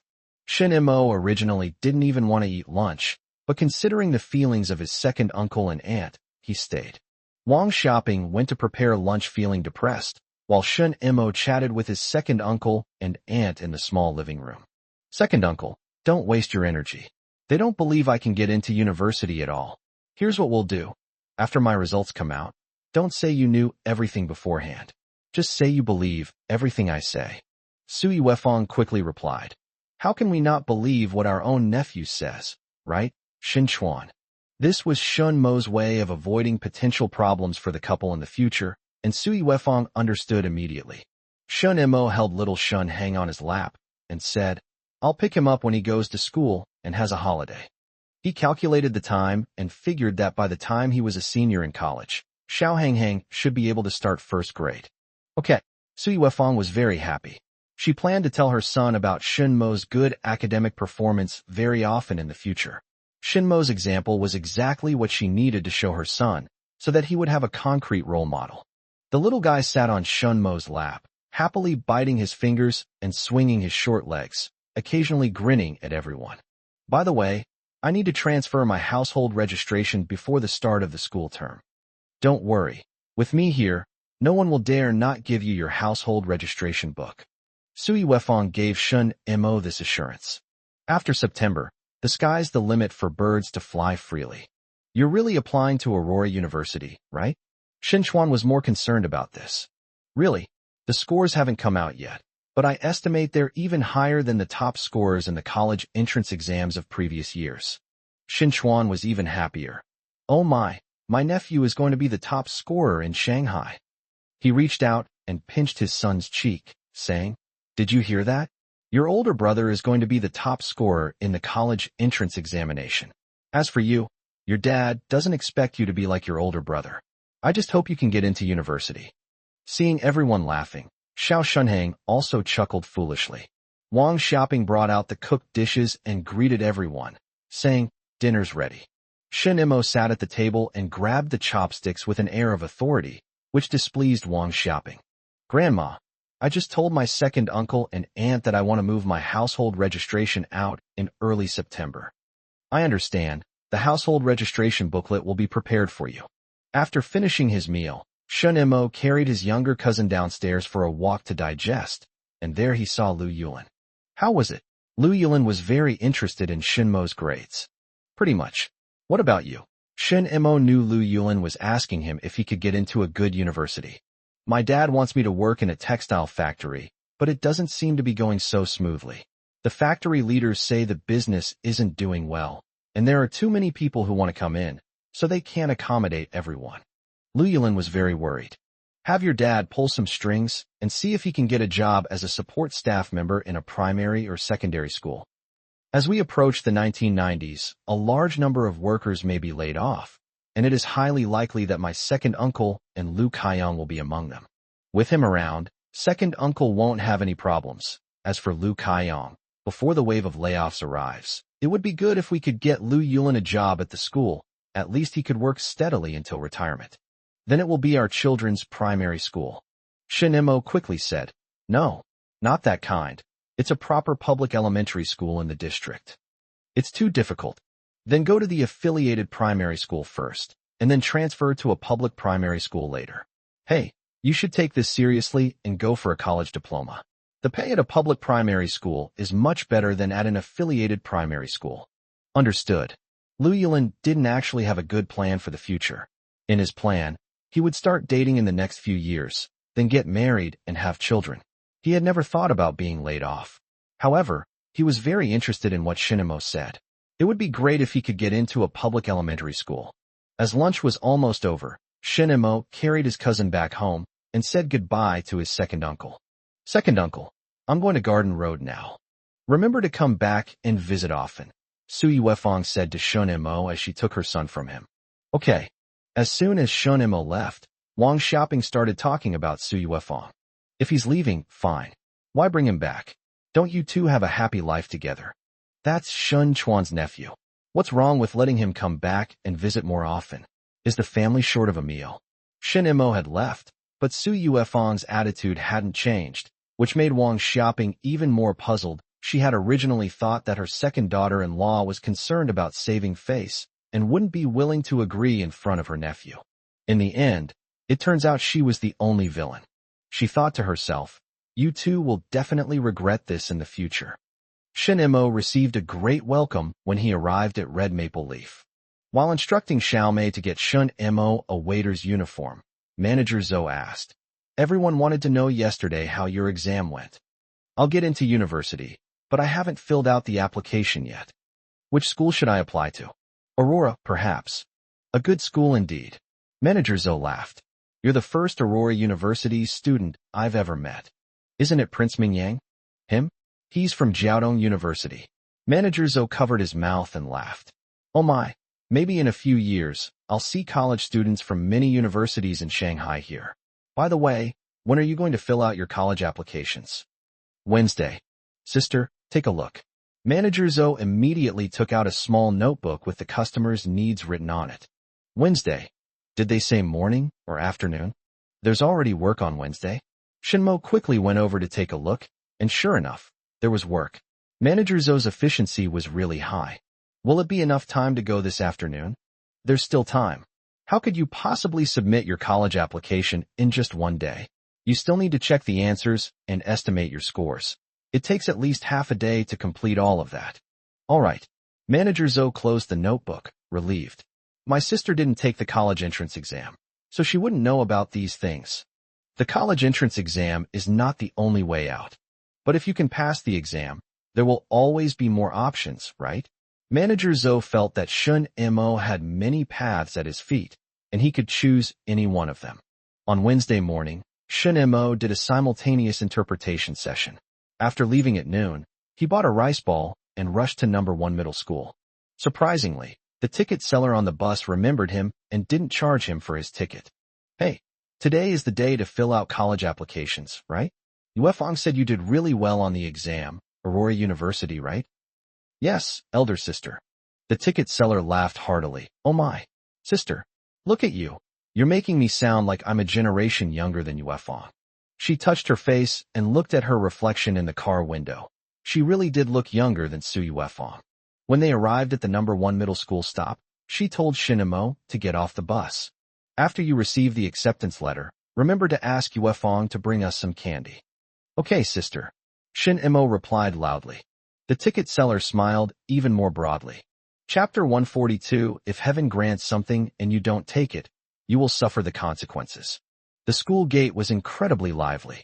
The rainy season has ended. The sun is shining brightly. Cicadas are chirping wildly in the trees, and people are eating popsicles under the trees. Upon seeing Shin-emo, Lu Qing smiled. She held a stack of newspapers in her right hand, using it as a fan, while slowly eating an ice pop in her left hand. Just as I expected, you didn't come this morning. Don't be fooled by the fact that you arrived first. I know you only got here a few minutes ago. Let's go. Teacher Yu has been waiting for you for a long time. Huh?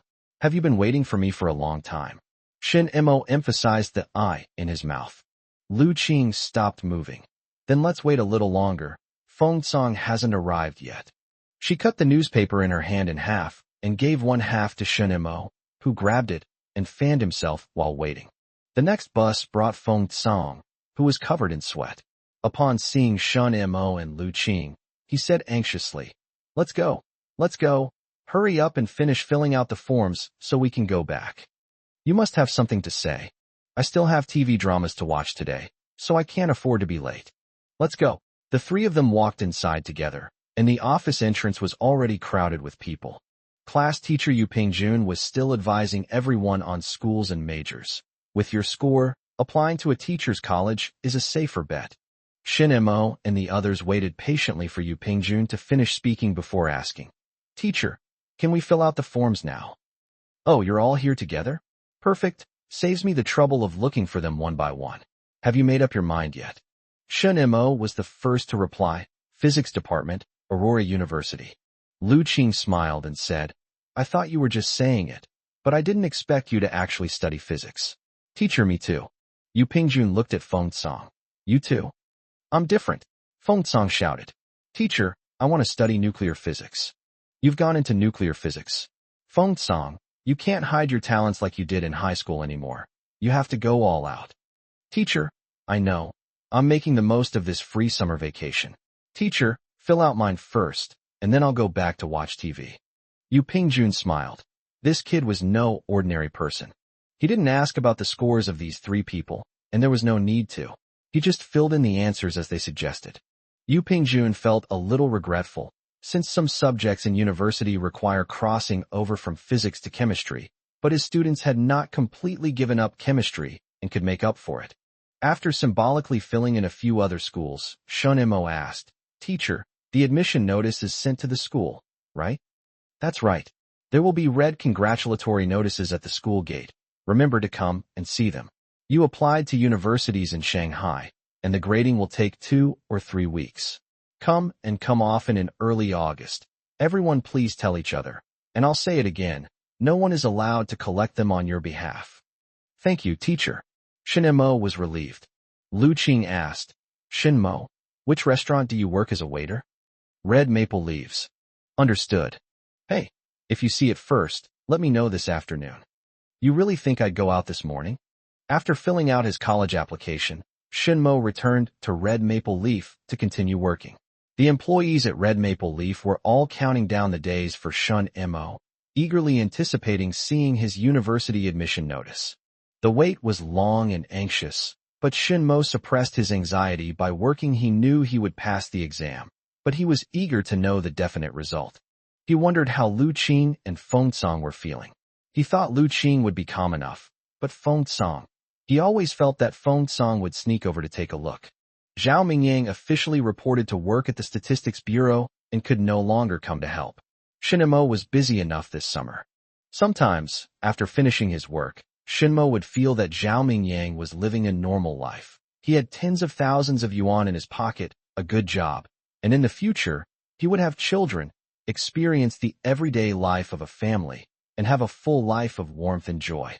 He considered letting it go, but the opportunity was right in front of him, and if he let it slip away, why should he let it go? If heaven gives something and you don't take it, you'll suffer the consequences. If the time comes and you don't act, you'll suffer the calamity. Summer vacation offers more freedom, especially after doing translation work, so Shinmo doesn't have to go back too early. He arrived at the stock exchange again, and Zhao Ameo recognized him at a glance. "Brother, oh my, all dressed in a suit and tie." Shunimo laughed and said, "It's a high-end product, but it looks pretty good." Upon closer inspection, Zhao Ameo realized that it was indeed only good for a quick glance.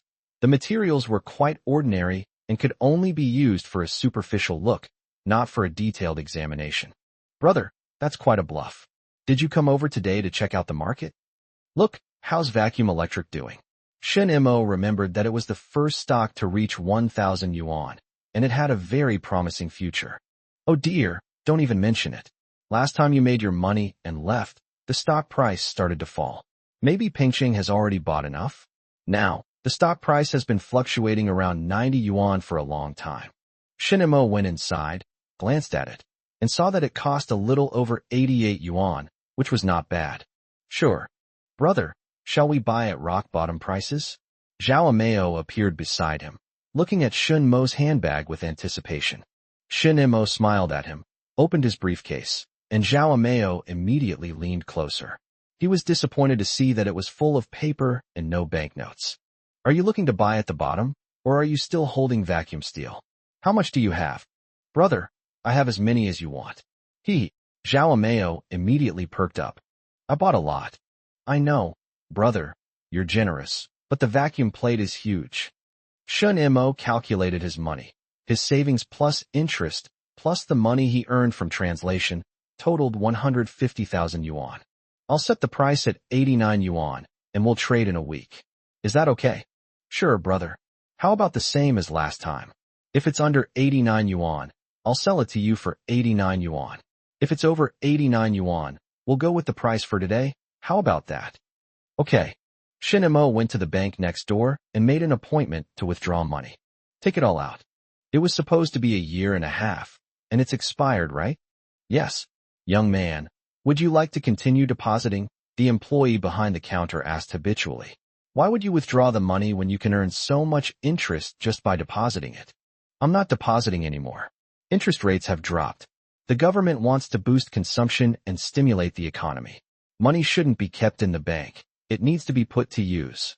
The bank employees were not happy, as this was nearly 130,000 yuan in banknotes, and counting them would take a long time. However, on May 10, 1988, the central bank issued 100 yuan banknotes, which would save them a lot of time counting the money and also save Shin Mo a lot of space. Oh dear, it's not much of a reduction. Although the reduction wasn't significant, the employees had nothing to say when they thought about Shun Mo's savings. The interest alone was enough for an ordinary person to earn for a long time. I'll come pick it up in a week. As Shun Mo left the counter, several employees whispered behind him. To stimulate consumption, maybe he'll become a millionaire. Chapter 143. First, prepare the household registration book. After returning home, Shin Mo contacted manager Zhou to schedule an appointment to collect the money. Getting ready for university? Isn't that a bit early? No, sister. I'm going to buy stocks. Shin Mo said happily. I'm going to university soon, so I'll have more flexibility in going to the brokerage. The sooner I get in, the sooner I'll make money. Manager Zhou hesitated. She wanted to advise Shin Mo to be content, since Shin Mo had already earned a lot before. In her eyes, the business was like a casino, and winning once was already a great achievement. But given Shin Mo's demeanor, it was clear he wouldn't listen to advice. Be careful. Don't put all your eggs in one basket. Don't worry, sister.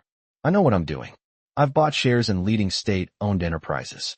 They may go up or down, but they won't go bankrupt. All right, I can't dissuade you. Manager Zhou felt that there was a significant difference in values between her and Shin Mo. This kid's household registration was only settled later, so how come he has more courage than her? This time, Shin Mo is going to invest for the long term, waiting for a stock to reach 1,000 yuan in price. He doesn't know what will happen in the short term, so he didn't persuade others to follow suit. Manager Zhou took out a small notebook and started calculating the accounts for Shin Mo. 2 years have passed in the blink of an eye. Time really flies. When you first came to Red Maple Leaf, you were about the same height as your older sister, and now you're so tall. Unbeknownst to many, Shin Mo had been working as a translator at Red Maple Leaf for 4 years. Almost every year, Shin Mo could earn at least 10,000 yuan. Manager Zhou also wanted to calculate interest for Shin Mo. This money couldn't be used for free. 21,000, right? Manager Zhou finished calculating the bill and showed it to Shin Mo. Shin Mo didn't even look at it. Yes, sister. Manager Zhou gave Shin Mo a light tap. Take a look. I've seen it. A week later, Shin Mo arrived at the business office carrying his tattered briefcase and 150,000 yuan. Zhao Meo hurriedly came up to him. Brother, I knew you'd come this afternoon. I didn't come this morning. I slept in at home.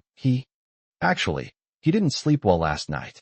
He arrived at the business location early this morning, his eyes scanning every parked car like a radar, afraid of missing Shin Mo. He was expending a lot of energy and had to add an extra topping when he ate lunch. He kept telling himself that Shun Imo said it would be a week later, so it would be a week later. He also had to take the morning into account, so it would definitely appear in the afternoon. Upon meeting Shin Imo, Zhao Ameo became even more certain of his judgment. He would have to be very precise in timing his interactions with this young man in the future.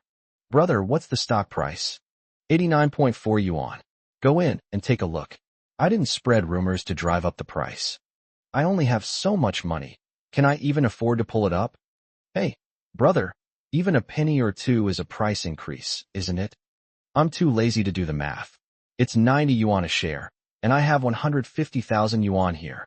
Zhao Ameo quickly calculated, but it didn't divide evenly. He looked up and said, Brother, I can't guarantee it, but if possible, I'll try my best to get you 1670 shares. With 150,000 invested, the stock price is bound to fluctuate. If someone stirs things up, Zhao Ameo can't guarantee how much it will reach. Can. Zhao Ameo took out a cigarette and offered it to Shin Imo, but Shin Imo kept it tucked behind his ear and refused to smoke it. Shin Imo watched Zhao Ameo get busy. With Shun Imo backing him up, Zhao Ameo immediately became spirited and commanded a large following. This was a large order, but not an exceptionally large one. Many people hoped the stock price would rise further, but the price remained stagnant. By the time Zhao Ameo completed the order, the stock price had fluctuated by less than 2 cents. This 2 cents only had the effect of people following the crowd and making a fuss. If it were done a few years later using computers, the effect of other transactions would probably be added to this 2 cents. Brother, 1670 shares. The transfer can proceed.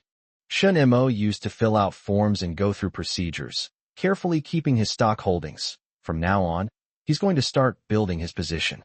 Back at Red Maple Leaf, Manager Zhou asked, Did you buy it? I bought it. Sister, I probably won't be keeping my money at the restaurant anymore. I'm going to put it all into stocks. Manager Zhou put his hand to his forehead. What can your sister say about you? Shin Imo made several times his money last time, and he won't listen to anything she says now. By the way, sister, has Xiongming paid off his debts yet? Shin Imo suddenly noticed that a familiar figure was missing from the garden road. All paid. Off to work. What unit? He even gave up his internship, so what good job could he possibly get? But I heard he pulled some strings and got a job at a chemical plant. Has he given up? Do you think he'd be willing to give it up? He'll probably sneak out in a couple of days. When will your scores come out? It should take another week or two. Shin Imo checked the calendar. It was July 20th. He had applied to a local university in Shanghai, so he should receive the application sooner, right? Sui Wefang was also looking at the calendar. It was July 20th. Mom, let's switch shifts this week. I'll have Honghan's grandma come over so you can take a break. Oh, I'm not tired at all. Even if you're not tired, you should rest. You've been taking care of Hang here all the time during the rainy season, so you need to tidy up the bedding and clothes at home. Wang Shopping was reminded that she needed to go back and tidy up. Yes, your dad would never guess. The house is going to get moldy. A few years ago, they decided to celebrate Shun Mo's birthday on July 28th. Now that it was almost here, Sui Wefang was going to cook yellow croaker noodles for Shin Imo. Wang Shopping could cook here, but the atmosphere wouldn't be very good, so Sui Wefang simply used the excuse of changing shifts to send her mother-in-law away. Her reason was so compelling that Shin Chuan had nothing to say.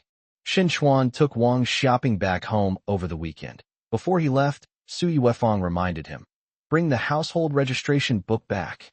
Got it. Shin Chuan thought to himself, his wife really wasn't just getting his nephew back for noodles. The household registration book was the real issue. After dropping his mother off at home, Shin Chuan lingered for a meal and then asked for the household registration booklet. Surprisingly smoothly, Wang Shopping immediately produced it, saying repeatedly, Your wife told you to, right? I was wondering why she didn't come back with me. Young people are so shy. What's there to be embarrassed about? Xiao Chuan, let me tell you. This time you must listen to Wefang and make Xiao Imo hurry up and transfer his household registration. If his household registration stays here, he'll be too embarrassed to come looking for me and your father, but he'll be too embarrassed to come looking for you and Wefang.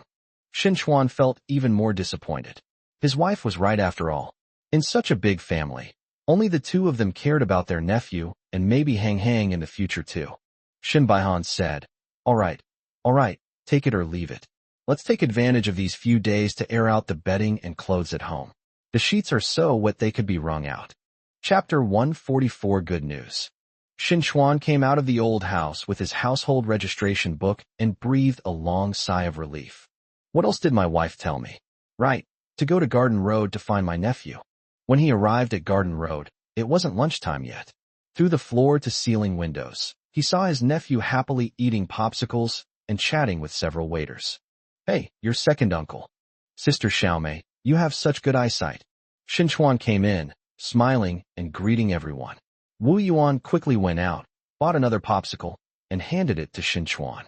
Shin Chuan was both amused and exasperated. I'm such a grown man. Second uncle, it's cool here. Shin Chuan took it. He hadn't eaten an ice pop in a long time. He felt that he was an adult and shouldn't be as casual as a young person. I've brought the household registration book back. Your second aunt will keep it for now. She said we'll go back for dinner next Friday. Shin Mo calculated that it was July 28th, and then smiled and said, it's yellow croaker noodles, right? Yes. Shin Chuan recalled his wife's cooking skills, which seemed quite good. Unfortunately, your university acceptance letter hasn't arrived yet. Wu Yuan asked, should we receive it by the end of July? Shin Mo shook his head. It will be difficult. I estimate that the recruitment process will only have just begun at that time. You must show us the admission notice. Definitely. Shin Chuan watched the group of young people interact with a smile. He finished his popsicle, gave Shin Mo a few more instructions, and then rode his bicycle back home. The National College Entrance Examination, Gaokao, is naturally highly valued in China, and in this era lacking entertainment, it is almost the biggest topic of conversation in the summer. As time went by, the marking process came to an end. On the morning of the 28th, after finishing his translation, Shin Mo did not return to Red Maple Leaf, but went back to his second uncle's place. Only Wu Yufan was at home with Xiao Hanghang. When he saw him come back, Xiao Hanghang took his hand and wanted to go out to play. Have the college entrance exam results been released yet? Not yet. Shin Mo reached out and scooped up Xiao Hanghang. Grandma, I'll take him out to play first. Don't go too far, it's hot. I understand. Wu Yufan didn't understand what the Shun family was thinking. What a wonderful grandson he was. Her daughter had asked her to go by Yellow Croaker, so she went out while Shin Mo was taking care of his grandson. Little Shin Hang is a bit unruly. He's still unsteady on his feet while holding Shin Mo's hand, but that doesn't stop him from running around everywhere. When Wu Yufan returned, she saw that the boy had 2 balloons in his hand. With something in his hand, he became much more obedient, hiding in Shin Mo's arms and pulling on the balloons, happily showing his little baby teeth. We shouldn't spoil him like this. Wu Yufan reached out and gently stroked her grandson's cheek. We'll buy you things after your brother graduates from university in a few years. She thought Shin Mo was really working as a waiter on Garden Road and didn't have many bills, but she knew that Shin Mo's grades were genuinely good. When Sui Wefang got off work, she saw her mother starting to fry fish, so she hurriedly went over to take over. Mom, let me do it. That's all. You can rest for a bit. When Xiao Shenhang saw his mother return, he went up to her and hugged her leg. Shin Mo went up and picked up little Shenhang. The little guy was still reaching out towards his mother, excitedly waving his arms and legs. Looking at her grandson, Wu Yufan smiled and said to her daughter, Go take care of the child. I've missed you all day. Mom, cook more noodles. Xiao Mo has a big appetite. I understand. Sui Wefang came to her son's side, and little Shenhang immediately clung to him, not minding the heat at all. Shouldn't the results be released by now? It should be out soon. It's been more than 2 weeks. Shin Mo felt that he would receive his admission notice in early August. Come back first after you get the acceptance letter, and take it to the restaurant later. Okay. The marking process for this year's exams has concluded, and universities are now busy with their admissions processes. Wow. A total score of 557.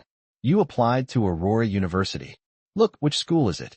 The staff at Aurora University were very satisfied with this score, which surpassed the top scorers in the college entrance examination in previous years. Shen Mo, from Yongxing No. 1 High School. With this score, he could be considered the top scorer in this year's college entrance examination, right? Very likely. At least I haven't seen anyone with a higher score than him. How many students from Yongxing No. 1 Middle School applied to our school this year? Quite a few. Look, Lu Qing got 553 points. Feng Song got 549 points. They've both come to our school. Great score. Several admissions officers gathered around, looking at the scores with great satisfaction. The national university rankings were still in their infancy, and Aurora University needed high-scoring students like these. However, at this time, there was no fierce competition for students like in later generations. Top universities were a scarce resource, and the general attitude was take it or leave it. Therefore, even though Shun Mo became the top scorer in the Shanghai College entrance examination, he did not receive any material reward, but he did receive spiritual encouragement and praise. As the admissions process began, Shin Mo's name was the first to appear on the admission notice. At this moment, the teachers at Aurora University were certain that they had admitted the top scorer in the college entrance examination in Shanghai. The admission notices were sent out and arrived at Yongxing No. 1 Middle School from the postman's hands. Old you, hurry, the admission notices have arrived. In your class, 3 students got into Aurora University and 1 got into Shanghai Jiao Tong University. Yu Pingjun took off running towards the school. Halfway there, he lost one of his slippers, so he quickly went back, put the slipper back on, and continued on his way to the school. His face was beaming with an unstoppable smile. This was wonderful.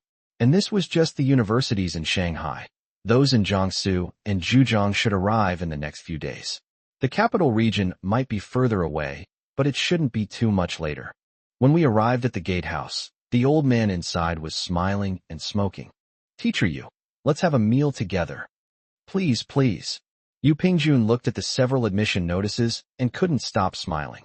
Head of Education He Jinfeng and Vice Principal Luo Yuanheng then appeared, beaming with joy.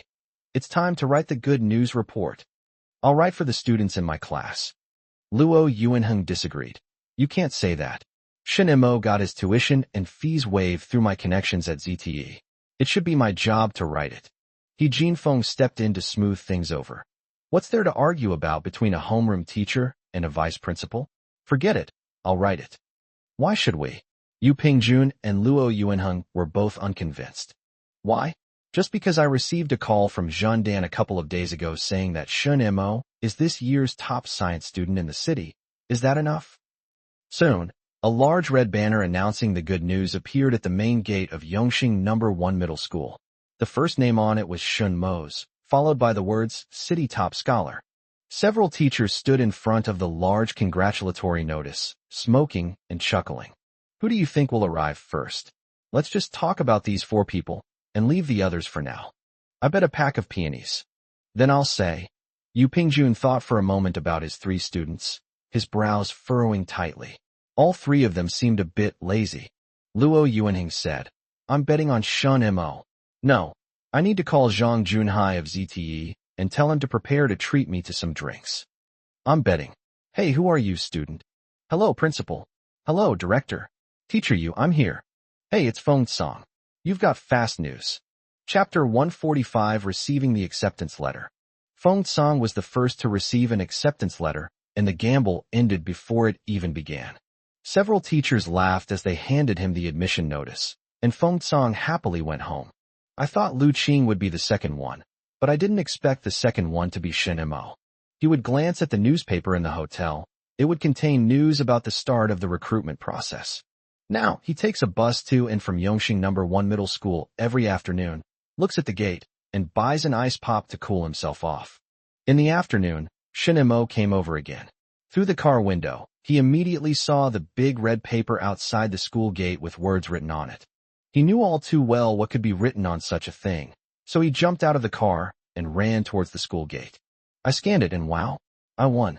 My mind was wandering, thinking that getting into a top university was not much different from Fanjin passing the imperial examination. Yu Pingjun remained in the reception room, playing cards with several other homeroom teachers to pass the time, while waiting for the students to come and collect their admission notices. The old man in the gatehouse, holding a teacup, watched with a smile, occasionally offering a suggestion to someone. You shouldn't have played those nines just now. Look, they had a perfect hand of 10. Teacher. Oh, it's Shun Mo. Seeing that he was about to lose, Yu Pingjun threw the cards directly into the middle, smeared them haphazardly with his hand, and cheated. The other homeroom teachers laughed. Old Yu, you dodged it again. Here it comes. Our top science student from Shanghai is here. For Shin Mo's sake, we'll let it slide this time. Really the top scholar? Shin Mo asked in disbelief. It's true. Director, he received a call from Jindan. You are the top science student in Shanghai.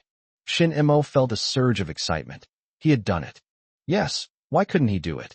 He wasn't stupid to begin with. He studied hard and diligently, and he pushed himself to the limit, with a clear goal in his studies. It seems quite normal for him to become a top student. Thank you, teacher. Why thank us? This is all thanks to your own hard work. The teacher just guided you in. Yu Pingjun handed the admission notice to Shun Mo, his smile never fading. Huh, a red envelope? Not blue.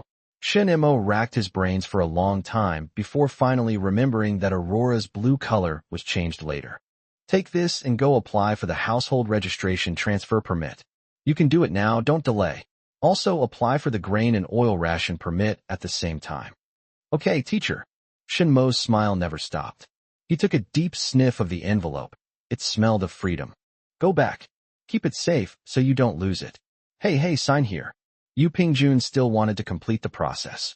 Shin Mo wrote down his name, ran outside and bought a lot of ice cream, then brought it inside. Several teachers were a little embarrassed to eat Shin Mo's ice cream because Shin Mo gave the school the impression that he was not well off. Yu Pingjun took one first and then shared the rest of the ice cream with everyone. Eat up. I can only eat this once every 2 or 3 years. Teacher, I'm going back now. Let's go back, Yu Pingjun said with a smile. Shin Mo bowed to him and went to the platform outside to wait for the train. Yu Pingjun was overjoyed and couldn't help but boast. Look at this. He's my student. The top student. While waiting for the bus, Shin Mo bought 2 more ice creams. As soon as the bus stopped, he got on and gave the ice creams to the driver and ticket seller. Oh my, Xiao Mo, how could you bear to buy ice cream? Popsicles would have been fine. Sister, look. Shun Mo handed over the admission notice, and the ticket seller's eyes lit up immediately. Come, sister wants to take a good look. The ticket seller tossed the ice cream to the side of the driver's seat and carefully examined the envelope. It was still unopened, and she was too embarrassed to open it. Shun Mo would definitely go back and open it. The driver also wanted to see, but he had to drive and couldn't, so he could only stare blankly. Hey, which school is it? Jindan, you drive your car, don't get distracted. Oh my, Jindan. Xiao Su's eyes have been pressed against his forehead for a long time. The driver held the steering wheel with one hand and ate his ice cream in the other. If it were a popsicle, he might have finished it in a few bites, but since people don't eat ice cream often, he had to eat it more slowly. Several passengers craned their necks to look. It was Aurora. They would also be envious of Tsinghua and Peking University, but the impact on them would be far less than that of Aurora University, since Aurora University is located in Shanghai. When they arrived at Garden Road, everyone acted as usual. After Shin Mo came in, he took a few deep breaths and calmly said to Manager Zhou, Sister, please ask Master Wu to work hard tonight. I'll treat everyone to dinner. Manager Zhou asked with great surprise, You got the admission notice, right? Quick, let your sister see it. Shin Mo then took out the admission notice from his tattered briefcase. Manager Zhou laughed several times before looking at it carefully. Oh, it hasn't been opened yet. We'll dismantle it when we get back. No problem. Manager Zhou was happy to see the cover, but then suddenly remembered. You're going back today, right? Go back. Manager Zhou immediately called to Xiaomei. Go to the kitchen and tell Lao Wu to make 6 dishes. All of them must be good dishes. Do what you think is best. She then said to Shun Mo, I won't charge you for these 6 dishes. Let me share in your good fortune. By the way, are you coming back tonight? No, right? If not, then we can treat you to dinner tomorrow night. How can we eat by ourselves without the host? She beamed and held up the envelope containing the acceptance letter to the light for a long time, as if trying to decipher the words inside. When old Wu from the kitchen heard that Shun Mo had received his acceptance letter, he hurriedly went to the front hall, where it was already quite lively. Hey, hey, let me take a look, okay? I'm busy in the back and can't come out easily. The notice was handed to Lao Wu, who vigorously wiped his hands on his apron before taking it. He immediately smiled so broadly that his eyes narrowed. He didn't open the envelope. Like Manager Zhou, he carefully examined it against the outside light. Although he couldn't see anything, he was still in a good mood. You wait here. Uncle will make you 6 dishes. Shall you go wash the lunchbox? What? Master Wu, I'm treating everyone to dinner tomorrow night. Please take this opportunity to help out. Oh, what do you mean by hard work?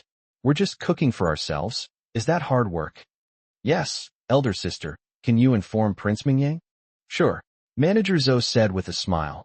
Getting into Aurora University is a proud thing. Let Mingyang come over for a meal and have some fun.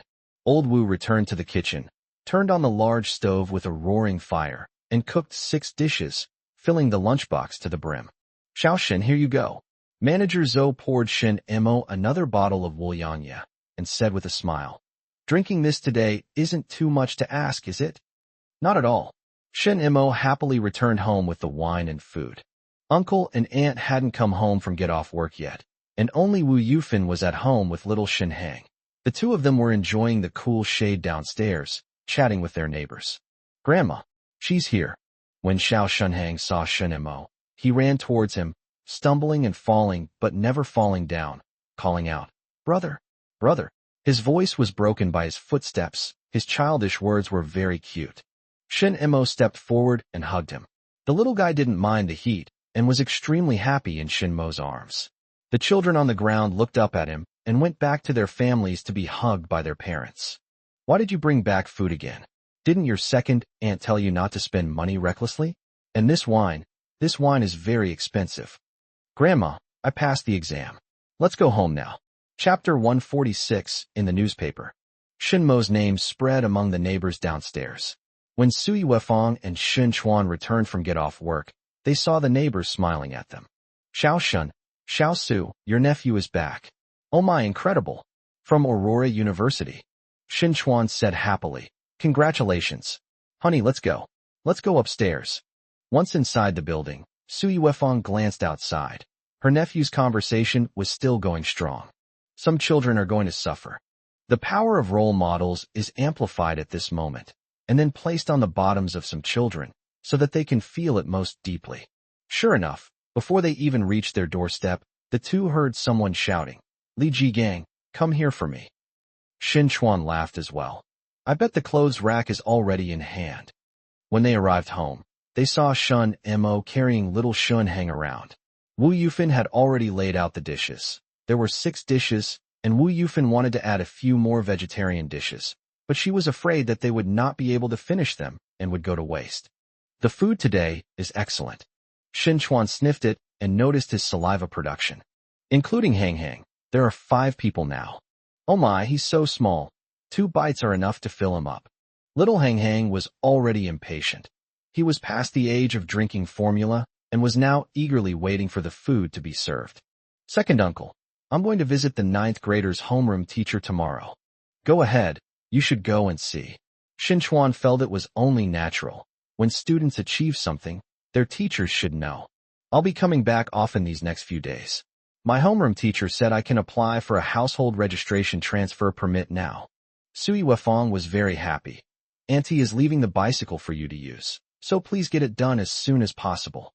Wu Yufan took her grandson from Shen Mo's arms and invited everyone to sit down. Shen Chuan saw that it was Wulianya liquor, but couldn't bear to drink it and put it away. Shouldn't we inform the family? Wu Yufan asked cautiously, while Sui Wefang and Shen Chuan both looked towards Shen Mo. Whether they are notified or not, what does it matter? What if they know? What if they don't know? Shen Chuan's understanding was that it was acceptable to notify them. Fortunately, the household registration book had been obtained in advance, so there was no fear of any further accidents. Shen Chuan wanted to discuss it with his wife again that evening and hear her opinion. He felt more and more that there were some things he couldn't control. Chef Wu's cooking was of a very high standard. Little Shunhang sat in Wu Yufan's lap, chewing with his little mouth and pointing with his little finger, his little belly quickly becoming round and bulging. Shin Chuan and Sui Wefang were discussing things when they went to bed that night. This is something that can't be hidden, and it can't be hidden forever. Xiao Mo mentioned at dinner that he's the top science student in Shanghai, and he might even be in the newspapers. So, go home on Sunday and tell your parents, and also mention that the household registration book can't be returned anytime soon. Xiao Mo needs it. Shin Chuan thought his wife's arrangement was good. He would let his parents inform his older brother. As for his ex-sister-in-law, he didn't even know where she lived, so he wouldn't inform her. The next morning, Wu Yufan cooked breakfast and woke everyone up. Don't waste the food from yesterday. After breakfast, Shun Imo left with his admission notice and household registration book, while Wu Yufan followed him downstairs to cool off, carrying little Shinhang. Xiao Shunhang is full of energy. Once he gets downstairs, he plays wildly with the other children. Shun Imo rode his second aunt's bicycle, first bought biscuits and malted milk powder, and then went to the faculty and staff dormitory of Zhongxing Middle School. Through the door, Shun Imo could hear Yuan Li scolding her child. Summer vacation is over just like that? You're not going to do your homework? You have a senior named Shun Imo. How many times have I told you? If it's still these few pages when I get back tonight, get the clothes rack ready. Shun Imo suppressed a laugh and reached out to knock on the door. Who is it? Teacher Yuan. I am Shun Imo. The door was flung open almost immediately, and seeing Shun Imo, Yuan Li laughed. We were just talking about you. Oh, why did you bring something again? The teacher's going to be angry. Shun Imo smiled and said, Teacher, these two things are extra. I came here today to show you something else. What is that? My acceptance letter. Shun Imo put down the things he was holding on the small table, took the acceptance letter out of his bag, and handed it to Yuan Li. It really is Aurora University. Yuan Li looked at the admission notice with great joy, rubbing it repeatedly. Teacher, I got it from number 1 high school yesterday. Teacher Yu, the homeroom teacher at number 1 high school, told me that I am the top science student in our city this year. Yuan Li was even happier. Teacher knows, it will definitely be you. Someone who can get 4 perfect scores in the 3rd year of junior high can definitely do it in the 3rd year of senior high. By the way, do you know how many perfect scores you got in the college entrance exam? Shun Imo shook his head. I don't know, but it doesn't matter anymore. But Yuan Li would calculate it herself. If I don't get full marks in Chinese and English, I'll definitely get full marks in math and physics. Great, really great. You're a student I taught. If her husband hadn't gone out, he would definitely have exposed her at this time, saying that the Chinese she taught didn't get full marks. By the way, do you have enough money? The teacher has read the newspaper. University fees have changed this year. That's enough, teacher. Look, I still have enough money to buy cookies and malted milk powder. This summer, I've been working as a waiter and buying stocks, so I'm sure I'll make a lot of money. Teacher, I'll never have to worry about money again. Next time I see you, I might be dressed in a suit and tie, so you might not recognize me. Yuan Li smiled and said, Teacher believes in you. Come on, let's go to school. You're the top science student in the city. Your name might be in today's newspaper. Let's go and see. The results of the middle school entrance exam will likely be released soon, following the college entrance exam, and many teachers at the school will be waiting for them. Yuan Li has been going to the school frequently lately, hoping to get the news as soon as possible. Zhang Junhai, the dean of students, held the newspaper that had just arrived that morning, a cigarette dangling from his mouth, and read it with great interest. Hey, look at this. The top science student is Shun Imo.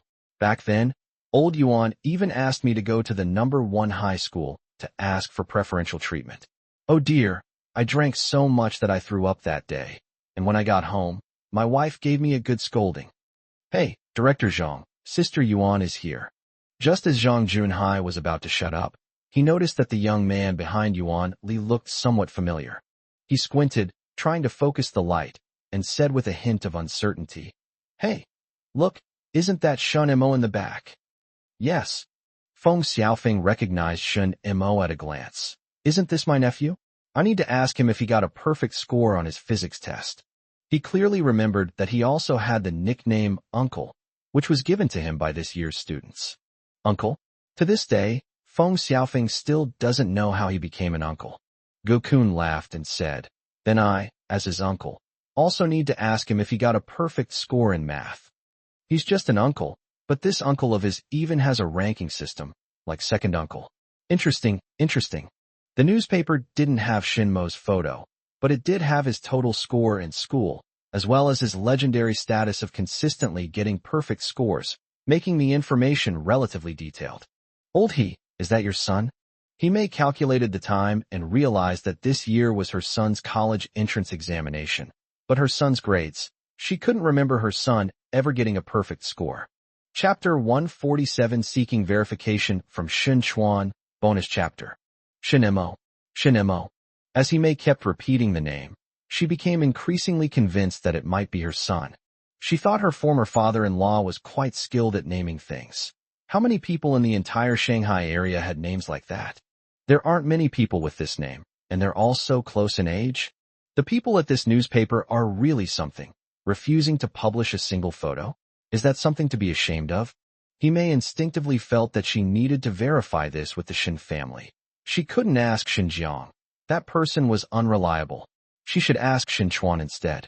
She was a primary school teacher with winter and summer vacations, so she had plenty of free time and went to wait at the entrance of Xinchuan's textile factory. This morning, Xinchuan arrived at the factory and was surrounded by his co-workers. Wow, Xiaoxin, your nephew is amazing. He's the top scorer in the city's college entrance exam. I don't need you to treat me to a meal. Just a cigarette would be fine, right? What will you study at Aurora University? Where will you be assigned after graduation? Xinchuan proudly declared, he's studying physics. My nephew is going to be a scientist. Scientists, they really are amazing people. Textile factory workers generally have a neutral opinion of their leaders, but they greatly admire teachers, doctors, soldiers, and scientists. Xinchuan never smokes, but his co-workers teased him, so he went out and bought several packs of peony cigarettes to give away. He did so happily and willingly. He would be even happier if his son could be helped out to buy cigarettes after the college entrance exam. During his lunch break, when he was getting his food, the cafeteria staff always gave him an extra spoonful of tofu. Xinchuan, carrying his lunchbox, found his co-workers and happily gathered together to eat. Shinemo was invited to stay for lunch by several teachers. Instead of going home for lunch, they found a small restaurant nearby. Zhang Junhai ordered a bottle of Shaoxing wine and poured a cup for Shinemo. Once you get into university, you're an adult, and you can have a little drink. Yuan Li complained. Look at Director Zhang. He has 100 reasons to bring up old wine. But despite her words, her smile remained. After downing a cup of rice wine, Zhang Junhai asked, do you have enough money for college? If not, he figured he might as well ask all the teachers to chip in since there were so many of them. That's enough, teacher. I still have a lot of money left from the stocks I made 2 years ago. I'm still working as a waiter on Garden Road, which is enough for me. Yuan Li laughed and said, this kid even said he'd come to see me in a few years, all dressed in a suit and tie. Feng Xiaofeng said, sister, I believe you. He picked up a piece of eel shreds with his chopsticks and put it on Shinmo's plate. Try it. The eel shreds at this restaurant are very good. Shinmo raised his glass and said to the teachers, I came here mainly to tell Teacher Yuan that we don't need the money. I'd like to toast you all. Several teachers raised their glasses. From now on, when we go out, we can say that we have a student who was the top scorer in the college entrance examination. Zhang Junhai was in a great mood. I knew about it earlier than you guys. Principal Luo from number 1 middle school called me yesterday, and I treated him to a good drink, ha. Director Zhang, from now on, the task of escorting students to the number 1 high school for the exams will be entrusted to you. Sure, Zhang Junhai patted his chest and assured him, secretly planning to go to number 1 high school next year to see Luo Yuanhing off to the exam and then get another drink from him. This year's meal, it's really hard to say who will treat whom. It's so difficult, so let's just have 2 drinks. Zhang Junhai was in a good mood and drank a little more, while the other teachers only drank 1 glass. Shinemo was only allowed to drink 1 glass of wine.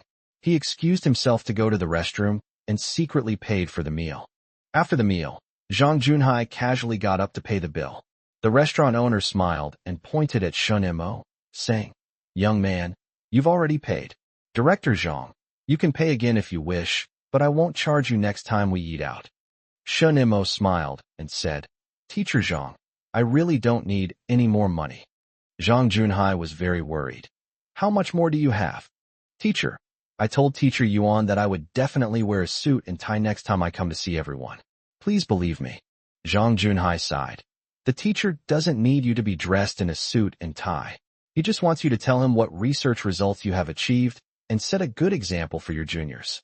Okay, teacher, I'll remember. Shin Mo felt that wearing a suit and tie and research results were not contradictory. The two could coexist. In the minds of these teachers, they might think that he was afraid of being poor and would put making money first in the future. Therefore, he did not tell Zhang Junhai that he wanted both. After saying goodbye to several teachers, Shin Mo went to the police station to apply for a relocation permit and a certificate of change of grain and oil relationship. The household registration police officer was still Wang Hui. Although Shin Mo had only shown up with him once in the past 4 years, Wang Hui still remembered his name very well. Shin Mo, you also have an uncle named Shin Chuan, right? Yes. Wang Hui laughed and said, you have a good uncle. You're transferring your registered residence? Where are you transferring it to? Shin Mo took out the admission notice. Transfer to the school. Wow. Your uncle wasn't exaggerating. Impressive, impressive. Wang Hui quickly processed the relocation permit and grain and oil transfer certificate for Shin Mo and said with emotion, I still remember when your second uncle came to register your household. You were in the summer of your second year of junior high school, just 1 year away from taking the high school entrance exam.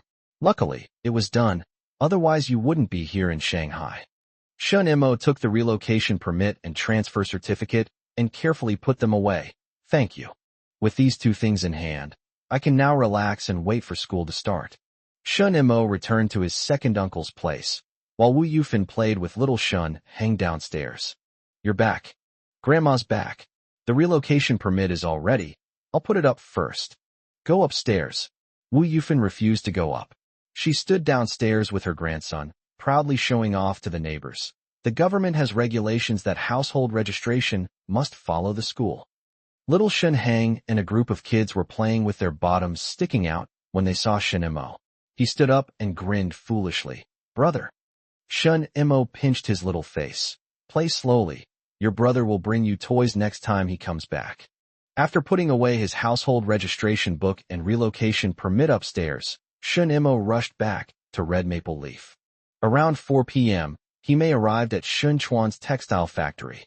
Unable to get in, she waited at the door, her anxiety showing on her face. She clutched the newspaper tightly in her hand, the sweat and heat making it crumpled. At 5 o'clock, the workers came out of the factory gate, their bicycle bells ringing loudly, and they shouted and yelled as they prepared to go home to cook and do laundry. Hime kept her eyes fixed on the factory gate, afraid of missing it. Shin Chuan and several co-workers rode out on their bicycles, agreeing to have a drink together in a few days. Xiao Chuan, a sudden female voice appeared, causing the workers at the gate to look at Hime. Shin Chuan greeted everyone. Go ahead, go ahead. He pushed his bicycle to Hime, thought for a while, and found a suitable way to address her. Sis, what brings you here? Hime took out a newspaper and asked, Xiao Chuan, I'm asking you, is this Shun Mo? Yes. Chapter 148, Su Yuefang attacks first. His nephew had told him before that there was nothing to hide. After all, Shin Mo still has to stay in Shanghai, and this kind of thing will spread sooner or later. Since that's the case, why keep it a secret? Sis, you got the news even before my older brother. Shin Chuan looked at the newspaper in her hand, then thought it was probably impossible. He probably saw the newspaper and found out too. Hearing Shin Chuan's affirmative answer, Hime still couldn't believe it. Xiao Mo, his grades are that good? She was a primary school teacher and naturally cared about education, but her son, how could that be? Before the start of the 3rd year of junior high school, I got his household registration sorted out. From that time on, Xiao Mo's grades were very different from before, and he became much more sensible. He's with you, right? He does odd jobs to earn some money. Summer vacation is too long, so he usually doesn't stay with me to waste his time. I want to see him. Xiao Chuan, tell me, where is he? Shin Chuan was in a dilemma. Sister, Xiao Mo promised me that I wouldn't hide the news of his passing the exam, but he didn't tell me to tell you and my brother where he is. If you come over in the morning, you should be able to see him. He's going to visit his teachers at his junior high school. Why don't you just talk to your sister about it? I need to ask Xiaomo's opinion first. Sister, Xiaomo is an adult now. Shin Chuan also looked troubled. He had experienced the hardships of studying, and it was true that you reap what you sow. Xiaomo had worked hard for so many years, but his parents didn't care about him. After he made it into the newspaper, his long-lost ex-sister-in-law actually took the initiative to appear. If it were before he got married, he probably would have softened and told him May where his nephew was. But after getting married, he was greatly influenced by his wife and instinctively felt that he couldn't tell his ex-sister-in-law first, even if he couldn't find his nephew when he went back. He had to discuss it with his wife first. Then I'll come see you again tomorrow. Hey sis, is there anything you want to tell Xiaomo? May's eyes reddened, and she tried to stop her trembling lips. Xiao Chuan, tell Xiaomo that I miss him. Yes, I've got it. When I got home by bicycle, the area downstairs was quite lively. Hey, Xiaoshun, someone's come to your house. Several uncles and aunties smiled, and said that in their opinion, it was no exaggeration for Shun Mo to have been admitted to a good university, and no amount of congratulations was too much. Hey, uncle, has my wife come back yet? Shin Chuan could guess that his older brother and parents had arrived, and he probably couldn't handle this situation. Xiao Su hasn't arrived yet. I'll wait for her to come back so we can go grocery shopping together. There are a lot of people today, so we can't be rude. Yes, yes. In just a short while, Su Yuefeng's bicycle appeared. The setting sun shone on Su Yuefeng's face, making her look radiant.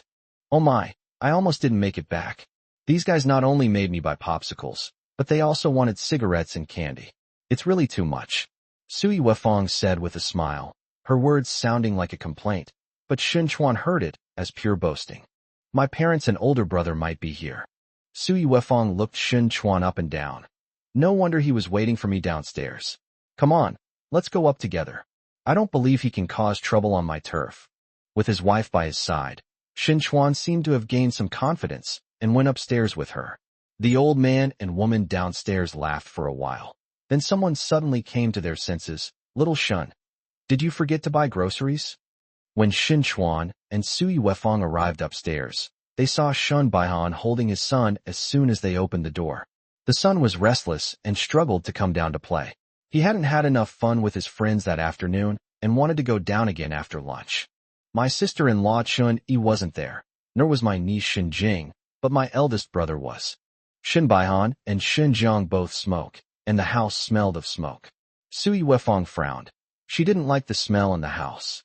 Originally, only Wu Yufan lived in the family, so she was essentially an outsider, and the Shin family couldn't ask her for help. Yesterday, Wu Yufan received her admission notice, and today she saw the Shin family. She knew perfectly well why they had come. You guys chat first. I'm going out to buy some groceries. Mom, buy another bottle of old wine. Su Yuefeng was reluctant to take out the bottle of Wulianye from yesterday and asked her mother to buy another bottle of wine to make do. Brother, why didn't you bring your wife and Jingjing with you? How do they eat at home? Su Yuefeng began to lead the conversation. Shin Jiang waved his hand.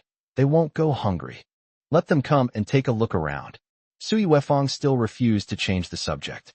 Shin Jiang couldn't hold back any longer, coughed, and asked, Xiao Mo, when are you coming back? He's not coming back. He has to work to earn money. Did he get into Aurora University? Shin Baihan asked, his eyes filled with anticipation. It would be strange if he didn't get into Aurora University. Xiao Mo's grades have always been excellent, but neither Shin Chuan nor I expected him to become the top science student in the city. Oh my, big brother, you don't know, this morning at work, even I, as his aunt, was forced to buy a lot of popsicles, cigarettes, and candy. Su Yuefeng smiled brightly, as if she were really chatting about everyday things, complaining to her older brother about spending too much money. Shin Chuan interjected, Big brother, sister Hime also came to see me when I got off work this morning. What's she doing here? Shin Jiang said irritably. In all these years, has she taken care of the child? Now she remembers. Su Yuefeng pinched Shin Chuan to shut him up, and at the same time she shut up herself, not responding to Shin Jiang's words. Shin Jiang spoke for a while, then suddenly realized there was an awkward silence. His younger brother and sister-in-law just stared at him without saying a word, which made him feel very awkward. His ex-wife had never cared for their son, and it seemed that he hadn't either. Embarrassed, he coughed again, trying to ease the tension. Sui Wefang started pressing. Xin Chuan, did you and your sister-in-law discuss the money for Xiao Mo's household registration? Did she say she would give us the money back? Xin Chuan shook his head and said, Sister, he didn't mention this. The situation became even more awkward. Xinjiang had long forgotten about registering his household registration, but now Sui Wefang had brought it up again through Hime. Xin Baihan coughed and asked, Wefang, do you still have Xiaoma's admission notice? It's not here. Sui Wefang lied without batting an eye. She knew Shen Mo would never bring the admission notice back to Red Maple Leaf, but he would never admit that the admission notice was at his home. Dad, Xiao Mo has a lot of ideas. He doesn't ask for Xin Chuan's or my opinion on many things. Actually, what advice can Xin Chuan and I give him? He's already been admitted to Aurora University. He's more knowledgeable than his second uncle and me. What we do is just provide him with some logistical support. Logistics work? Wang Xiaoping felt that her second daughter-in-law was targeting her. After Shen Mo finished his college entrance exam, the young couple wanted to pick him up, but she was reluctant. Moreover, after Shen Mo returned, she thought of kicking him out as soon as possible. She might be in trouble. Wang Xiaoping knew her two daughters-in-law's abilities. Both of them were skilled at arguing in the marketplace and could use a veiled insult at any time. Chapter 149, No Meals Provided. Xin Chuan's mind couldn't keep up with Su Yuefang's train of thought at all, but he could sense that something was wrong. But the eldest brother, father, and mother were all holding back, and they didn't know what to say anymore. Sui Wefang wasn't going to let the atmosphere cool down. She said excitedly, Xin Chuan and I have discussed it. When school starts, we'll take Hang Hang to send Xiaoma to school so that Hang Hang can see what Aurora University is like and that he can go there to study when he grows up. Xin Chuan was even more puzzled. When had his wife ever discussed this with him? But it didn't seem to matter that they hadn't discussed it. In his subconscious, what his wife said was what he wanted to do. Xinjiang's expression changed noticeably. He wanted to send his son off to Aurora University. His second brother wanted his son to take the entrance exam for Aurora University, which was fine, but he also wanted his youngest daughter to take the exam for Aurora University. Couldn't get in? That's a possibility. But Xiao Mo is at Aurora University, so maybe he can actually get Hang Hang in. Just like high schools today, some ordinary teachers can ask leaders for help to get their relatives' children into the school. Xiao Chuan, you told me before about Xiao Mo getting 4 perfect scores on her final exams. Xin Chuan had a very vivid memory of that time. He always believed that it was the only chance to break the ice between father and son, and he still harbored resentment towards his elder brother's distrust. Of course it's 4 perfect scores. I'm your own brother, and Xiao Mo is your own son. How can you not believe what we say? The naive Xin Chuan directly played the family card, leaving Xinjiang with even less reason to refuse. Yes, why doesn't he trust his own brother and son, but instead uses a newspaper article written by an outsider to verify his claims? Even now, he still hadn't thought of another sentence his son had said. I made a living on Garden Road and earned more than 10,000 yuan. I'm going to buy a house for my second uncle next year. This spacious house is the result of Shun Mo's money. Little Shun Hang is playing happily on a small stool on the floor. 4 perfect scores. I really can't believe it. I dare. Xin Chuan was speechless. Big brother, why would Xiao Mo lie to us?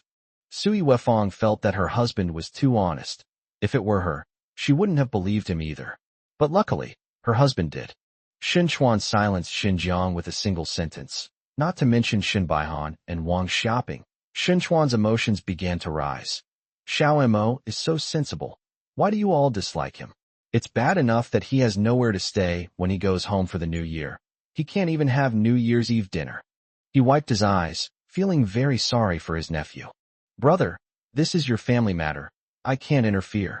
I can only help him register his household and provide him with food and clothing. But he doesn't even want my money. He's your son. You can decide for yourself. Xin Chuan turned his head to the side, tears streaming down his face. When Xiao Shunhang saw his father crying, he hurriedly came over to wipe his tears, but he couldn't wipe them away. Xiao Shunhang got anxious. He couldn't speak clearly, and in his anxiety, he couldn't utter any clear words. He just made incoherent noises. He ran to his grandparents and uncle and slapped each of them a few times. The adults lowered their heads and accepted his slaps. Xiao Shunhang also started crying. He grinned, tears streaming down his face, and cried so loudly that the roof tiles shook as he reached his mother's side. Sui Wefang wiped her son's face, but Xiao Shunhang's tears and snot were still coming out, and she couldn't wipe them clean. Big brother, Dad, Mom, there's nothing your husband and I can do to help with this. Just like he said, all we can do is feed Xiaoma and clothe him. He won't even take our money. When will he be back? Xinjiang thought it would be good to see his son at least once. I don't know. She might not be back until the first day of school. Big brother, did your wife know about Xiao Mo's situation? What did she say? Sui Wefang brought up Chen Yi. What did Chen Yi say? Chen Yi believed that being free from desires made her invincible. She wouldn't come, nor would she let her daughter come, because she wasn't the one who would be embarrassed. Wu Yufan came back from outside carrying a basket full of vegetables, but when she came in, she noticed that the atmosphere was very strange. She didn't say anything, but silently went to the kitchen. She could probably guess why, thinking to herself, where were you all before? She hadn't even met Shun Mo yet, and she was already stuck at the hurdle of her daughter and son-in-law. After meeting Shin Mo, Wu Yufan felt that these people were just getting in the way. Xinjiang was too ashamed to eat at his brother's place, so he got up and told Shin Baihan and Wang Shopping to leave. Tell your mother-in-law to cook less food. We won't eat here. Xinjiang was in a bad mood, and Sui Wefang was also in a bad mood, so they didn't even offer a token of politeness. Please drive slowly on the road. She was holding her son in her arms, and he was crying with snot bubbling from his nose. After dropping him off downstairs, Sui Wefang pulled Shun Chuan back inside. She breathed a sigh of relief as the door closed. You did a great job today. What do you mean by good performance? I'm just feeling sorry for Xiao Mo. Shin Chuan was still upset. He took his son, Xiao Hanghang, whose face was already streaked with tears. You should think about how to talk to your ex-sister-in-law tomorrow. Shin Chuan, disregarding his grievances, hurriedly asked, Wife, what should we say? Didn't you just reply quite well? Shin Chuan said anxiously. What did I just say? How could I remember that clearly? Let me help you recall. You just said, whose son is Xiao Mo? You're just an uncle. You can only take care of his food and clothing. Tell your sister-in-law to go find your older brother. Wu Yufan wiped her apron and said, Xiao Chuan, you're too honest. You'll suffer for it in the future. Mom, there's an old saying that goes, suffering a loss is a blessing, right? Sui Wefang felt that there was some truth to the old saying. Yes. I'll make steamed eggs for Hang Hang. He loves them, and he's happy when he eats them. Xinjiang and the others were riding their bicycles back outside, and even now they still felt like they were in a dream. Shin Mo got into Aurora University. He actually got into Aurora University. Wang Shopping deeply regretted giving away the household registration booklet. Once that was given away, she would never see her eldest grandson again. But regret was useless. She dared not go to her second daughter-in-law to get it back. If she dared to go, her second daughter-in-law would turn against her. She then remembered the few hundred yuan for registering her household registration, and it seemed that no one had yet offered to give it to Shin Chuan. Didn't they say he may came to see Xiao Mo too? Xiao Mo isn't surnamed He. What's she doing here? Xinjiang replied in a muffled voice, pedaling his bicycle erratically. The group only knew that Shunmo worked as a waiter on Huayuan Road, but they didn't know which restaurant it was.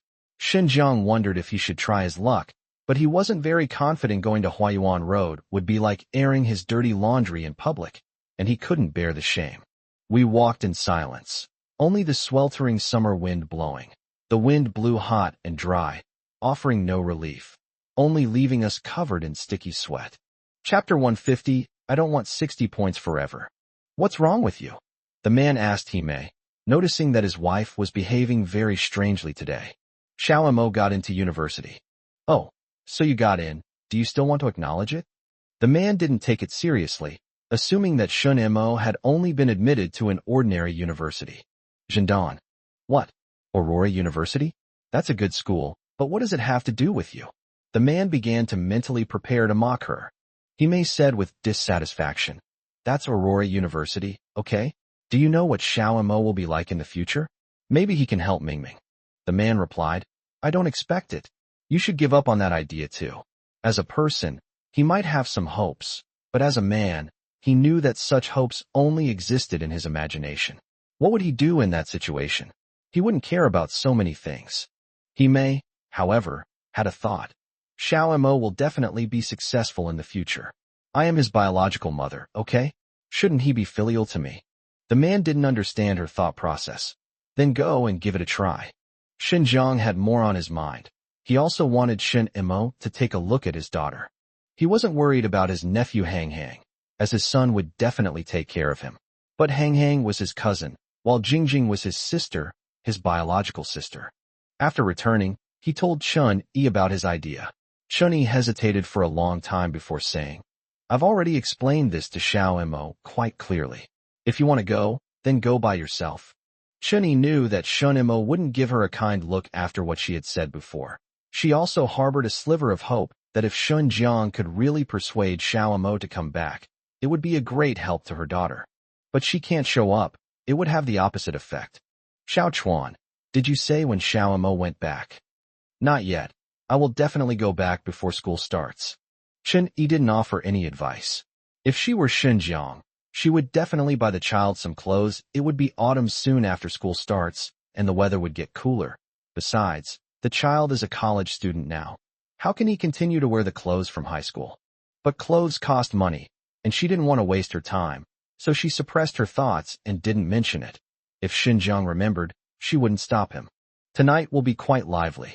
Several large restaurants around Red Maple Leaf know that Shun Mo has been admitted to Aurora University, and they will be hosting dinner parties tonight. Zhao Mingyang came over as soon as he got off work and spoke to Shin Mo with a smile. Now that he was a government official, he could no longer work as a translator, and he certainly couldn't change into a waiter's uniform to serve dishes. Wearing a white shirt and leather sandals, he looked quite like a cadre. Manager Zhou looked him up and down and joked, Mingyang, is anyone going to introduce you to someone? Zhao Mingyang blushed slightly. Yes, sister. He doesn't actually have it, but he has to pretend he does. Bring it to dinner next time. Zhao Mingyang said, I wanted to bring them along this time, but it was too late, and they didn't dare to come out. Manager Zhou covered her mouth and laughed. Are you afraid you'll eat her up? With your handsome appearance, even I would have to come out in the middle of the night. In the middle of the night. Zhao Mingyang found this time of day too scary, especially since Manager Zhou liked to keep his hair long.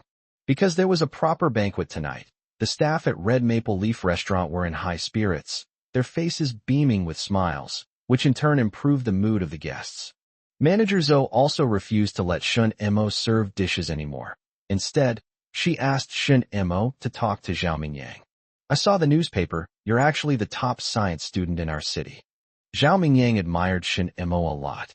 He could sense Shun Mo's extraordinary talent when they worked together as translators, but he never expected Shin Mo to achieve such a score. Luckily, really lucky.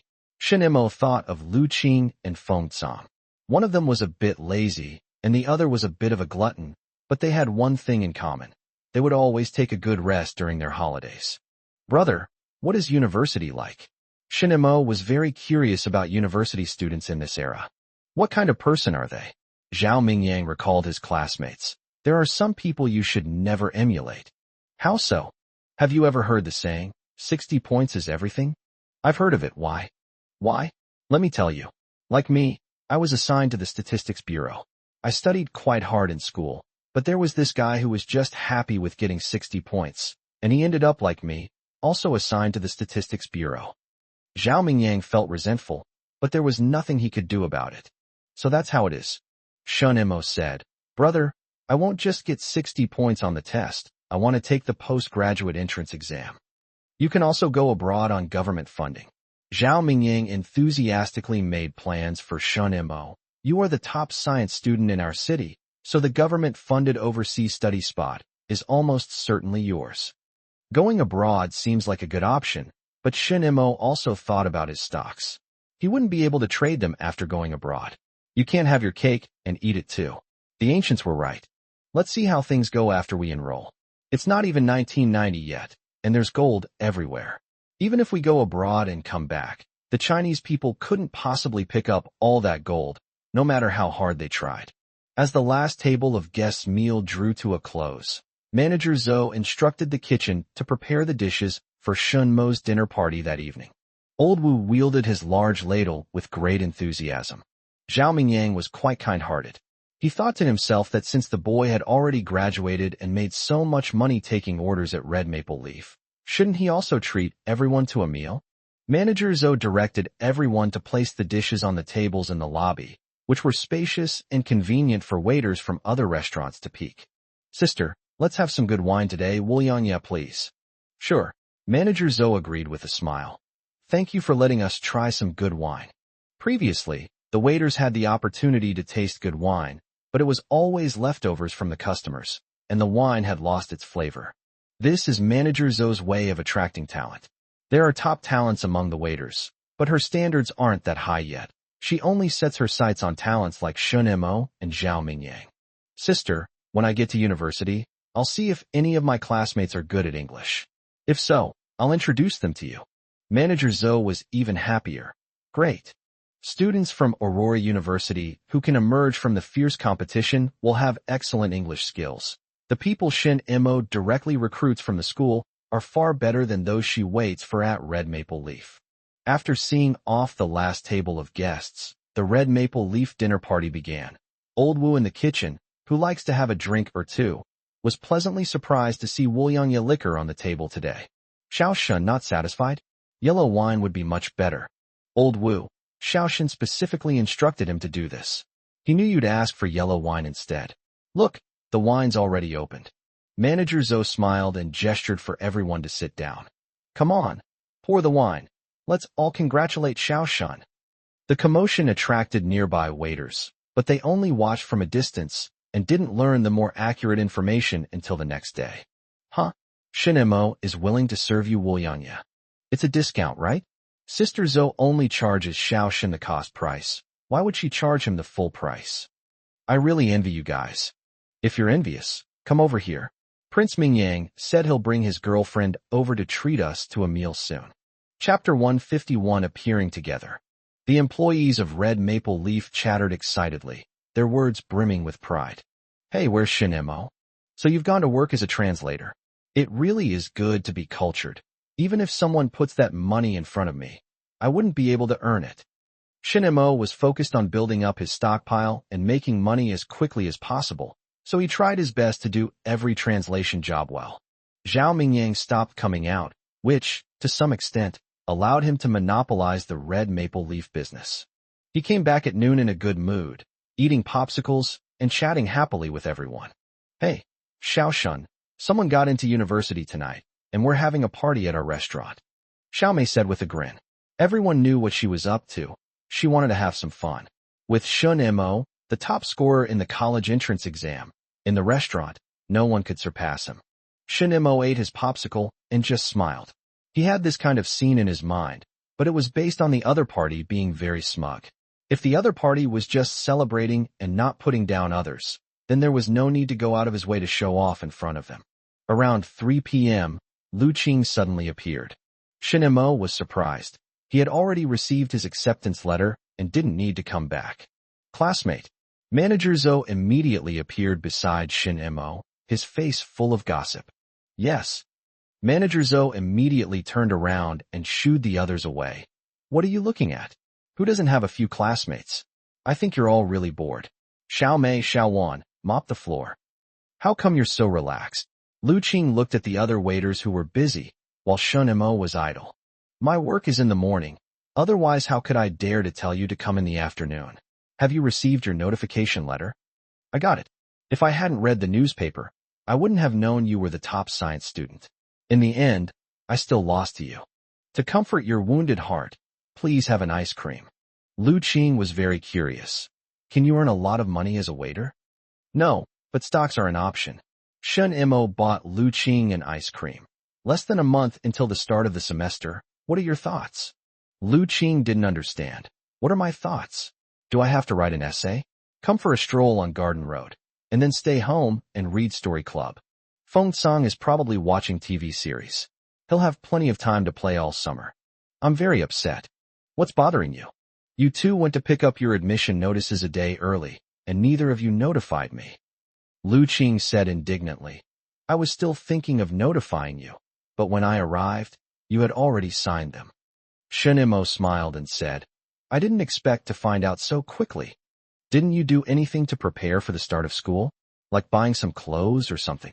Lu Qing asked Shen Imo this question, noticing that Shen Imo was still wearing a waiter's uniform. Shen Imo said, Of course I want it. Over at the old house, Xinjiang and the others were also discussing this matter. Shen Yi didn't give him a hint, but Wang Xiaoping could. I need to buy some clothes for Xiao Imo. Xinjiang was very worried. He didn't even know what size clothes his son wore, and it was especially difficult to go to his son at this time. Get the money ready. A few days before school starts, go to Xiaochuan's place often and buy Hang some snacks or something. Don't go empty-handed, Shin Baihan suggested. Xinjiang agreed wholeheartedly. Then let's do it that way. At work today, Xinchuan was a little distracted, his mind filled with yesterday's events. He had been immersed in the role of his nephew all night and hadn't quite snapped out of it. When Xinchuan saw his ex-sister-in-law, he may still at the factory gate after get off work, he felt upset again. Xiaochuan, have you seen Xiao Imo? What did he say? He may asked anxiously. This is your family matter. I can't interfere. You should go and discuss it with my older brother. Xinchuan thought about his wife's instructions and gave Himei this reply. Himei was stunned for a long time. Discuss it with Xinjiang? Is this Xiao Mo's opinion? Or Xiaochuan's opinion? But no matter whose opinion it is, she has to consider it carefully. Himei thought it would be better if her parents appeared together.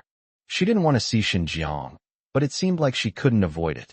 After arguing with her, Xinchuan rode his bicycle home, but along the way he began to regret it, fearing that his nephew wouldn't be able to handle both of them at the same time.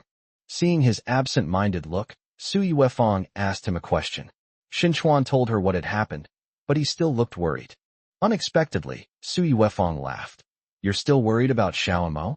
He's very decisive. I have a general idea of what he's thinking. You're his uncle. How could you not know? It's best if the two of you appear together. Don't worry, with the two of us here, what are you worried about? Huh?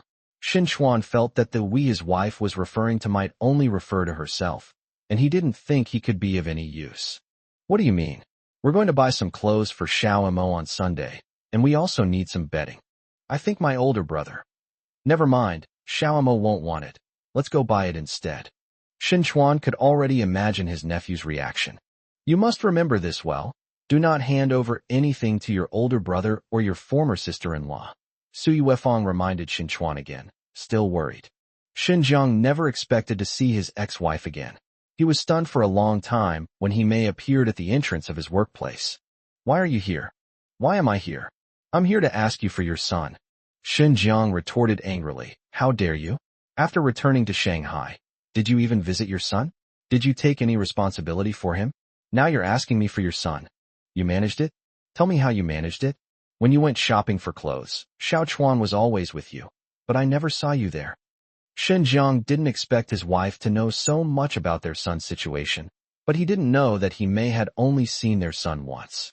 But even though it was only once, Himei was confident enough to question Xinjiang. He irritably pulled out a cigarette and lit it, but Himei snatched it away. Xinjiang became even more irritated.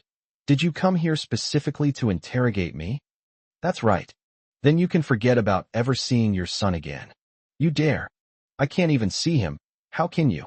Xinjiang took out another cigarette, lit it, took a long drag, and exhaled.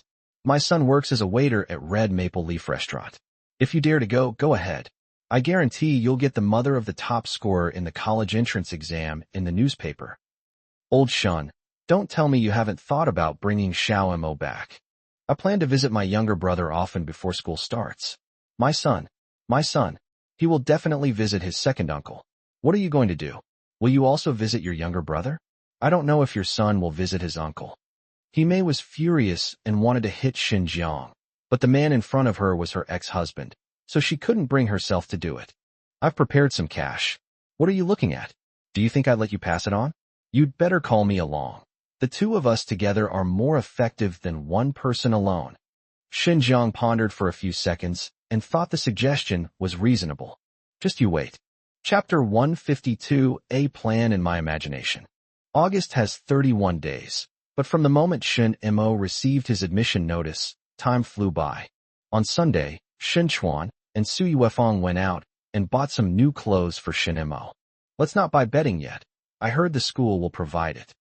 This Dacron fabric is nice. Let's try it on. These pants look pretty good. Let me try them on. Try on the jacket. It looks very crisp. Su Yuefeng kept Shin Chuan running around like a headless chicken, and on her way home, she bought her son a lollipop. Xiao Shinheng didn't care about clothes. He'd even run around naked downstairs in the sweltering summer heat. But this candy was something special. He held it in his hand and showed it off to his friends downstairs. The dejected look from a few days ago has disappeared, and now Xiao Shinheng is full of energy. Mom, cook more dishes tonight. My older brother is coming over. Su Yuefeng said to Wu Yufan, and then said to Shin Chuan, school is about to start, and my older brother is getting anxious. He doesn't dare go to Garden Road. Besides our area, where else can he look for Xiao Mo? To Shin Chuan and Su Yuefeng's surprise, not only Shin Jiang came, but He Mei also came along. After the two arrived, they didn't talk much to each other, but just played with little Shinheng. Xiao Shinheng doesn't like playing with adults. He only likes playing with older brothers and sisters. He'll say a few words to them, and then struggle to run away. Shin Jiang planned to bring some snacks and toys for his nephew when he came over tomorrow, because his nephew might still remember what happened last time. He even felt that Xiao Shinheng was more enthusiastic towards He Mei than towards him. The two waited there for a long time, but Shin Mo did not return after dinner, so they quietly went back. As the start of the school year approached, they visited more frequently and talked more in private. How much money did you prepare for Xiao Mo? 500. How much did you prepare? 300.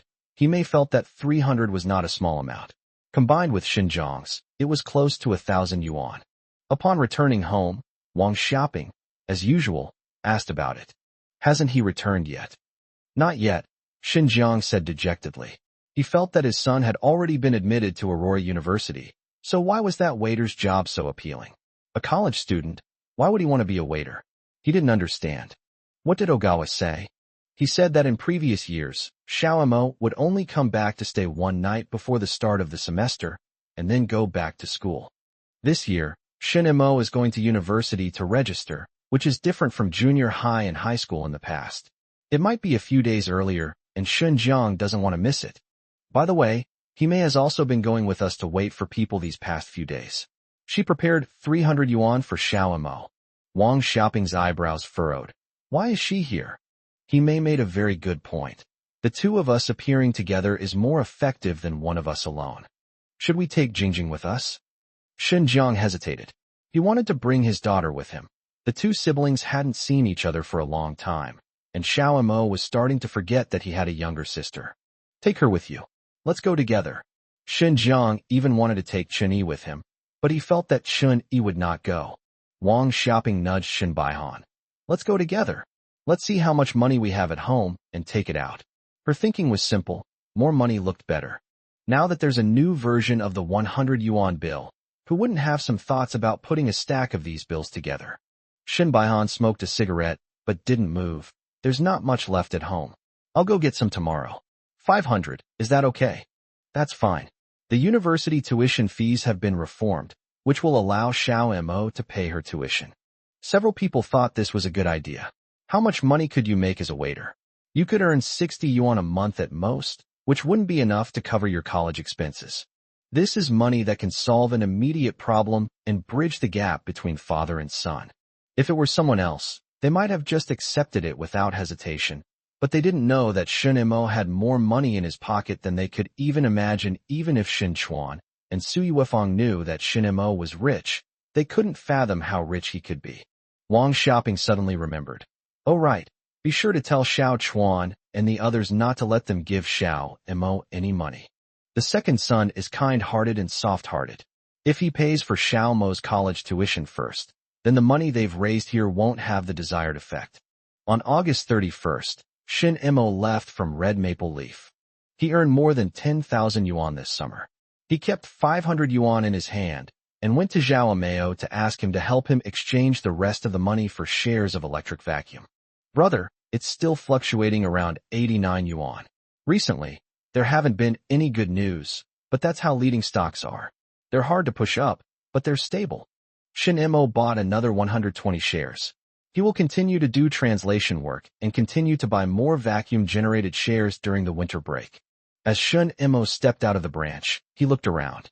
The sweltering heat couldn't dampen the bustling crowd. Some were chatting and laughing, while others were preparing to make transactions.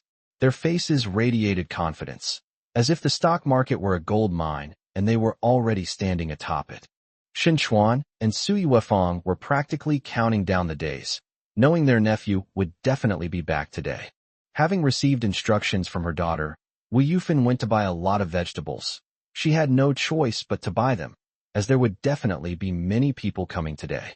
She instinctively felt that these dishes would go to waste, and how many people would have an appetite for them at night. While Shin Mo was playing with Xiao Shunhang downstairs, Shin Mo came over.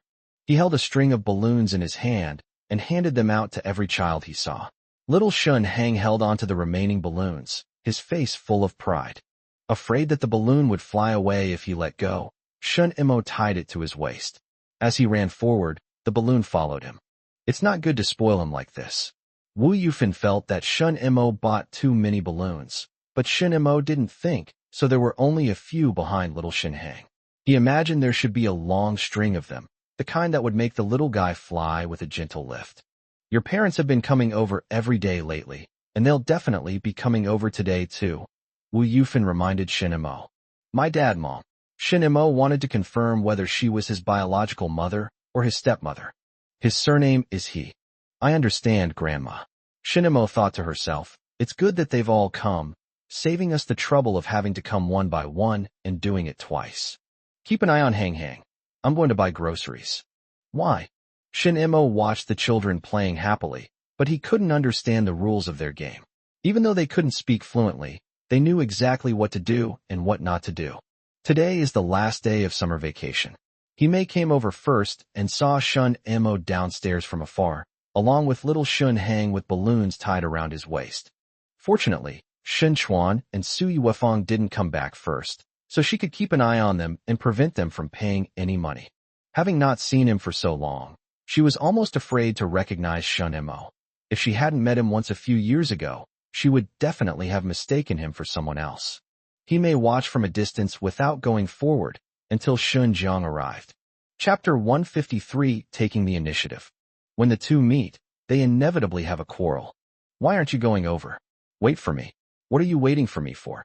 Shin Jing was sitting on the front bar of Shun Jiang's bicycle. The little girl had grown up a lot and was tilting her head to look at Hime, very curious about this woman who had suddenly appeared. You're still my biological father. Why are you so late? I thought Xiao Mo would go to the old house in Shikumen. What a wasted trip. Hime's mouth was equally sharp, and she launched into a full-blown attack as soon as she opened her mouth. If Shun Mo had asked this question, Shun Jiang really wouldn't have known how to answer, but he wasn't prepared to answer either. He had prepared the money. Let's go see our son. Shin Jiang called to his parents and went over with Hime.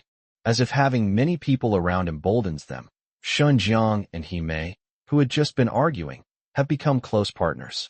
Hime wanted to suggest waiting for Shin Chuan and Sui Wefang to return, but Shin Jiang had already walked ahead, so she could only follow, muttering a complaint. Wouldn't it be better to wait for Xiao Chuan to return? Shin Jiang stopped abruptly, complaining, Why didn't you say so earlier? But Shin Mo, who was in the distance, clearly saw them. Shin Jiang gave Shin Mo an awkward smile and pushed his bicycle over. The sun is so bright. Let's take Hang Hang upstairs. Xiao Hang Hang had no intention of going up. He looked smugly at the people in front of him, fiddling with the balloon tied to his waist. The balloon was suspended in midair, bouncing up and down as he pulled it. Shin Jiang picked up little Shin Jing and said, Go play with your little brother. As soon as Xiao Shinjing took 2 steps forward, Xiao Shunhang immediately ran away with the balloon, refusing to share it with her. As soon as Xiao Shunhang started running, the other children followed suit. The afternoon sun was scorching hot, but they didn't feel hot. They just felt that running in the sunset was exhilarating. The children's joyful screams rose and fell, infecting the people passing by. Hime thought to herself, Luckily, I didn't bring my son, otherwise Xiao Mo would definitely have left him hanging. Now, Xiao Xinjing didn't know what to do and just watched helplessly as her little cousin ran away. I'm going to check on Hang Hang. Shen Imo left them standing there with just one sentence. He went to the children's side, but instead of picking up Hang Hang, he called out, slow down, don't fall. Thud. A child fell down. Shen Imo was about to go over and pick him up when he saw the child quickly get up, run, and shout. Looking at his son and nephew not far away, Shun Jiang said helplessly, let's wait for Xiao Chuan and Yu Fang. I checked the time. It should be about time. Wu Yufan returned first, saw them, and then saw Shun Mo and his grandson not far away. Let's go upstairs first. Yue Fang and Xiao Chuan should be back soon. She had bought a lot of groceries, enough for them to eat. They went upstairs first, and Shin Chuan and Su Yuefang arrived a few minutes later. Shin Hang, come here to die for me.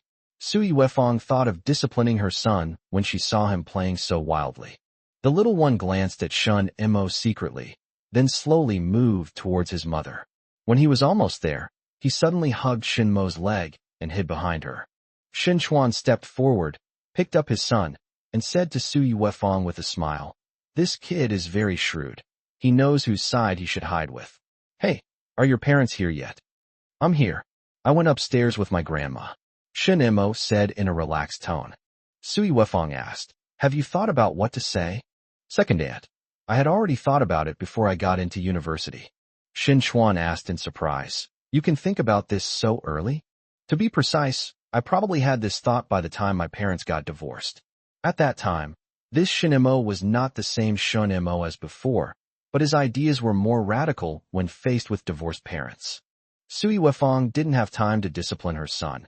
She just made a mental note of this beating and would make up for it next time she caught him. Go upstairs, your second uncle and I are here. It's okay. It's even better if the two of you come together. Shin Mo reached out and pinched Hong Hong's little face. The little guy dodged away and was visibly happy. Shin Chuan reached out and fiddled with his balloon, saying, you can untie it when we get home. Put it in the bedroom. Once upstairs and inside, Shin Chuan first took his son's balloon, which immediately rose up but was stopped by the roof. Shin Mo went to the kitchen first and said, Grandma, the dishes today are quite good. At this point, even Wu Yufan, who prided herself on being knowledgeable, couldn't keep up with Shun Mo's train of thought and could only say, eat more later. Shin Mo came out of the kitchen and said to Wang Xiaoping, Grandma, I will return the household registration book after using it for a week at most. After that, I will not rely on my second uncle, nor will I rely on you. Wang Xiaoping was speechless after being rebuked and could only lower her head and sulk. Su Yuefang suddenly grasped the key point. Shin Mo hadn't intended to hear any explanations. He had taken the initiative and turned the tables.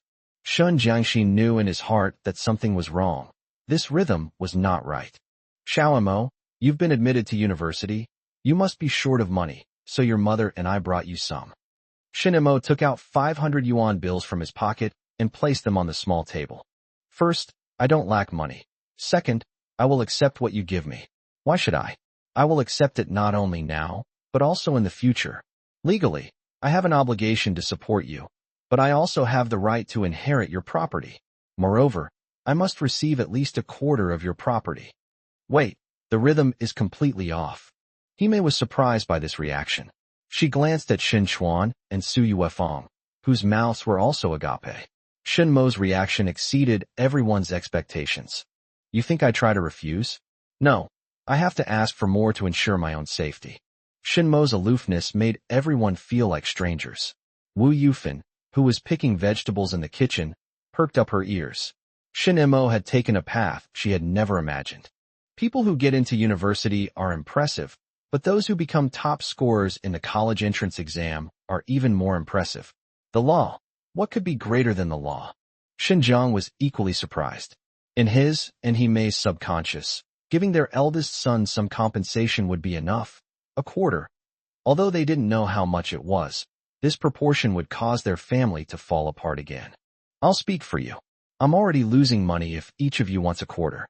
It should all have been mine. Tell them we'll see them in court. Hime panicked a little. She couldn't possibly agree to this condition. They are your younger brother and sister. He thought for a long time before finally managing to say this.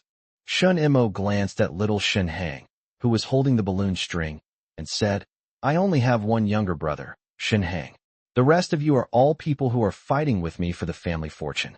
He silenced Shin Jiang and He Mei until they didn't even have a chance to pay. Compared to a quarter of his family fortune, these banknotes seemed insignificant, like giving money to beggars. While the two were frowning, Sui Wefang was the first to realize that this was Shun Mo's last chance for them. If they agreed, there might be a chance for things to turn around. If they didn't agree, there would be no chance at all. But judging from their expressions, it seemed neither of them was willing to agree. My nephew is a master at digging pits, leaving very little chance for others. Chapter 154 Reporting for Duty. Sui Wefang glanced at her elder brother Xinjiang, then at her former sister-in-law He Mei, and quickly lowered her head. In a sense, she was the one who knew the answer. But she was certain that Xin Chuan didn't know, because Xin Chuan looked quite anxious right now. But is there anything wrong with what Xiao Imo said? It seems cold-hearted, but it leaves a glimmer of hope. If someone agrees, Xin Imo will have put himself in a difficult position. Sui Wefang felt that neither of the two people in front of her could seize this last opportunity. Xin Imo was betting that the two of them simply wouldn't give it up. Which is more important, a little over 1,000 yuan or a quarter of your family fortune? Only a fool would take a little over 1,000 yuan and leave. As expected, neither Xinjiang nor He Mei could bring themselves to speak. Xin Imo didn't let them off the hook. I'm not asking for your opinions. I will definitely take it in the future. Wang Shopping felt that Shun Mo's demands were excessive. Xinjiang was still sitting there perfectly fine, yet he was already thinking about the inheritance. Xiao Imo, if you put it that way, I can't agree to it. Shun Imo waved his hand. Grandma, you and Grandpa can give the money to whomever you want. I won't covet it. Wang Shopping was stunned for a moment. Shin Imo, was he clear-headed or not? Xin Chuan tried to smooth things over, but Sui Wefang stopped him, saying, Don't talk nonsense at this time. Watch over Hang Hang, or go help Mom pick vegetables. The atmosphere cooled down again, with only Xiao Hang Hang excitedly pulling on his balloon, watching it collide with the roof, and he was very happy. He didn't care if the atmosphere got cold. As long as his parents weren't wronged, that was all that mattered. He Mei felt that her son was capable of doing such a thing. The last time they met, this kid actually pretended not to know her and called her Annie. Xiao Imo, Mom has a new family now and Mom can't make this decision alone. I'm not asking you to make the decision. You can take the message back and tell them to prepare for a future court appearance. Xin Jing, hiding behind Xin Baihan, looked up and asked, Grandpa, what is a courtroom? Xin Baihan quickly covered her ears. It's nothing. They brought Xin Jing along, hoping that seeing his sister would make Xin Imo more sentimental. They never expected Xin Imo to strike with such a deadly move. See you in court? That phrase actually appeared. Xinjiang would never agree to that. Xiao Imo, don't think you can do whatever you want just because you got into university. See you in court? Do you even know where the courthouse doors are? Then we'll try it in the future. Xinjiang felt that his son was not joking. After being wronged for so many years, how could he not vent his frustration? Don't even try? I'm telling you, I'm going to make a will, and you won't get a single penny. Oh, making a will is your business. Going to court is my business. It's none of my concern. Xinjiang almost laughed out of anger. How did his son get into Aurora University? Wang Shopping said, We shouldn't have come today. Xin Imo hadn't been by her side since he was a child, and the relationship between the two was very distant. He Mei also felt that she shouldn't have shown up. If she hadn't, her son might not have remembered the incident. She pretended to check the time and said, School starts tomorrow, and there's a meeting at school later. Xiao Imo, Mom will come to see you again later. She left no money behind and ran away. Sui Wefang escorted her downstairs, and He Mei grabbed Sui Wefang and cried, Wefang, I didn't want this to happen either, but his father is just too awful. What woman wants a divorce, right? While he was complaining, Xin Chuan also brought Xinjiang and the others down. There's no point in talking when you can't see eye to eye. Today's scene is completely different from what they imagined, but exactly the same as what Xin Imo imagined. Xin Imo was holding Hang Hang as they tried to catch a balloon that had flown to the roof. The two brothers played happily while waiting for dinner. Wu Yufan poked her head out of the kitchen and asked, Xiao Mo, did your parents leave you any money? No. Shin Mo's smile was relaxed. How could they possibly bear to? Wu Yufan retreated to the kitchen, thinking to herself, these two people are really capable of doing this, but it seems pretty good too. It will save Xiao Mo a lot of trouble in the future. After seeing the person off, Shin Chuan and Sui Wefang looked at each other, shook their heads, and walked back. Xiao Mo is more resourceful than I thought, Sui Wefang said. Shin Chuan couldn't believe it either. How did he come up with the idea of dividing the family property directly? It's perfectly normal. He should have a share of those assets anyway. Now that his older brother and sister, he may refuse to give them to him. Xiao Mo definitely won't take care of them in the future. I think it's really possible that it will go to court. Go to court? Do you think Xiao Mo would even care about their few coins? Are you stupid? They'll definitely report Xiao Mo. Aren't they afraid that Xiao Mo will take a share of the family property? Shin Chuan found it strange. Xiao Mo might even be waiting for them to sue. As soon as he finished speaking, he noticed his wife staring at him and panicked a little. Wife? I misspoke. No, I didn't expect you to be so quick-witted. You've impressed me. Let's go upstairs. Sui Wefang opened the door and said to Shun Mo, we'll take you to register tomorrow. Your second uncle bought you some clothes. Take them with you. Sui Wefang was in a great mood. Nothing could be better than an open book exam. She thought of some of Shin Mo's classmates. Hey, how many classmates do you see at Aurora University? At least one, or two if you want. Only 3 students get into top-tier high schools. There are other schools, such as Jiaodong University and other universities in the capital. Sui Wefang laughed and said, that's right. Auntie is confused. I thought that when you took the high school entrance exam, there were only a few schools you could choose from. She found the new clothes, picked one out, and handed it to Shun Mo. Go report for duty tomorrow, change into a new outfit, and you'll look more presentable. What? She and Shun Chuan both took leave and got up early the next morning. Even Wu Yufan went to Zhendan with them. Aurora is located in Yulin District, less than 10 kilometers away as the crow flies, and it's still very close even if the bus doesn't take a straight route. Xiao Shenhang didn't know what day it was, but he was very happy because he had bought steamed buns and soy milk from outside. After finishing his meal, he got into the car with the adults in his family and headed to a farther place. He grinned happily and kept smiling. The passengers in the car couldn't help but tease him because he was so cute, which made him even happier. Are you moving? Some passengers asked curiously. The ticket seller replied, they're not moving. They're taking their nephew to Aurora University to register. These words immediately caused a stir. Sui Wefang smiled without saying a word, but simply protected her son and prevented him from running around. After changing trains, we arrived in Aurora. What appears as an ordinary school gate to later generations seemed very grand in the late 1980s. New students and their parents stood at the gate, fanning themselves with newspapers, their faces glistening with sweat, but the sweat only served to highlight the sunlight on their faces. Hey, Shinemo. Feng Tsang waved and greeted them from not far away, with his parents by his side. Hey, Lu Qing hasn't arrived yet. Feng Tsang chuckled, looked Shun Mo up and down, and said, looks all respectable. Don't you know her? She'll definitely be here this afternoon. Chapter 155. See how smart I am. Feng Tsang's father, wearing black-rimmed glasses, walked over with Feng Tsang and first shook hands with Shin Chuan. You are the parent? He thought Shin Chuan looked too young.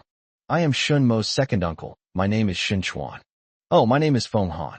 Feng Tsang's father, being well-informed, quickly filled in the blanks and didn't ask any more questions. Instead, he looked at Xiao Shenhang and asked, is this a future student of Aurora University? Sui Wefang was delighted. Thank you for your kind words. Hang, call him Uncle Feng. Xiao Shenhang bit his finger and just smiled, too embarrassed to open his mouth. Feng Han reached out and pinched Xiao Shenhang's cheek, then said to Shin Chuan and Sui Wefang, let's go in. There are more and more people at the gate. Look, there are even reporters taking pictures. We should buy a copy of the Ming Dynasty newspaper to read. If we make it into the newspaper, we should keep it safe. These reporters were selective, unwilling to press the shutter button casually. Feng Tsang felt that he had a good image, but no one had come to take pictures yet, and he couldn't help but think that these reporters had no taste. Let's go. The two families entered the school gate with their luggage, chatting and laughing all the way, constantly looking for their respective department signs. The two people have different majors, but they are both related to physics and are quite close to each other. There were many bicycles and tricycles nearby, apparently to help the freshmen move their luggage. The senior students were all smiles, waiting for their juniors to arrive. Shinemo wasn't sure if anyone here was thinking of using the opportunity to pick up girls. Maybe they were. The two families separated and went to find their respective department counselors to register. The counselor was a young male teacher who looked refined and cultured. My surname is Liang, and my name is Liang Feng. If you have any questions later, you can come to the department to find me.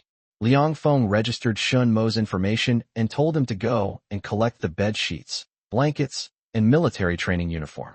Starting in 1981, Aurora University, as a key university, took the lead in resuming military training. Retrieving the items was not difficult for Shinemo. He found the place accurately by following the teacher's instructions and the signs. Shin Chuan helped carry the bedding. Su Yuefeng helped carry the tea mug, wash basin, and towel, and Shun Imo carried the bed sheet, military training clothes, and shoes. They all went to the dormitory together. The accommodations now are far inferior to those in later times. There are 8-person rooms, shared toilets and washrooms, but no showers. You have to go to a public bathhouse to shower. But no one complained about the poor conditions. It was just a dormitory, and an 8-person room was already quite nice. Feng Song arrived at the dormitory almost at the same time as him, and the two families moved upstairs together with smiles. Wow, the dorms are so close together. Both of them lived on the second floor, separated by 3 dorm rooms. Shinemo arrived first and chose the upper bunk on the inside. The bedboard was very hard, which reminded Shinemo of when he was in college in his previous life. The bedboard was also hard, and he didn't know how he managed to sleep on it for 4 years, and it seemed like he slept very comfortably. Lay out the straw mat, place the pillows and small blankets, and you're done tidying up. Let's go eat. Let's go. Let's try the food from the university cafeteria. Shin-emo thought to himself, a university cafeteria is still a cafeteria. It might be cheaper, but the taste might not be as good as what you get at a textile factory. Each person spent 1 yuan to buy the most sumptuous meal in the cafeteria. Shin-emo and Shun Chuan chose pork chops, while Su Yuefeng and Wu Yufin chose chicken drumsticks. Little Shin Hang sat in his grandmother's lap, happily munching on a chicken leg. Su Yuefeng wanted to give the chicken leg to her son, but Shun Chuan disagreed. He gave his own pork chop to his son and let his wife eat the chicken leg. Shin-emo felt it wasn't enough to eat and wanted to add a few more meat dishes, but Shin Chuan stopped him. That's enough, as long as you're full. He was very satisfied with the environment at Aurora University. There weren't many fancy things there, and he believed that this was the right place to do academic research. Su Yuefeng didn't let her son off the hook. Is it delicious? As long as it's not home-cooked food, Xiao Shinhang will say it's delicious. Seeing her son nod, Su Yuefeng smiled and said, study hard in the future and go to university here, okay? Xiao Shinhang nodded vigorously. He didn't even know what a university was, but he knew that he could eat chicken legs and pork chops here. Military training tomorrow? Yes, second uncle. Don't worry, it's just military training. In his previous life, Shin-emo didn't even get to touch a gun during his university military training. This time he should be able to, since he heard there would be live fire shooting. What kind of rifle can be used? A Type 81? Or a Type 56 semi-automatic rifle? Any kind is fine. Shin-emo is not picky. Thinking about this, he felt a little excited. Being reborn meant that even this kind of regret could be made up for. Little Shun Hang smacked his lips, his little belly round and full. Su Yuefeng reached out and touched it, looking a little worried. He probably won't eat tonight. After finishing their meal, Shin-emo escorted his second uncle and the others to the platform outside. Shin Chuan had never been to university, but he still urged Shin-emo to study hard. Second uncle, don't worry, I'm going to pursue a master's degree. Not taking the postgraduate entrance exam in his previous life was a great regret for Shin-emo, and he's making up for it in this life. As for whether he wants to go abroad, Shin-emo hasn't decided yet. Shin Chuan didn't think about what would happen next. All he could think of was telling his nephew to study hard, and then he said nothing more. Sui Wefong said. Remember to come back during the holidays. Don't go straight to Huayuan Road. By the way, you're a college student now. Are you still going to Huayuan Road? Sure. I'll go before graduation. You still need to come back first, Sui Wefong reminded Shunemo, seeing the car arrive. She said, you go back now, we're getting in. Be careful on your journey. Another bus arrived, and a familiar figure appeared. Mom and Dad, we've arrived. Lu Qing was carrying a large bag and another bag on her back. Her face was shiny, and her hair was stuck to her face. Sui Wefong spotted her immediately and said to Shunemo, what are you standing there for? Go help. We're leaving. After she finished speaking, she waved to Lu Qing. Lu Qing hadn't paid any attention at first, but when someone waved, her gaze turned and she immediately saw Shunemo. Hey, Shunemo. Sui Wefong smiled at her nephew and nudged Shin Chuan, saying, let's go. Don't get in the way here. Shunemo waved to Sui Wefong. Wait for me. He saw his second uncle and the others off in their car before walking toward Lu Qing. Lu Qing said smugly, don't you think I'm smart? You're smart, but it'll be hotter this afternoon. Hello, uncle and aunt. Shunemo greeted Lu Qing's parents politely. Hello. Lu Qing's father shook hands with Shunemo, treating the college student like an adult. Hey, you must be the top science student in Shanghai's college entrance examination, right? Just lucky, just lucky. Shunemo didn't dare to be arrogant. Here at Aurora University, he would be facing geniuses from all over the country. It'll only be hot for a few hours, and I can wash up tonight. Lu Qing was even happier to have found a strong man. Shunemo took the large bag and said, let's go. I've already gone through the process once, which will save us a lot of time. Chapter 156, I'll treat you to an ice cream. Lu Qing followed behind Shunemo with a smile, constantly talking.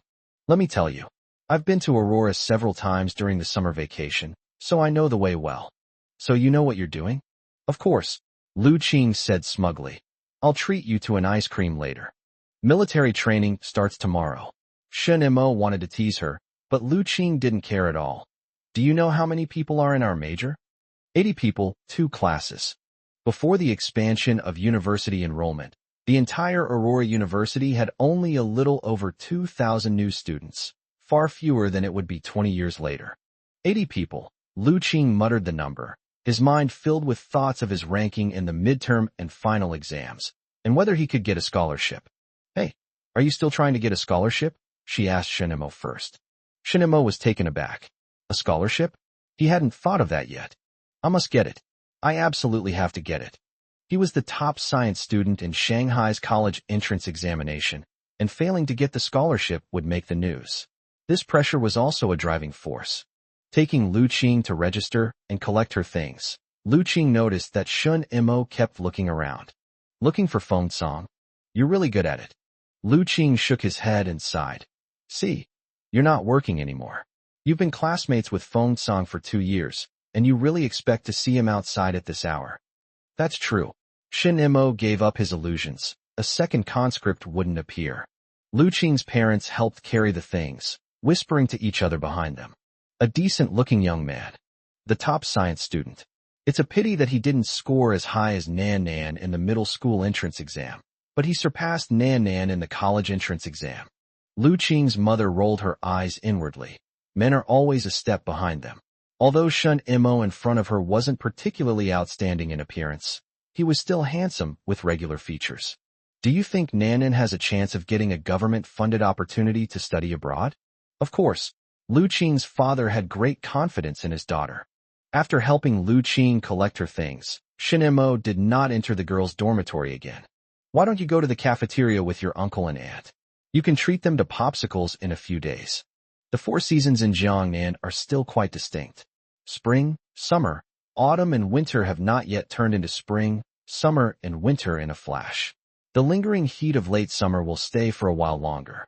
Shunemo returned to his dormitory and passed by Feng Song's dormitory first. This guy was hiding inside reading the newspaper. The books had already been distributed, but he showed no intention of turning the pages. Upon seeing Shunemo, he gestured with his chin towards Shunemo before continuing to bury himself in his newspaper.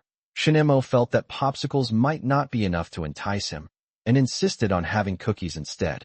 You're still taking it easy with military training tomorrow? What's wrong with military training? I'm waiting to handle a gun. Shinemo went back to the dormitory first, and everyone in the dormitory was there. Are they all from the physics department? Of course. A boy wearing glasses looked up, his face still showing signs of youthful innocence. Upon hearing these two words, Shinemo thought, naturally? This is a top-tier academic journal globally. Is there a chance to publish a few articles? Hello, my name is Shinemo. My name is Wang Shuxing, and I come from Shandong province. My name is Li Goen. I'm from Huaihai. I'll sleep in the lower bunk. He got along well with Wang Shuxing, probably because they were geographically close. My name is. In a short while, Shinemo got to know his roommates. Besides Wang Shuxing and Li Goen, there were also Wang Zhongmin, Su Liping, Zhang Chuanga, Li Min, and Zheng Ji. They really came from all over the world, and Wang Shuxing and Li Goen were actually the closest to each other. The 8 people had just met and weren't talking much. Shinmo's arrival livened up the atmosphere a bit, and then everyone went back to reading books or newspapers.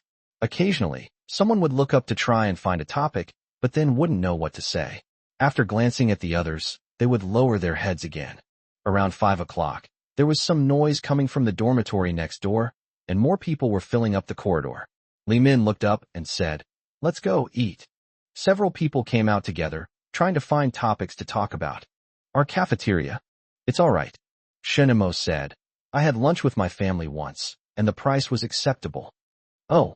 The 8 people in the dormitory began to try their best to get along.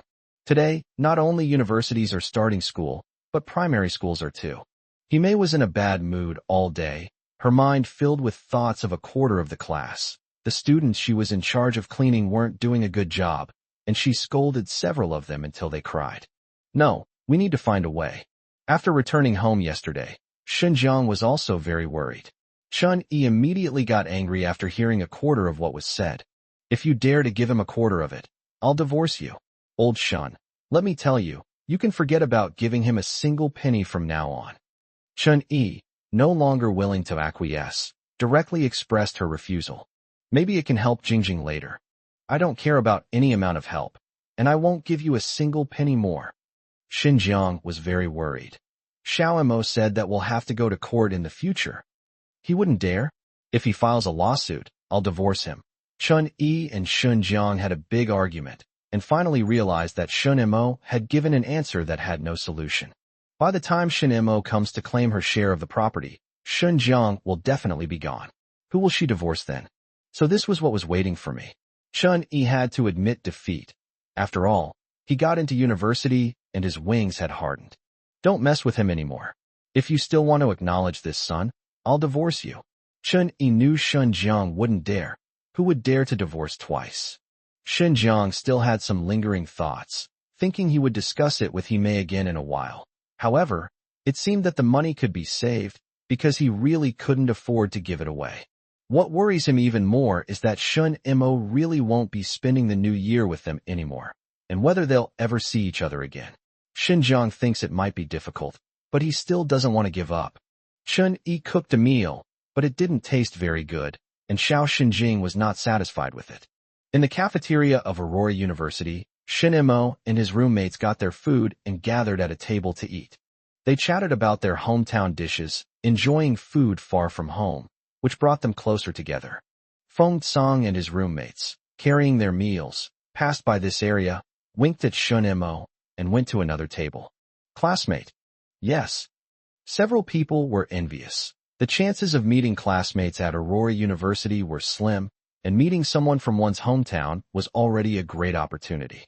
But a short while later, Lu Qing and her roommates also appeared. The male classmates in our class. How did you know? A short-haired female classmate next to me asked curiously. We were classmates in high school, Lu Qing said as she approached Shin-Mo.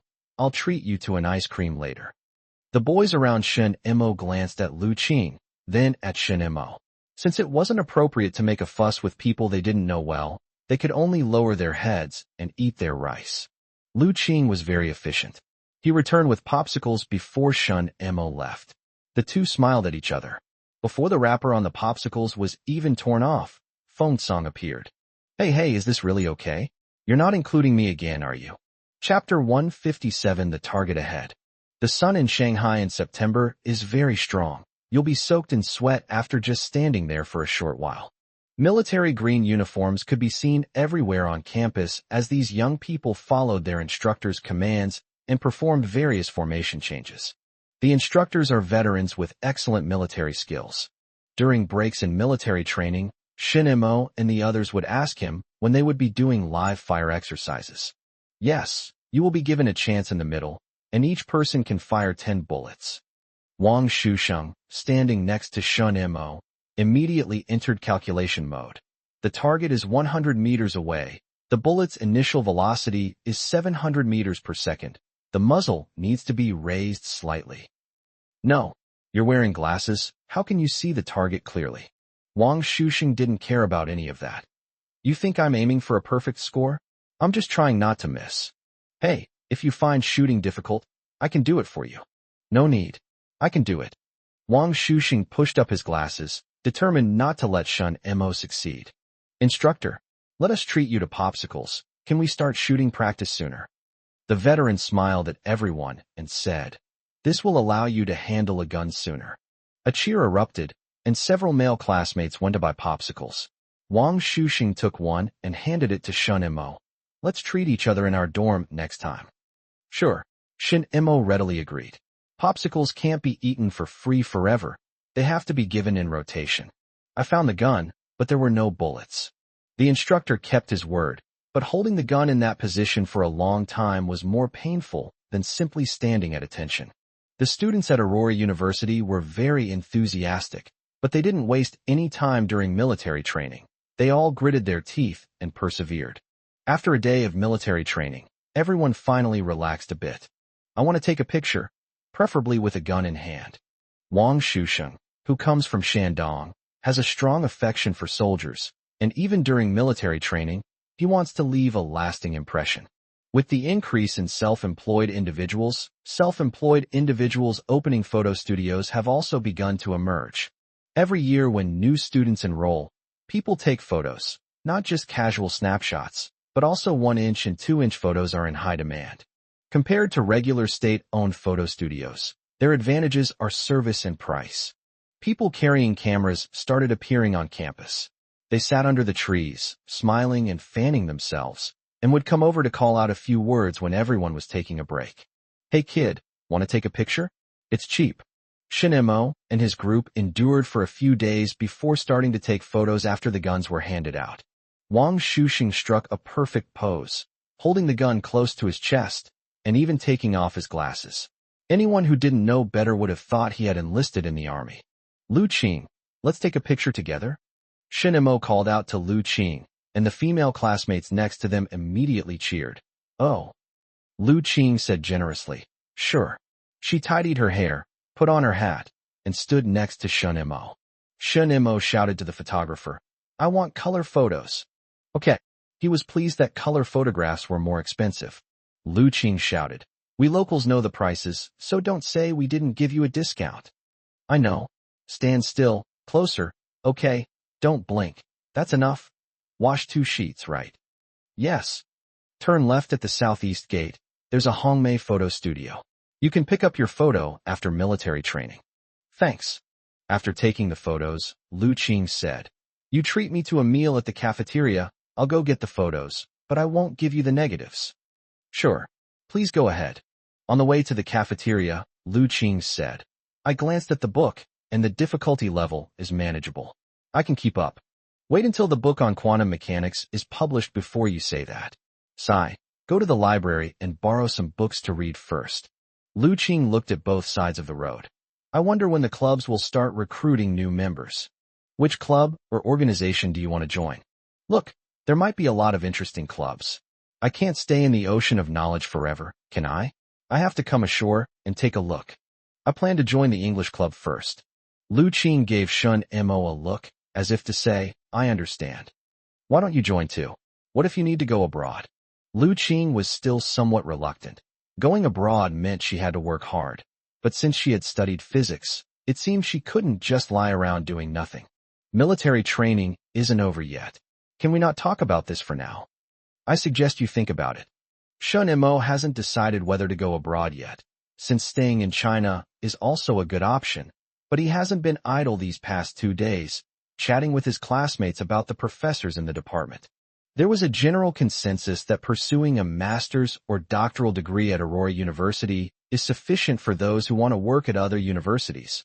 But if they want to stay at the university or do research at a better institution, it is best to study abroad.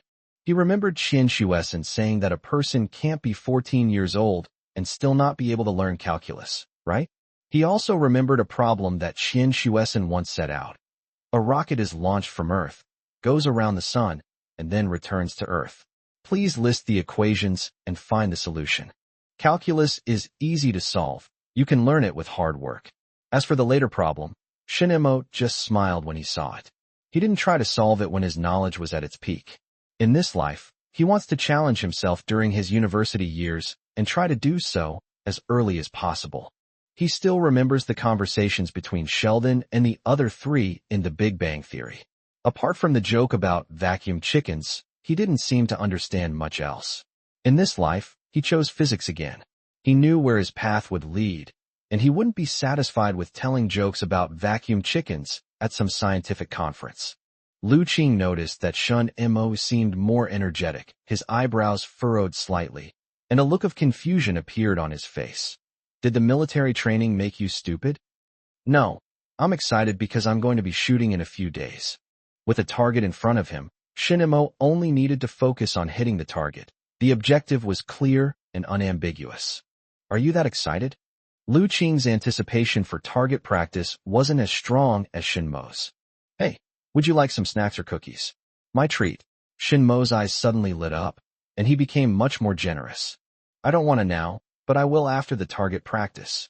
Lu Qing saw through Shin Mo's desire for her 10 bullets and his unwillingness to give them up. Her anticipation was not as strong as Shin Mo's, but 10 bullets were still very precious. Shin Mo was speechless. I have to say, you really are amazing. In another part of Shanghai, Shun Jiang was pushing his bicycle home from get off work when he saw his ex-wife, Hime. Why are you here? Did your man hit you? I came here specifically to see if you've been scratched by a stray cat. Hime retorted, gesturing for Shun Jiang to push his bicycle to the side. Speak, what is it? What else could it be? It's about Xiao Mo, of course. What are your thoughts? Those debt collectors are even going to sue his younger siblings. They're really shrewd. Hime said, Old Shun, do you think? If we ask a reporter from a TV station or newspaper to mediate, would we have a chance? Chapter 158, Returning the Old Household Registration Book. After carrying a gun for several days, I finally had the opportunity to fire live ammunition. Although the college students' gun handling skills looked quite professional, the instructors still chose to have them fire from a prone position. The recoil will be significant.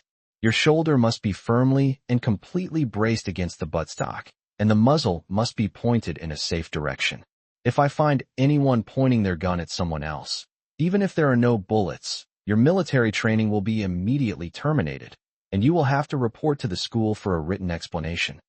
The instructor spoke seriously and earnestly, without a trace of joking. He personally instructed everyone to take turns shooting. 10 bullets. In the movie, Dong Tsun-Rui only had 10 bullets when he first participated in the battle. These 10 bullets could not be used freely. Every bullet had to be effective. These physics students have a whole host of theories before they start shooting, but once they actually try it, they realize that they're lucky if they can even hit the target. A few students were particularly talented, able to hit the 7th or 8th ring. The instructors felt that these students had the potential to become sharpshooters if they joined the army. Shin Mo tested it first. He slightly raised the muzzle, pulled the trigger, and the gun vibrated violently, missing the target. Stability is crucial. We must remain stable. He thought the second shot would be a sure thing, but it still missed. His classmates around him watched with amusement. Missing the target was perfectly normal.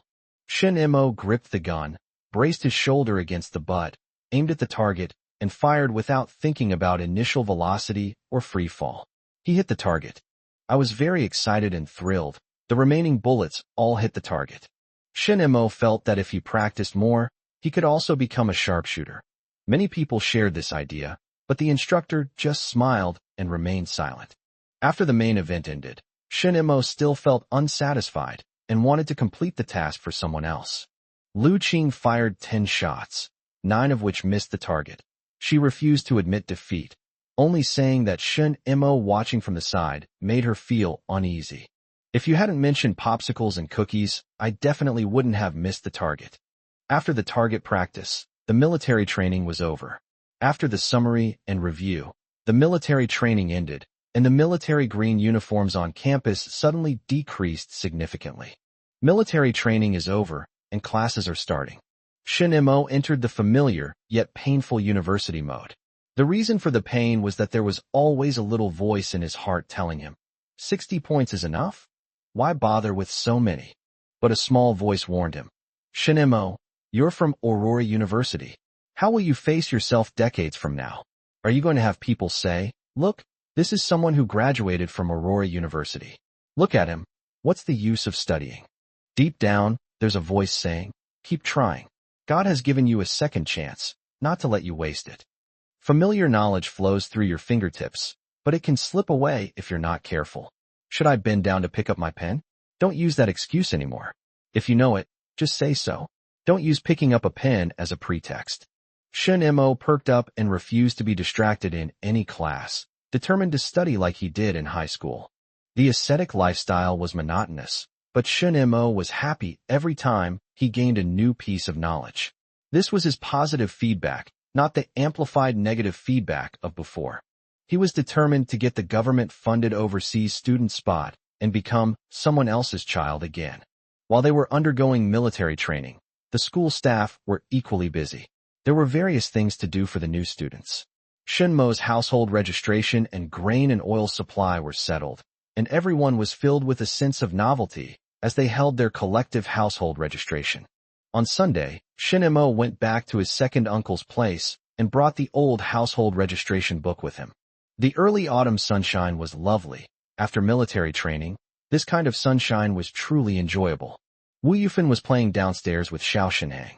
She was chatting with several people of similar age, while Xiao Shenhang and a group of friends were playing not far away.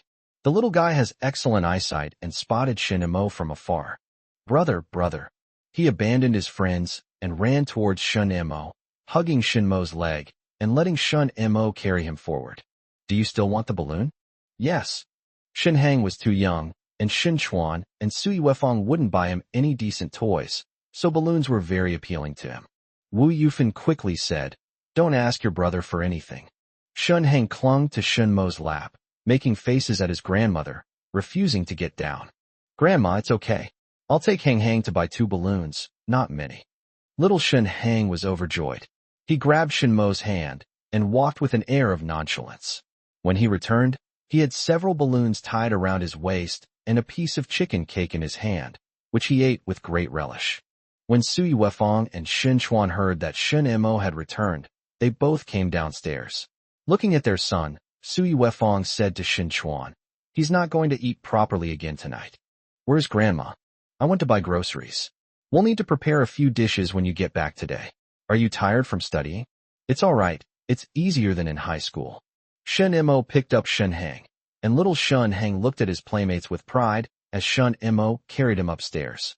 Second uncle, I've run out of household registration books, so I've brought them back. The last page of the old household registration book is missing. Shin Mo has successfully become independent.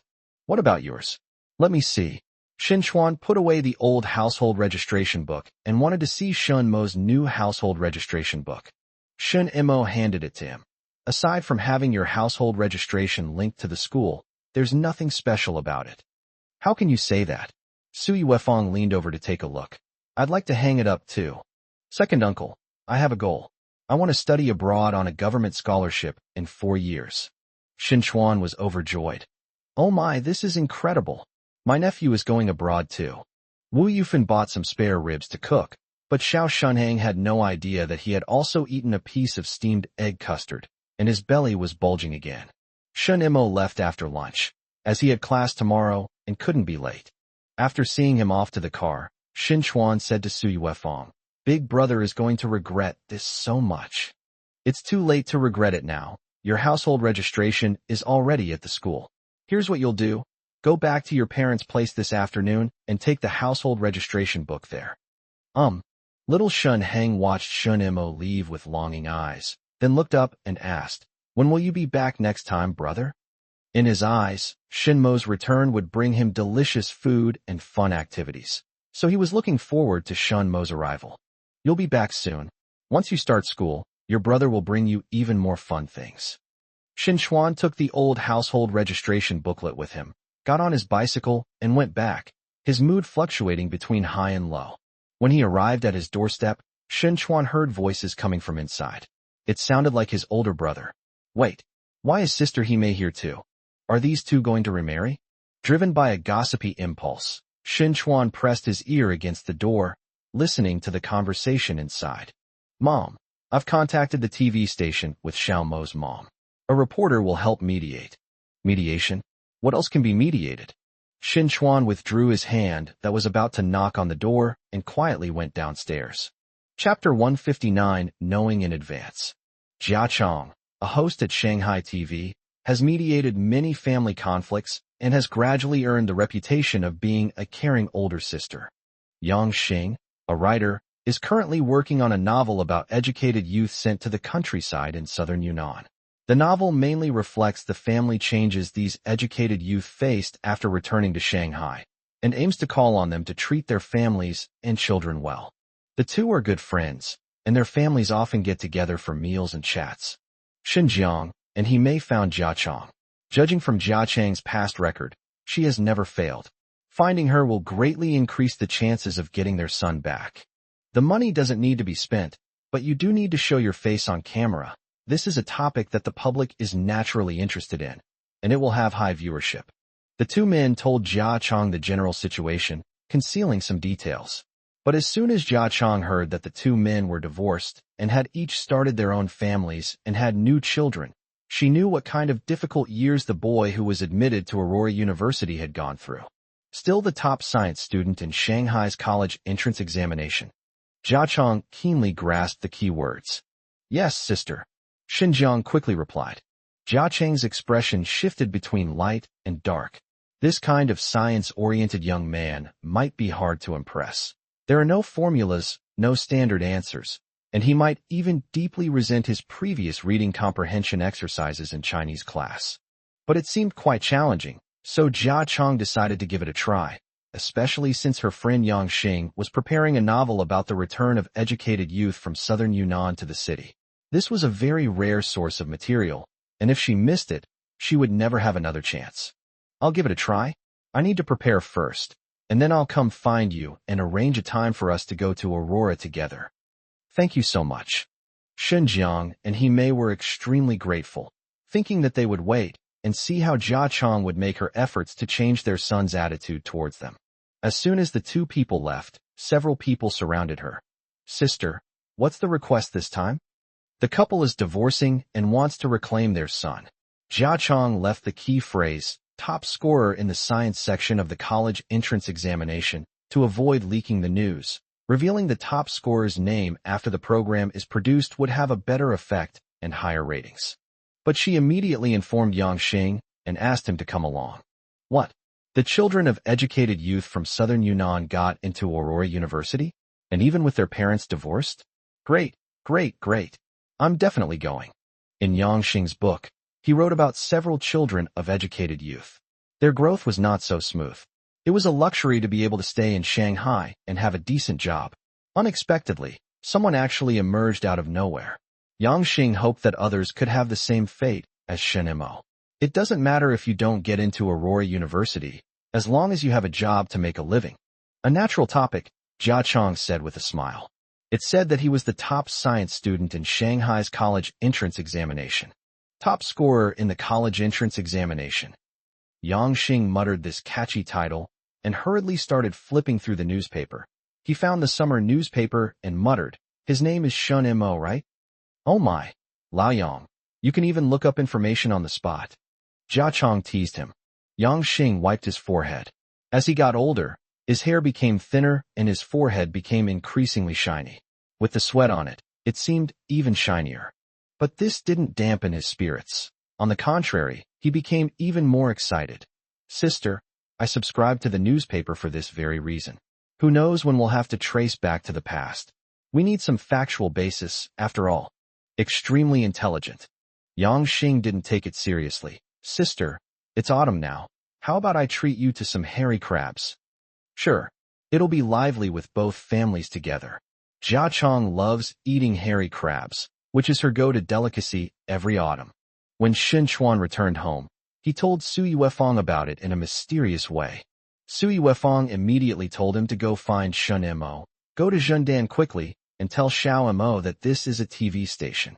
Shen Chuan quickly boarded the bus and headed to Zhendan. He was undecided, but he knew that listening to his wife was the right thing to do. When faced with this kind of situation, Shen Chuan no longer dared to make decisions on his own. Fortunately, I had taken my nephew to the dormitory before, so he still knew the room number, but when he tried to go in, the auntie who was looking after the dormitory stopped him. Who are you looking for? You don't look like a student. I'm looking for my nephew, Shen Mo, the top scorer in the college entrance examination, who lives in apartment 303. Hearing Shen Chuan speak in Shanghainese, the aunt was more willing to believe him. She called a classmate and asked him to call Shen Mo out, but still refused to let Shen Chuan in. Shen Chuan shouted, "Just say that his second uncle has arrived." Shen Mo was doing laundry when he heard that his second uncle had arrived. He was surprised. I just came back from his place. He shook the water droplets off his hands, wiped them on his pants, and looked down into the corridor. Sure enough, it was his second uncle. What could possibly happen? When Shen Mo arrived downstairs, Shen Chuan happily said to the dormitory supervisor, "Here, is that my nephew? Second uncle. Come on, come over here. Has something happened?" "Not yet, but something bad is about to happen. I'm telling you, your parents are going to call the TV station to mediate. I overheard them outside the door this afternoon when I went to deliver the household registration book. I never expected to be on TV like this." Shen Mo thought to himself, "I guess I should go abroad, pursue a master's or doctoral degree, and come back after a few years. Second uncle, I know what I'm doing." While there was still time, Shen Chuan hurried back. He still had the old household registration book in his hands and needed to return it. After seeing his second uncle off, Shen Mo went back and continued washing his clothes. The collar was a little dirty, so he wiped it with soap and let it dry, after which it would smell nice. When they rushed to get seats in the classroom in the morning, both of them ran to the front row. Shen Mo was too embarrassed to fight with the female classmate for the first row, so he sat in the second row. Lu Qing smelled the scent and, before the teacher arrived, turned around and asked, "Are you so desperate for a life? You actually dare to use soap to wash clothes? There's cash, don't worry, quite a lot. Bourgeois style. Hey, I wash my own clothes. I didn't exploit the working people. Then I'll add one more word. Petty bourgeois style. Your lunch budget is only 50 cents. You? I'll take one." Lu Qing glanced at Shen Mo, then a female classmate next to her tugged at her arm. The teacher was coming. Shen Mo was thinking about going to study in the evening and learning the physics and advanced mathematics courses in advance. Many students shared his idea. At the beginning, no one showed any sign of 60 points is enough. Even if it was just a fake effort, they still wanted to sit in the study room. Moreover, they are very willing to believe in their own intelligence. Even if they relax and slack off, they can still get high scores. I can't get a perfect score, but getting 80 or so is not too much to ask, right? Chapter 160. The TV station employees arrive. Lu Qing was surprised to find that Shen Mo's standard of living had really improved. There was no trace of his previous poverty in terms of food and clothing. Could it be that stocks really can make so much money? Shen Mo got his food and chatted and laughed with a few male classmates before sitting down at the table next to him. Lu Qing glanced at it curiously and saw a large pork chop in the dish. "That's quite generous of you." "There's no other way. I have to use my brain," Shen Mo said. "I have too much free time this afternoon, so I'm going to study. I borrowed electrodynamics from the library, planning to get started early." Lu Qing teased, "Oh, isn't it from quantum mechanics? Let's take it one step at a time." Compared to quantum mechanics, Shen Mo felt that electrodynamics was slightly easier, so he would tackle this easy target first before tackling the tougher challenge of quantum mechanics. Li Gaoan ate his rice with a troubled expression. There are still many knowledge points that haven't been covered.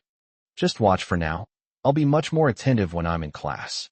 Shinmo's posture made his roommates realize that this kid was going abroad to pursue a master's and doctoral degree. The top science student in Shanghai's college entrance examination. This title puts a lot of pressure on several people. Lu Qing, sitting next to him, looked lazy, but it was said that he had outperformed Shun Mo in the high school entrance exam. Lu Qing said, I heard that the clubs are recruiting new members this afternoon. Do you want to go check it out? Didn't you want to join the English club? We're going. Are you coming? I'm definitely going. Several roommates envied Shin Mo, as his conversations with his female classmates were so natural. Perhaps this was the added effect of being old classmates, as conversations between acquaintances naturally increase when entering a completely new environment. After the 2 afternoon classes ended, Shin Mo and Lu Qing had some free time, so they went to the clubs that were recruiting new members. Hey, where do you want to study abroad? America, MIT. Lu Qing looked Shun Mo up and down for a few seconds. You really didn't have a moment's rest during the summer vacation. You've already thought about this? She thought Shin Mo would choose Harvard. After all, this university has a higher reputation in China. You need to have clear goals in your freshman year, otherwise it will be too late by your junior year.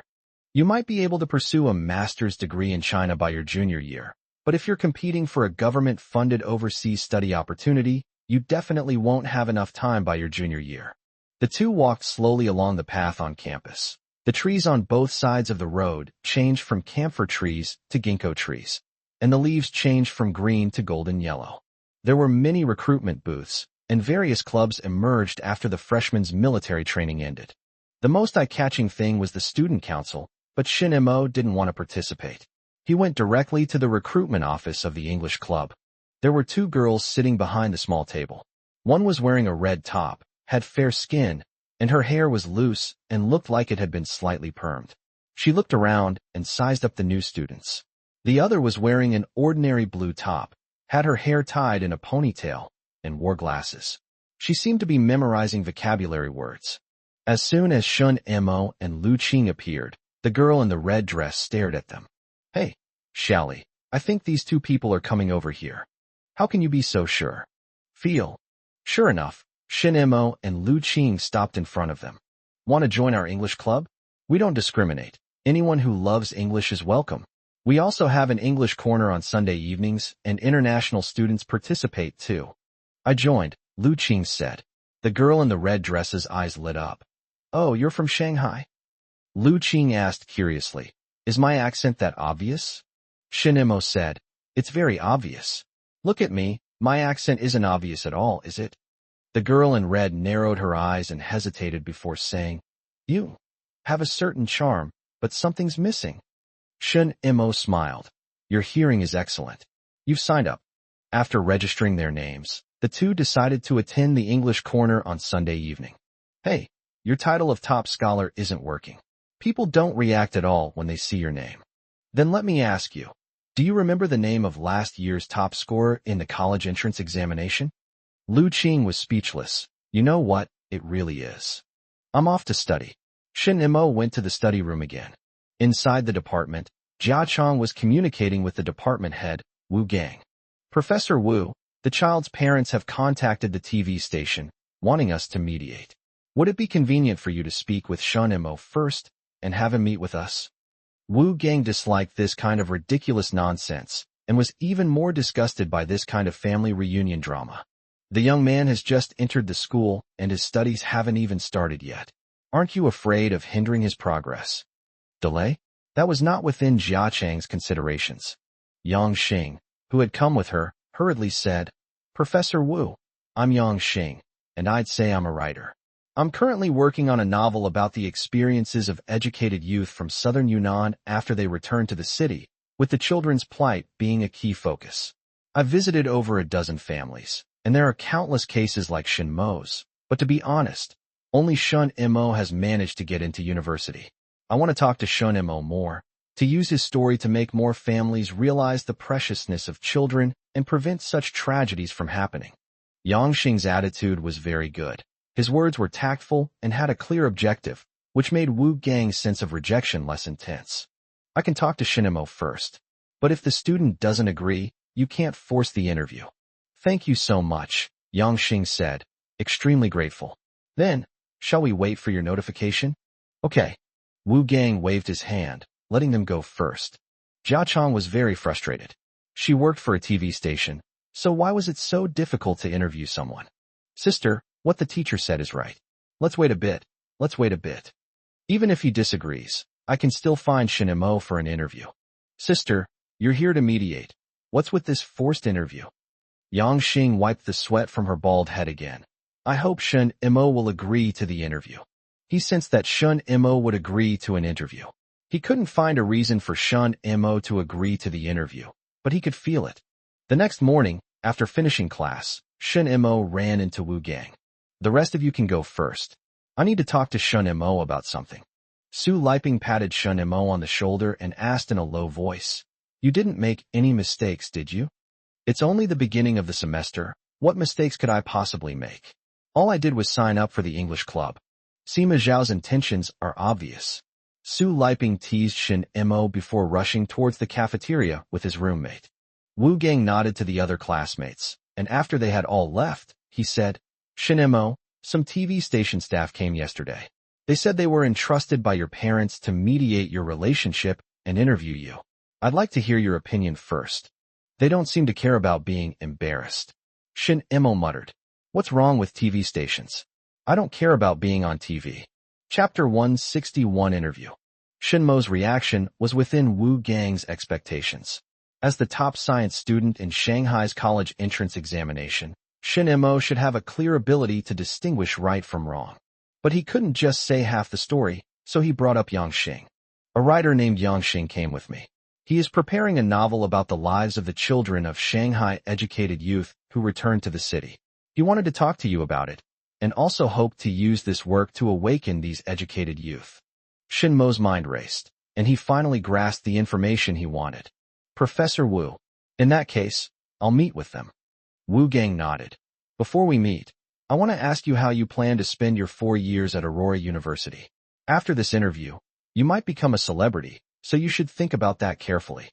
A few days ago, I joined the English club. Lu Qing from my class asked me what I wanted to do after graduation, and my answer was that I wanted to get a government-funded scholarship to study at MIT. Keep trying. Now that Shin Mo had a goal for 4 years from now, Wu Gang felt much more at ease. Studying abroad on a government scholarship is great. So what if he's a celebrity? Once he goes abroad, the celebrity effect will be gone. He can come back to China in a few years, and everything will be just like it is today, with golden sunlight and golden leaves outside. On the way back, Wu Gang kept mentioning MIT. He was surprised that Shin Mo could pinpoint this school so accurately.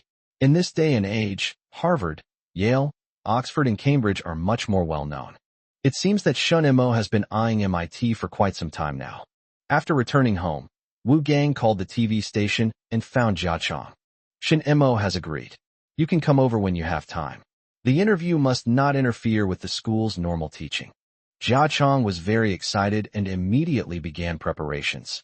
Yang Xing was also informed that the future of the characters in his book seemed bleak, and this bleakness would bring tears to the reader's eyes.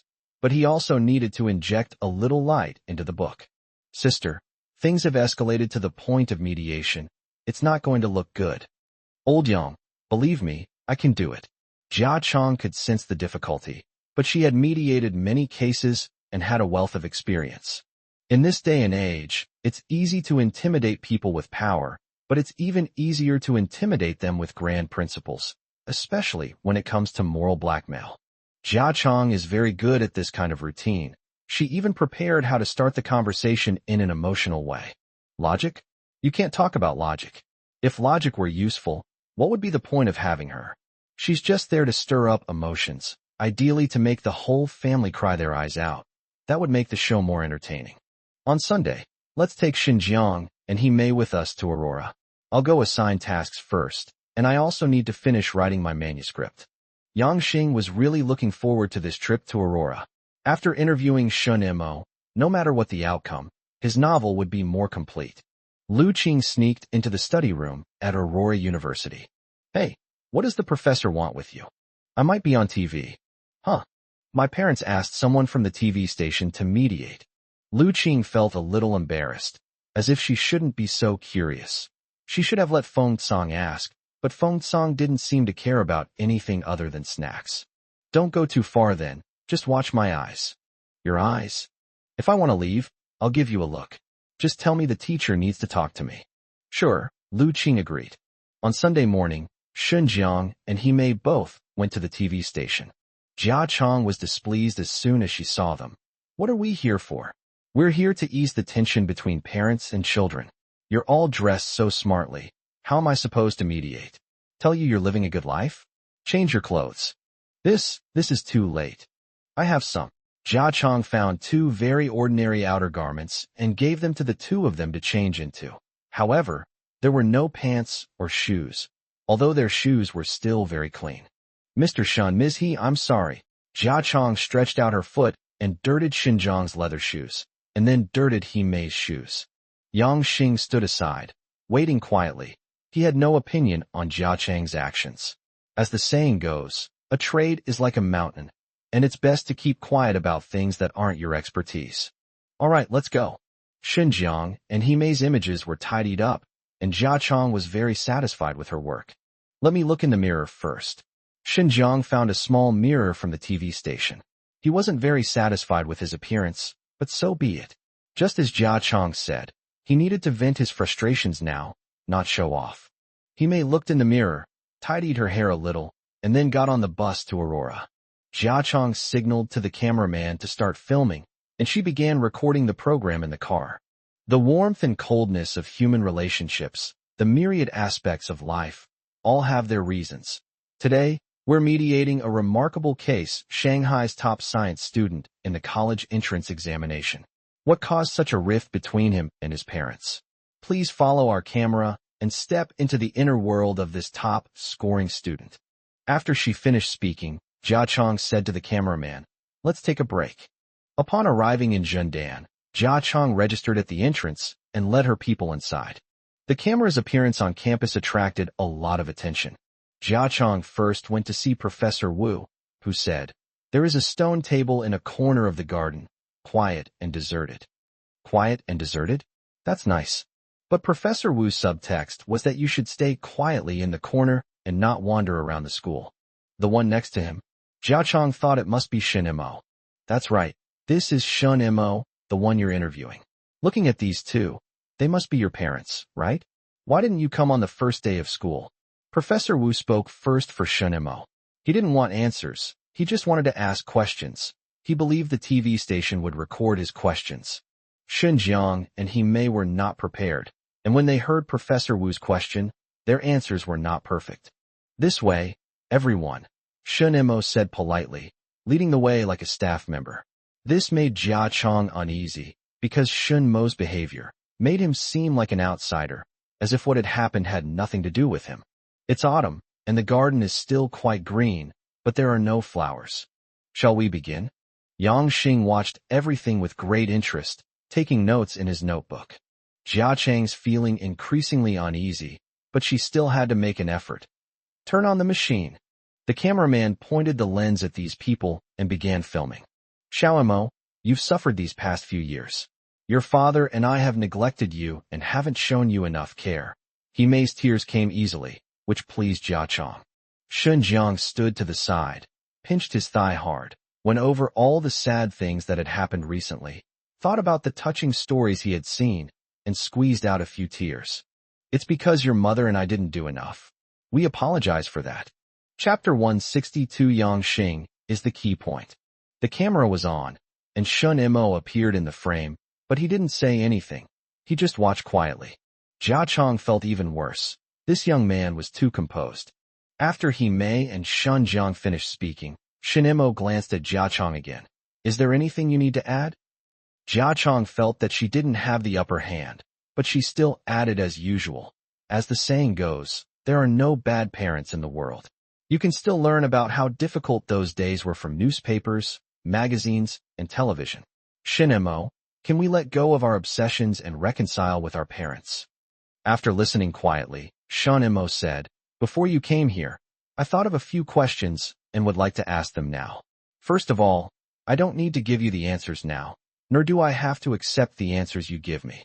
What's the problem? Jiachong asked, somewhat expectant of Shinmo's question. First, what do I like to eat? Second, what size shoes do I wear? Third, what is the purpose of my return?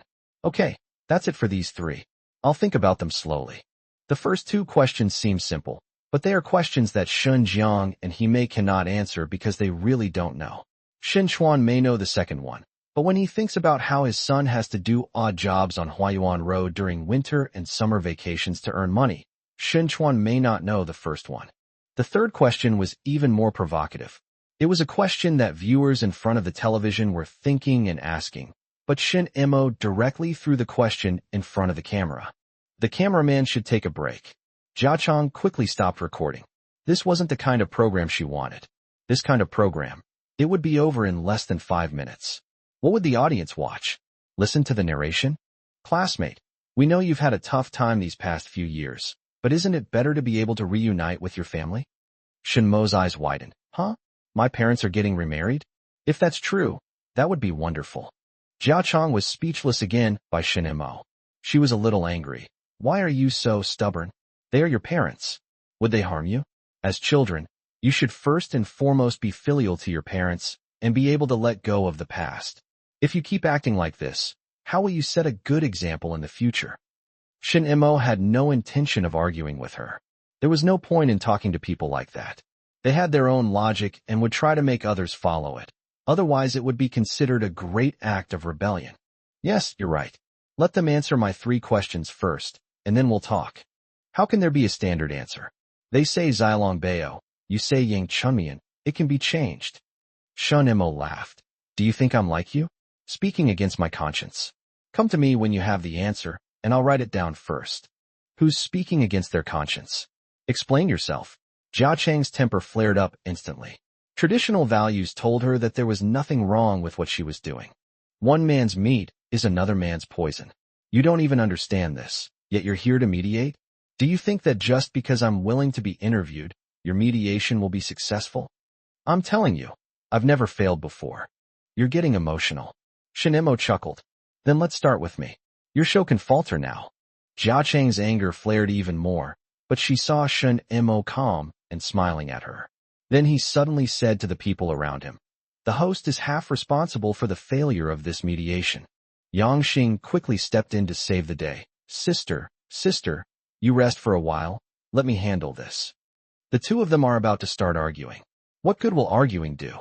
Jia Chang glared at Shinmo. If you don't acknowledge your parents like this, you won't have any good fortune in the future. Good fortune? If someone like you who goes against his conscience can live so well, I don't think I'll be doing anything wrong.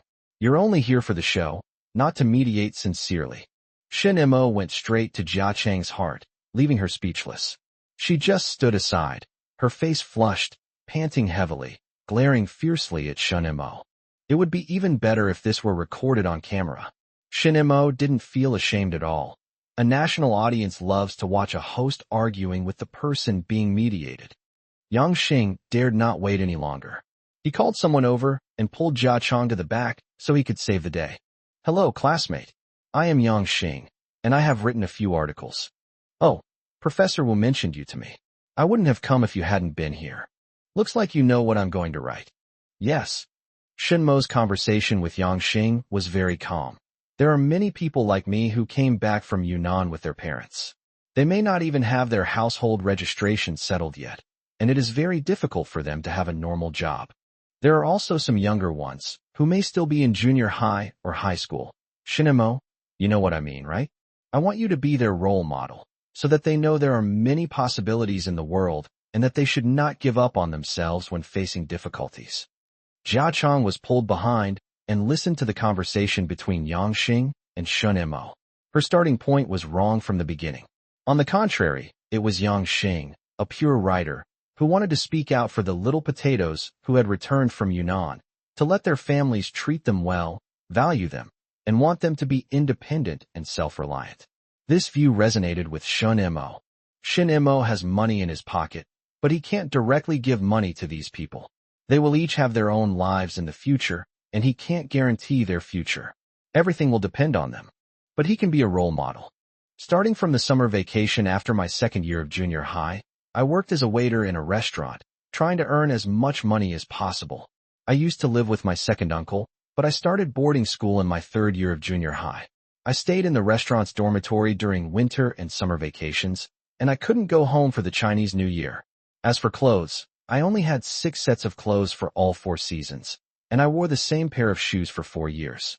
My toes were practically bleeding from being squeezed. Shen Mo deliberately used this information to mislead Yang Xing, as Yang Xing needed him to vouch for certain points. If Shin Mo's life was going smoothly, then this interview would be meaningless. But Jia Chong, Shin Jiang, and He Mei will definitely read Yang Xing's notes, and they may think they have obtained the standard answers from these interviews. Shin Mo wasn't glorifying suffering. No one wants to be in a state of suffering. But what if you really are in a state of suffering? Lie down, complain, and blame others? If that worked, these little potatoes wouldn't be living like this. If someone were to brazenly ask Shin Mo for money, Shin Mo would simply slap them across the face. Yang Xing recorded Shin Mo's previous life. Although Shin Mo spoke of it casually, he had experienced hardship and could understand the bitterness in it. Can't even go home for the new year. Yang Xing needed this kind of material. He needed Shin Mo to rise from the mire to the clouds. Only such extreme cases could be truly inspiring. Chapter 163, I Can Be a Predecessor. The people around them, including Shen Jiang and He Mei, couldn't get a word in edgewise. After their divorce, they couldn't refute anything Shen Mo said. Shen Mo claimed that the money for registering the household registration was borrowed by his second uncle, and neither of them has reimbursed his second uncle for the money to this day. Of course, I don't expect that I will take good care of my second uncle when I start working in the future. Jia Chong couldn't help but interject. Since you can be filial to your second uncle, you should also be filial to your parents. After all, they brought you into this world and raised you for so many years. You're right. I will love my second uncle as much as he loves me, and I will love them as much as they love me. Jia Chong was speechless again. Her rhetoric was simply too old-fashioned and had been used by many people over the next few decades, making it easy to decipher. Shin Jiang and He Mei were even more frustrated. College students are different. Their thinking is far clearer than they had imagined. Sister, let me chat with Shin Mo for a few more minutes. Yang Xing didn't want Jia Chong to interrupt him. His brain was also simultaneously constructing a new plot for the novel. Uncle, in your novel, I can use my real name. Using my real name will be more effective, and it will make my companions in Yunnan believe it. Shin Mo pulled out another big move, which Shin Jiang and He Mei couldn't handle. I will seriously consider it, and also take into account the wishes of others. What are your plans for the future? Government-funded overseas study. That's great. Yang Xing quickly filled in the blanks in his mind. How could the top science student in Shanghai's college entrance examination not get a government-funded overseas study spot? He couldn't use his real name anymore, because his novel wouldn't be ready by then. He still needed to fabricate the country and school Shin Mo would study at. Plans couldn't keep up with changes, and he didn't ask Shin Mo about her preferred school, sensing that Shin Mo wouldn't tell them. Uncle, your book is finished. Could you give me a copy? Oh, of course. Shin Mo, can we meet again later? Sure. If there's anything else you need to add, feel free to come to me anytime. After talking with Yang Xing, the interview came to an end. Only Yang Xing got the material he wanted, while the others were not satisfied. On the way back, Jia Chong asked Shin Jiang and He Mei, do you have the answers to those 3 questions your son asked? We need to think about it. You can think about the 3rd question, but you still need to think about the first 2. Jia Chong, having been angered by Shen Mo, couldn't contain her nameless rage and unleashed it on the 2 of them. Shin Jiang and He Mei remained silent, while Jia Chong said sarcastically, no wonder you came to me. In this situation, if you ask around all over Shanghai, who can mediate this? Yang Xing frowned, staring intently at his notebook. Sister, I'm going straight back now. Time is precious. He needed to hurry up and organize his thoughts. The conversation from earlier was still lingering in his mind, but it was beginning to fade. He had to get back quickly. From that moment on, Yang Xing closed his eyes and ears and stopped talking to anyone. Upon arriving at the TV station, he was the first to get off the bus, pushed his bicycle, and headed home, refusing to leave the house for several days. There were no answers to Shun Mo's 3 questions. Though they were 3 questions, the last one was the most crucial. Jia Chong wasted manpower and resources and failed to produce the program. Why is her mediation always successful? Because if it weren't successful, she wouldn't be able to make a TV show. On Sunday evening, Shin Mo and Lu Qing went to the English corner. You even made me follow you, but you seemed so calm and collected, handling everything with such ease, while I stood there for nothing. Shin Mo suddenly jumped to the side, stared at Lu Qing, and made a halberd-like gesture. Feng Song, I know it's you. One Mani Padme Hum, may it be so. Hey, what are you yelling about? I'm right here. Feng Song appeared from the side, looking aggrieved. I knew it. You two never took me with you. Lu Qing lifted her foot, but Shun Mo nimbly dodged it. Little biscuit, okay? No, I want a big cookie. Yes. Me too. Feng Song wasn't going to let the cookies go. He wanted them all, big and small. Hey, to be honest, I really don't feel comfortable not being with you guys. You'll get used to it after a while. Hey, how's nuclear physics going? Have you been exposed to radiation? Feng Song scoffed. The less knowledge you have, the greater the radiation. Shin Mo was stunned. When did Feng Song become so quick-witted? Lu Qing was also surprised. She said to Shin Mo, this kid must have been exposed to radiation. Your intelligence has taken over again. Shin Mo added, leaving Feng Song stunned. I think you two are the ones who got radiation. I heard that some students at our school work as tour guides for foreigners on weekends to earn some money. You want to go? Give it a try. Shin Mo suppressed a laugh. How much do tour guides earn? His simultaneous interpretation job is the real money. He came to the English corner this time to see if he could find a few experts so that manager Zhou could have more leeway in dealing with the questions during the winter and summer vacations. Since the decision to go abroad has been made, let's help Red Maple Leaf think about backup plans in advance. Let's find some classmates to go now, and maybe these classmates will bring along English experts from other universities. In his past life, when he went out to find tutors, there was also a fixed location, as if parents and students all agreed that they could meet there.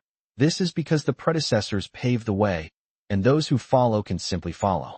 So, this time I'll be the predecessor so that the school's students can have a significant source of income. Even if I can't do simultaneous interpretation, I can at least translate some documents. I can always get it done by looking up words in the dictionary and spending more time.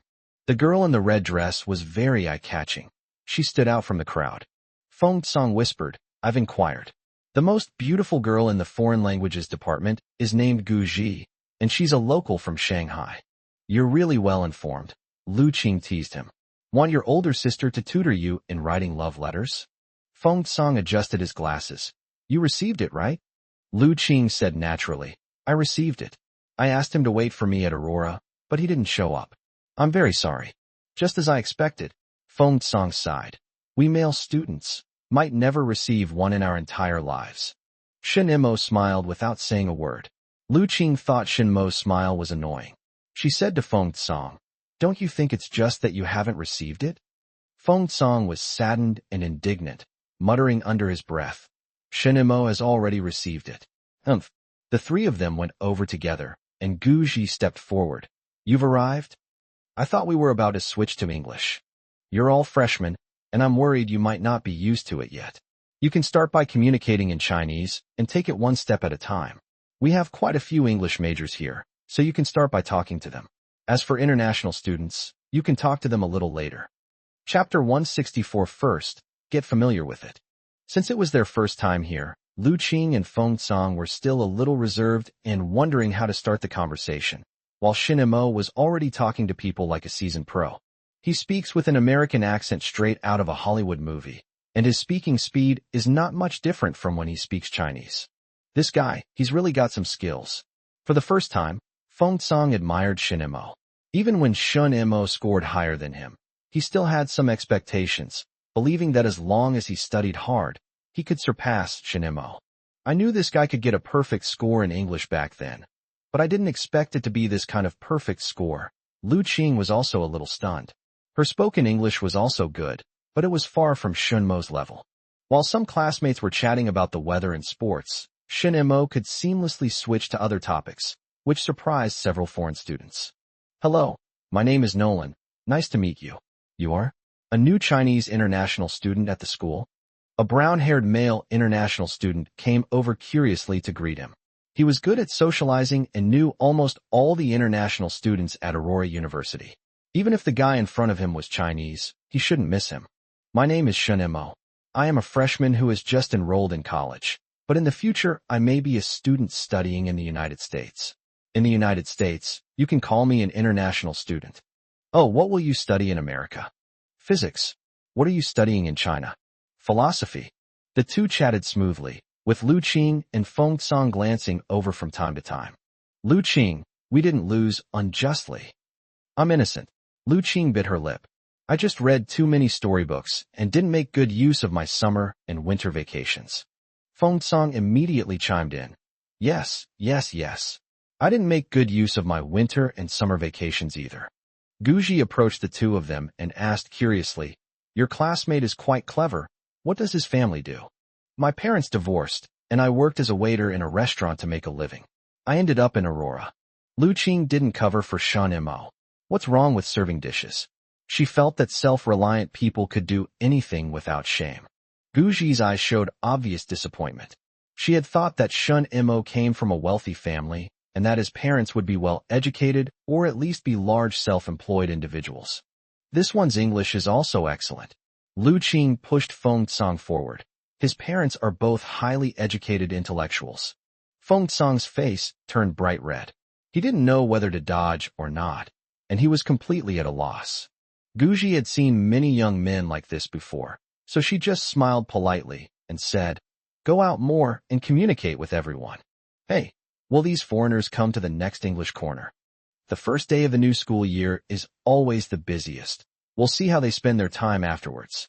Sunday evenings are precious, and they might not be willing to spend their time here. Watching Guji leave, Lu Qing sighed. I gave you a chance, but you didn't do it. Feng Song's face was still flushed. Lu Qing, I think I'll go first. Hey, where are you going? Let's see how far Shin Mo can go with this conversation. Hey, your senior sister Gu is looking for someone to talk to. You should go quickly. Maybe next time. I promise next time. Lu Qing glanced at Shin Mo with great interest, then at Feng Song, enjoying herself immensely. Soon, a male classmate approached her to talk, and Lu Qing, unusually, stumbled a few times, only to be laughed off by Feng Song. Finally, there were more East Asian faces around Shin Mo, and many people found that talking to him was just as effective. The people who came here had a clear goal, to effectively improve their spoken English so that they could study abroad in the future. Many people regret that these foreigners come too infrequently, making it difficult to find someone to practice with. Of course, some people also take the opportunity to date foreigners and monopolize a resource. Have you ever considered working as a tour guide for foreigners on holidays or Sundays to earn some pocket money and gain some experience at the same time? Several classmates were even more disappointed. There are too many monks and not enough porridge, not enough to go around. Hey, Shun, you're not going too, are you? Me? I'm not going. I still need to study. Shinmo works as a simultaneous interpreter during winter and summer vacations, a price that tour guides cannot offer. But he won't directly recruit people to do translation now, since it's not winter break yet, and there's still time. He doesn't want to run into someone like Xiongming again. There were quite a few people surrounding Shin-Mo, and they hoped that Shin-Mo would come next Sunday as well. Shin-Mo agreed. After the English corner ended, Shin-Mo, Lu Qing, and Feng Song went back together. Looks like I really need to get going. University life is far from as easy as I imagined. Isn't it said that a score of 60 is enough? Feng Song still didn't really want to put in the effort. Lu Qing retorted, I think you really want to be exposed to radiation. I need to hurry up and study. Otherwise, I won't even be able to understand academic papers in the future. Have you decided which school you want to go to? I don't know how many spots MIT has. If I can't go to MIT, I'll go to Harvard. Lu Qing still prefers Harvard. Feng Song was even more frustrated. What are you talking about? MIT. Harvard. You should stay in China. I'm worried that if you go abroad, you might not be able to come back, since you're a nuclear physicist. But I also want to go out and see the world. Then why don't you go abroad for a trip? We can be there to help you plan ahead, so you won't be completely lost when you get there. Lu Qing changed the subject. Hey, Shin Mo, what do you think of that Guji? It's quite pretty. Feng Song. Don't say it. Feng Song's face flushed red again. Shun Mo laughed heartily. Wild birds chirp in the woods, a quiet courtyard. The setting sun is about to fall. Ah, it's getting dark. Lu Qing continued. The orchid hall is quiet. The beaded curtains rustle. I wonder where my beloved has gone. Alas, she's gone. The magpie has come empty-handed time and again. Sorrow gathers on my brows. Hey, Feng Song, lift your head. What's the point of carrying it? Tonight, I'm afraid we'll be desolate and lonely, facing the long night with sorrow. Feng Song's face turned even redder. He suddenly raised his head, which had been hanging low, and bowed to the two of them, saying, My first wish is for my husband to live 1,000 years, my second wish is for my wife to stay healthy, and my third wish is for us to be like swallows on the beam, meeting year after year. Stop agonizing over whether to choose Harvard or MIT. Just choose the same one. Lu Qing's face flushed red instantly, and Feng Song chuckled. Hey, Lu Qing, some people aren't in Aurora, but some people really are. I'm not talking to you anymore. I'm going back to my dorm. Lu Qing quickly turned the corner, and Feng Song felt the tightness in his chest lessen considerably. He complained to Shin Mo, I just asked about Guji, and good heavens, Lu Qing already thinks I've got my eye on her. It's great. I'll ask around and give it a try. Is there any problem? Shin Mo replied frankly. Feng Song suddenly felt the curtains in front of him being drawn open, and a beam of light shone in. Yes, give it a try. Is there any problem? Chapter 165 Preparing to Adapt to Future Life. Guji thought that one cannot have both fish and bear's paw. Shinmo's English is good enough, and he seems to study hard, so he can study abroad in the future, but she hopes that Shinmo's family background is better, not too good, but at least normal, right? The fact that her parents were divorced made her give up the idea of developing a relationship with Shun Mo, and in the future, she could only treat Shin Mo as an expert in English corners. Roommate Zhang Xiaoli was very excited. Hey Guji, that Shin Mo is amazing. I even think his vocabulary is no less than that of our department's teachers. That's good. Guji wouldn't share her thoughts with others. We should invite him to the English corner more often. Maybe we can let him work as a tour guide later. Zhang Xiaoli thought that since Shun Mo's English was so good, it would be good for him to earn some pocket money. I can introduce him to someone. The two were still thinking of introducing Shun Mo to tour guide jobs, but little did they know that Shun Mo was already planning to poach people from the English corner to do simultaneous interpretation. On Sunday, Shun Mo left school again and headed towards the red maple leaves. Hey Xiao Shun, you're back. Xiao Mei asked curiously. Do universities have midterms too? Yes. The department has been talking about the midterm exams lately, but Shin Mo doesn't seem to care much about them. Did you finish the exam? Did you get first place? Xiao Mei had high expectations of him. Shun Mo smiled and said, The exam hasn't started yet. We'll see at the end of the semester. Oh, Xiaoshin, you're back? Manager Zhou looked Shun Mo up and down and said, I must say, you really do look like a cadre. How many dishes did you take home today? No vegetables. Huh. Manager Zhou was confused by Shin Mo. He wasn't bringing any food, and there was no translation work. Was there something else going on? No. This kid had all his money invested in stocks, so he didn't need to withdraw any cash. Sister, there are many people in our school who are good at English. I was thinking that if anyone needs to translate any documents, I should ask them to practice first. Sure. Manager Zhou was overjoyed. At least during Shin Mo's 4 years of university, she wouldn't have to worry about finding translators. If she could get to know newly enrolled university students in the following years, her translators would be readily available. Sister, you answer first. I'll come back next week to check. Shun Mo began to miss his cell phone, even just a basic one. At least he could send text messages and make calls without having to run around like this. Wait, it seems Red Maple Leaf has a phone. I'll call you back, Shin Mo said, annoyed. Sure, I'll reimburse your phone bill. Oh, it's just a small amount of money, no need. Shin Mo was clear-headed about this. One should do favors properly and not be stingy with small things. When coordinating with classmates within the school, Shin Mo wouldn't skimp on their earnings. He would have Manager Zhou pay all the translation fees to these classmates. This is a student from Aurora University. Shin Mo can't predict what achievements he will make in the future. He might need this favor in the future. If he wants people to remember him, he can't be stingy. Shin Mo wanted to leave, but Manager Zhou disagreed. Sister, you don't have anything else here, but are you not even going to provide a meal? Sister, I'll take 3 lunchboxes with me. Please make 3 servings of pork ribs for me. Huh. Manager Zhou was confused by Shin Mo again. She could understand bringing 1 or 2 portions, but 3 portions?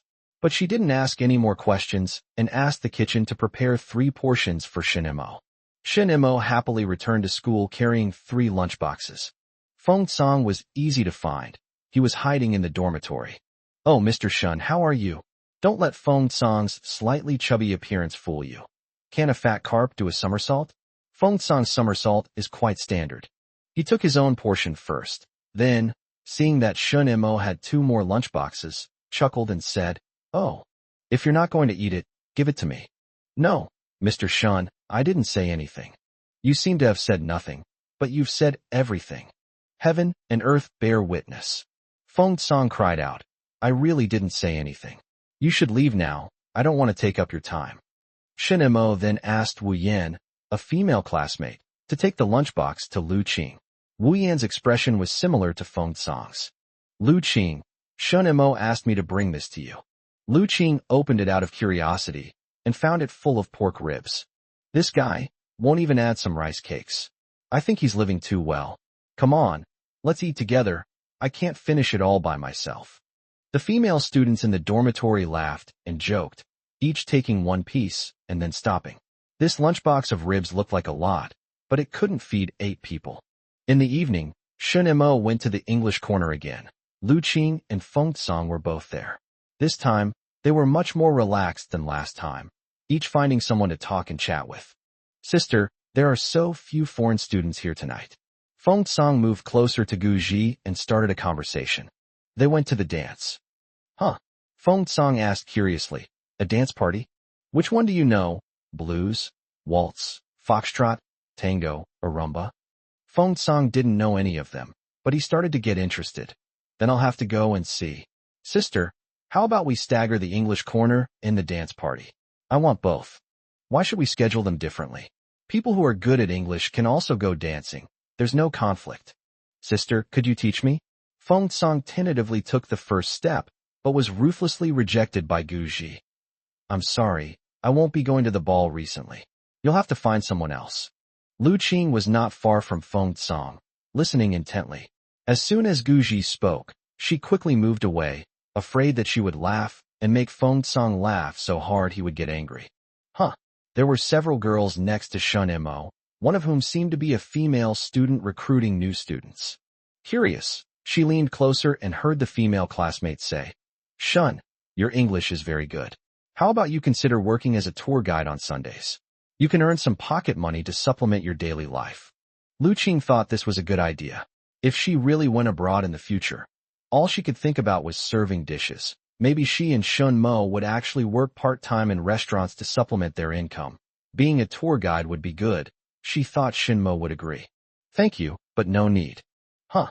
Shin Mo didn't agree? How much money does he have left? Is he really aiming for a full scholarship? Is he going all in? But Shin Mo gave her another piece of news. I used to work as a waiter in a restaurant, and people often needed my documents translated. If any of you are interested, please contact me. So that's how it is. No wonder Shin Mo looked down on the tour guide's meager earnings. Zhang Xiaoli was stunned by what Shin Mo said. You mean, translating documents? Yes. Shin Mo was confident that Aurora University students would get the highest prices because he didn't take a cut. Lu Qing wanted to give it a try, starting now.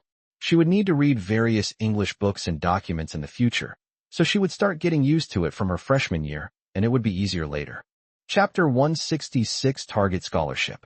The foreign students didn't come tonight, so the atmosphere at the English corner wasn't as lively as last time.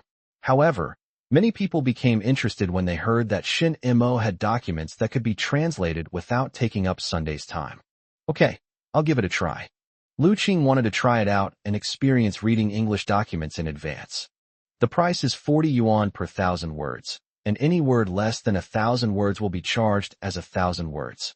Lu Qing suddenly realized why Shen Imo wasn't short of money. With Shinmo's skills, how could he not take the job? No wonder he dared to treat her to ribs during the day.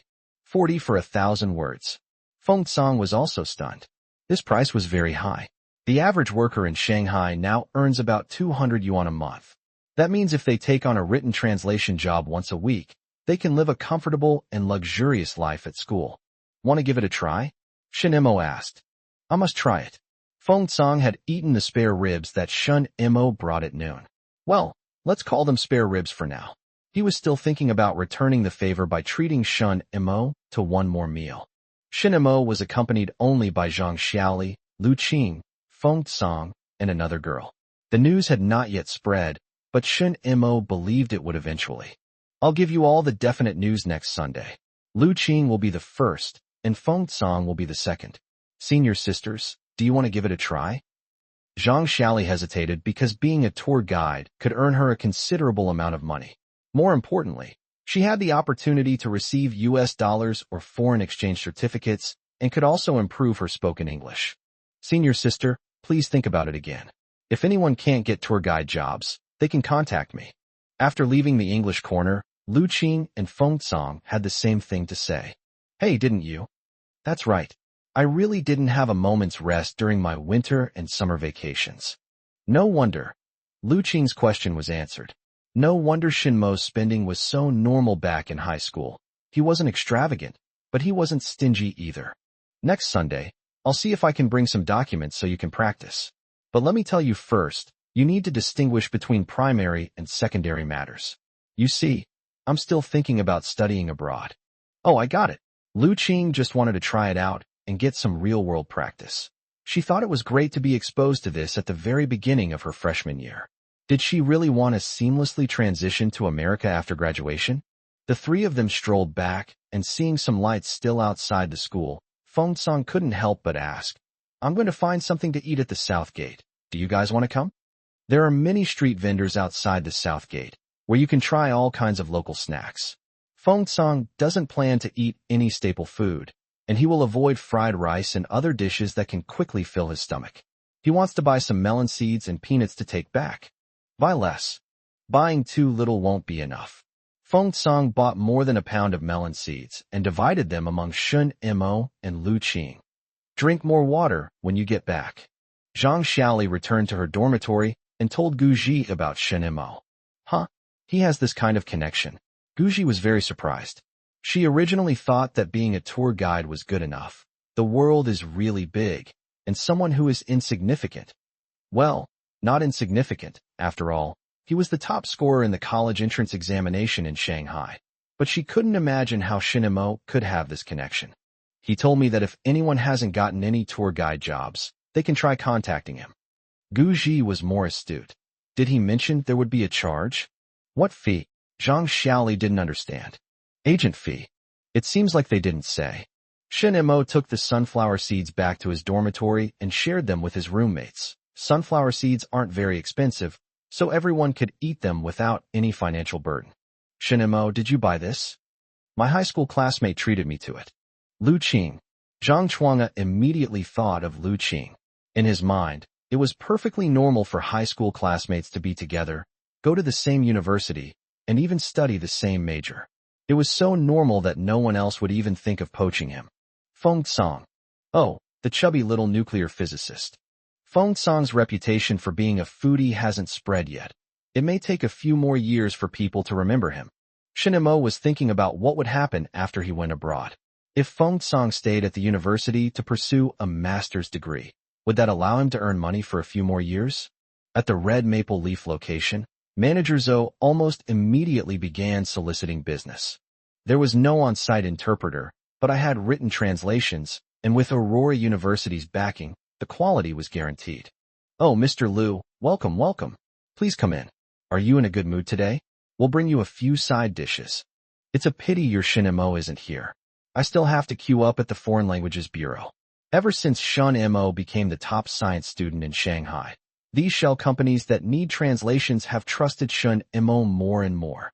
Newspapers are officially recognized, so what could be better than the title of top scorer in the college entrance examination? It's definitely not possible to do it on site. He still has to study and will be going abroad to study in the future, Manager Zhou said with a smile. But if there are any documents, he can help. Mr. Liu, business is slow and things can be delayed, but we can start preparing the preliminary work first. We can prepare for a few months until winter break, and then we can talk to those foreigners. That seems to make sense. Mr. Liu nodded repeatedly while smoking a cigarette. I need to hurry up and get in line at the Foreign Trade Bureau. 2 weeks later, Shun Imo received the documents that needed to be translated from Manager Zhou and gave them to Lu Qing and Feng Cong. What's with that look? Don't worry, I know what's important. I'm going to study abroad again in 4 years. Lu Qing took the message. Wait for my news. Feng Cong sighed. I'm not going out. Why are you sighing? Don't relax during winter break. Come with me and chat with foreigners. Shinmo planned to hand over the translation work to Feng Cong and Lu Qing so they could earn some money and practice their spoken English. These two are his close classmates, so Shun Imo wants to guide them. He'll let them follow along a few times first, and then let them get started. Huh, they actually got to chat with foreigners? This was something they hadn't expected. Neither of them asked Shun Imo if he had enough money. There was no need to ask. Shun Imo was probably better off than they imagined. Let's go study. The three of them took their books and went to study together, but Shun Imo was studying physics, while the other two were translating materials. The people around him were all working hard, and this kind of environment would motivate him. In addition, with a clear goal, Shun Imo stopped getting distracted and thinking about all sorts of things. The feedback from challenging subjects excited him. Every time he mastered a concept, he would reconcile with his past self. It turns out it wasn't as difficult as I imagined. I don't want to forget what I learned from my teachers in this lifetime. Keep going. Shun Imo can forego the money from written translation, but he absolutely must secure the scholarship. If he can't even get a scholarship, how can he talk about studying abroad on a government scholarship? Chapter 167 Preparing for the TOEFL. Lu Qing and Feng Cong were very efficient. 2 days later, they handed the translated document to Shun Imo, who paid in cash. Feng Cong felt like he was dreaming. More than 100 yuan. Just like that, I got it? Lu Qing remained relatively calm. Let's go buy some cookies. Aren't you going to buy it? Me? I haven't thought of anything to buy yet. How about we go to the South Gate for dinner tonight? There's a place there that sells braised pork rice. I've heard it's really good. You're treating? My treat. Feng Cong thumped his chest loudly. Shun Imo gave him an idea.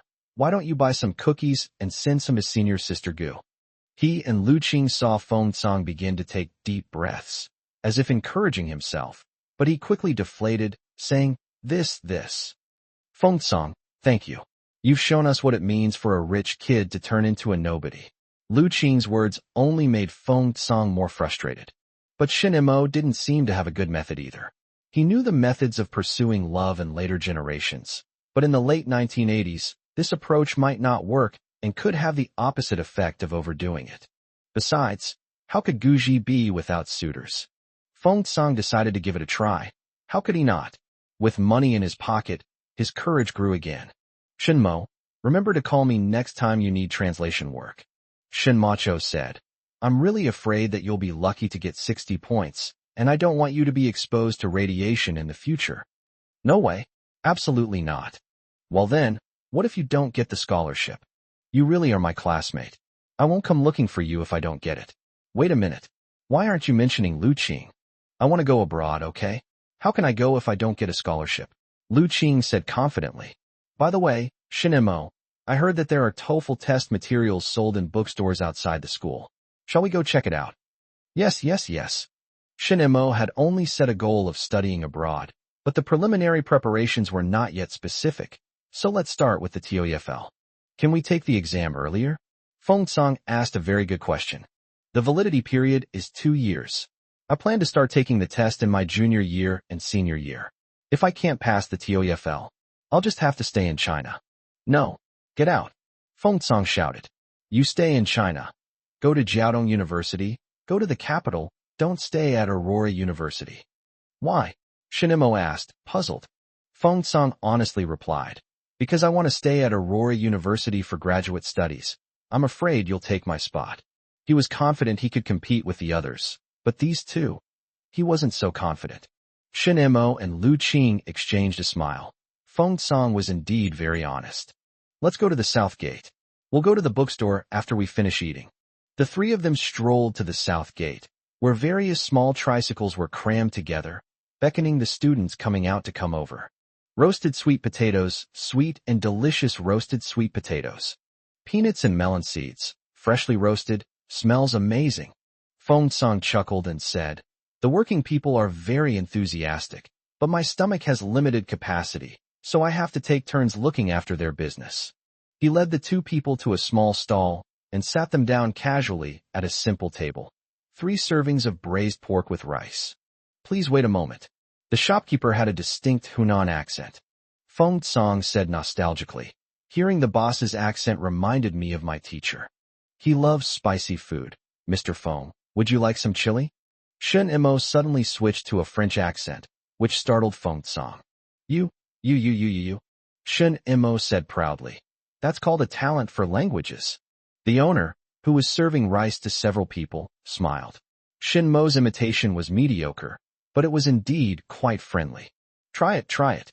Because of Shin Mo's half-baked Hunan accent, the owner gave them 2 extra pieces of cured meat.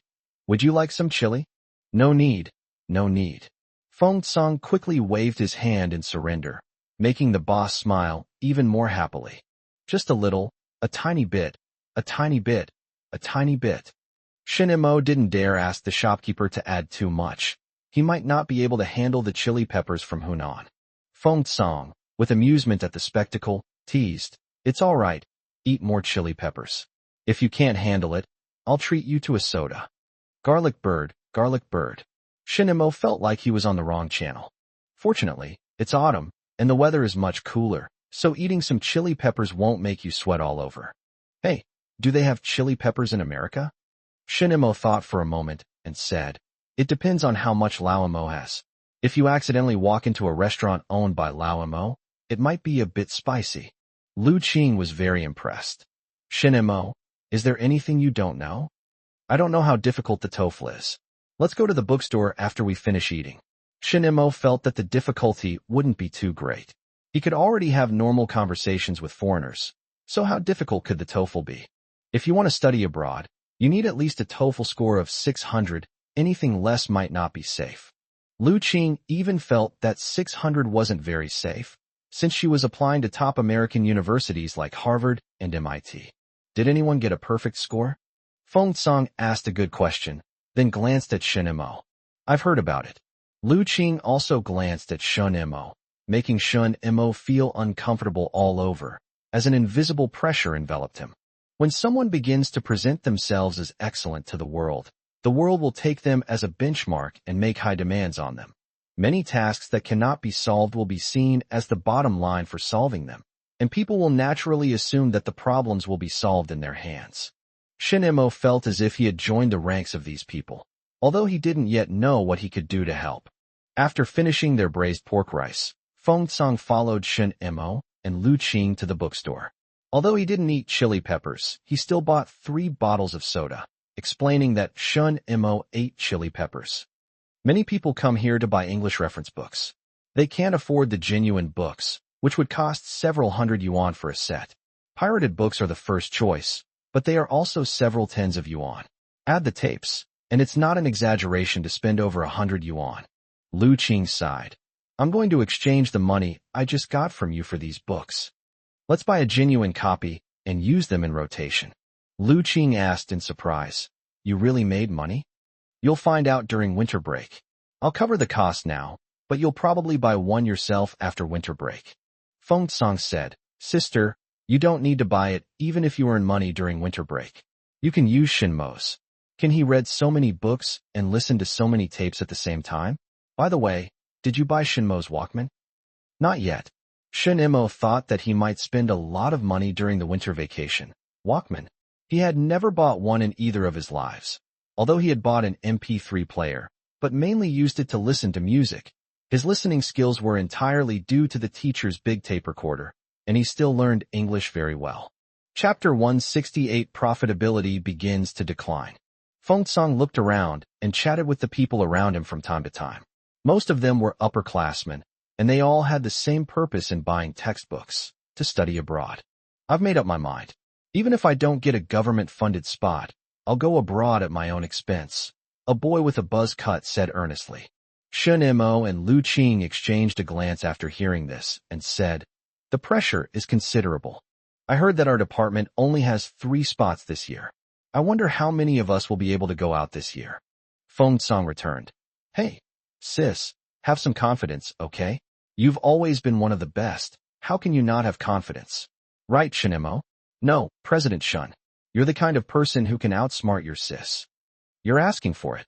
Lu Qing rolled up the book and was about to bring it down on Feng Song's head. Feng Song shrank his neck and saw that the book didn't fall. He chuckled and said, "Sister is a reasonable person too. Then let's do our best. Being number 1 or 2 might not be safe if we're number 3. Shen Mo felt that the physics department couldn't possibly have a fixed number of 3 spots every year.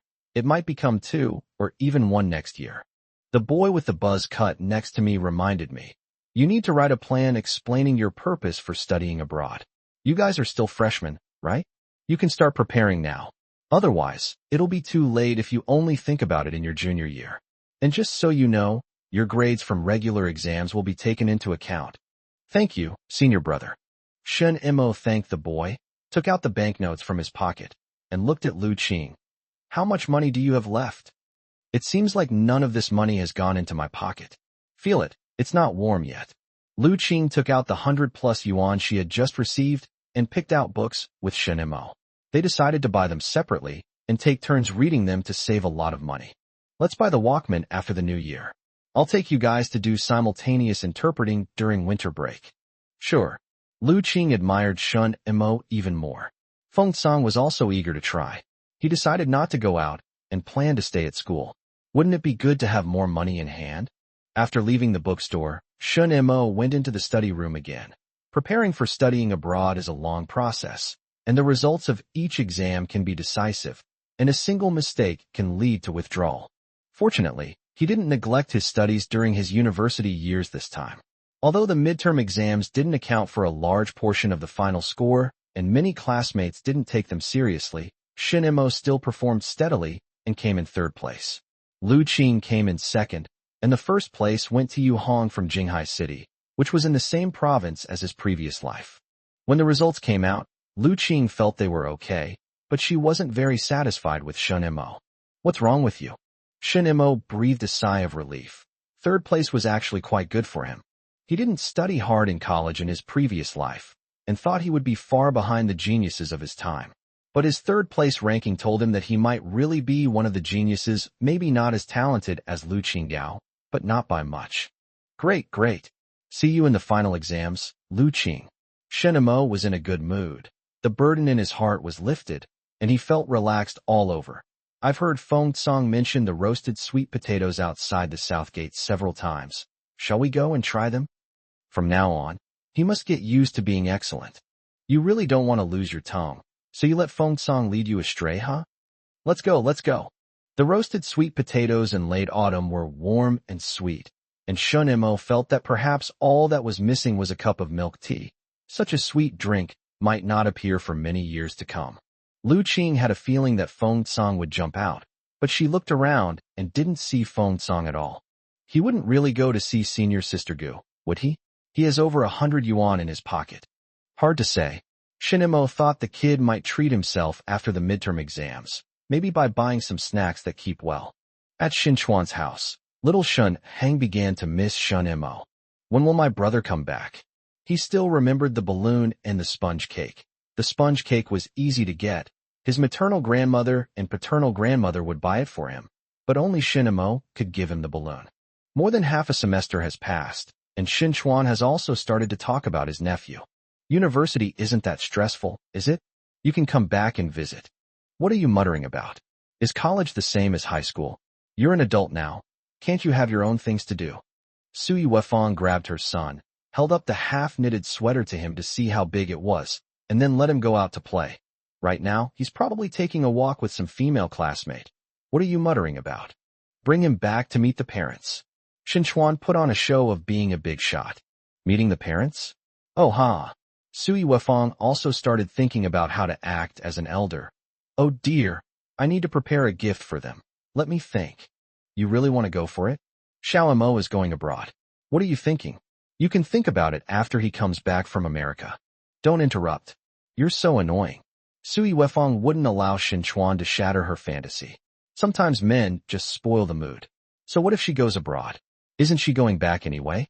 What's wrong with her thinking about it beforehand? You should think about Chinese New Year this year first. The older brother and his ex-sister-in-law went to the TV station for mediation, but the program was never broadcast. Shinchuan later heard that the mediation had failed. Since the mediation failed, Xiao Mo will definitely be spending Lunar New Year's Eve with them this year. So we need to prepare everything in advance. Get him some canned food. I think that luncheon meat is pretty good. And also some cookies, candy, and other snacks. Maybe some classmates will come over to play. Sui Wefang wouldn't talk about Xinjiang and Himei. There was nothing to talk about with those two. She was just counting on her fingers what she needed to prepare when she saw her son drooling, his eyes shining, as he came toward her, lying on her lap, giggling foolishly. She quickly wiped away her son's drool and smiled at Shinchuan. Come and see your son. He's a reincarnation of a glutton. Wu Yufan came over and took her little grandson away. She kissed little Shinhang and said, Do you want something delicious? Grandma will buy you a sponge cake, okay? Mom, you shouldn't spoil him like this. In September, Wu Yufan and Wang's shopping switched shifts again, but they've switched back now. Otherwise, she and Shinchuan wouldn't be able to talk about Shun Mo so freely. Alright, what's wrong with my Hang eating a piece of sponge cake? Wu Yufan didn't care about anything else. Shinchuan counted the money at home and felt it was enough, but the factory's performance didn't seem to be improving, and the year-end bonuses. It's been reform and opening up since then. Everyone is making money. So how can the factory still be losing money? But he wasn't too worried. The textile factory was a state-owned enterprise, and it couldn't go bankrupt no matter how bad the business was. He just hoped that everyone would earn more money and buy more clothes in the future, so that the factory's business would improve.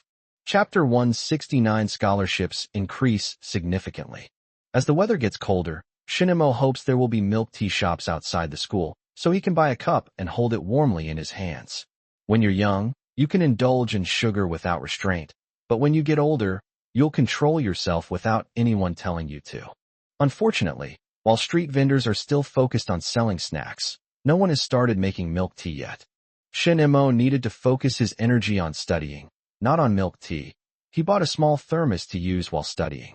During the first half of the semester at the school, the newly enrolled students were roughly divided into 3 categories. The first type is those who study diligently, like Shun Mo, Lu Qing, and Yu Hong. The second type is those who are laid back, like roommates Su Liping and Li Min, who are content with a score of 60. The third type is those in the middle, who don't really want to spend time studying, but don't want to just give up with a score of 60. This type is the most numerous, but they also frequent the library the most. And they have a wide range of interests in addition to their major courses. After the midterm exams, Feng Song became much more obedient, probably because he was frightened by Shun Mo and Lu Qing. He didn't want to study hard and be irritated by radiation in the future. The 3 of them met on Sunday afternoons, occasionally having dinner together and then going to the English corner. At the English corner, Shinemo was almost overwhelmingly dominant. Apart from Lu Qing and Feng Song, some English majors started getting translation jobs from Shinemo. Zhang Xiaoli was the first. Her family wasn't as well off as Gu Ji's, and tour guide jobs weren't available every week. Even if they were, she wasn't guaranteed to get one. 3 days. I'll give it to you in 3 days. Sure, senior sister. Other students want to take on tasks from Shun Mo, but they have to talk to Shun Mo first and chat for a while. If they can't pass the test, Shun Mo won't give them the tasks. Many classmates inquired and found that the price Shun Mo offered was very good. It was the highest price they had found through various channels. Zhang Xiaoli took the materials back to translate, and Guji leaned over to take a look, saying curiously, Shun Mo doesn't seem to have taken advantage of the price difference. He may have eaten, but he has a much better conscience than others. Zhang Xiaoli continued translating without looking up. You're busy, I'm going to the dance. Guji was disappointed that the weather had turned cold, and that she would need to wear thick clothes. The reputation of the red maple leaves has spread far and wide, second only to the foreign languages press, and it's also more timely. Manager Zhou began to look forward to the winter vacation, believing that Shun Mo would definitely bring her a surprise. Get ready. I'm going to treat Xiao Shun to dinner when university lets out for winter break. Manager Zhou was even more looking forward to 4 years from now. She believed that Shun Mo would definitely help her with the follow-up and wouldn't let her translation work stop. Manager Zhou believes that as long as one is not greedy, one can definitely earn more money. Sister, Xiao Shun is coming to deliver some documents in a few days. Shouldn't you invite him over first? You've reminded me. Manager Zhou started to think. He's in university, and his time is tight, so he probably won't stay for lunch. Prepare a few extra lunchboxes for him to take home. Let me see. Manager Zhou was thinking of getting Shun Mo some instant coffee. In the late 1980s, this was still a rare item and would be a very prestigious gift. Thinking of the dishes Shun Mo had brought before, Manager Zhou guessed that Shun Mo might be involved. She smiled and muttered to herself, "That's good." A few days later, Shun Mo came to deliver the documents. Little Shun, what do you want today? Ding Ti, help me modify the knife. Still 3 lunchboxes? Manager Zhou asked with a smile. 5. Manager Zhou was completely baffled. Sister, you're a translator. Sure. Manager Zhou readily agreed. She knew she wouldn't lose out. She needed Shinmo's help to build the restaurant's reputation, and being stingy wouldn't do. In a few years, she would be the only translator on Garden Road. Manager Zhou instructed the kitchen staff to prepare, and then took out 2 large glass jars from behind the counter. Xiao Shen, this is what your older sister prepared for you. A coffee and a coffee creamer. Take it home. It'll help you stay alert while you're reading. Oh, thank you, sister. Shin Mo looked at the 2 jars. It had been a long time since he had seen them. You must come over during winter break. Your little private room has been reserved for you. Xiaomei brought over several lunchboxes containing braised pork hock and said regretfully, It seems like you've become even busier since you went to university. Time is precious, Sister Xiaomei. I'm off now, but I'll come back often. While giving money to several classmates, Shin Mo also gave them ding ti, a type of braised pork hock. It's a gift, it's free. Zhang Xiaoli took the lunchbox, opened it, and was greeted by the aroma of meat. Thank you. Remember to look me up next time. Definitely. Senior sister, please remember to recommend the experts in your field to me. Another male student, Wang Chong, who majored in English, also thanked Shin Mo, took the lunchbox, and left excitedly. He had a girlfriend and wanted to share it with her. After receiving the lunchbox, Lu Qing remarked, Feng Song calling you President Shun is perfectly reasonable. How come I never realized you had this ability back in high school? Feng Song was overjoyed. Eating a lunchbox by myself. I can finally have some fun this time. Lu Qing, I'm looking forward to winter vacation. You should focus on doing well on your final exams first. I don't want to hear you crying and telling us you were exposed to radiation someday in the future. Feng rolled his eyes at her. If I get irradiated, I'll eat your rice every day. Not only rice, but also this braised pork hock. Otherwise, I'll roll around in your house. Let's go have dinner together. After dinner, we'll go study. Luckily, I wasn't planning on going abroad. Otherwise, I would have been living like an ascetic. You guys go ahead. I'm going to get my food and head back to my dorm. Feng Song refused to go, and Lu Qing suspected something was amiss. Hey, Shin Mo, do you think this lunchbox will still be in his hands in half an hour? If I catch him, I'll definitely kick him out of his meal. Feng Song didn't want to give his lunchbox to anyone else. He really kept it all to himself. He got his food, hid in his dorm room, and ate until he was stuffed. Satisfied, he leaned against his pillow, reading a novel he had borrowed from the library, and chuckled from time to time.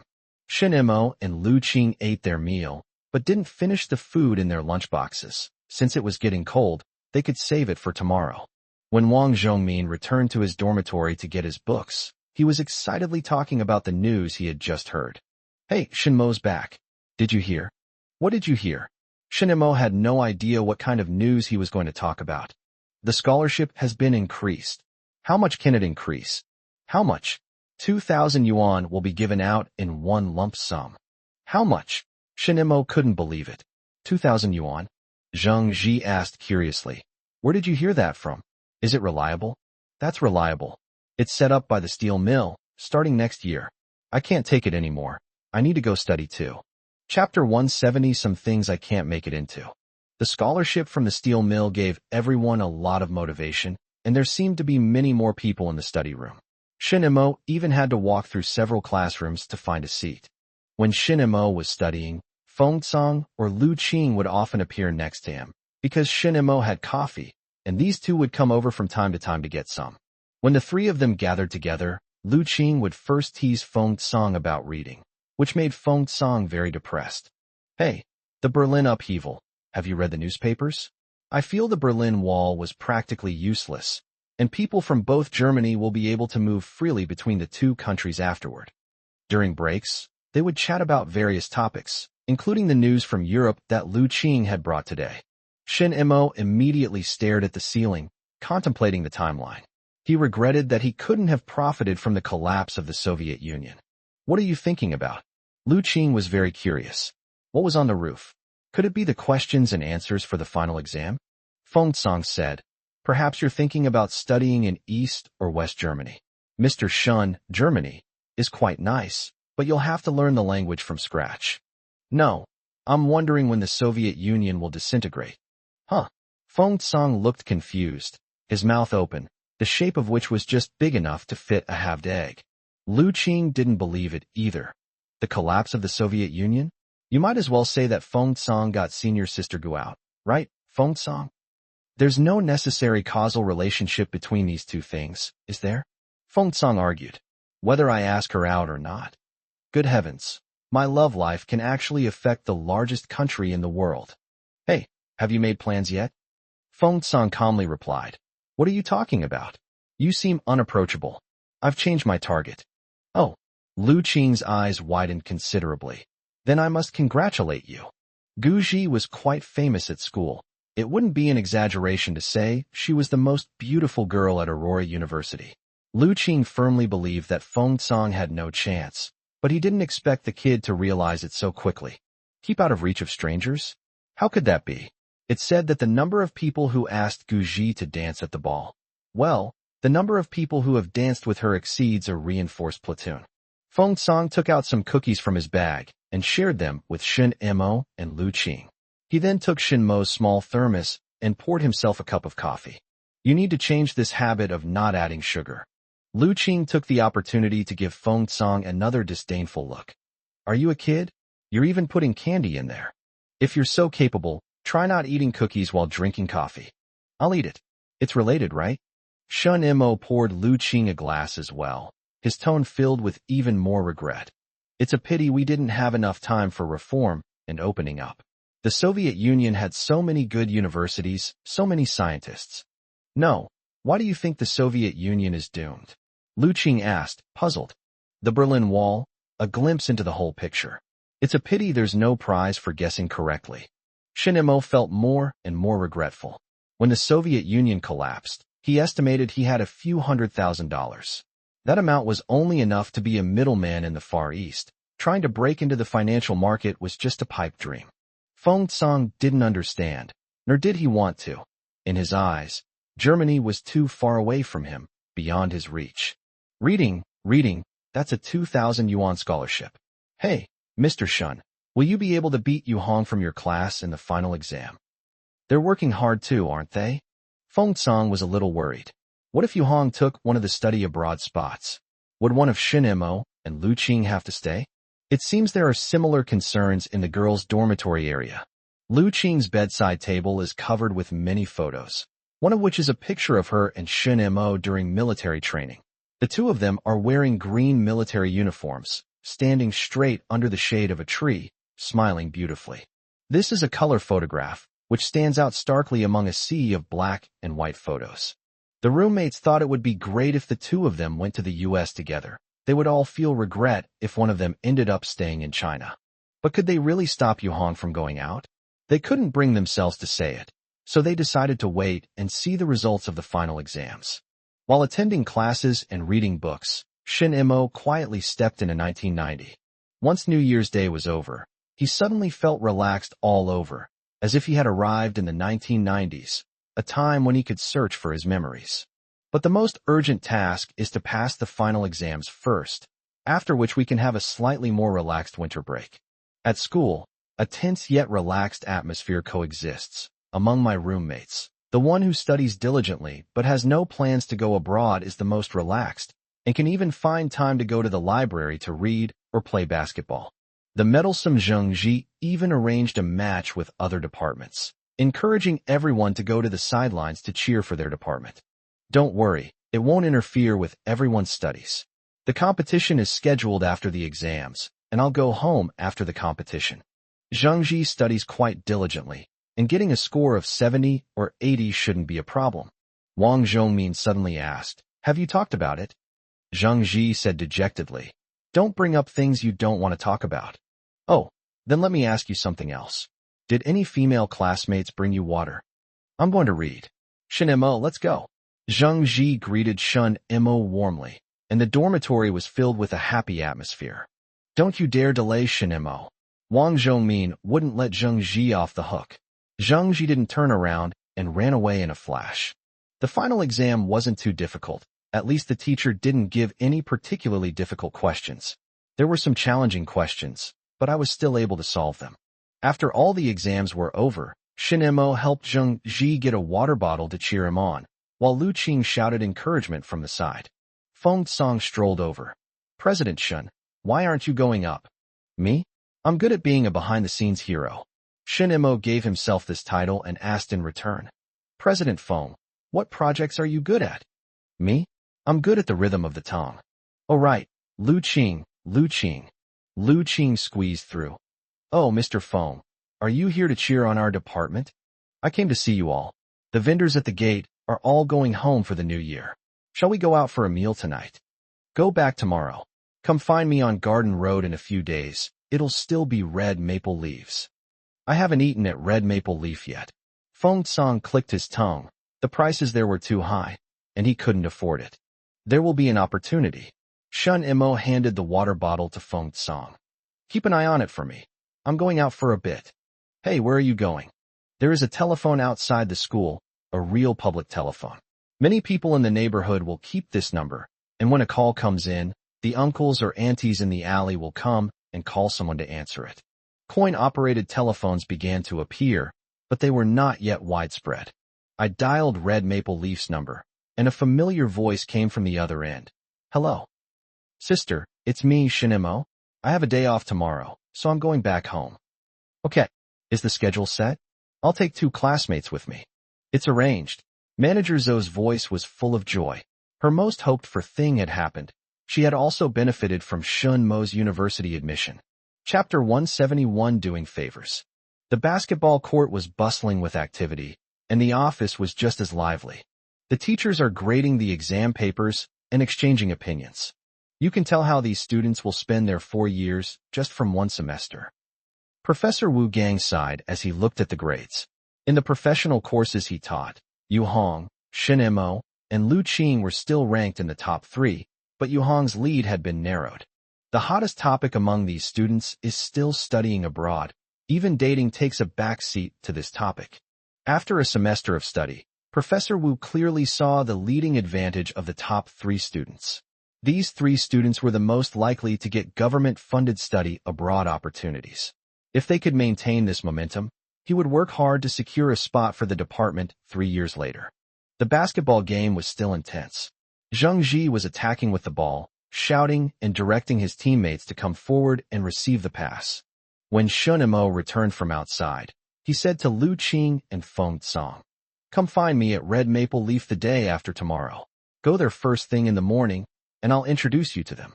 By the way, change into something a little more formal. If you don't have a suit, wear a Zhongshan suit." Feng Song was very interested in simultaneous interpretation. "President Shun, does this earn a lot of money?" 4 hours in the morning, 500 yuan. Feng Song gasped, staring at the distant clouds in disbelief. "So you're not short of money after all." That's right. Shin Imo readily admitted. He couldn't keep earning this money forever, and finding someone to take over Red Maple Leaf as soon as possible would also leave him with a favor. Lu Qing was even more frustrated. During your winter break, you did translations and homework, and I still couldn't beat you in the test. Sister, let's talk about something cheerful. Feng Song needed to pull the mood back on track. How about this? Instead of going to the stalls tonight and getting chilled in the wind, let's go to a restaurant, okay? My treat. I'll do it. It's my turn. Lu Qing decided to treat them tonight because Shun Mo was opening the door to a new world for them. Sister, have you thought this through? Feng Song chuckled, patted his belly, and earnestly reminded her. Shin Mo's mind was filled with thoughts of feeding the young master a pancake, and he couldn't help but laugh. Sure enough, Lu Qing said, rice is plentiful. Feng Song became much more depressed. The physics department won the game, and everyone was in a good mood. The players took a hot shower, changed into clean clothes, and prepared to leave the school. Shin Mo, Lu Qing, and Feng Song went to a small restaurant outside the school. Feng Song kept thinking about, we're one short for mahjong, and wanted to find a partner. Lu Qing ordered 4 dishes and a soup, the largest of which was braised pork. Although it was possible to improve one's life occasionally, the opportunity to eat 4 dishes and a soup at the same time was always rare. If you know any classmates who are good at English, please recommend them. You can go directly to the restaurant manager without going through me. Shin Mo's words slowed Feng Song down completely. It's not really appropriate to let you off the hook. What does it matter? I can do this for the rest of my life. Then I wish you and Lu Qing success in obtaining government-funded study abroad opportunities. Thank you. Lu Qing placed a piece of braised pork on Feng Song's plate. Eat more. The next morning, Shen Mo didn't get to sleep in. Li Gaowen and Wang Shusheng were the first to leave. They were on the same train. Shen Mo was still sleeping soundly on the top bunk when Wang Shusheng shook him awake. What's wrong? What's wrong? Wang Shusheng was amused by Shun Mo. Guwan and I are leaving. Just wanted to say goodbye. See you next year. Be careful. I really envy you, a local, being able to sleep in. Zheng Ji also packed his things and left. One by one, the people in the dormitory left, and it quickly became quiet again. Shen Mo lay on the bed, staring at the ceiling with his eyes open, as if he couldn't fall asleep. All right, get up. Let's go to the Red Maple Leaf area early, bring back some vegetables, and buy some snacks and toys for Xiao Hanghang. As he went out to wash up, he passed by Feng Song's dormitory and called out, Are you up yet? Right away. Feng Song hadn't left yet. He hadn't even gotten up. I'm not waiting for you anymore. I must be at Red Maple Leaf before 7 o'clock tomorrow morning. Got it. Shin Mo heard someone turn over in bed, but it seemed like they didn't get up. After washing up, Shin Mo left the school and headed towards the Red Maple Leaves. The plane trees lining the road kept producing dead leaves, which the cold wind carried away and swirled through the streets. As soon as Shun Mo got out of the car, he saw Manager Zhou. You're a college student now? Why are you still dressed like this? Xiao Shun, you need to have some style. Manager Zhou was not very satisfied with Shun Mo's fashion sense. She felt that Shun Mo could improve his taste a little. I'll go buy some in a few days. Shin Mo also felt that he needed to upgrade a bit. He could throw away the cheap clothes he was wearing before and replace them with some decent ones. The small room is all set up. You can sleep right there. Thank you, sister. Do you have the materials? I'll prepare them today. Yes. How could my sister be so unreliable? Manager Zhou smiled and helped Shun Mo carry a bag of luggage, heading towards the small room together. 2 classmates, right? Yes. I told them that they can directly contact you, sister, from now on. Is that okay? That's fantastic. Manager Zhou immediately envisioned how her reputation would first spread among these college students, and over time, she might be able to offer translation services to customers without even waiting for summer or winter breaks. The small room was simple, but very clean. I've also prepared an electric blanket for you, so it'll be much warmer at night. And here's some coffee. You mentioned you have 2 classmates, so I've prepared a set of coffee cups for you. It's nice for you to rest here sometimes. Sister, would you like to prepare a coffee shop? For customers to relax in. Manager Zhou said ambitiously. A few years ago, you could have just mentioned it, and my sister would have just smiled and let it go. But now, My sister is thinking of taking over the restaurant next door to keep up with the times. When you come to my place in the future, you'll have a private luxury room, and you won't be getting instant coffee anymore. Then I wish you success in making your restaurant the best in Shanghai. If others say it, I'll just laugh it off. But if you say it, I'll take it seriously. Manager Zhou joked happily with Shun Mo, while his mind started thinking about applying for the qualification to entertain foreign guests. Sister, I have much more free time this winter break than I did in high school. Let's chat more when we're free. Shinmo thought of his classmate who works as a tour guide, and it wouldn't be too much to ask him to come over for a meal, right? Sure. Manager Zhou was very curious about university life. Shinmo put his things away. Sister, I'm going out to buy some snacks and toys. Please prepare 4 dishes for me. I'll take them with me and come back tonight. By the way, where's Sister Xiaomei? Her? She went home to get married, and she's too pregnant to come out. You might have to wait a few more years to see her. Chapter 172, Acquiring Attire. Shinmo was quite disappointed to have lost a familiar face. Several new waiters had only heard about Shinmo's name and deeds from the previous employees, and knew that Shinmo was a wealthy man with tens of thousands of yuan, but this was the first time they had seen him in person. When Shinmo went out, they smiled at him as a greeting. Even in the 1990s, in Shanghai, people with 10,000 yuan were still rare. Shinmo went to the mall and bought some white rabbit milk candy and toys. After thinking for a moment, he bought a green frog toy. There were nice toys, but he didn't buy them. Little Shinhang was too young. He couldn't play with complicated toys and would just throw them around. He could eat, though, and he was very good at it. No longer needing to wear his old suits, Shinmo spent over 400 yuan on a new one and nearly 100 yuan on a new pair of leather shoes. He stood in front of the dressing mirror, carrying a bag of milk candy, and looked at himself repeatedly. He seemed to look quite presentable. Indeed, clothes make the man. This is for winter. He wants to buy a summer outfit next summer. Try one of those bags. The sales clerk glanced at the bag and asked, the brown one?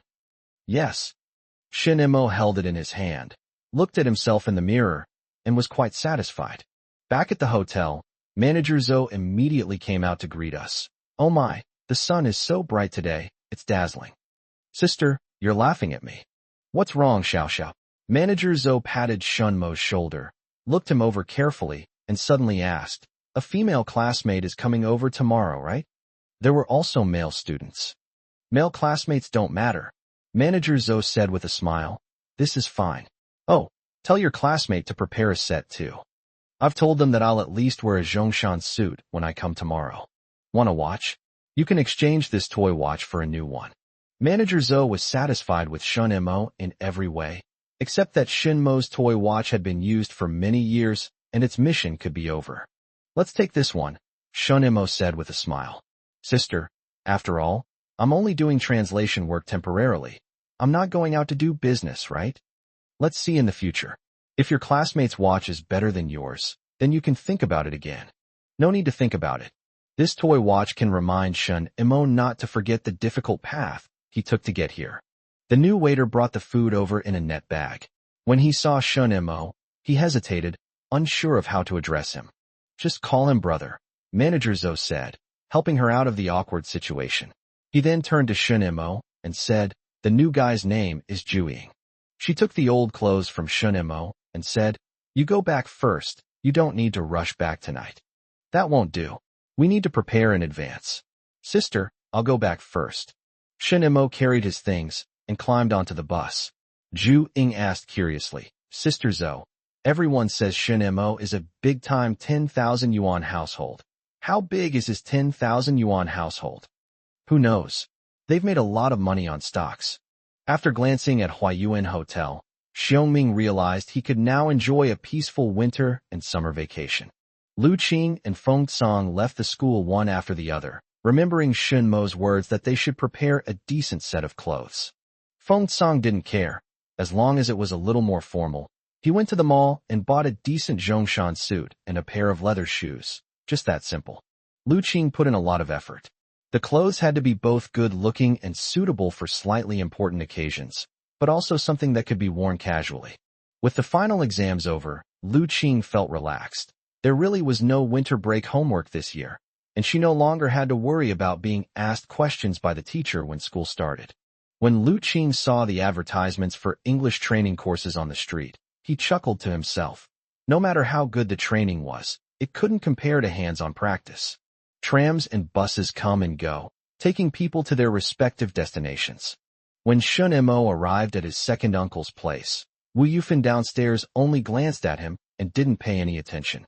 But the man in the suit and tie kept walking this way. Suddenly, little Shun Hang next to him got excited and ran towards Shun Mo, shouting, "Hey!" Wu Yufan suddenly realized that the person was Shun Mo. Good heavens. He was dressed so smartly that she didn't recognize him. "Grandma, I'm back."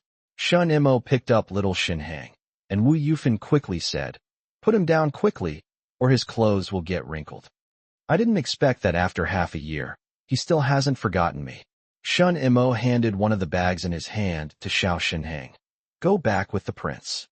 Xiao Shinhang's head was almost inside the bag, and when he popped out again, he was all smiles. "Grandma, don't cook today, I brought back some groceries." "Wait, where's your luggage?" "I left it at the hotel. I'll go back to the hotel after lunch. I have things to do tomorrow." "You're a college student now. They won't make you wait tables, will they?" "No, Grandma. Look, who wears a suit to serve dishes." That's good. Wu Yufan felt a little relieved. She took her grandson's hand, and little Shun Hang left his friends behind and skipped and hopped after them home. Once home, Grandma put the white rabbit candy in a cupboard where he couldn't reach it. He protested for a long time before finally getting 2 pieces in his hand. At noon, neither Xin Chuan nor Sui Wefang came back for lunch. It seems they stayed at the company cafeteria for a quick bite. Xiao Shenhang sat at the table, his eyes squinting happily. "Today is a wonderful day. I have both sweets and delicious food to enjoy. Brother, when will you be back next time?" "Brother is on vacation and will come back often." Little Shun Hang nodded vigorously. Right now, he was thinking about both eating and playing, the two thoughts clashing fiercely in his mind. Finally, after he was full, the desire to play took over, and he grabbed his new green frog toy and went downstairs to show it off to his friends. Shin Mo went downstairs and said goodbye to him. Shin Hang, hands on his hips, proudly told his friends, "This is my brother. He bought me lots of candy." In the afternoon, Shin Chuan and Sui Wefang arrived home one after the other. "Hey, Xiaomo's back." "He's back, all dressed up. I didn't even recognize him at first, but Hang Hang has a good eye and recognized him right away." "Did you buy him some treats again?" "I bought it. And there was a frog toy too. I showed it off downstairs all afternoon." Shin Chuan smiled, but the smile looked very unnatural. Wu Yufan noticed and asked, "What's wrong? Did something happen at work?" "Our company won't be giving out any benefits at the end of this year." "It will be all right," Wu Yufan comforted her. Sui Wefang said, "It's all right. Our unit still has some. You and I will go get them in a couple of days." "I don't believe it, a state-owned enterprise. It must be that your factory director and secretary are incompetent." Chapter 173, bringing Lu Qing and Feng Tsang into the venue. Recently, rumors have been circulating in the workplace, and the term leave without pay has begun to appear. In some places it is called unemployment within the factory, while in others it is called long vacation or no job search, etc. The term laid off hadn't yet appeared, because at that time no one believed they would actually lose their jobs. They were still waiting for a turnaround. Shin Chuan was not in a good mood. When he was resting at night, he kept turning over and turning, keeping his eyes open in the dark. "Go to sleep. Everything will be fine." Sui Wefang noticed his unusual behavior. She also didn't understand the current economic situation. It was clearly doing well overall, so why were some industries in a slump? Despite the economic downturn, Shin Chuan's salary has been increasing over the past few years, which makes her even more confused. "Go to sleep. Let's send fewer gifts this year. My mom is here with us, she'll understand," Sui Wefang comforted her. "Mom helps us take care of the kids. It's so hard for her. Let's do it the same as last year. It's okay if we have fewer kids on our side." Shin Chuan's worries were only slightly relieved, but they were still there. After waking up, Shin Chuan went to work. He felt that the end of the year was not very busy, or rather, the workload was lighter than before. Breakfast. He's reluctant to buy it outside now. Eating at home is just fine. Xinchuan's son is carefree. He goes downstairs to play right after finishing his meal. Xinchuan wants to send him to kindergarten as soon as possible so that the teachers can discipline him. Lu Qing and Feng Song didn't eat breakfast at home. They got up early and ran outside. Dressed so smartly. Could you be in a relationship? The parents from both families were saying the same thing, expressing some concern. Their children were already in college, but they were still worried. The two bought rice balls on the way and ate them as they headed towards the red maple leaves. Lu Qing arrived first. She had been here once before and knew the way fairly well. Manager Zhou remembered her somewhat and smiled when he saw her. Xiao Shun, it seems they've come to see you. That's good. Lu Qing wore a brown wool coat and brown leather shoes, looking stylish and energetic. Come in quickly, it's cold outside. Shinimo called out to her, then asked, have you had breakfast? I've already eaten. Lu Qing looked Shun Mo up and down. No wonder they made us change. Your outfit is really something. Manager Zhou poured them a pot of hot water, her eyes full of a motherly smile. You two chat first. Thank you, sister. Manager Zhou sat to the side, waiting for the second person to appear. It was great to have two this winter break. Could there be more during the summer vacation? Manager Zhou felt very hopeful. Feng Song arrived a little later, and Manager Zhou felt that this young man was only wearing a pair of leather shoes. Otherwise, it seemed, he needed to tidy up his appearance. Upon seeing Shun Mo and Lu Qing, Feng Song realized what was happening. Okay, is that how it's going to be done? Didn't Shun Mo remind you? I didn't expect him to be able to get himself all dressed up like this. Goodness, standing next to him, I feel like I'm just carrying his bags. Feng Song was filled with grievances, but he managed to calm himself down. Shinmo's outfit wasn't cheap, and he would need more money to buy it. Have you had breakfast? Have eaten. Have some hot water, let's go.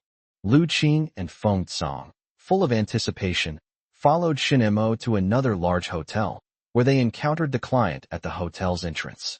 It's a shell company, Shinmo said in a low voice to the two men. Let's go, let's follow them inside. The meeting room was well arranged and very warm. Lu Qing and Feng Song sat next to Shinmo, trying their best to appear calm. Doesn't it look like a big bad wolf? Feng Song whispered to Lu Qing. Lu Qing glanced at her, then secretly stuck out her foot and stepped on Feng Song. Feng Song looked extremely aggrieved. I just bought it yesterday. There really are foreigners. Lu Qing immediately interrupted him, stood up and followed Shin Mo to shake hands and exchange pleasantries with several foreigners.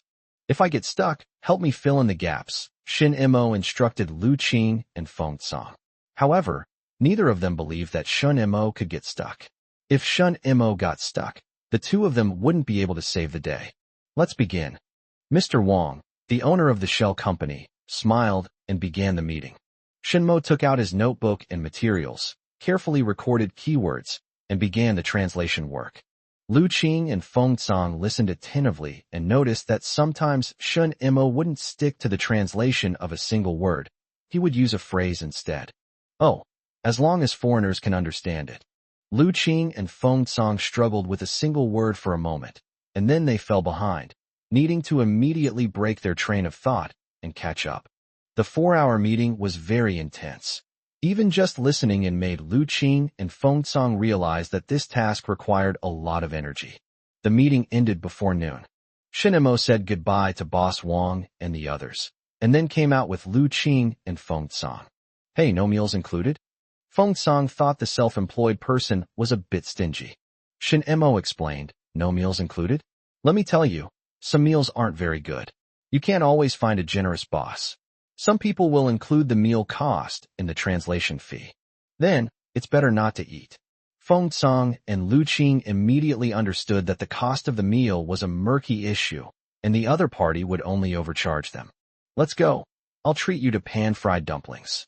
Shinmo led the two outside, asking, how's it going? Lu Qing hesitated. It doesn't feel very good. I might be able to take it, but it would be a bit difficult. Find phrases to replace it, various synonyms. If one doesn't work, use two. Find multiple phrases to express it. For example, if you don't know how to translate A, use B plus C to replace it. If you can't remember C, use D plus E to replace it. I see. No wonder I noticed you were using phrases to replace certain words several times. I said it on purpose for you to hear. Shun Imo suddenly noticed that Feng Tsang's shoes were a bit dirty, and then laughed. Did Lu Qing put her shoes on top of yours, and even squeeze them? Lu Qing couldn't help but laugh. Yes, that's exactly the taste. Who wants to try the next round? How about we all go together? Don't worry, I'll be there. Give it a try? How can I go abroad if I don't try? Lu Qing was the first to respond. Feng Tsang said, I want to try it too. President Shun is so classy today, I want to try it too. Today, Shun Imo and Lu Qing's outfits made him feel inferior, like an ugly duckling. He wanted to earn some money quickly so he could change his clothes. Shun Imo had already told them about the price for simultaneous interpreting. Since Feng Tsang wasn't going abroad, he didn't have much pressure and planned to earn more money before graduating. I'll give you the materials in a bit. Prepare yourselves. They'll require specialized vocabulary, which can't be replaced with phrases. Let's go eat.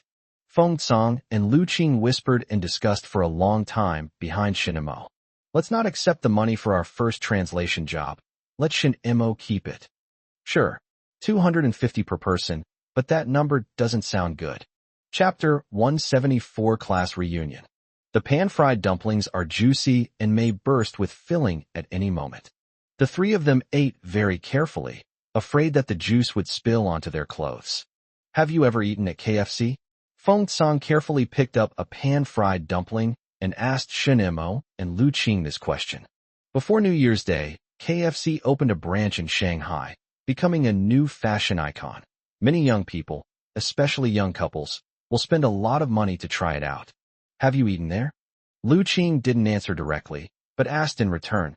She felt that Feng Tsang might invite some girl over later. No, I meant, how about I invite you over in a few days? Let's talk about it after you've made some money.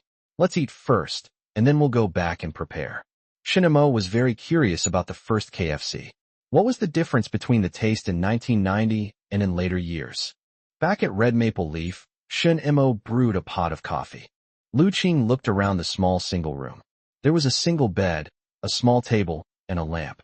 It was a very simple place, but Shin Imo had made it feel like a small room in his own home. She and Feng Tsang looked like classmates who had come to visit. Will we have this little private room too, when summer comes? Huh. Shin Imo came back to his senses. Don't tell me. You really shouldn't say this. I talked to my older sister, and we're going to prepare single rooms for you guys during the summer vacation. Never mind, I'll just stay at home. Feng Tsang, however, was very interested. It seemed like he felt a different kind of freedom here. Shin Imo thought it wasn't impossible. If Red Maple Leaf launched its room service in the future, it wouldn't be a bad idea to give these translators a private room. The three of them gathered together to look at the materials, grasp the keywords, and try to ask difficult questions. Lu Qing remarked with emotion, don't underestimate the fact that there are only three of us. Our English communication efficiency is even better than that of the school's English corner. Feng Tsang added, it's even better than training courses outside. Sister, where else can you find so many opportunities to talk directly with foreigners? You've also saved a lot on tuition fees. That's right. Lu Qing agreed, but then she thought that since this was a restaurant, Shin Imo should have plenty of food, so she thought about bringing him some homemade food after school started. How come Red Maple Leaf is a restaurant? It's inconvenient to bring him anything. What a headache. She and Feng Tsang exchanged a glance, each understanding the other's meaning. However, Feng Tsang's eyes held a hint of smugness. After all, he had thought of KFC. After returning home, Lu Qing told her family about the matter, and she was somewhat worried. Yu Xianyan's mother had a deep impression of Shun Imo. After all, he was the only person in high school who could put pressure on her daughter. Hey, is that Shun Imo from your major? Yes, that's right. Feng Tsang and I originally thought he was living a hard life, but we didn't expect him to be living a bourgeois life. Mom, when I went there today, I was dressed smartly, in a suit and tie. All that was missing was a slicked-back hairstyle. Yu Xianyan pondered. He has plenty of money, plenty of food, plenty of clothes. It's not easy to handle. How about this? After school starts, you go home, and I'll cook some home-style dishes for you to take to him. He'll like home-style dishes since he always eats in the cafeteria and restaurants. Lu Qing's father, Lu Quan, asked, Hey, when school started, Someone helped you get some things and said they'd treat you to popsicles. Did you treat them? I've already asked you. How can you go back on your word? Even as he rested that night, Yu Zineyin was still thinking about this matter. Hey, Lao Lu, do you think Shinimo might go abroad in the future? If nothing unexpected happens, he'll be going abroad. He's a physics student with such good grades. It would be a shame if he didn't go abroad to study. Yu Zineyin looked at the roof, a smile spreading across his face, his voice becoming cheerful.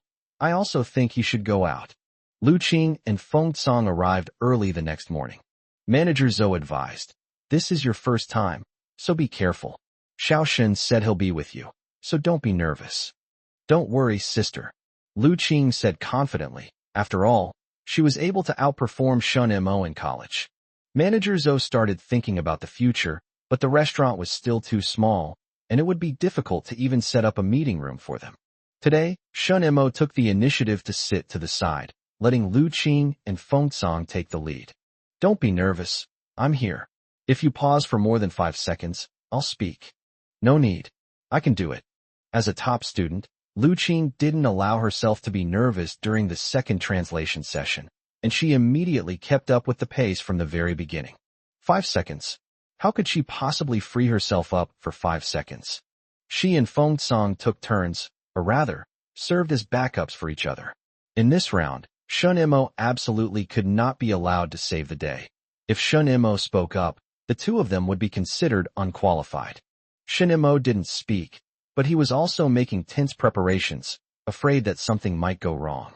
The meeting ended, and the three people breathed a sigh of relief. After shaking hands and saying goodbye to the Chinese and foreign representatives, Lu Qing suddenly felt very happy. I was almost completely focused during this lesson, and it was more effective than several of my English classes. Me too. Feng Congxian patted his stomach. Let's go, KFC. He was relaxed and happy. After work, all he could think about was food. The three people, carrying bags, looked slightly young, but in reality, they were not much different from people who were already working. In winter, the northwest wind blows fiercely, ruffling the hair of the three people. Boats come and go on the river, a bustling scene. I went to check. A piece of original recipe chicken costs 2 yuan and 50 cents. Feng Cong clicked his tongue and said, luckily, he had more money in his pocket as a translator, and he was single, hadn't graduated yet, and had no burdens.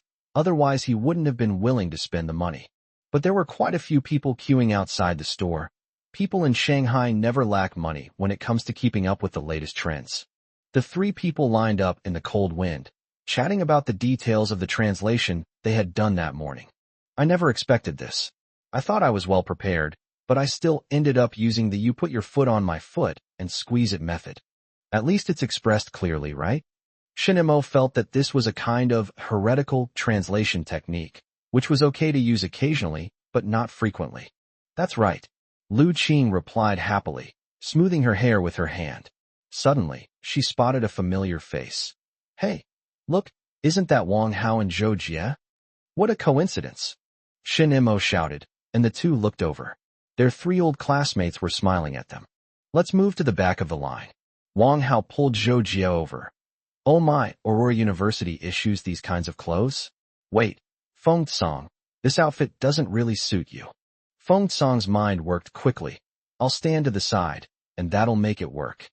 Zhou Jie looked at Shun Mo and Lu Qing with curiosity, but the two of them remained calm and composed. You? Feng Cong is treating, so we'll just talk. Wang Hao, being an experienced person, wouldn't spoil the mood at this moment. He excitedly said, It's so great to meet you all. I was just thinking of getting together with some classmates. You guys came, right? Come on. Shin Mo thought the class reunion was great. Many of them got into good universities, which would be a valuable connection, and they might be able to ask for help from others in the future. Chapter 175, Can Human Favors Really Be Useful? Wang Hao said happily. I knew you would say yes. Has the time been set? Shin Mo asked again. On the 6th day of the Lunar New Year, all the restaurants were open. This time, Shin Mo didn't advise Wang Hao to go to Red Maple Leaf Restaurant. The group of young people who had just graduated from high school half a year ago didn't have that much money in their pockets, so they could just choose an ordinary restaurant. Sure, Feng Cong, go ahead, Lu Qing asked. Feng Song said matter-of-factly, "Of course I'll go. It's a deal." Wang Hao said excitedly, then asked curiously, "What are you all doing?" Feng Song looked at Shun Mo, who replied, "I was just helping out a unit." No wonder. Zhou Jia looked at Shun Mo and Lu Qing's clothes curiously. "Your outfits must be expensive." Shun Mo showed off the toy watch on his wrist. "Look here." Zhou Jia felt much more normal, but something still felt off. "Hey Wang Hao, let me tell you, these two are going abroad. Look at their attitude. Aren't they way ahead of me?" Zhou Jia felt that Feng Song's words were implied, but she couldn't find any evidence. "We're here." Wang Hao hurried to the front, turned around and asked, "What are you eating?" Feng Song squeezed through. "I can't let you come all of them. I'll treat the three of us." "It's okay, we can do it together." If it were an ice pop, I'd be fine with it. But this won't do, Feng Song thought to himself. He didn't know when he'd see this person again, and he needed to repay this favor. Cola, hamburger, and a piece of original recipe chicken, in triangles, Shun Mo said with practiced ease. "All right, 3 Cokes, 3 hamburgers, and 3 original recipe chicken." Feng Song was rather lazy. He didn't really know how to order, so he just went along with Shin Mo's orders. Wang Hao said, "Not 3 portions, but 5 portions, 5 identical portions." He and Feng Song paid the bill in a bit of a scramble, then took their plates and found a corner by the window. The 5 of them happily ate their KFC while looking out the window. Zhou Jia had many doubts. Could these 3 people afford it? Or did they have too much university subsidy to spend? Wang Hao didn't think that much. He was only thinking about the future. After returning home, Wang Hao told his father, Wang Jianhai, about the class reunion. "Okay, sure. Don't let your classmates chip in the money. Dad will take this money." Wang Hao smacked his lips. Shin Mo and Lu Qing said they're going to study abroad. Wang Jianhai had no temper. "As long as you can get along well at work, that's fine. Going abroad? After we have children, we'll see if we can send them abroad. When should we set a date?" "The 6th day of the Lunar New Year." "Okay." Shin Mo and his group returned to Red Maple Leaf. Manager Zhou asked, "Little Shun, how did it go?" "Sister, you can do it." Manager Zhou was relieved. Since Shun Mo said it was possible, it definitely was. Even if there were some flaws, it didn't matter. Even if these 2 people weren't up to par, she still had Shin Mo to back her up. "That's good. From now on, your older sister will arrange shifts for the 3 of you." The news that Hong Finji suddenly had 3 translators spread through the restaurants on Garden Road. The waiters were just chatting amongst themselves, but the restaurant owner or manager was quite envious. They didn't know what Lu Qing and Feng Song's majors were, but they could imagine that Shun Mo would introduce a classmate majoring in English. Aurora University. Red Maple Leaf really got incredibly lucky. Shin Mo has been working there for so many years. Shin Mo will need to study at Aurora University for at least 4 years, which is enough to change the landscape of translation on Garden Road. Many people sighed inwardly, thinking that the only money they might earn after this was from Red Maple Leaf. Manager Zhou was working at full capacity, taking on a crazy number of orders during the Spring Festival. He could only rest on New Year's Eve and the 1st and 2nd days of the Lunar New Year, and the 3rd day was fully booked. There was even a day when he had 2 sessions scheduled. A few days later, Feng Song changed into a suit and appeared beside Shin Mo, looking quite presentable. Clothes make the man, that's for sure. Feng Song straightened his tie. "Shin Mo, I think I'm getting cocky. I can't save any money, I just want to spend it all. Set a goal for yourself, such as buying a house in the future and having your wedding in the Red Maple Leaves. That way you won't be willing to spend your money." "That makes sense. I need to sort things out." I did the math. If you did all the work during your 4 years of university and spent all your holidays doing this, it would be enough for you and Lu Qing to even study abroad at your own expense. After going abroad, it's best to focus your time on your studies. Wouldn't it be better to graduate and return home as soon as possible? Feng Song thought to himself, "Don't speak so soon. What if you and Lu Qing, one comes back and the other doesn't?" But he didn't say it aloud. He just agreed. "That makes sense. I ran into Wang Gu this afternoon, and he told me that Wang Hao also contacted him. It seems that Wang Hao will be able to get a lot of people together this time." Shun Mo pondered. Wang Hao, don't underestimate him just because he didn't go to university. He might not have a better life than us in the future. After all, you were the first person to dare to buy stocks, right? By the way, are you still buying? Buy it. But I don't recommend you buy it, because it's not guaranteed to make a profit. Shinmo's thoughts drifted to 4 years later, after he went abroad. It seemed he could contact Wang how to do foreign trade. Feng Song was eager to take the risk and buy some stocks, but he wasn't very confident about his luck at the poker table. Never mind, this is fine too. At least it's a win-win situation. Feng Song checked the schedule. The 6th day is good. We're all in the morning and can go in the evening. The teachers are all at the Sihai restaurant outside the school. On the evening of the 6th day, let's drink a little less strong liquor. We have things to do on the morning of the 7th day. Switch with Lu Qing. She's a girl, and she doesn't drink. Feng Song's plan was excellent. Don't even mention it. You really shouldn't say that. Shinmo was somewhat impressed by Feng Song's time management skills. This kid really didn't waste any time. On the afternoon of the 29th of the lunar year, Manager Zhou settled the wages and bonuses of the waiters, and also settled the wages of Lu Qing and Feng Song. Come over for dinner on the 3rd day of the Lunar New Year. Xiaoxin will be back too. I understand, sister. Go home early after you leave. It's not good to wander around outside with so much money in your pocket. Manager Zhou couldn't help but give the 2 young men a few words of advice. Shinmo only took out 1,000 yuan and kept the rest with red maple leaf. Not buying stocks anymore. You can't put all your eggs in one basket, right? Shinmo wanted to keep some cash on hand, just in case he needed it urgently someday. But Manager Zhou had a different idea.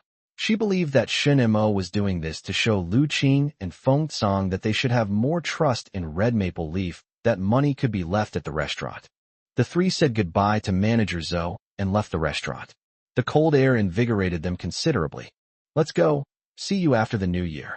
Shinmo went to KFC first, bought a large hamburger and 2 chicken legs, and brought them back. Downstairs, little Shun Heng was playing so hard his forehead was steaming, and when he saw Shinmo, he shouted and rushed over. Hold on tight, don't drop it. Did Grandma go back? Shinmo handed him the bag and patted his head. Sui Wefang had taken him to get a haircut before the new year, and his hair was a bit prickly. The little guy excitedly took it, tilted his head back, and replied, Grandma went back. Brother, so many people came to the house today. Chapter 176, Avoiding the Meeting. A lot of people have come. Today is the 29th of the lunar year. How can so many people still come? Tonight, my second uncle is taking my second aunt and Hang back to the old house for the new year. How can so many people still come? Shinmo roughly knows who is coming. Should we go up? What would we do up there? Shinmo felt it was unnecessary to go up. Oh, you can play all you want. I'm going to buy something. He pinched his younger cousin's cheek. Don't stay downstairs in the wind all the time. Oh. Xiao Shinhang watched Shinmo walk a few steps forward before burying his head in the bag. The hamburger was huge, and it even had a chicken leg. It smelled delicious. Xiao Shinhang was very happy. He could eat so much good food for a long time. Hang, what did your brother buy for you? It's delicious. Let me see. Shinhang opened the bag, and the little ones looked inside together. They recognized the chicken legs and the bread, but they didn't seem to have seen bread with meat and vegetables before. Several adults quickly came over and moved the child away. If it were ordinary candy, eating a few pieces wouldn't be a problem, but the old man on the bag was very popular recently, and those things were expensive. If you ate them, you'd have to pay for them. Xiao Hang took a deep sniff, then left his friends behind again and happily went upstairs. A few adults chatted. Brother Hang is so good to him, he's willing to buy him this. It doesn't seem particularly expensive. It's almost Chinese New Year, so I'll take my daughter there in a few days. The little girl, who had just been envious of Hang, immediately became smug. She had never been to KFC before, but she knew that Hang was eating something she had never eaten. Children have a strong competitive spirit. Whether it's food, toys, or even not crying when getting a shot, they can still show off. Hang gripped the bag tightly and climbed the stairs with great effort, his 2 short legs moving quickly, one step at a time. Open the door. Open the door. He pounded on his door. Sui Wefang smiled and said, Hang probably wants to go home sooner. She opened the door, and Hang immediately jumped into her arms. Oh my, where did this come from? Sui Wefang grabbed the paper bag and saw that it was KFC. Because Xinchuan's factory was not doing well, She hadn't thought about buying this for her son. My brother bought it for me. Hang Heng looked up, waiting for Su Yuefan's permission. He didn't dare to eat it without his mother's permission. Xinjiang quickly asked, "Where is your brother?" "He went shopping." Little Shunheng looked up and replied, gazing longingly at his mother.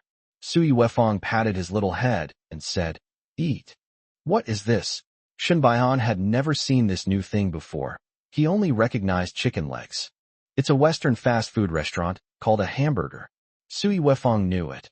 People in her workplace talked about everything under the sun, and they were always the first to know about any new things. She didn't tell Shen Baihan the price, since she hadn't given him much as a New Year's gift. Xinjiang smoked a cigarette and looked at his watch, but the hands moved for a long time, and his son still hadn't returned. Xinchuan used this brief moment to pack his things. After waiting for a while, he still didn't see his nephew come up. He glanced downstairs and saw children playing and passers-by, but he couldn't see his nephew anywhere. Sui Wefang had a feeling that Shun Imo wouldn't come up, so she put away the canned luncheon meat and eggs she had prepared and said, "Let's go." "Xiao Imo, I left him some food. He won't go hungry." Sui Wefang patted Xinchuan's arm. "It's so late.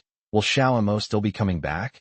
Xinjiang wanted to wait a little longer, but Sui Wefang saw that it was getting late, and that waiting any longer would delay Xiao Imo from coming back to sleep. "Brother, let's go. Mom and sister-in-law are still waiting at home. Xiao Imo might come back. He can find the old house, right?" Sui Wefang was worried about the canned food and eggs she had prepared for Shen Imo. If they didn't leave soon, it would be dinner time, and a lot of these things would probably be eaten. There's another meaning, equally clear. Don't make yourself unhappy during the Lunar New Year. Why isn't Xiao Mo coming up? He used buying things as an excuse, and Xiao Shunhang believed it. But can we really believe it? Xinjiang and Shun Baihan reluctantly went downstairs. They had to go back to the old house today. They couldn't keep Wang shopping and Shunyi waiting. A hamburger filled Xiao Shinhang's stomach. There were also 2 chicken legs. Xiao Shinhang gripped the bag tightly and was held on the front seat of the bicycle.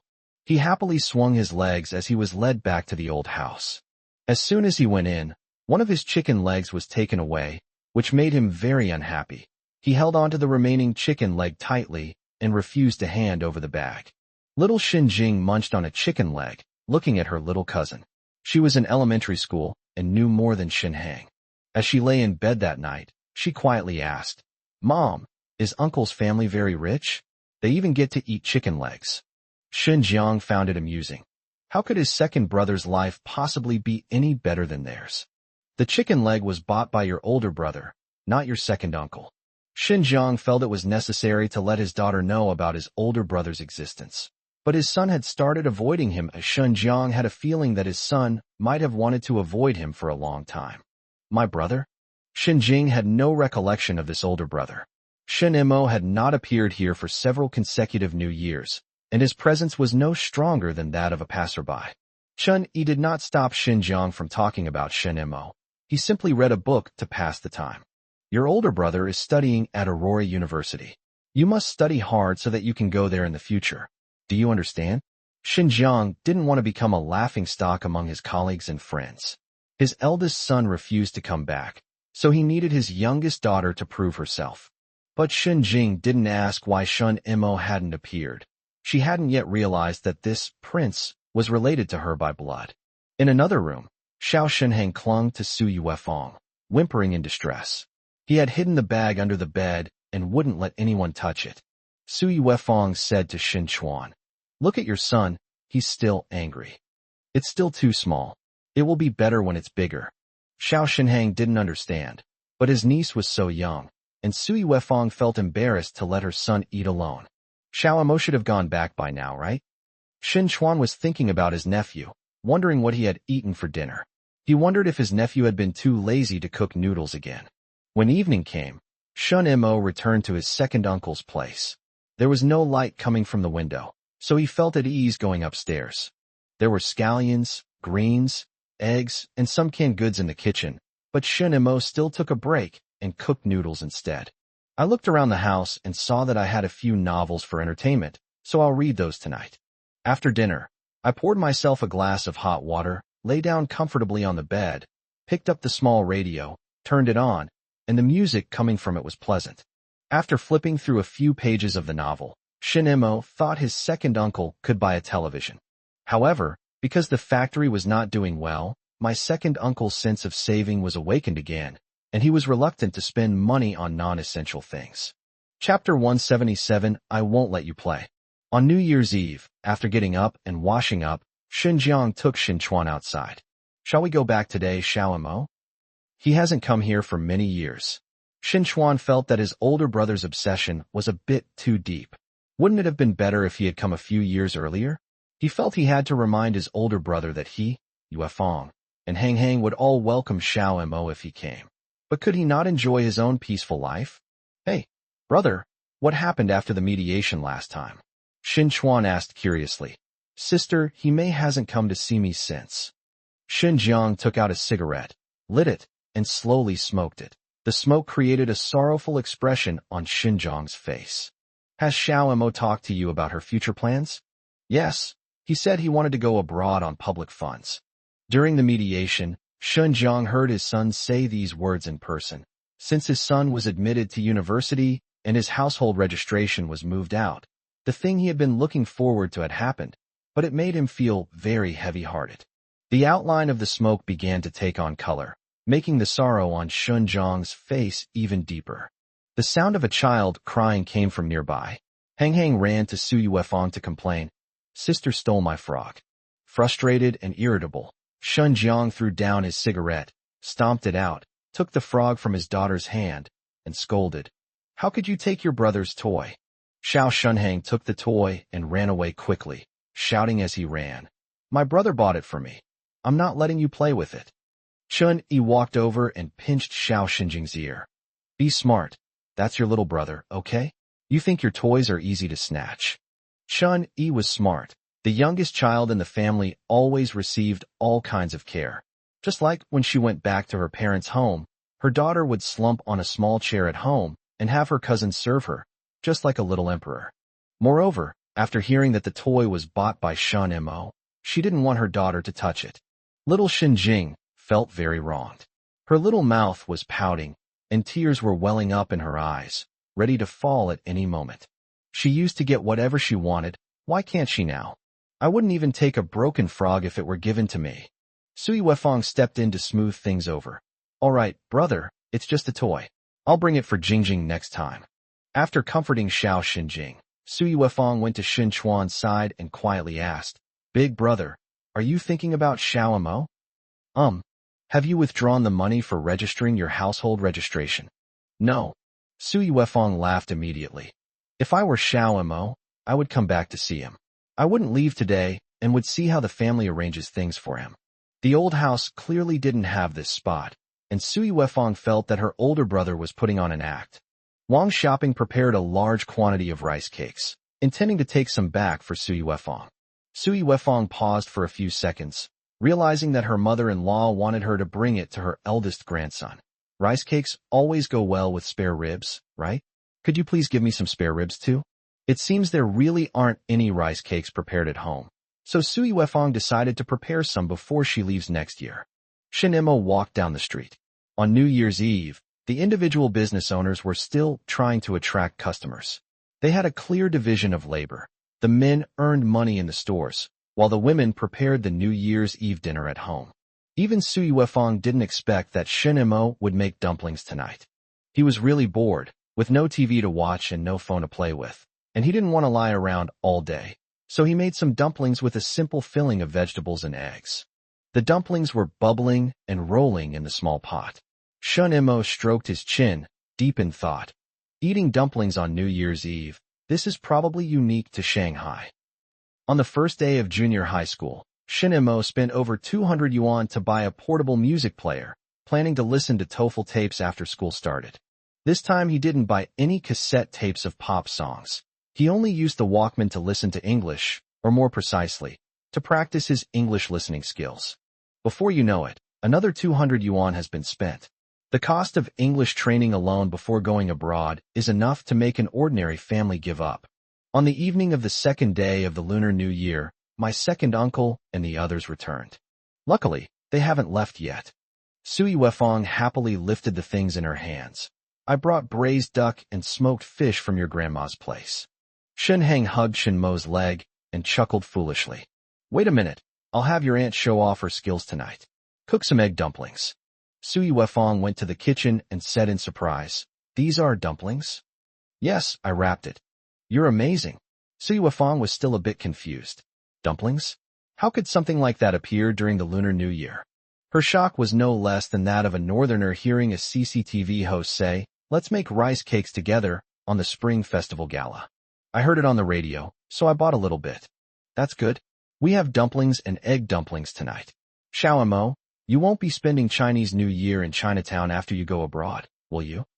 No, I want to learn a few dishes from the restaurant chef. Shen Mo wanted his fellow students studying abroad to call him godfather. He was also thinking about getting a free meal at the consulate, and it wouldn't be right for him to just bring his mouth with him. I looked at Xiao Shenhong's belly, and it seemed quite swollen. I gently rubbed it, and there really was something inside. Stop touching him. Once we got to Grandma's house, his mouth never stopped. Xiao Shenhang was very proud of himself, chuckling as he stuck out his belly again. Sui Wefong put the dumplings in the pot and cooked them together. After serving them, she tasted them and thought they were pretty good. She felt that it was good enough that Shen Mo could wrap and cook the dumplings. Are we going to a restaurant tomorrow? The past. Come back and visit often. Don't always eat out. Home-cooked meals are delicious too, Shin Chuan advised. I will come back often. If I don't come back often, Hang Hang won't remember me. Sui Wefong laughed and said, How could he forget you? He keeps talking about how his brother would bring him delicious food. He even bragged about it to his cousin Junjun all day at your grandma's place. The childish ability to talk nonsense was fully demonstrated in Xiao Shenang. He attributed many things that Shen Mo did not buy to Shen Mo, which made Junjun very envious. He dared to say it, and Junjun dared to believe it. Shen Mo calculated the time and figured he should be able to return to China around the turn of the millennium. By then, Xiao Shenhang should be in junior high school. He would prepare some questions from famous teachers in Jinghai so that he could have a good time during the holidays. Unfortunately, I couldn't catch this kid during his elementary school years. Xiao Shenhang was still grinning foolishly. Going to school seemed too far away for him, and he started thinking about what to do tomorrow. Xiao Mo, where are your clothes? Huh. Shen Mo was still in a daze when Sui Wefong said, Your suit. While there's still some time, let me iron it for you. You should look your best tomorrow. Shen Mo took out his suit, and Sui Wefong examined it carefully under the light. Fortunately, it wasn't dirty. After hearing her mother say that Shen Mo was wearing a nice suit, she worried that Shen Mo would soak the clothes in water. This can't be washed with water. If it gets dirty, wipe it carefully with a damp towel. If that doesn't work, then wash it. Here's what we'll do. Leave your clothes with your second uncle before you go back to school, and I'll clean them for you. Chapter 178, Xiongming learns the truth.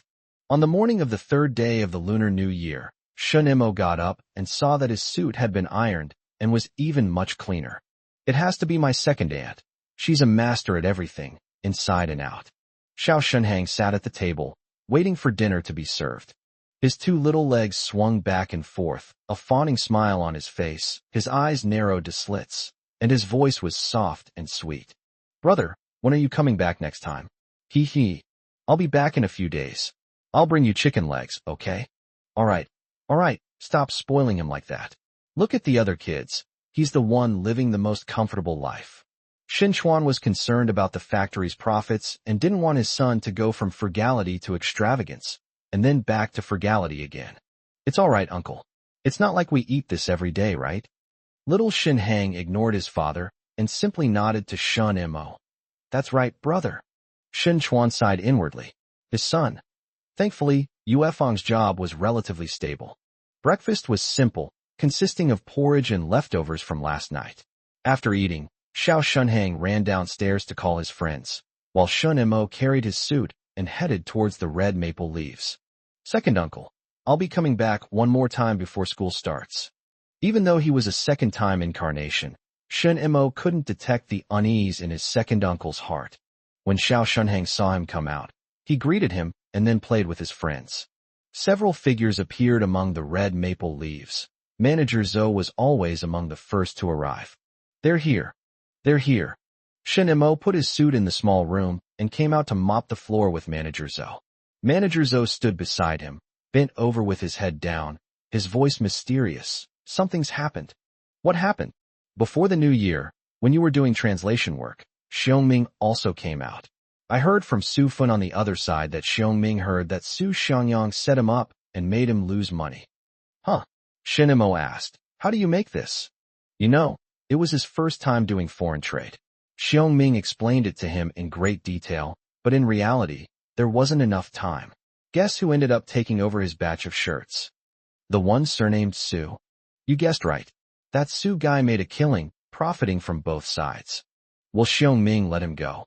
This is going to be interesting, Manager Zo remarked. Luckily, your older sister is sensible, otherwise she would have gotten herself into trouble. Just then, someone came over from outside the gate. Shin Mo and Manager Zo looked up and saw that it was Xiongming. Speak of the devil, and he appears. Manager Zo came out to greet him. Oh, little bear, I'm so sorry. The restaurant isn't officially open yet, so you'll have to wait a few more days to treat us to a meal. I'm not here to eat. I'm here to find you, sister. Xiongming looked inside and saw that Shin Mo was also there, so he forced a smile. It's good that little Shan is here too. Looking for me? What do you want? Have you heard about what happened to me? Shin Mo looked completely bewildered. You? What's wrong? Xiongming nodded. If Su Xiangyang asks you to be his translators, I won't do it for him, no matter who else. Brother Xiongming, don't worry, I'll try to get other customers, but I won't touch this kind of person. Yeah, remind your classmate not to let them touch it either. They're really scumbags. As soon as Xiongming left, Manager Zo said, this might be bad. They won't use knives, will they? Hard to say. How much money is this? Even though the restaurant business is highly profitable, Manager Zo still felt it was a huge sum of money. Xiongming had lost over 100,000 yuan in total. Cutting off someone's livelihood was like harming their parents. It was an irreconcilable enmity. However, Shin Mo needed Xiongming's words. He needed to find a negative example for those naive students at school. When Lu Qing and Feng Tsang came over in the afternoon, Shin Mo told them about Xiongming. Lu Qing was quicker to think. Xiongming. He should be a college graduate, right? Doesn't he have any classmates who can stand up for him? Shin Mo shook his head. He probably doesn't have that kind of relationship. Why? The kind of person he is, you can only be friends with for a while, not for a lifetime. 4 years of college is just enough for him to ruin all the friendships he has with his classmates. Shin Mo even felt that Xiongming had no regrets.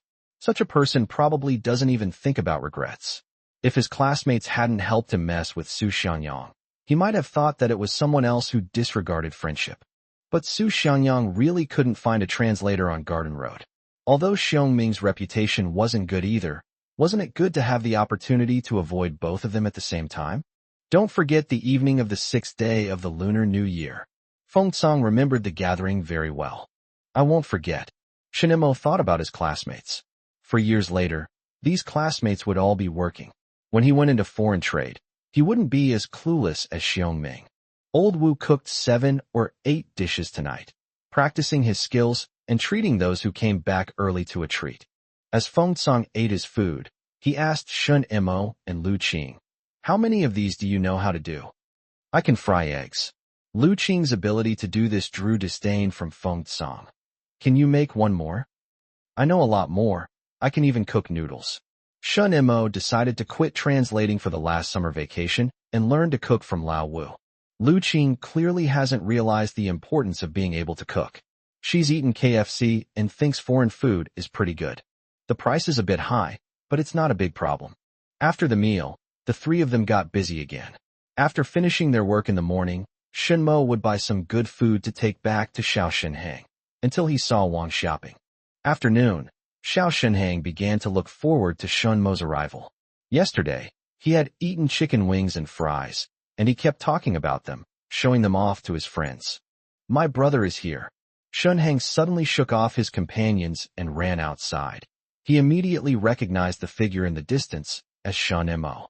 Wang Xiaoping's eyesight wasn't as good as her grandson's. She could only see that little Shenhang had run into someone's arms, and that person was leading little Shenhang this way by the hand. Only when she got closer did Wang Xiaoping see that it was Shen Mo. "Grandma, are you on shift next?" Shen Mo asked politely. It was Wu Yufeng before the new year and Wang Xiaoping after the new year, which was normal. Shen Mo just didn't expect it to be so early. "It's me. Have you eaten yet?" Wang Xiaoping felt uncomfortable with Shen Mo's sharp suit, but it seemed normal. How could a college student dress like he used to? "I've already eaten. I'm just bringing Hang some snacks. I'll be leaving soon." Xiao Shenhang was quite reluctant to part with Shen Mo, but in his memory, Shen Mo would usually only stay here for a short while. "Here you go, this is chocolate. Let Grandma and Mom keep it for you. Don't eat it all at once." Shen Mo squatted down, pinched Shen Hang's little face, and said to Wang Xiaoping, "Grandma, I'm leaving." Xiao Shenhang felt that his brother was walking too fast, but his little brain couldn't think too much about it. He just looked at the new gadget in his hand with delight. But on the afternoon of the second day, he did not see his brother. He waited anxiously from noon until dark, but Shen Mo's figure never appeared. Chapter 179, The First Person to be Beaten. "Mom, I don't like Grandma." "Why?" Sui Wefang was surprised. She said to Xin Chuan, "I didn't teach the child this." Xin Chuan was also surprised. Although his mother was not good to her nephew, she still cared a lot about her son. "After Grandma came, my brother stopped coming." Little Shenhang is small and not very bright, but he still managed to articulate the most direct cause and effect relationship. "Mom and Dad have to go to work, right? Your brother isn't coming because he has to go to school. Do you think your brother can go out and play every day like you do? Look at what you've been eating lately. It's all earned by your brother. When you can buy your brother chocolate, you can see him every day." Sui Wefang patiently taught her son. He was still young, and she couldn't let him know the truth, yet this kid was good for keeping secrets, and would gossip and make a fool of himself. Xin Chuan was quite helpless and could only go along with his wife's words. "Let's send him to kindergarten in the summer. I think he's old enough for the junior class."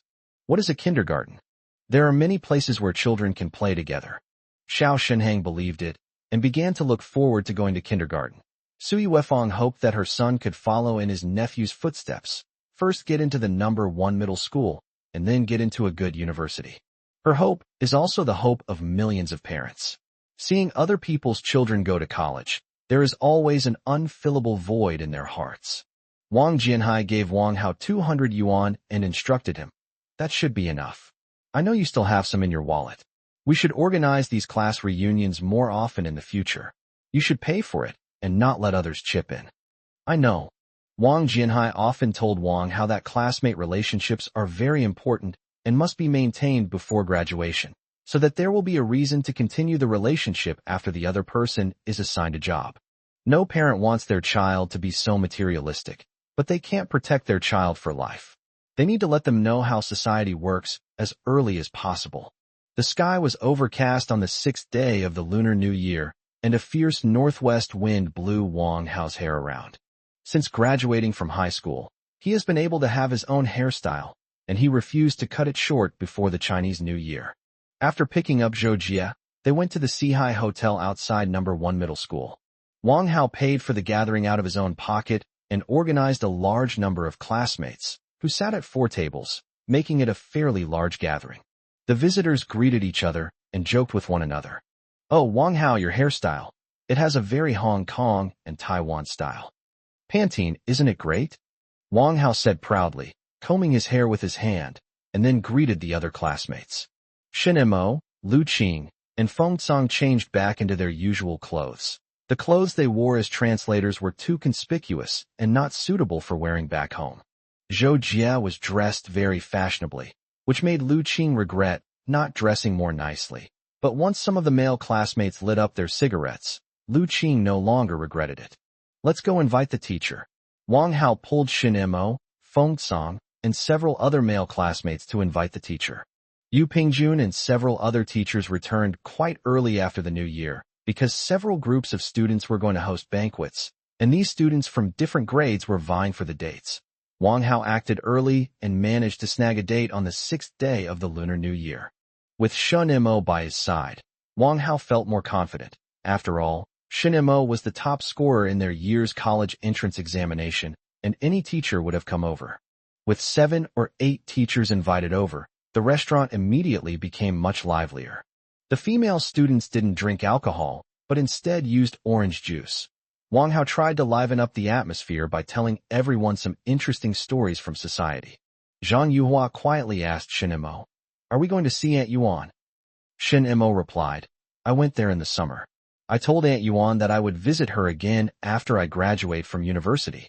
For Shin Imo, university is like a new chapter in his life, and the goal of this chapter is to get a government-funded scholarship for studying abroad. Only after he gets it will Shin Imo go back to see Yuan Li.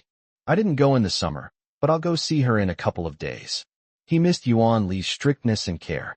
Wang Hao leaned over and said, "I'll go take a look too, but I'm afraid Aunt Yuan will nag me."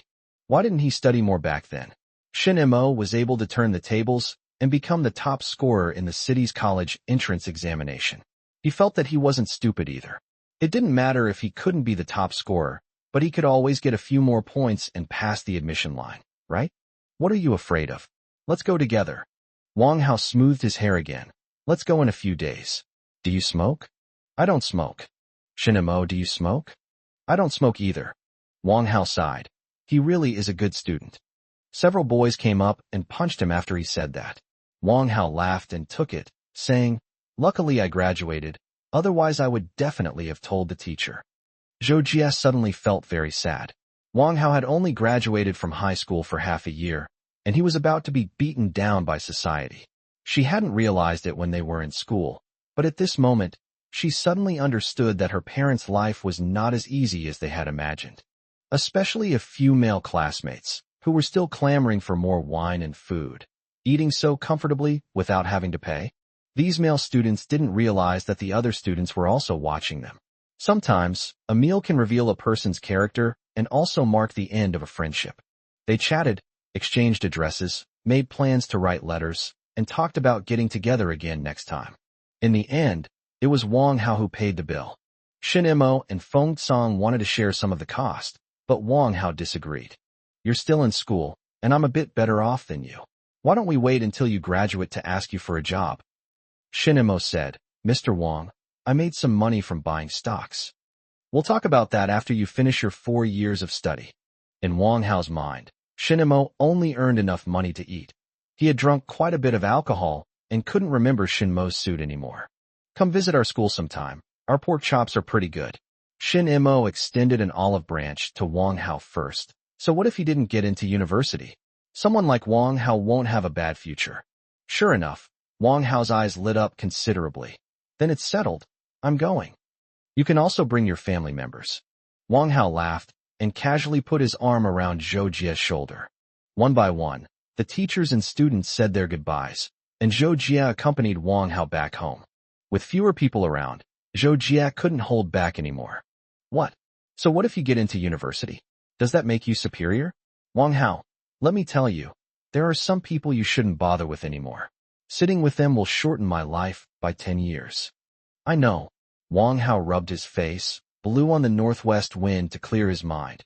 "If you want to know who has good character, you have to have some way, right? I'll know better from now on." "Hey, are you going to Jindan?" Shin Imo was just being polite. "You're not really taking it seriously, are you?" "You don't understand, Shin Imo. I can tell whether Shin Imo is joking or not. It's just a small meal, not a full-course banquet. If Shin Imo were to invite him to Red Maple Leaf Restaurant, he would have to think twice." Reeking of smoke, alcohol, and food, Wang Hao returned home. "Oh, you're back? How was your evening?" Wang Jianhai's face was devoid of any smile. He felt that his son should be able to sense the disrespect his former classmates had shown him. Chapter 180: The Eyes of the Masses. Wang Hao forced a smile, and Wang Jianhai understood immediately upon seeing it. "Do you feel like the money wasn't well spent?" Wang Jianhai asked, gesturing for his son to sit opposite him. Wang Hao didn't want to pretend in front of his father anymore. Even Zhou Jie noticed that there are a few classmates we can't get along with anymore. Wang Hao had been holding back all night, feeling very wronged. "Oh, what? He's clueless, a complete idiot. He seems to look down on those of us who didn't pass the exam." Wang Jianhai laughed and said, "At work, people treat you well because of your father, right? But once you leave, who will care about your father? Besides, don't generalize and condemn everyone. These people might still be useful in the future. Will you bring them along next time you eat out? Wang Hao didn't want to organize any more gatherings. It was a waste of energy and wouldn't even be appreciated. Sure, bring them. But you can bring them separately. Aren't there some sensible classmates? They might not want to associate with them anymore. If you can't distinguish between groups, people will categorize you as a fool. Wang Jianhai advised his son to continue organizing, saying that the world was changing too fast, and who knew what the winds of reform would bring when they reached their family. He wanted his son to grow up as quickly as possible. Wang Hao still misses his school days, when everyone was so innocent. Shin Mo was the one who always got first place and was so kind to people. His winter break is over, but Shin Mo's winter break still has several days left. Every morning, they would go out to do translation work. In the afternoon, although Feng Song would also come over for a get-together, most of the time they would just quietly prepare for the next day's work. Shin Mo would play some audio recordings on his Walkman, and Lu Qing would do them along with him. At this point, Feng Song would behave himself, neither drinking coffee nor eating cookies, and would only speak when the listening exercise was over. Shin Mo, I really don't want to take exams my whole life. Although he was still preparing for tomorrow's translation, it wasn't an exam after all, and Feng Song felt that Shin Mo and Lu Qing might have to take exams for many more years. You reap what you sow. Shin Mo began to enjoy exams, especially those with correct answers. Lu Qing grabbed a few cookies and casually gave some to Shin Mo. Before school starts, I also need to buy a Walkman. Hey, let's buy our reference materials separately so we don't buy duplicates. All right. A translation job during winter break earned Lu Qing the salary that her parents could only earn in a year. Feng Song was reluctant to hand over the money to his family. He kept it all in his own hands. I'm going to deposit this in the bank in a few days. Lu Qing, do you want to deposit it too? I'll save it too. Shin Mo, you're not going to save? Feng Song suddenly remembered. You're not going to keep buying stocks, are you? I'll keep a little for myself, and the rest will definitely be used to buy stocks. You can make money, right? Yes, but I don't recommend you buy them. They're bad for your heart. Some people spend a whole year struggling with stocks, going back and forth, and in the end, it's better to just put your money in the bank and earn interest. How about I buy some fireworks for the Lantern Festival, and we play together? Feng Song gave up on the stock market. There were no standard answers there, and he couldn't win in it. Translation was better. He had more time during the summer vacation and could earn more money. Put it next to the square, where there are artificial hills and ponds, which is relatively safe. With more money in his pocket, Feng Song was determined to spend some of it. With school starting soon, he also thought about buying a few decent clothes. His current clothes were too formal and not suitable for school. Manager Zhou treated the three of them to a meal, which served as a way of wrapping up their translation work during the winter break. The three of them returned to school and began their second semester of freshman year. Upon returning, academic performance will be the first thing to be assessed. Feng Song wasn't interested in going abroad, and his relationship didn't work out. Although he liked to eat, it didn't take up too much of his time. His grades were among the top in his department. Shin Mo, Lu Qing, and Yu Hong's total scores in their professional courses remained consistently in the top 3, with very little difference between them. Yu Hong is still in the lead. Shin Mo and Lu Qing don't necessarily want to compete with her for the 2,000 yuan scholarship, but if they can't get that, their chances of getting a government-funded study abroad spot will be less secure. Lu Qing remained calm. It was good to have Yu Hong ahead of her, so that she and Shin Mo wouldn't underestimate the heroes of the world. No one failed the course. Those who dared to apply to Aurora University's physics department still had some principles. They don't dream of scholarships. They continue their university life at their own pace, participating in various clubs, frequenting the library and reading rooms, and absorbing knowledge that interests them. The Lantern Festival, which falls on the 15th day of the first lunar month, is a major traditional festival. Wang Shuxing reminisces about the lanterns he used to carry when he was a child. Now that I'm older, the lanterns aren't fun anymore. Are you going to set off fireworks? Go ahead and buy it. But I don't have much money in my pocket, only enough to buy a little bit. It'll be over as soon as I get into it, and I can only watch helplessly. Why are you just staring blankly? You can at least look at other people. What's the point of just watching others? The key is the moment of lighting it and the brief moment of enjoying it in your hand. If either of those is missing, I feel it's not perfect. Can you manage to spend all your living expenses? It's okay to buy a little bit of fireworks. Hey, I heard that phone song from nuclear physics bought a lot. I'll go check it out tonight. Okay, sure. Just be careful not to get irritated by the radiation. Shin Mo went over first. Feng Song's dormitory was very lively, with fireworks stuffed under the beds of several boys. You guys, sleep on gunpowder? You've got some nerve. Feng Song raised his chin. Shin Mo, first, we must trust the workers' skills. Second, we must respect our knowledge, okay?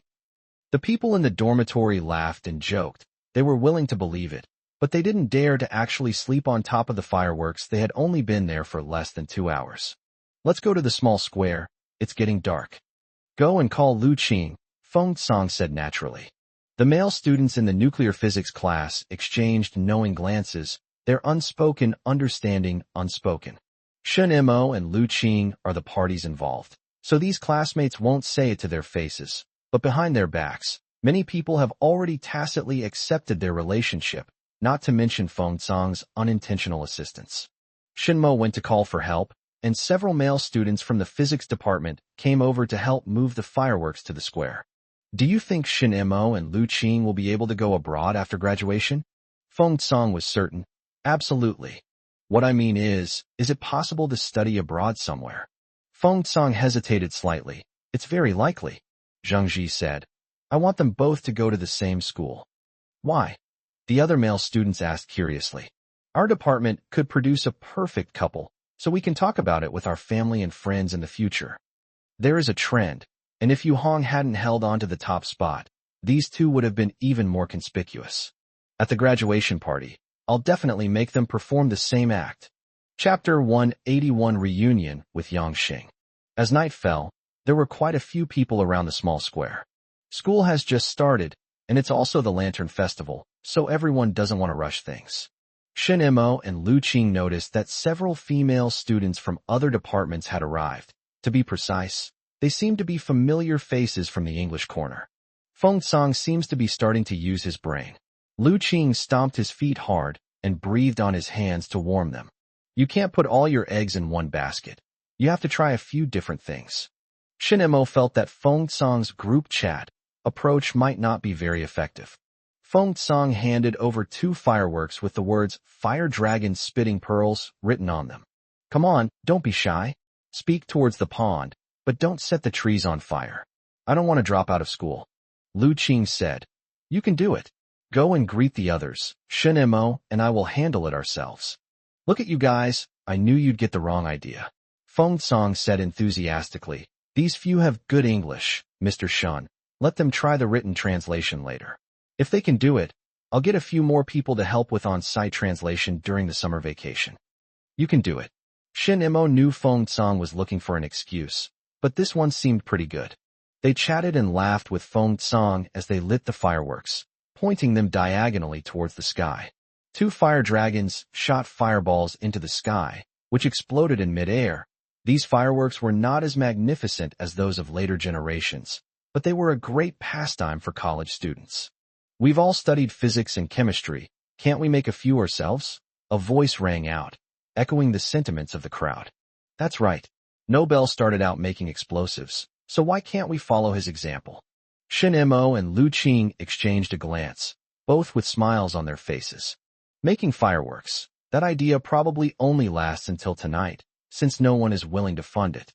Aside from this topic, several male students from the physics department watched Shin Mo and Lu Qing interact with amusement. It's safe, absolutely safe. Does anyone have any objections? No. So what if you have it? What else can you lose? Losing a little bit is no big deal. I'm guaranteed to win. Several people huddled in a corner, discussing something in hushed but intense voices, holding fireworks in their hands and setting them off into the sky. The school security personnel arrived, and seeing that the students seemed relatively well behaved, they didn't chase them away. Only after the last firework had burned out did someone say, Hey, fireworks aren't allowed here. Okay, uncle, I'll be right there. Feng Song replied, picked up the paper tube on the ground, and ran off. Shin Mo said to Lu Qing, I feel that Feng Song seems to have become much more outgoing. I've got some cash in my pocket. Lu Qing wanted to call Feng Song out to get some roasted sweet potatoes or something, but Feng Song was the first to run off. Let's go outside and get some energy before we go back to studying. While you're at it, go to the bookstore and see if they have any new listening tapes. The two of them went outside and bought roasted sweet potatoes. Shinemo still really hoped there would be a milk tea shop. He made himself some coffee in his thermos and took it to the study room. The small radio was spinning, and Shinemo and Lu Qing each had an earphone, focusing intently on their listening practice. After they finished, the two immediately compared answers. As expected, you only take things seriously when there's someone to compete with. Lu Qing's hearing was still not as good as Shinmo's, but she wasn't as conflicted as before, since Shinemo was someone who could provide on-site translation very early on. If only English proficiency scores were considered when applying to study abroad, that would be great. Then all your physics studies were for nothing? Lu Qing took a sip of coffee and pulled out other books. Keep it up, you can't afford to lose to Yu Hong again this semester. As the Lantern Festival came to an end, everyone's last bit of fun faded away with the fireworks, and society immediately switched from holiday mode to work mode. Yang Xing spent the New Year somewhat absent-mindedly. His wife had prepared a sumptuous New Year's Eve dinner, but he only ate half of it before returning to his room to continue creating. The children don't understand yet, but his wife has gotten used to it. After the Lantern Festival, Yang Xing arrived in Zhendan. The section about Shinemo was now quite complete, and he wanted to show it to Shinemo first. He asked several people before finally finding Shinemo, who was still diligently reading a book in a quiet study room. Teacher Yang, what brings you here? Xiao Shun, come out and talk to me. The study room was quiet, and Yang Xing didn't want to disturb the other students' studies. Shinemo carried the books out of the classroom. Let's go to the small stone table from last time. The weather was still quite cold, but thankfully the sun was out, and it was quite enjoyable to soak up the sun outdoors. After sitting down at the stone table, Shinemo squinted slightly. The sunlight outside was still quite dazzling. Yang Xing took out the completed manuscript from his bag and placed it on the stone table. Little Shun, please take a look first. If there's anything that's not right, I'll revise it. Shinemo picked up the manuscript and quickly skimmed through it, reading 10 lines at a time. Yang Xing, being a writer by profession, did some secondary processing when creating the character of Shinemo. He didn't know Shinmo's life after being brought back to Shanghai, but his expression in the text was very accurate. Teacher Yang, are all the Yunnan natives who returned to Shanghai living similar lives to me? Yang Xing sighed. I can tell you with certainty no. Some people live in their own homes, but feel like they're living under someone else's roof. You're relatively lucky. At least you have an unmarried second uncle to take care of you. Without his second uncle, Shinmo's life would be just like these other people's. What do you think of my writing about your future? Yang Xing only wrote up to the point that Shinemo got a government-funded study abroad spot, without writing anything more. Writing up to this point was enough to motivate the other young people who had returned from Yunnan, and writing any further would make them feel alienated. That's fine, Ms. Yang. I have no objections. Shinemo returned the manuscript to Yang Xing, who was relieved. I took the summer newspaper and visited many families to show them your achievements. Yang Xing lit a cigarette and slowly smoked it. The younger children were encouraged, and their grades improved in the final exams last semester. The older children, sigh, they've set their course, but at least some parents still know not to underestimate a child's potential, and their attitude towards them has improved a bit. The government has always said that the college entrance examination is not the only way out. There is also a folk saying that there are 360 professions, and every profession can produce an expert. These young people who have returned from Yunnan will take up various positions in society, and who can say they won't become leaders in their respective fields? Yang Xing deeply regretted not having thought of writing this book when Shinemo was taking the high school entrance exam. 3 years is a precious time that could have inspired more families. Yang Xing was also very glad that he hadn't delayed any longer. I came here specifically to talk to you about this. In a few months, I'll go to see the editor at the publishing house. If things go smoothly, it'll be next year. If not, the year after. Chapter 182 New District. You're having too much of a comfortable time in college.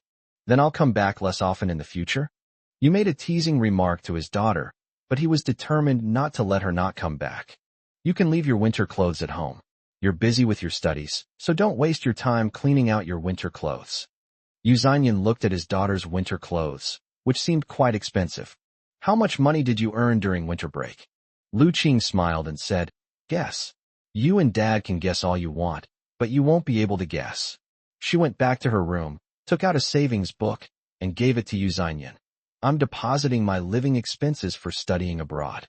Yu Zhanyan took it, glanced at it, and exclaimed in surprise, Old Lu, come and see. Nan earned more over the winter break than both of us combined. Lu Quan walked over curiously, took the passbook and looked at it. His eyes widened. You know what? You really can't believe it. Nan studies well and earns a lot of money. That makes perfect sense. You can also earn money during summer vacation. You can practice English and make money at the same time. It's the best of both worlds. Consider these as pocket money and try to get a government-funded spot. Yu Zhanyan went back to the kitchen and took off his apron again. I'm happy today, so I'm going to cook some good dishes. I went downstairs to buy pork ribs and made sweet and sour pork ribs. Lu Qing stood guard over the pot, looking at the large amount of ribs inside, and said happily, It seems like we can save on rice now. Why save rice? Bring some for your classmate Shinemo. He's taking you along to do translation work and make money for free. That seems to make sense. Lu Qing thought for a moment. Feng Song also treated us to KFC, fireworks. Look, even the male students know what's going on. In the afternoon, Lu Qing returned to school with her lunchbox, put her clothes in her dormitory first, and then took her books to study. Shinmo's study locations are relatively fixed, with only a few locations, making them easy to find. When she pushed the door open, Shinmo didn't look up. He was focused on battling quantum mechanics in front of him. Re-entering the world of physics, the path he had walked before felt strangely familiar. These concepts and formulas were beckoning to him, seemingly visible from afar, but he needed to run hard to catch up. Hello. Lu Qing used a single word to bring Shun Imo back to reality. She then sat down next to him, pushed the lunchbox in front of him, and poured him a cup of coffee. I brought this for you, so we can have an extra dish tonight. Hey, not bad. Shin Imo opened the lunchbox and saw that it contained half pork ribs and half bok choy. He smelled it, and it tasted great. What are you looking at me for? I still feel like there could be some rice left. Lu Qing rolled her eyes. They have them in the cafeteria. Shun Imo laughed, put the lunchbox in the drawer, and continued reading. Lu Qing didn't leave. Choosing a study room was too troublesome. Any place was fine. She sipped her coffee and drifted into study mode. While they were studying at school, the world outside the school underwent tremendous changes. Large-scale development began in the eastern suburbs. The news was reported in the newspaper. Lu Qing didn't have much of an idea about this large-scale development, but Shin Imo knew that it would be a great opportunity. Unlike special economic zones, Shanghai named this area a new area, which means that this place will rely on independent reform and self-funded reform to radiate its economy to the outside world. When a policy is introduced, it requires people with a keen sense of opportunity to seize the opportunity. However, development is not something that can be accomplished overnight. It takes many years. Shinemo felt that he could catch up even if he bought a house and waited for demolition and relocation. He could still catch up. He put the newspaper away, left the school, and bought some Swiss candy for Xiao Shunhang to take back with him. Wu Yufan and Wang Xiaoping switched shifts. Their little grandson has grown up and runs faster, making him harder to catch. My daughter said she'd put her grandson in kindergarten after summer, and then she'd be free. In this era, even kindergarten children were left to their own devices after school. These children walked home in groups, looking after each other, playing as they waited for their parents to come home and cook. Xiao Shenhang started to miss going to kindergarten. Every time he saw older children coming home from school, he was very envious, especially the older children carrying school bags. Wu Yufan told him, "You have to finish kindergarten before you can carry a school bag." Huh. A school bag isn't something anyone can just carry whenever they want. Then I won't go to kindergarten. Xiao Shenhang wanted to go straight to elementary school. He felt that big kids carrying school bags were very cool. Oh dear, how can you say that? If you don't go to kindergarten, you won't be accepted by primary school. Little Shun Heng wiggled his little bottom, looking very unhappy. Grandma, Hang Hang, Shun Imo looked at her mischievous little cousin and found it very amusing. This kid's little brain was coming up with all sorts of crazy ideas. Brother, brother. Little Shun Hang immediately ran towards Shun Imo, tilting his head back and saying, I'm going to school. Oh, good day at school. Remember to bring your award certificate home. Your brother wants to see it. Xiao Shenhang didn't know what the certificate was, but he could guess it was something good, and he wanted something good. Shinemo gave him the small bag. Little Shunhang buried his head in it first, and when he looked up again, his face was beaming with joy. Several friends gathered around. Hang Hang, what did your brother bring you? Candy. The little guy tightened his pocket, but Wu Yufan opened it and gave a few candies to each of the children. How's the food at school? What do you want to eat today? Grandma, go and prepare it.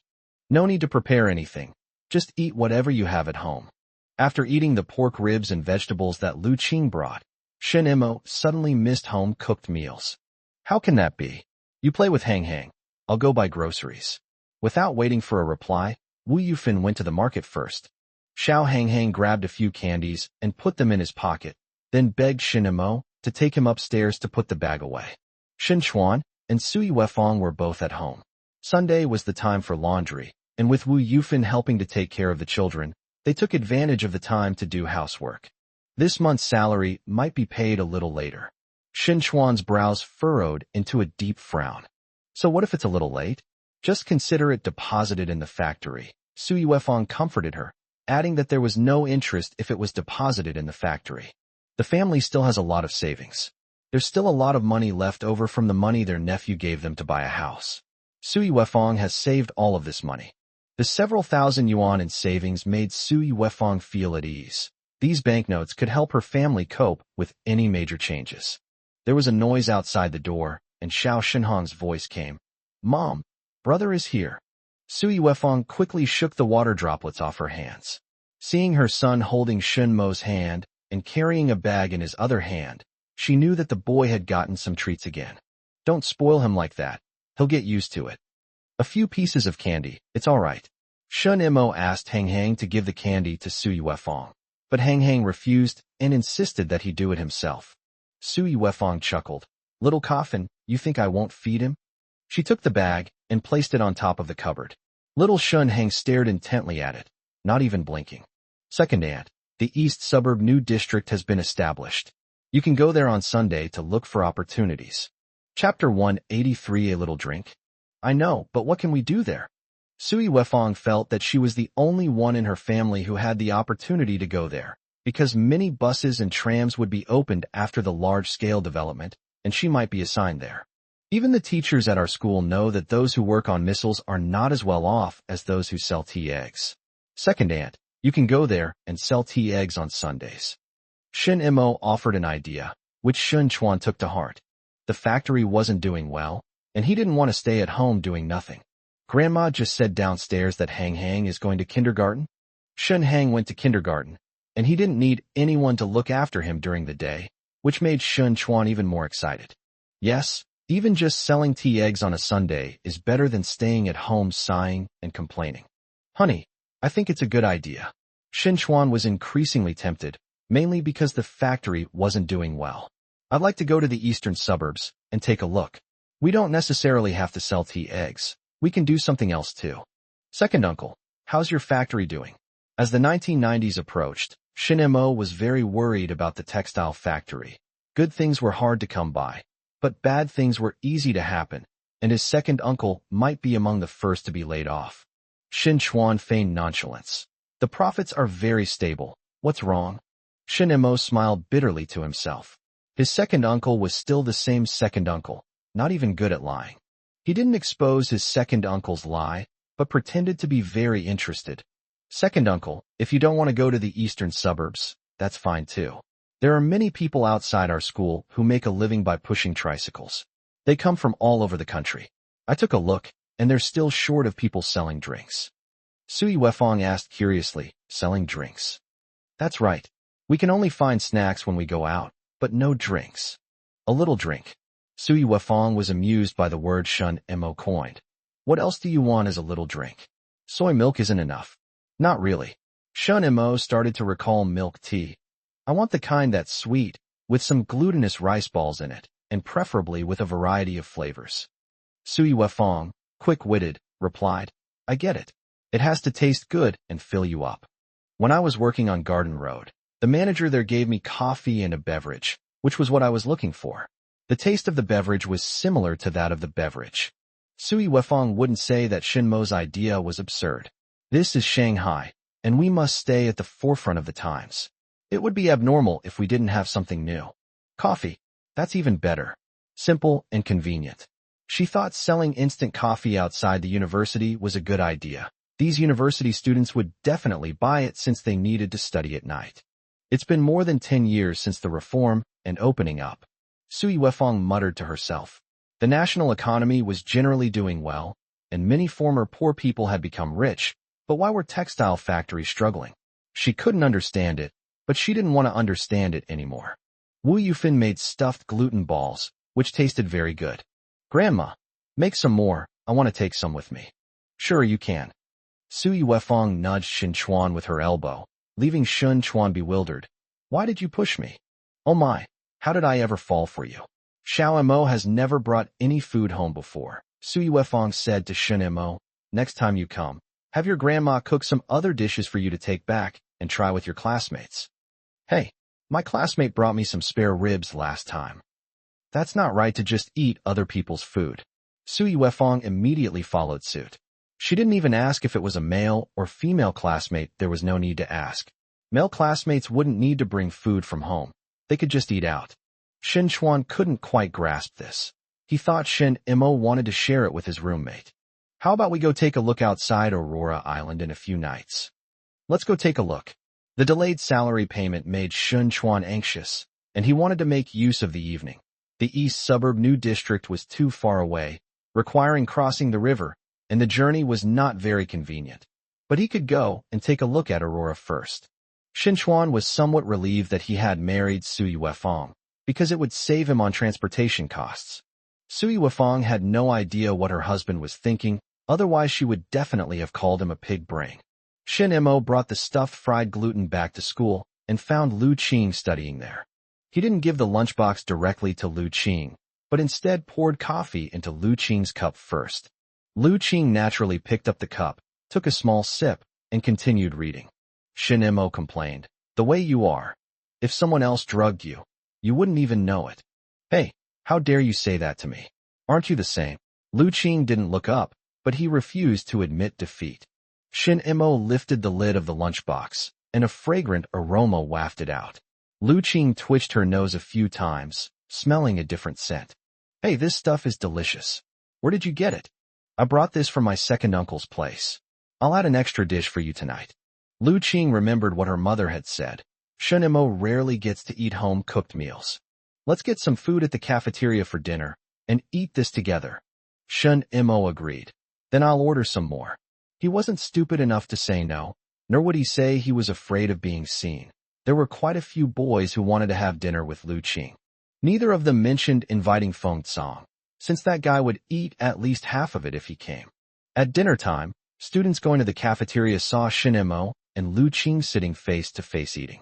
They smiled at each other and did not go up to disturb them. Feng Tsang saw it too. He really wanted to go up and question the two of them about why they didn't take him with them, but a voice inside him told him that sometimes it was really not good to take him with you. Shin Mo did not expect that his second uncle and aunt would arrive outside Zhendan tonight. Even Wu Yufin came over. Little Hang Hang was led around, curiously looking at the university gate. Your older brother studies here. I brought you here to familiarize yourself with the place, so you can come here someday too. Xiao Shinhang didn't know how difficult it was to get into Aurora University, but he felt that if his brother could do it, so could he.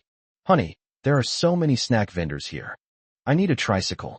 Sui Wefong noticed that all the vendors had tricycles, but she had to ride one from home to get here, and by the time she got here, the market was closing up. Xiao Shinhang's eyes weren't big enough to see clearly. These snacks were different from those near his home, and he really wanted to try them. Sui Wefong was only willing to buy him a tea egg, but Xiao Shunhang thought that the tea egg would taste better. These stalls, it seems that college students' spending power isn't as low as one might imagine. Xiao Mo is right. There's everything sold outside, but no one sells drinks. Sui Wefong decided to give it a try. I'm free tonight anyway. Let's give it a shot.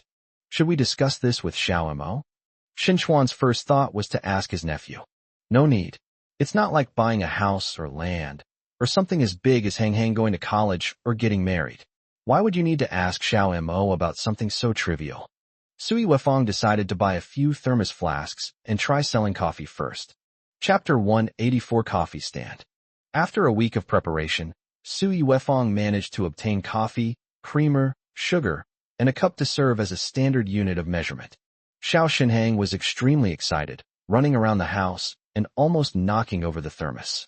As soon as Sui Wefong raised her hand, he immediately hid behind his grandmother, peeking out his little head and grinning mischievously at Sui Wefong. Sui Wefong didn't have time to deal with him right now. She was discussing setting up a stall with Xinchuan. Let's go together tomorrow night, Mom. Let's cook breakfast early. It's okay if it's a little cold. We need to save time. Okay, I'll remember that.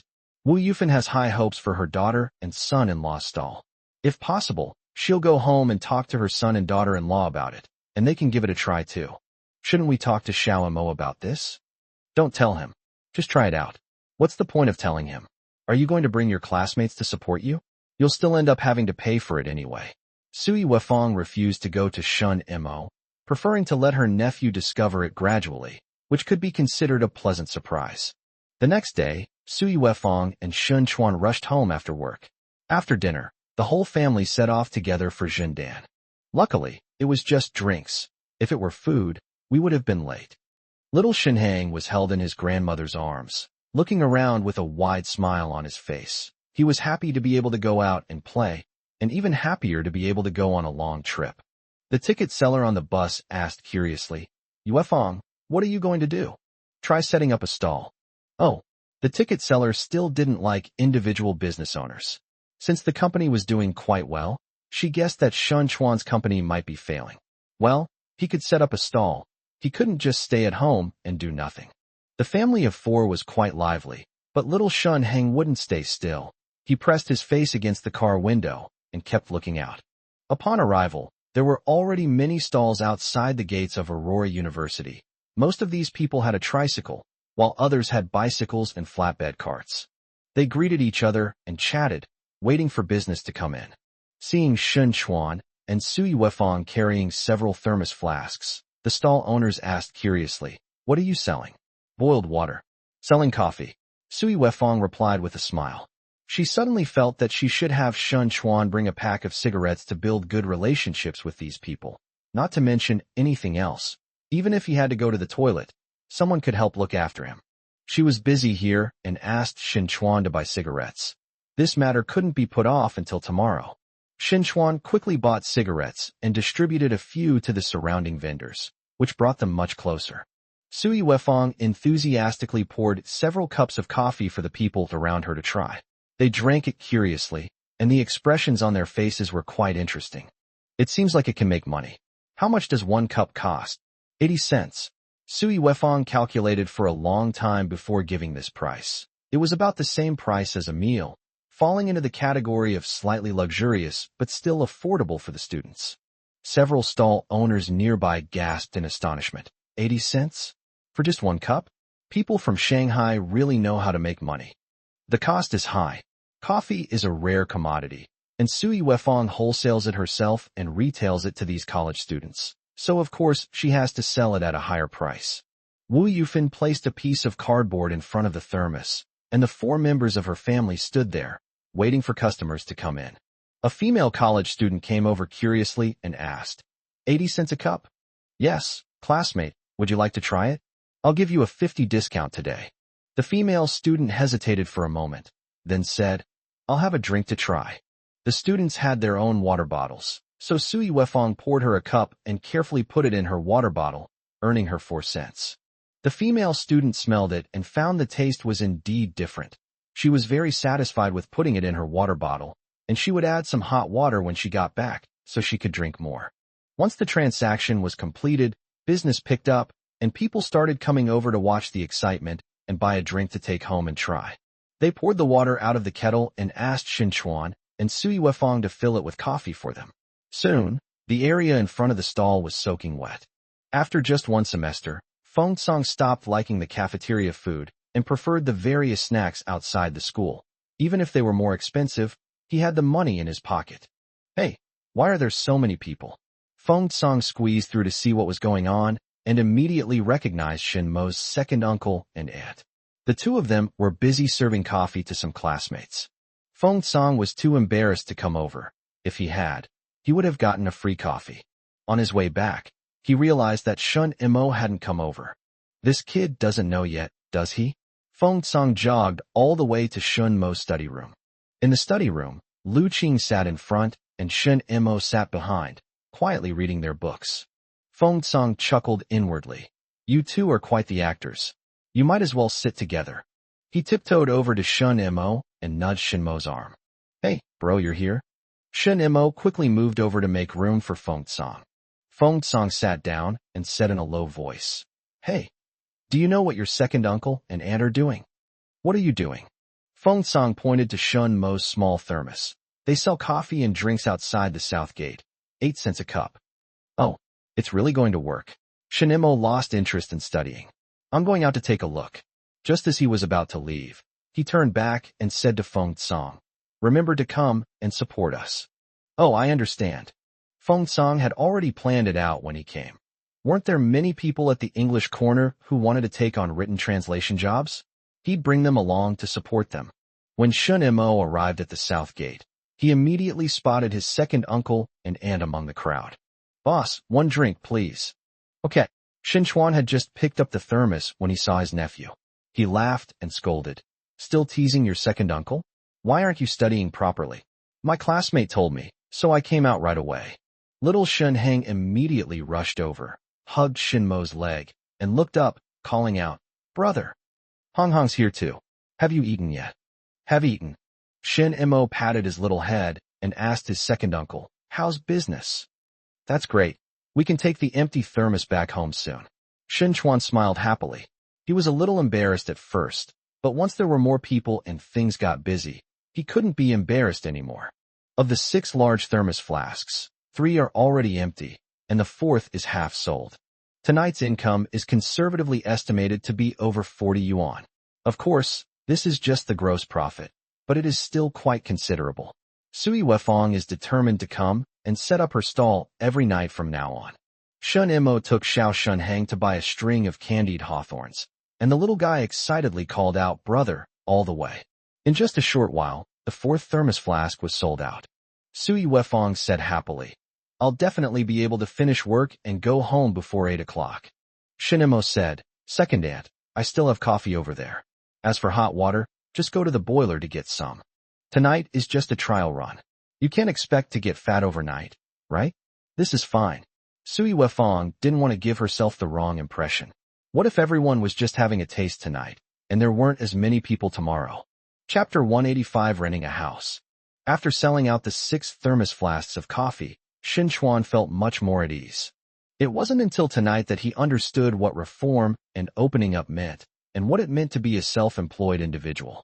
With income coming in again, Shin Chuan's brows unfurrowed and his smile brightened considerably. Second aunt, I remember that there is also Milo in the big department store. You can sell this too, and in more flavors. Sure. Sui Wefong loved the university. These students had spare money, and the student flow was stable. Big money might not be easy to make, but small money was no problem. Having finished her business for the night, Sui Wefong felt relieved. Hey, where's your female classmate? Tell her that when she comes over to get coffee, your aunt won't charge her. Shun Mo smiled and said, She doesn't lack anything. Lu Qing won't be short of it. Manager Zhou will get this for them. Isn't Gao Lu Gao lacking? She can't have everything, can she? Let her come. I'll bring her instead. Shun Mo felt that Lu Qing was too shy to come on her own. Looking at the street vendors outside, Shun Mo felt it was necessary to rent a small house for his second uncle and aunt. No one needed to live there, but it would be useful for storing things like stoves, honeycomb briquettes, and umbrellas. Of course, it would be even better if they could rent a storefront. After mentioning it briefly, Shun Chuan said, You can keep an eye on things for now. Your aunt and I will come over to check on things on Sundays. They don't have free time during the day, They can only come on Sundays. Don't worry, I'll find a place first. The rent for the storefront was quite expensive. Once the storefront was rented, uncle and aunt would have to work full-time as self-employed individuals. Shinemo thought it would be better to wait until things were settled with uncle's textile factory before renting it. Shinchuan was thinking that if he came back later and his family cooked something delicious, he could bring a lunchbox for his nephew. He felt that eating at the cafeteria was just something new and exciting, but ultimately he would still prefer to eat home-cooked meals. After seeing his second uncle and the others off, Shin-emo returned and began preparing to rent a house. Hey, I heard your second uncle is selling things outside our school. Within just a few days, several of my roommates had heard about it. Yes, remember to come and support us. Li Gaoen said casually. I definitely have to go and support my second uncle's stall. Hey, what are you going to do there? I'll go out and see if there are any houses available for rent. None of his roommates were from Shanghai, so Shunemo couldn't rely on them and brought Feng Tsang with him when he came out. I think we don't need a stove or coal, just a table stand will do. We can get hot water from our school. It's convenient and easy. If the students see this, they will feel that the money was not well spent. No matter what it is, as long as it's a semi-finished product that can be produced, it's better not to see it. You'll always feel like you've lost out if you do. The two went outside and carefully looked at the small notices posted on the wall. The cheapest one is 30 yuan a month. The cheapest one is fine. It doesn't need to have anything special inside. The small room, only 7 or 8 square meters in size, was empty and contained only a single bed and a simple table and chairs. Feng Tsang thought it wouldn't work, but Shinmo thought it was fine. Was second uncle really going to sleep here? The homeowner was a thin, shrewd middle-aged man in his 40s. Your students. Let me make this clear from the start. It's a 1-year rental, including winter and summer vacations. It's for my second uncle, so I'll definitely rent it for a year first. But you'll have to negotiate a lower rent. I have no trouble renting out this house, but I can only give you a discount of 10 yuan a year. Shinemo didn't intend to haggle with him, but simply said, It's all right. Are you free tonight? I'll bring my second uncle and aunt. The parties involved should be here to talk, right? Uncle is no good at bargaining, but aunt is very good at it. Shinemo didn't believe that the homeowner could get a good deal from aunt. Feng Tsang was just racking his brains for ways to bargain, but as soon as he heard Shinemo bring up his second uncle and aunt, he shut up. Shin Chuan and Sui Wefang looked young, but they were elders after all. Feng Tsangtian naturally believed that elders were all experts at bargaining.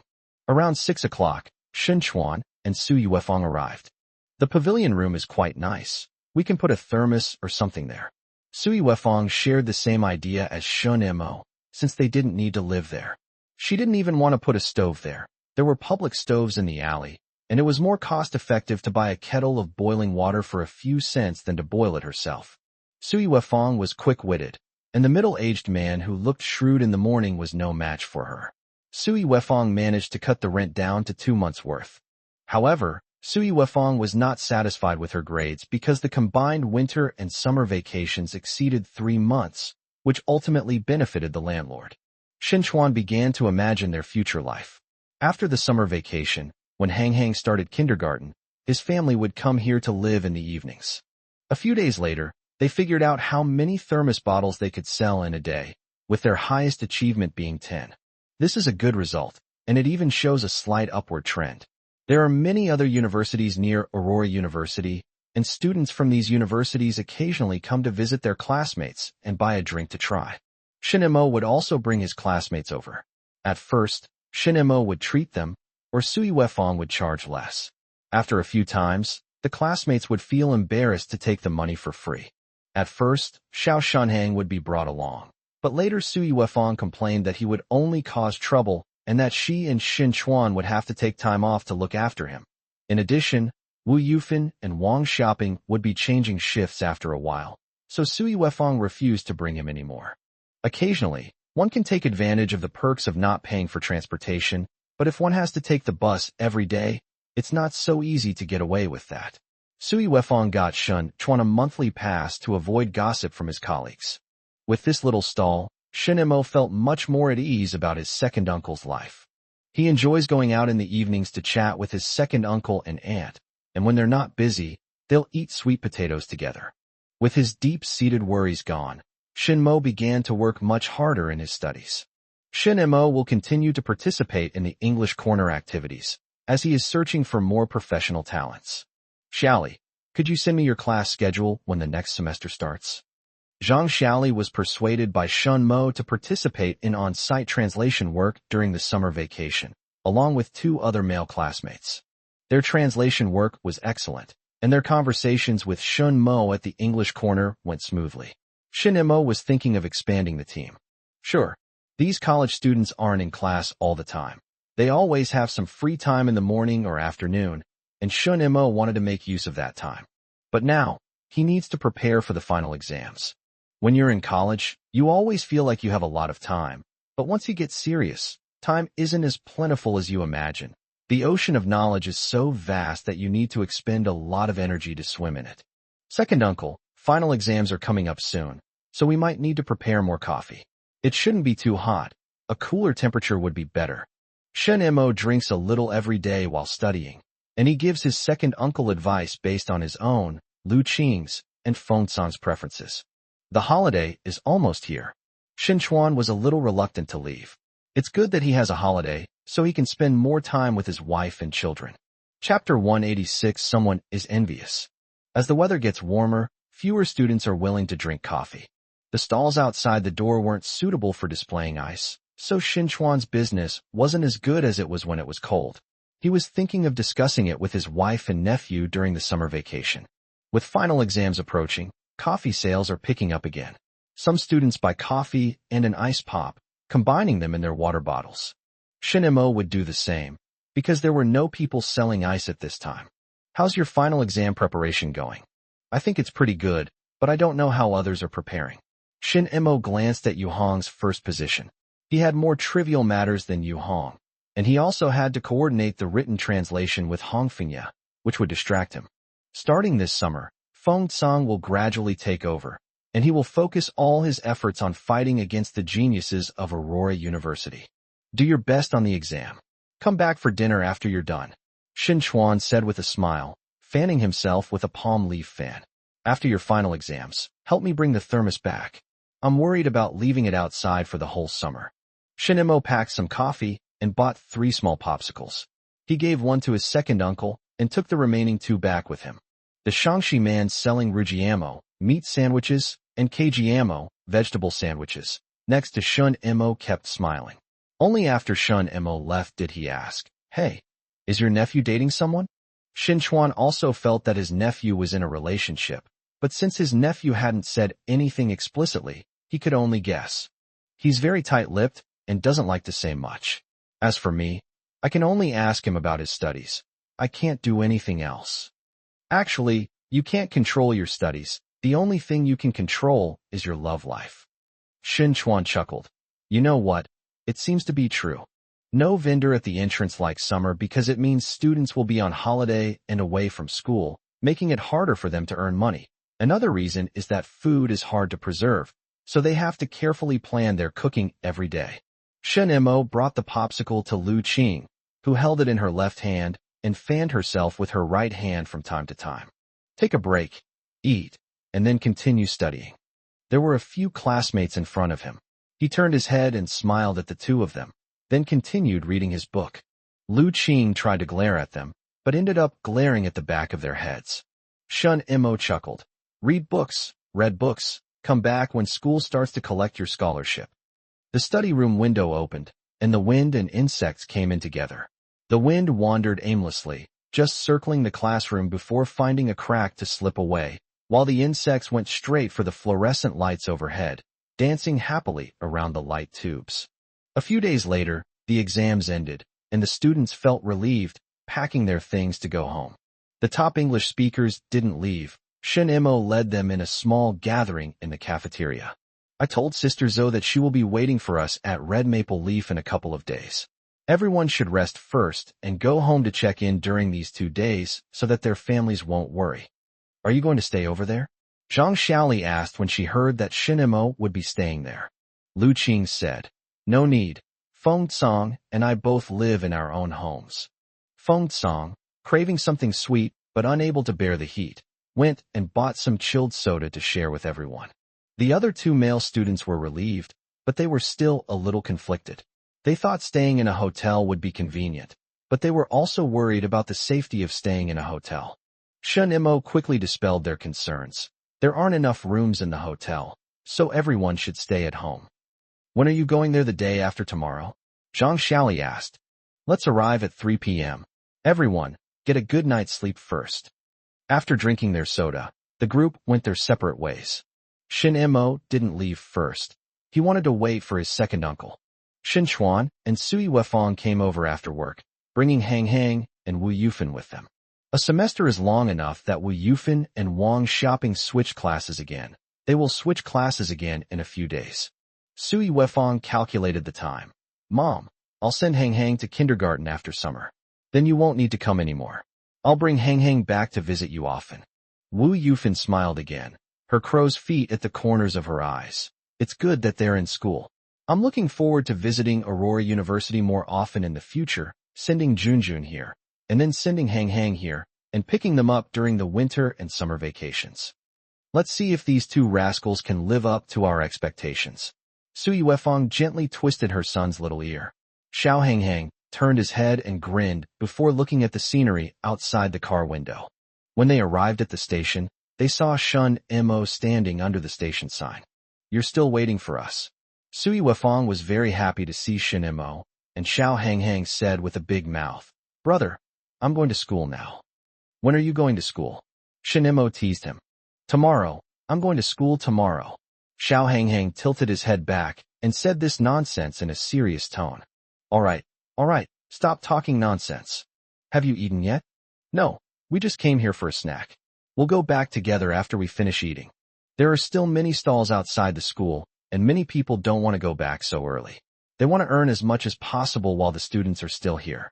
Shin Chuan spent most of the semester here and became familiar with many of the vendors in the area. Let's go eat liangpi, cold skin noodles. The guy from northern Shaanxi makes it more hygienic. In the past semester, Shin Chuan has earned much more money than he used to earn at the factory.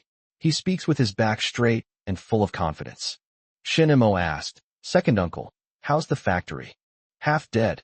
Shin Chuan wanted the factory to be better off. After all, a sole proprietorship is a sole proprietorship, and he still wanted some stability, but having this coffee stall as a safety net was always a good thing. The men from northern Shaanxi quickly cleared out a small table for the group, warmly inviting them. Sit down, and put less chili in. Less of vinegar, more of vinegar. Shin Imo went to buy a few bottles of soda, but Wu Yufan complained that he was wasting money. Buying 2 bottles is enough. You and Hang Hang can drink them. Do we adults need to drink them too? Shun Imo said to Hang Hang. It's not like we drink it every day, right? Yes, brother. Xiao Hang Hang answered loudly, and he thoughtfully put the straw in place for Wu Yufan. Grandma, drink up.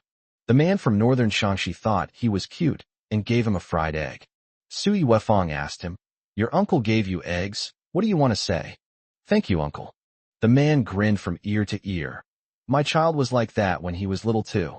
It was hot, and in order to earn a few more yuan, he hadn't even had time to go back and harvest the wheat. He relied entirely on his wife and children at home.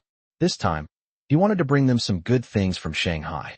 He fanned himself, watching the group eat, and said mysteriously to Shun Chuan, Little Shun, I have something to tell you. What is it? Some people are envious of your drink sales and will challenge you after summer vacation. Sui Wefang was very angry, but she couldn't lose her temper at someone else's stall. She couldn't betray this man from northern Shaanxi. Thank you, brother. Shin Imo said, Second aunt, don't worry. There's a summer to prepare, there's plenty of time. Chapter 187, Bringing New People. This reminder is very helpful. After more than half a semester, Shin Imo can now identify areas for improvement.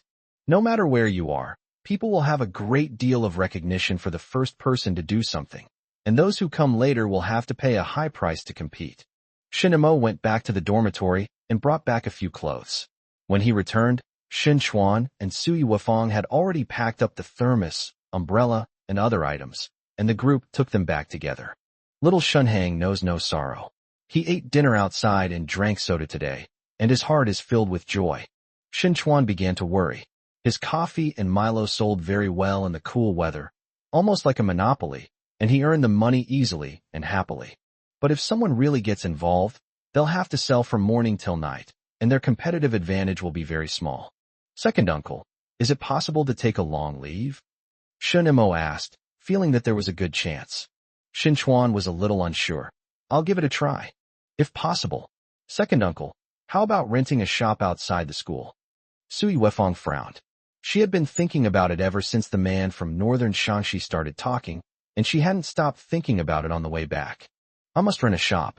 No matter what happens to the factory in the future, I must rent a shop. Even if I have to hire people to work, I will get this shop up and running. When it's hot, everyone goes out to drink cold drinks. Sui Wefong wants to rent a shop and start selling cold drinks too. This was an extra source of income, and Sui Wefong had already tasted its benefits, so she was unwilling to give it up no matter what. I'll have more time during the summer vacation, so I'll look around the area near the school. Competition is fierce near schools. People come and go in the food business. Some can last a long time, while others are just wasting their time. Xiaomo, can you take a look first? Come back to me when you've found out, and I'll go talk to them about the rent. Sui Wefong trusted her nephew with everything she did, but she was extremely worried about him bargaining. Right? You still need to go to Garden Road. It's not good to spend all your time on that. Shin Chuan came back to his senses. His nephew could earn a lot of money as a translator, and he didn't want his nephew to neglect his other duties. Second uncle, I know what I'm doing. Shin Imo knew his weakness. He was indeed not good at bargaining. He had been dumbfounded when he watched Sui Wefong bargain before. Shin Chuan decided to take a walk around Jindan after get-off work. Summer days are long, and he couldn't waste them. It was his business, and he needed to take it seriously. Sui Wefong found Shin Mo's suit, which was spotless, but something seemed off. It's so hot. Why are you wearing such thick clothes? Oh, is that all right? That won't work. I'll go buy another set tomorrow. Shin Imo only glanced at it before feeling sweat starting to break out on his body. Sui Wefong said, the older men in my workplace are quite knowledgeable about this. They say that wearing black leather shoes in the summer is ridiculous, and white leather shoes are the way to go. Yellow and brown leather shoes are for spring and autumn, and black and suede shoes are for winter. Shun Imo sighed. How could an ordinary family afford so many colors of leather shoes? But you're not an ordinary family. Sui Wefong felt that her nephew could treat her better, so what was wrong with buying her a few more pairs of shoes? The next day, after breakfast, Shun Imo bought a pair of white leather shoes and a light-colored suit, and went to the red maple leaf area. Didn't you change into your suit? That's good. At least it won't get soaked with sweat. 6 people in the summer. Sister is happy just thinking about it. Red maple leaf should have a certain reputation by now. If anyone wants to do this in the summer, I'll interview them for you. Okay. Manager Zhou felt much more confident. Back Garden Road was a gathering place for unqualified translators. A shell company and unqualified translators were a perfect match. She said enthusiastically, you're coming tomorrow afternoon, right? I'll put you in the Shinmei private room for dinner. 3 more people arrived, and Manager Zhou even thought there would be more than 10 people during the winter break. Her business volume wasn't that large yet, and she needed to expand. Sister, I asked the English majors for their class schedules for next semester. Manager Zhou didn't understand what she meant. She thought university classes were held all day. Seeing her confused expression, Shun Imo explained, we don't have classes every day. They have free time, and during those times they have the opportunity to come out. Manager Zhou was overjoyed. Oh, Xiao Shun, this is wonderful. When the others arrived the next day, Manager Zhou greeted them with a big smile and invited them into the Shinmei private room. I think Xiao Shun has already told you about the prices, right? So I won't go into detail. If you find any place on Garden Road with higher prices, no problem, just tell me directly, and I'll make up the difference. As for clothes, dress a little more formally when you're doing translation on site. Manager Zhou went on and on about the precautions, and Zhang Xiaoli and the other 2 male classmates listened carefully. Fortunately, they didn't have to go to the event immediately, so they had enough time to choose clothes.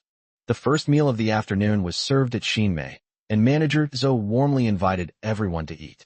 The other 3 were a little embarrassed, but veteran Feng Cong was quite nonchalant. It's all thanks to Shin Imo. I wouldn't have been willing to come here for a meal myself. Lu Qing said. Actually, I think you're willing to give it up. Feng Tsang chuckled, his chopsticks still moving. With him setting an example, the other three relaxed a bit. After the meal, Manager Zhou handed over the materials he had received to Shen Imo, Lu Qing, and Feng Tsang. You guys get ready first. Shen Imo stayed at Red Maple Leaf, while Feng Tsang and Lu Qing took their things home to prepare. On the way, Feng Tsang said to the other three, Shen Imo will lead you in 2 performances. In one, he will speak and you will listen, and in the other, you will speak and you will listen, or Lu Qing and I will listen. You won't get paid for these 2 performances, but you will get paid for the 3rd performance when you go on stage yourself. You can pick up the money on the same day, or before the start of the semester. Summer began just like that. When the 3 newlyweds entered the venue for the first time, they felt that the air was much thicker than outside. Zhang Xiaoli thought to herself, even mosquitoes have to shake their wings before they come in, otherwise their wings will get stuck. After all, they were experts in English. When they performed the 2nd round, Zhang Xiaoli felt that the air conditioning in the conference room was good, and the cooling was sufficient. In the afternoons, Shen Mo's small room often becomes an English corner, where several people gather to prepare for the next translation session. 6 bottles of chilled orange soda for Xiao Shen's room. Manager Zhou instructed Zhu, then turned and saw a customer who looked familiar. Hey, you guys are. Her eyebrows furrowed slightly as she retrieved the information she wanted from her mind. Xiao Shen's classmates? They're having a birthday party, right? Sister, you have a good memory. It's your birthday. Let's book a table first. Wang Hao was very impressed. His father was right. There are experts in every industry. Still 20 off, okay? Xiao Shen is upstairs. Hey, Zhu, tell Xiao Shen that a classmate is here. Chapter 188 Friendship. Upon hearing that Wang Hao had arrived, Shen Imo rushed downstairs, while Lu Qing and Feng Tsang stood on the stairs watching the commotion. They had never been in the same class as Wang Hao, and were only nodding acquaintances. I guessed it was Zhou Jie's birthday by counting the days, right? Manager Zhou looked at Wang Hao with a smile, and Wang Hao said to Shen Imo, thanks to you again, my sister just gave us a 20 discount. Seeing that Lu Qing and Feng Tsang were both there, Wang Hao was puzzled. Were they both out serving dishes? But judging from their appearance, they didn't seem to be short of money, especially Lu Qing, whose dress was obviously not cheap. Zhou Jie looked on with curiosity. Why are there so many people this summer? You're all here? Yes, I found some other things to do, and I earn more money than I did as a waiter. How are you guys doing? We told you to come visit us at school during winter break, but you never showed up. Wang Hao smiled wryly to himself, but still said stubbornly, I'm just afraid of interfering with your studies. I'm coming out too. My second uncle and aunt have a stall outside. Come and support them when you have time. That's fine. You won't be serving dishes this summer, right? Zhou Jie's birthday is in a couple of days. Come over for a meal. No problem. Wang Hao was quite happy because Shen Imo had extended an invitation to him for the 2nd time. Zhou Jie was still thinking about the 20 discount. As they left the Red Maple Leaves, the 2 of them reminisced about the past. If they were still in high school, they would definitely have calculated how much money they could save and what they would do with it. Looking at the blazing sun, Wang Hao felt it was too hot. The fact that Shun Mo and the other 2 were all at the same time at Red Maple Leaf meant they must have some relatively easy work. After seeing Wang Hao and the others off, Lu Qing said, let's go shopping this afternoon. It's their birthday, so we should give them a gift. We can't just eat this meal for free. Shen Imo asked curiously, when is your birthday? Oh, good question. Feng Tsang chuckled. Sister, I'm curious too. What? Giving you a gift? No, I'm eating. Feng Tsang pushed up his glasses and grinned mischievously. Shen Imo, what's your birthday? Me? I'll be on July 28th. My aunt will cook yellow croaker noodles for me that day. Huh? Isn't it almost here? Good grief. I still have to give you a present. Feng Tsang was a little annoyed, but suddenly blurted out, my birthday is October 11th, Gregorian calendar. Remember to give me a present, Lu Qing, don't forget. Okay, I got it. You don't want a gift? Feng Tsang asked curiously. Lu Qing's face flushed slightly. Yes, but my birthday has already passed. When? June 2nd. Thank goodness, it was almost Children's Day, Shen Imo said, leaving the 2 of them completely confused. Girls in this era wouldn't use Children's Day as an excuse to ask for gifts. After telling Zhang Xiaoli and the others, the three of them went out shopping to pick out a gift for Zhou Jie. While strolling around, Shen Imo picked out a pretty little backpack with Astro Boy printed on it. You gave this to Zhou Jie? Lu Qing asked curiously. Of course not. My little cousin is going to kindergarten, so I bought him a backpack to play with. Lu Qing squinted at it for a moment, then said, we can't really pretend to be reading books, nor can we pretend to be nothing at all. She nudged Feng Tsang with her elbow, and Feng Tsang looked innocent. No, I didn't say anything. Buy some good food to fill your school bag. Feng Tsang felt even more aggrieved, as if he was the only one who had suffered a loss. No need, it'll ruin a child's teeth. Shen Imo felt embarrassed. It's okay to eat a little less, right, Feng Tsang? I remember that's the golden rule you've always followed. Sister, you know how to use someone's own weapon against them. Feng Tsang bought some chocolates, and Lu Qing bought some milk candies, filling half of their school bags. Then I'll treat you to yellow croaker noodles for my birthday. No need to bring any more gifts. Shen Imo thought about telling his second uncle and aunt in advance so they could prepare more. Having eaten out a lot, Shen Imo still felt that home-cooked meals were better. Choosing a gift for Zhou Jie was not easy, so Shen Imo and Feng Tsang simply followed Lu Qing around, listening to her suggestions. A silk scarf is fine. This headband is nice too. I'll choose this one. When Wang Hao returned home, he told his father that the red maple leaves were still on sale at a 20% discount. Hey, you're a classmate I could date. We've known each other since junior high, and we've always had a good relationship. We were even desk mates in our first year of high school. Wang Hao said regretfully. It's a pity that he's going abroad in a few years. Wang Jianhai's eyes lit up. Going abroad is great. We should maintain good relations. Maybe my grandchildren will go abroad in the future, and we can take care of them. Dad, you're thinking that far ahead. If you encounter this, think about it. Let me tell you, favors aren't something you have to use immediately. You can save them for later. This time, you got a 20% discount thanks to someone else. After school starts, go to Aurora University and check it out. Didn't he say that your second uncle has a stall there? Go buy some things there. Understood. On Zhou Jie's birthday, both families came over. They went from tacitly agreeing to accepting the actions of the two younger relatives. Please come upstairs, the private room is ready. The waiter led them upstairs, and Wang Hao asked, are Shen Imo and the others here? Yes, they are still learning English. I'll go and call them over. Zhou Jie was a little annoyed. They're not really going to go abroad, are they? Of course.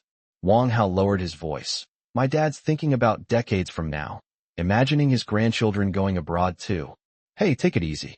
Zhou Jie blushed upon hearing this and couldn't help but slap Wang Hao. Shen Imo and the other two came over together, and Wang Hao was even more pleasantly surprised. There are gifts too. Wang Jianhai recognized Shen Imo at a glance. Little Shen, we meet again.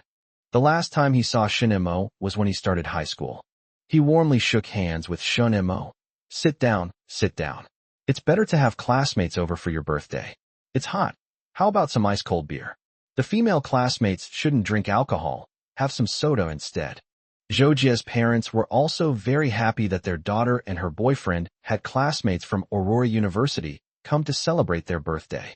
They hope that more people like that will come to visit their daughter in the future. Wang Hao opened an ice-cold beer for Shen Imo and Feng Sanqi and asked, Shen Imo, what kind of stall does your second uncle run? Let's go visit him after summer vacation. It's better to go to the coffee stall at night. I couldn't find a storefront, so it's the only time I can go out at night. Wang Hao was careful. He couldn't just take advantage of Shen Imo for nothing, getting a 20% discount and receiving gifts. Just like his father said, he wanted to continue his relationship with Shen Imo, and this was a good opportunity. Oh, it's okay. It'll happen sooner or later. Wang Hao didn't dare to make any promises too readily. He planned to discuss it with his father when he got back. Chapter 189, Making a Decision. A year after graduation, Wang Hao had some things on his mind, and he didn't mention this matter during the meal. He drank some beer, but not too much. After returning home, he mentioned to his father that he wanted to help Shen Mo's second uncle find a storefront. Small shops near Aurora are in high demand. Wang Jianhai wasn't entirely sure, and he would have to ask around, but he decided to give it a try. How about this? Dad will ask around for you, and I'll let you know when I get the news. Just as he said before, doing favors doesn't necessarily have to yield immediate results. It can be put aside for now. Now is the time to set an example for his son. Shin Chuan has been going to wander around the Zhengdan area frequently after work lately. With the students going home for the holidays, the nearby stalls have disappeared, and only a few shops at the entrance are open. The owners inside don't seem very energetic, and the frantic chirping of cicadas only adds to the feeling of listlessness. There are shops for sale near the school, but they are much larger, and he doesn't need to set up so many tables. The rent is also too high, which is quite different from his desired price. Small spaces are highly sought after, and competition is fierce. Shin Chuan visited many places, but did not get the results he wanted. He desperately wanted to rent a place regardless of the cost, but he just couldn't bring himself to do it. Honey, Xiaomo's birthday is coming soon. Remember to prepare some yellow croaker noodles. I know. I remember it better than you. Before his birthday, Shin Mo came back first. Lu Qing and Feng Cong said they wanted to come over for yellow croaker noodles, and he wanted to tell his second uncle and aunt in advance to avoid being rushed at the last minute. Before coming, he bought several more picture books for Xiao Shunhang, which were filled with pictures of various common plants and animals, so that Xiao Shunhang could learn about them. The little backpack was also filled with candy and chocolate. Shin Mo put the picture books in as well, and then went home with the backpack. A group of children were playing in the sun, sweating profusely. Hey, your brother. A little girl pointed at Shin Mo in the distance, and Xiao Shunhang immediately ran over. Shin Mo handed him the small school bag. The Astro Boy on the school bag made his little mouth immediately grin, and he became as spirited as Astro Boy. Brother, help me carry it. Xiao Shunhang was very anxious. He didn't even have time to look at what was inside. Shin Mo helped him carry it on his back, and the little guy immediately ran to his friends to show off. I'm going to school now. Wu Yufan suppressed a laugh and pulled him over, saying, Don't get your school bag dirty. Put it upstairs first. Xiao Shunhang wasn't too keen on going up yet, struggling to stay and play with the other kids. He had just gotten a new school bag, and if he didn't show it off, it would be a waste. Just as they were struggling, Sui Wefang returned, and he immediately became obedient, saying, It's a new school bag that my brother bought for me. There's still more than a month before school starts. Let him have his fun first. Sui Wefang couldn't bear to let the boy run around downstairs with his new school bag on his back. It would probably be filthy by evening. She took the school bag off and felt that it was a bit heavy. When she opened it, she found milk candy, chocolate, and picture books inside. Second aunt, I'd like to invite 2 classmates over for yellow croaker noodles. Which 2? Sui Wefang carefully zipped up the backpack, picked up her son, and headed home. Little Shunhang didn't dare to resist and obediently followed. The one you met, Lu Qing. That little girl? She's quite something. Sui Wefang immediately matched the name with her impression. There's also Feng Cong. Sui Wefang smiled. She thought her nephew was also thin-skinned, but he knew to find someone to cover for him. I know. Just bring it. Your aunt will take good care of you. The milk candies and chocolates inside were bought by them. Sui Wefang laughed and said, It's okay if you don't buy anything. Bringing a classmate back for noodles is perfectly normal. Xiao Shunhang, however, became energetic and started grabbing the school bag. Sui Wefang patted his head to calm him down, but he became restless as soon as he entered the house. Look, the candy's all soft from playing outside. Xiao Shunhang just smiled, but watched helplessly as his mother put the things on the top shelf of the cupboard, leaving him only a few picture books. Your dad and I will read it to you tonight. You can take a look first. A picture book? For Xiao Shunhang, it's his book. He flipped through the pages with a smug, serious expression, shaking his head and looking completely earnest. When Shin Chuan returned, he saw his obedient son muttering to himself. He leaned closer to listen, but couldn't understand what his son was saying. It was like gibberish. Second uncle, how's the shop? Not really. After not getting any results, Shin Chuan began to get anxious. If all else fails, I'll just rent a bigger one. He's been calculating the accounts these past few days. Even if it's a little bigger, he'll earn much less, but he'll still make a profit eventually. It would be great if we could rent it before summer vacation. It's hot, and people won't want to drink hot drinks too much. Shin felt there was still time, so if he couldn't find a small shop, he might as well go for a big one. Second uncle, can I take a long leave? Shin was in a bad mood. I asked a few of my co-workers, and it should be possible. The iron rice bowl had turned out like this, and Shin felt empty inside. Shin advised, then take a long leave to focus on this. A bigger shop is fine. It's better than only being open at night to earn more. Su Yuefeng added fuel to the fire. Then take a long leave. I don't believe that we can't make a living without the textile factory. Her premonition was even worse, because Shin Chuan's wage arrears were getting more and more serious. After spending most of the semester outside of Aurora University, Su Yuefeng realized that what outsiders meant by Shanghai is full of gold was something she could actually find. In 1990, the country's industrial base was not strong, and Shun couldn't find a cup to make takeout. There weren't any that weren't suitable. If he wanted this kind of cup, it might be a few years later. But if the drinks are packaged in plastic bags, then it's not up to my second uncle and aunt to earn. Second uncle, take leave first and get the shop open. If the factory needs you to go back to work later, you can hire someone to do it. Take advantage of this time to make a living for yourselves. Don't worry about the capital. I'll take care of it. Shinmo couldn't tell his second uncle that the textile factory would go bankrupt and the workers would be laid off. His second uncle wouldn't accept that statement, and if it got back to the textile factory, Shinmo would be taken in for questioning by the relevant authorities. Shin Chuan hoped his nephew's words would come true. Having another source of income was always a good thing. I'll go take another look soon. After I rent the shop, I'll take a long leave. Capital. Your second uncle doesn't even have the money to rent a place? Don't worry about me. Shin Chuan felt that at most he would earn less, but as for losses, he shouldn't lose money. While the adults were chatting, little Shin Hang was still seriously flipping through a picture book. Shin Chuan looked at his son. This kid was about to start school, and the family's expenses would increase. He had to make a decision. Chapter 190, Making a Wish. Sister, we're going to Shinmo's place for noodles in a couple of days. Aren't you going to prepare a gift? Lu Qing countered Feng San's question with, what are you preparing? From what you're saying, you seem to have already decided what to give as a gift. I've made up my mind. I'll give Shin Mo a cake. Hey, you've really thought it through? Lu Qing felt that Feng San was slacking off. Cakes are actually quite nice. Sister, take your time thinking about it. There are still 2 days left. That's enough time. Lu Qing was a little worried. What should she give a boy as a gift? When she got home, she mentioned it to her parents, and Yu Xianyan immediately thought of something. Hey, don't you need to dress formally when you go out to do translation?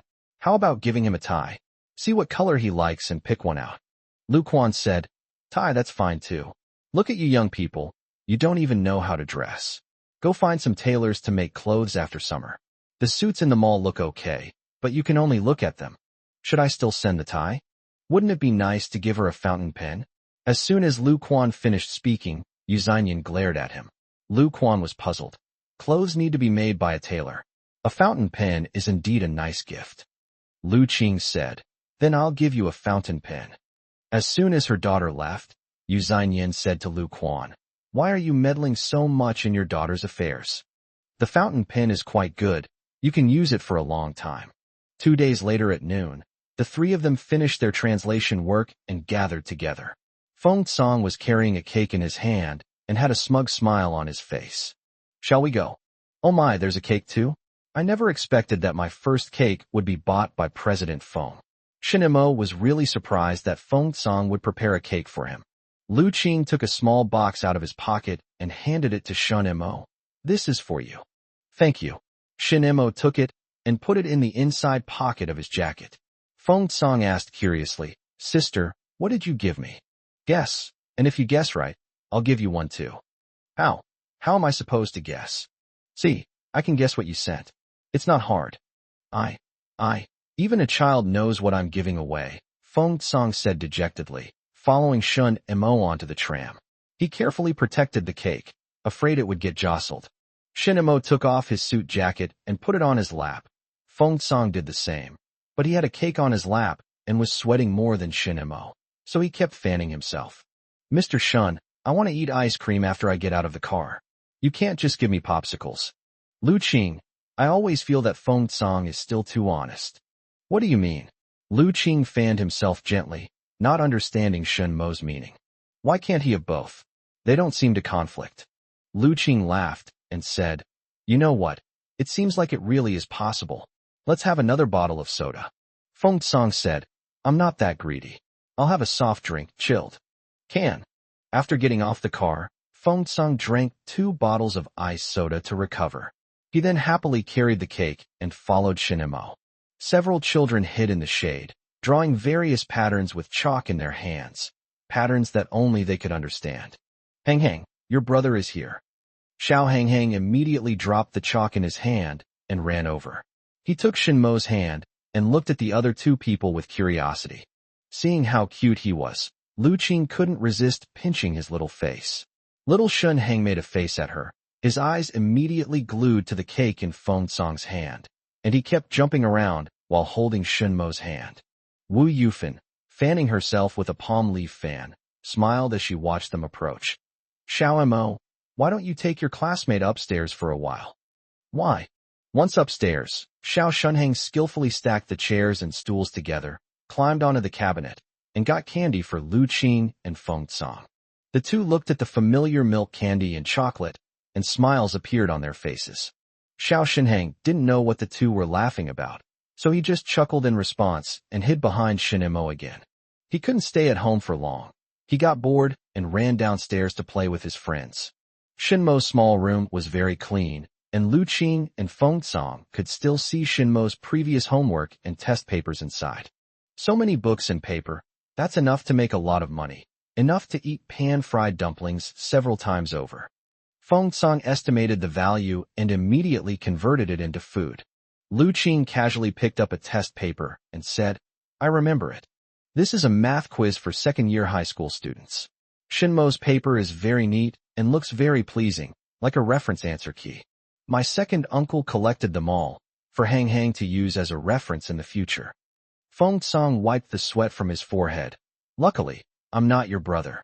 Yes, you can be my younger brother. Lu Qing didn't let him off the hook either. The 3 of them looked at their old books, reminiscing about their high school days, while waiting for dinner to be served. While her grandson and his friends were playing, Wu Yufan went to the market to buy groceries. 2 classmates were visiting today, and she wanted to treat them well. Sui Wefang and Shun Chuan returned home after work, pushing their bicycles. Hey, do you think Big Brother knows it's Xiaomo's birthday today? Shin Chuan shook his head and sighed. He doesn't know. My older brother wasn't involved in registering my household registration or getting my ID card.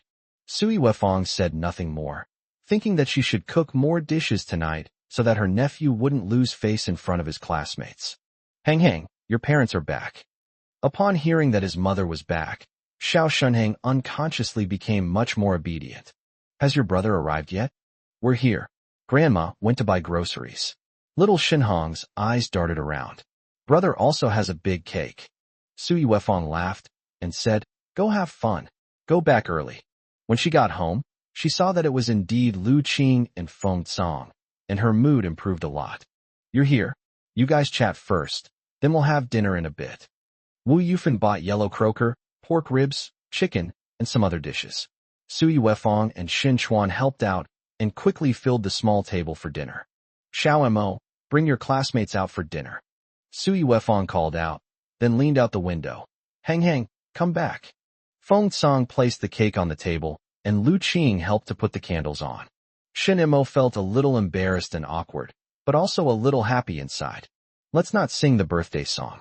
Xiao Shunhang refused, saying, Brother, you must sing.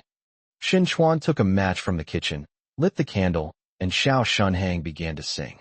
He not only sang by himself, but also called on others to sing together. The voices had to be loud, not soft. Shen Imo suddenly realized that everyone was earnestly wishing him a happy birthday. Brother, make a wish. Little Shen Hang thought that if he made a wish, it would come true. He had many wishes and planned to make one come true every year. Shen Imo closed his eyes for 5 seconds and made a wish. Shen Imo, what did you wish for? Lu Qing asked curiously. It won't work if you say it out loud, right? Feng Song chuckled. Lu Qing laughed too, and kicked Feng Song under the table. Chapter 191. The shop location is secured. Feng Song thought Shin Mo's wish would be related to Lu Qing, but Shin Mo wouldn't place his hopes on such a vague and unrealistic thing. Many years later, Feng Song learned of this wish at Shin Mo's victory celebration banquet. The yellow croaker noodles were served, and they tasted delicious. Because there were many dishes and cakes today, Shin Mo felt full after eating only one bowl of noodles. Feng Song had a good appetite and ate half a bowl more than Shin Mo. After putting down his chopsticks, he still seemed unsatisfied. I should have eaten less food. Sui Wefong smiled and said, "Eat more, it's okay. You're young and have good appetites and digest quickly. You might get hungry again when you get home." "Auntie, we're not being polite. We really can't eat anymore." Feng Song rubbed his stomach, a satisfied smile on his face. After chatting for a while, Shin Mo saw them off to their car. Sui Wefong warmly reminded them, "Come visit us at home sometime. Auntie's cooking is pretty good. Then, we'll come again next year." Feng Song readily agreed on Lu Qing's behalf. After seeing the two off to their car, Shin Mo returned. Little Shin Hang, having eaten his fill, slipped away to play again. "Second uncle, how is it?" Shin Chuan knew what his nephew was asking, and another frown appeared on his brow. "My boss approved my extended leave. I'll go through the formalities next month." "Xiao Mo, how did things turn out like this?" Shin Mo didn't let his second uncle dwell on this mood. "Second uncle, after we come out, we'll be open 24/7. After I take a long leave next month, we'll look for a shop first, a bigger one, where people can sit and drink coffee or other beverages. We'll also prepare some books, magazines, and newspapers so they can relax." Sui Wefong was a little worried. What if they never leave? It's better for them to stay here than for them to never come back, right? Let's stock up on some nice thermos cups. They can get a discount if they use the cups they buy in the store. Sui Wefong's eyes lit up considerably. That's a great idea. We can use insulated cups anytime except during summer vacation. We don't necessarily have to drink in the store. "Xiao Mo, you're really good at thinking things through." Shin Mo had no other choice, since he didn't have cups that could be used for takeout. So he could only achieve a disguised form of takeout through this method. "Second aunt, I still have some money in my pocket. I can use it to open the shop first. Your second uncle and I have enough money." "Oh, don't worry. We'll let you know if we need more." Sui Wefong started to imagine what the school would be like after it started. Her nephew's idea was good, but there might not be any thermos cups available at first. However, they could use an opening discount to get the students to bring their own. Once they made some money, they could promote the thermos cups in the store. Sui Wefong was quite pleased with herself, believing that she was also a good businesswoman. "Second uncle, the initial ingredients must be of high quality." Shin Mo thought of the many cold drink vendors outside primary and secondary schools, including universities. They tasted icy and sweet, but the sweetness was not from cane sugar, but from saccharin. These college students could tell the difference between sucrose and saccharin. "Got it." Shin Chuan remembered his brother from northern Shaanxi's reminder that someone wanted to challenge him, and that person might already be preparing. "Second uncle, we rented a large shop. At first, we could use instant coffee, but later we need to install equipment so that the coffee flows out from clean equipment, instead of being poured out of a thermos. The objects themselves may be the same, but the visual impact and the attraction will be different. In a few years, without Shin Mo having to tell him, second uncle will start using coffee beans on his own initiative." Shin Chuan scratched the back of his head. "Then we need to read more newspapers and prepare to find equipment. I'll ask around at the restaurant. Manager Zhou has connections. He'll definitely be able to find out. Second uncle, don't worry too much about this." "That's settled then." Shin Chuan gripped his thigh hard. Once the decision was made, he couldn't hold back anymore. He had to go all out. With his nephew as his support, Shin Chuan felt very at ease. With the matter settled, Shin Chuan seemed to have shed a burden. Before going to bed that night, he even took a picture book and told his son a story. Little Shin Hang was being naughty, wanting nothing more than to squeeze in with Shin Mo. Sui Wefong glared at him and pointed at him, saying, "Behave yourself. Your brother rarely gets a day off, so don't bother him." Shin Chuan's mood suddenly softened a bit. "Wife, all these years, it seems like Xiao Mo hasn't had a break." While others were playing outside during winter and summer vacations, Shin Mo was working on Garden Road. On weekends, he would wash clothes and clean shoes at school, and in his spare time, he would go back to the classroom to read. I originally thought things would get better after he went to university, but it turns out I still have to make plans for him. Alright, it's all in the end. Once Xiao Mo finishes his studies, the good days will come. Sui Wefang comforted him. She glanced toward Shinmo's room, and also felt that her nephew was having a hard time. Shinmo was quite happy tonight on his birthday. Although he felt a little embarrassed when making a wish, he had finally fulfilled his wish to eat cake before he went abroad. After taking a shower, Shinmo lay in bed with his arms behind his head. He turned off the lights, the fan was whirring, and the faint light from outside, along with the moonlight, mingled with the occasional chirping of insects. He felt that this kind of enjoyment was just right.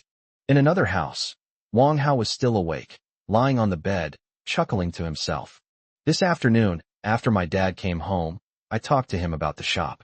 Small places are really hard to find, so Wang Jianhai used his connections to find a slightly larger place. A 50 square meter room costs 50 yuan a month in rent, which is almost symbolic. The money saved far exceeds the 20 discount offered by Red Maple Leaf.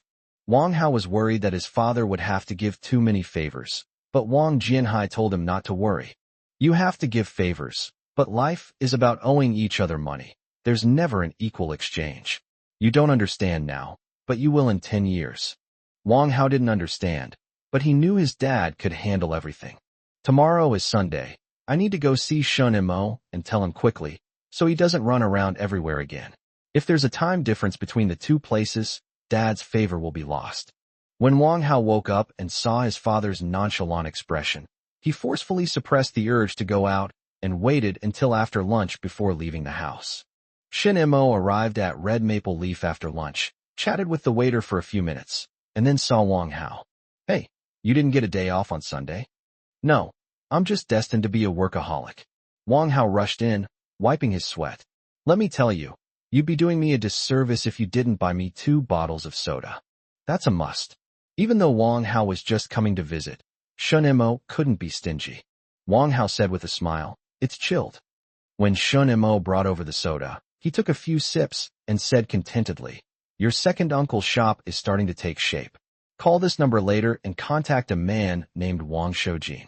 How big is it? Shun Mo was more concerned about this. There are different approaches for big and small things. If it's really too small, he would have to go back and replan with his second uncle. More than 50 square meters, don't worry. The rent is 50 yuan a month. How about that? Wang Hao said with a smug look on his face. Shin Mo was also stunned. This isn't just about 2 bottles of soda. I have to treat you to a proper meal. Chapter 192. Once the arrow is released, there's no turning back. Wang Hao didn't want to eat. He drank 2 bottles of soda and hurriedly prepared to leave. There's no rush for food. We can eat anytime. You guys go get that shop first. Don't delay. I understand. Shun Mo remembered Wang Hao's favor and saw Wang Hao off at the platform. Next time, bring Zhou Jie and your uncle and aunt with you. Wang Hao suddenly had an idea. No need for all that trouble. I can just go to Aurora Restaurant a few more times, right? These 2 options do not conflict. Wang Hao laughed loudly. Got it. Let's go. After seeing Wang Hao off, Shin Mo also got into the car and headed towards his second uncle's place.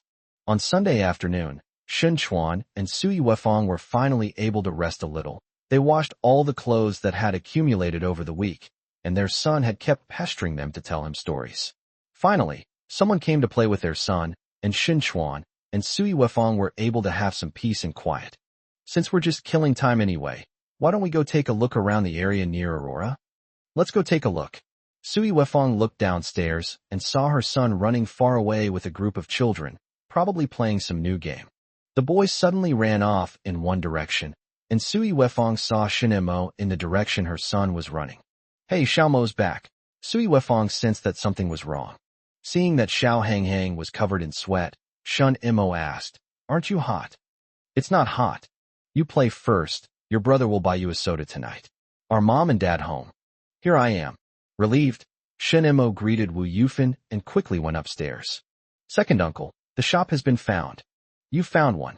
Shin Chuan and Sui Wefang were pleasantly surprised. Their nephew was quite capable. Shun Mo handed the paper in his hand to Shin Chuan. My classmate's dad helped me get it arranged. Call this number. Apparently, it's over 50 square meters, and the rent is only 50 yuan a month. Sui Wefang was startled. This favor is huge. The rent of 50 yuan is a privilege reserved for relatives and friends of leaders, and even then, only very close relatives and friends can afford it. Don't worry, we can always repay favors. Let's treat them to a meal in a few days. It wouldn't be right to leave them without showing any appreciation. Sui Wefang agreed. That's right. We should visit them during holidays and festivals. There was a telephone at the entrance of the alley. Shin Chuan and Sui Wefang took the paper and dialed Wang Shoujin's number according to the number on it. Sunday? I hope no one will answer the phone. Shin Chuan muttered to himself, but fortunately the call was answered quickly. Hello, are you Comrade Wang? It's me. May I ask where I am? I'm from Shin Chuan. I heard there's a shop here. Oh, it was Lao Wang who introduced you, right? Yes. Shin Chuan thought of Wang Hao. Wasn't his father old Wang? Sui Wefang, standing to the side, instructed, tell them you're inviting them to dinner tonight, so we can talk in person. She glanced at Shun Mo and added, let's go to Red Maple Leaf Restaurant. Red Maple Leaf Restaurant is high class enough to serve anyone. Shin Chuan then said, are you free tonight? I'd like to chat with you. How about some red maple leaves? Sure, came the quick reply from the other end of the phone. Okay, then I'll wait for you at Red Maple Leaf that night. After hanging up the phone, Shin Chuan felt much more at ease. I'm going to buy something. It wouldn't be right to go empty-handed. After checking the time, Sui Wefang decided it was time to go to the mall. Tell Mom, and we'll head out. Xiaomo, you go back to the hotel first and reserve a private room for us. Your second aunt and I will go to the mall. Shin Chuan decided to split up. He was no longer a textile factory worker. He was going to become self-employed and force himself to be the person in charge. Xiao Hanghang watched his brother come back and leave again. His parents came over and told him to listen to his grandmother. Soon after, he also got on the tram. He wanted to go with them, but Wu Yufan wouldn't dare let him cause trouble. Didn't you say you wanted to go to school? Your parents went to great lengths to pull strings so you could go to school. It's not good for you to go with them. Xiao Hanghang believed it. He felt that summer was too long and wanted school to start sooner. His older brother bought him a school bag, which he wanted to carry. Shun Mo returned to Red Maple Leaf and asked Manager Zhou for a private room. Are you going to treat us? Yes. My second uncle is starting his own business, and he's treating people to a meal. Sister, you can't waive the bill. Manager Zhou laughed and said, All right, I understand. But she didn't intend to accept Shinmo's money. If others couldn't refuse, why shouldn't Shinmo? Since the start of winter break, Red Maple Leaf has gained 5 more translators. According to the previous agreement, she was supposed to calculate the interview fees for Shun Mo, but Shun Mo saved her all of that money. You should always find a way to repay favors. Shun Mo waited by the lobby.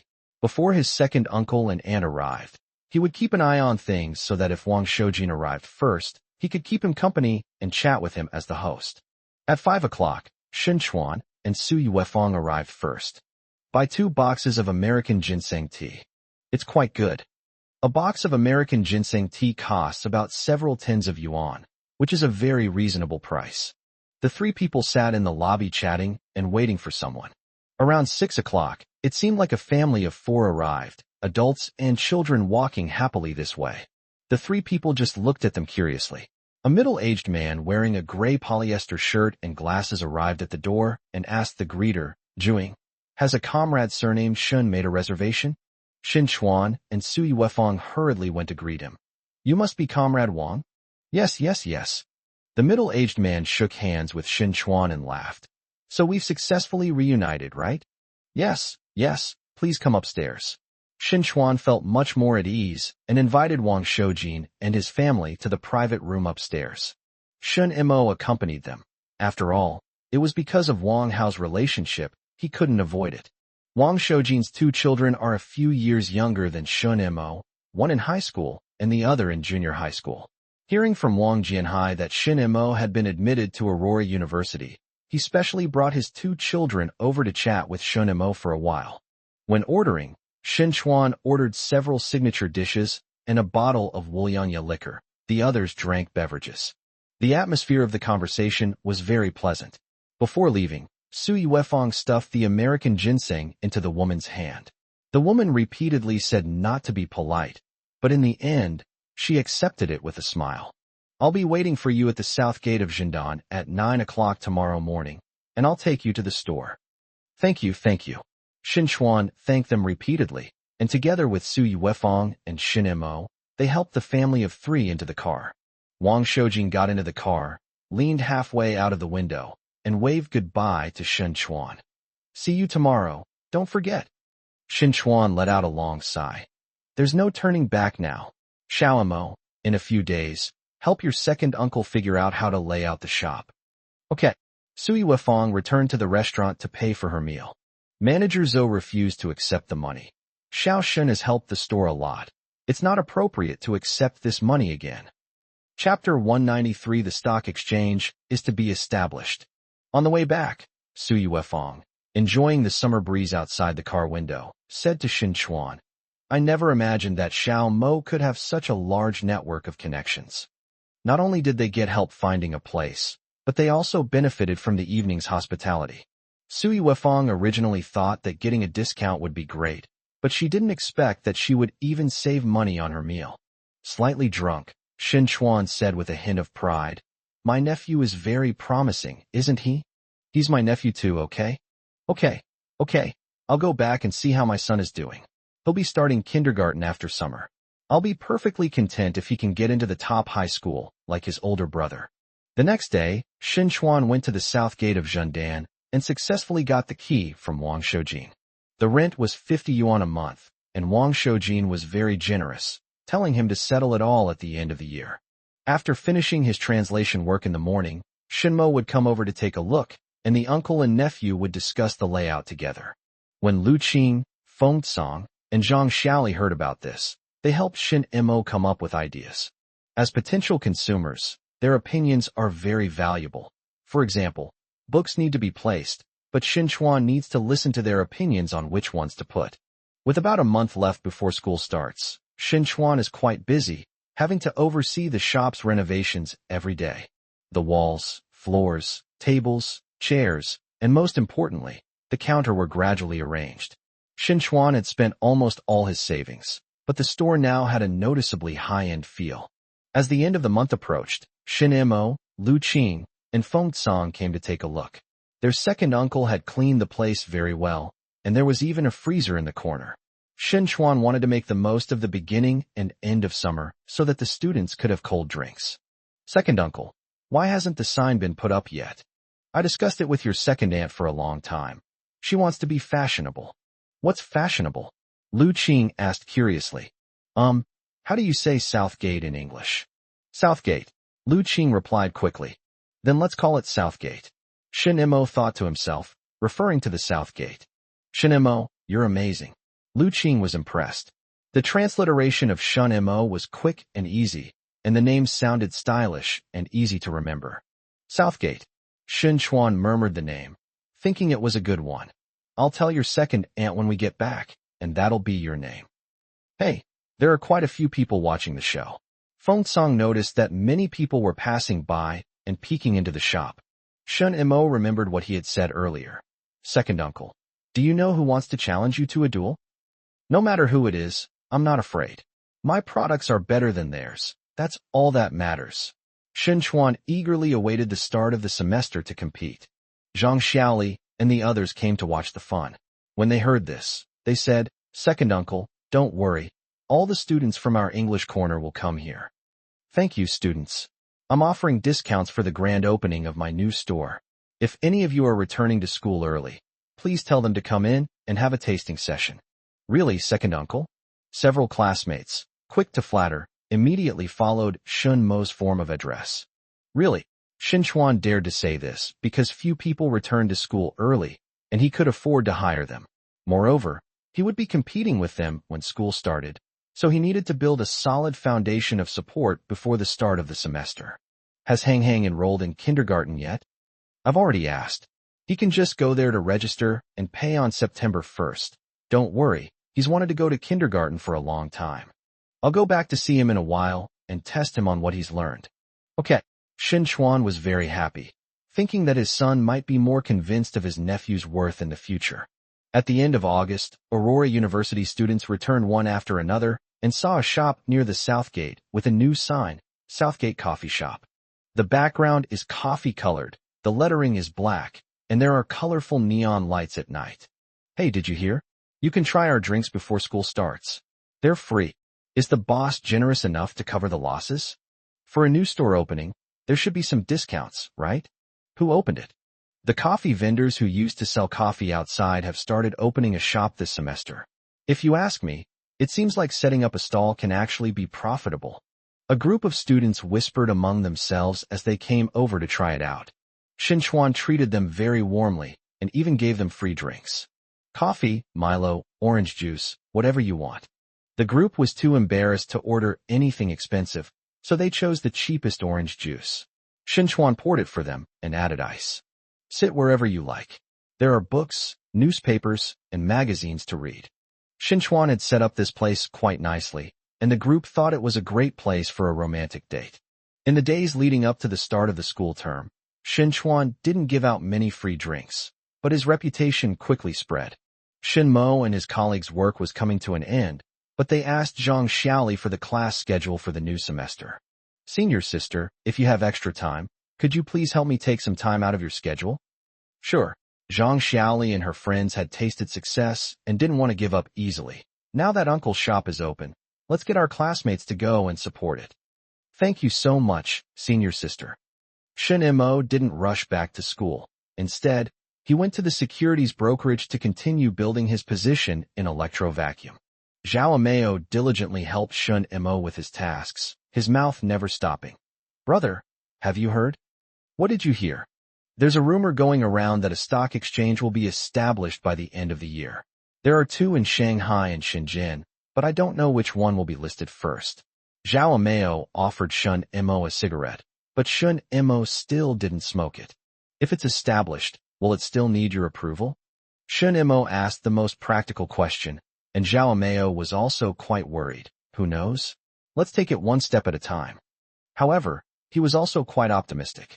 The establishment of the stock exchange meant that there would be more stocks in the future. The price of vacuum tubes was not very stable. It had fallen from more than 800 at the beginning of the year, but it was still above 400. He still holds a portion of the stock and is currently making a profit, and he always feels that the stock can still rise. When new stocks come in, he will definitely buy some. As a professional scalper, he has access to insider information. Brother, are you really planning to build a position? Of course. The vacuum plate is so big, I'm optimistic about it. I'll come and see what's going on after the stock exchange is established. Zhao Meo pulled something out and held it up in front of Shin Mo. Brother, look, a pager.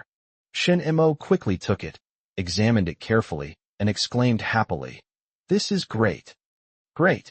It'll be easy to contact me. If someone calls me, I'll call them back. It's a pity it only displays foreign characters. Brother, do you want it? I've already set up a number for you." Zhao Meo looked on with anticipation. This thing wasn't cheap. It cost 1 or 2,000 yuan. Even if he only resold one unit, he could still make a profit from the price difference. I'll wait until it can display Chinese characters before I buy it. Shin Mo felt that it wasn't time to need instant messaging yet, so he decided to put the money where it would be useful first. Chapter 190 for the arena. Xiao Shinhang has started school. He held Su Yuefeng's hand, carried his little school bag, and skipped and hopped to the kindergarten to register. There were indeed many children here. His mother hadn't lied to him. You have to listen to your teacher here, okay? If you behave well, Mom will take you to Dad's place to play when Mom comes home from get off work. Xiao Shinhang likes to ride in cars, and he's even happier that he might see his older brother if he goes to his father's place. I've got it. There were many new children in the kindergarten. Several of them were as excited as Xiao Shinhang, but some were unhappy because their parents left soon, leaving them in an unfamiliar environment. Xiao Shinhang didn't understand why someone would cry. He was busy making new friends. When Su Yuefeng left, he excitedly waved goodbye. When Su Yuefeng looked back, her son was already laughing and talking with other children. She was a little jealous. Who did she take after? Looking at my son, it seems there's not much to worry about, as long as he doesn't cause trouble at kindergarten. When I got off work in the evening, my son was already playing downstairs with a group of children. How is the kindergarten? It's fun, But sometimes the teacher won't let us go outside. I want to go play on the slide. Little Shinhang hadn't yet realized that going to kindergarten meant attending classes. You must listen to your teacher. Look, your brother listens to his teacher at school too. Sui Wefong took her son's hand and said, "Come on, let's go see your father." The mother and son got into the car and headed towards Aurora. At the start of the new semester, Shun Chuan's shop was always packed with people. His former students remembered him well, and when they saw that he had opened a shop, they would excitedly call him boss. When he set up a stall outside the school in the first half of the year, some students called him boss, but at that time Shin Chuan did not want to be a self-employed individual and agreed rather reluctantly. Now he is much more willing. Before the autumnal equinox, the sun didn't set that early. Around 5 o'clock, Shin Mo brought over some food. "Second uncle, get the school's food." Shin Chuan was so busy that he didn't even have time to eat. When his nephew brought him food, he could only eat a bite here and there. The meal took him an hour to eat in bits and pieces. But Shin Chuan felt very happy. When he wasn't busy, he drank a few sips of hot water and said to Shun Mo, "From now on, I'll eat earlier." "Second uncle, I see there are stalls outside, and people are showing up for a fight." "I see. This thing can't be sold too cheaply, or people will go for cold drinks. It also can't be sold too expensively, or people will come to me. Especially since Shin Chuan is currently in the back-to-school promotion phase, prices will be lowered, making it very competitive." There were several people competing, some pushing tricycles with water bottles on them, and others with water tanks on them. "Second uncle," as expected, they used saccharin. Wang Shuxing and the others tasted it, and told Shun Mo immediately. Sugar is too expensive, but Shun Chuan launched a promotional campaign. These people want to wage a price war, and without saccharin, costs cannot be controlled. Everyone understood that they couldn't sell for more than Shin Chuan, but fortunately, college students weren't a high-spending group. It was only on the first day that this group of people could tell that it was made with saccharin. College students born in 1990 are not picky eaters, and if it weren't for Shin Chuan's cane sugar, they might have accepted it. But with an example in front of them, they didn't want to admit it. They won't cause a scene. It's just a drink, it's not worth it. But they would vote with the change in their pockets. Around 6 o'clock, Sui Wefong arrived with Xiao Shinhang. Watching the people constantly entering the store, she felt at ease. "Have you had dinner yet?" "I ate. Xiao Mo got the food for me, and it took me an hour to finish it." "Where is Xiao Mo?" "Hey, he's reading over there. He guessed you guys would be coming today, so he didn't leave." Following his father's directions, Xiao Shinhang found Shin Mo in no time. Shun Mo hid in a corner seat, engrossed in reading a book. There were other people reading nearby, but they were reading novels and magazines. Shun Mo came here to relax. He wouldn't be reading here if he weren't waiting for his second aunt and cousin. Suddenly, a small face appeared beside her, beaming with joy. Xiao Shinhang, holding onto the edge of the table, chuckled and softly called out, "Brother." The boy next to him answered first. "Yes." He grinned slyly and smugly. Shin Mo was both amused and exasperated. This guy had gotten away with it pretty quickly. "Have you eaten yet?" "Not yet. Brother will take you to eat." "Xiao Mo, you read your book, I'll take him." Sui Wefong came over and took her son away. "He keeps saying he wants to eat liangpi, cold skin noodles." "Oh, don't move. I feel at ease when I see you. Your second uncle has some ice here. Ask him if you want something cold." "Why?" Sui Wefong took Xiao Shinhang out for dinner. Shin Chuan could see his wife and son from the restaurant. Looking at his son's excited expression, he muttered, "Is the food outside really that good?" Shin Mo stayed until his second uncle closed his shop before going back, waiting for Wang Hao and Zhou Jia. With schools reopening and new stores opening, people who love to join in the fun should definitely show up.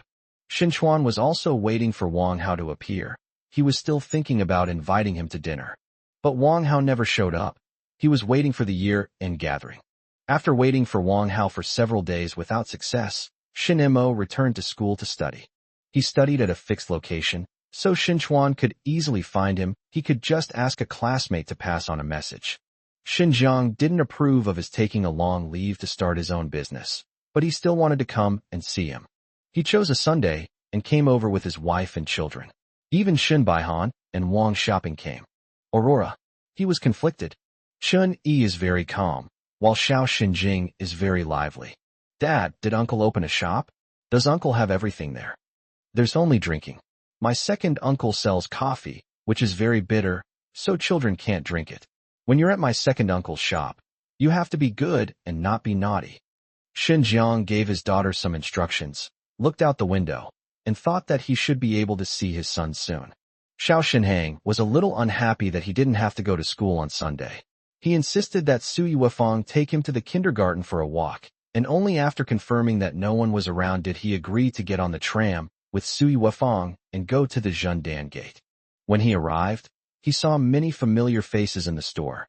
His sister, Xinjing, had a cup of Milo in front of her and was flipping through a magazine, looking very serious. He just didn't see his older brother. Mom and Dad, eldest brother and sister-in-law, you're all here. Sui Wefang greeted them warmly. Is this place all right? Not bad, really not bad. Even though he had never run a shop before, Xinjiang felt this place was hard to find. How much is the rent per month? Xinchuan was about to speak when Sui Wefang stopped him. It's almost 200 yuan a month, and you still had to pull strings for that. Xinjiang did some mental calculations and still felt a bit pessimistic. He'd heard that there were people outside pushing tricycles to compete in the arena. Would his second brother lose money? Chapter 195 Influence. There aren't many places with ice, but Xinchuan is one of them. The newly enrolled college students were still undergoing military training. During breaks, someone would bring a thermos to get drinks. Xinchuan added some ice and extra sugar to their drinks. These college students will definitely mix them up and drink them separately when they get back, so they can experience more of the flavor. You've had a tough time with military training, so have some sugar to replenish your energy. This is the most direct form of advertising. Xinchuan is declaring that he uses genuine white sugar. A group of boys in green military uniforms happily carried away their thermos flasks, which were much better than regular cold drinks. Do you think you can make money doing business like this? Xinjiang was even more worried. I'm just starting out, so I can't be too stingy. Right now, my goal is just to break even. That's true. Xinjiang felt it wouldn't be right to be stingy. Seeing his wife looking at magazines with their daughter and his parents excitedly strolling around the store, he asked in a low voice, does Xiao Mo come here often? He comes over occasionally. He needs to read and study, so it's not good for him to stay here all the time. The store is bustling with people. It's suitable for reading magazines and novels, but not for serious study. Big brother, if Xiao Mo comes over later, have you thought about what to say? Xinchuan asked. Xinjiang was stumped by the question. He had been racking his brains for the past few days, but couldn't come up with anything to say. While I was still hesitating, Shinemo arrived. Upon entering, Shinemo was somewhat surprised to see the faces in the shop, but then realized it was normal. It would be abnormal not to come and check on the family shop. You're all here? Don't worry. I pay for my drinks when I come to my second uncle's place. Shinemo held Xiao Shenhang's hand. The little guy didn't sense anything unusual. He just grinned and showed off his kindergarten experience. Brother, I've started learning to paint. Xiao Shenjing looked up at Shinemo, then lowered her head again. Xinjiang was very dissatisfied with his daughter's behavior. Why didn't she know how to greet people? Of course, he didn't dare to speak to her, for fear that his son would say he wanted a quarter of the family property. Shinemo, holding Shinhang's hand, said to Xinchuan, Second uncle, I'll take Hang for a walk around the school. Sui Wefang quickly added, Don't buy him snacks. Okay, we won't be back for lunch. Xiao Shenhang happily followed Shun Mo away. Sui Wefang was quite pleased, wanting her son to visit Aurora University more often so he could set his college entrance exam goals sooner. Xinjiang really wanted Shun Mo to bring his daughter along, but he couldn't bring himself to say it. Shun Yi pretended to be indifferent and looked at magazines with her daughter to pass the time. Shin Mo brought Xiao Shunhang into the school. When they met classmates, they would come over and pinch the little guy's cheeks. At first, it was fine, and Xiao Shunhang just laughed. But later he started to dodge. In a less crowded classroom, Shun Mo held him and let him draw on the blackboard what he had learned in kindergarten. Brother, why aren't they saying anything? Xiao Shunhang tried to lower his voice, but it still sounded very loud in the quiet classroom. The female student sitting in the front row didn't look up, but a slight smile appeared on her lips. They are all studying hard, and you should study hard too. See, This seat is reserved for you. Study hard, and you can sit here someday. The girl in the front row looked up and said to Xiao Hanghang, "What your brother said is true. Was you still here when I came over?" Xiao Hanghang asked the unfamiliar older sister. "Maybe." The female student found it amusing. "Perhaps I'll become your teacher. Then I must come." Xiao Shenhang felt that this older sister had a kind face and would be a good fit to be his teacher. At noon, Shinimo took him to the cafeteria to get lunch. Lu Qing saw this and bought him a chicken leg. The little guy smiled so hard his eyes narrowed. "Sister, will you be my teacher in the future?" Lu Qing didn't react immediately, but she felt it wasn't impossible. "You need to study hard so that I can teach you." Lu Qing is not a teacher training major, so she cannot become a primary or secondary school teacher. She may become a university teacher in the future. "I will definitely study hard." Lu Qing sat opposite Shunimo, ate a few mouthfuls of rice, and said, "The Asian Games are coming up in a few days. Should we ask your second uncle to put up a sign at the entrance to record the gold medals?" "Yes, I'll take it. You're quick-witted." Students at the school don't have televisions to watch. They might only listen to the radio for a while before bed, so the information might be a bit delayed. Timed it down, Shinimo took Xiao Shenhang back home. The others left, leaving only his second aunt still helping out. "Oh dear, look at that little belly. I don't need to eat dinner." Xiao Shenhang just smiled and didn't dare to say anything, for fear of getting a slap on the bottom. "Second uncle, the Asian Games are about to start. Let's buy a small blackboard and put it at the door and write down the gold medals we won." "You're quite clever." Xinchuan thought this idea was feasible. Perhaps they should buy a small TV and put it in the store to attract customers. When he was in school, Xinchuan knew the importance of the means of production. When he was a worker, his understanding of the means of production became even deeper, and since he started setting up a stall outside, Xinchuan's understanding has become even more profound. For others, television is a household item. For him, it is a means of production.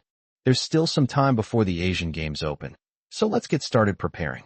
After handing Hang Hang over to his second uncle and aunt, Shun Imo added, "Second uncle, if Wang Hao comes, remember to have his classmate give me a message." Understood. Because of Wang Hao's connection, the rent could be deferred until the end of the year, ensuring that Shen Chuan would not lack funds in the short term. He didn't ask Sui Wefang for more money. Instead, he used the money from the store to buy a 14-inch black and white television and placed it on top of the bookshelf. With this TV, the store is getting more customers. Sui Wefang looked at the people outside selling drinks from tricycles and thought to herself, "You can't even spare the cost of a little sugar, so in the end you can only sell cold drinks." In late September, the Asian Games opened, attracting nationwide attention. Related products became popular, and wearing an Asian Games emblem on one's chest became a trend that year. Because there was a small TV and a small blackboard outside, Shun Chuan updated the number of medals almost in real time. The small blackboard at the entrance draws the attention of passers-by, with everyone glancing at it. The gold medal and overall medal lists are at the top, making everyone's chests naturally puff out. There were so many people watching TV that Shun Imo couldn't squeeze in. Lu Qing had also wanted to come and watch the game, but he could only stare blankly. "It would be great if it started during summer vacation, then we could see the red maple leaves again." Shin Imo continued, "The next Olympics will be held during the summer vacation. Go back and go study." Lu Qing said, "Freshman year taught us a lesson. There are always people better than you, right?" After the scholarship selection was completed, Lu Qing ranked second and Shun Imo ranked third.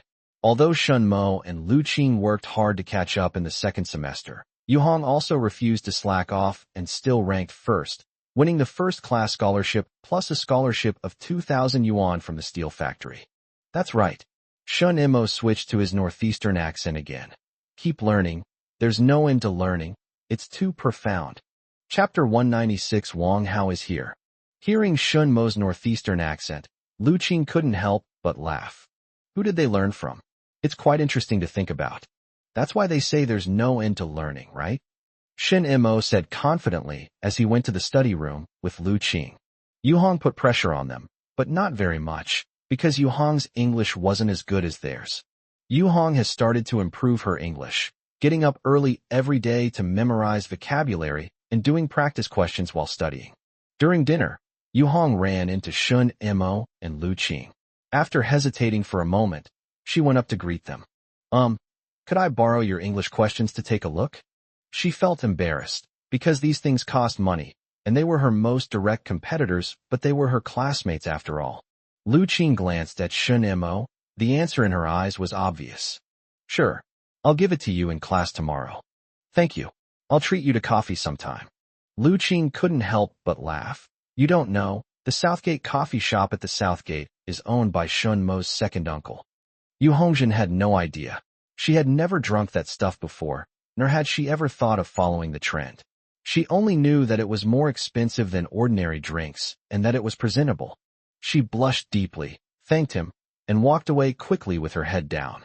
Lu Qing laughed even harder, then suddenly asked Shun Mo, when you were chatting with Feng Song earlier, you mentioned that you seemed to have received a letter from a female classmate? Was that female classmate pretty? I don't know. I sealed the envelope shut and didn't look at the contents. That's typical of you. Lu Qing felt sorry for Shun Mo. This time, you lent the questions to Yu Hong. Wasn't it to avoid an unfair victory? That's right. The next morning during class, Shun Mo brought some of his TOEFL materials and gave them to Yu Hong. You can change it after you finished watching. Thank you. When Shun Mo returned, Wang Shuxing sighed. Shun Mo, you're something else. I would never have given it to her. Could the physics department have 3 spots? Wang Shuxing thought it would be very difficult. What if there really are 2? Should we leave one of Lu Qing and Shun Mo in China? The guys in their dorm are convinced that these 2 are going to be together. After the Asian Games ended, the boys in the class shifted their focus, with the Middle East becoming the hottest topic. Wang Shuxing sighed and immediately started talking to Li Gaowen and the others about the Middle East. Hey, the Americans are assembling their troops. Several military enthusiasts immediately began discussing, sharing all the information they had obtained from newspapers, magazines, television, and radio. Shun Mo sat beside them, listening to their conversation, from stealth fighters to aircraft carriers, from Tomahawk missiles to B-52 bombers. Hearing the comparison of troop strength between the 2 sides, even female students who don't follow military affairs can draw the final conclusion directly, except that no one knows how many days the battle will last. This combat mode far exceeded the world's understanding, leaving even military enthusiasts unable to keep up. Decades from now in Eastern Europe, drones will become a new mode of warfare, along with other technologically advanced new things like robot dogs. The communications field will be the main battleground in the future. Shun Mo listened to the lecture even more attentively. He still had several years of university left, and he was determined to get first place at least once. During his afternoon self-study session, a classmate suddenly came to find him. Shun Mo, your second uncle asked me to pass on a message to you. The skit, the protagonist, and the supporting role appeared on the Spring Festival Gala stage at the beginning of the year, and my classmate's style was somewhat influenced by this. What did my second uncle say? Your second uncle said that Wang Hao has arrived. Shun Mo immediately stood up. Thank you. I'll go out now. He rushed to the coffee shop at the Southgate, where Wang Hao and Zhou Jie were drinking coffee, watching TV, and chatting with Xin Chuan. You've finally shown up. I thought it would be too crowded when it opened, so I didn't come to join the crowd. Now that it's getting cooler, I came to have a hot drink. Wang Hao looked around the coffee shop with great interest.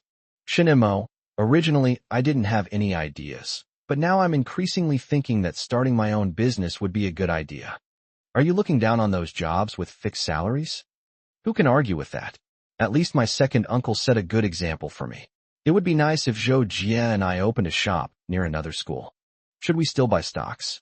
Shun Mo remembered that in his second year of high school, Wang Hao bought stocks first, and only after he followed suit could he stop pretending to be poor. I still have some left. Wang Hao got excited when he mentioned this. I sold it at the beginning of the year when it was over 800, and now I've bought it back. I made several thousand yuan in the process. But those few $1,000s were thrown into the stock market, right? That's for sure. Wang Hao became very talkative. I'm optimistic about vacuum electric. It fluctuates occasionally, but the overall trend is upward. I'm thinking of selling it when it goes up a bit more, and using the money to open a shop, like my second uncle's coffee shop. Don't worry, I won't open it at Aurora University. I'll open it near another school. I wouldn't mind if you opened it at Aurora University. Shin Imo laughed.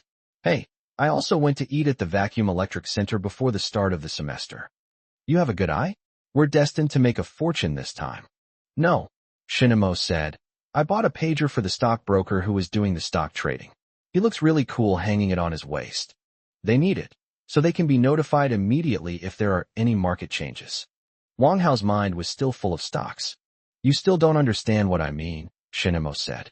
It can't display Chinese characters yet, but I heard that a company is developing it. When pagers can display Chinese characters. Yes, we'll buy it then. Wang Hao didn't want his pager to only display a phone number. Shinimo was both amused and exasperated. Mr. Wang, can't you be a little bolder? Stock up on more pagers? Let me tell you, good phone numbers will definitely be incredibly valuable in the next few years. At this moment, Shinimo thought of that classic joke. There was a guy who smuggled a lot of pagers, hid them in a hole, and the police couldn't get them out of him during interrogation. As a result, the guy was sentenced to many years in prison.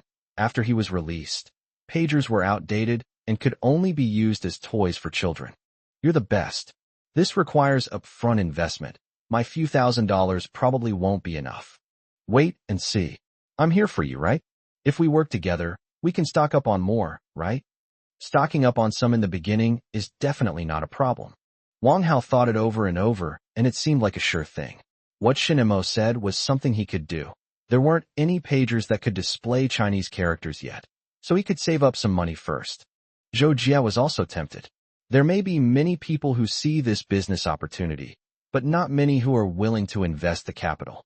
Great, great. In the future, we'll send one of those pile-driving molds to them so they can do some advertising for us. Zhou Jie even started thinking about where to open the store. Chapter 197 Custom-Made Suits. Xin Chuan was busy at the counter, listening to his nephew chatting with his classmates, and the smile on his face never stopped. My nephew is very clever. He can make money from anything he sees.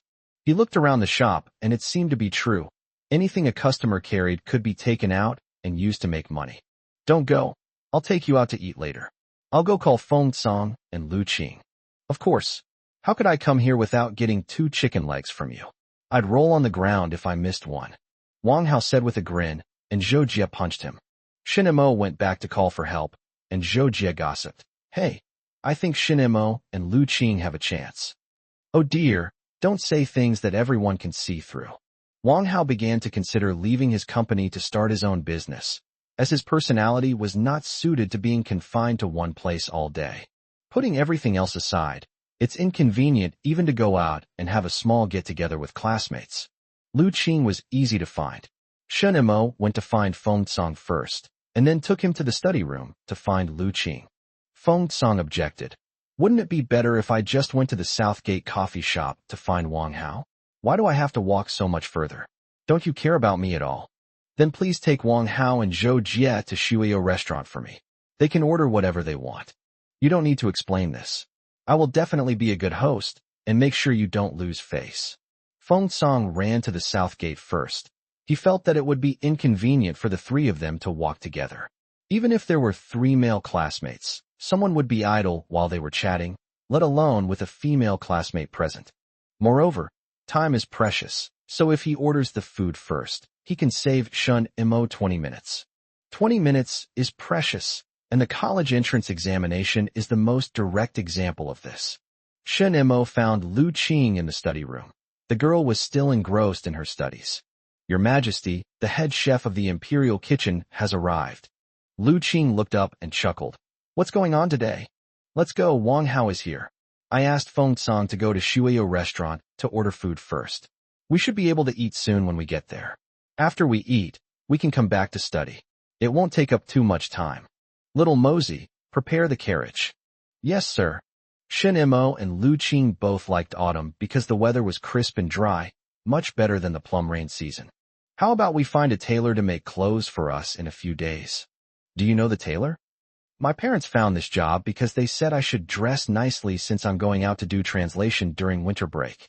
It seems like I can wear custom-made clothes now. The ready-made clothes I bought from the store look nice, but they're only nice to look at. When should we take the measurements? Let's go on Sunday. We can bring Feng Song along. Zhang Xiaoli and the others can go if they want to. Okay, consider this a rest. Shin Imo didn't suggest inviting Wang Hao and the others to go together. Custom-made clothes are quite expensive, and paying for Wang Hao would settle the favor, which wouldn't be appropriate. At Shuyo restaurant, Feng Song led Wang Hao and Zhou Jie to sit down first. We'll just pick the more expensive ones. Don't worry, Mr. Shun and I both have some cash on us. Feng Song had no intention of letting Shun Mo pay. He was willing to pay for it himself, which is why he dared to say that. Wang Hao and Zhou Jie both laughed, saying that the food near the school gate was quite good. When Shin Mo and Lu Qing came in, Zhou Jie smiled at Wang Hao. Feng Song caught this smile, and suddenly felt that the number of people at the dinner party should not be an odd number. Long time no see. Hey, Wang Hao, are we getting together again at the end of the year? Lu Qing asked this question as soon as he sat down. Let's get together. How about the Sihai Hotel? Sure. It's not fun to gather at restaurants near the school, but this time you can't be the one paying. We have some money on hand, so it's our turn. I'll come see you again before winter break. You can come find us at Red Maple Leaf when you're on holiday, Shinimo said. I'll treat you to a meal when we get there. Wang Hao wasn't after this meal. He'd eaten the best food before. What he wanted was a future relationship. Now it seemed Shun Imo had the same idea, which was good. The five of them ate happily, and Shun Imo then asked his second uncle for a serving of fried rice to take back with him. After seeing Wang Hao and Zhou Jie off, Lu Qing and Feng Song also brought up the matter of ordering custom-made clothes. I'll ask those people if they want to do it. They'll probably only make a decision after seeing the results on us. Shin Imo had almost completely handed over the matter of contacting Hongfengya to Feng Song. Time was limited, and he dared not concern himself with so many other matters. On Sunday morning, Shin Imo and Feng Song followed Lu Qing to the tailor. Don't worry, my mom found the shop. It's a Hongbang tailor shop. They're very good. Is Auntie here? Shin Imo didn't know much about suits. Yes, my mom advises us and even helps us negotiate prices. When it comes to bargaining, the three young men are all speechless. Without an elder who knows how to bargain, their little skills would be laughed at. Clothes make the man, and you need to dress well to make a good impression, Feng Song muttered. He had to dress well, since Shun Imo had entrusted him with the external affairs of Red Maple Leaf. He will likely play this role for many years to come. We've arrived. Lu Qing led Shun Imo and Feng Song out of the car and into a quiet alley. The leaves of the plane trees fell in the autumn wind, and the small road, covered only with fallen leaves, looked very neat. The shop here wasn't very flashy. Lu Qing looked carefully at the signboard at the entrance and said, "This is it, Zhang's Suits." The signboard is made of wood, small, and dark in color, making it easy to overlook.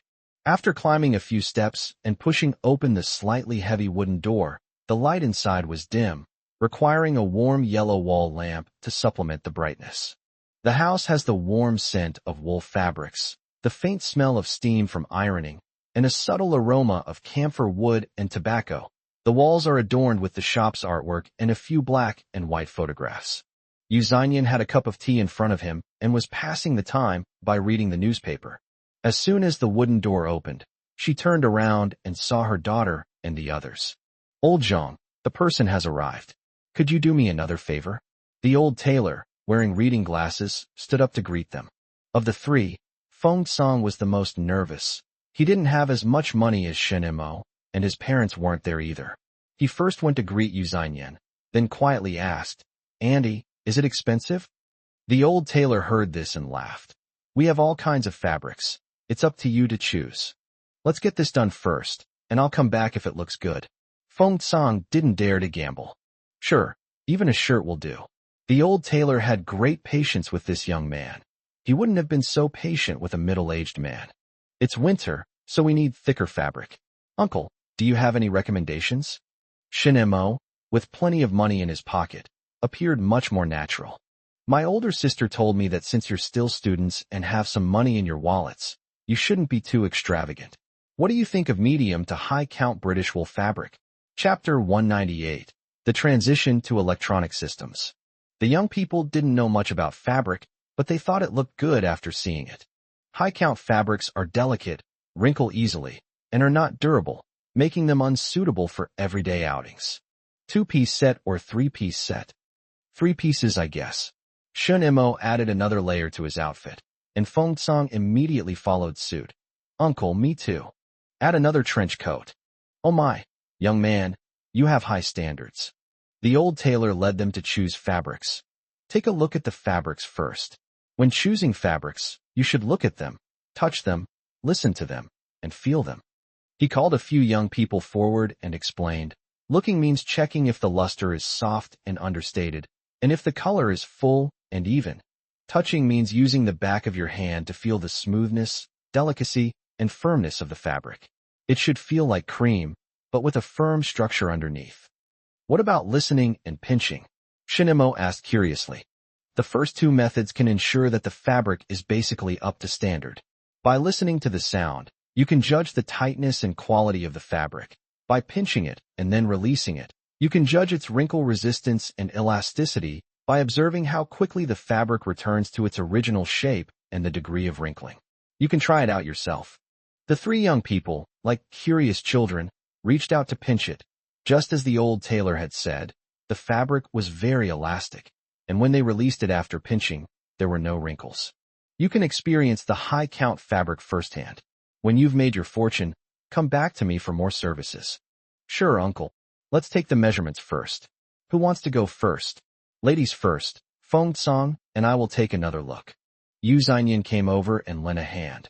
Old Zhang, this is the first time these kids have come over. It's rare that you're so patient. Lu Qing didn't stand on ceremony. Uncle Zhang, how about a bigger discount? Of course, I can do it for you, the old tailor said with a smile. Hey, stand up straight. Shin Imo and Feng Song were picking out colors. Their styles were probably quite similar, so they definitely couldn't choose the same color.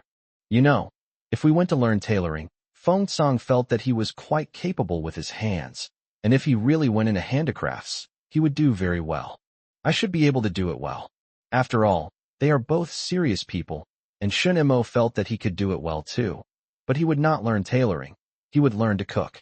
Shun Imo, come and take my measurements. After Lu Qing finished taking the measurements, she stood aside and watched Shin Imo take the measurements, finding it all rather awkward. Hey, Feng Song, what do you think of that toy watch Shin Imo is holding? I've wanted to talk to him about this for ages, but he just won't listen. Forget it. Let's not talk about him anymore. He'll understand once the clothes are finished. Feng Song waited excitedly, wanting to wear the clothes to school for a stroll after they were finished. After taking the measurements and choosing the style, Shin Imo asked, Uncle, how much? 2,500 yuan per person. You don't need to pay now. You can pay when you come to pick up your clothes. Uncle, when will it be ready? Come pick it up on New Year's Day. It will definitely be done well. Thank you, Uncle. Shin Imo and Feng Song went back to school first, while Lu Qing went home with her mother. I asked your Uncle Zhang to make 2 extra ties. Oh what? They're all for Xiaoshun. Oh, what do you mean, huh? You can give it to him later. Lu Qing clung to Yu Xianyan's arm, leaning on it and refusing to look up. Mom, when I start earning money, I'll have clothes made for you and Dad. Your father and I are already content with your current situation. When Lu Qing received her admission letter from Aurora University, Yu Xianyan and Lu Quan felt relieved. Their next concern was their daughter's marriage. The two walked slowly along the path, the leaves of the plane trees falling from time to time, the sun warm. Autumn was beautiful. Feng Song was counting down the days until he could get his clothes, while Shun Imo and Lu Qing were studying diligently, preparing to surpass Yu Hong. After one academic year, Department Head Wu Gang had a general idea of the situation. If these 3 people could maintain the status quo, he would have to appeal to higher authorities. The weather is getting colder, and there are occasional rain showers, which has made my second uncle's coffee shop outside very busy. Feng Song practically used this place as a small rendezvous point, where he would distribute and receive all the materials he brought from Red Maple Leaf. English majors looking for work also come here. If they don't run into Feng Song, they'll ask Xinchuan for directions. Because there are more female students majoring in English, and Xinchuan's coffee shop is a relatively trendy place in the area, people are more willing to come here. Second uncle. Wang Hao and Zhou Jie came over to play again, and Xinchuan quickly invited them to sit down. Perfect timing. Feng Song is here too. He's at the very back. Looking inside, Feng Song was sitting with several classmates, with a pile of documents in front of him, but that wasn't important. What was important was that there was only one male classmate with Feng Song, and the rest were female classmates. Second uncle, is he in a relationship? Xinchuan laughed and said, he said he didn't. Oh, he said it himself. Wang Hao caught the key words and sat down to watch TV with a grin. Xinchuan poured hot coffee for him and Zhou Jie, and also grabbed a few white rabbit candies for them. Oh my, second uncle, you have this good stuff too? Zhou Jie asked with delight. My son came over to play on Sunday and ran into Feng Song, who bought it for him. Xinchuan thought this was a good thing, as it could provide extra services, such as giving each customer a piece of candy as a bonus. The cost is not high, but it can effectively attract customers. People who set up stalls outside the gate will also occasionally give away some things to encourage customers to come back. So it turns out he benefited from his younger brother's influence. Hearing the noise, Feng Song turned around and saw Wang Hao.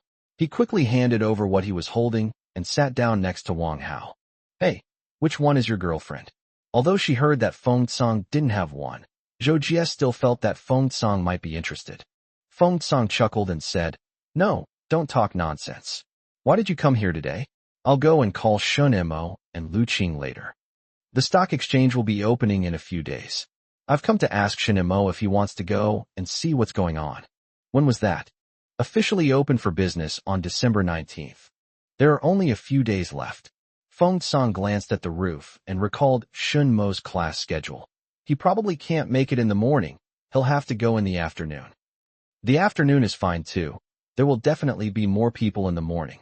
Wang Hao just wanted to go and see what the commotion was about. It would be even better if the stocks he held could rise a bit more. Another crucial point is that he heard that stock trading is transitioning from physical to electronic transactions. He wants Shun Mo to quickly convert the paper documents in his hands into electronic ones, because keeping them in his hands for too long could lead to them being rejected and ruined. Feng Song decided to go and see what was going on, but before he went there, he needed to check if the clothes were ready. Hey, let me tell you, the stock market is becoming more regulated. You're sure to make money in the next few years. Do you want to give it a try? Wang Hao believed in his judgment that the stock market would take off. If it didn't take off, wouldn't the exchange have been established for nothing? Chapter 199 Going to join the fun. While a few English majors were still there, Feng Song grabbed one of them and asked her to call Shun Mo. Shun Mo only had a few study rooms, and he was quite famous among English majors. Zhou Jie chuckled, and after the female classmate left, she teased Feng Song. Aren't you going to invite her to stay for dinner? Wang Hao added insult to injury. Is it for next time only? Oh dear, it's not what you think. Feng Song felt that he wasn't thick-skinned enough, and his face seemed to be getting a little hot after being teased by these two.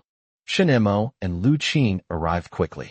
Zhou Jie glanced at the two of them, then at Feng Song. Feng Song gave her a look, and she understood.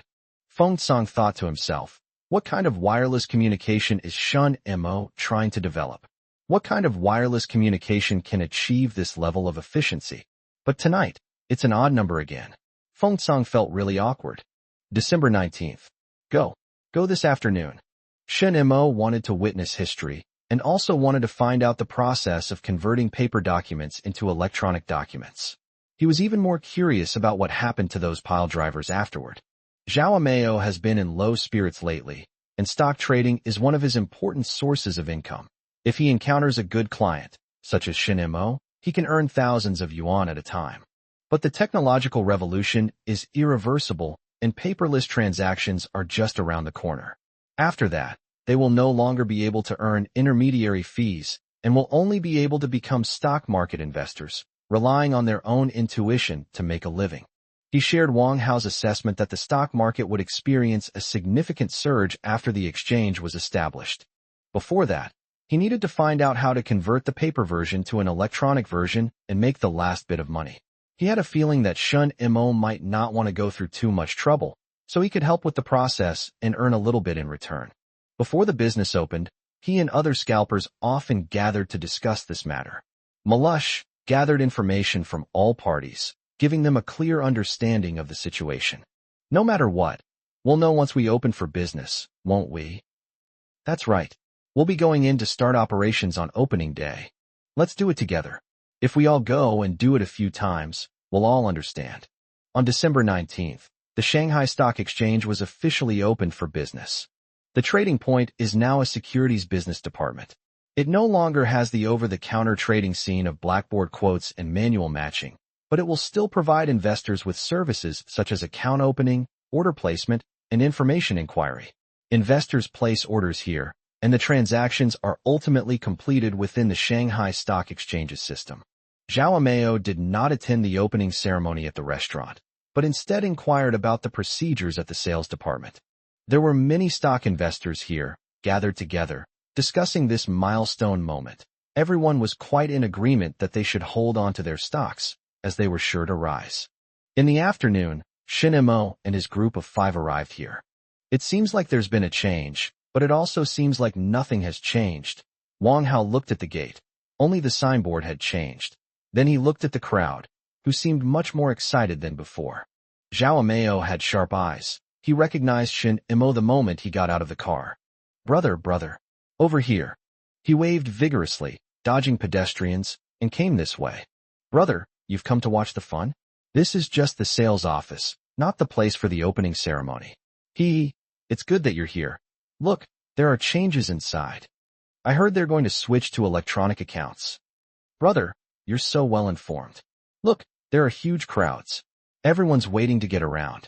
I've found out, it's not a one-size-fits-all approach. They've given us several years of buffer time. But the sooner the better, right? Zhao Meo was quick-witted. He felt that Shin Mo might not want to show off his wealth in front of this group of people, but he still wanted to take on this task, so he advised Shin Mo to come back later. Is the process easy? Okay, just bring your stock certificate and ID card to open an account and complete the custody procedures. That's good. I'll come back later. Shin Mo decided to wait a while. Seeing so many people trying to squeeze in, he felt it was impossible to make it. Wang Hao sighed. I'll come later too. At this rate, I wouldn't even get a turn if they squeezed me into a pulp. Brother, did the stocks go up today? They've gone up. All 8 stocks hit their daily limit. The current daily price limit is set at 5, but due to high demand, it was soon changed to 1, and then to 0.5 at the end of the year, but investors' enthusiasm remains undiminished. In this situation, how could vacuum electromechanical products possibly rise to the level of a stock priced at 1,000 yuan? Wouldn't it be rising every day? Brother, don't even think about buying more. Everyone's holding on to their stocks tightly right now, and no one's willing to sell. Then we won't eat it. We'll save some money for living expenses. Shin Mo still needed to pay for his suit. Brothers, go and take a look inside the sales office. It's got a fresh new look. Shin Mo asked curiously. Brother, where did you go after that? As for me, I'll still stay nearby. With stocks making so much money, how could I possibly leave? Zhao Meo had no way to express his bitterness, but he forced a relaxed smile on his face. He's well informed and might be following behind some fleet to make a little money. Feng Song was a little disappointed. He had hoped to make some money along the way. Once inside the business department, as long as you don't crowd the counter, there's still room to put your feet down.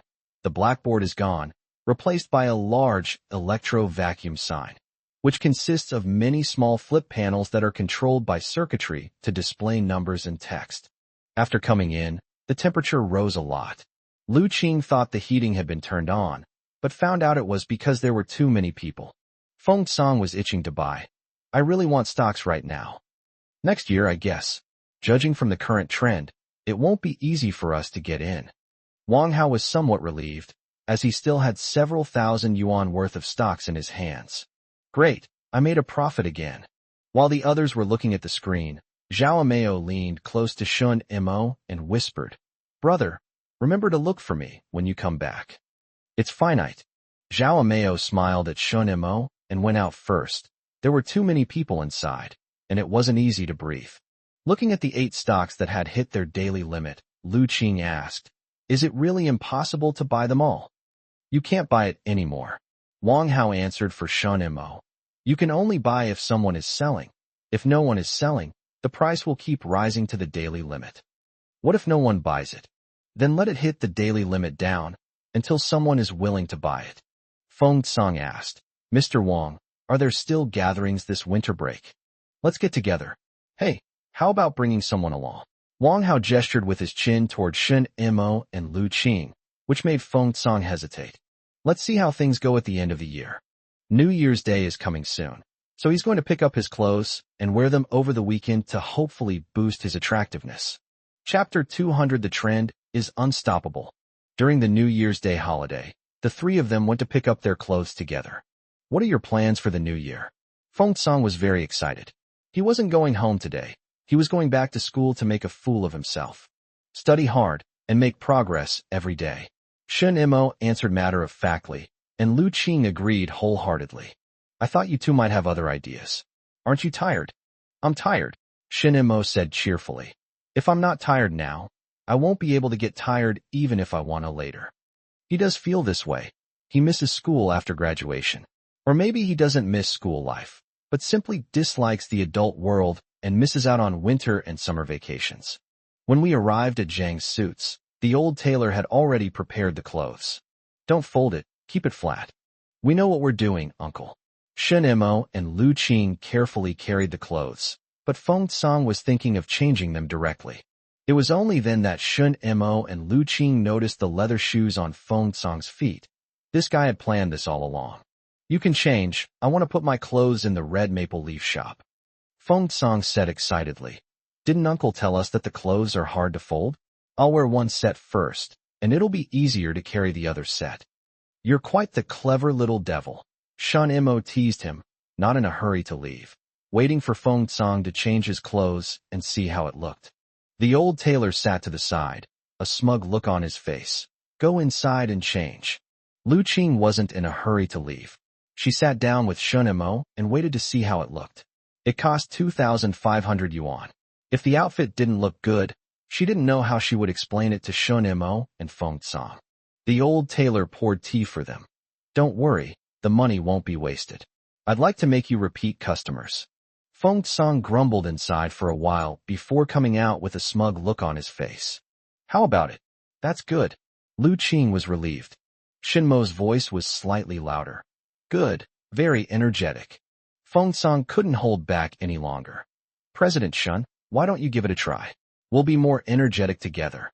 The saying, clothes make the man, and a saddle makes the horse, is most vividly demonstrated at this moment. Feng Cong looked at himself in the mirror and said with satisfaction, after the holiday, I'll get a haircut and a trendy hairstyle. He tidied his hair again, making his parting look better. I'm going back to school now, Mr. Shen. Please tell Sister Zhou that I'll deliver the documents to her this afternoon. Understood. Feng Cong got the clothes and was about to show them off, so it was unlikely that he would stay cooped up in the dormitory or study room. The three people got out. Each got into a car and went to different places. Feng Cong returned to school dressed in brand new clothes and first went to find a female classmate majoring in English to discuss the written translation. Upon seeing his attire, Zhang Xiaoli was held captive for 20 seconds. You? Sister, what do you say? That's quite impressive. Sister, let me tell you, you have excellent taste. Come on, coffee's on me today. Feng Cong excitedly treated Zhang Xiaoli to coffee. A little later, several English majors came to exchange materials. Today is New Year's Day, and Sui Weifang brought Xiao Shenhang to keep Xinchuan company. She was somewhat surprised that her nephew hadn't appeared by noon. Seeing Feng Cong dressed in his new clothes, Sui Weifang said to Xinchuan, he certainly has a good style. When Feng Cong had some free time, Sui Weifang went over to inquire, Little Feng, have you seen Xiao Mo? Auntie, he went to see the red maple leaves. Winter break hasn't started yet. Has something to do? Feng Cong proudly stretched out the clothes. We want to get new clothes made. It's hard to store them in his dorm, so we sent them to Red Maple Leaf first. He can wear them during winter break. I see. Sui Weifang thought to herself. She would tell her nephew when he returned that there would be a better place to store clothes at home. With Xiao Shenhang starting kindergarten, Wu Yufan and Wang Xiaoping are now free to look after their child, as the school helps them. This gives them more time to care for him. Hey, Auntie, what do you think? Feng Cong even spun around a few times. Sui Weifang asked, are you going to start dating? Facing Sui Weifang, Feng Cong didn't hide anything. I want to talk about, this is attractive enough, right? Sure. Hey, you guys are getting together for the new year, right? Try to bring a girlfriend along. Shinchuan was smiling at the counter. Having been young before, he now has a wife and children and doesn't care much about food and clothing anymore. What he wants is for Su Yuefeng and Xiao Hanghang to have a better life. I'll buy my wife and kids some nice clothes before the end of the year. Coffee shops are the second most frequented off-campus places for English majors, the first being bookstores. By evening, many female students had heard about Feng Tsang's story. Guji, you wouldn't know if you didn't go see him, but that Feng Tsang. Oh my, he looks so stylish today. He's wearing a suit, much better than his summer suit. Guji knew they were doing translation work, whether it was written or on site, and they could earn some money from it. Recently, Zhang Xiaoli's standard of living has improved significantly. Hey, wasn't he supposed to be the one leading the charge? It's Shen Mo. But Shen Mo is preparing to study abroad and is usually busy. He can only come out during winter and summer vacations. He is currently acting as the liaison. Guji shook her head. She felt that Feng Tsang wouldn't be able to make money for many more years. After graduation, new classmates would appear, and he wouldn't be able to thrive like he did in school. Zhang Xiaoli didn't think too much about it. She just felt that she could practice her English and make money at the same time, getting the best of both worlds. The two girls didn't think of it that way, but other girls did, though Feng Tsang seemed a bit distant now. Feng Tsang never imagined that his new clothes would push some girls away. The new clothes were attractive, but they also gave off an aura of intimidation. In the afternoon, Shen Mo returned from the Red Maple Leaf Village and went to the shop first. Second uncle, second aunt. Oh, Hanghang. Have you been good at school? Have you been listening to your teacher? Shen Mo picked up little Hanghang and lifted him up with all his might. The little guy seemed to have gotten much heavier. In another 2 years, he might not be able to lift him anymore. Hey, you're not wearing your suit? Put it on and let your aunt see. Su Yuefeng thought her nephew would look even better in it. Wear it during winter break. Shen Mo put Xiao Hanghang down and laughed. I didn't expect second uncle to have winter and summer vacations too. Any new news from work? I've got it. Shun Chuan wasn't in a good mood. My former co-workers told me that there's this talk of buying out seniority. Shun Mo sighed. It's an inevitable trend. We can't stop it. Second uncle, if your workplace notifies you, just accept it and keep this money in your hand first. Finally, a small restaurant where I can eat. If it really comes to the point where his years of service are bought out, Shin Chuan decides to sign up first so that some dual-income families can have one less person laid off. Chapter 2, A 1 requires a dictionary update.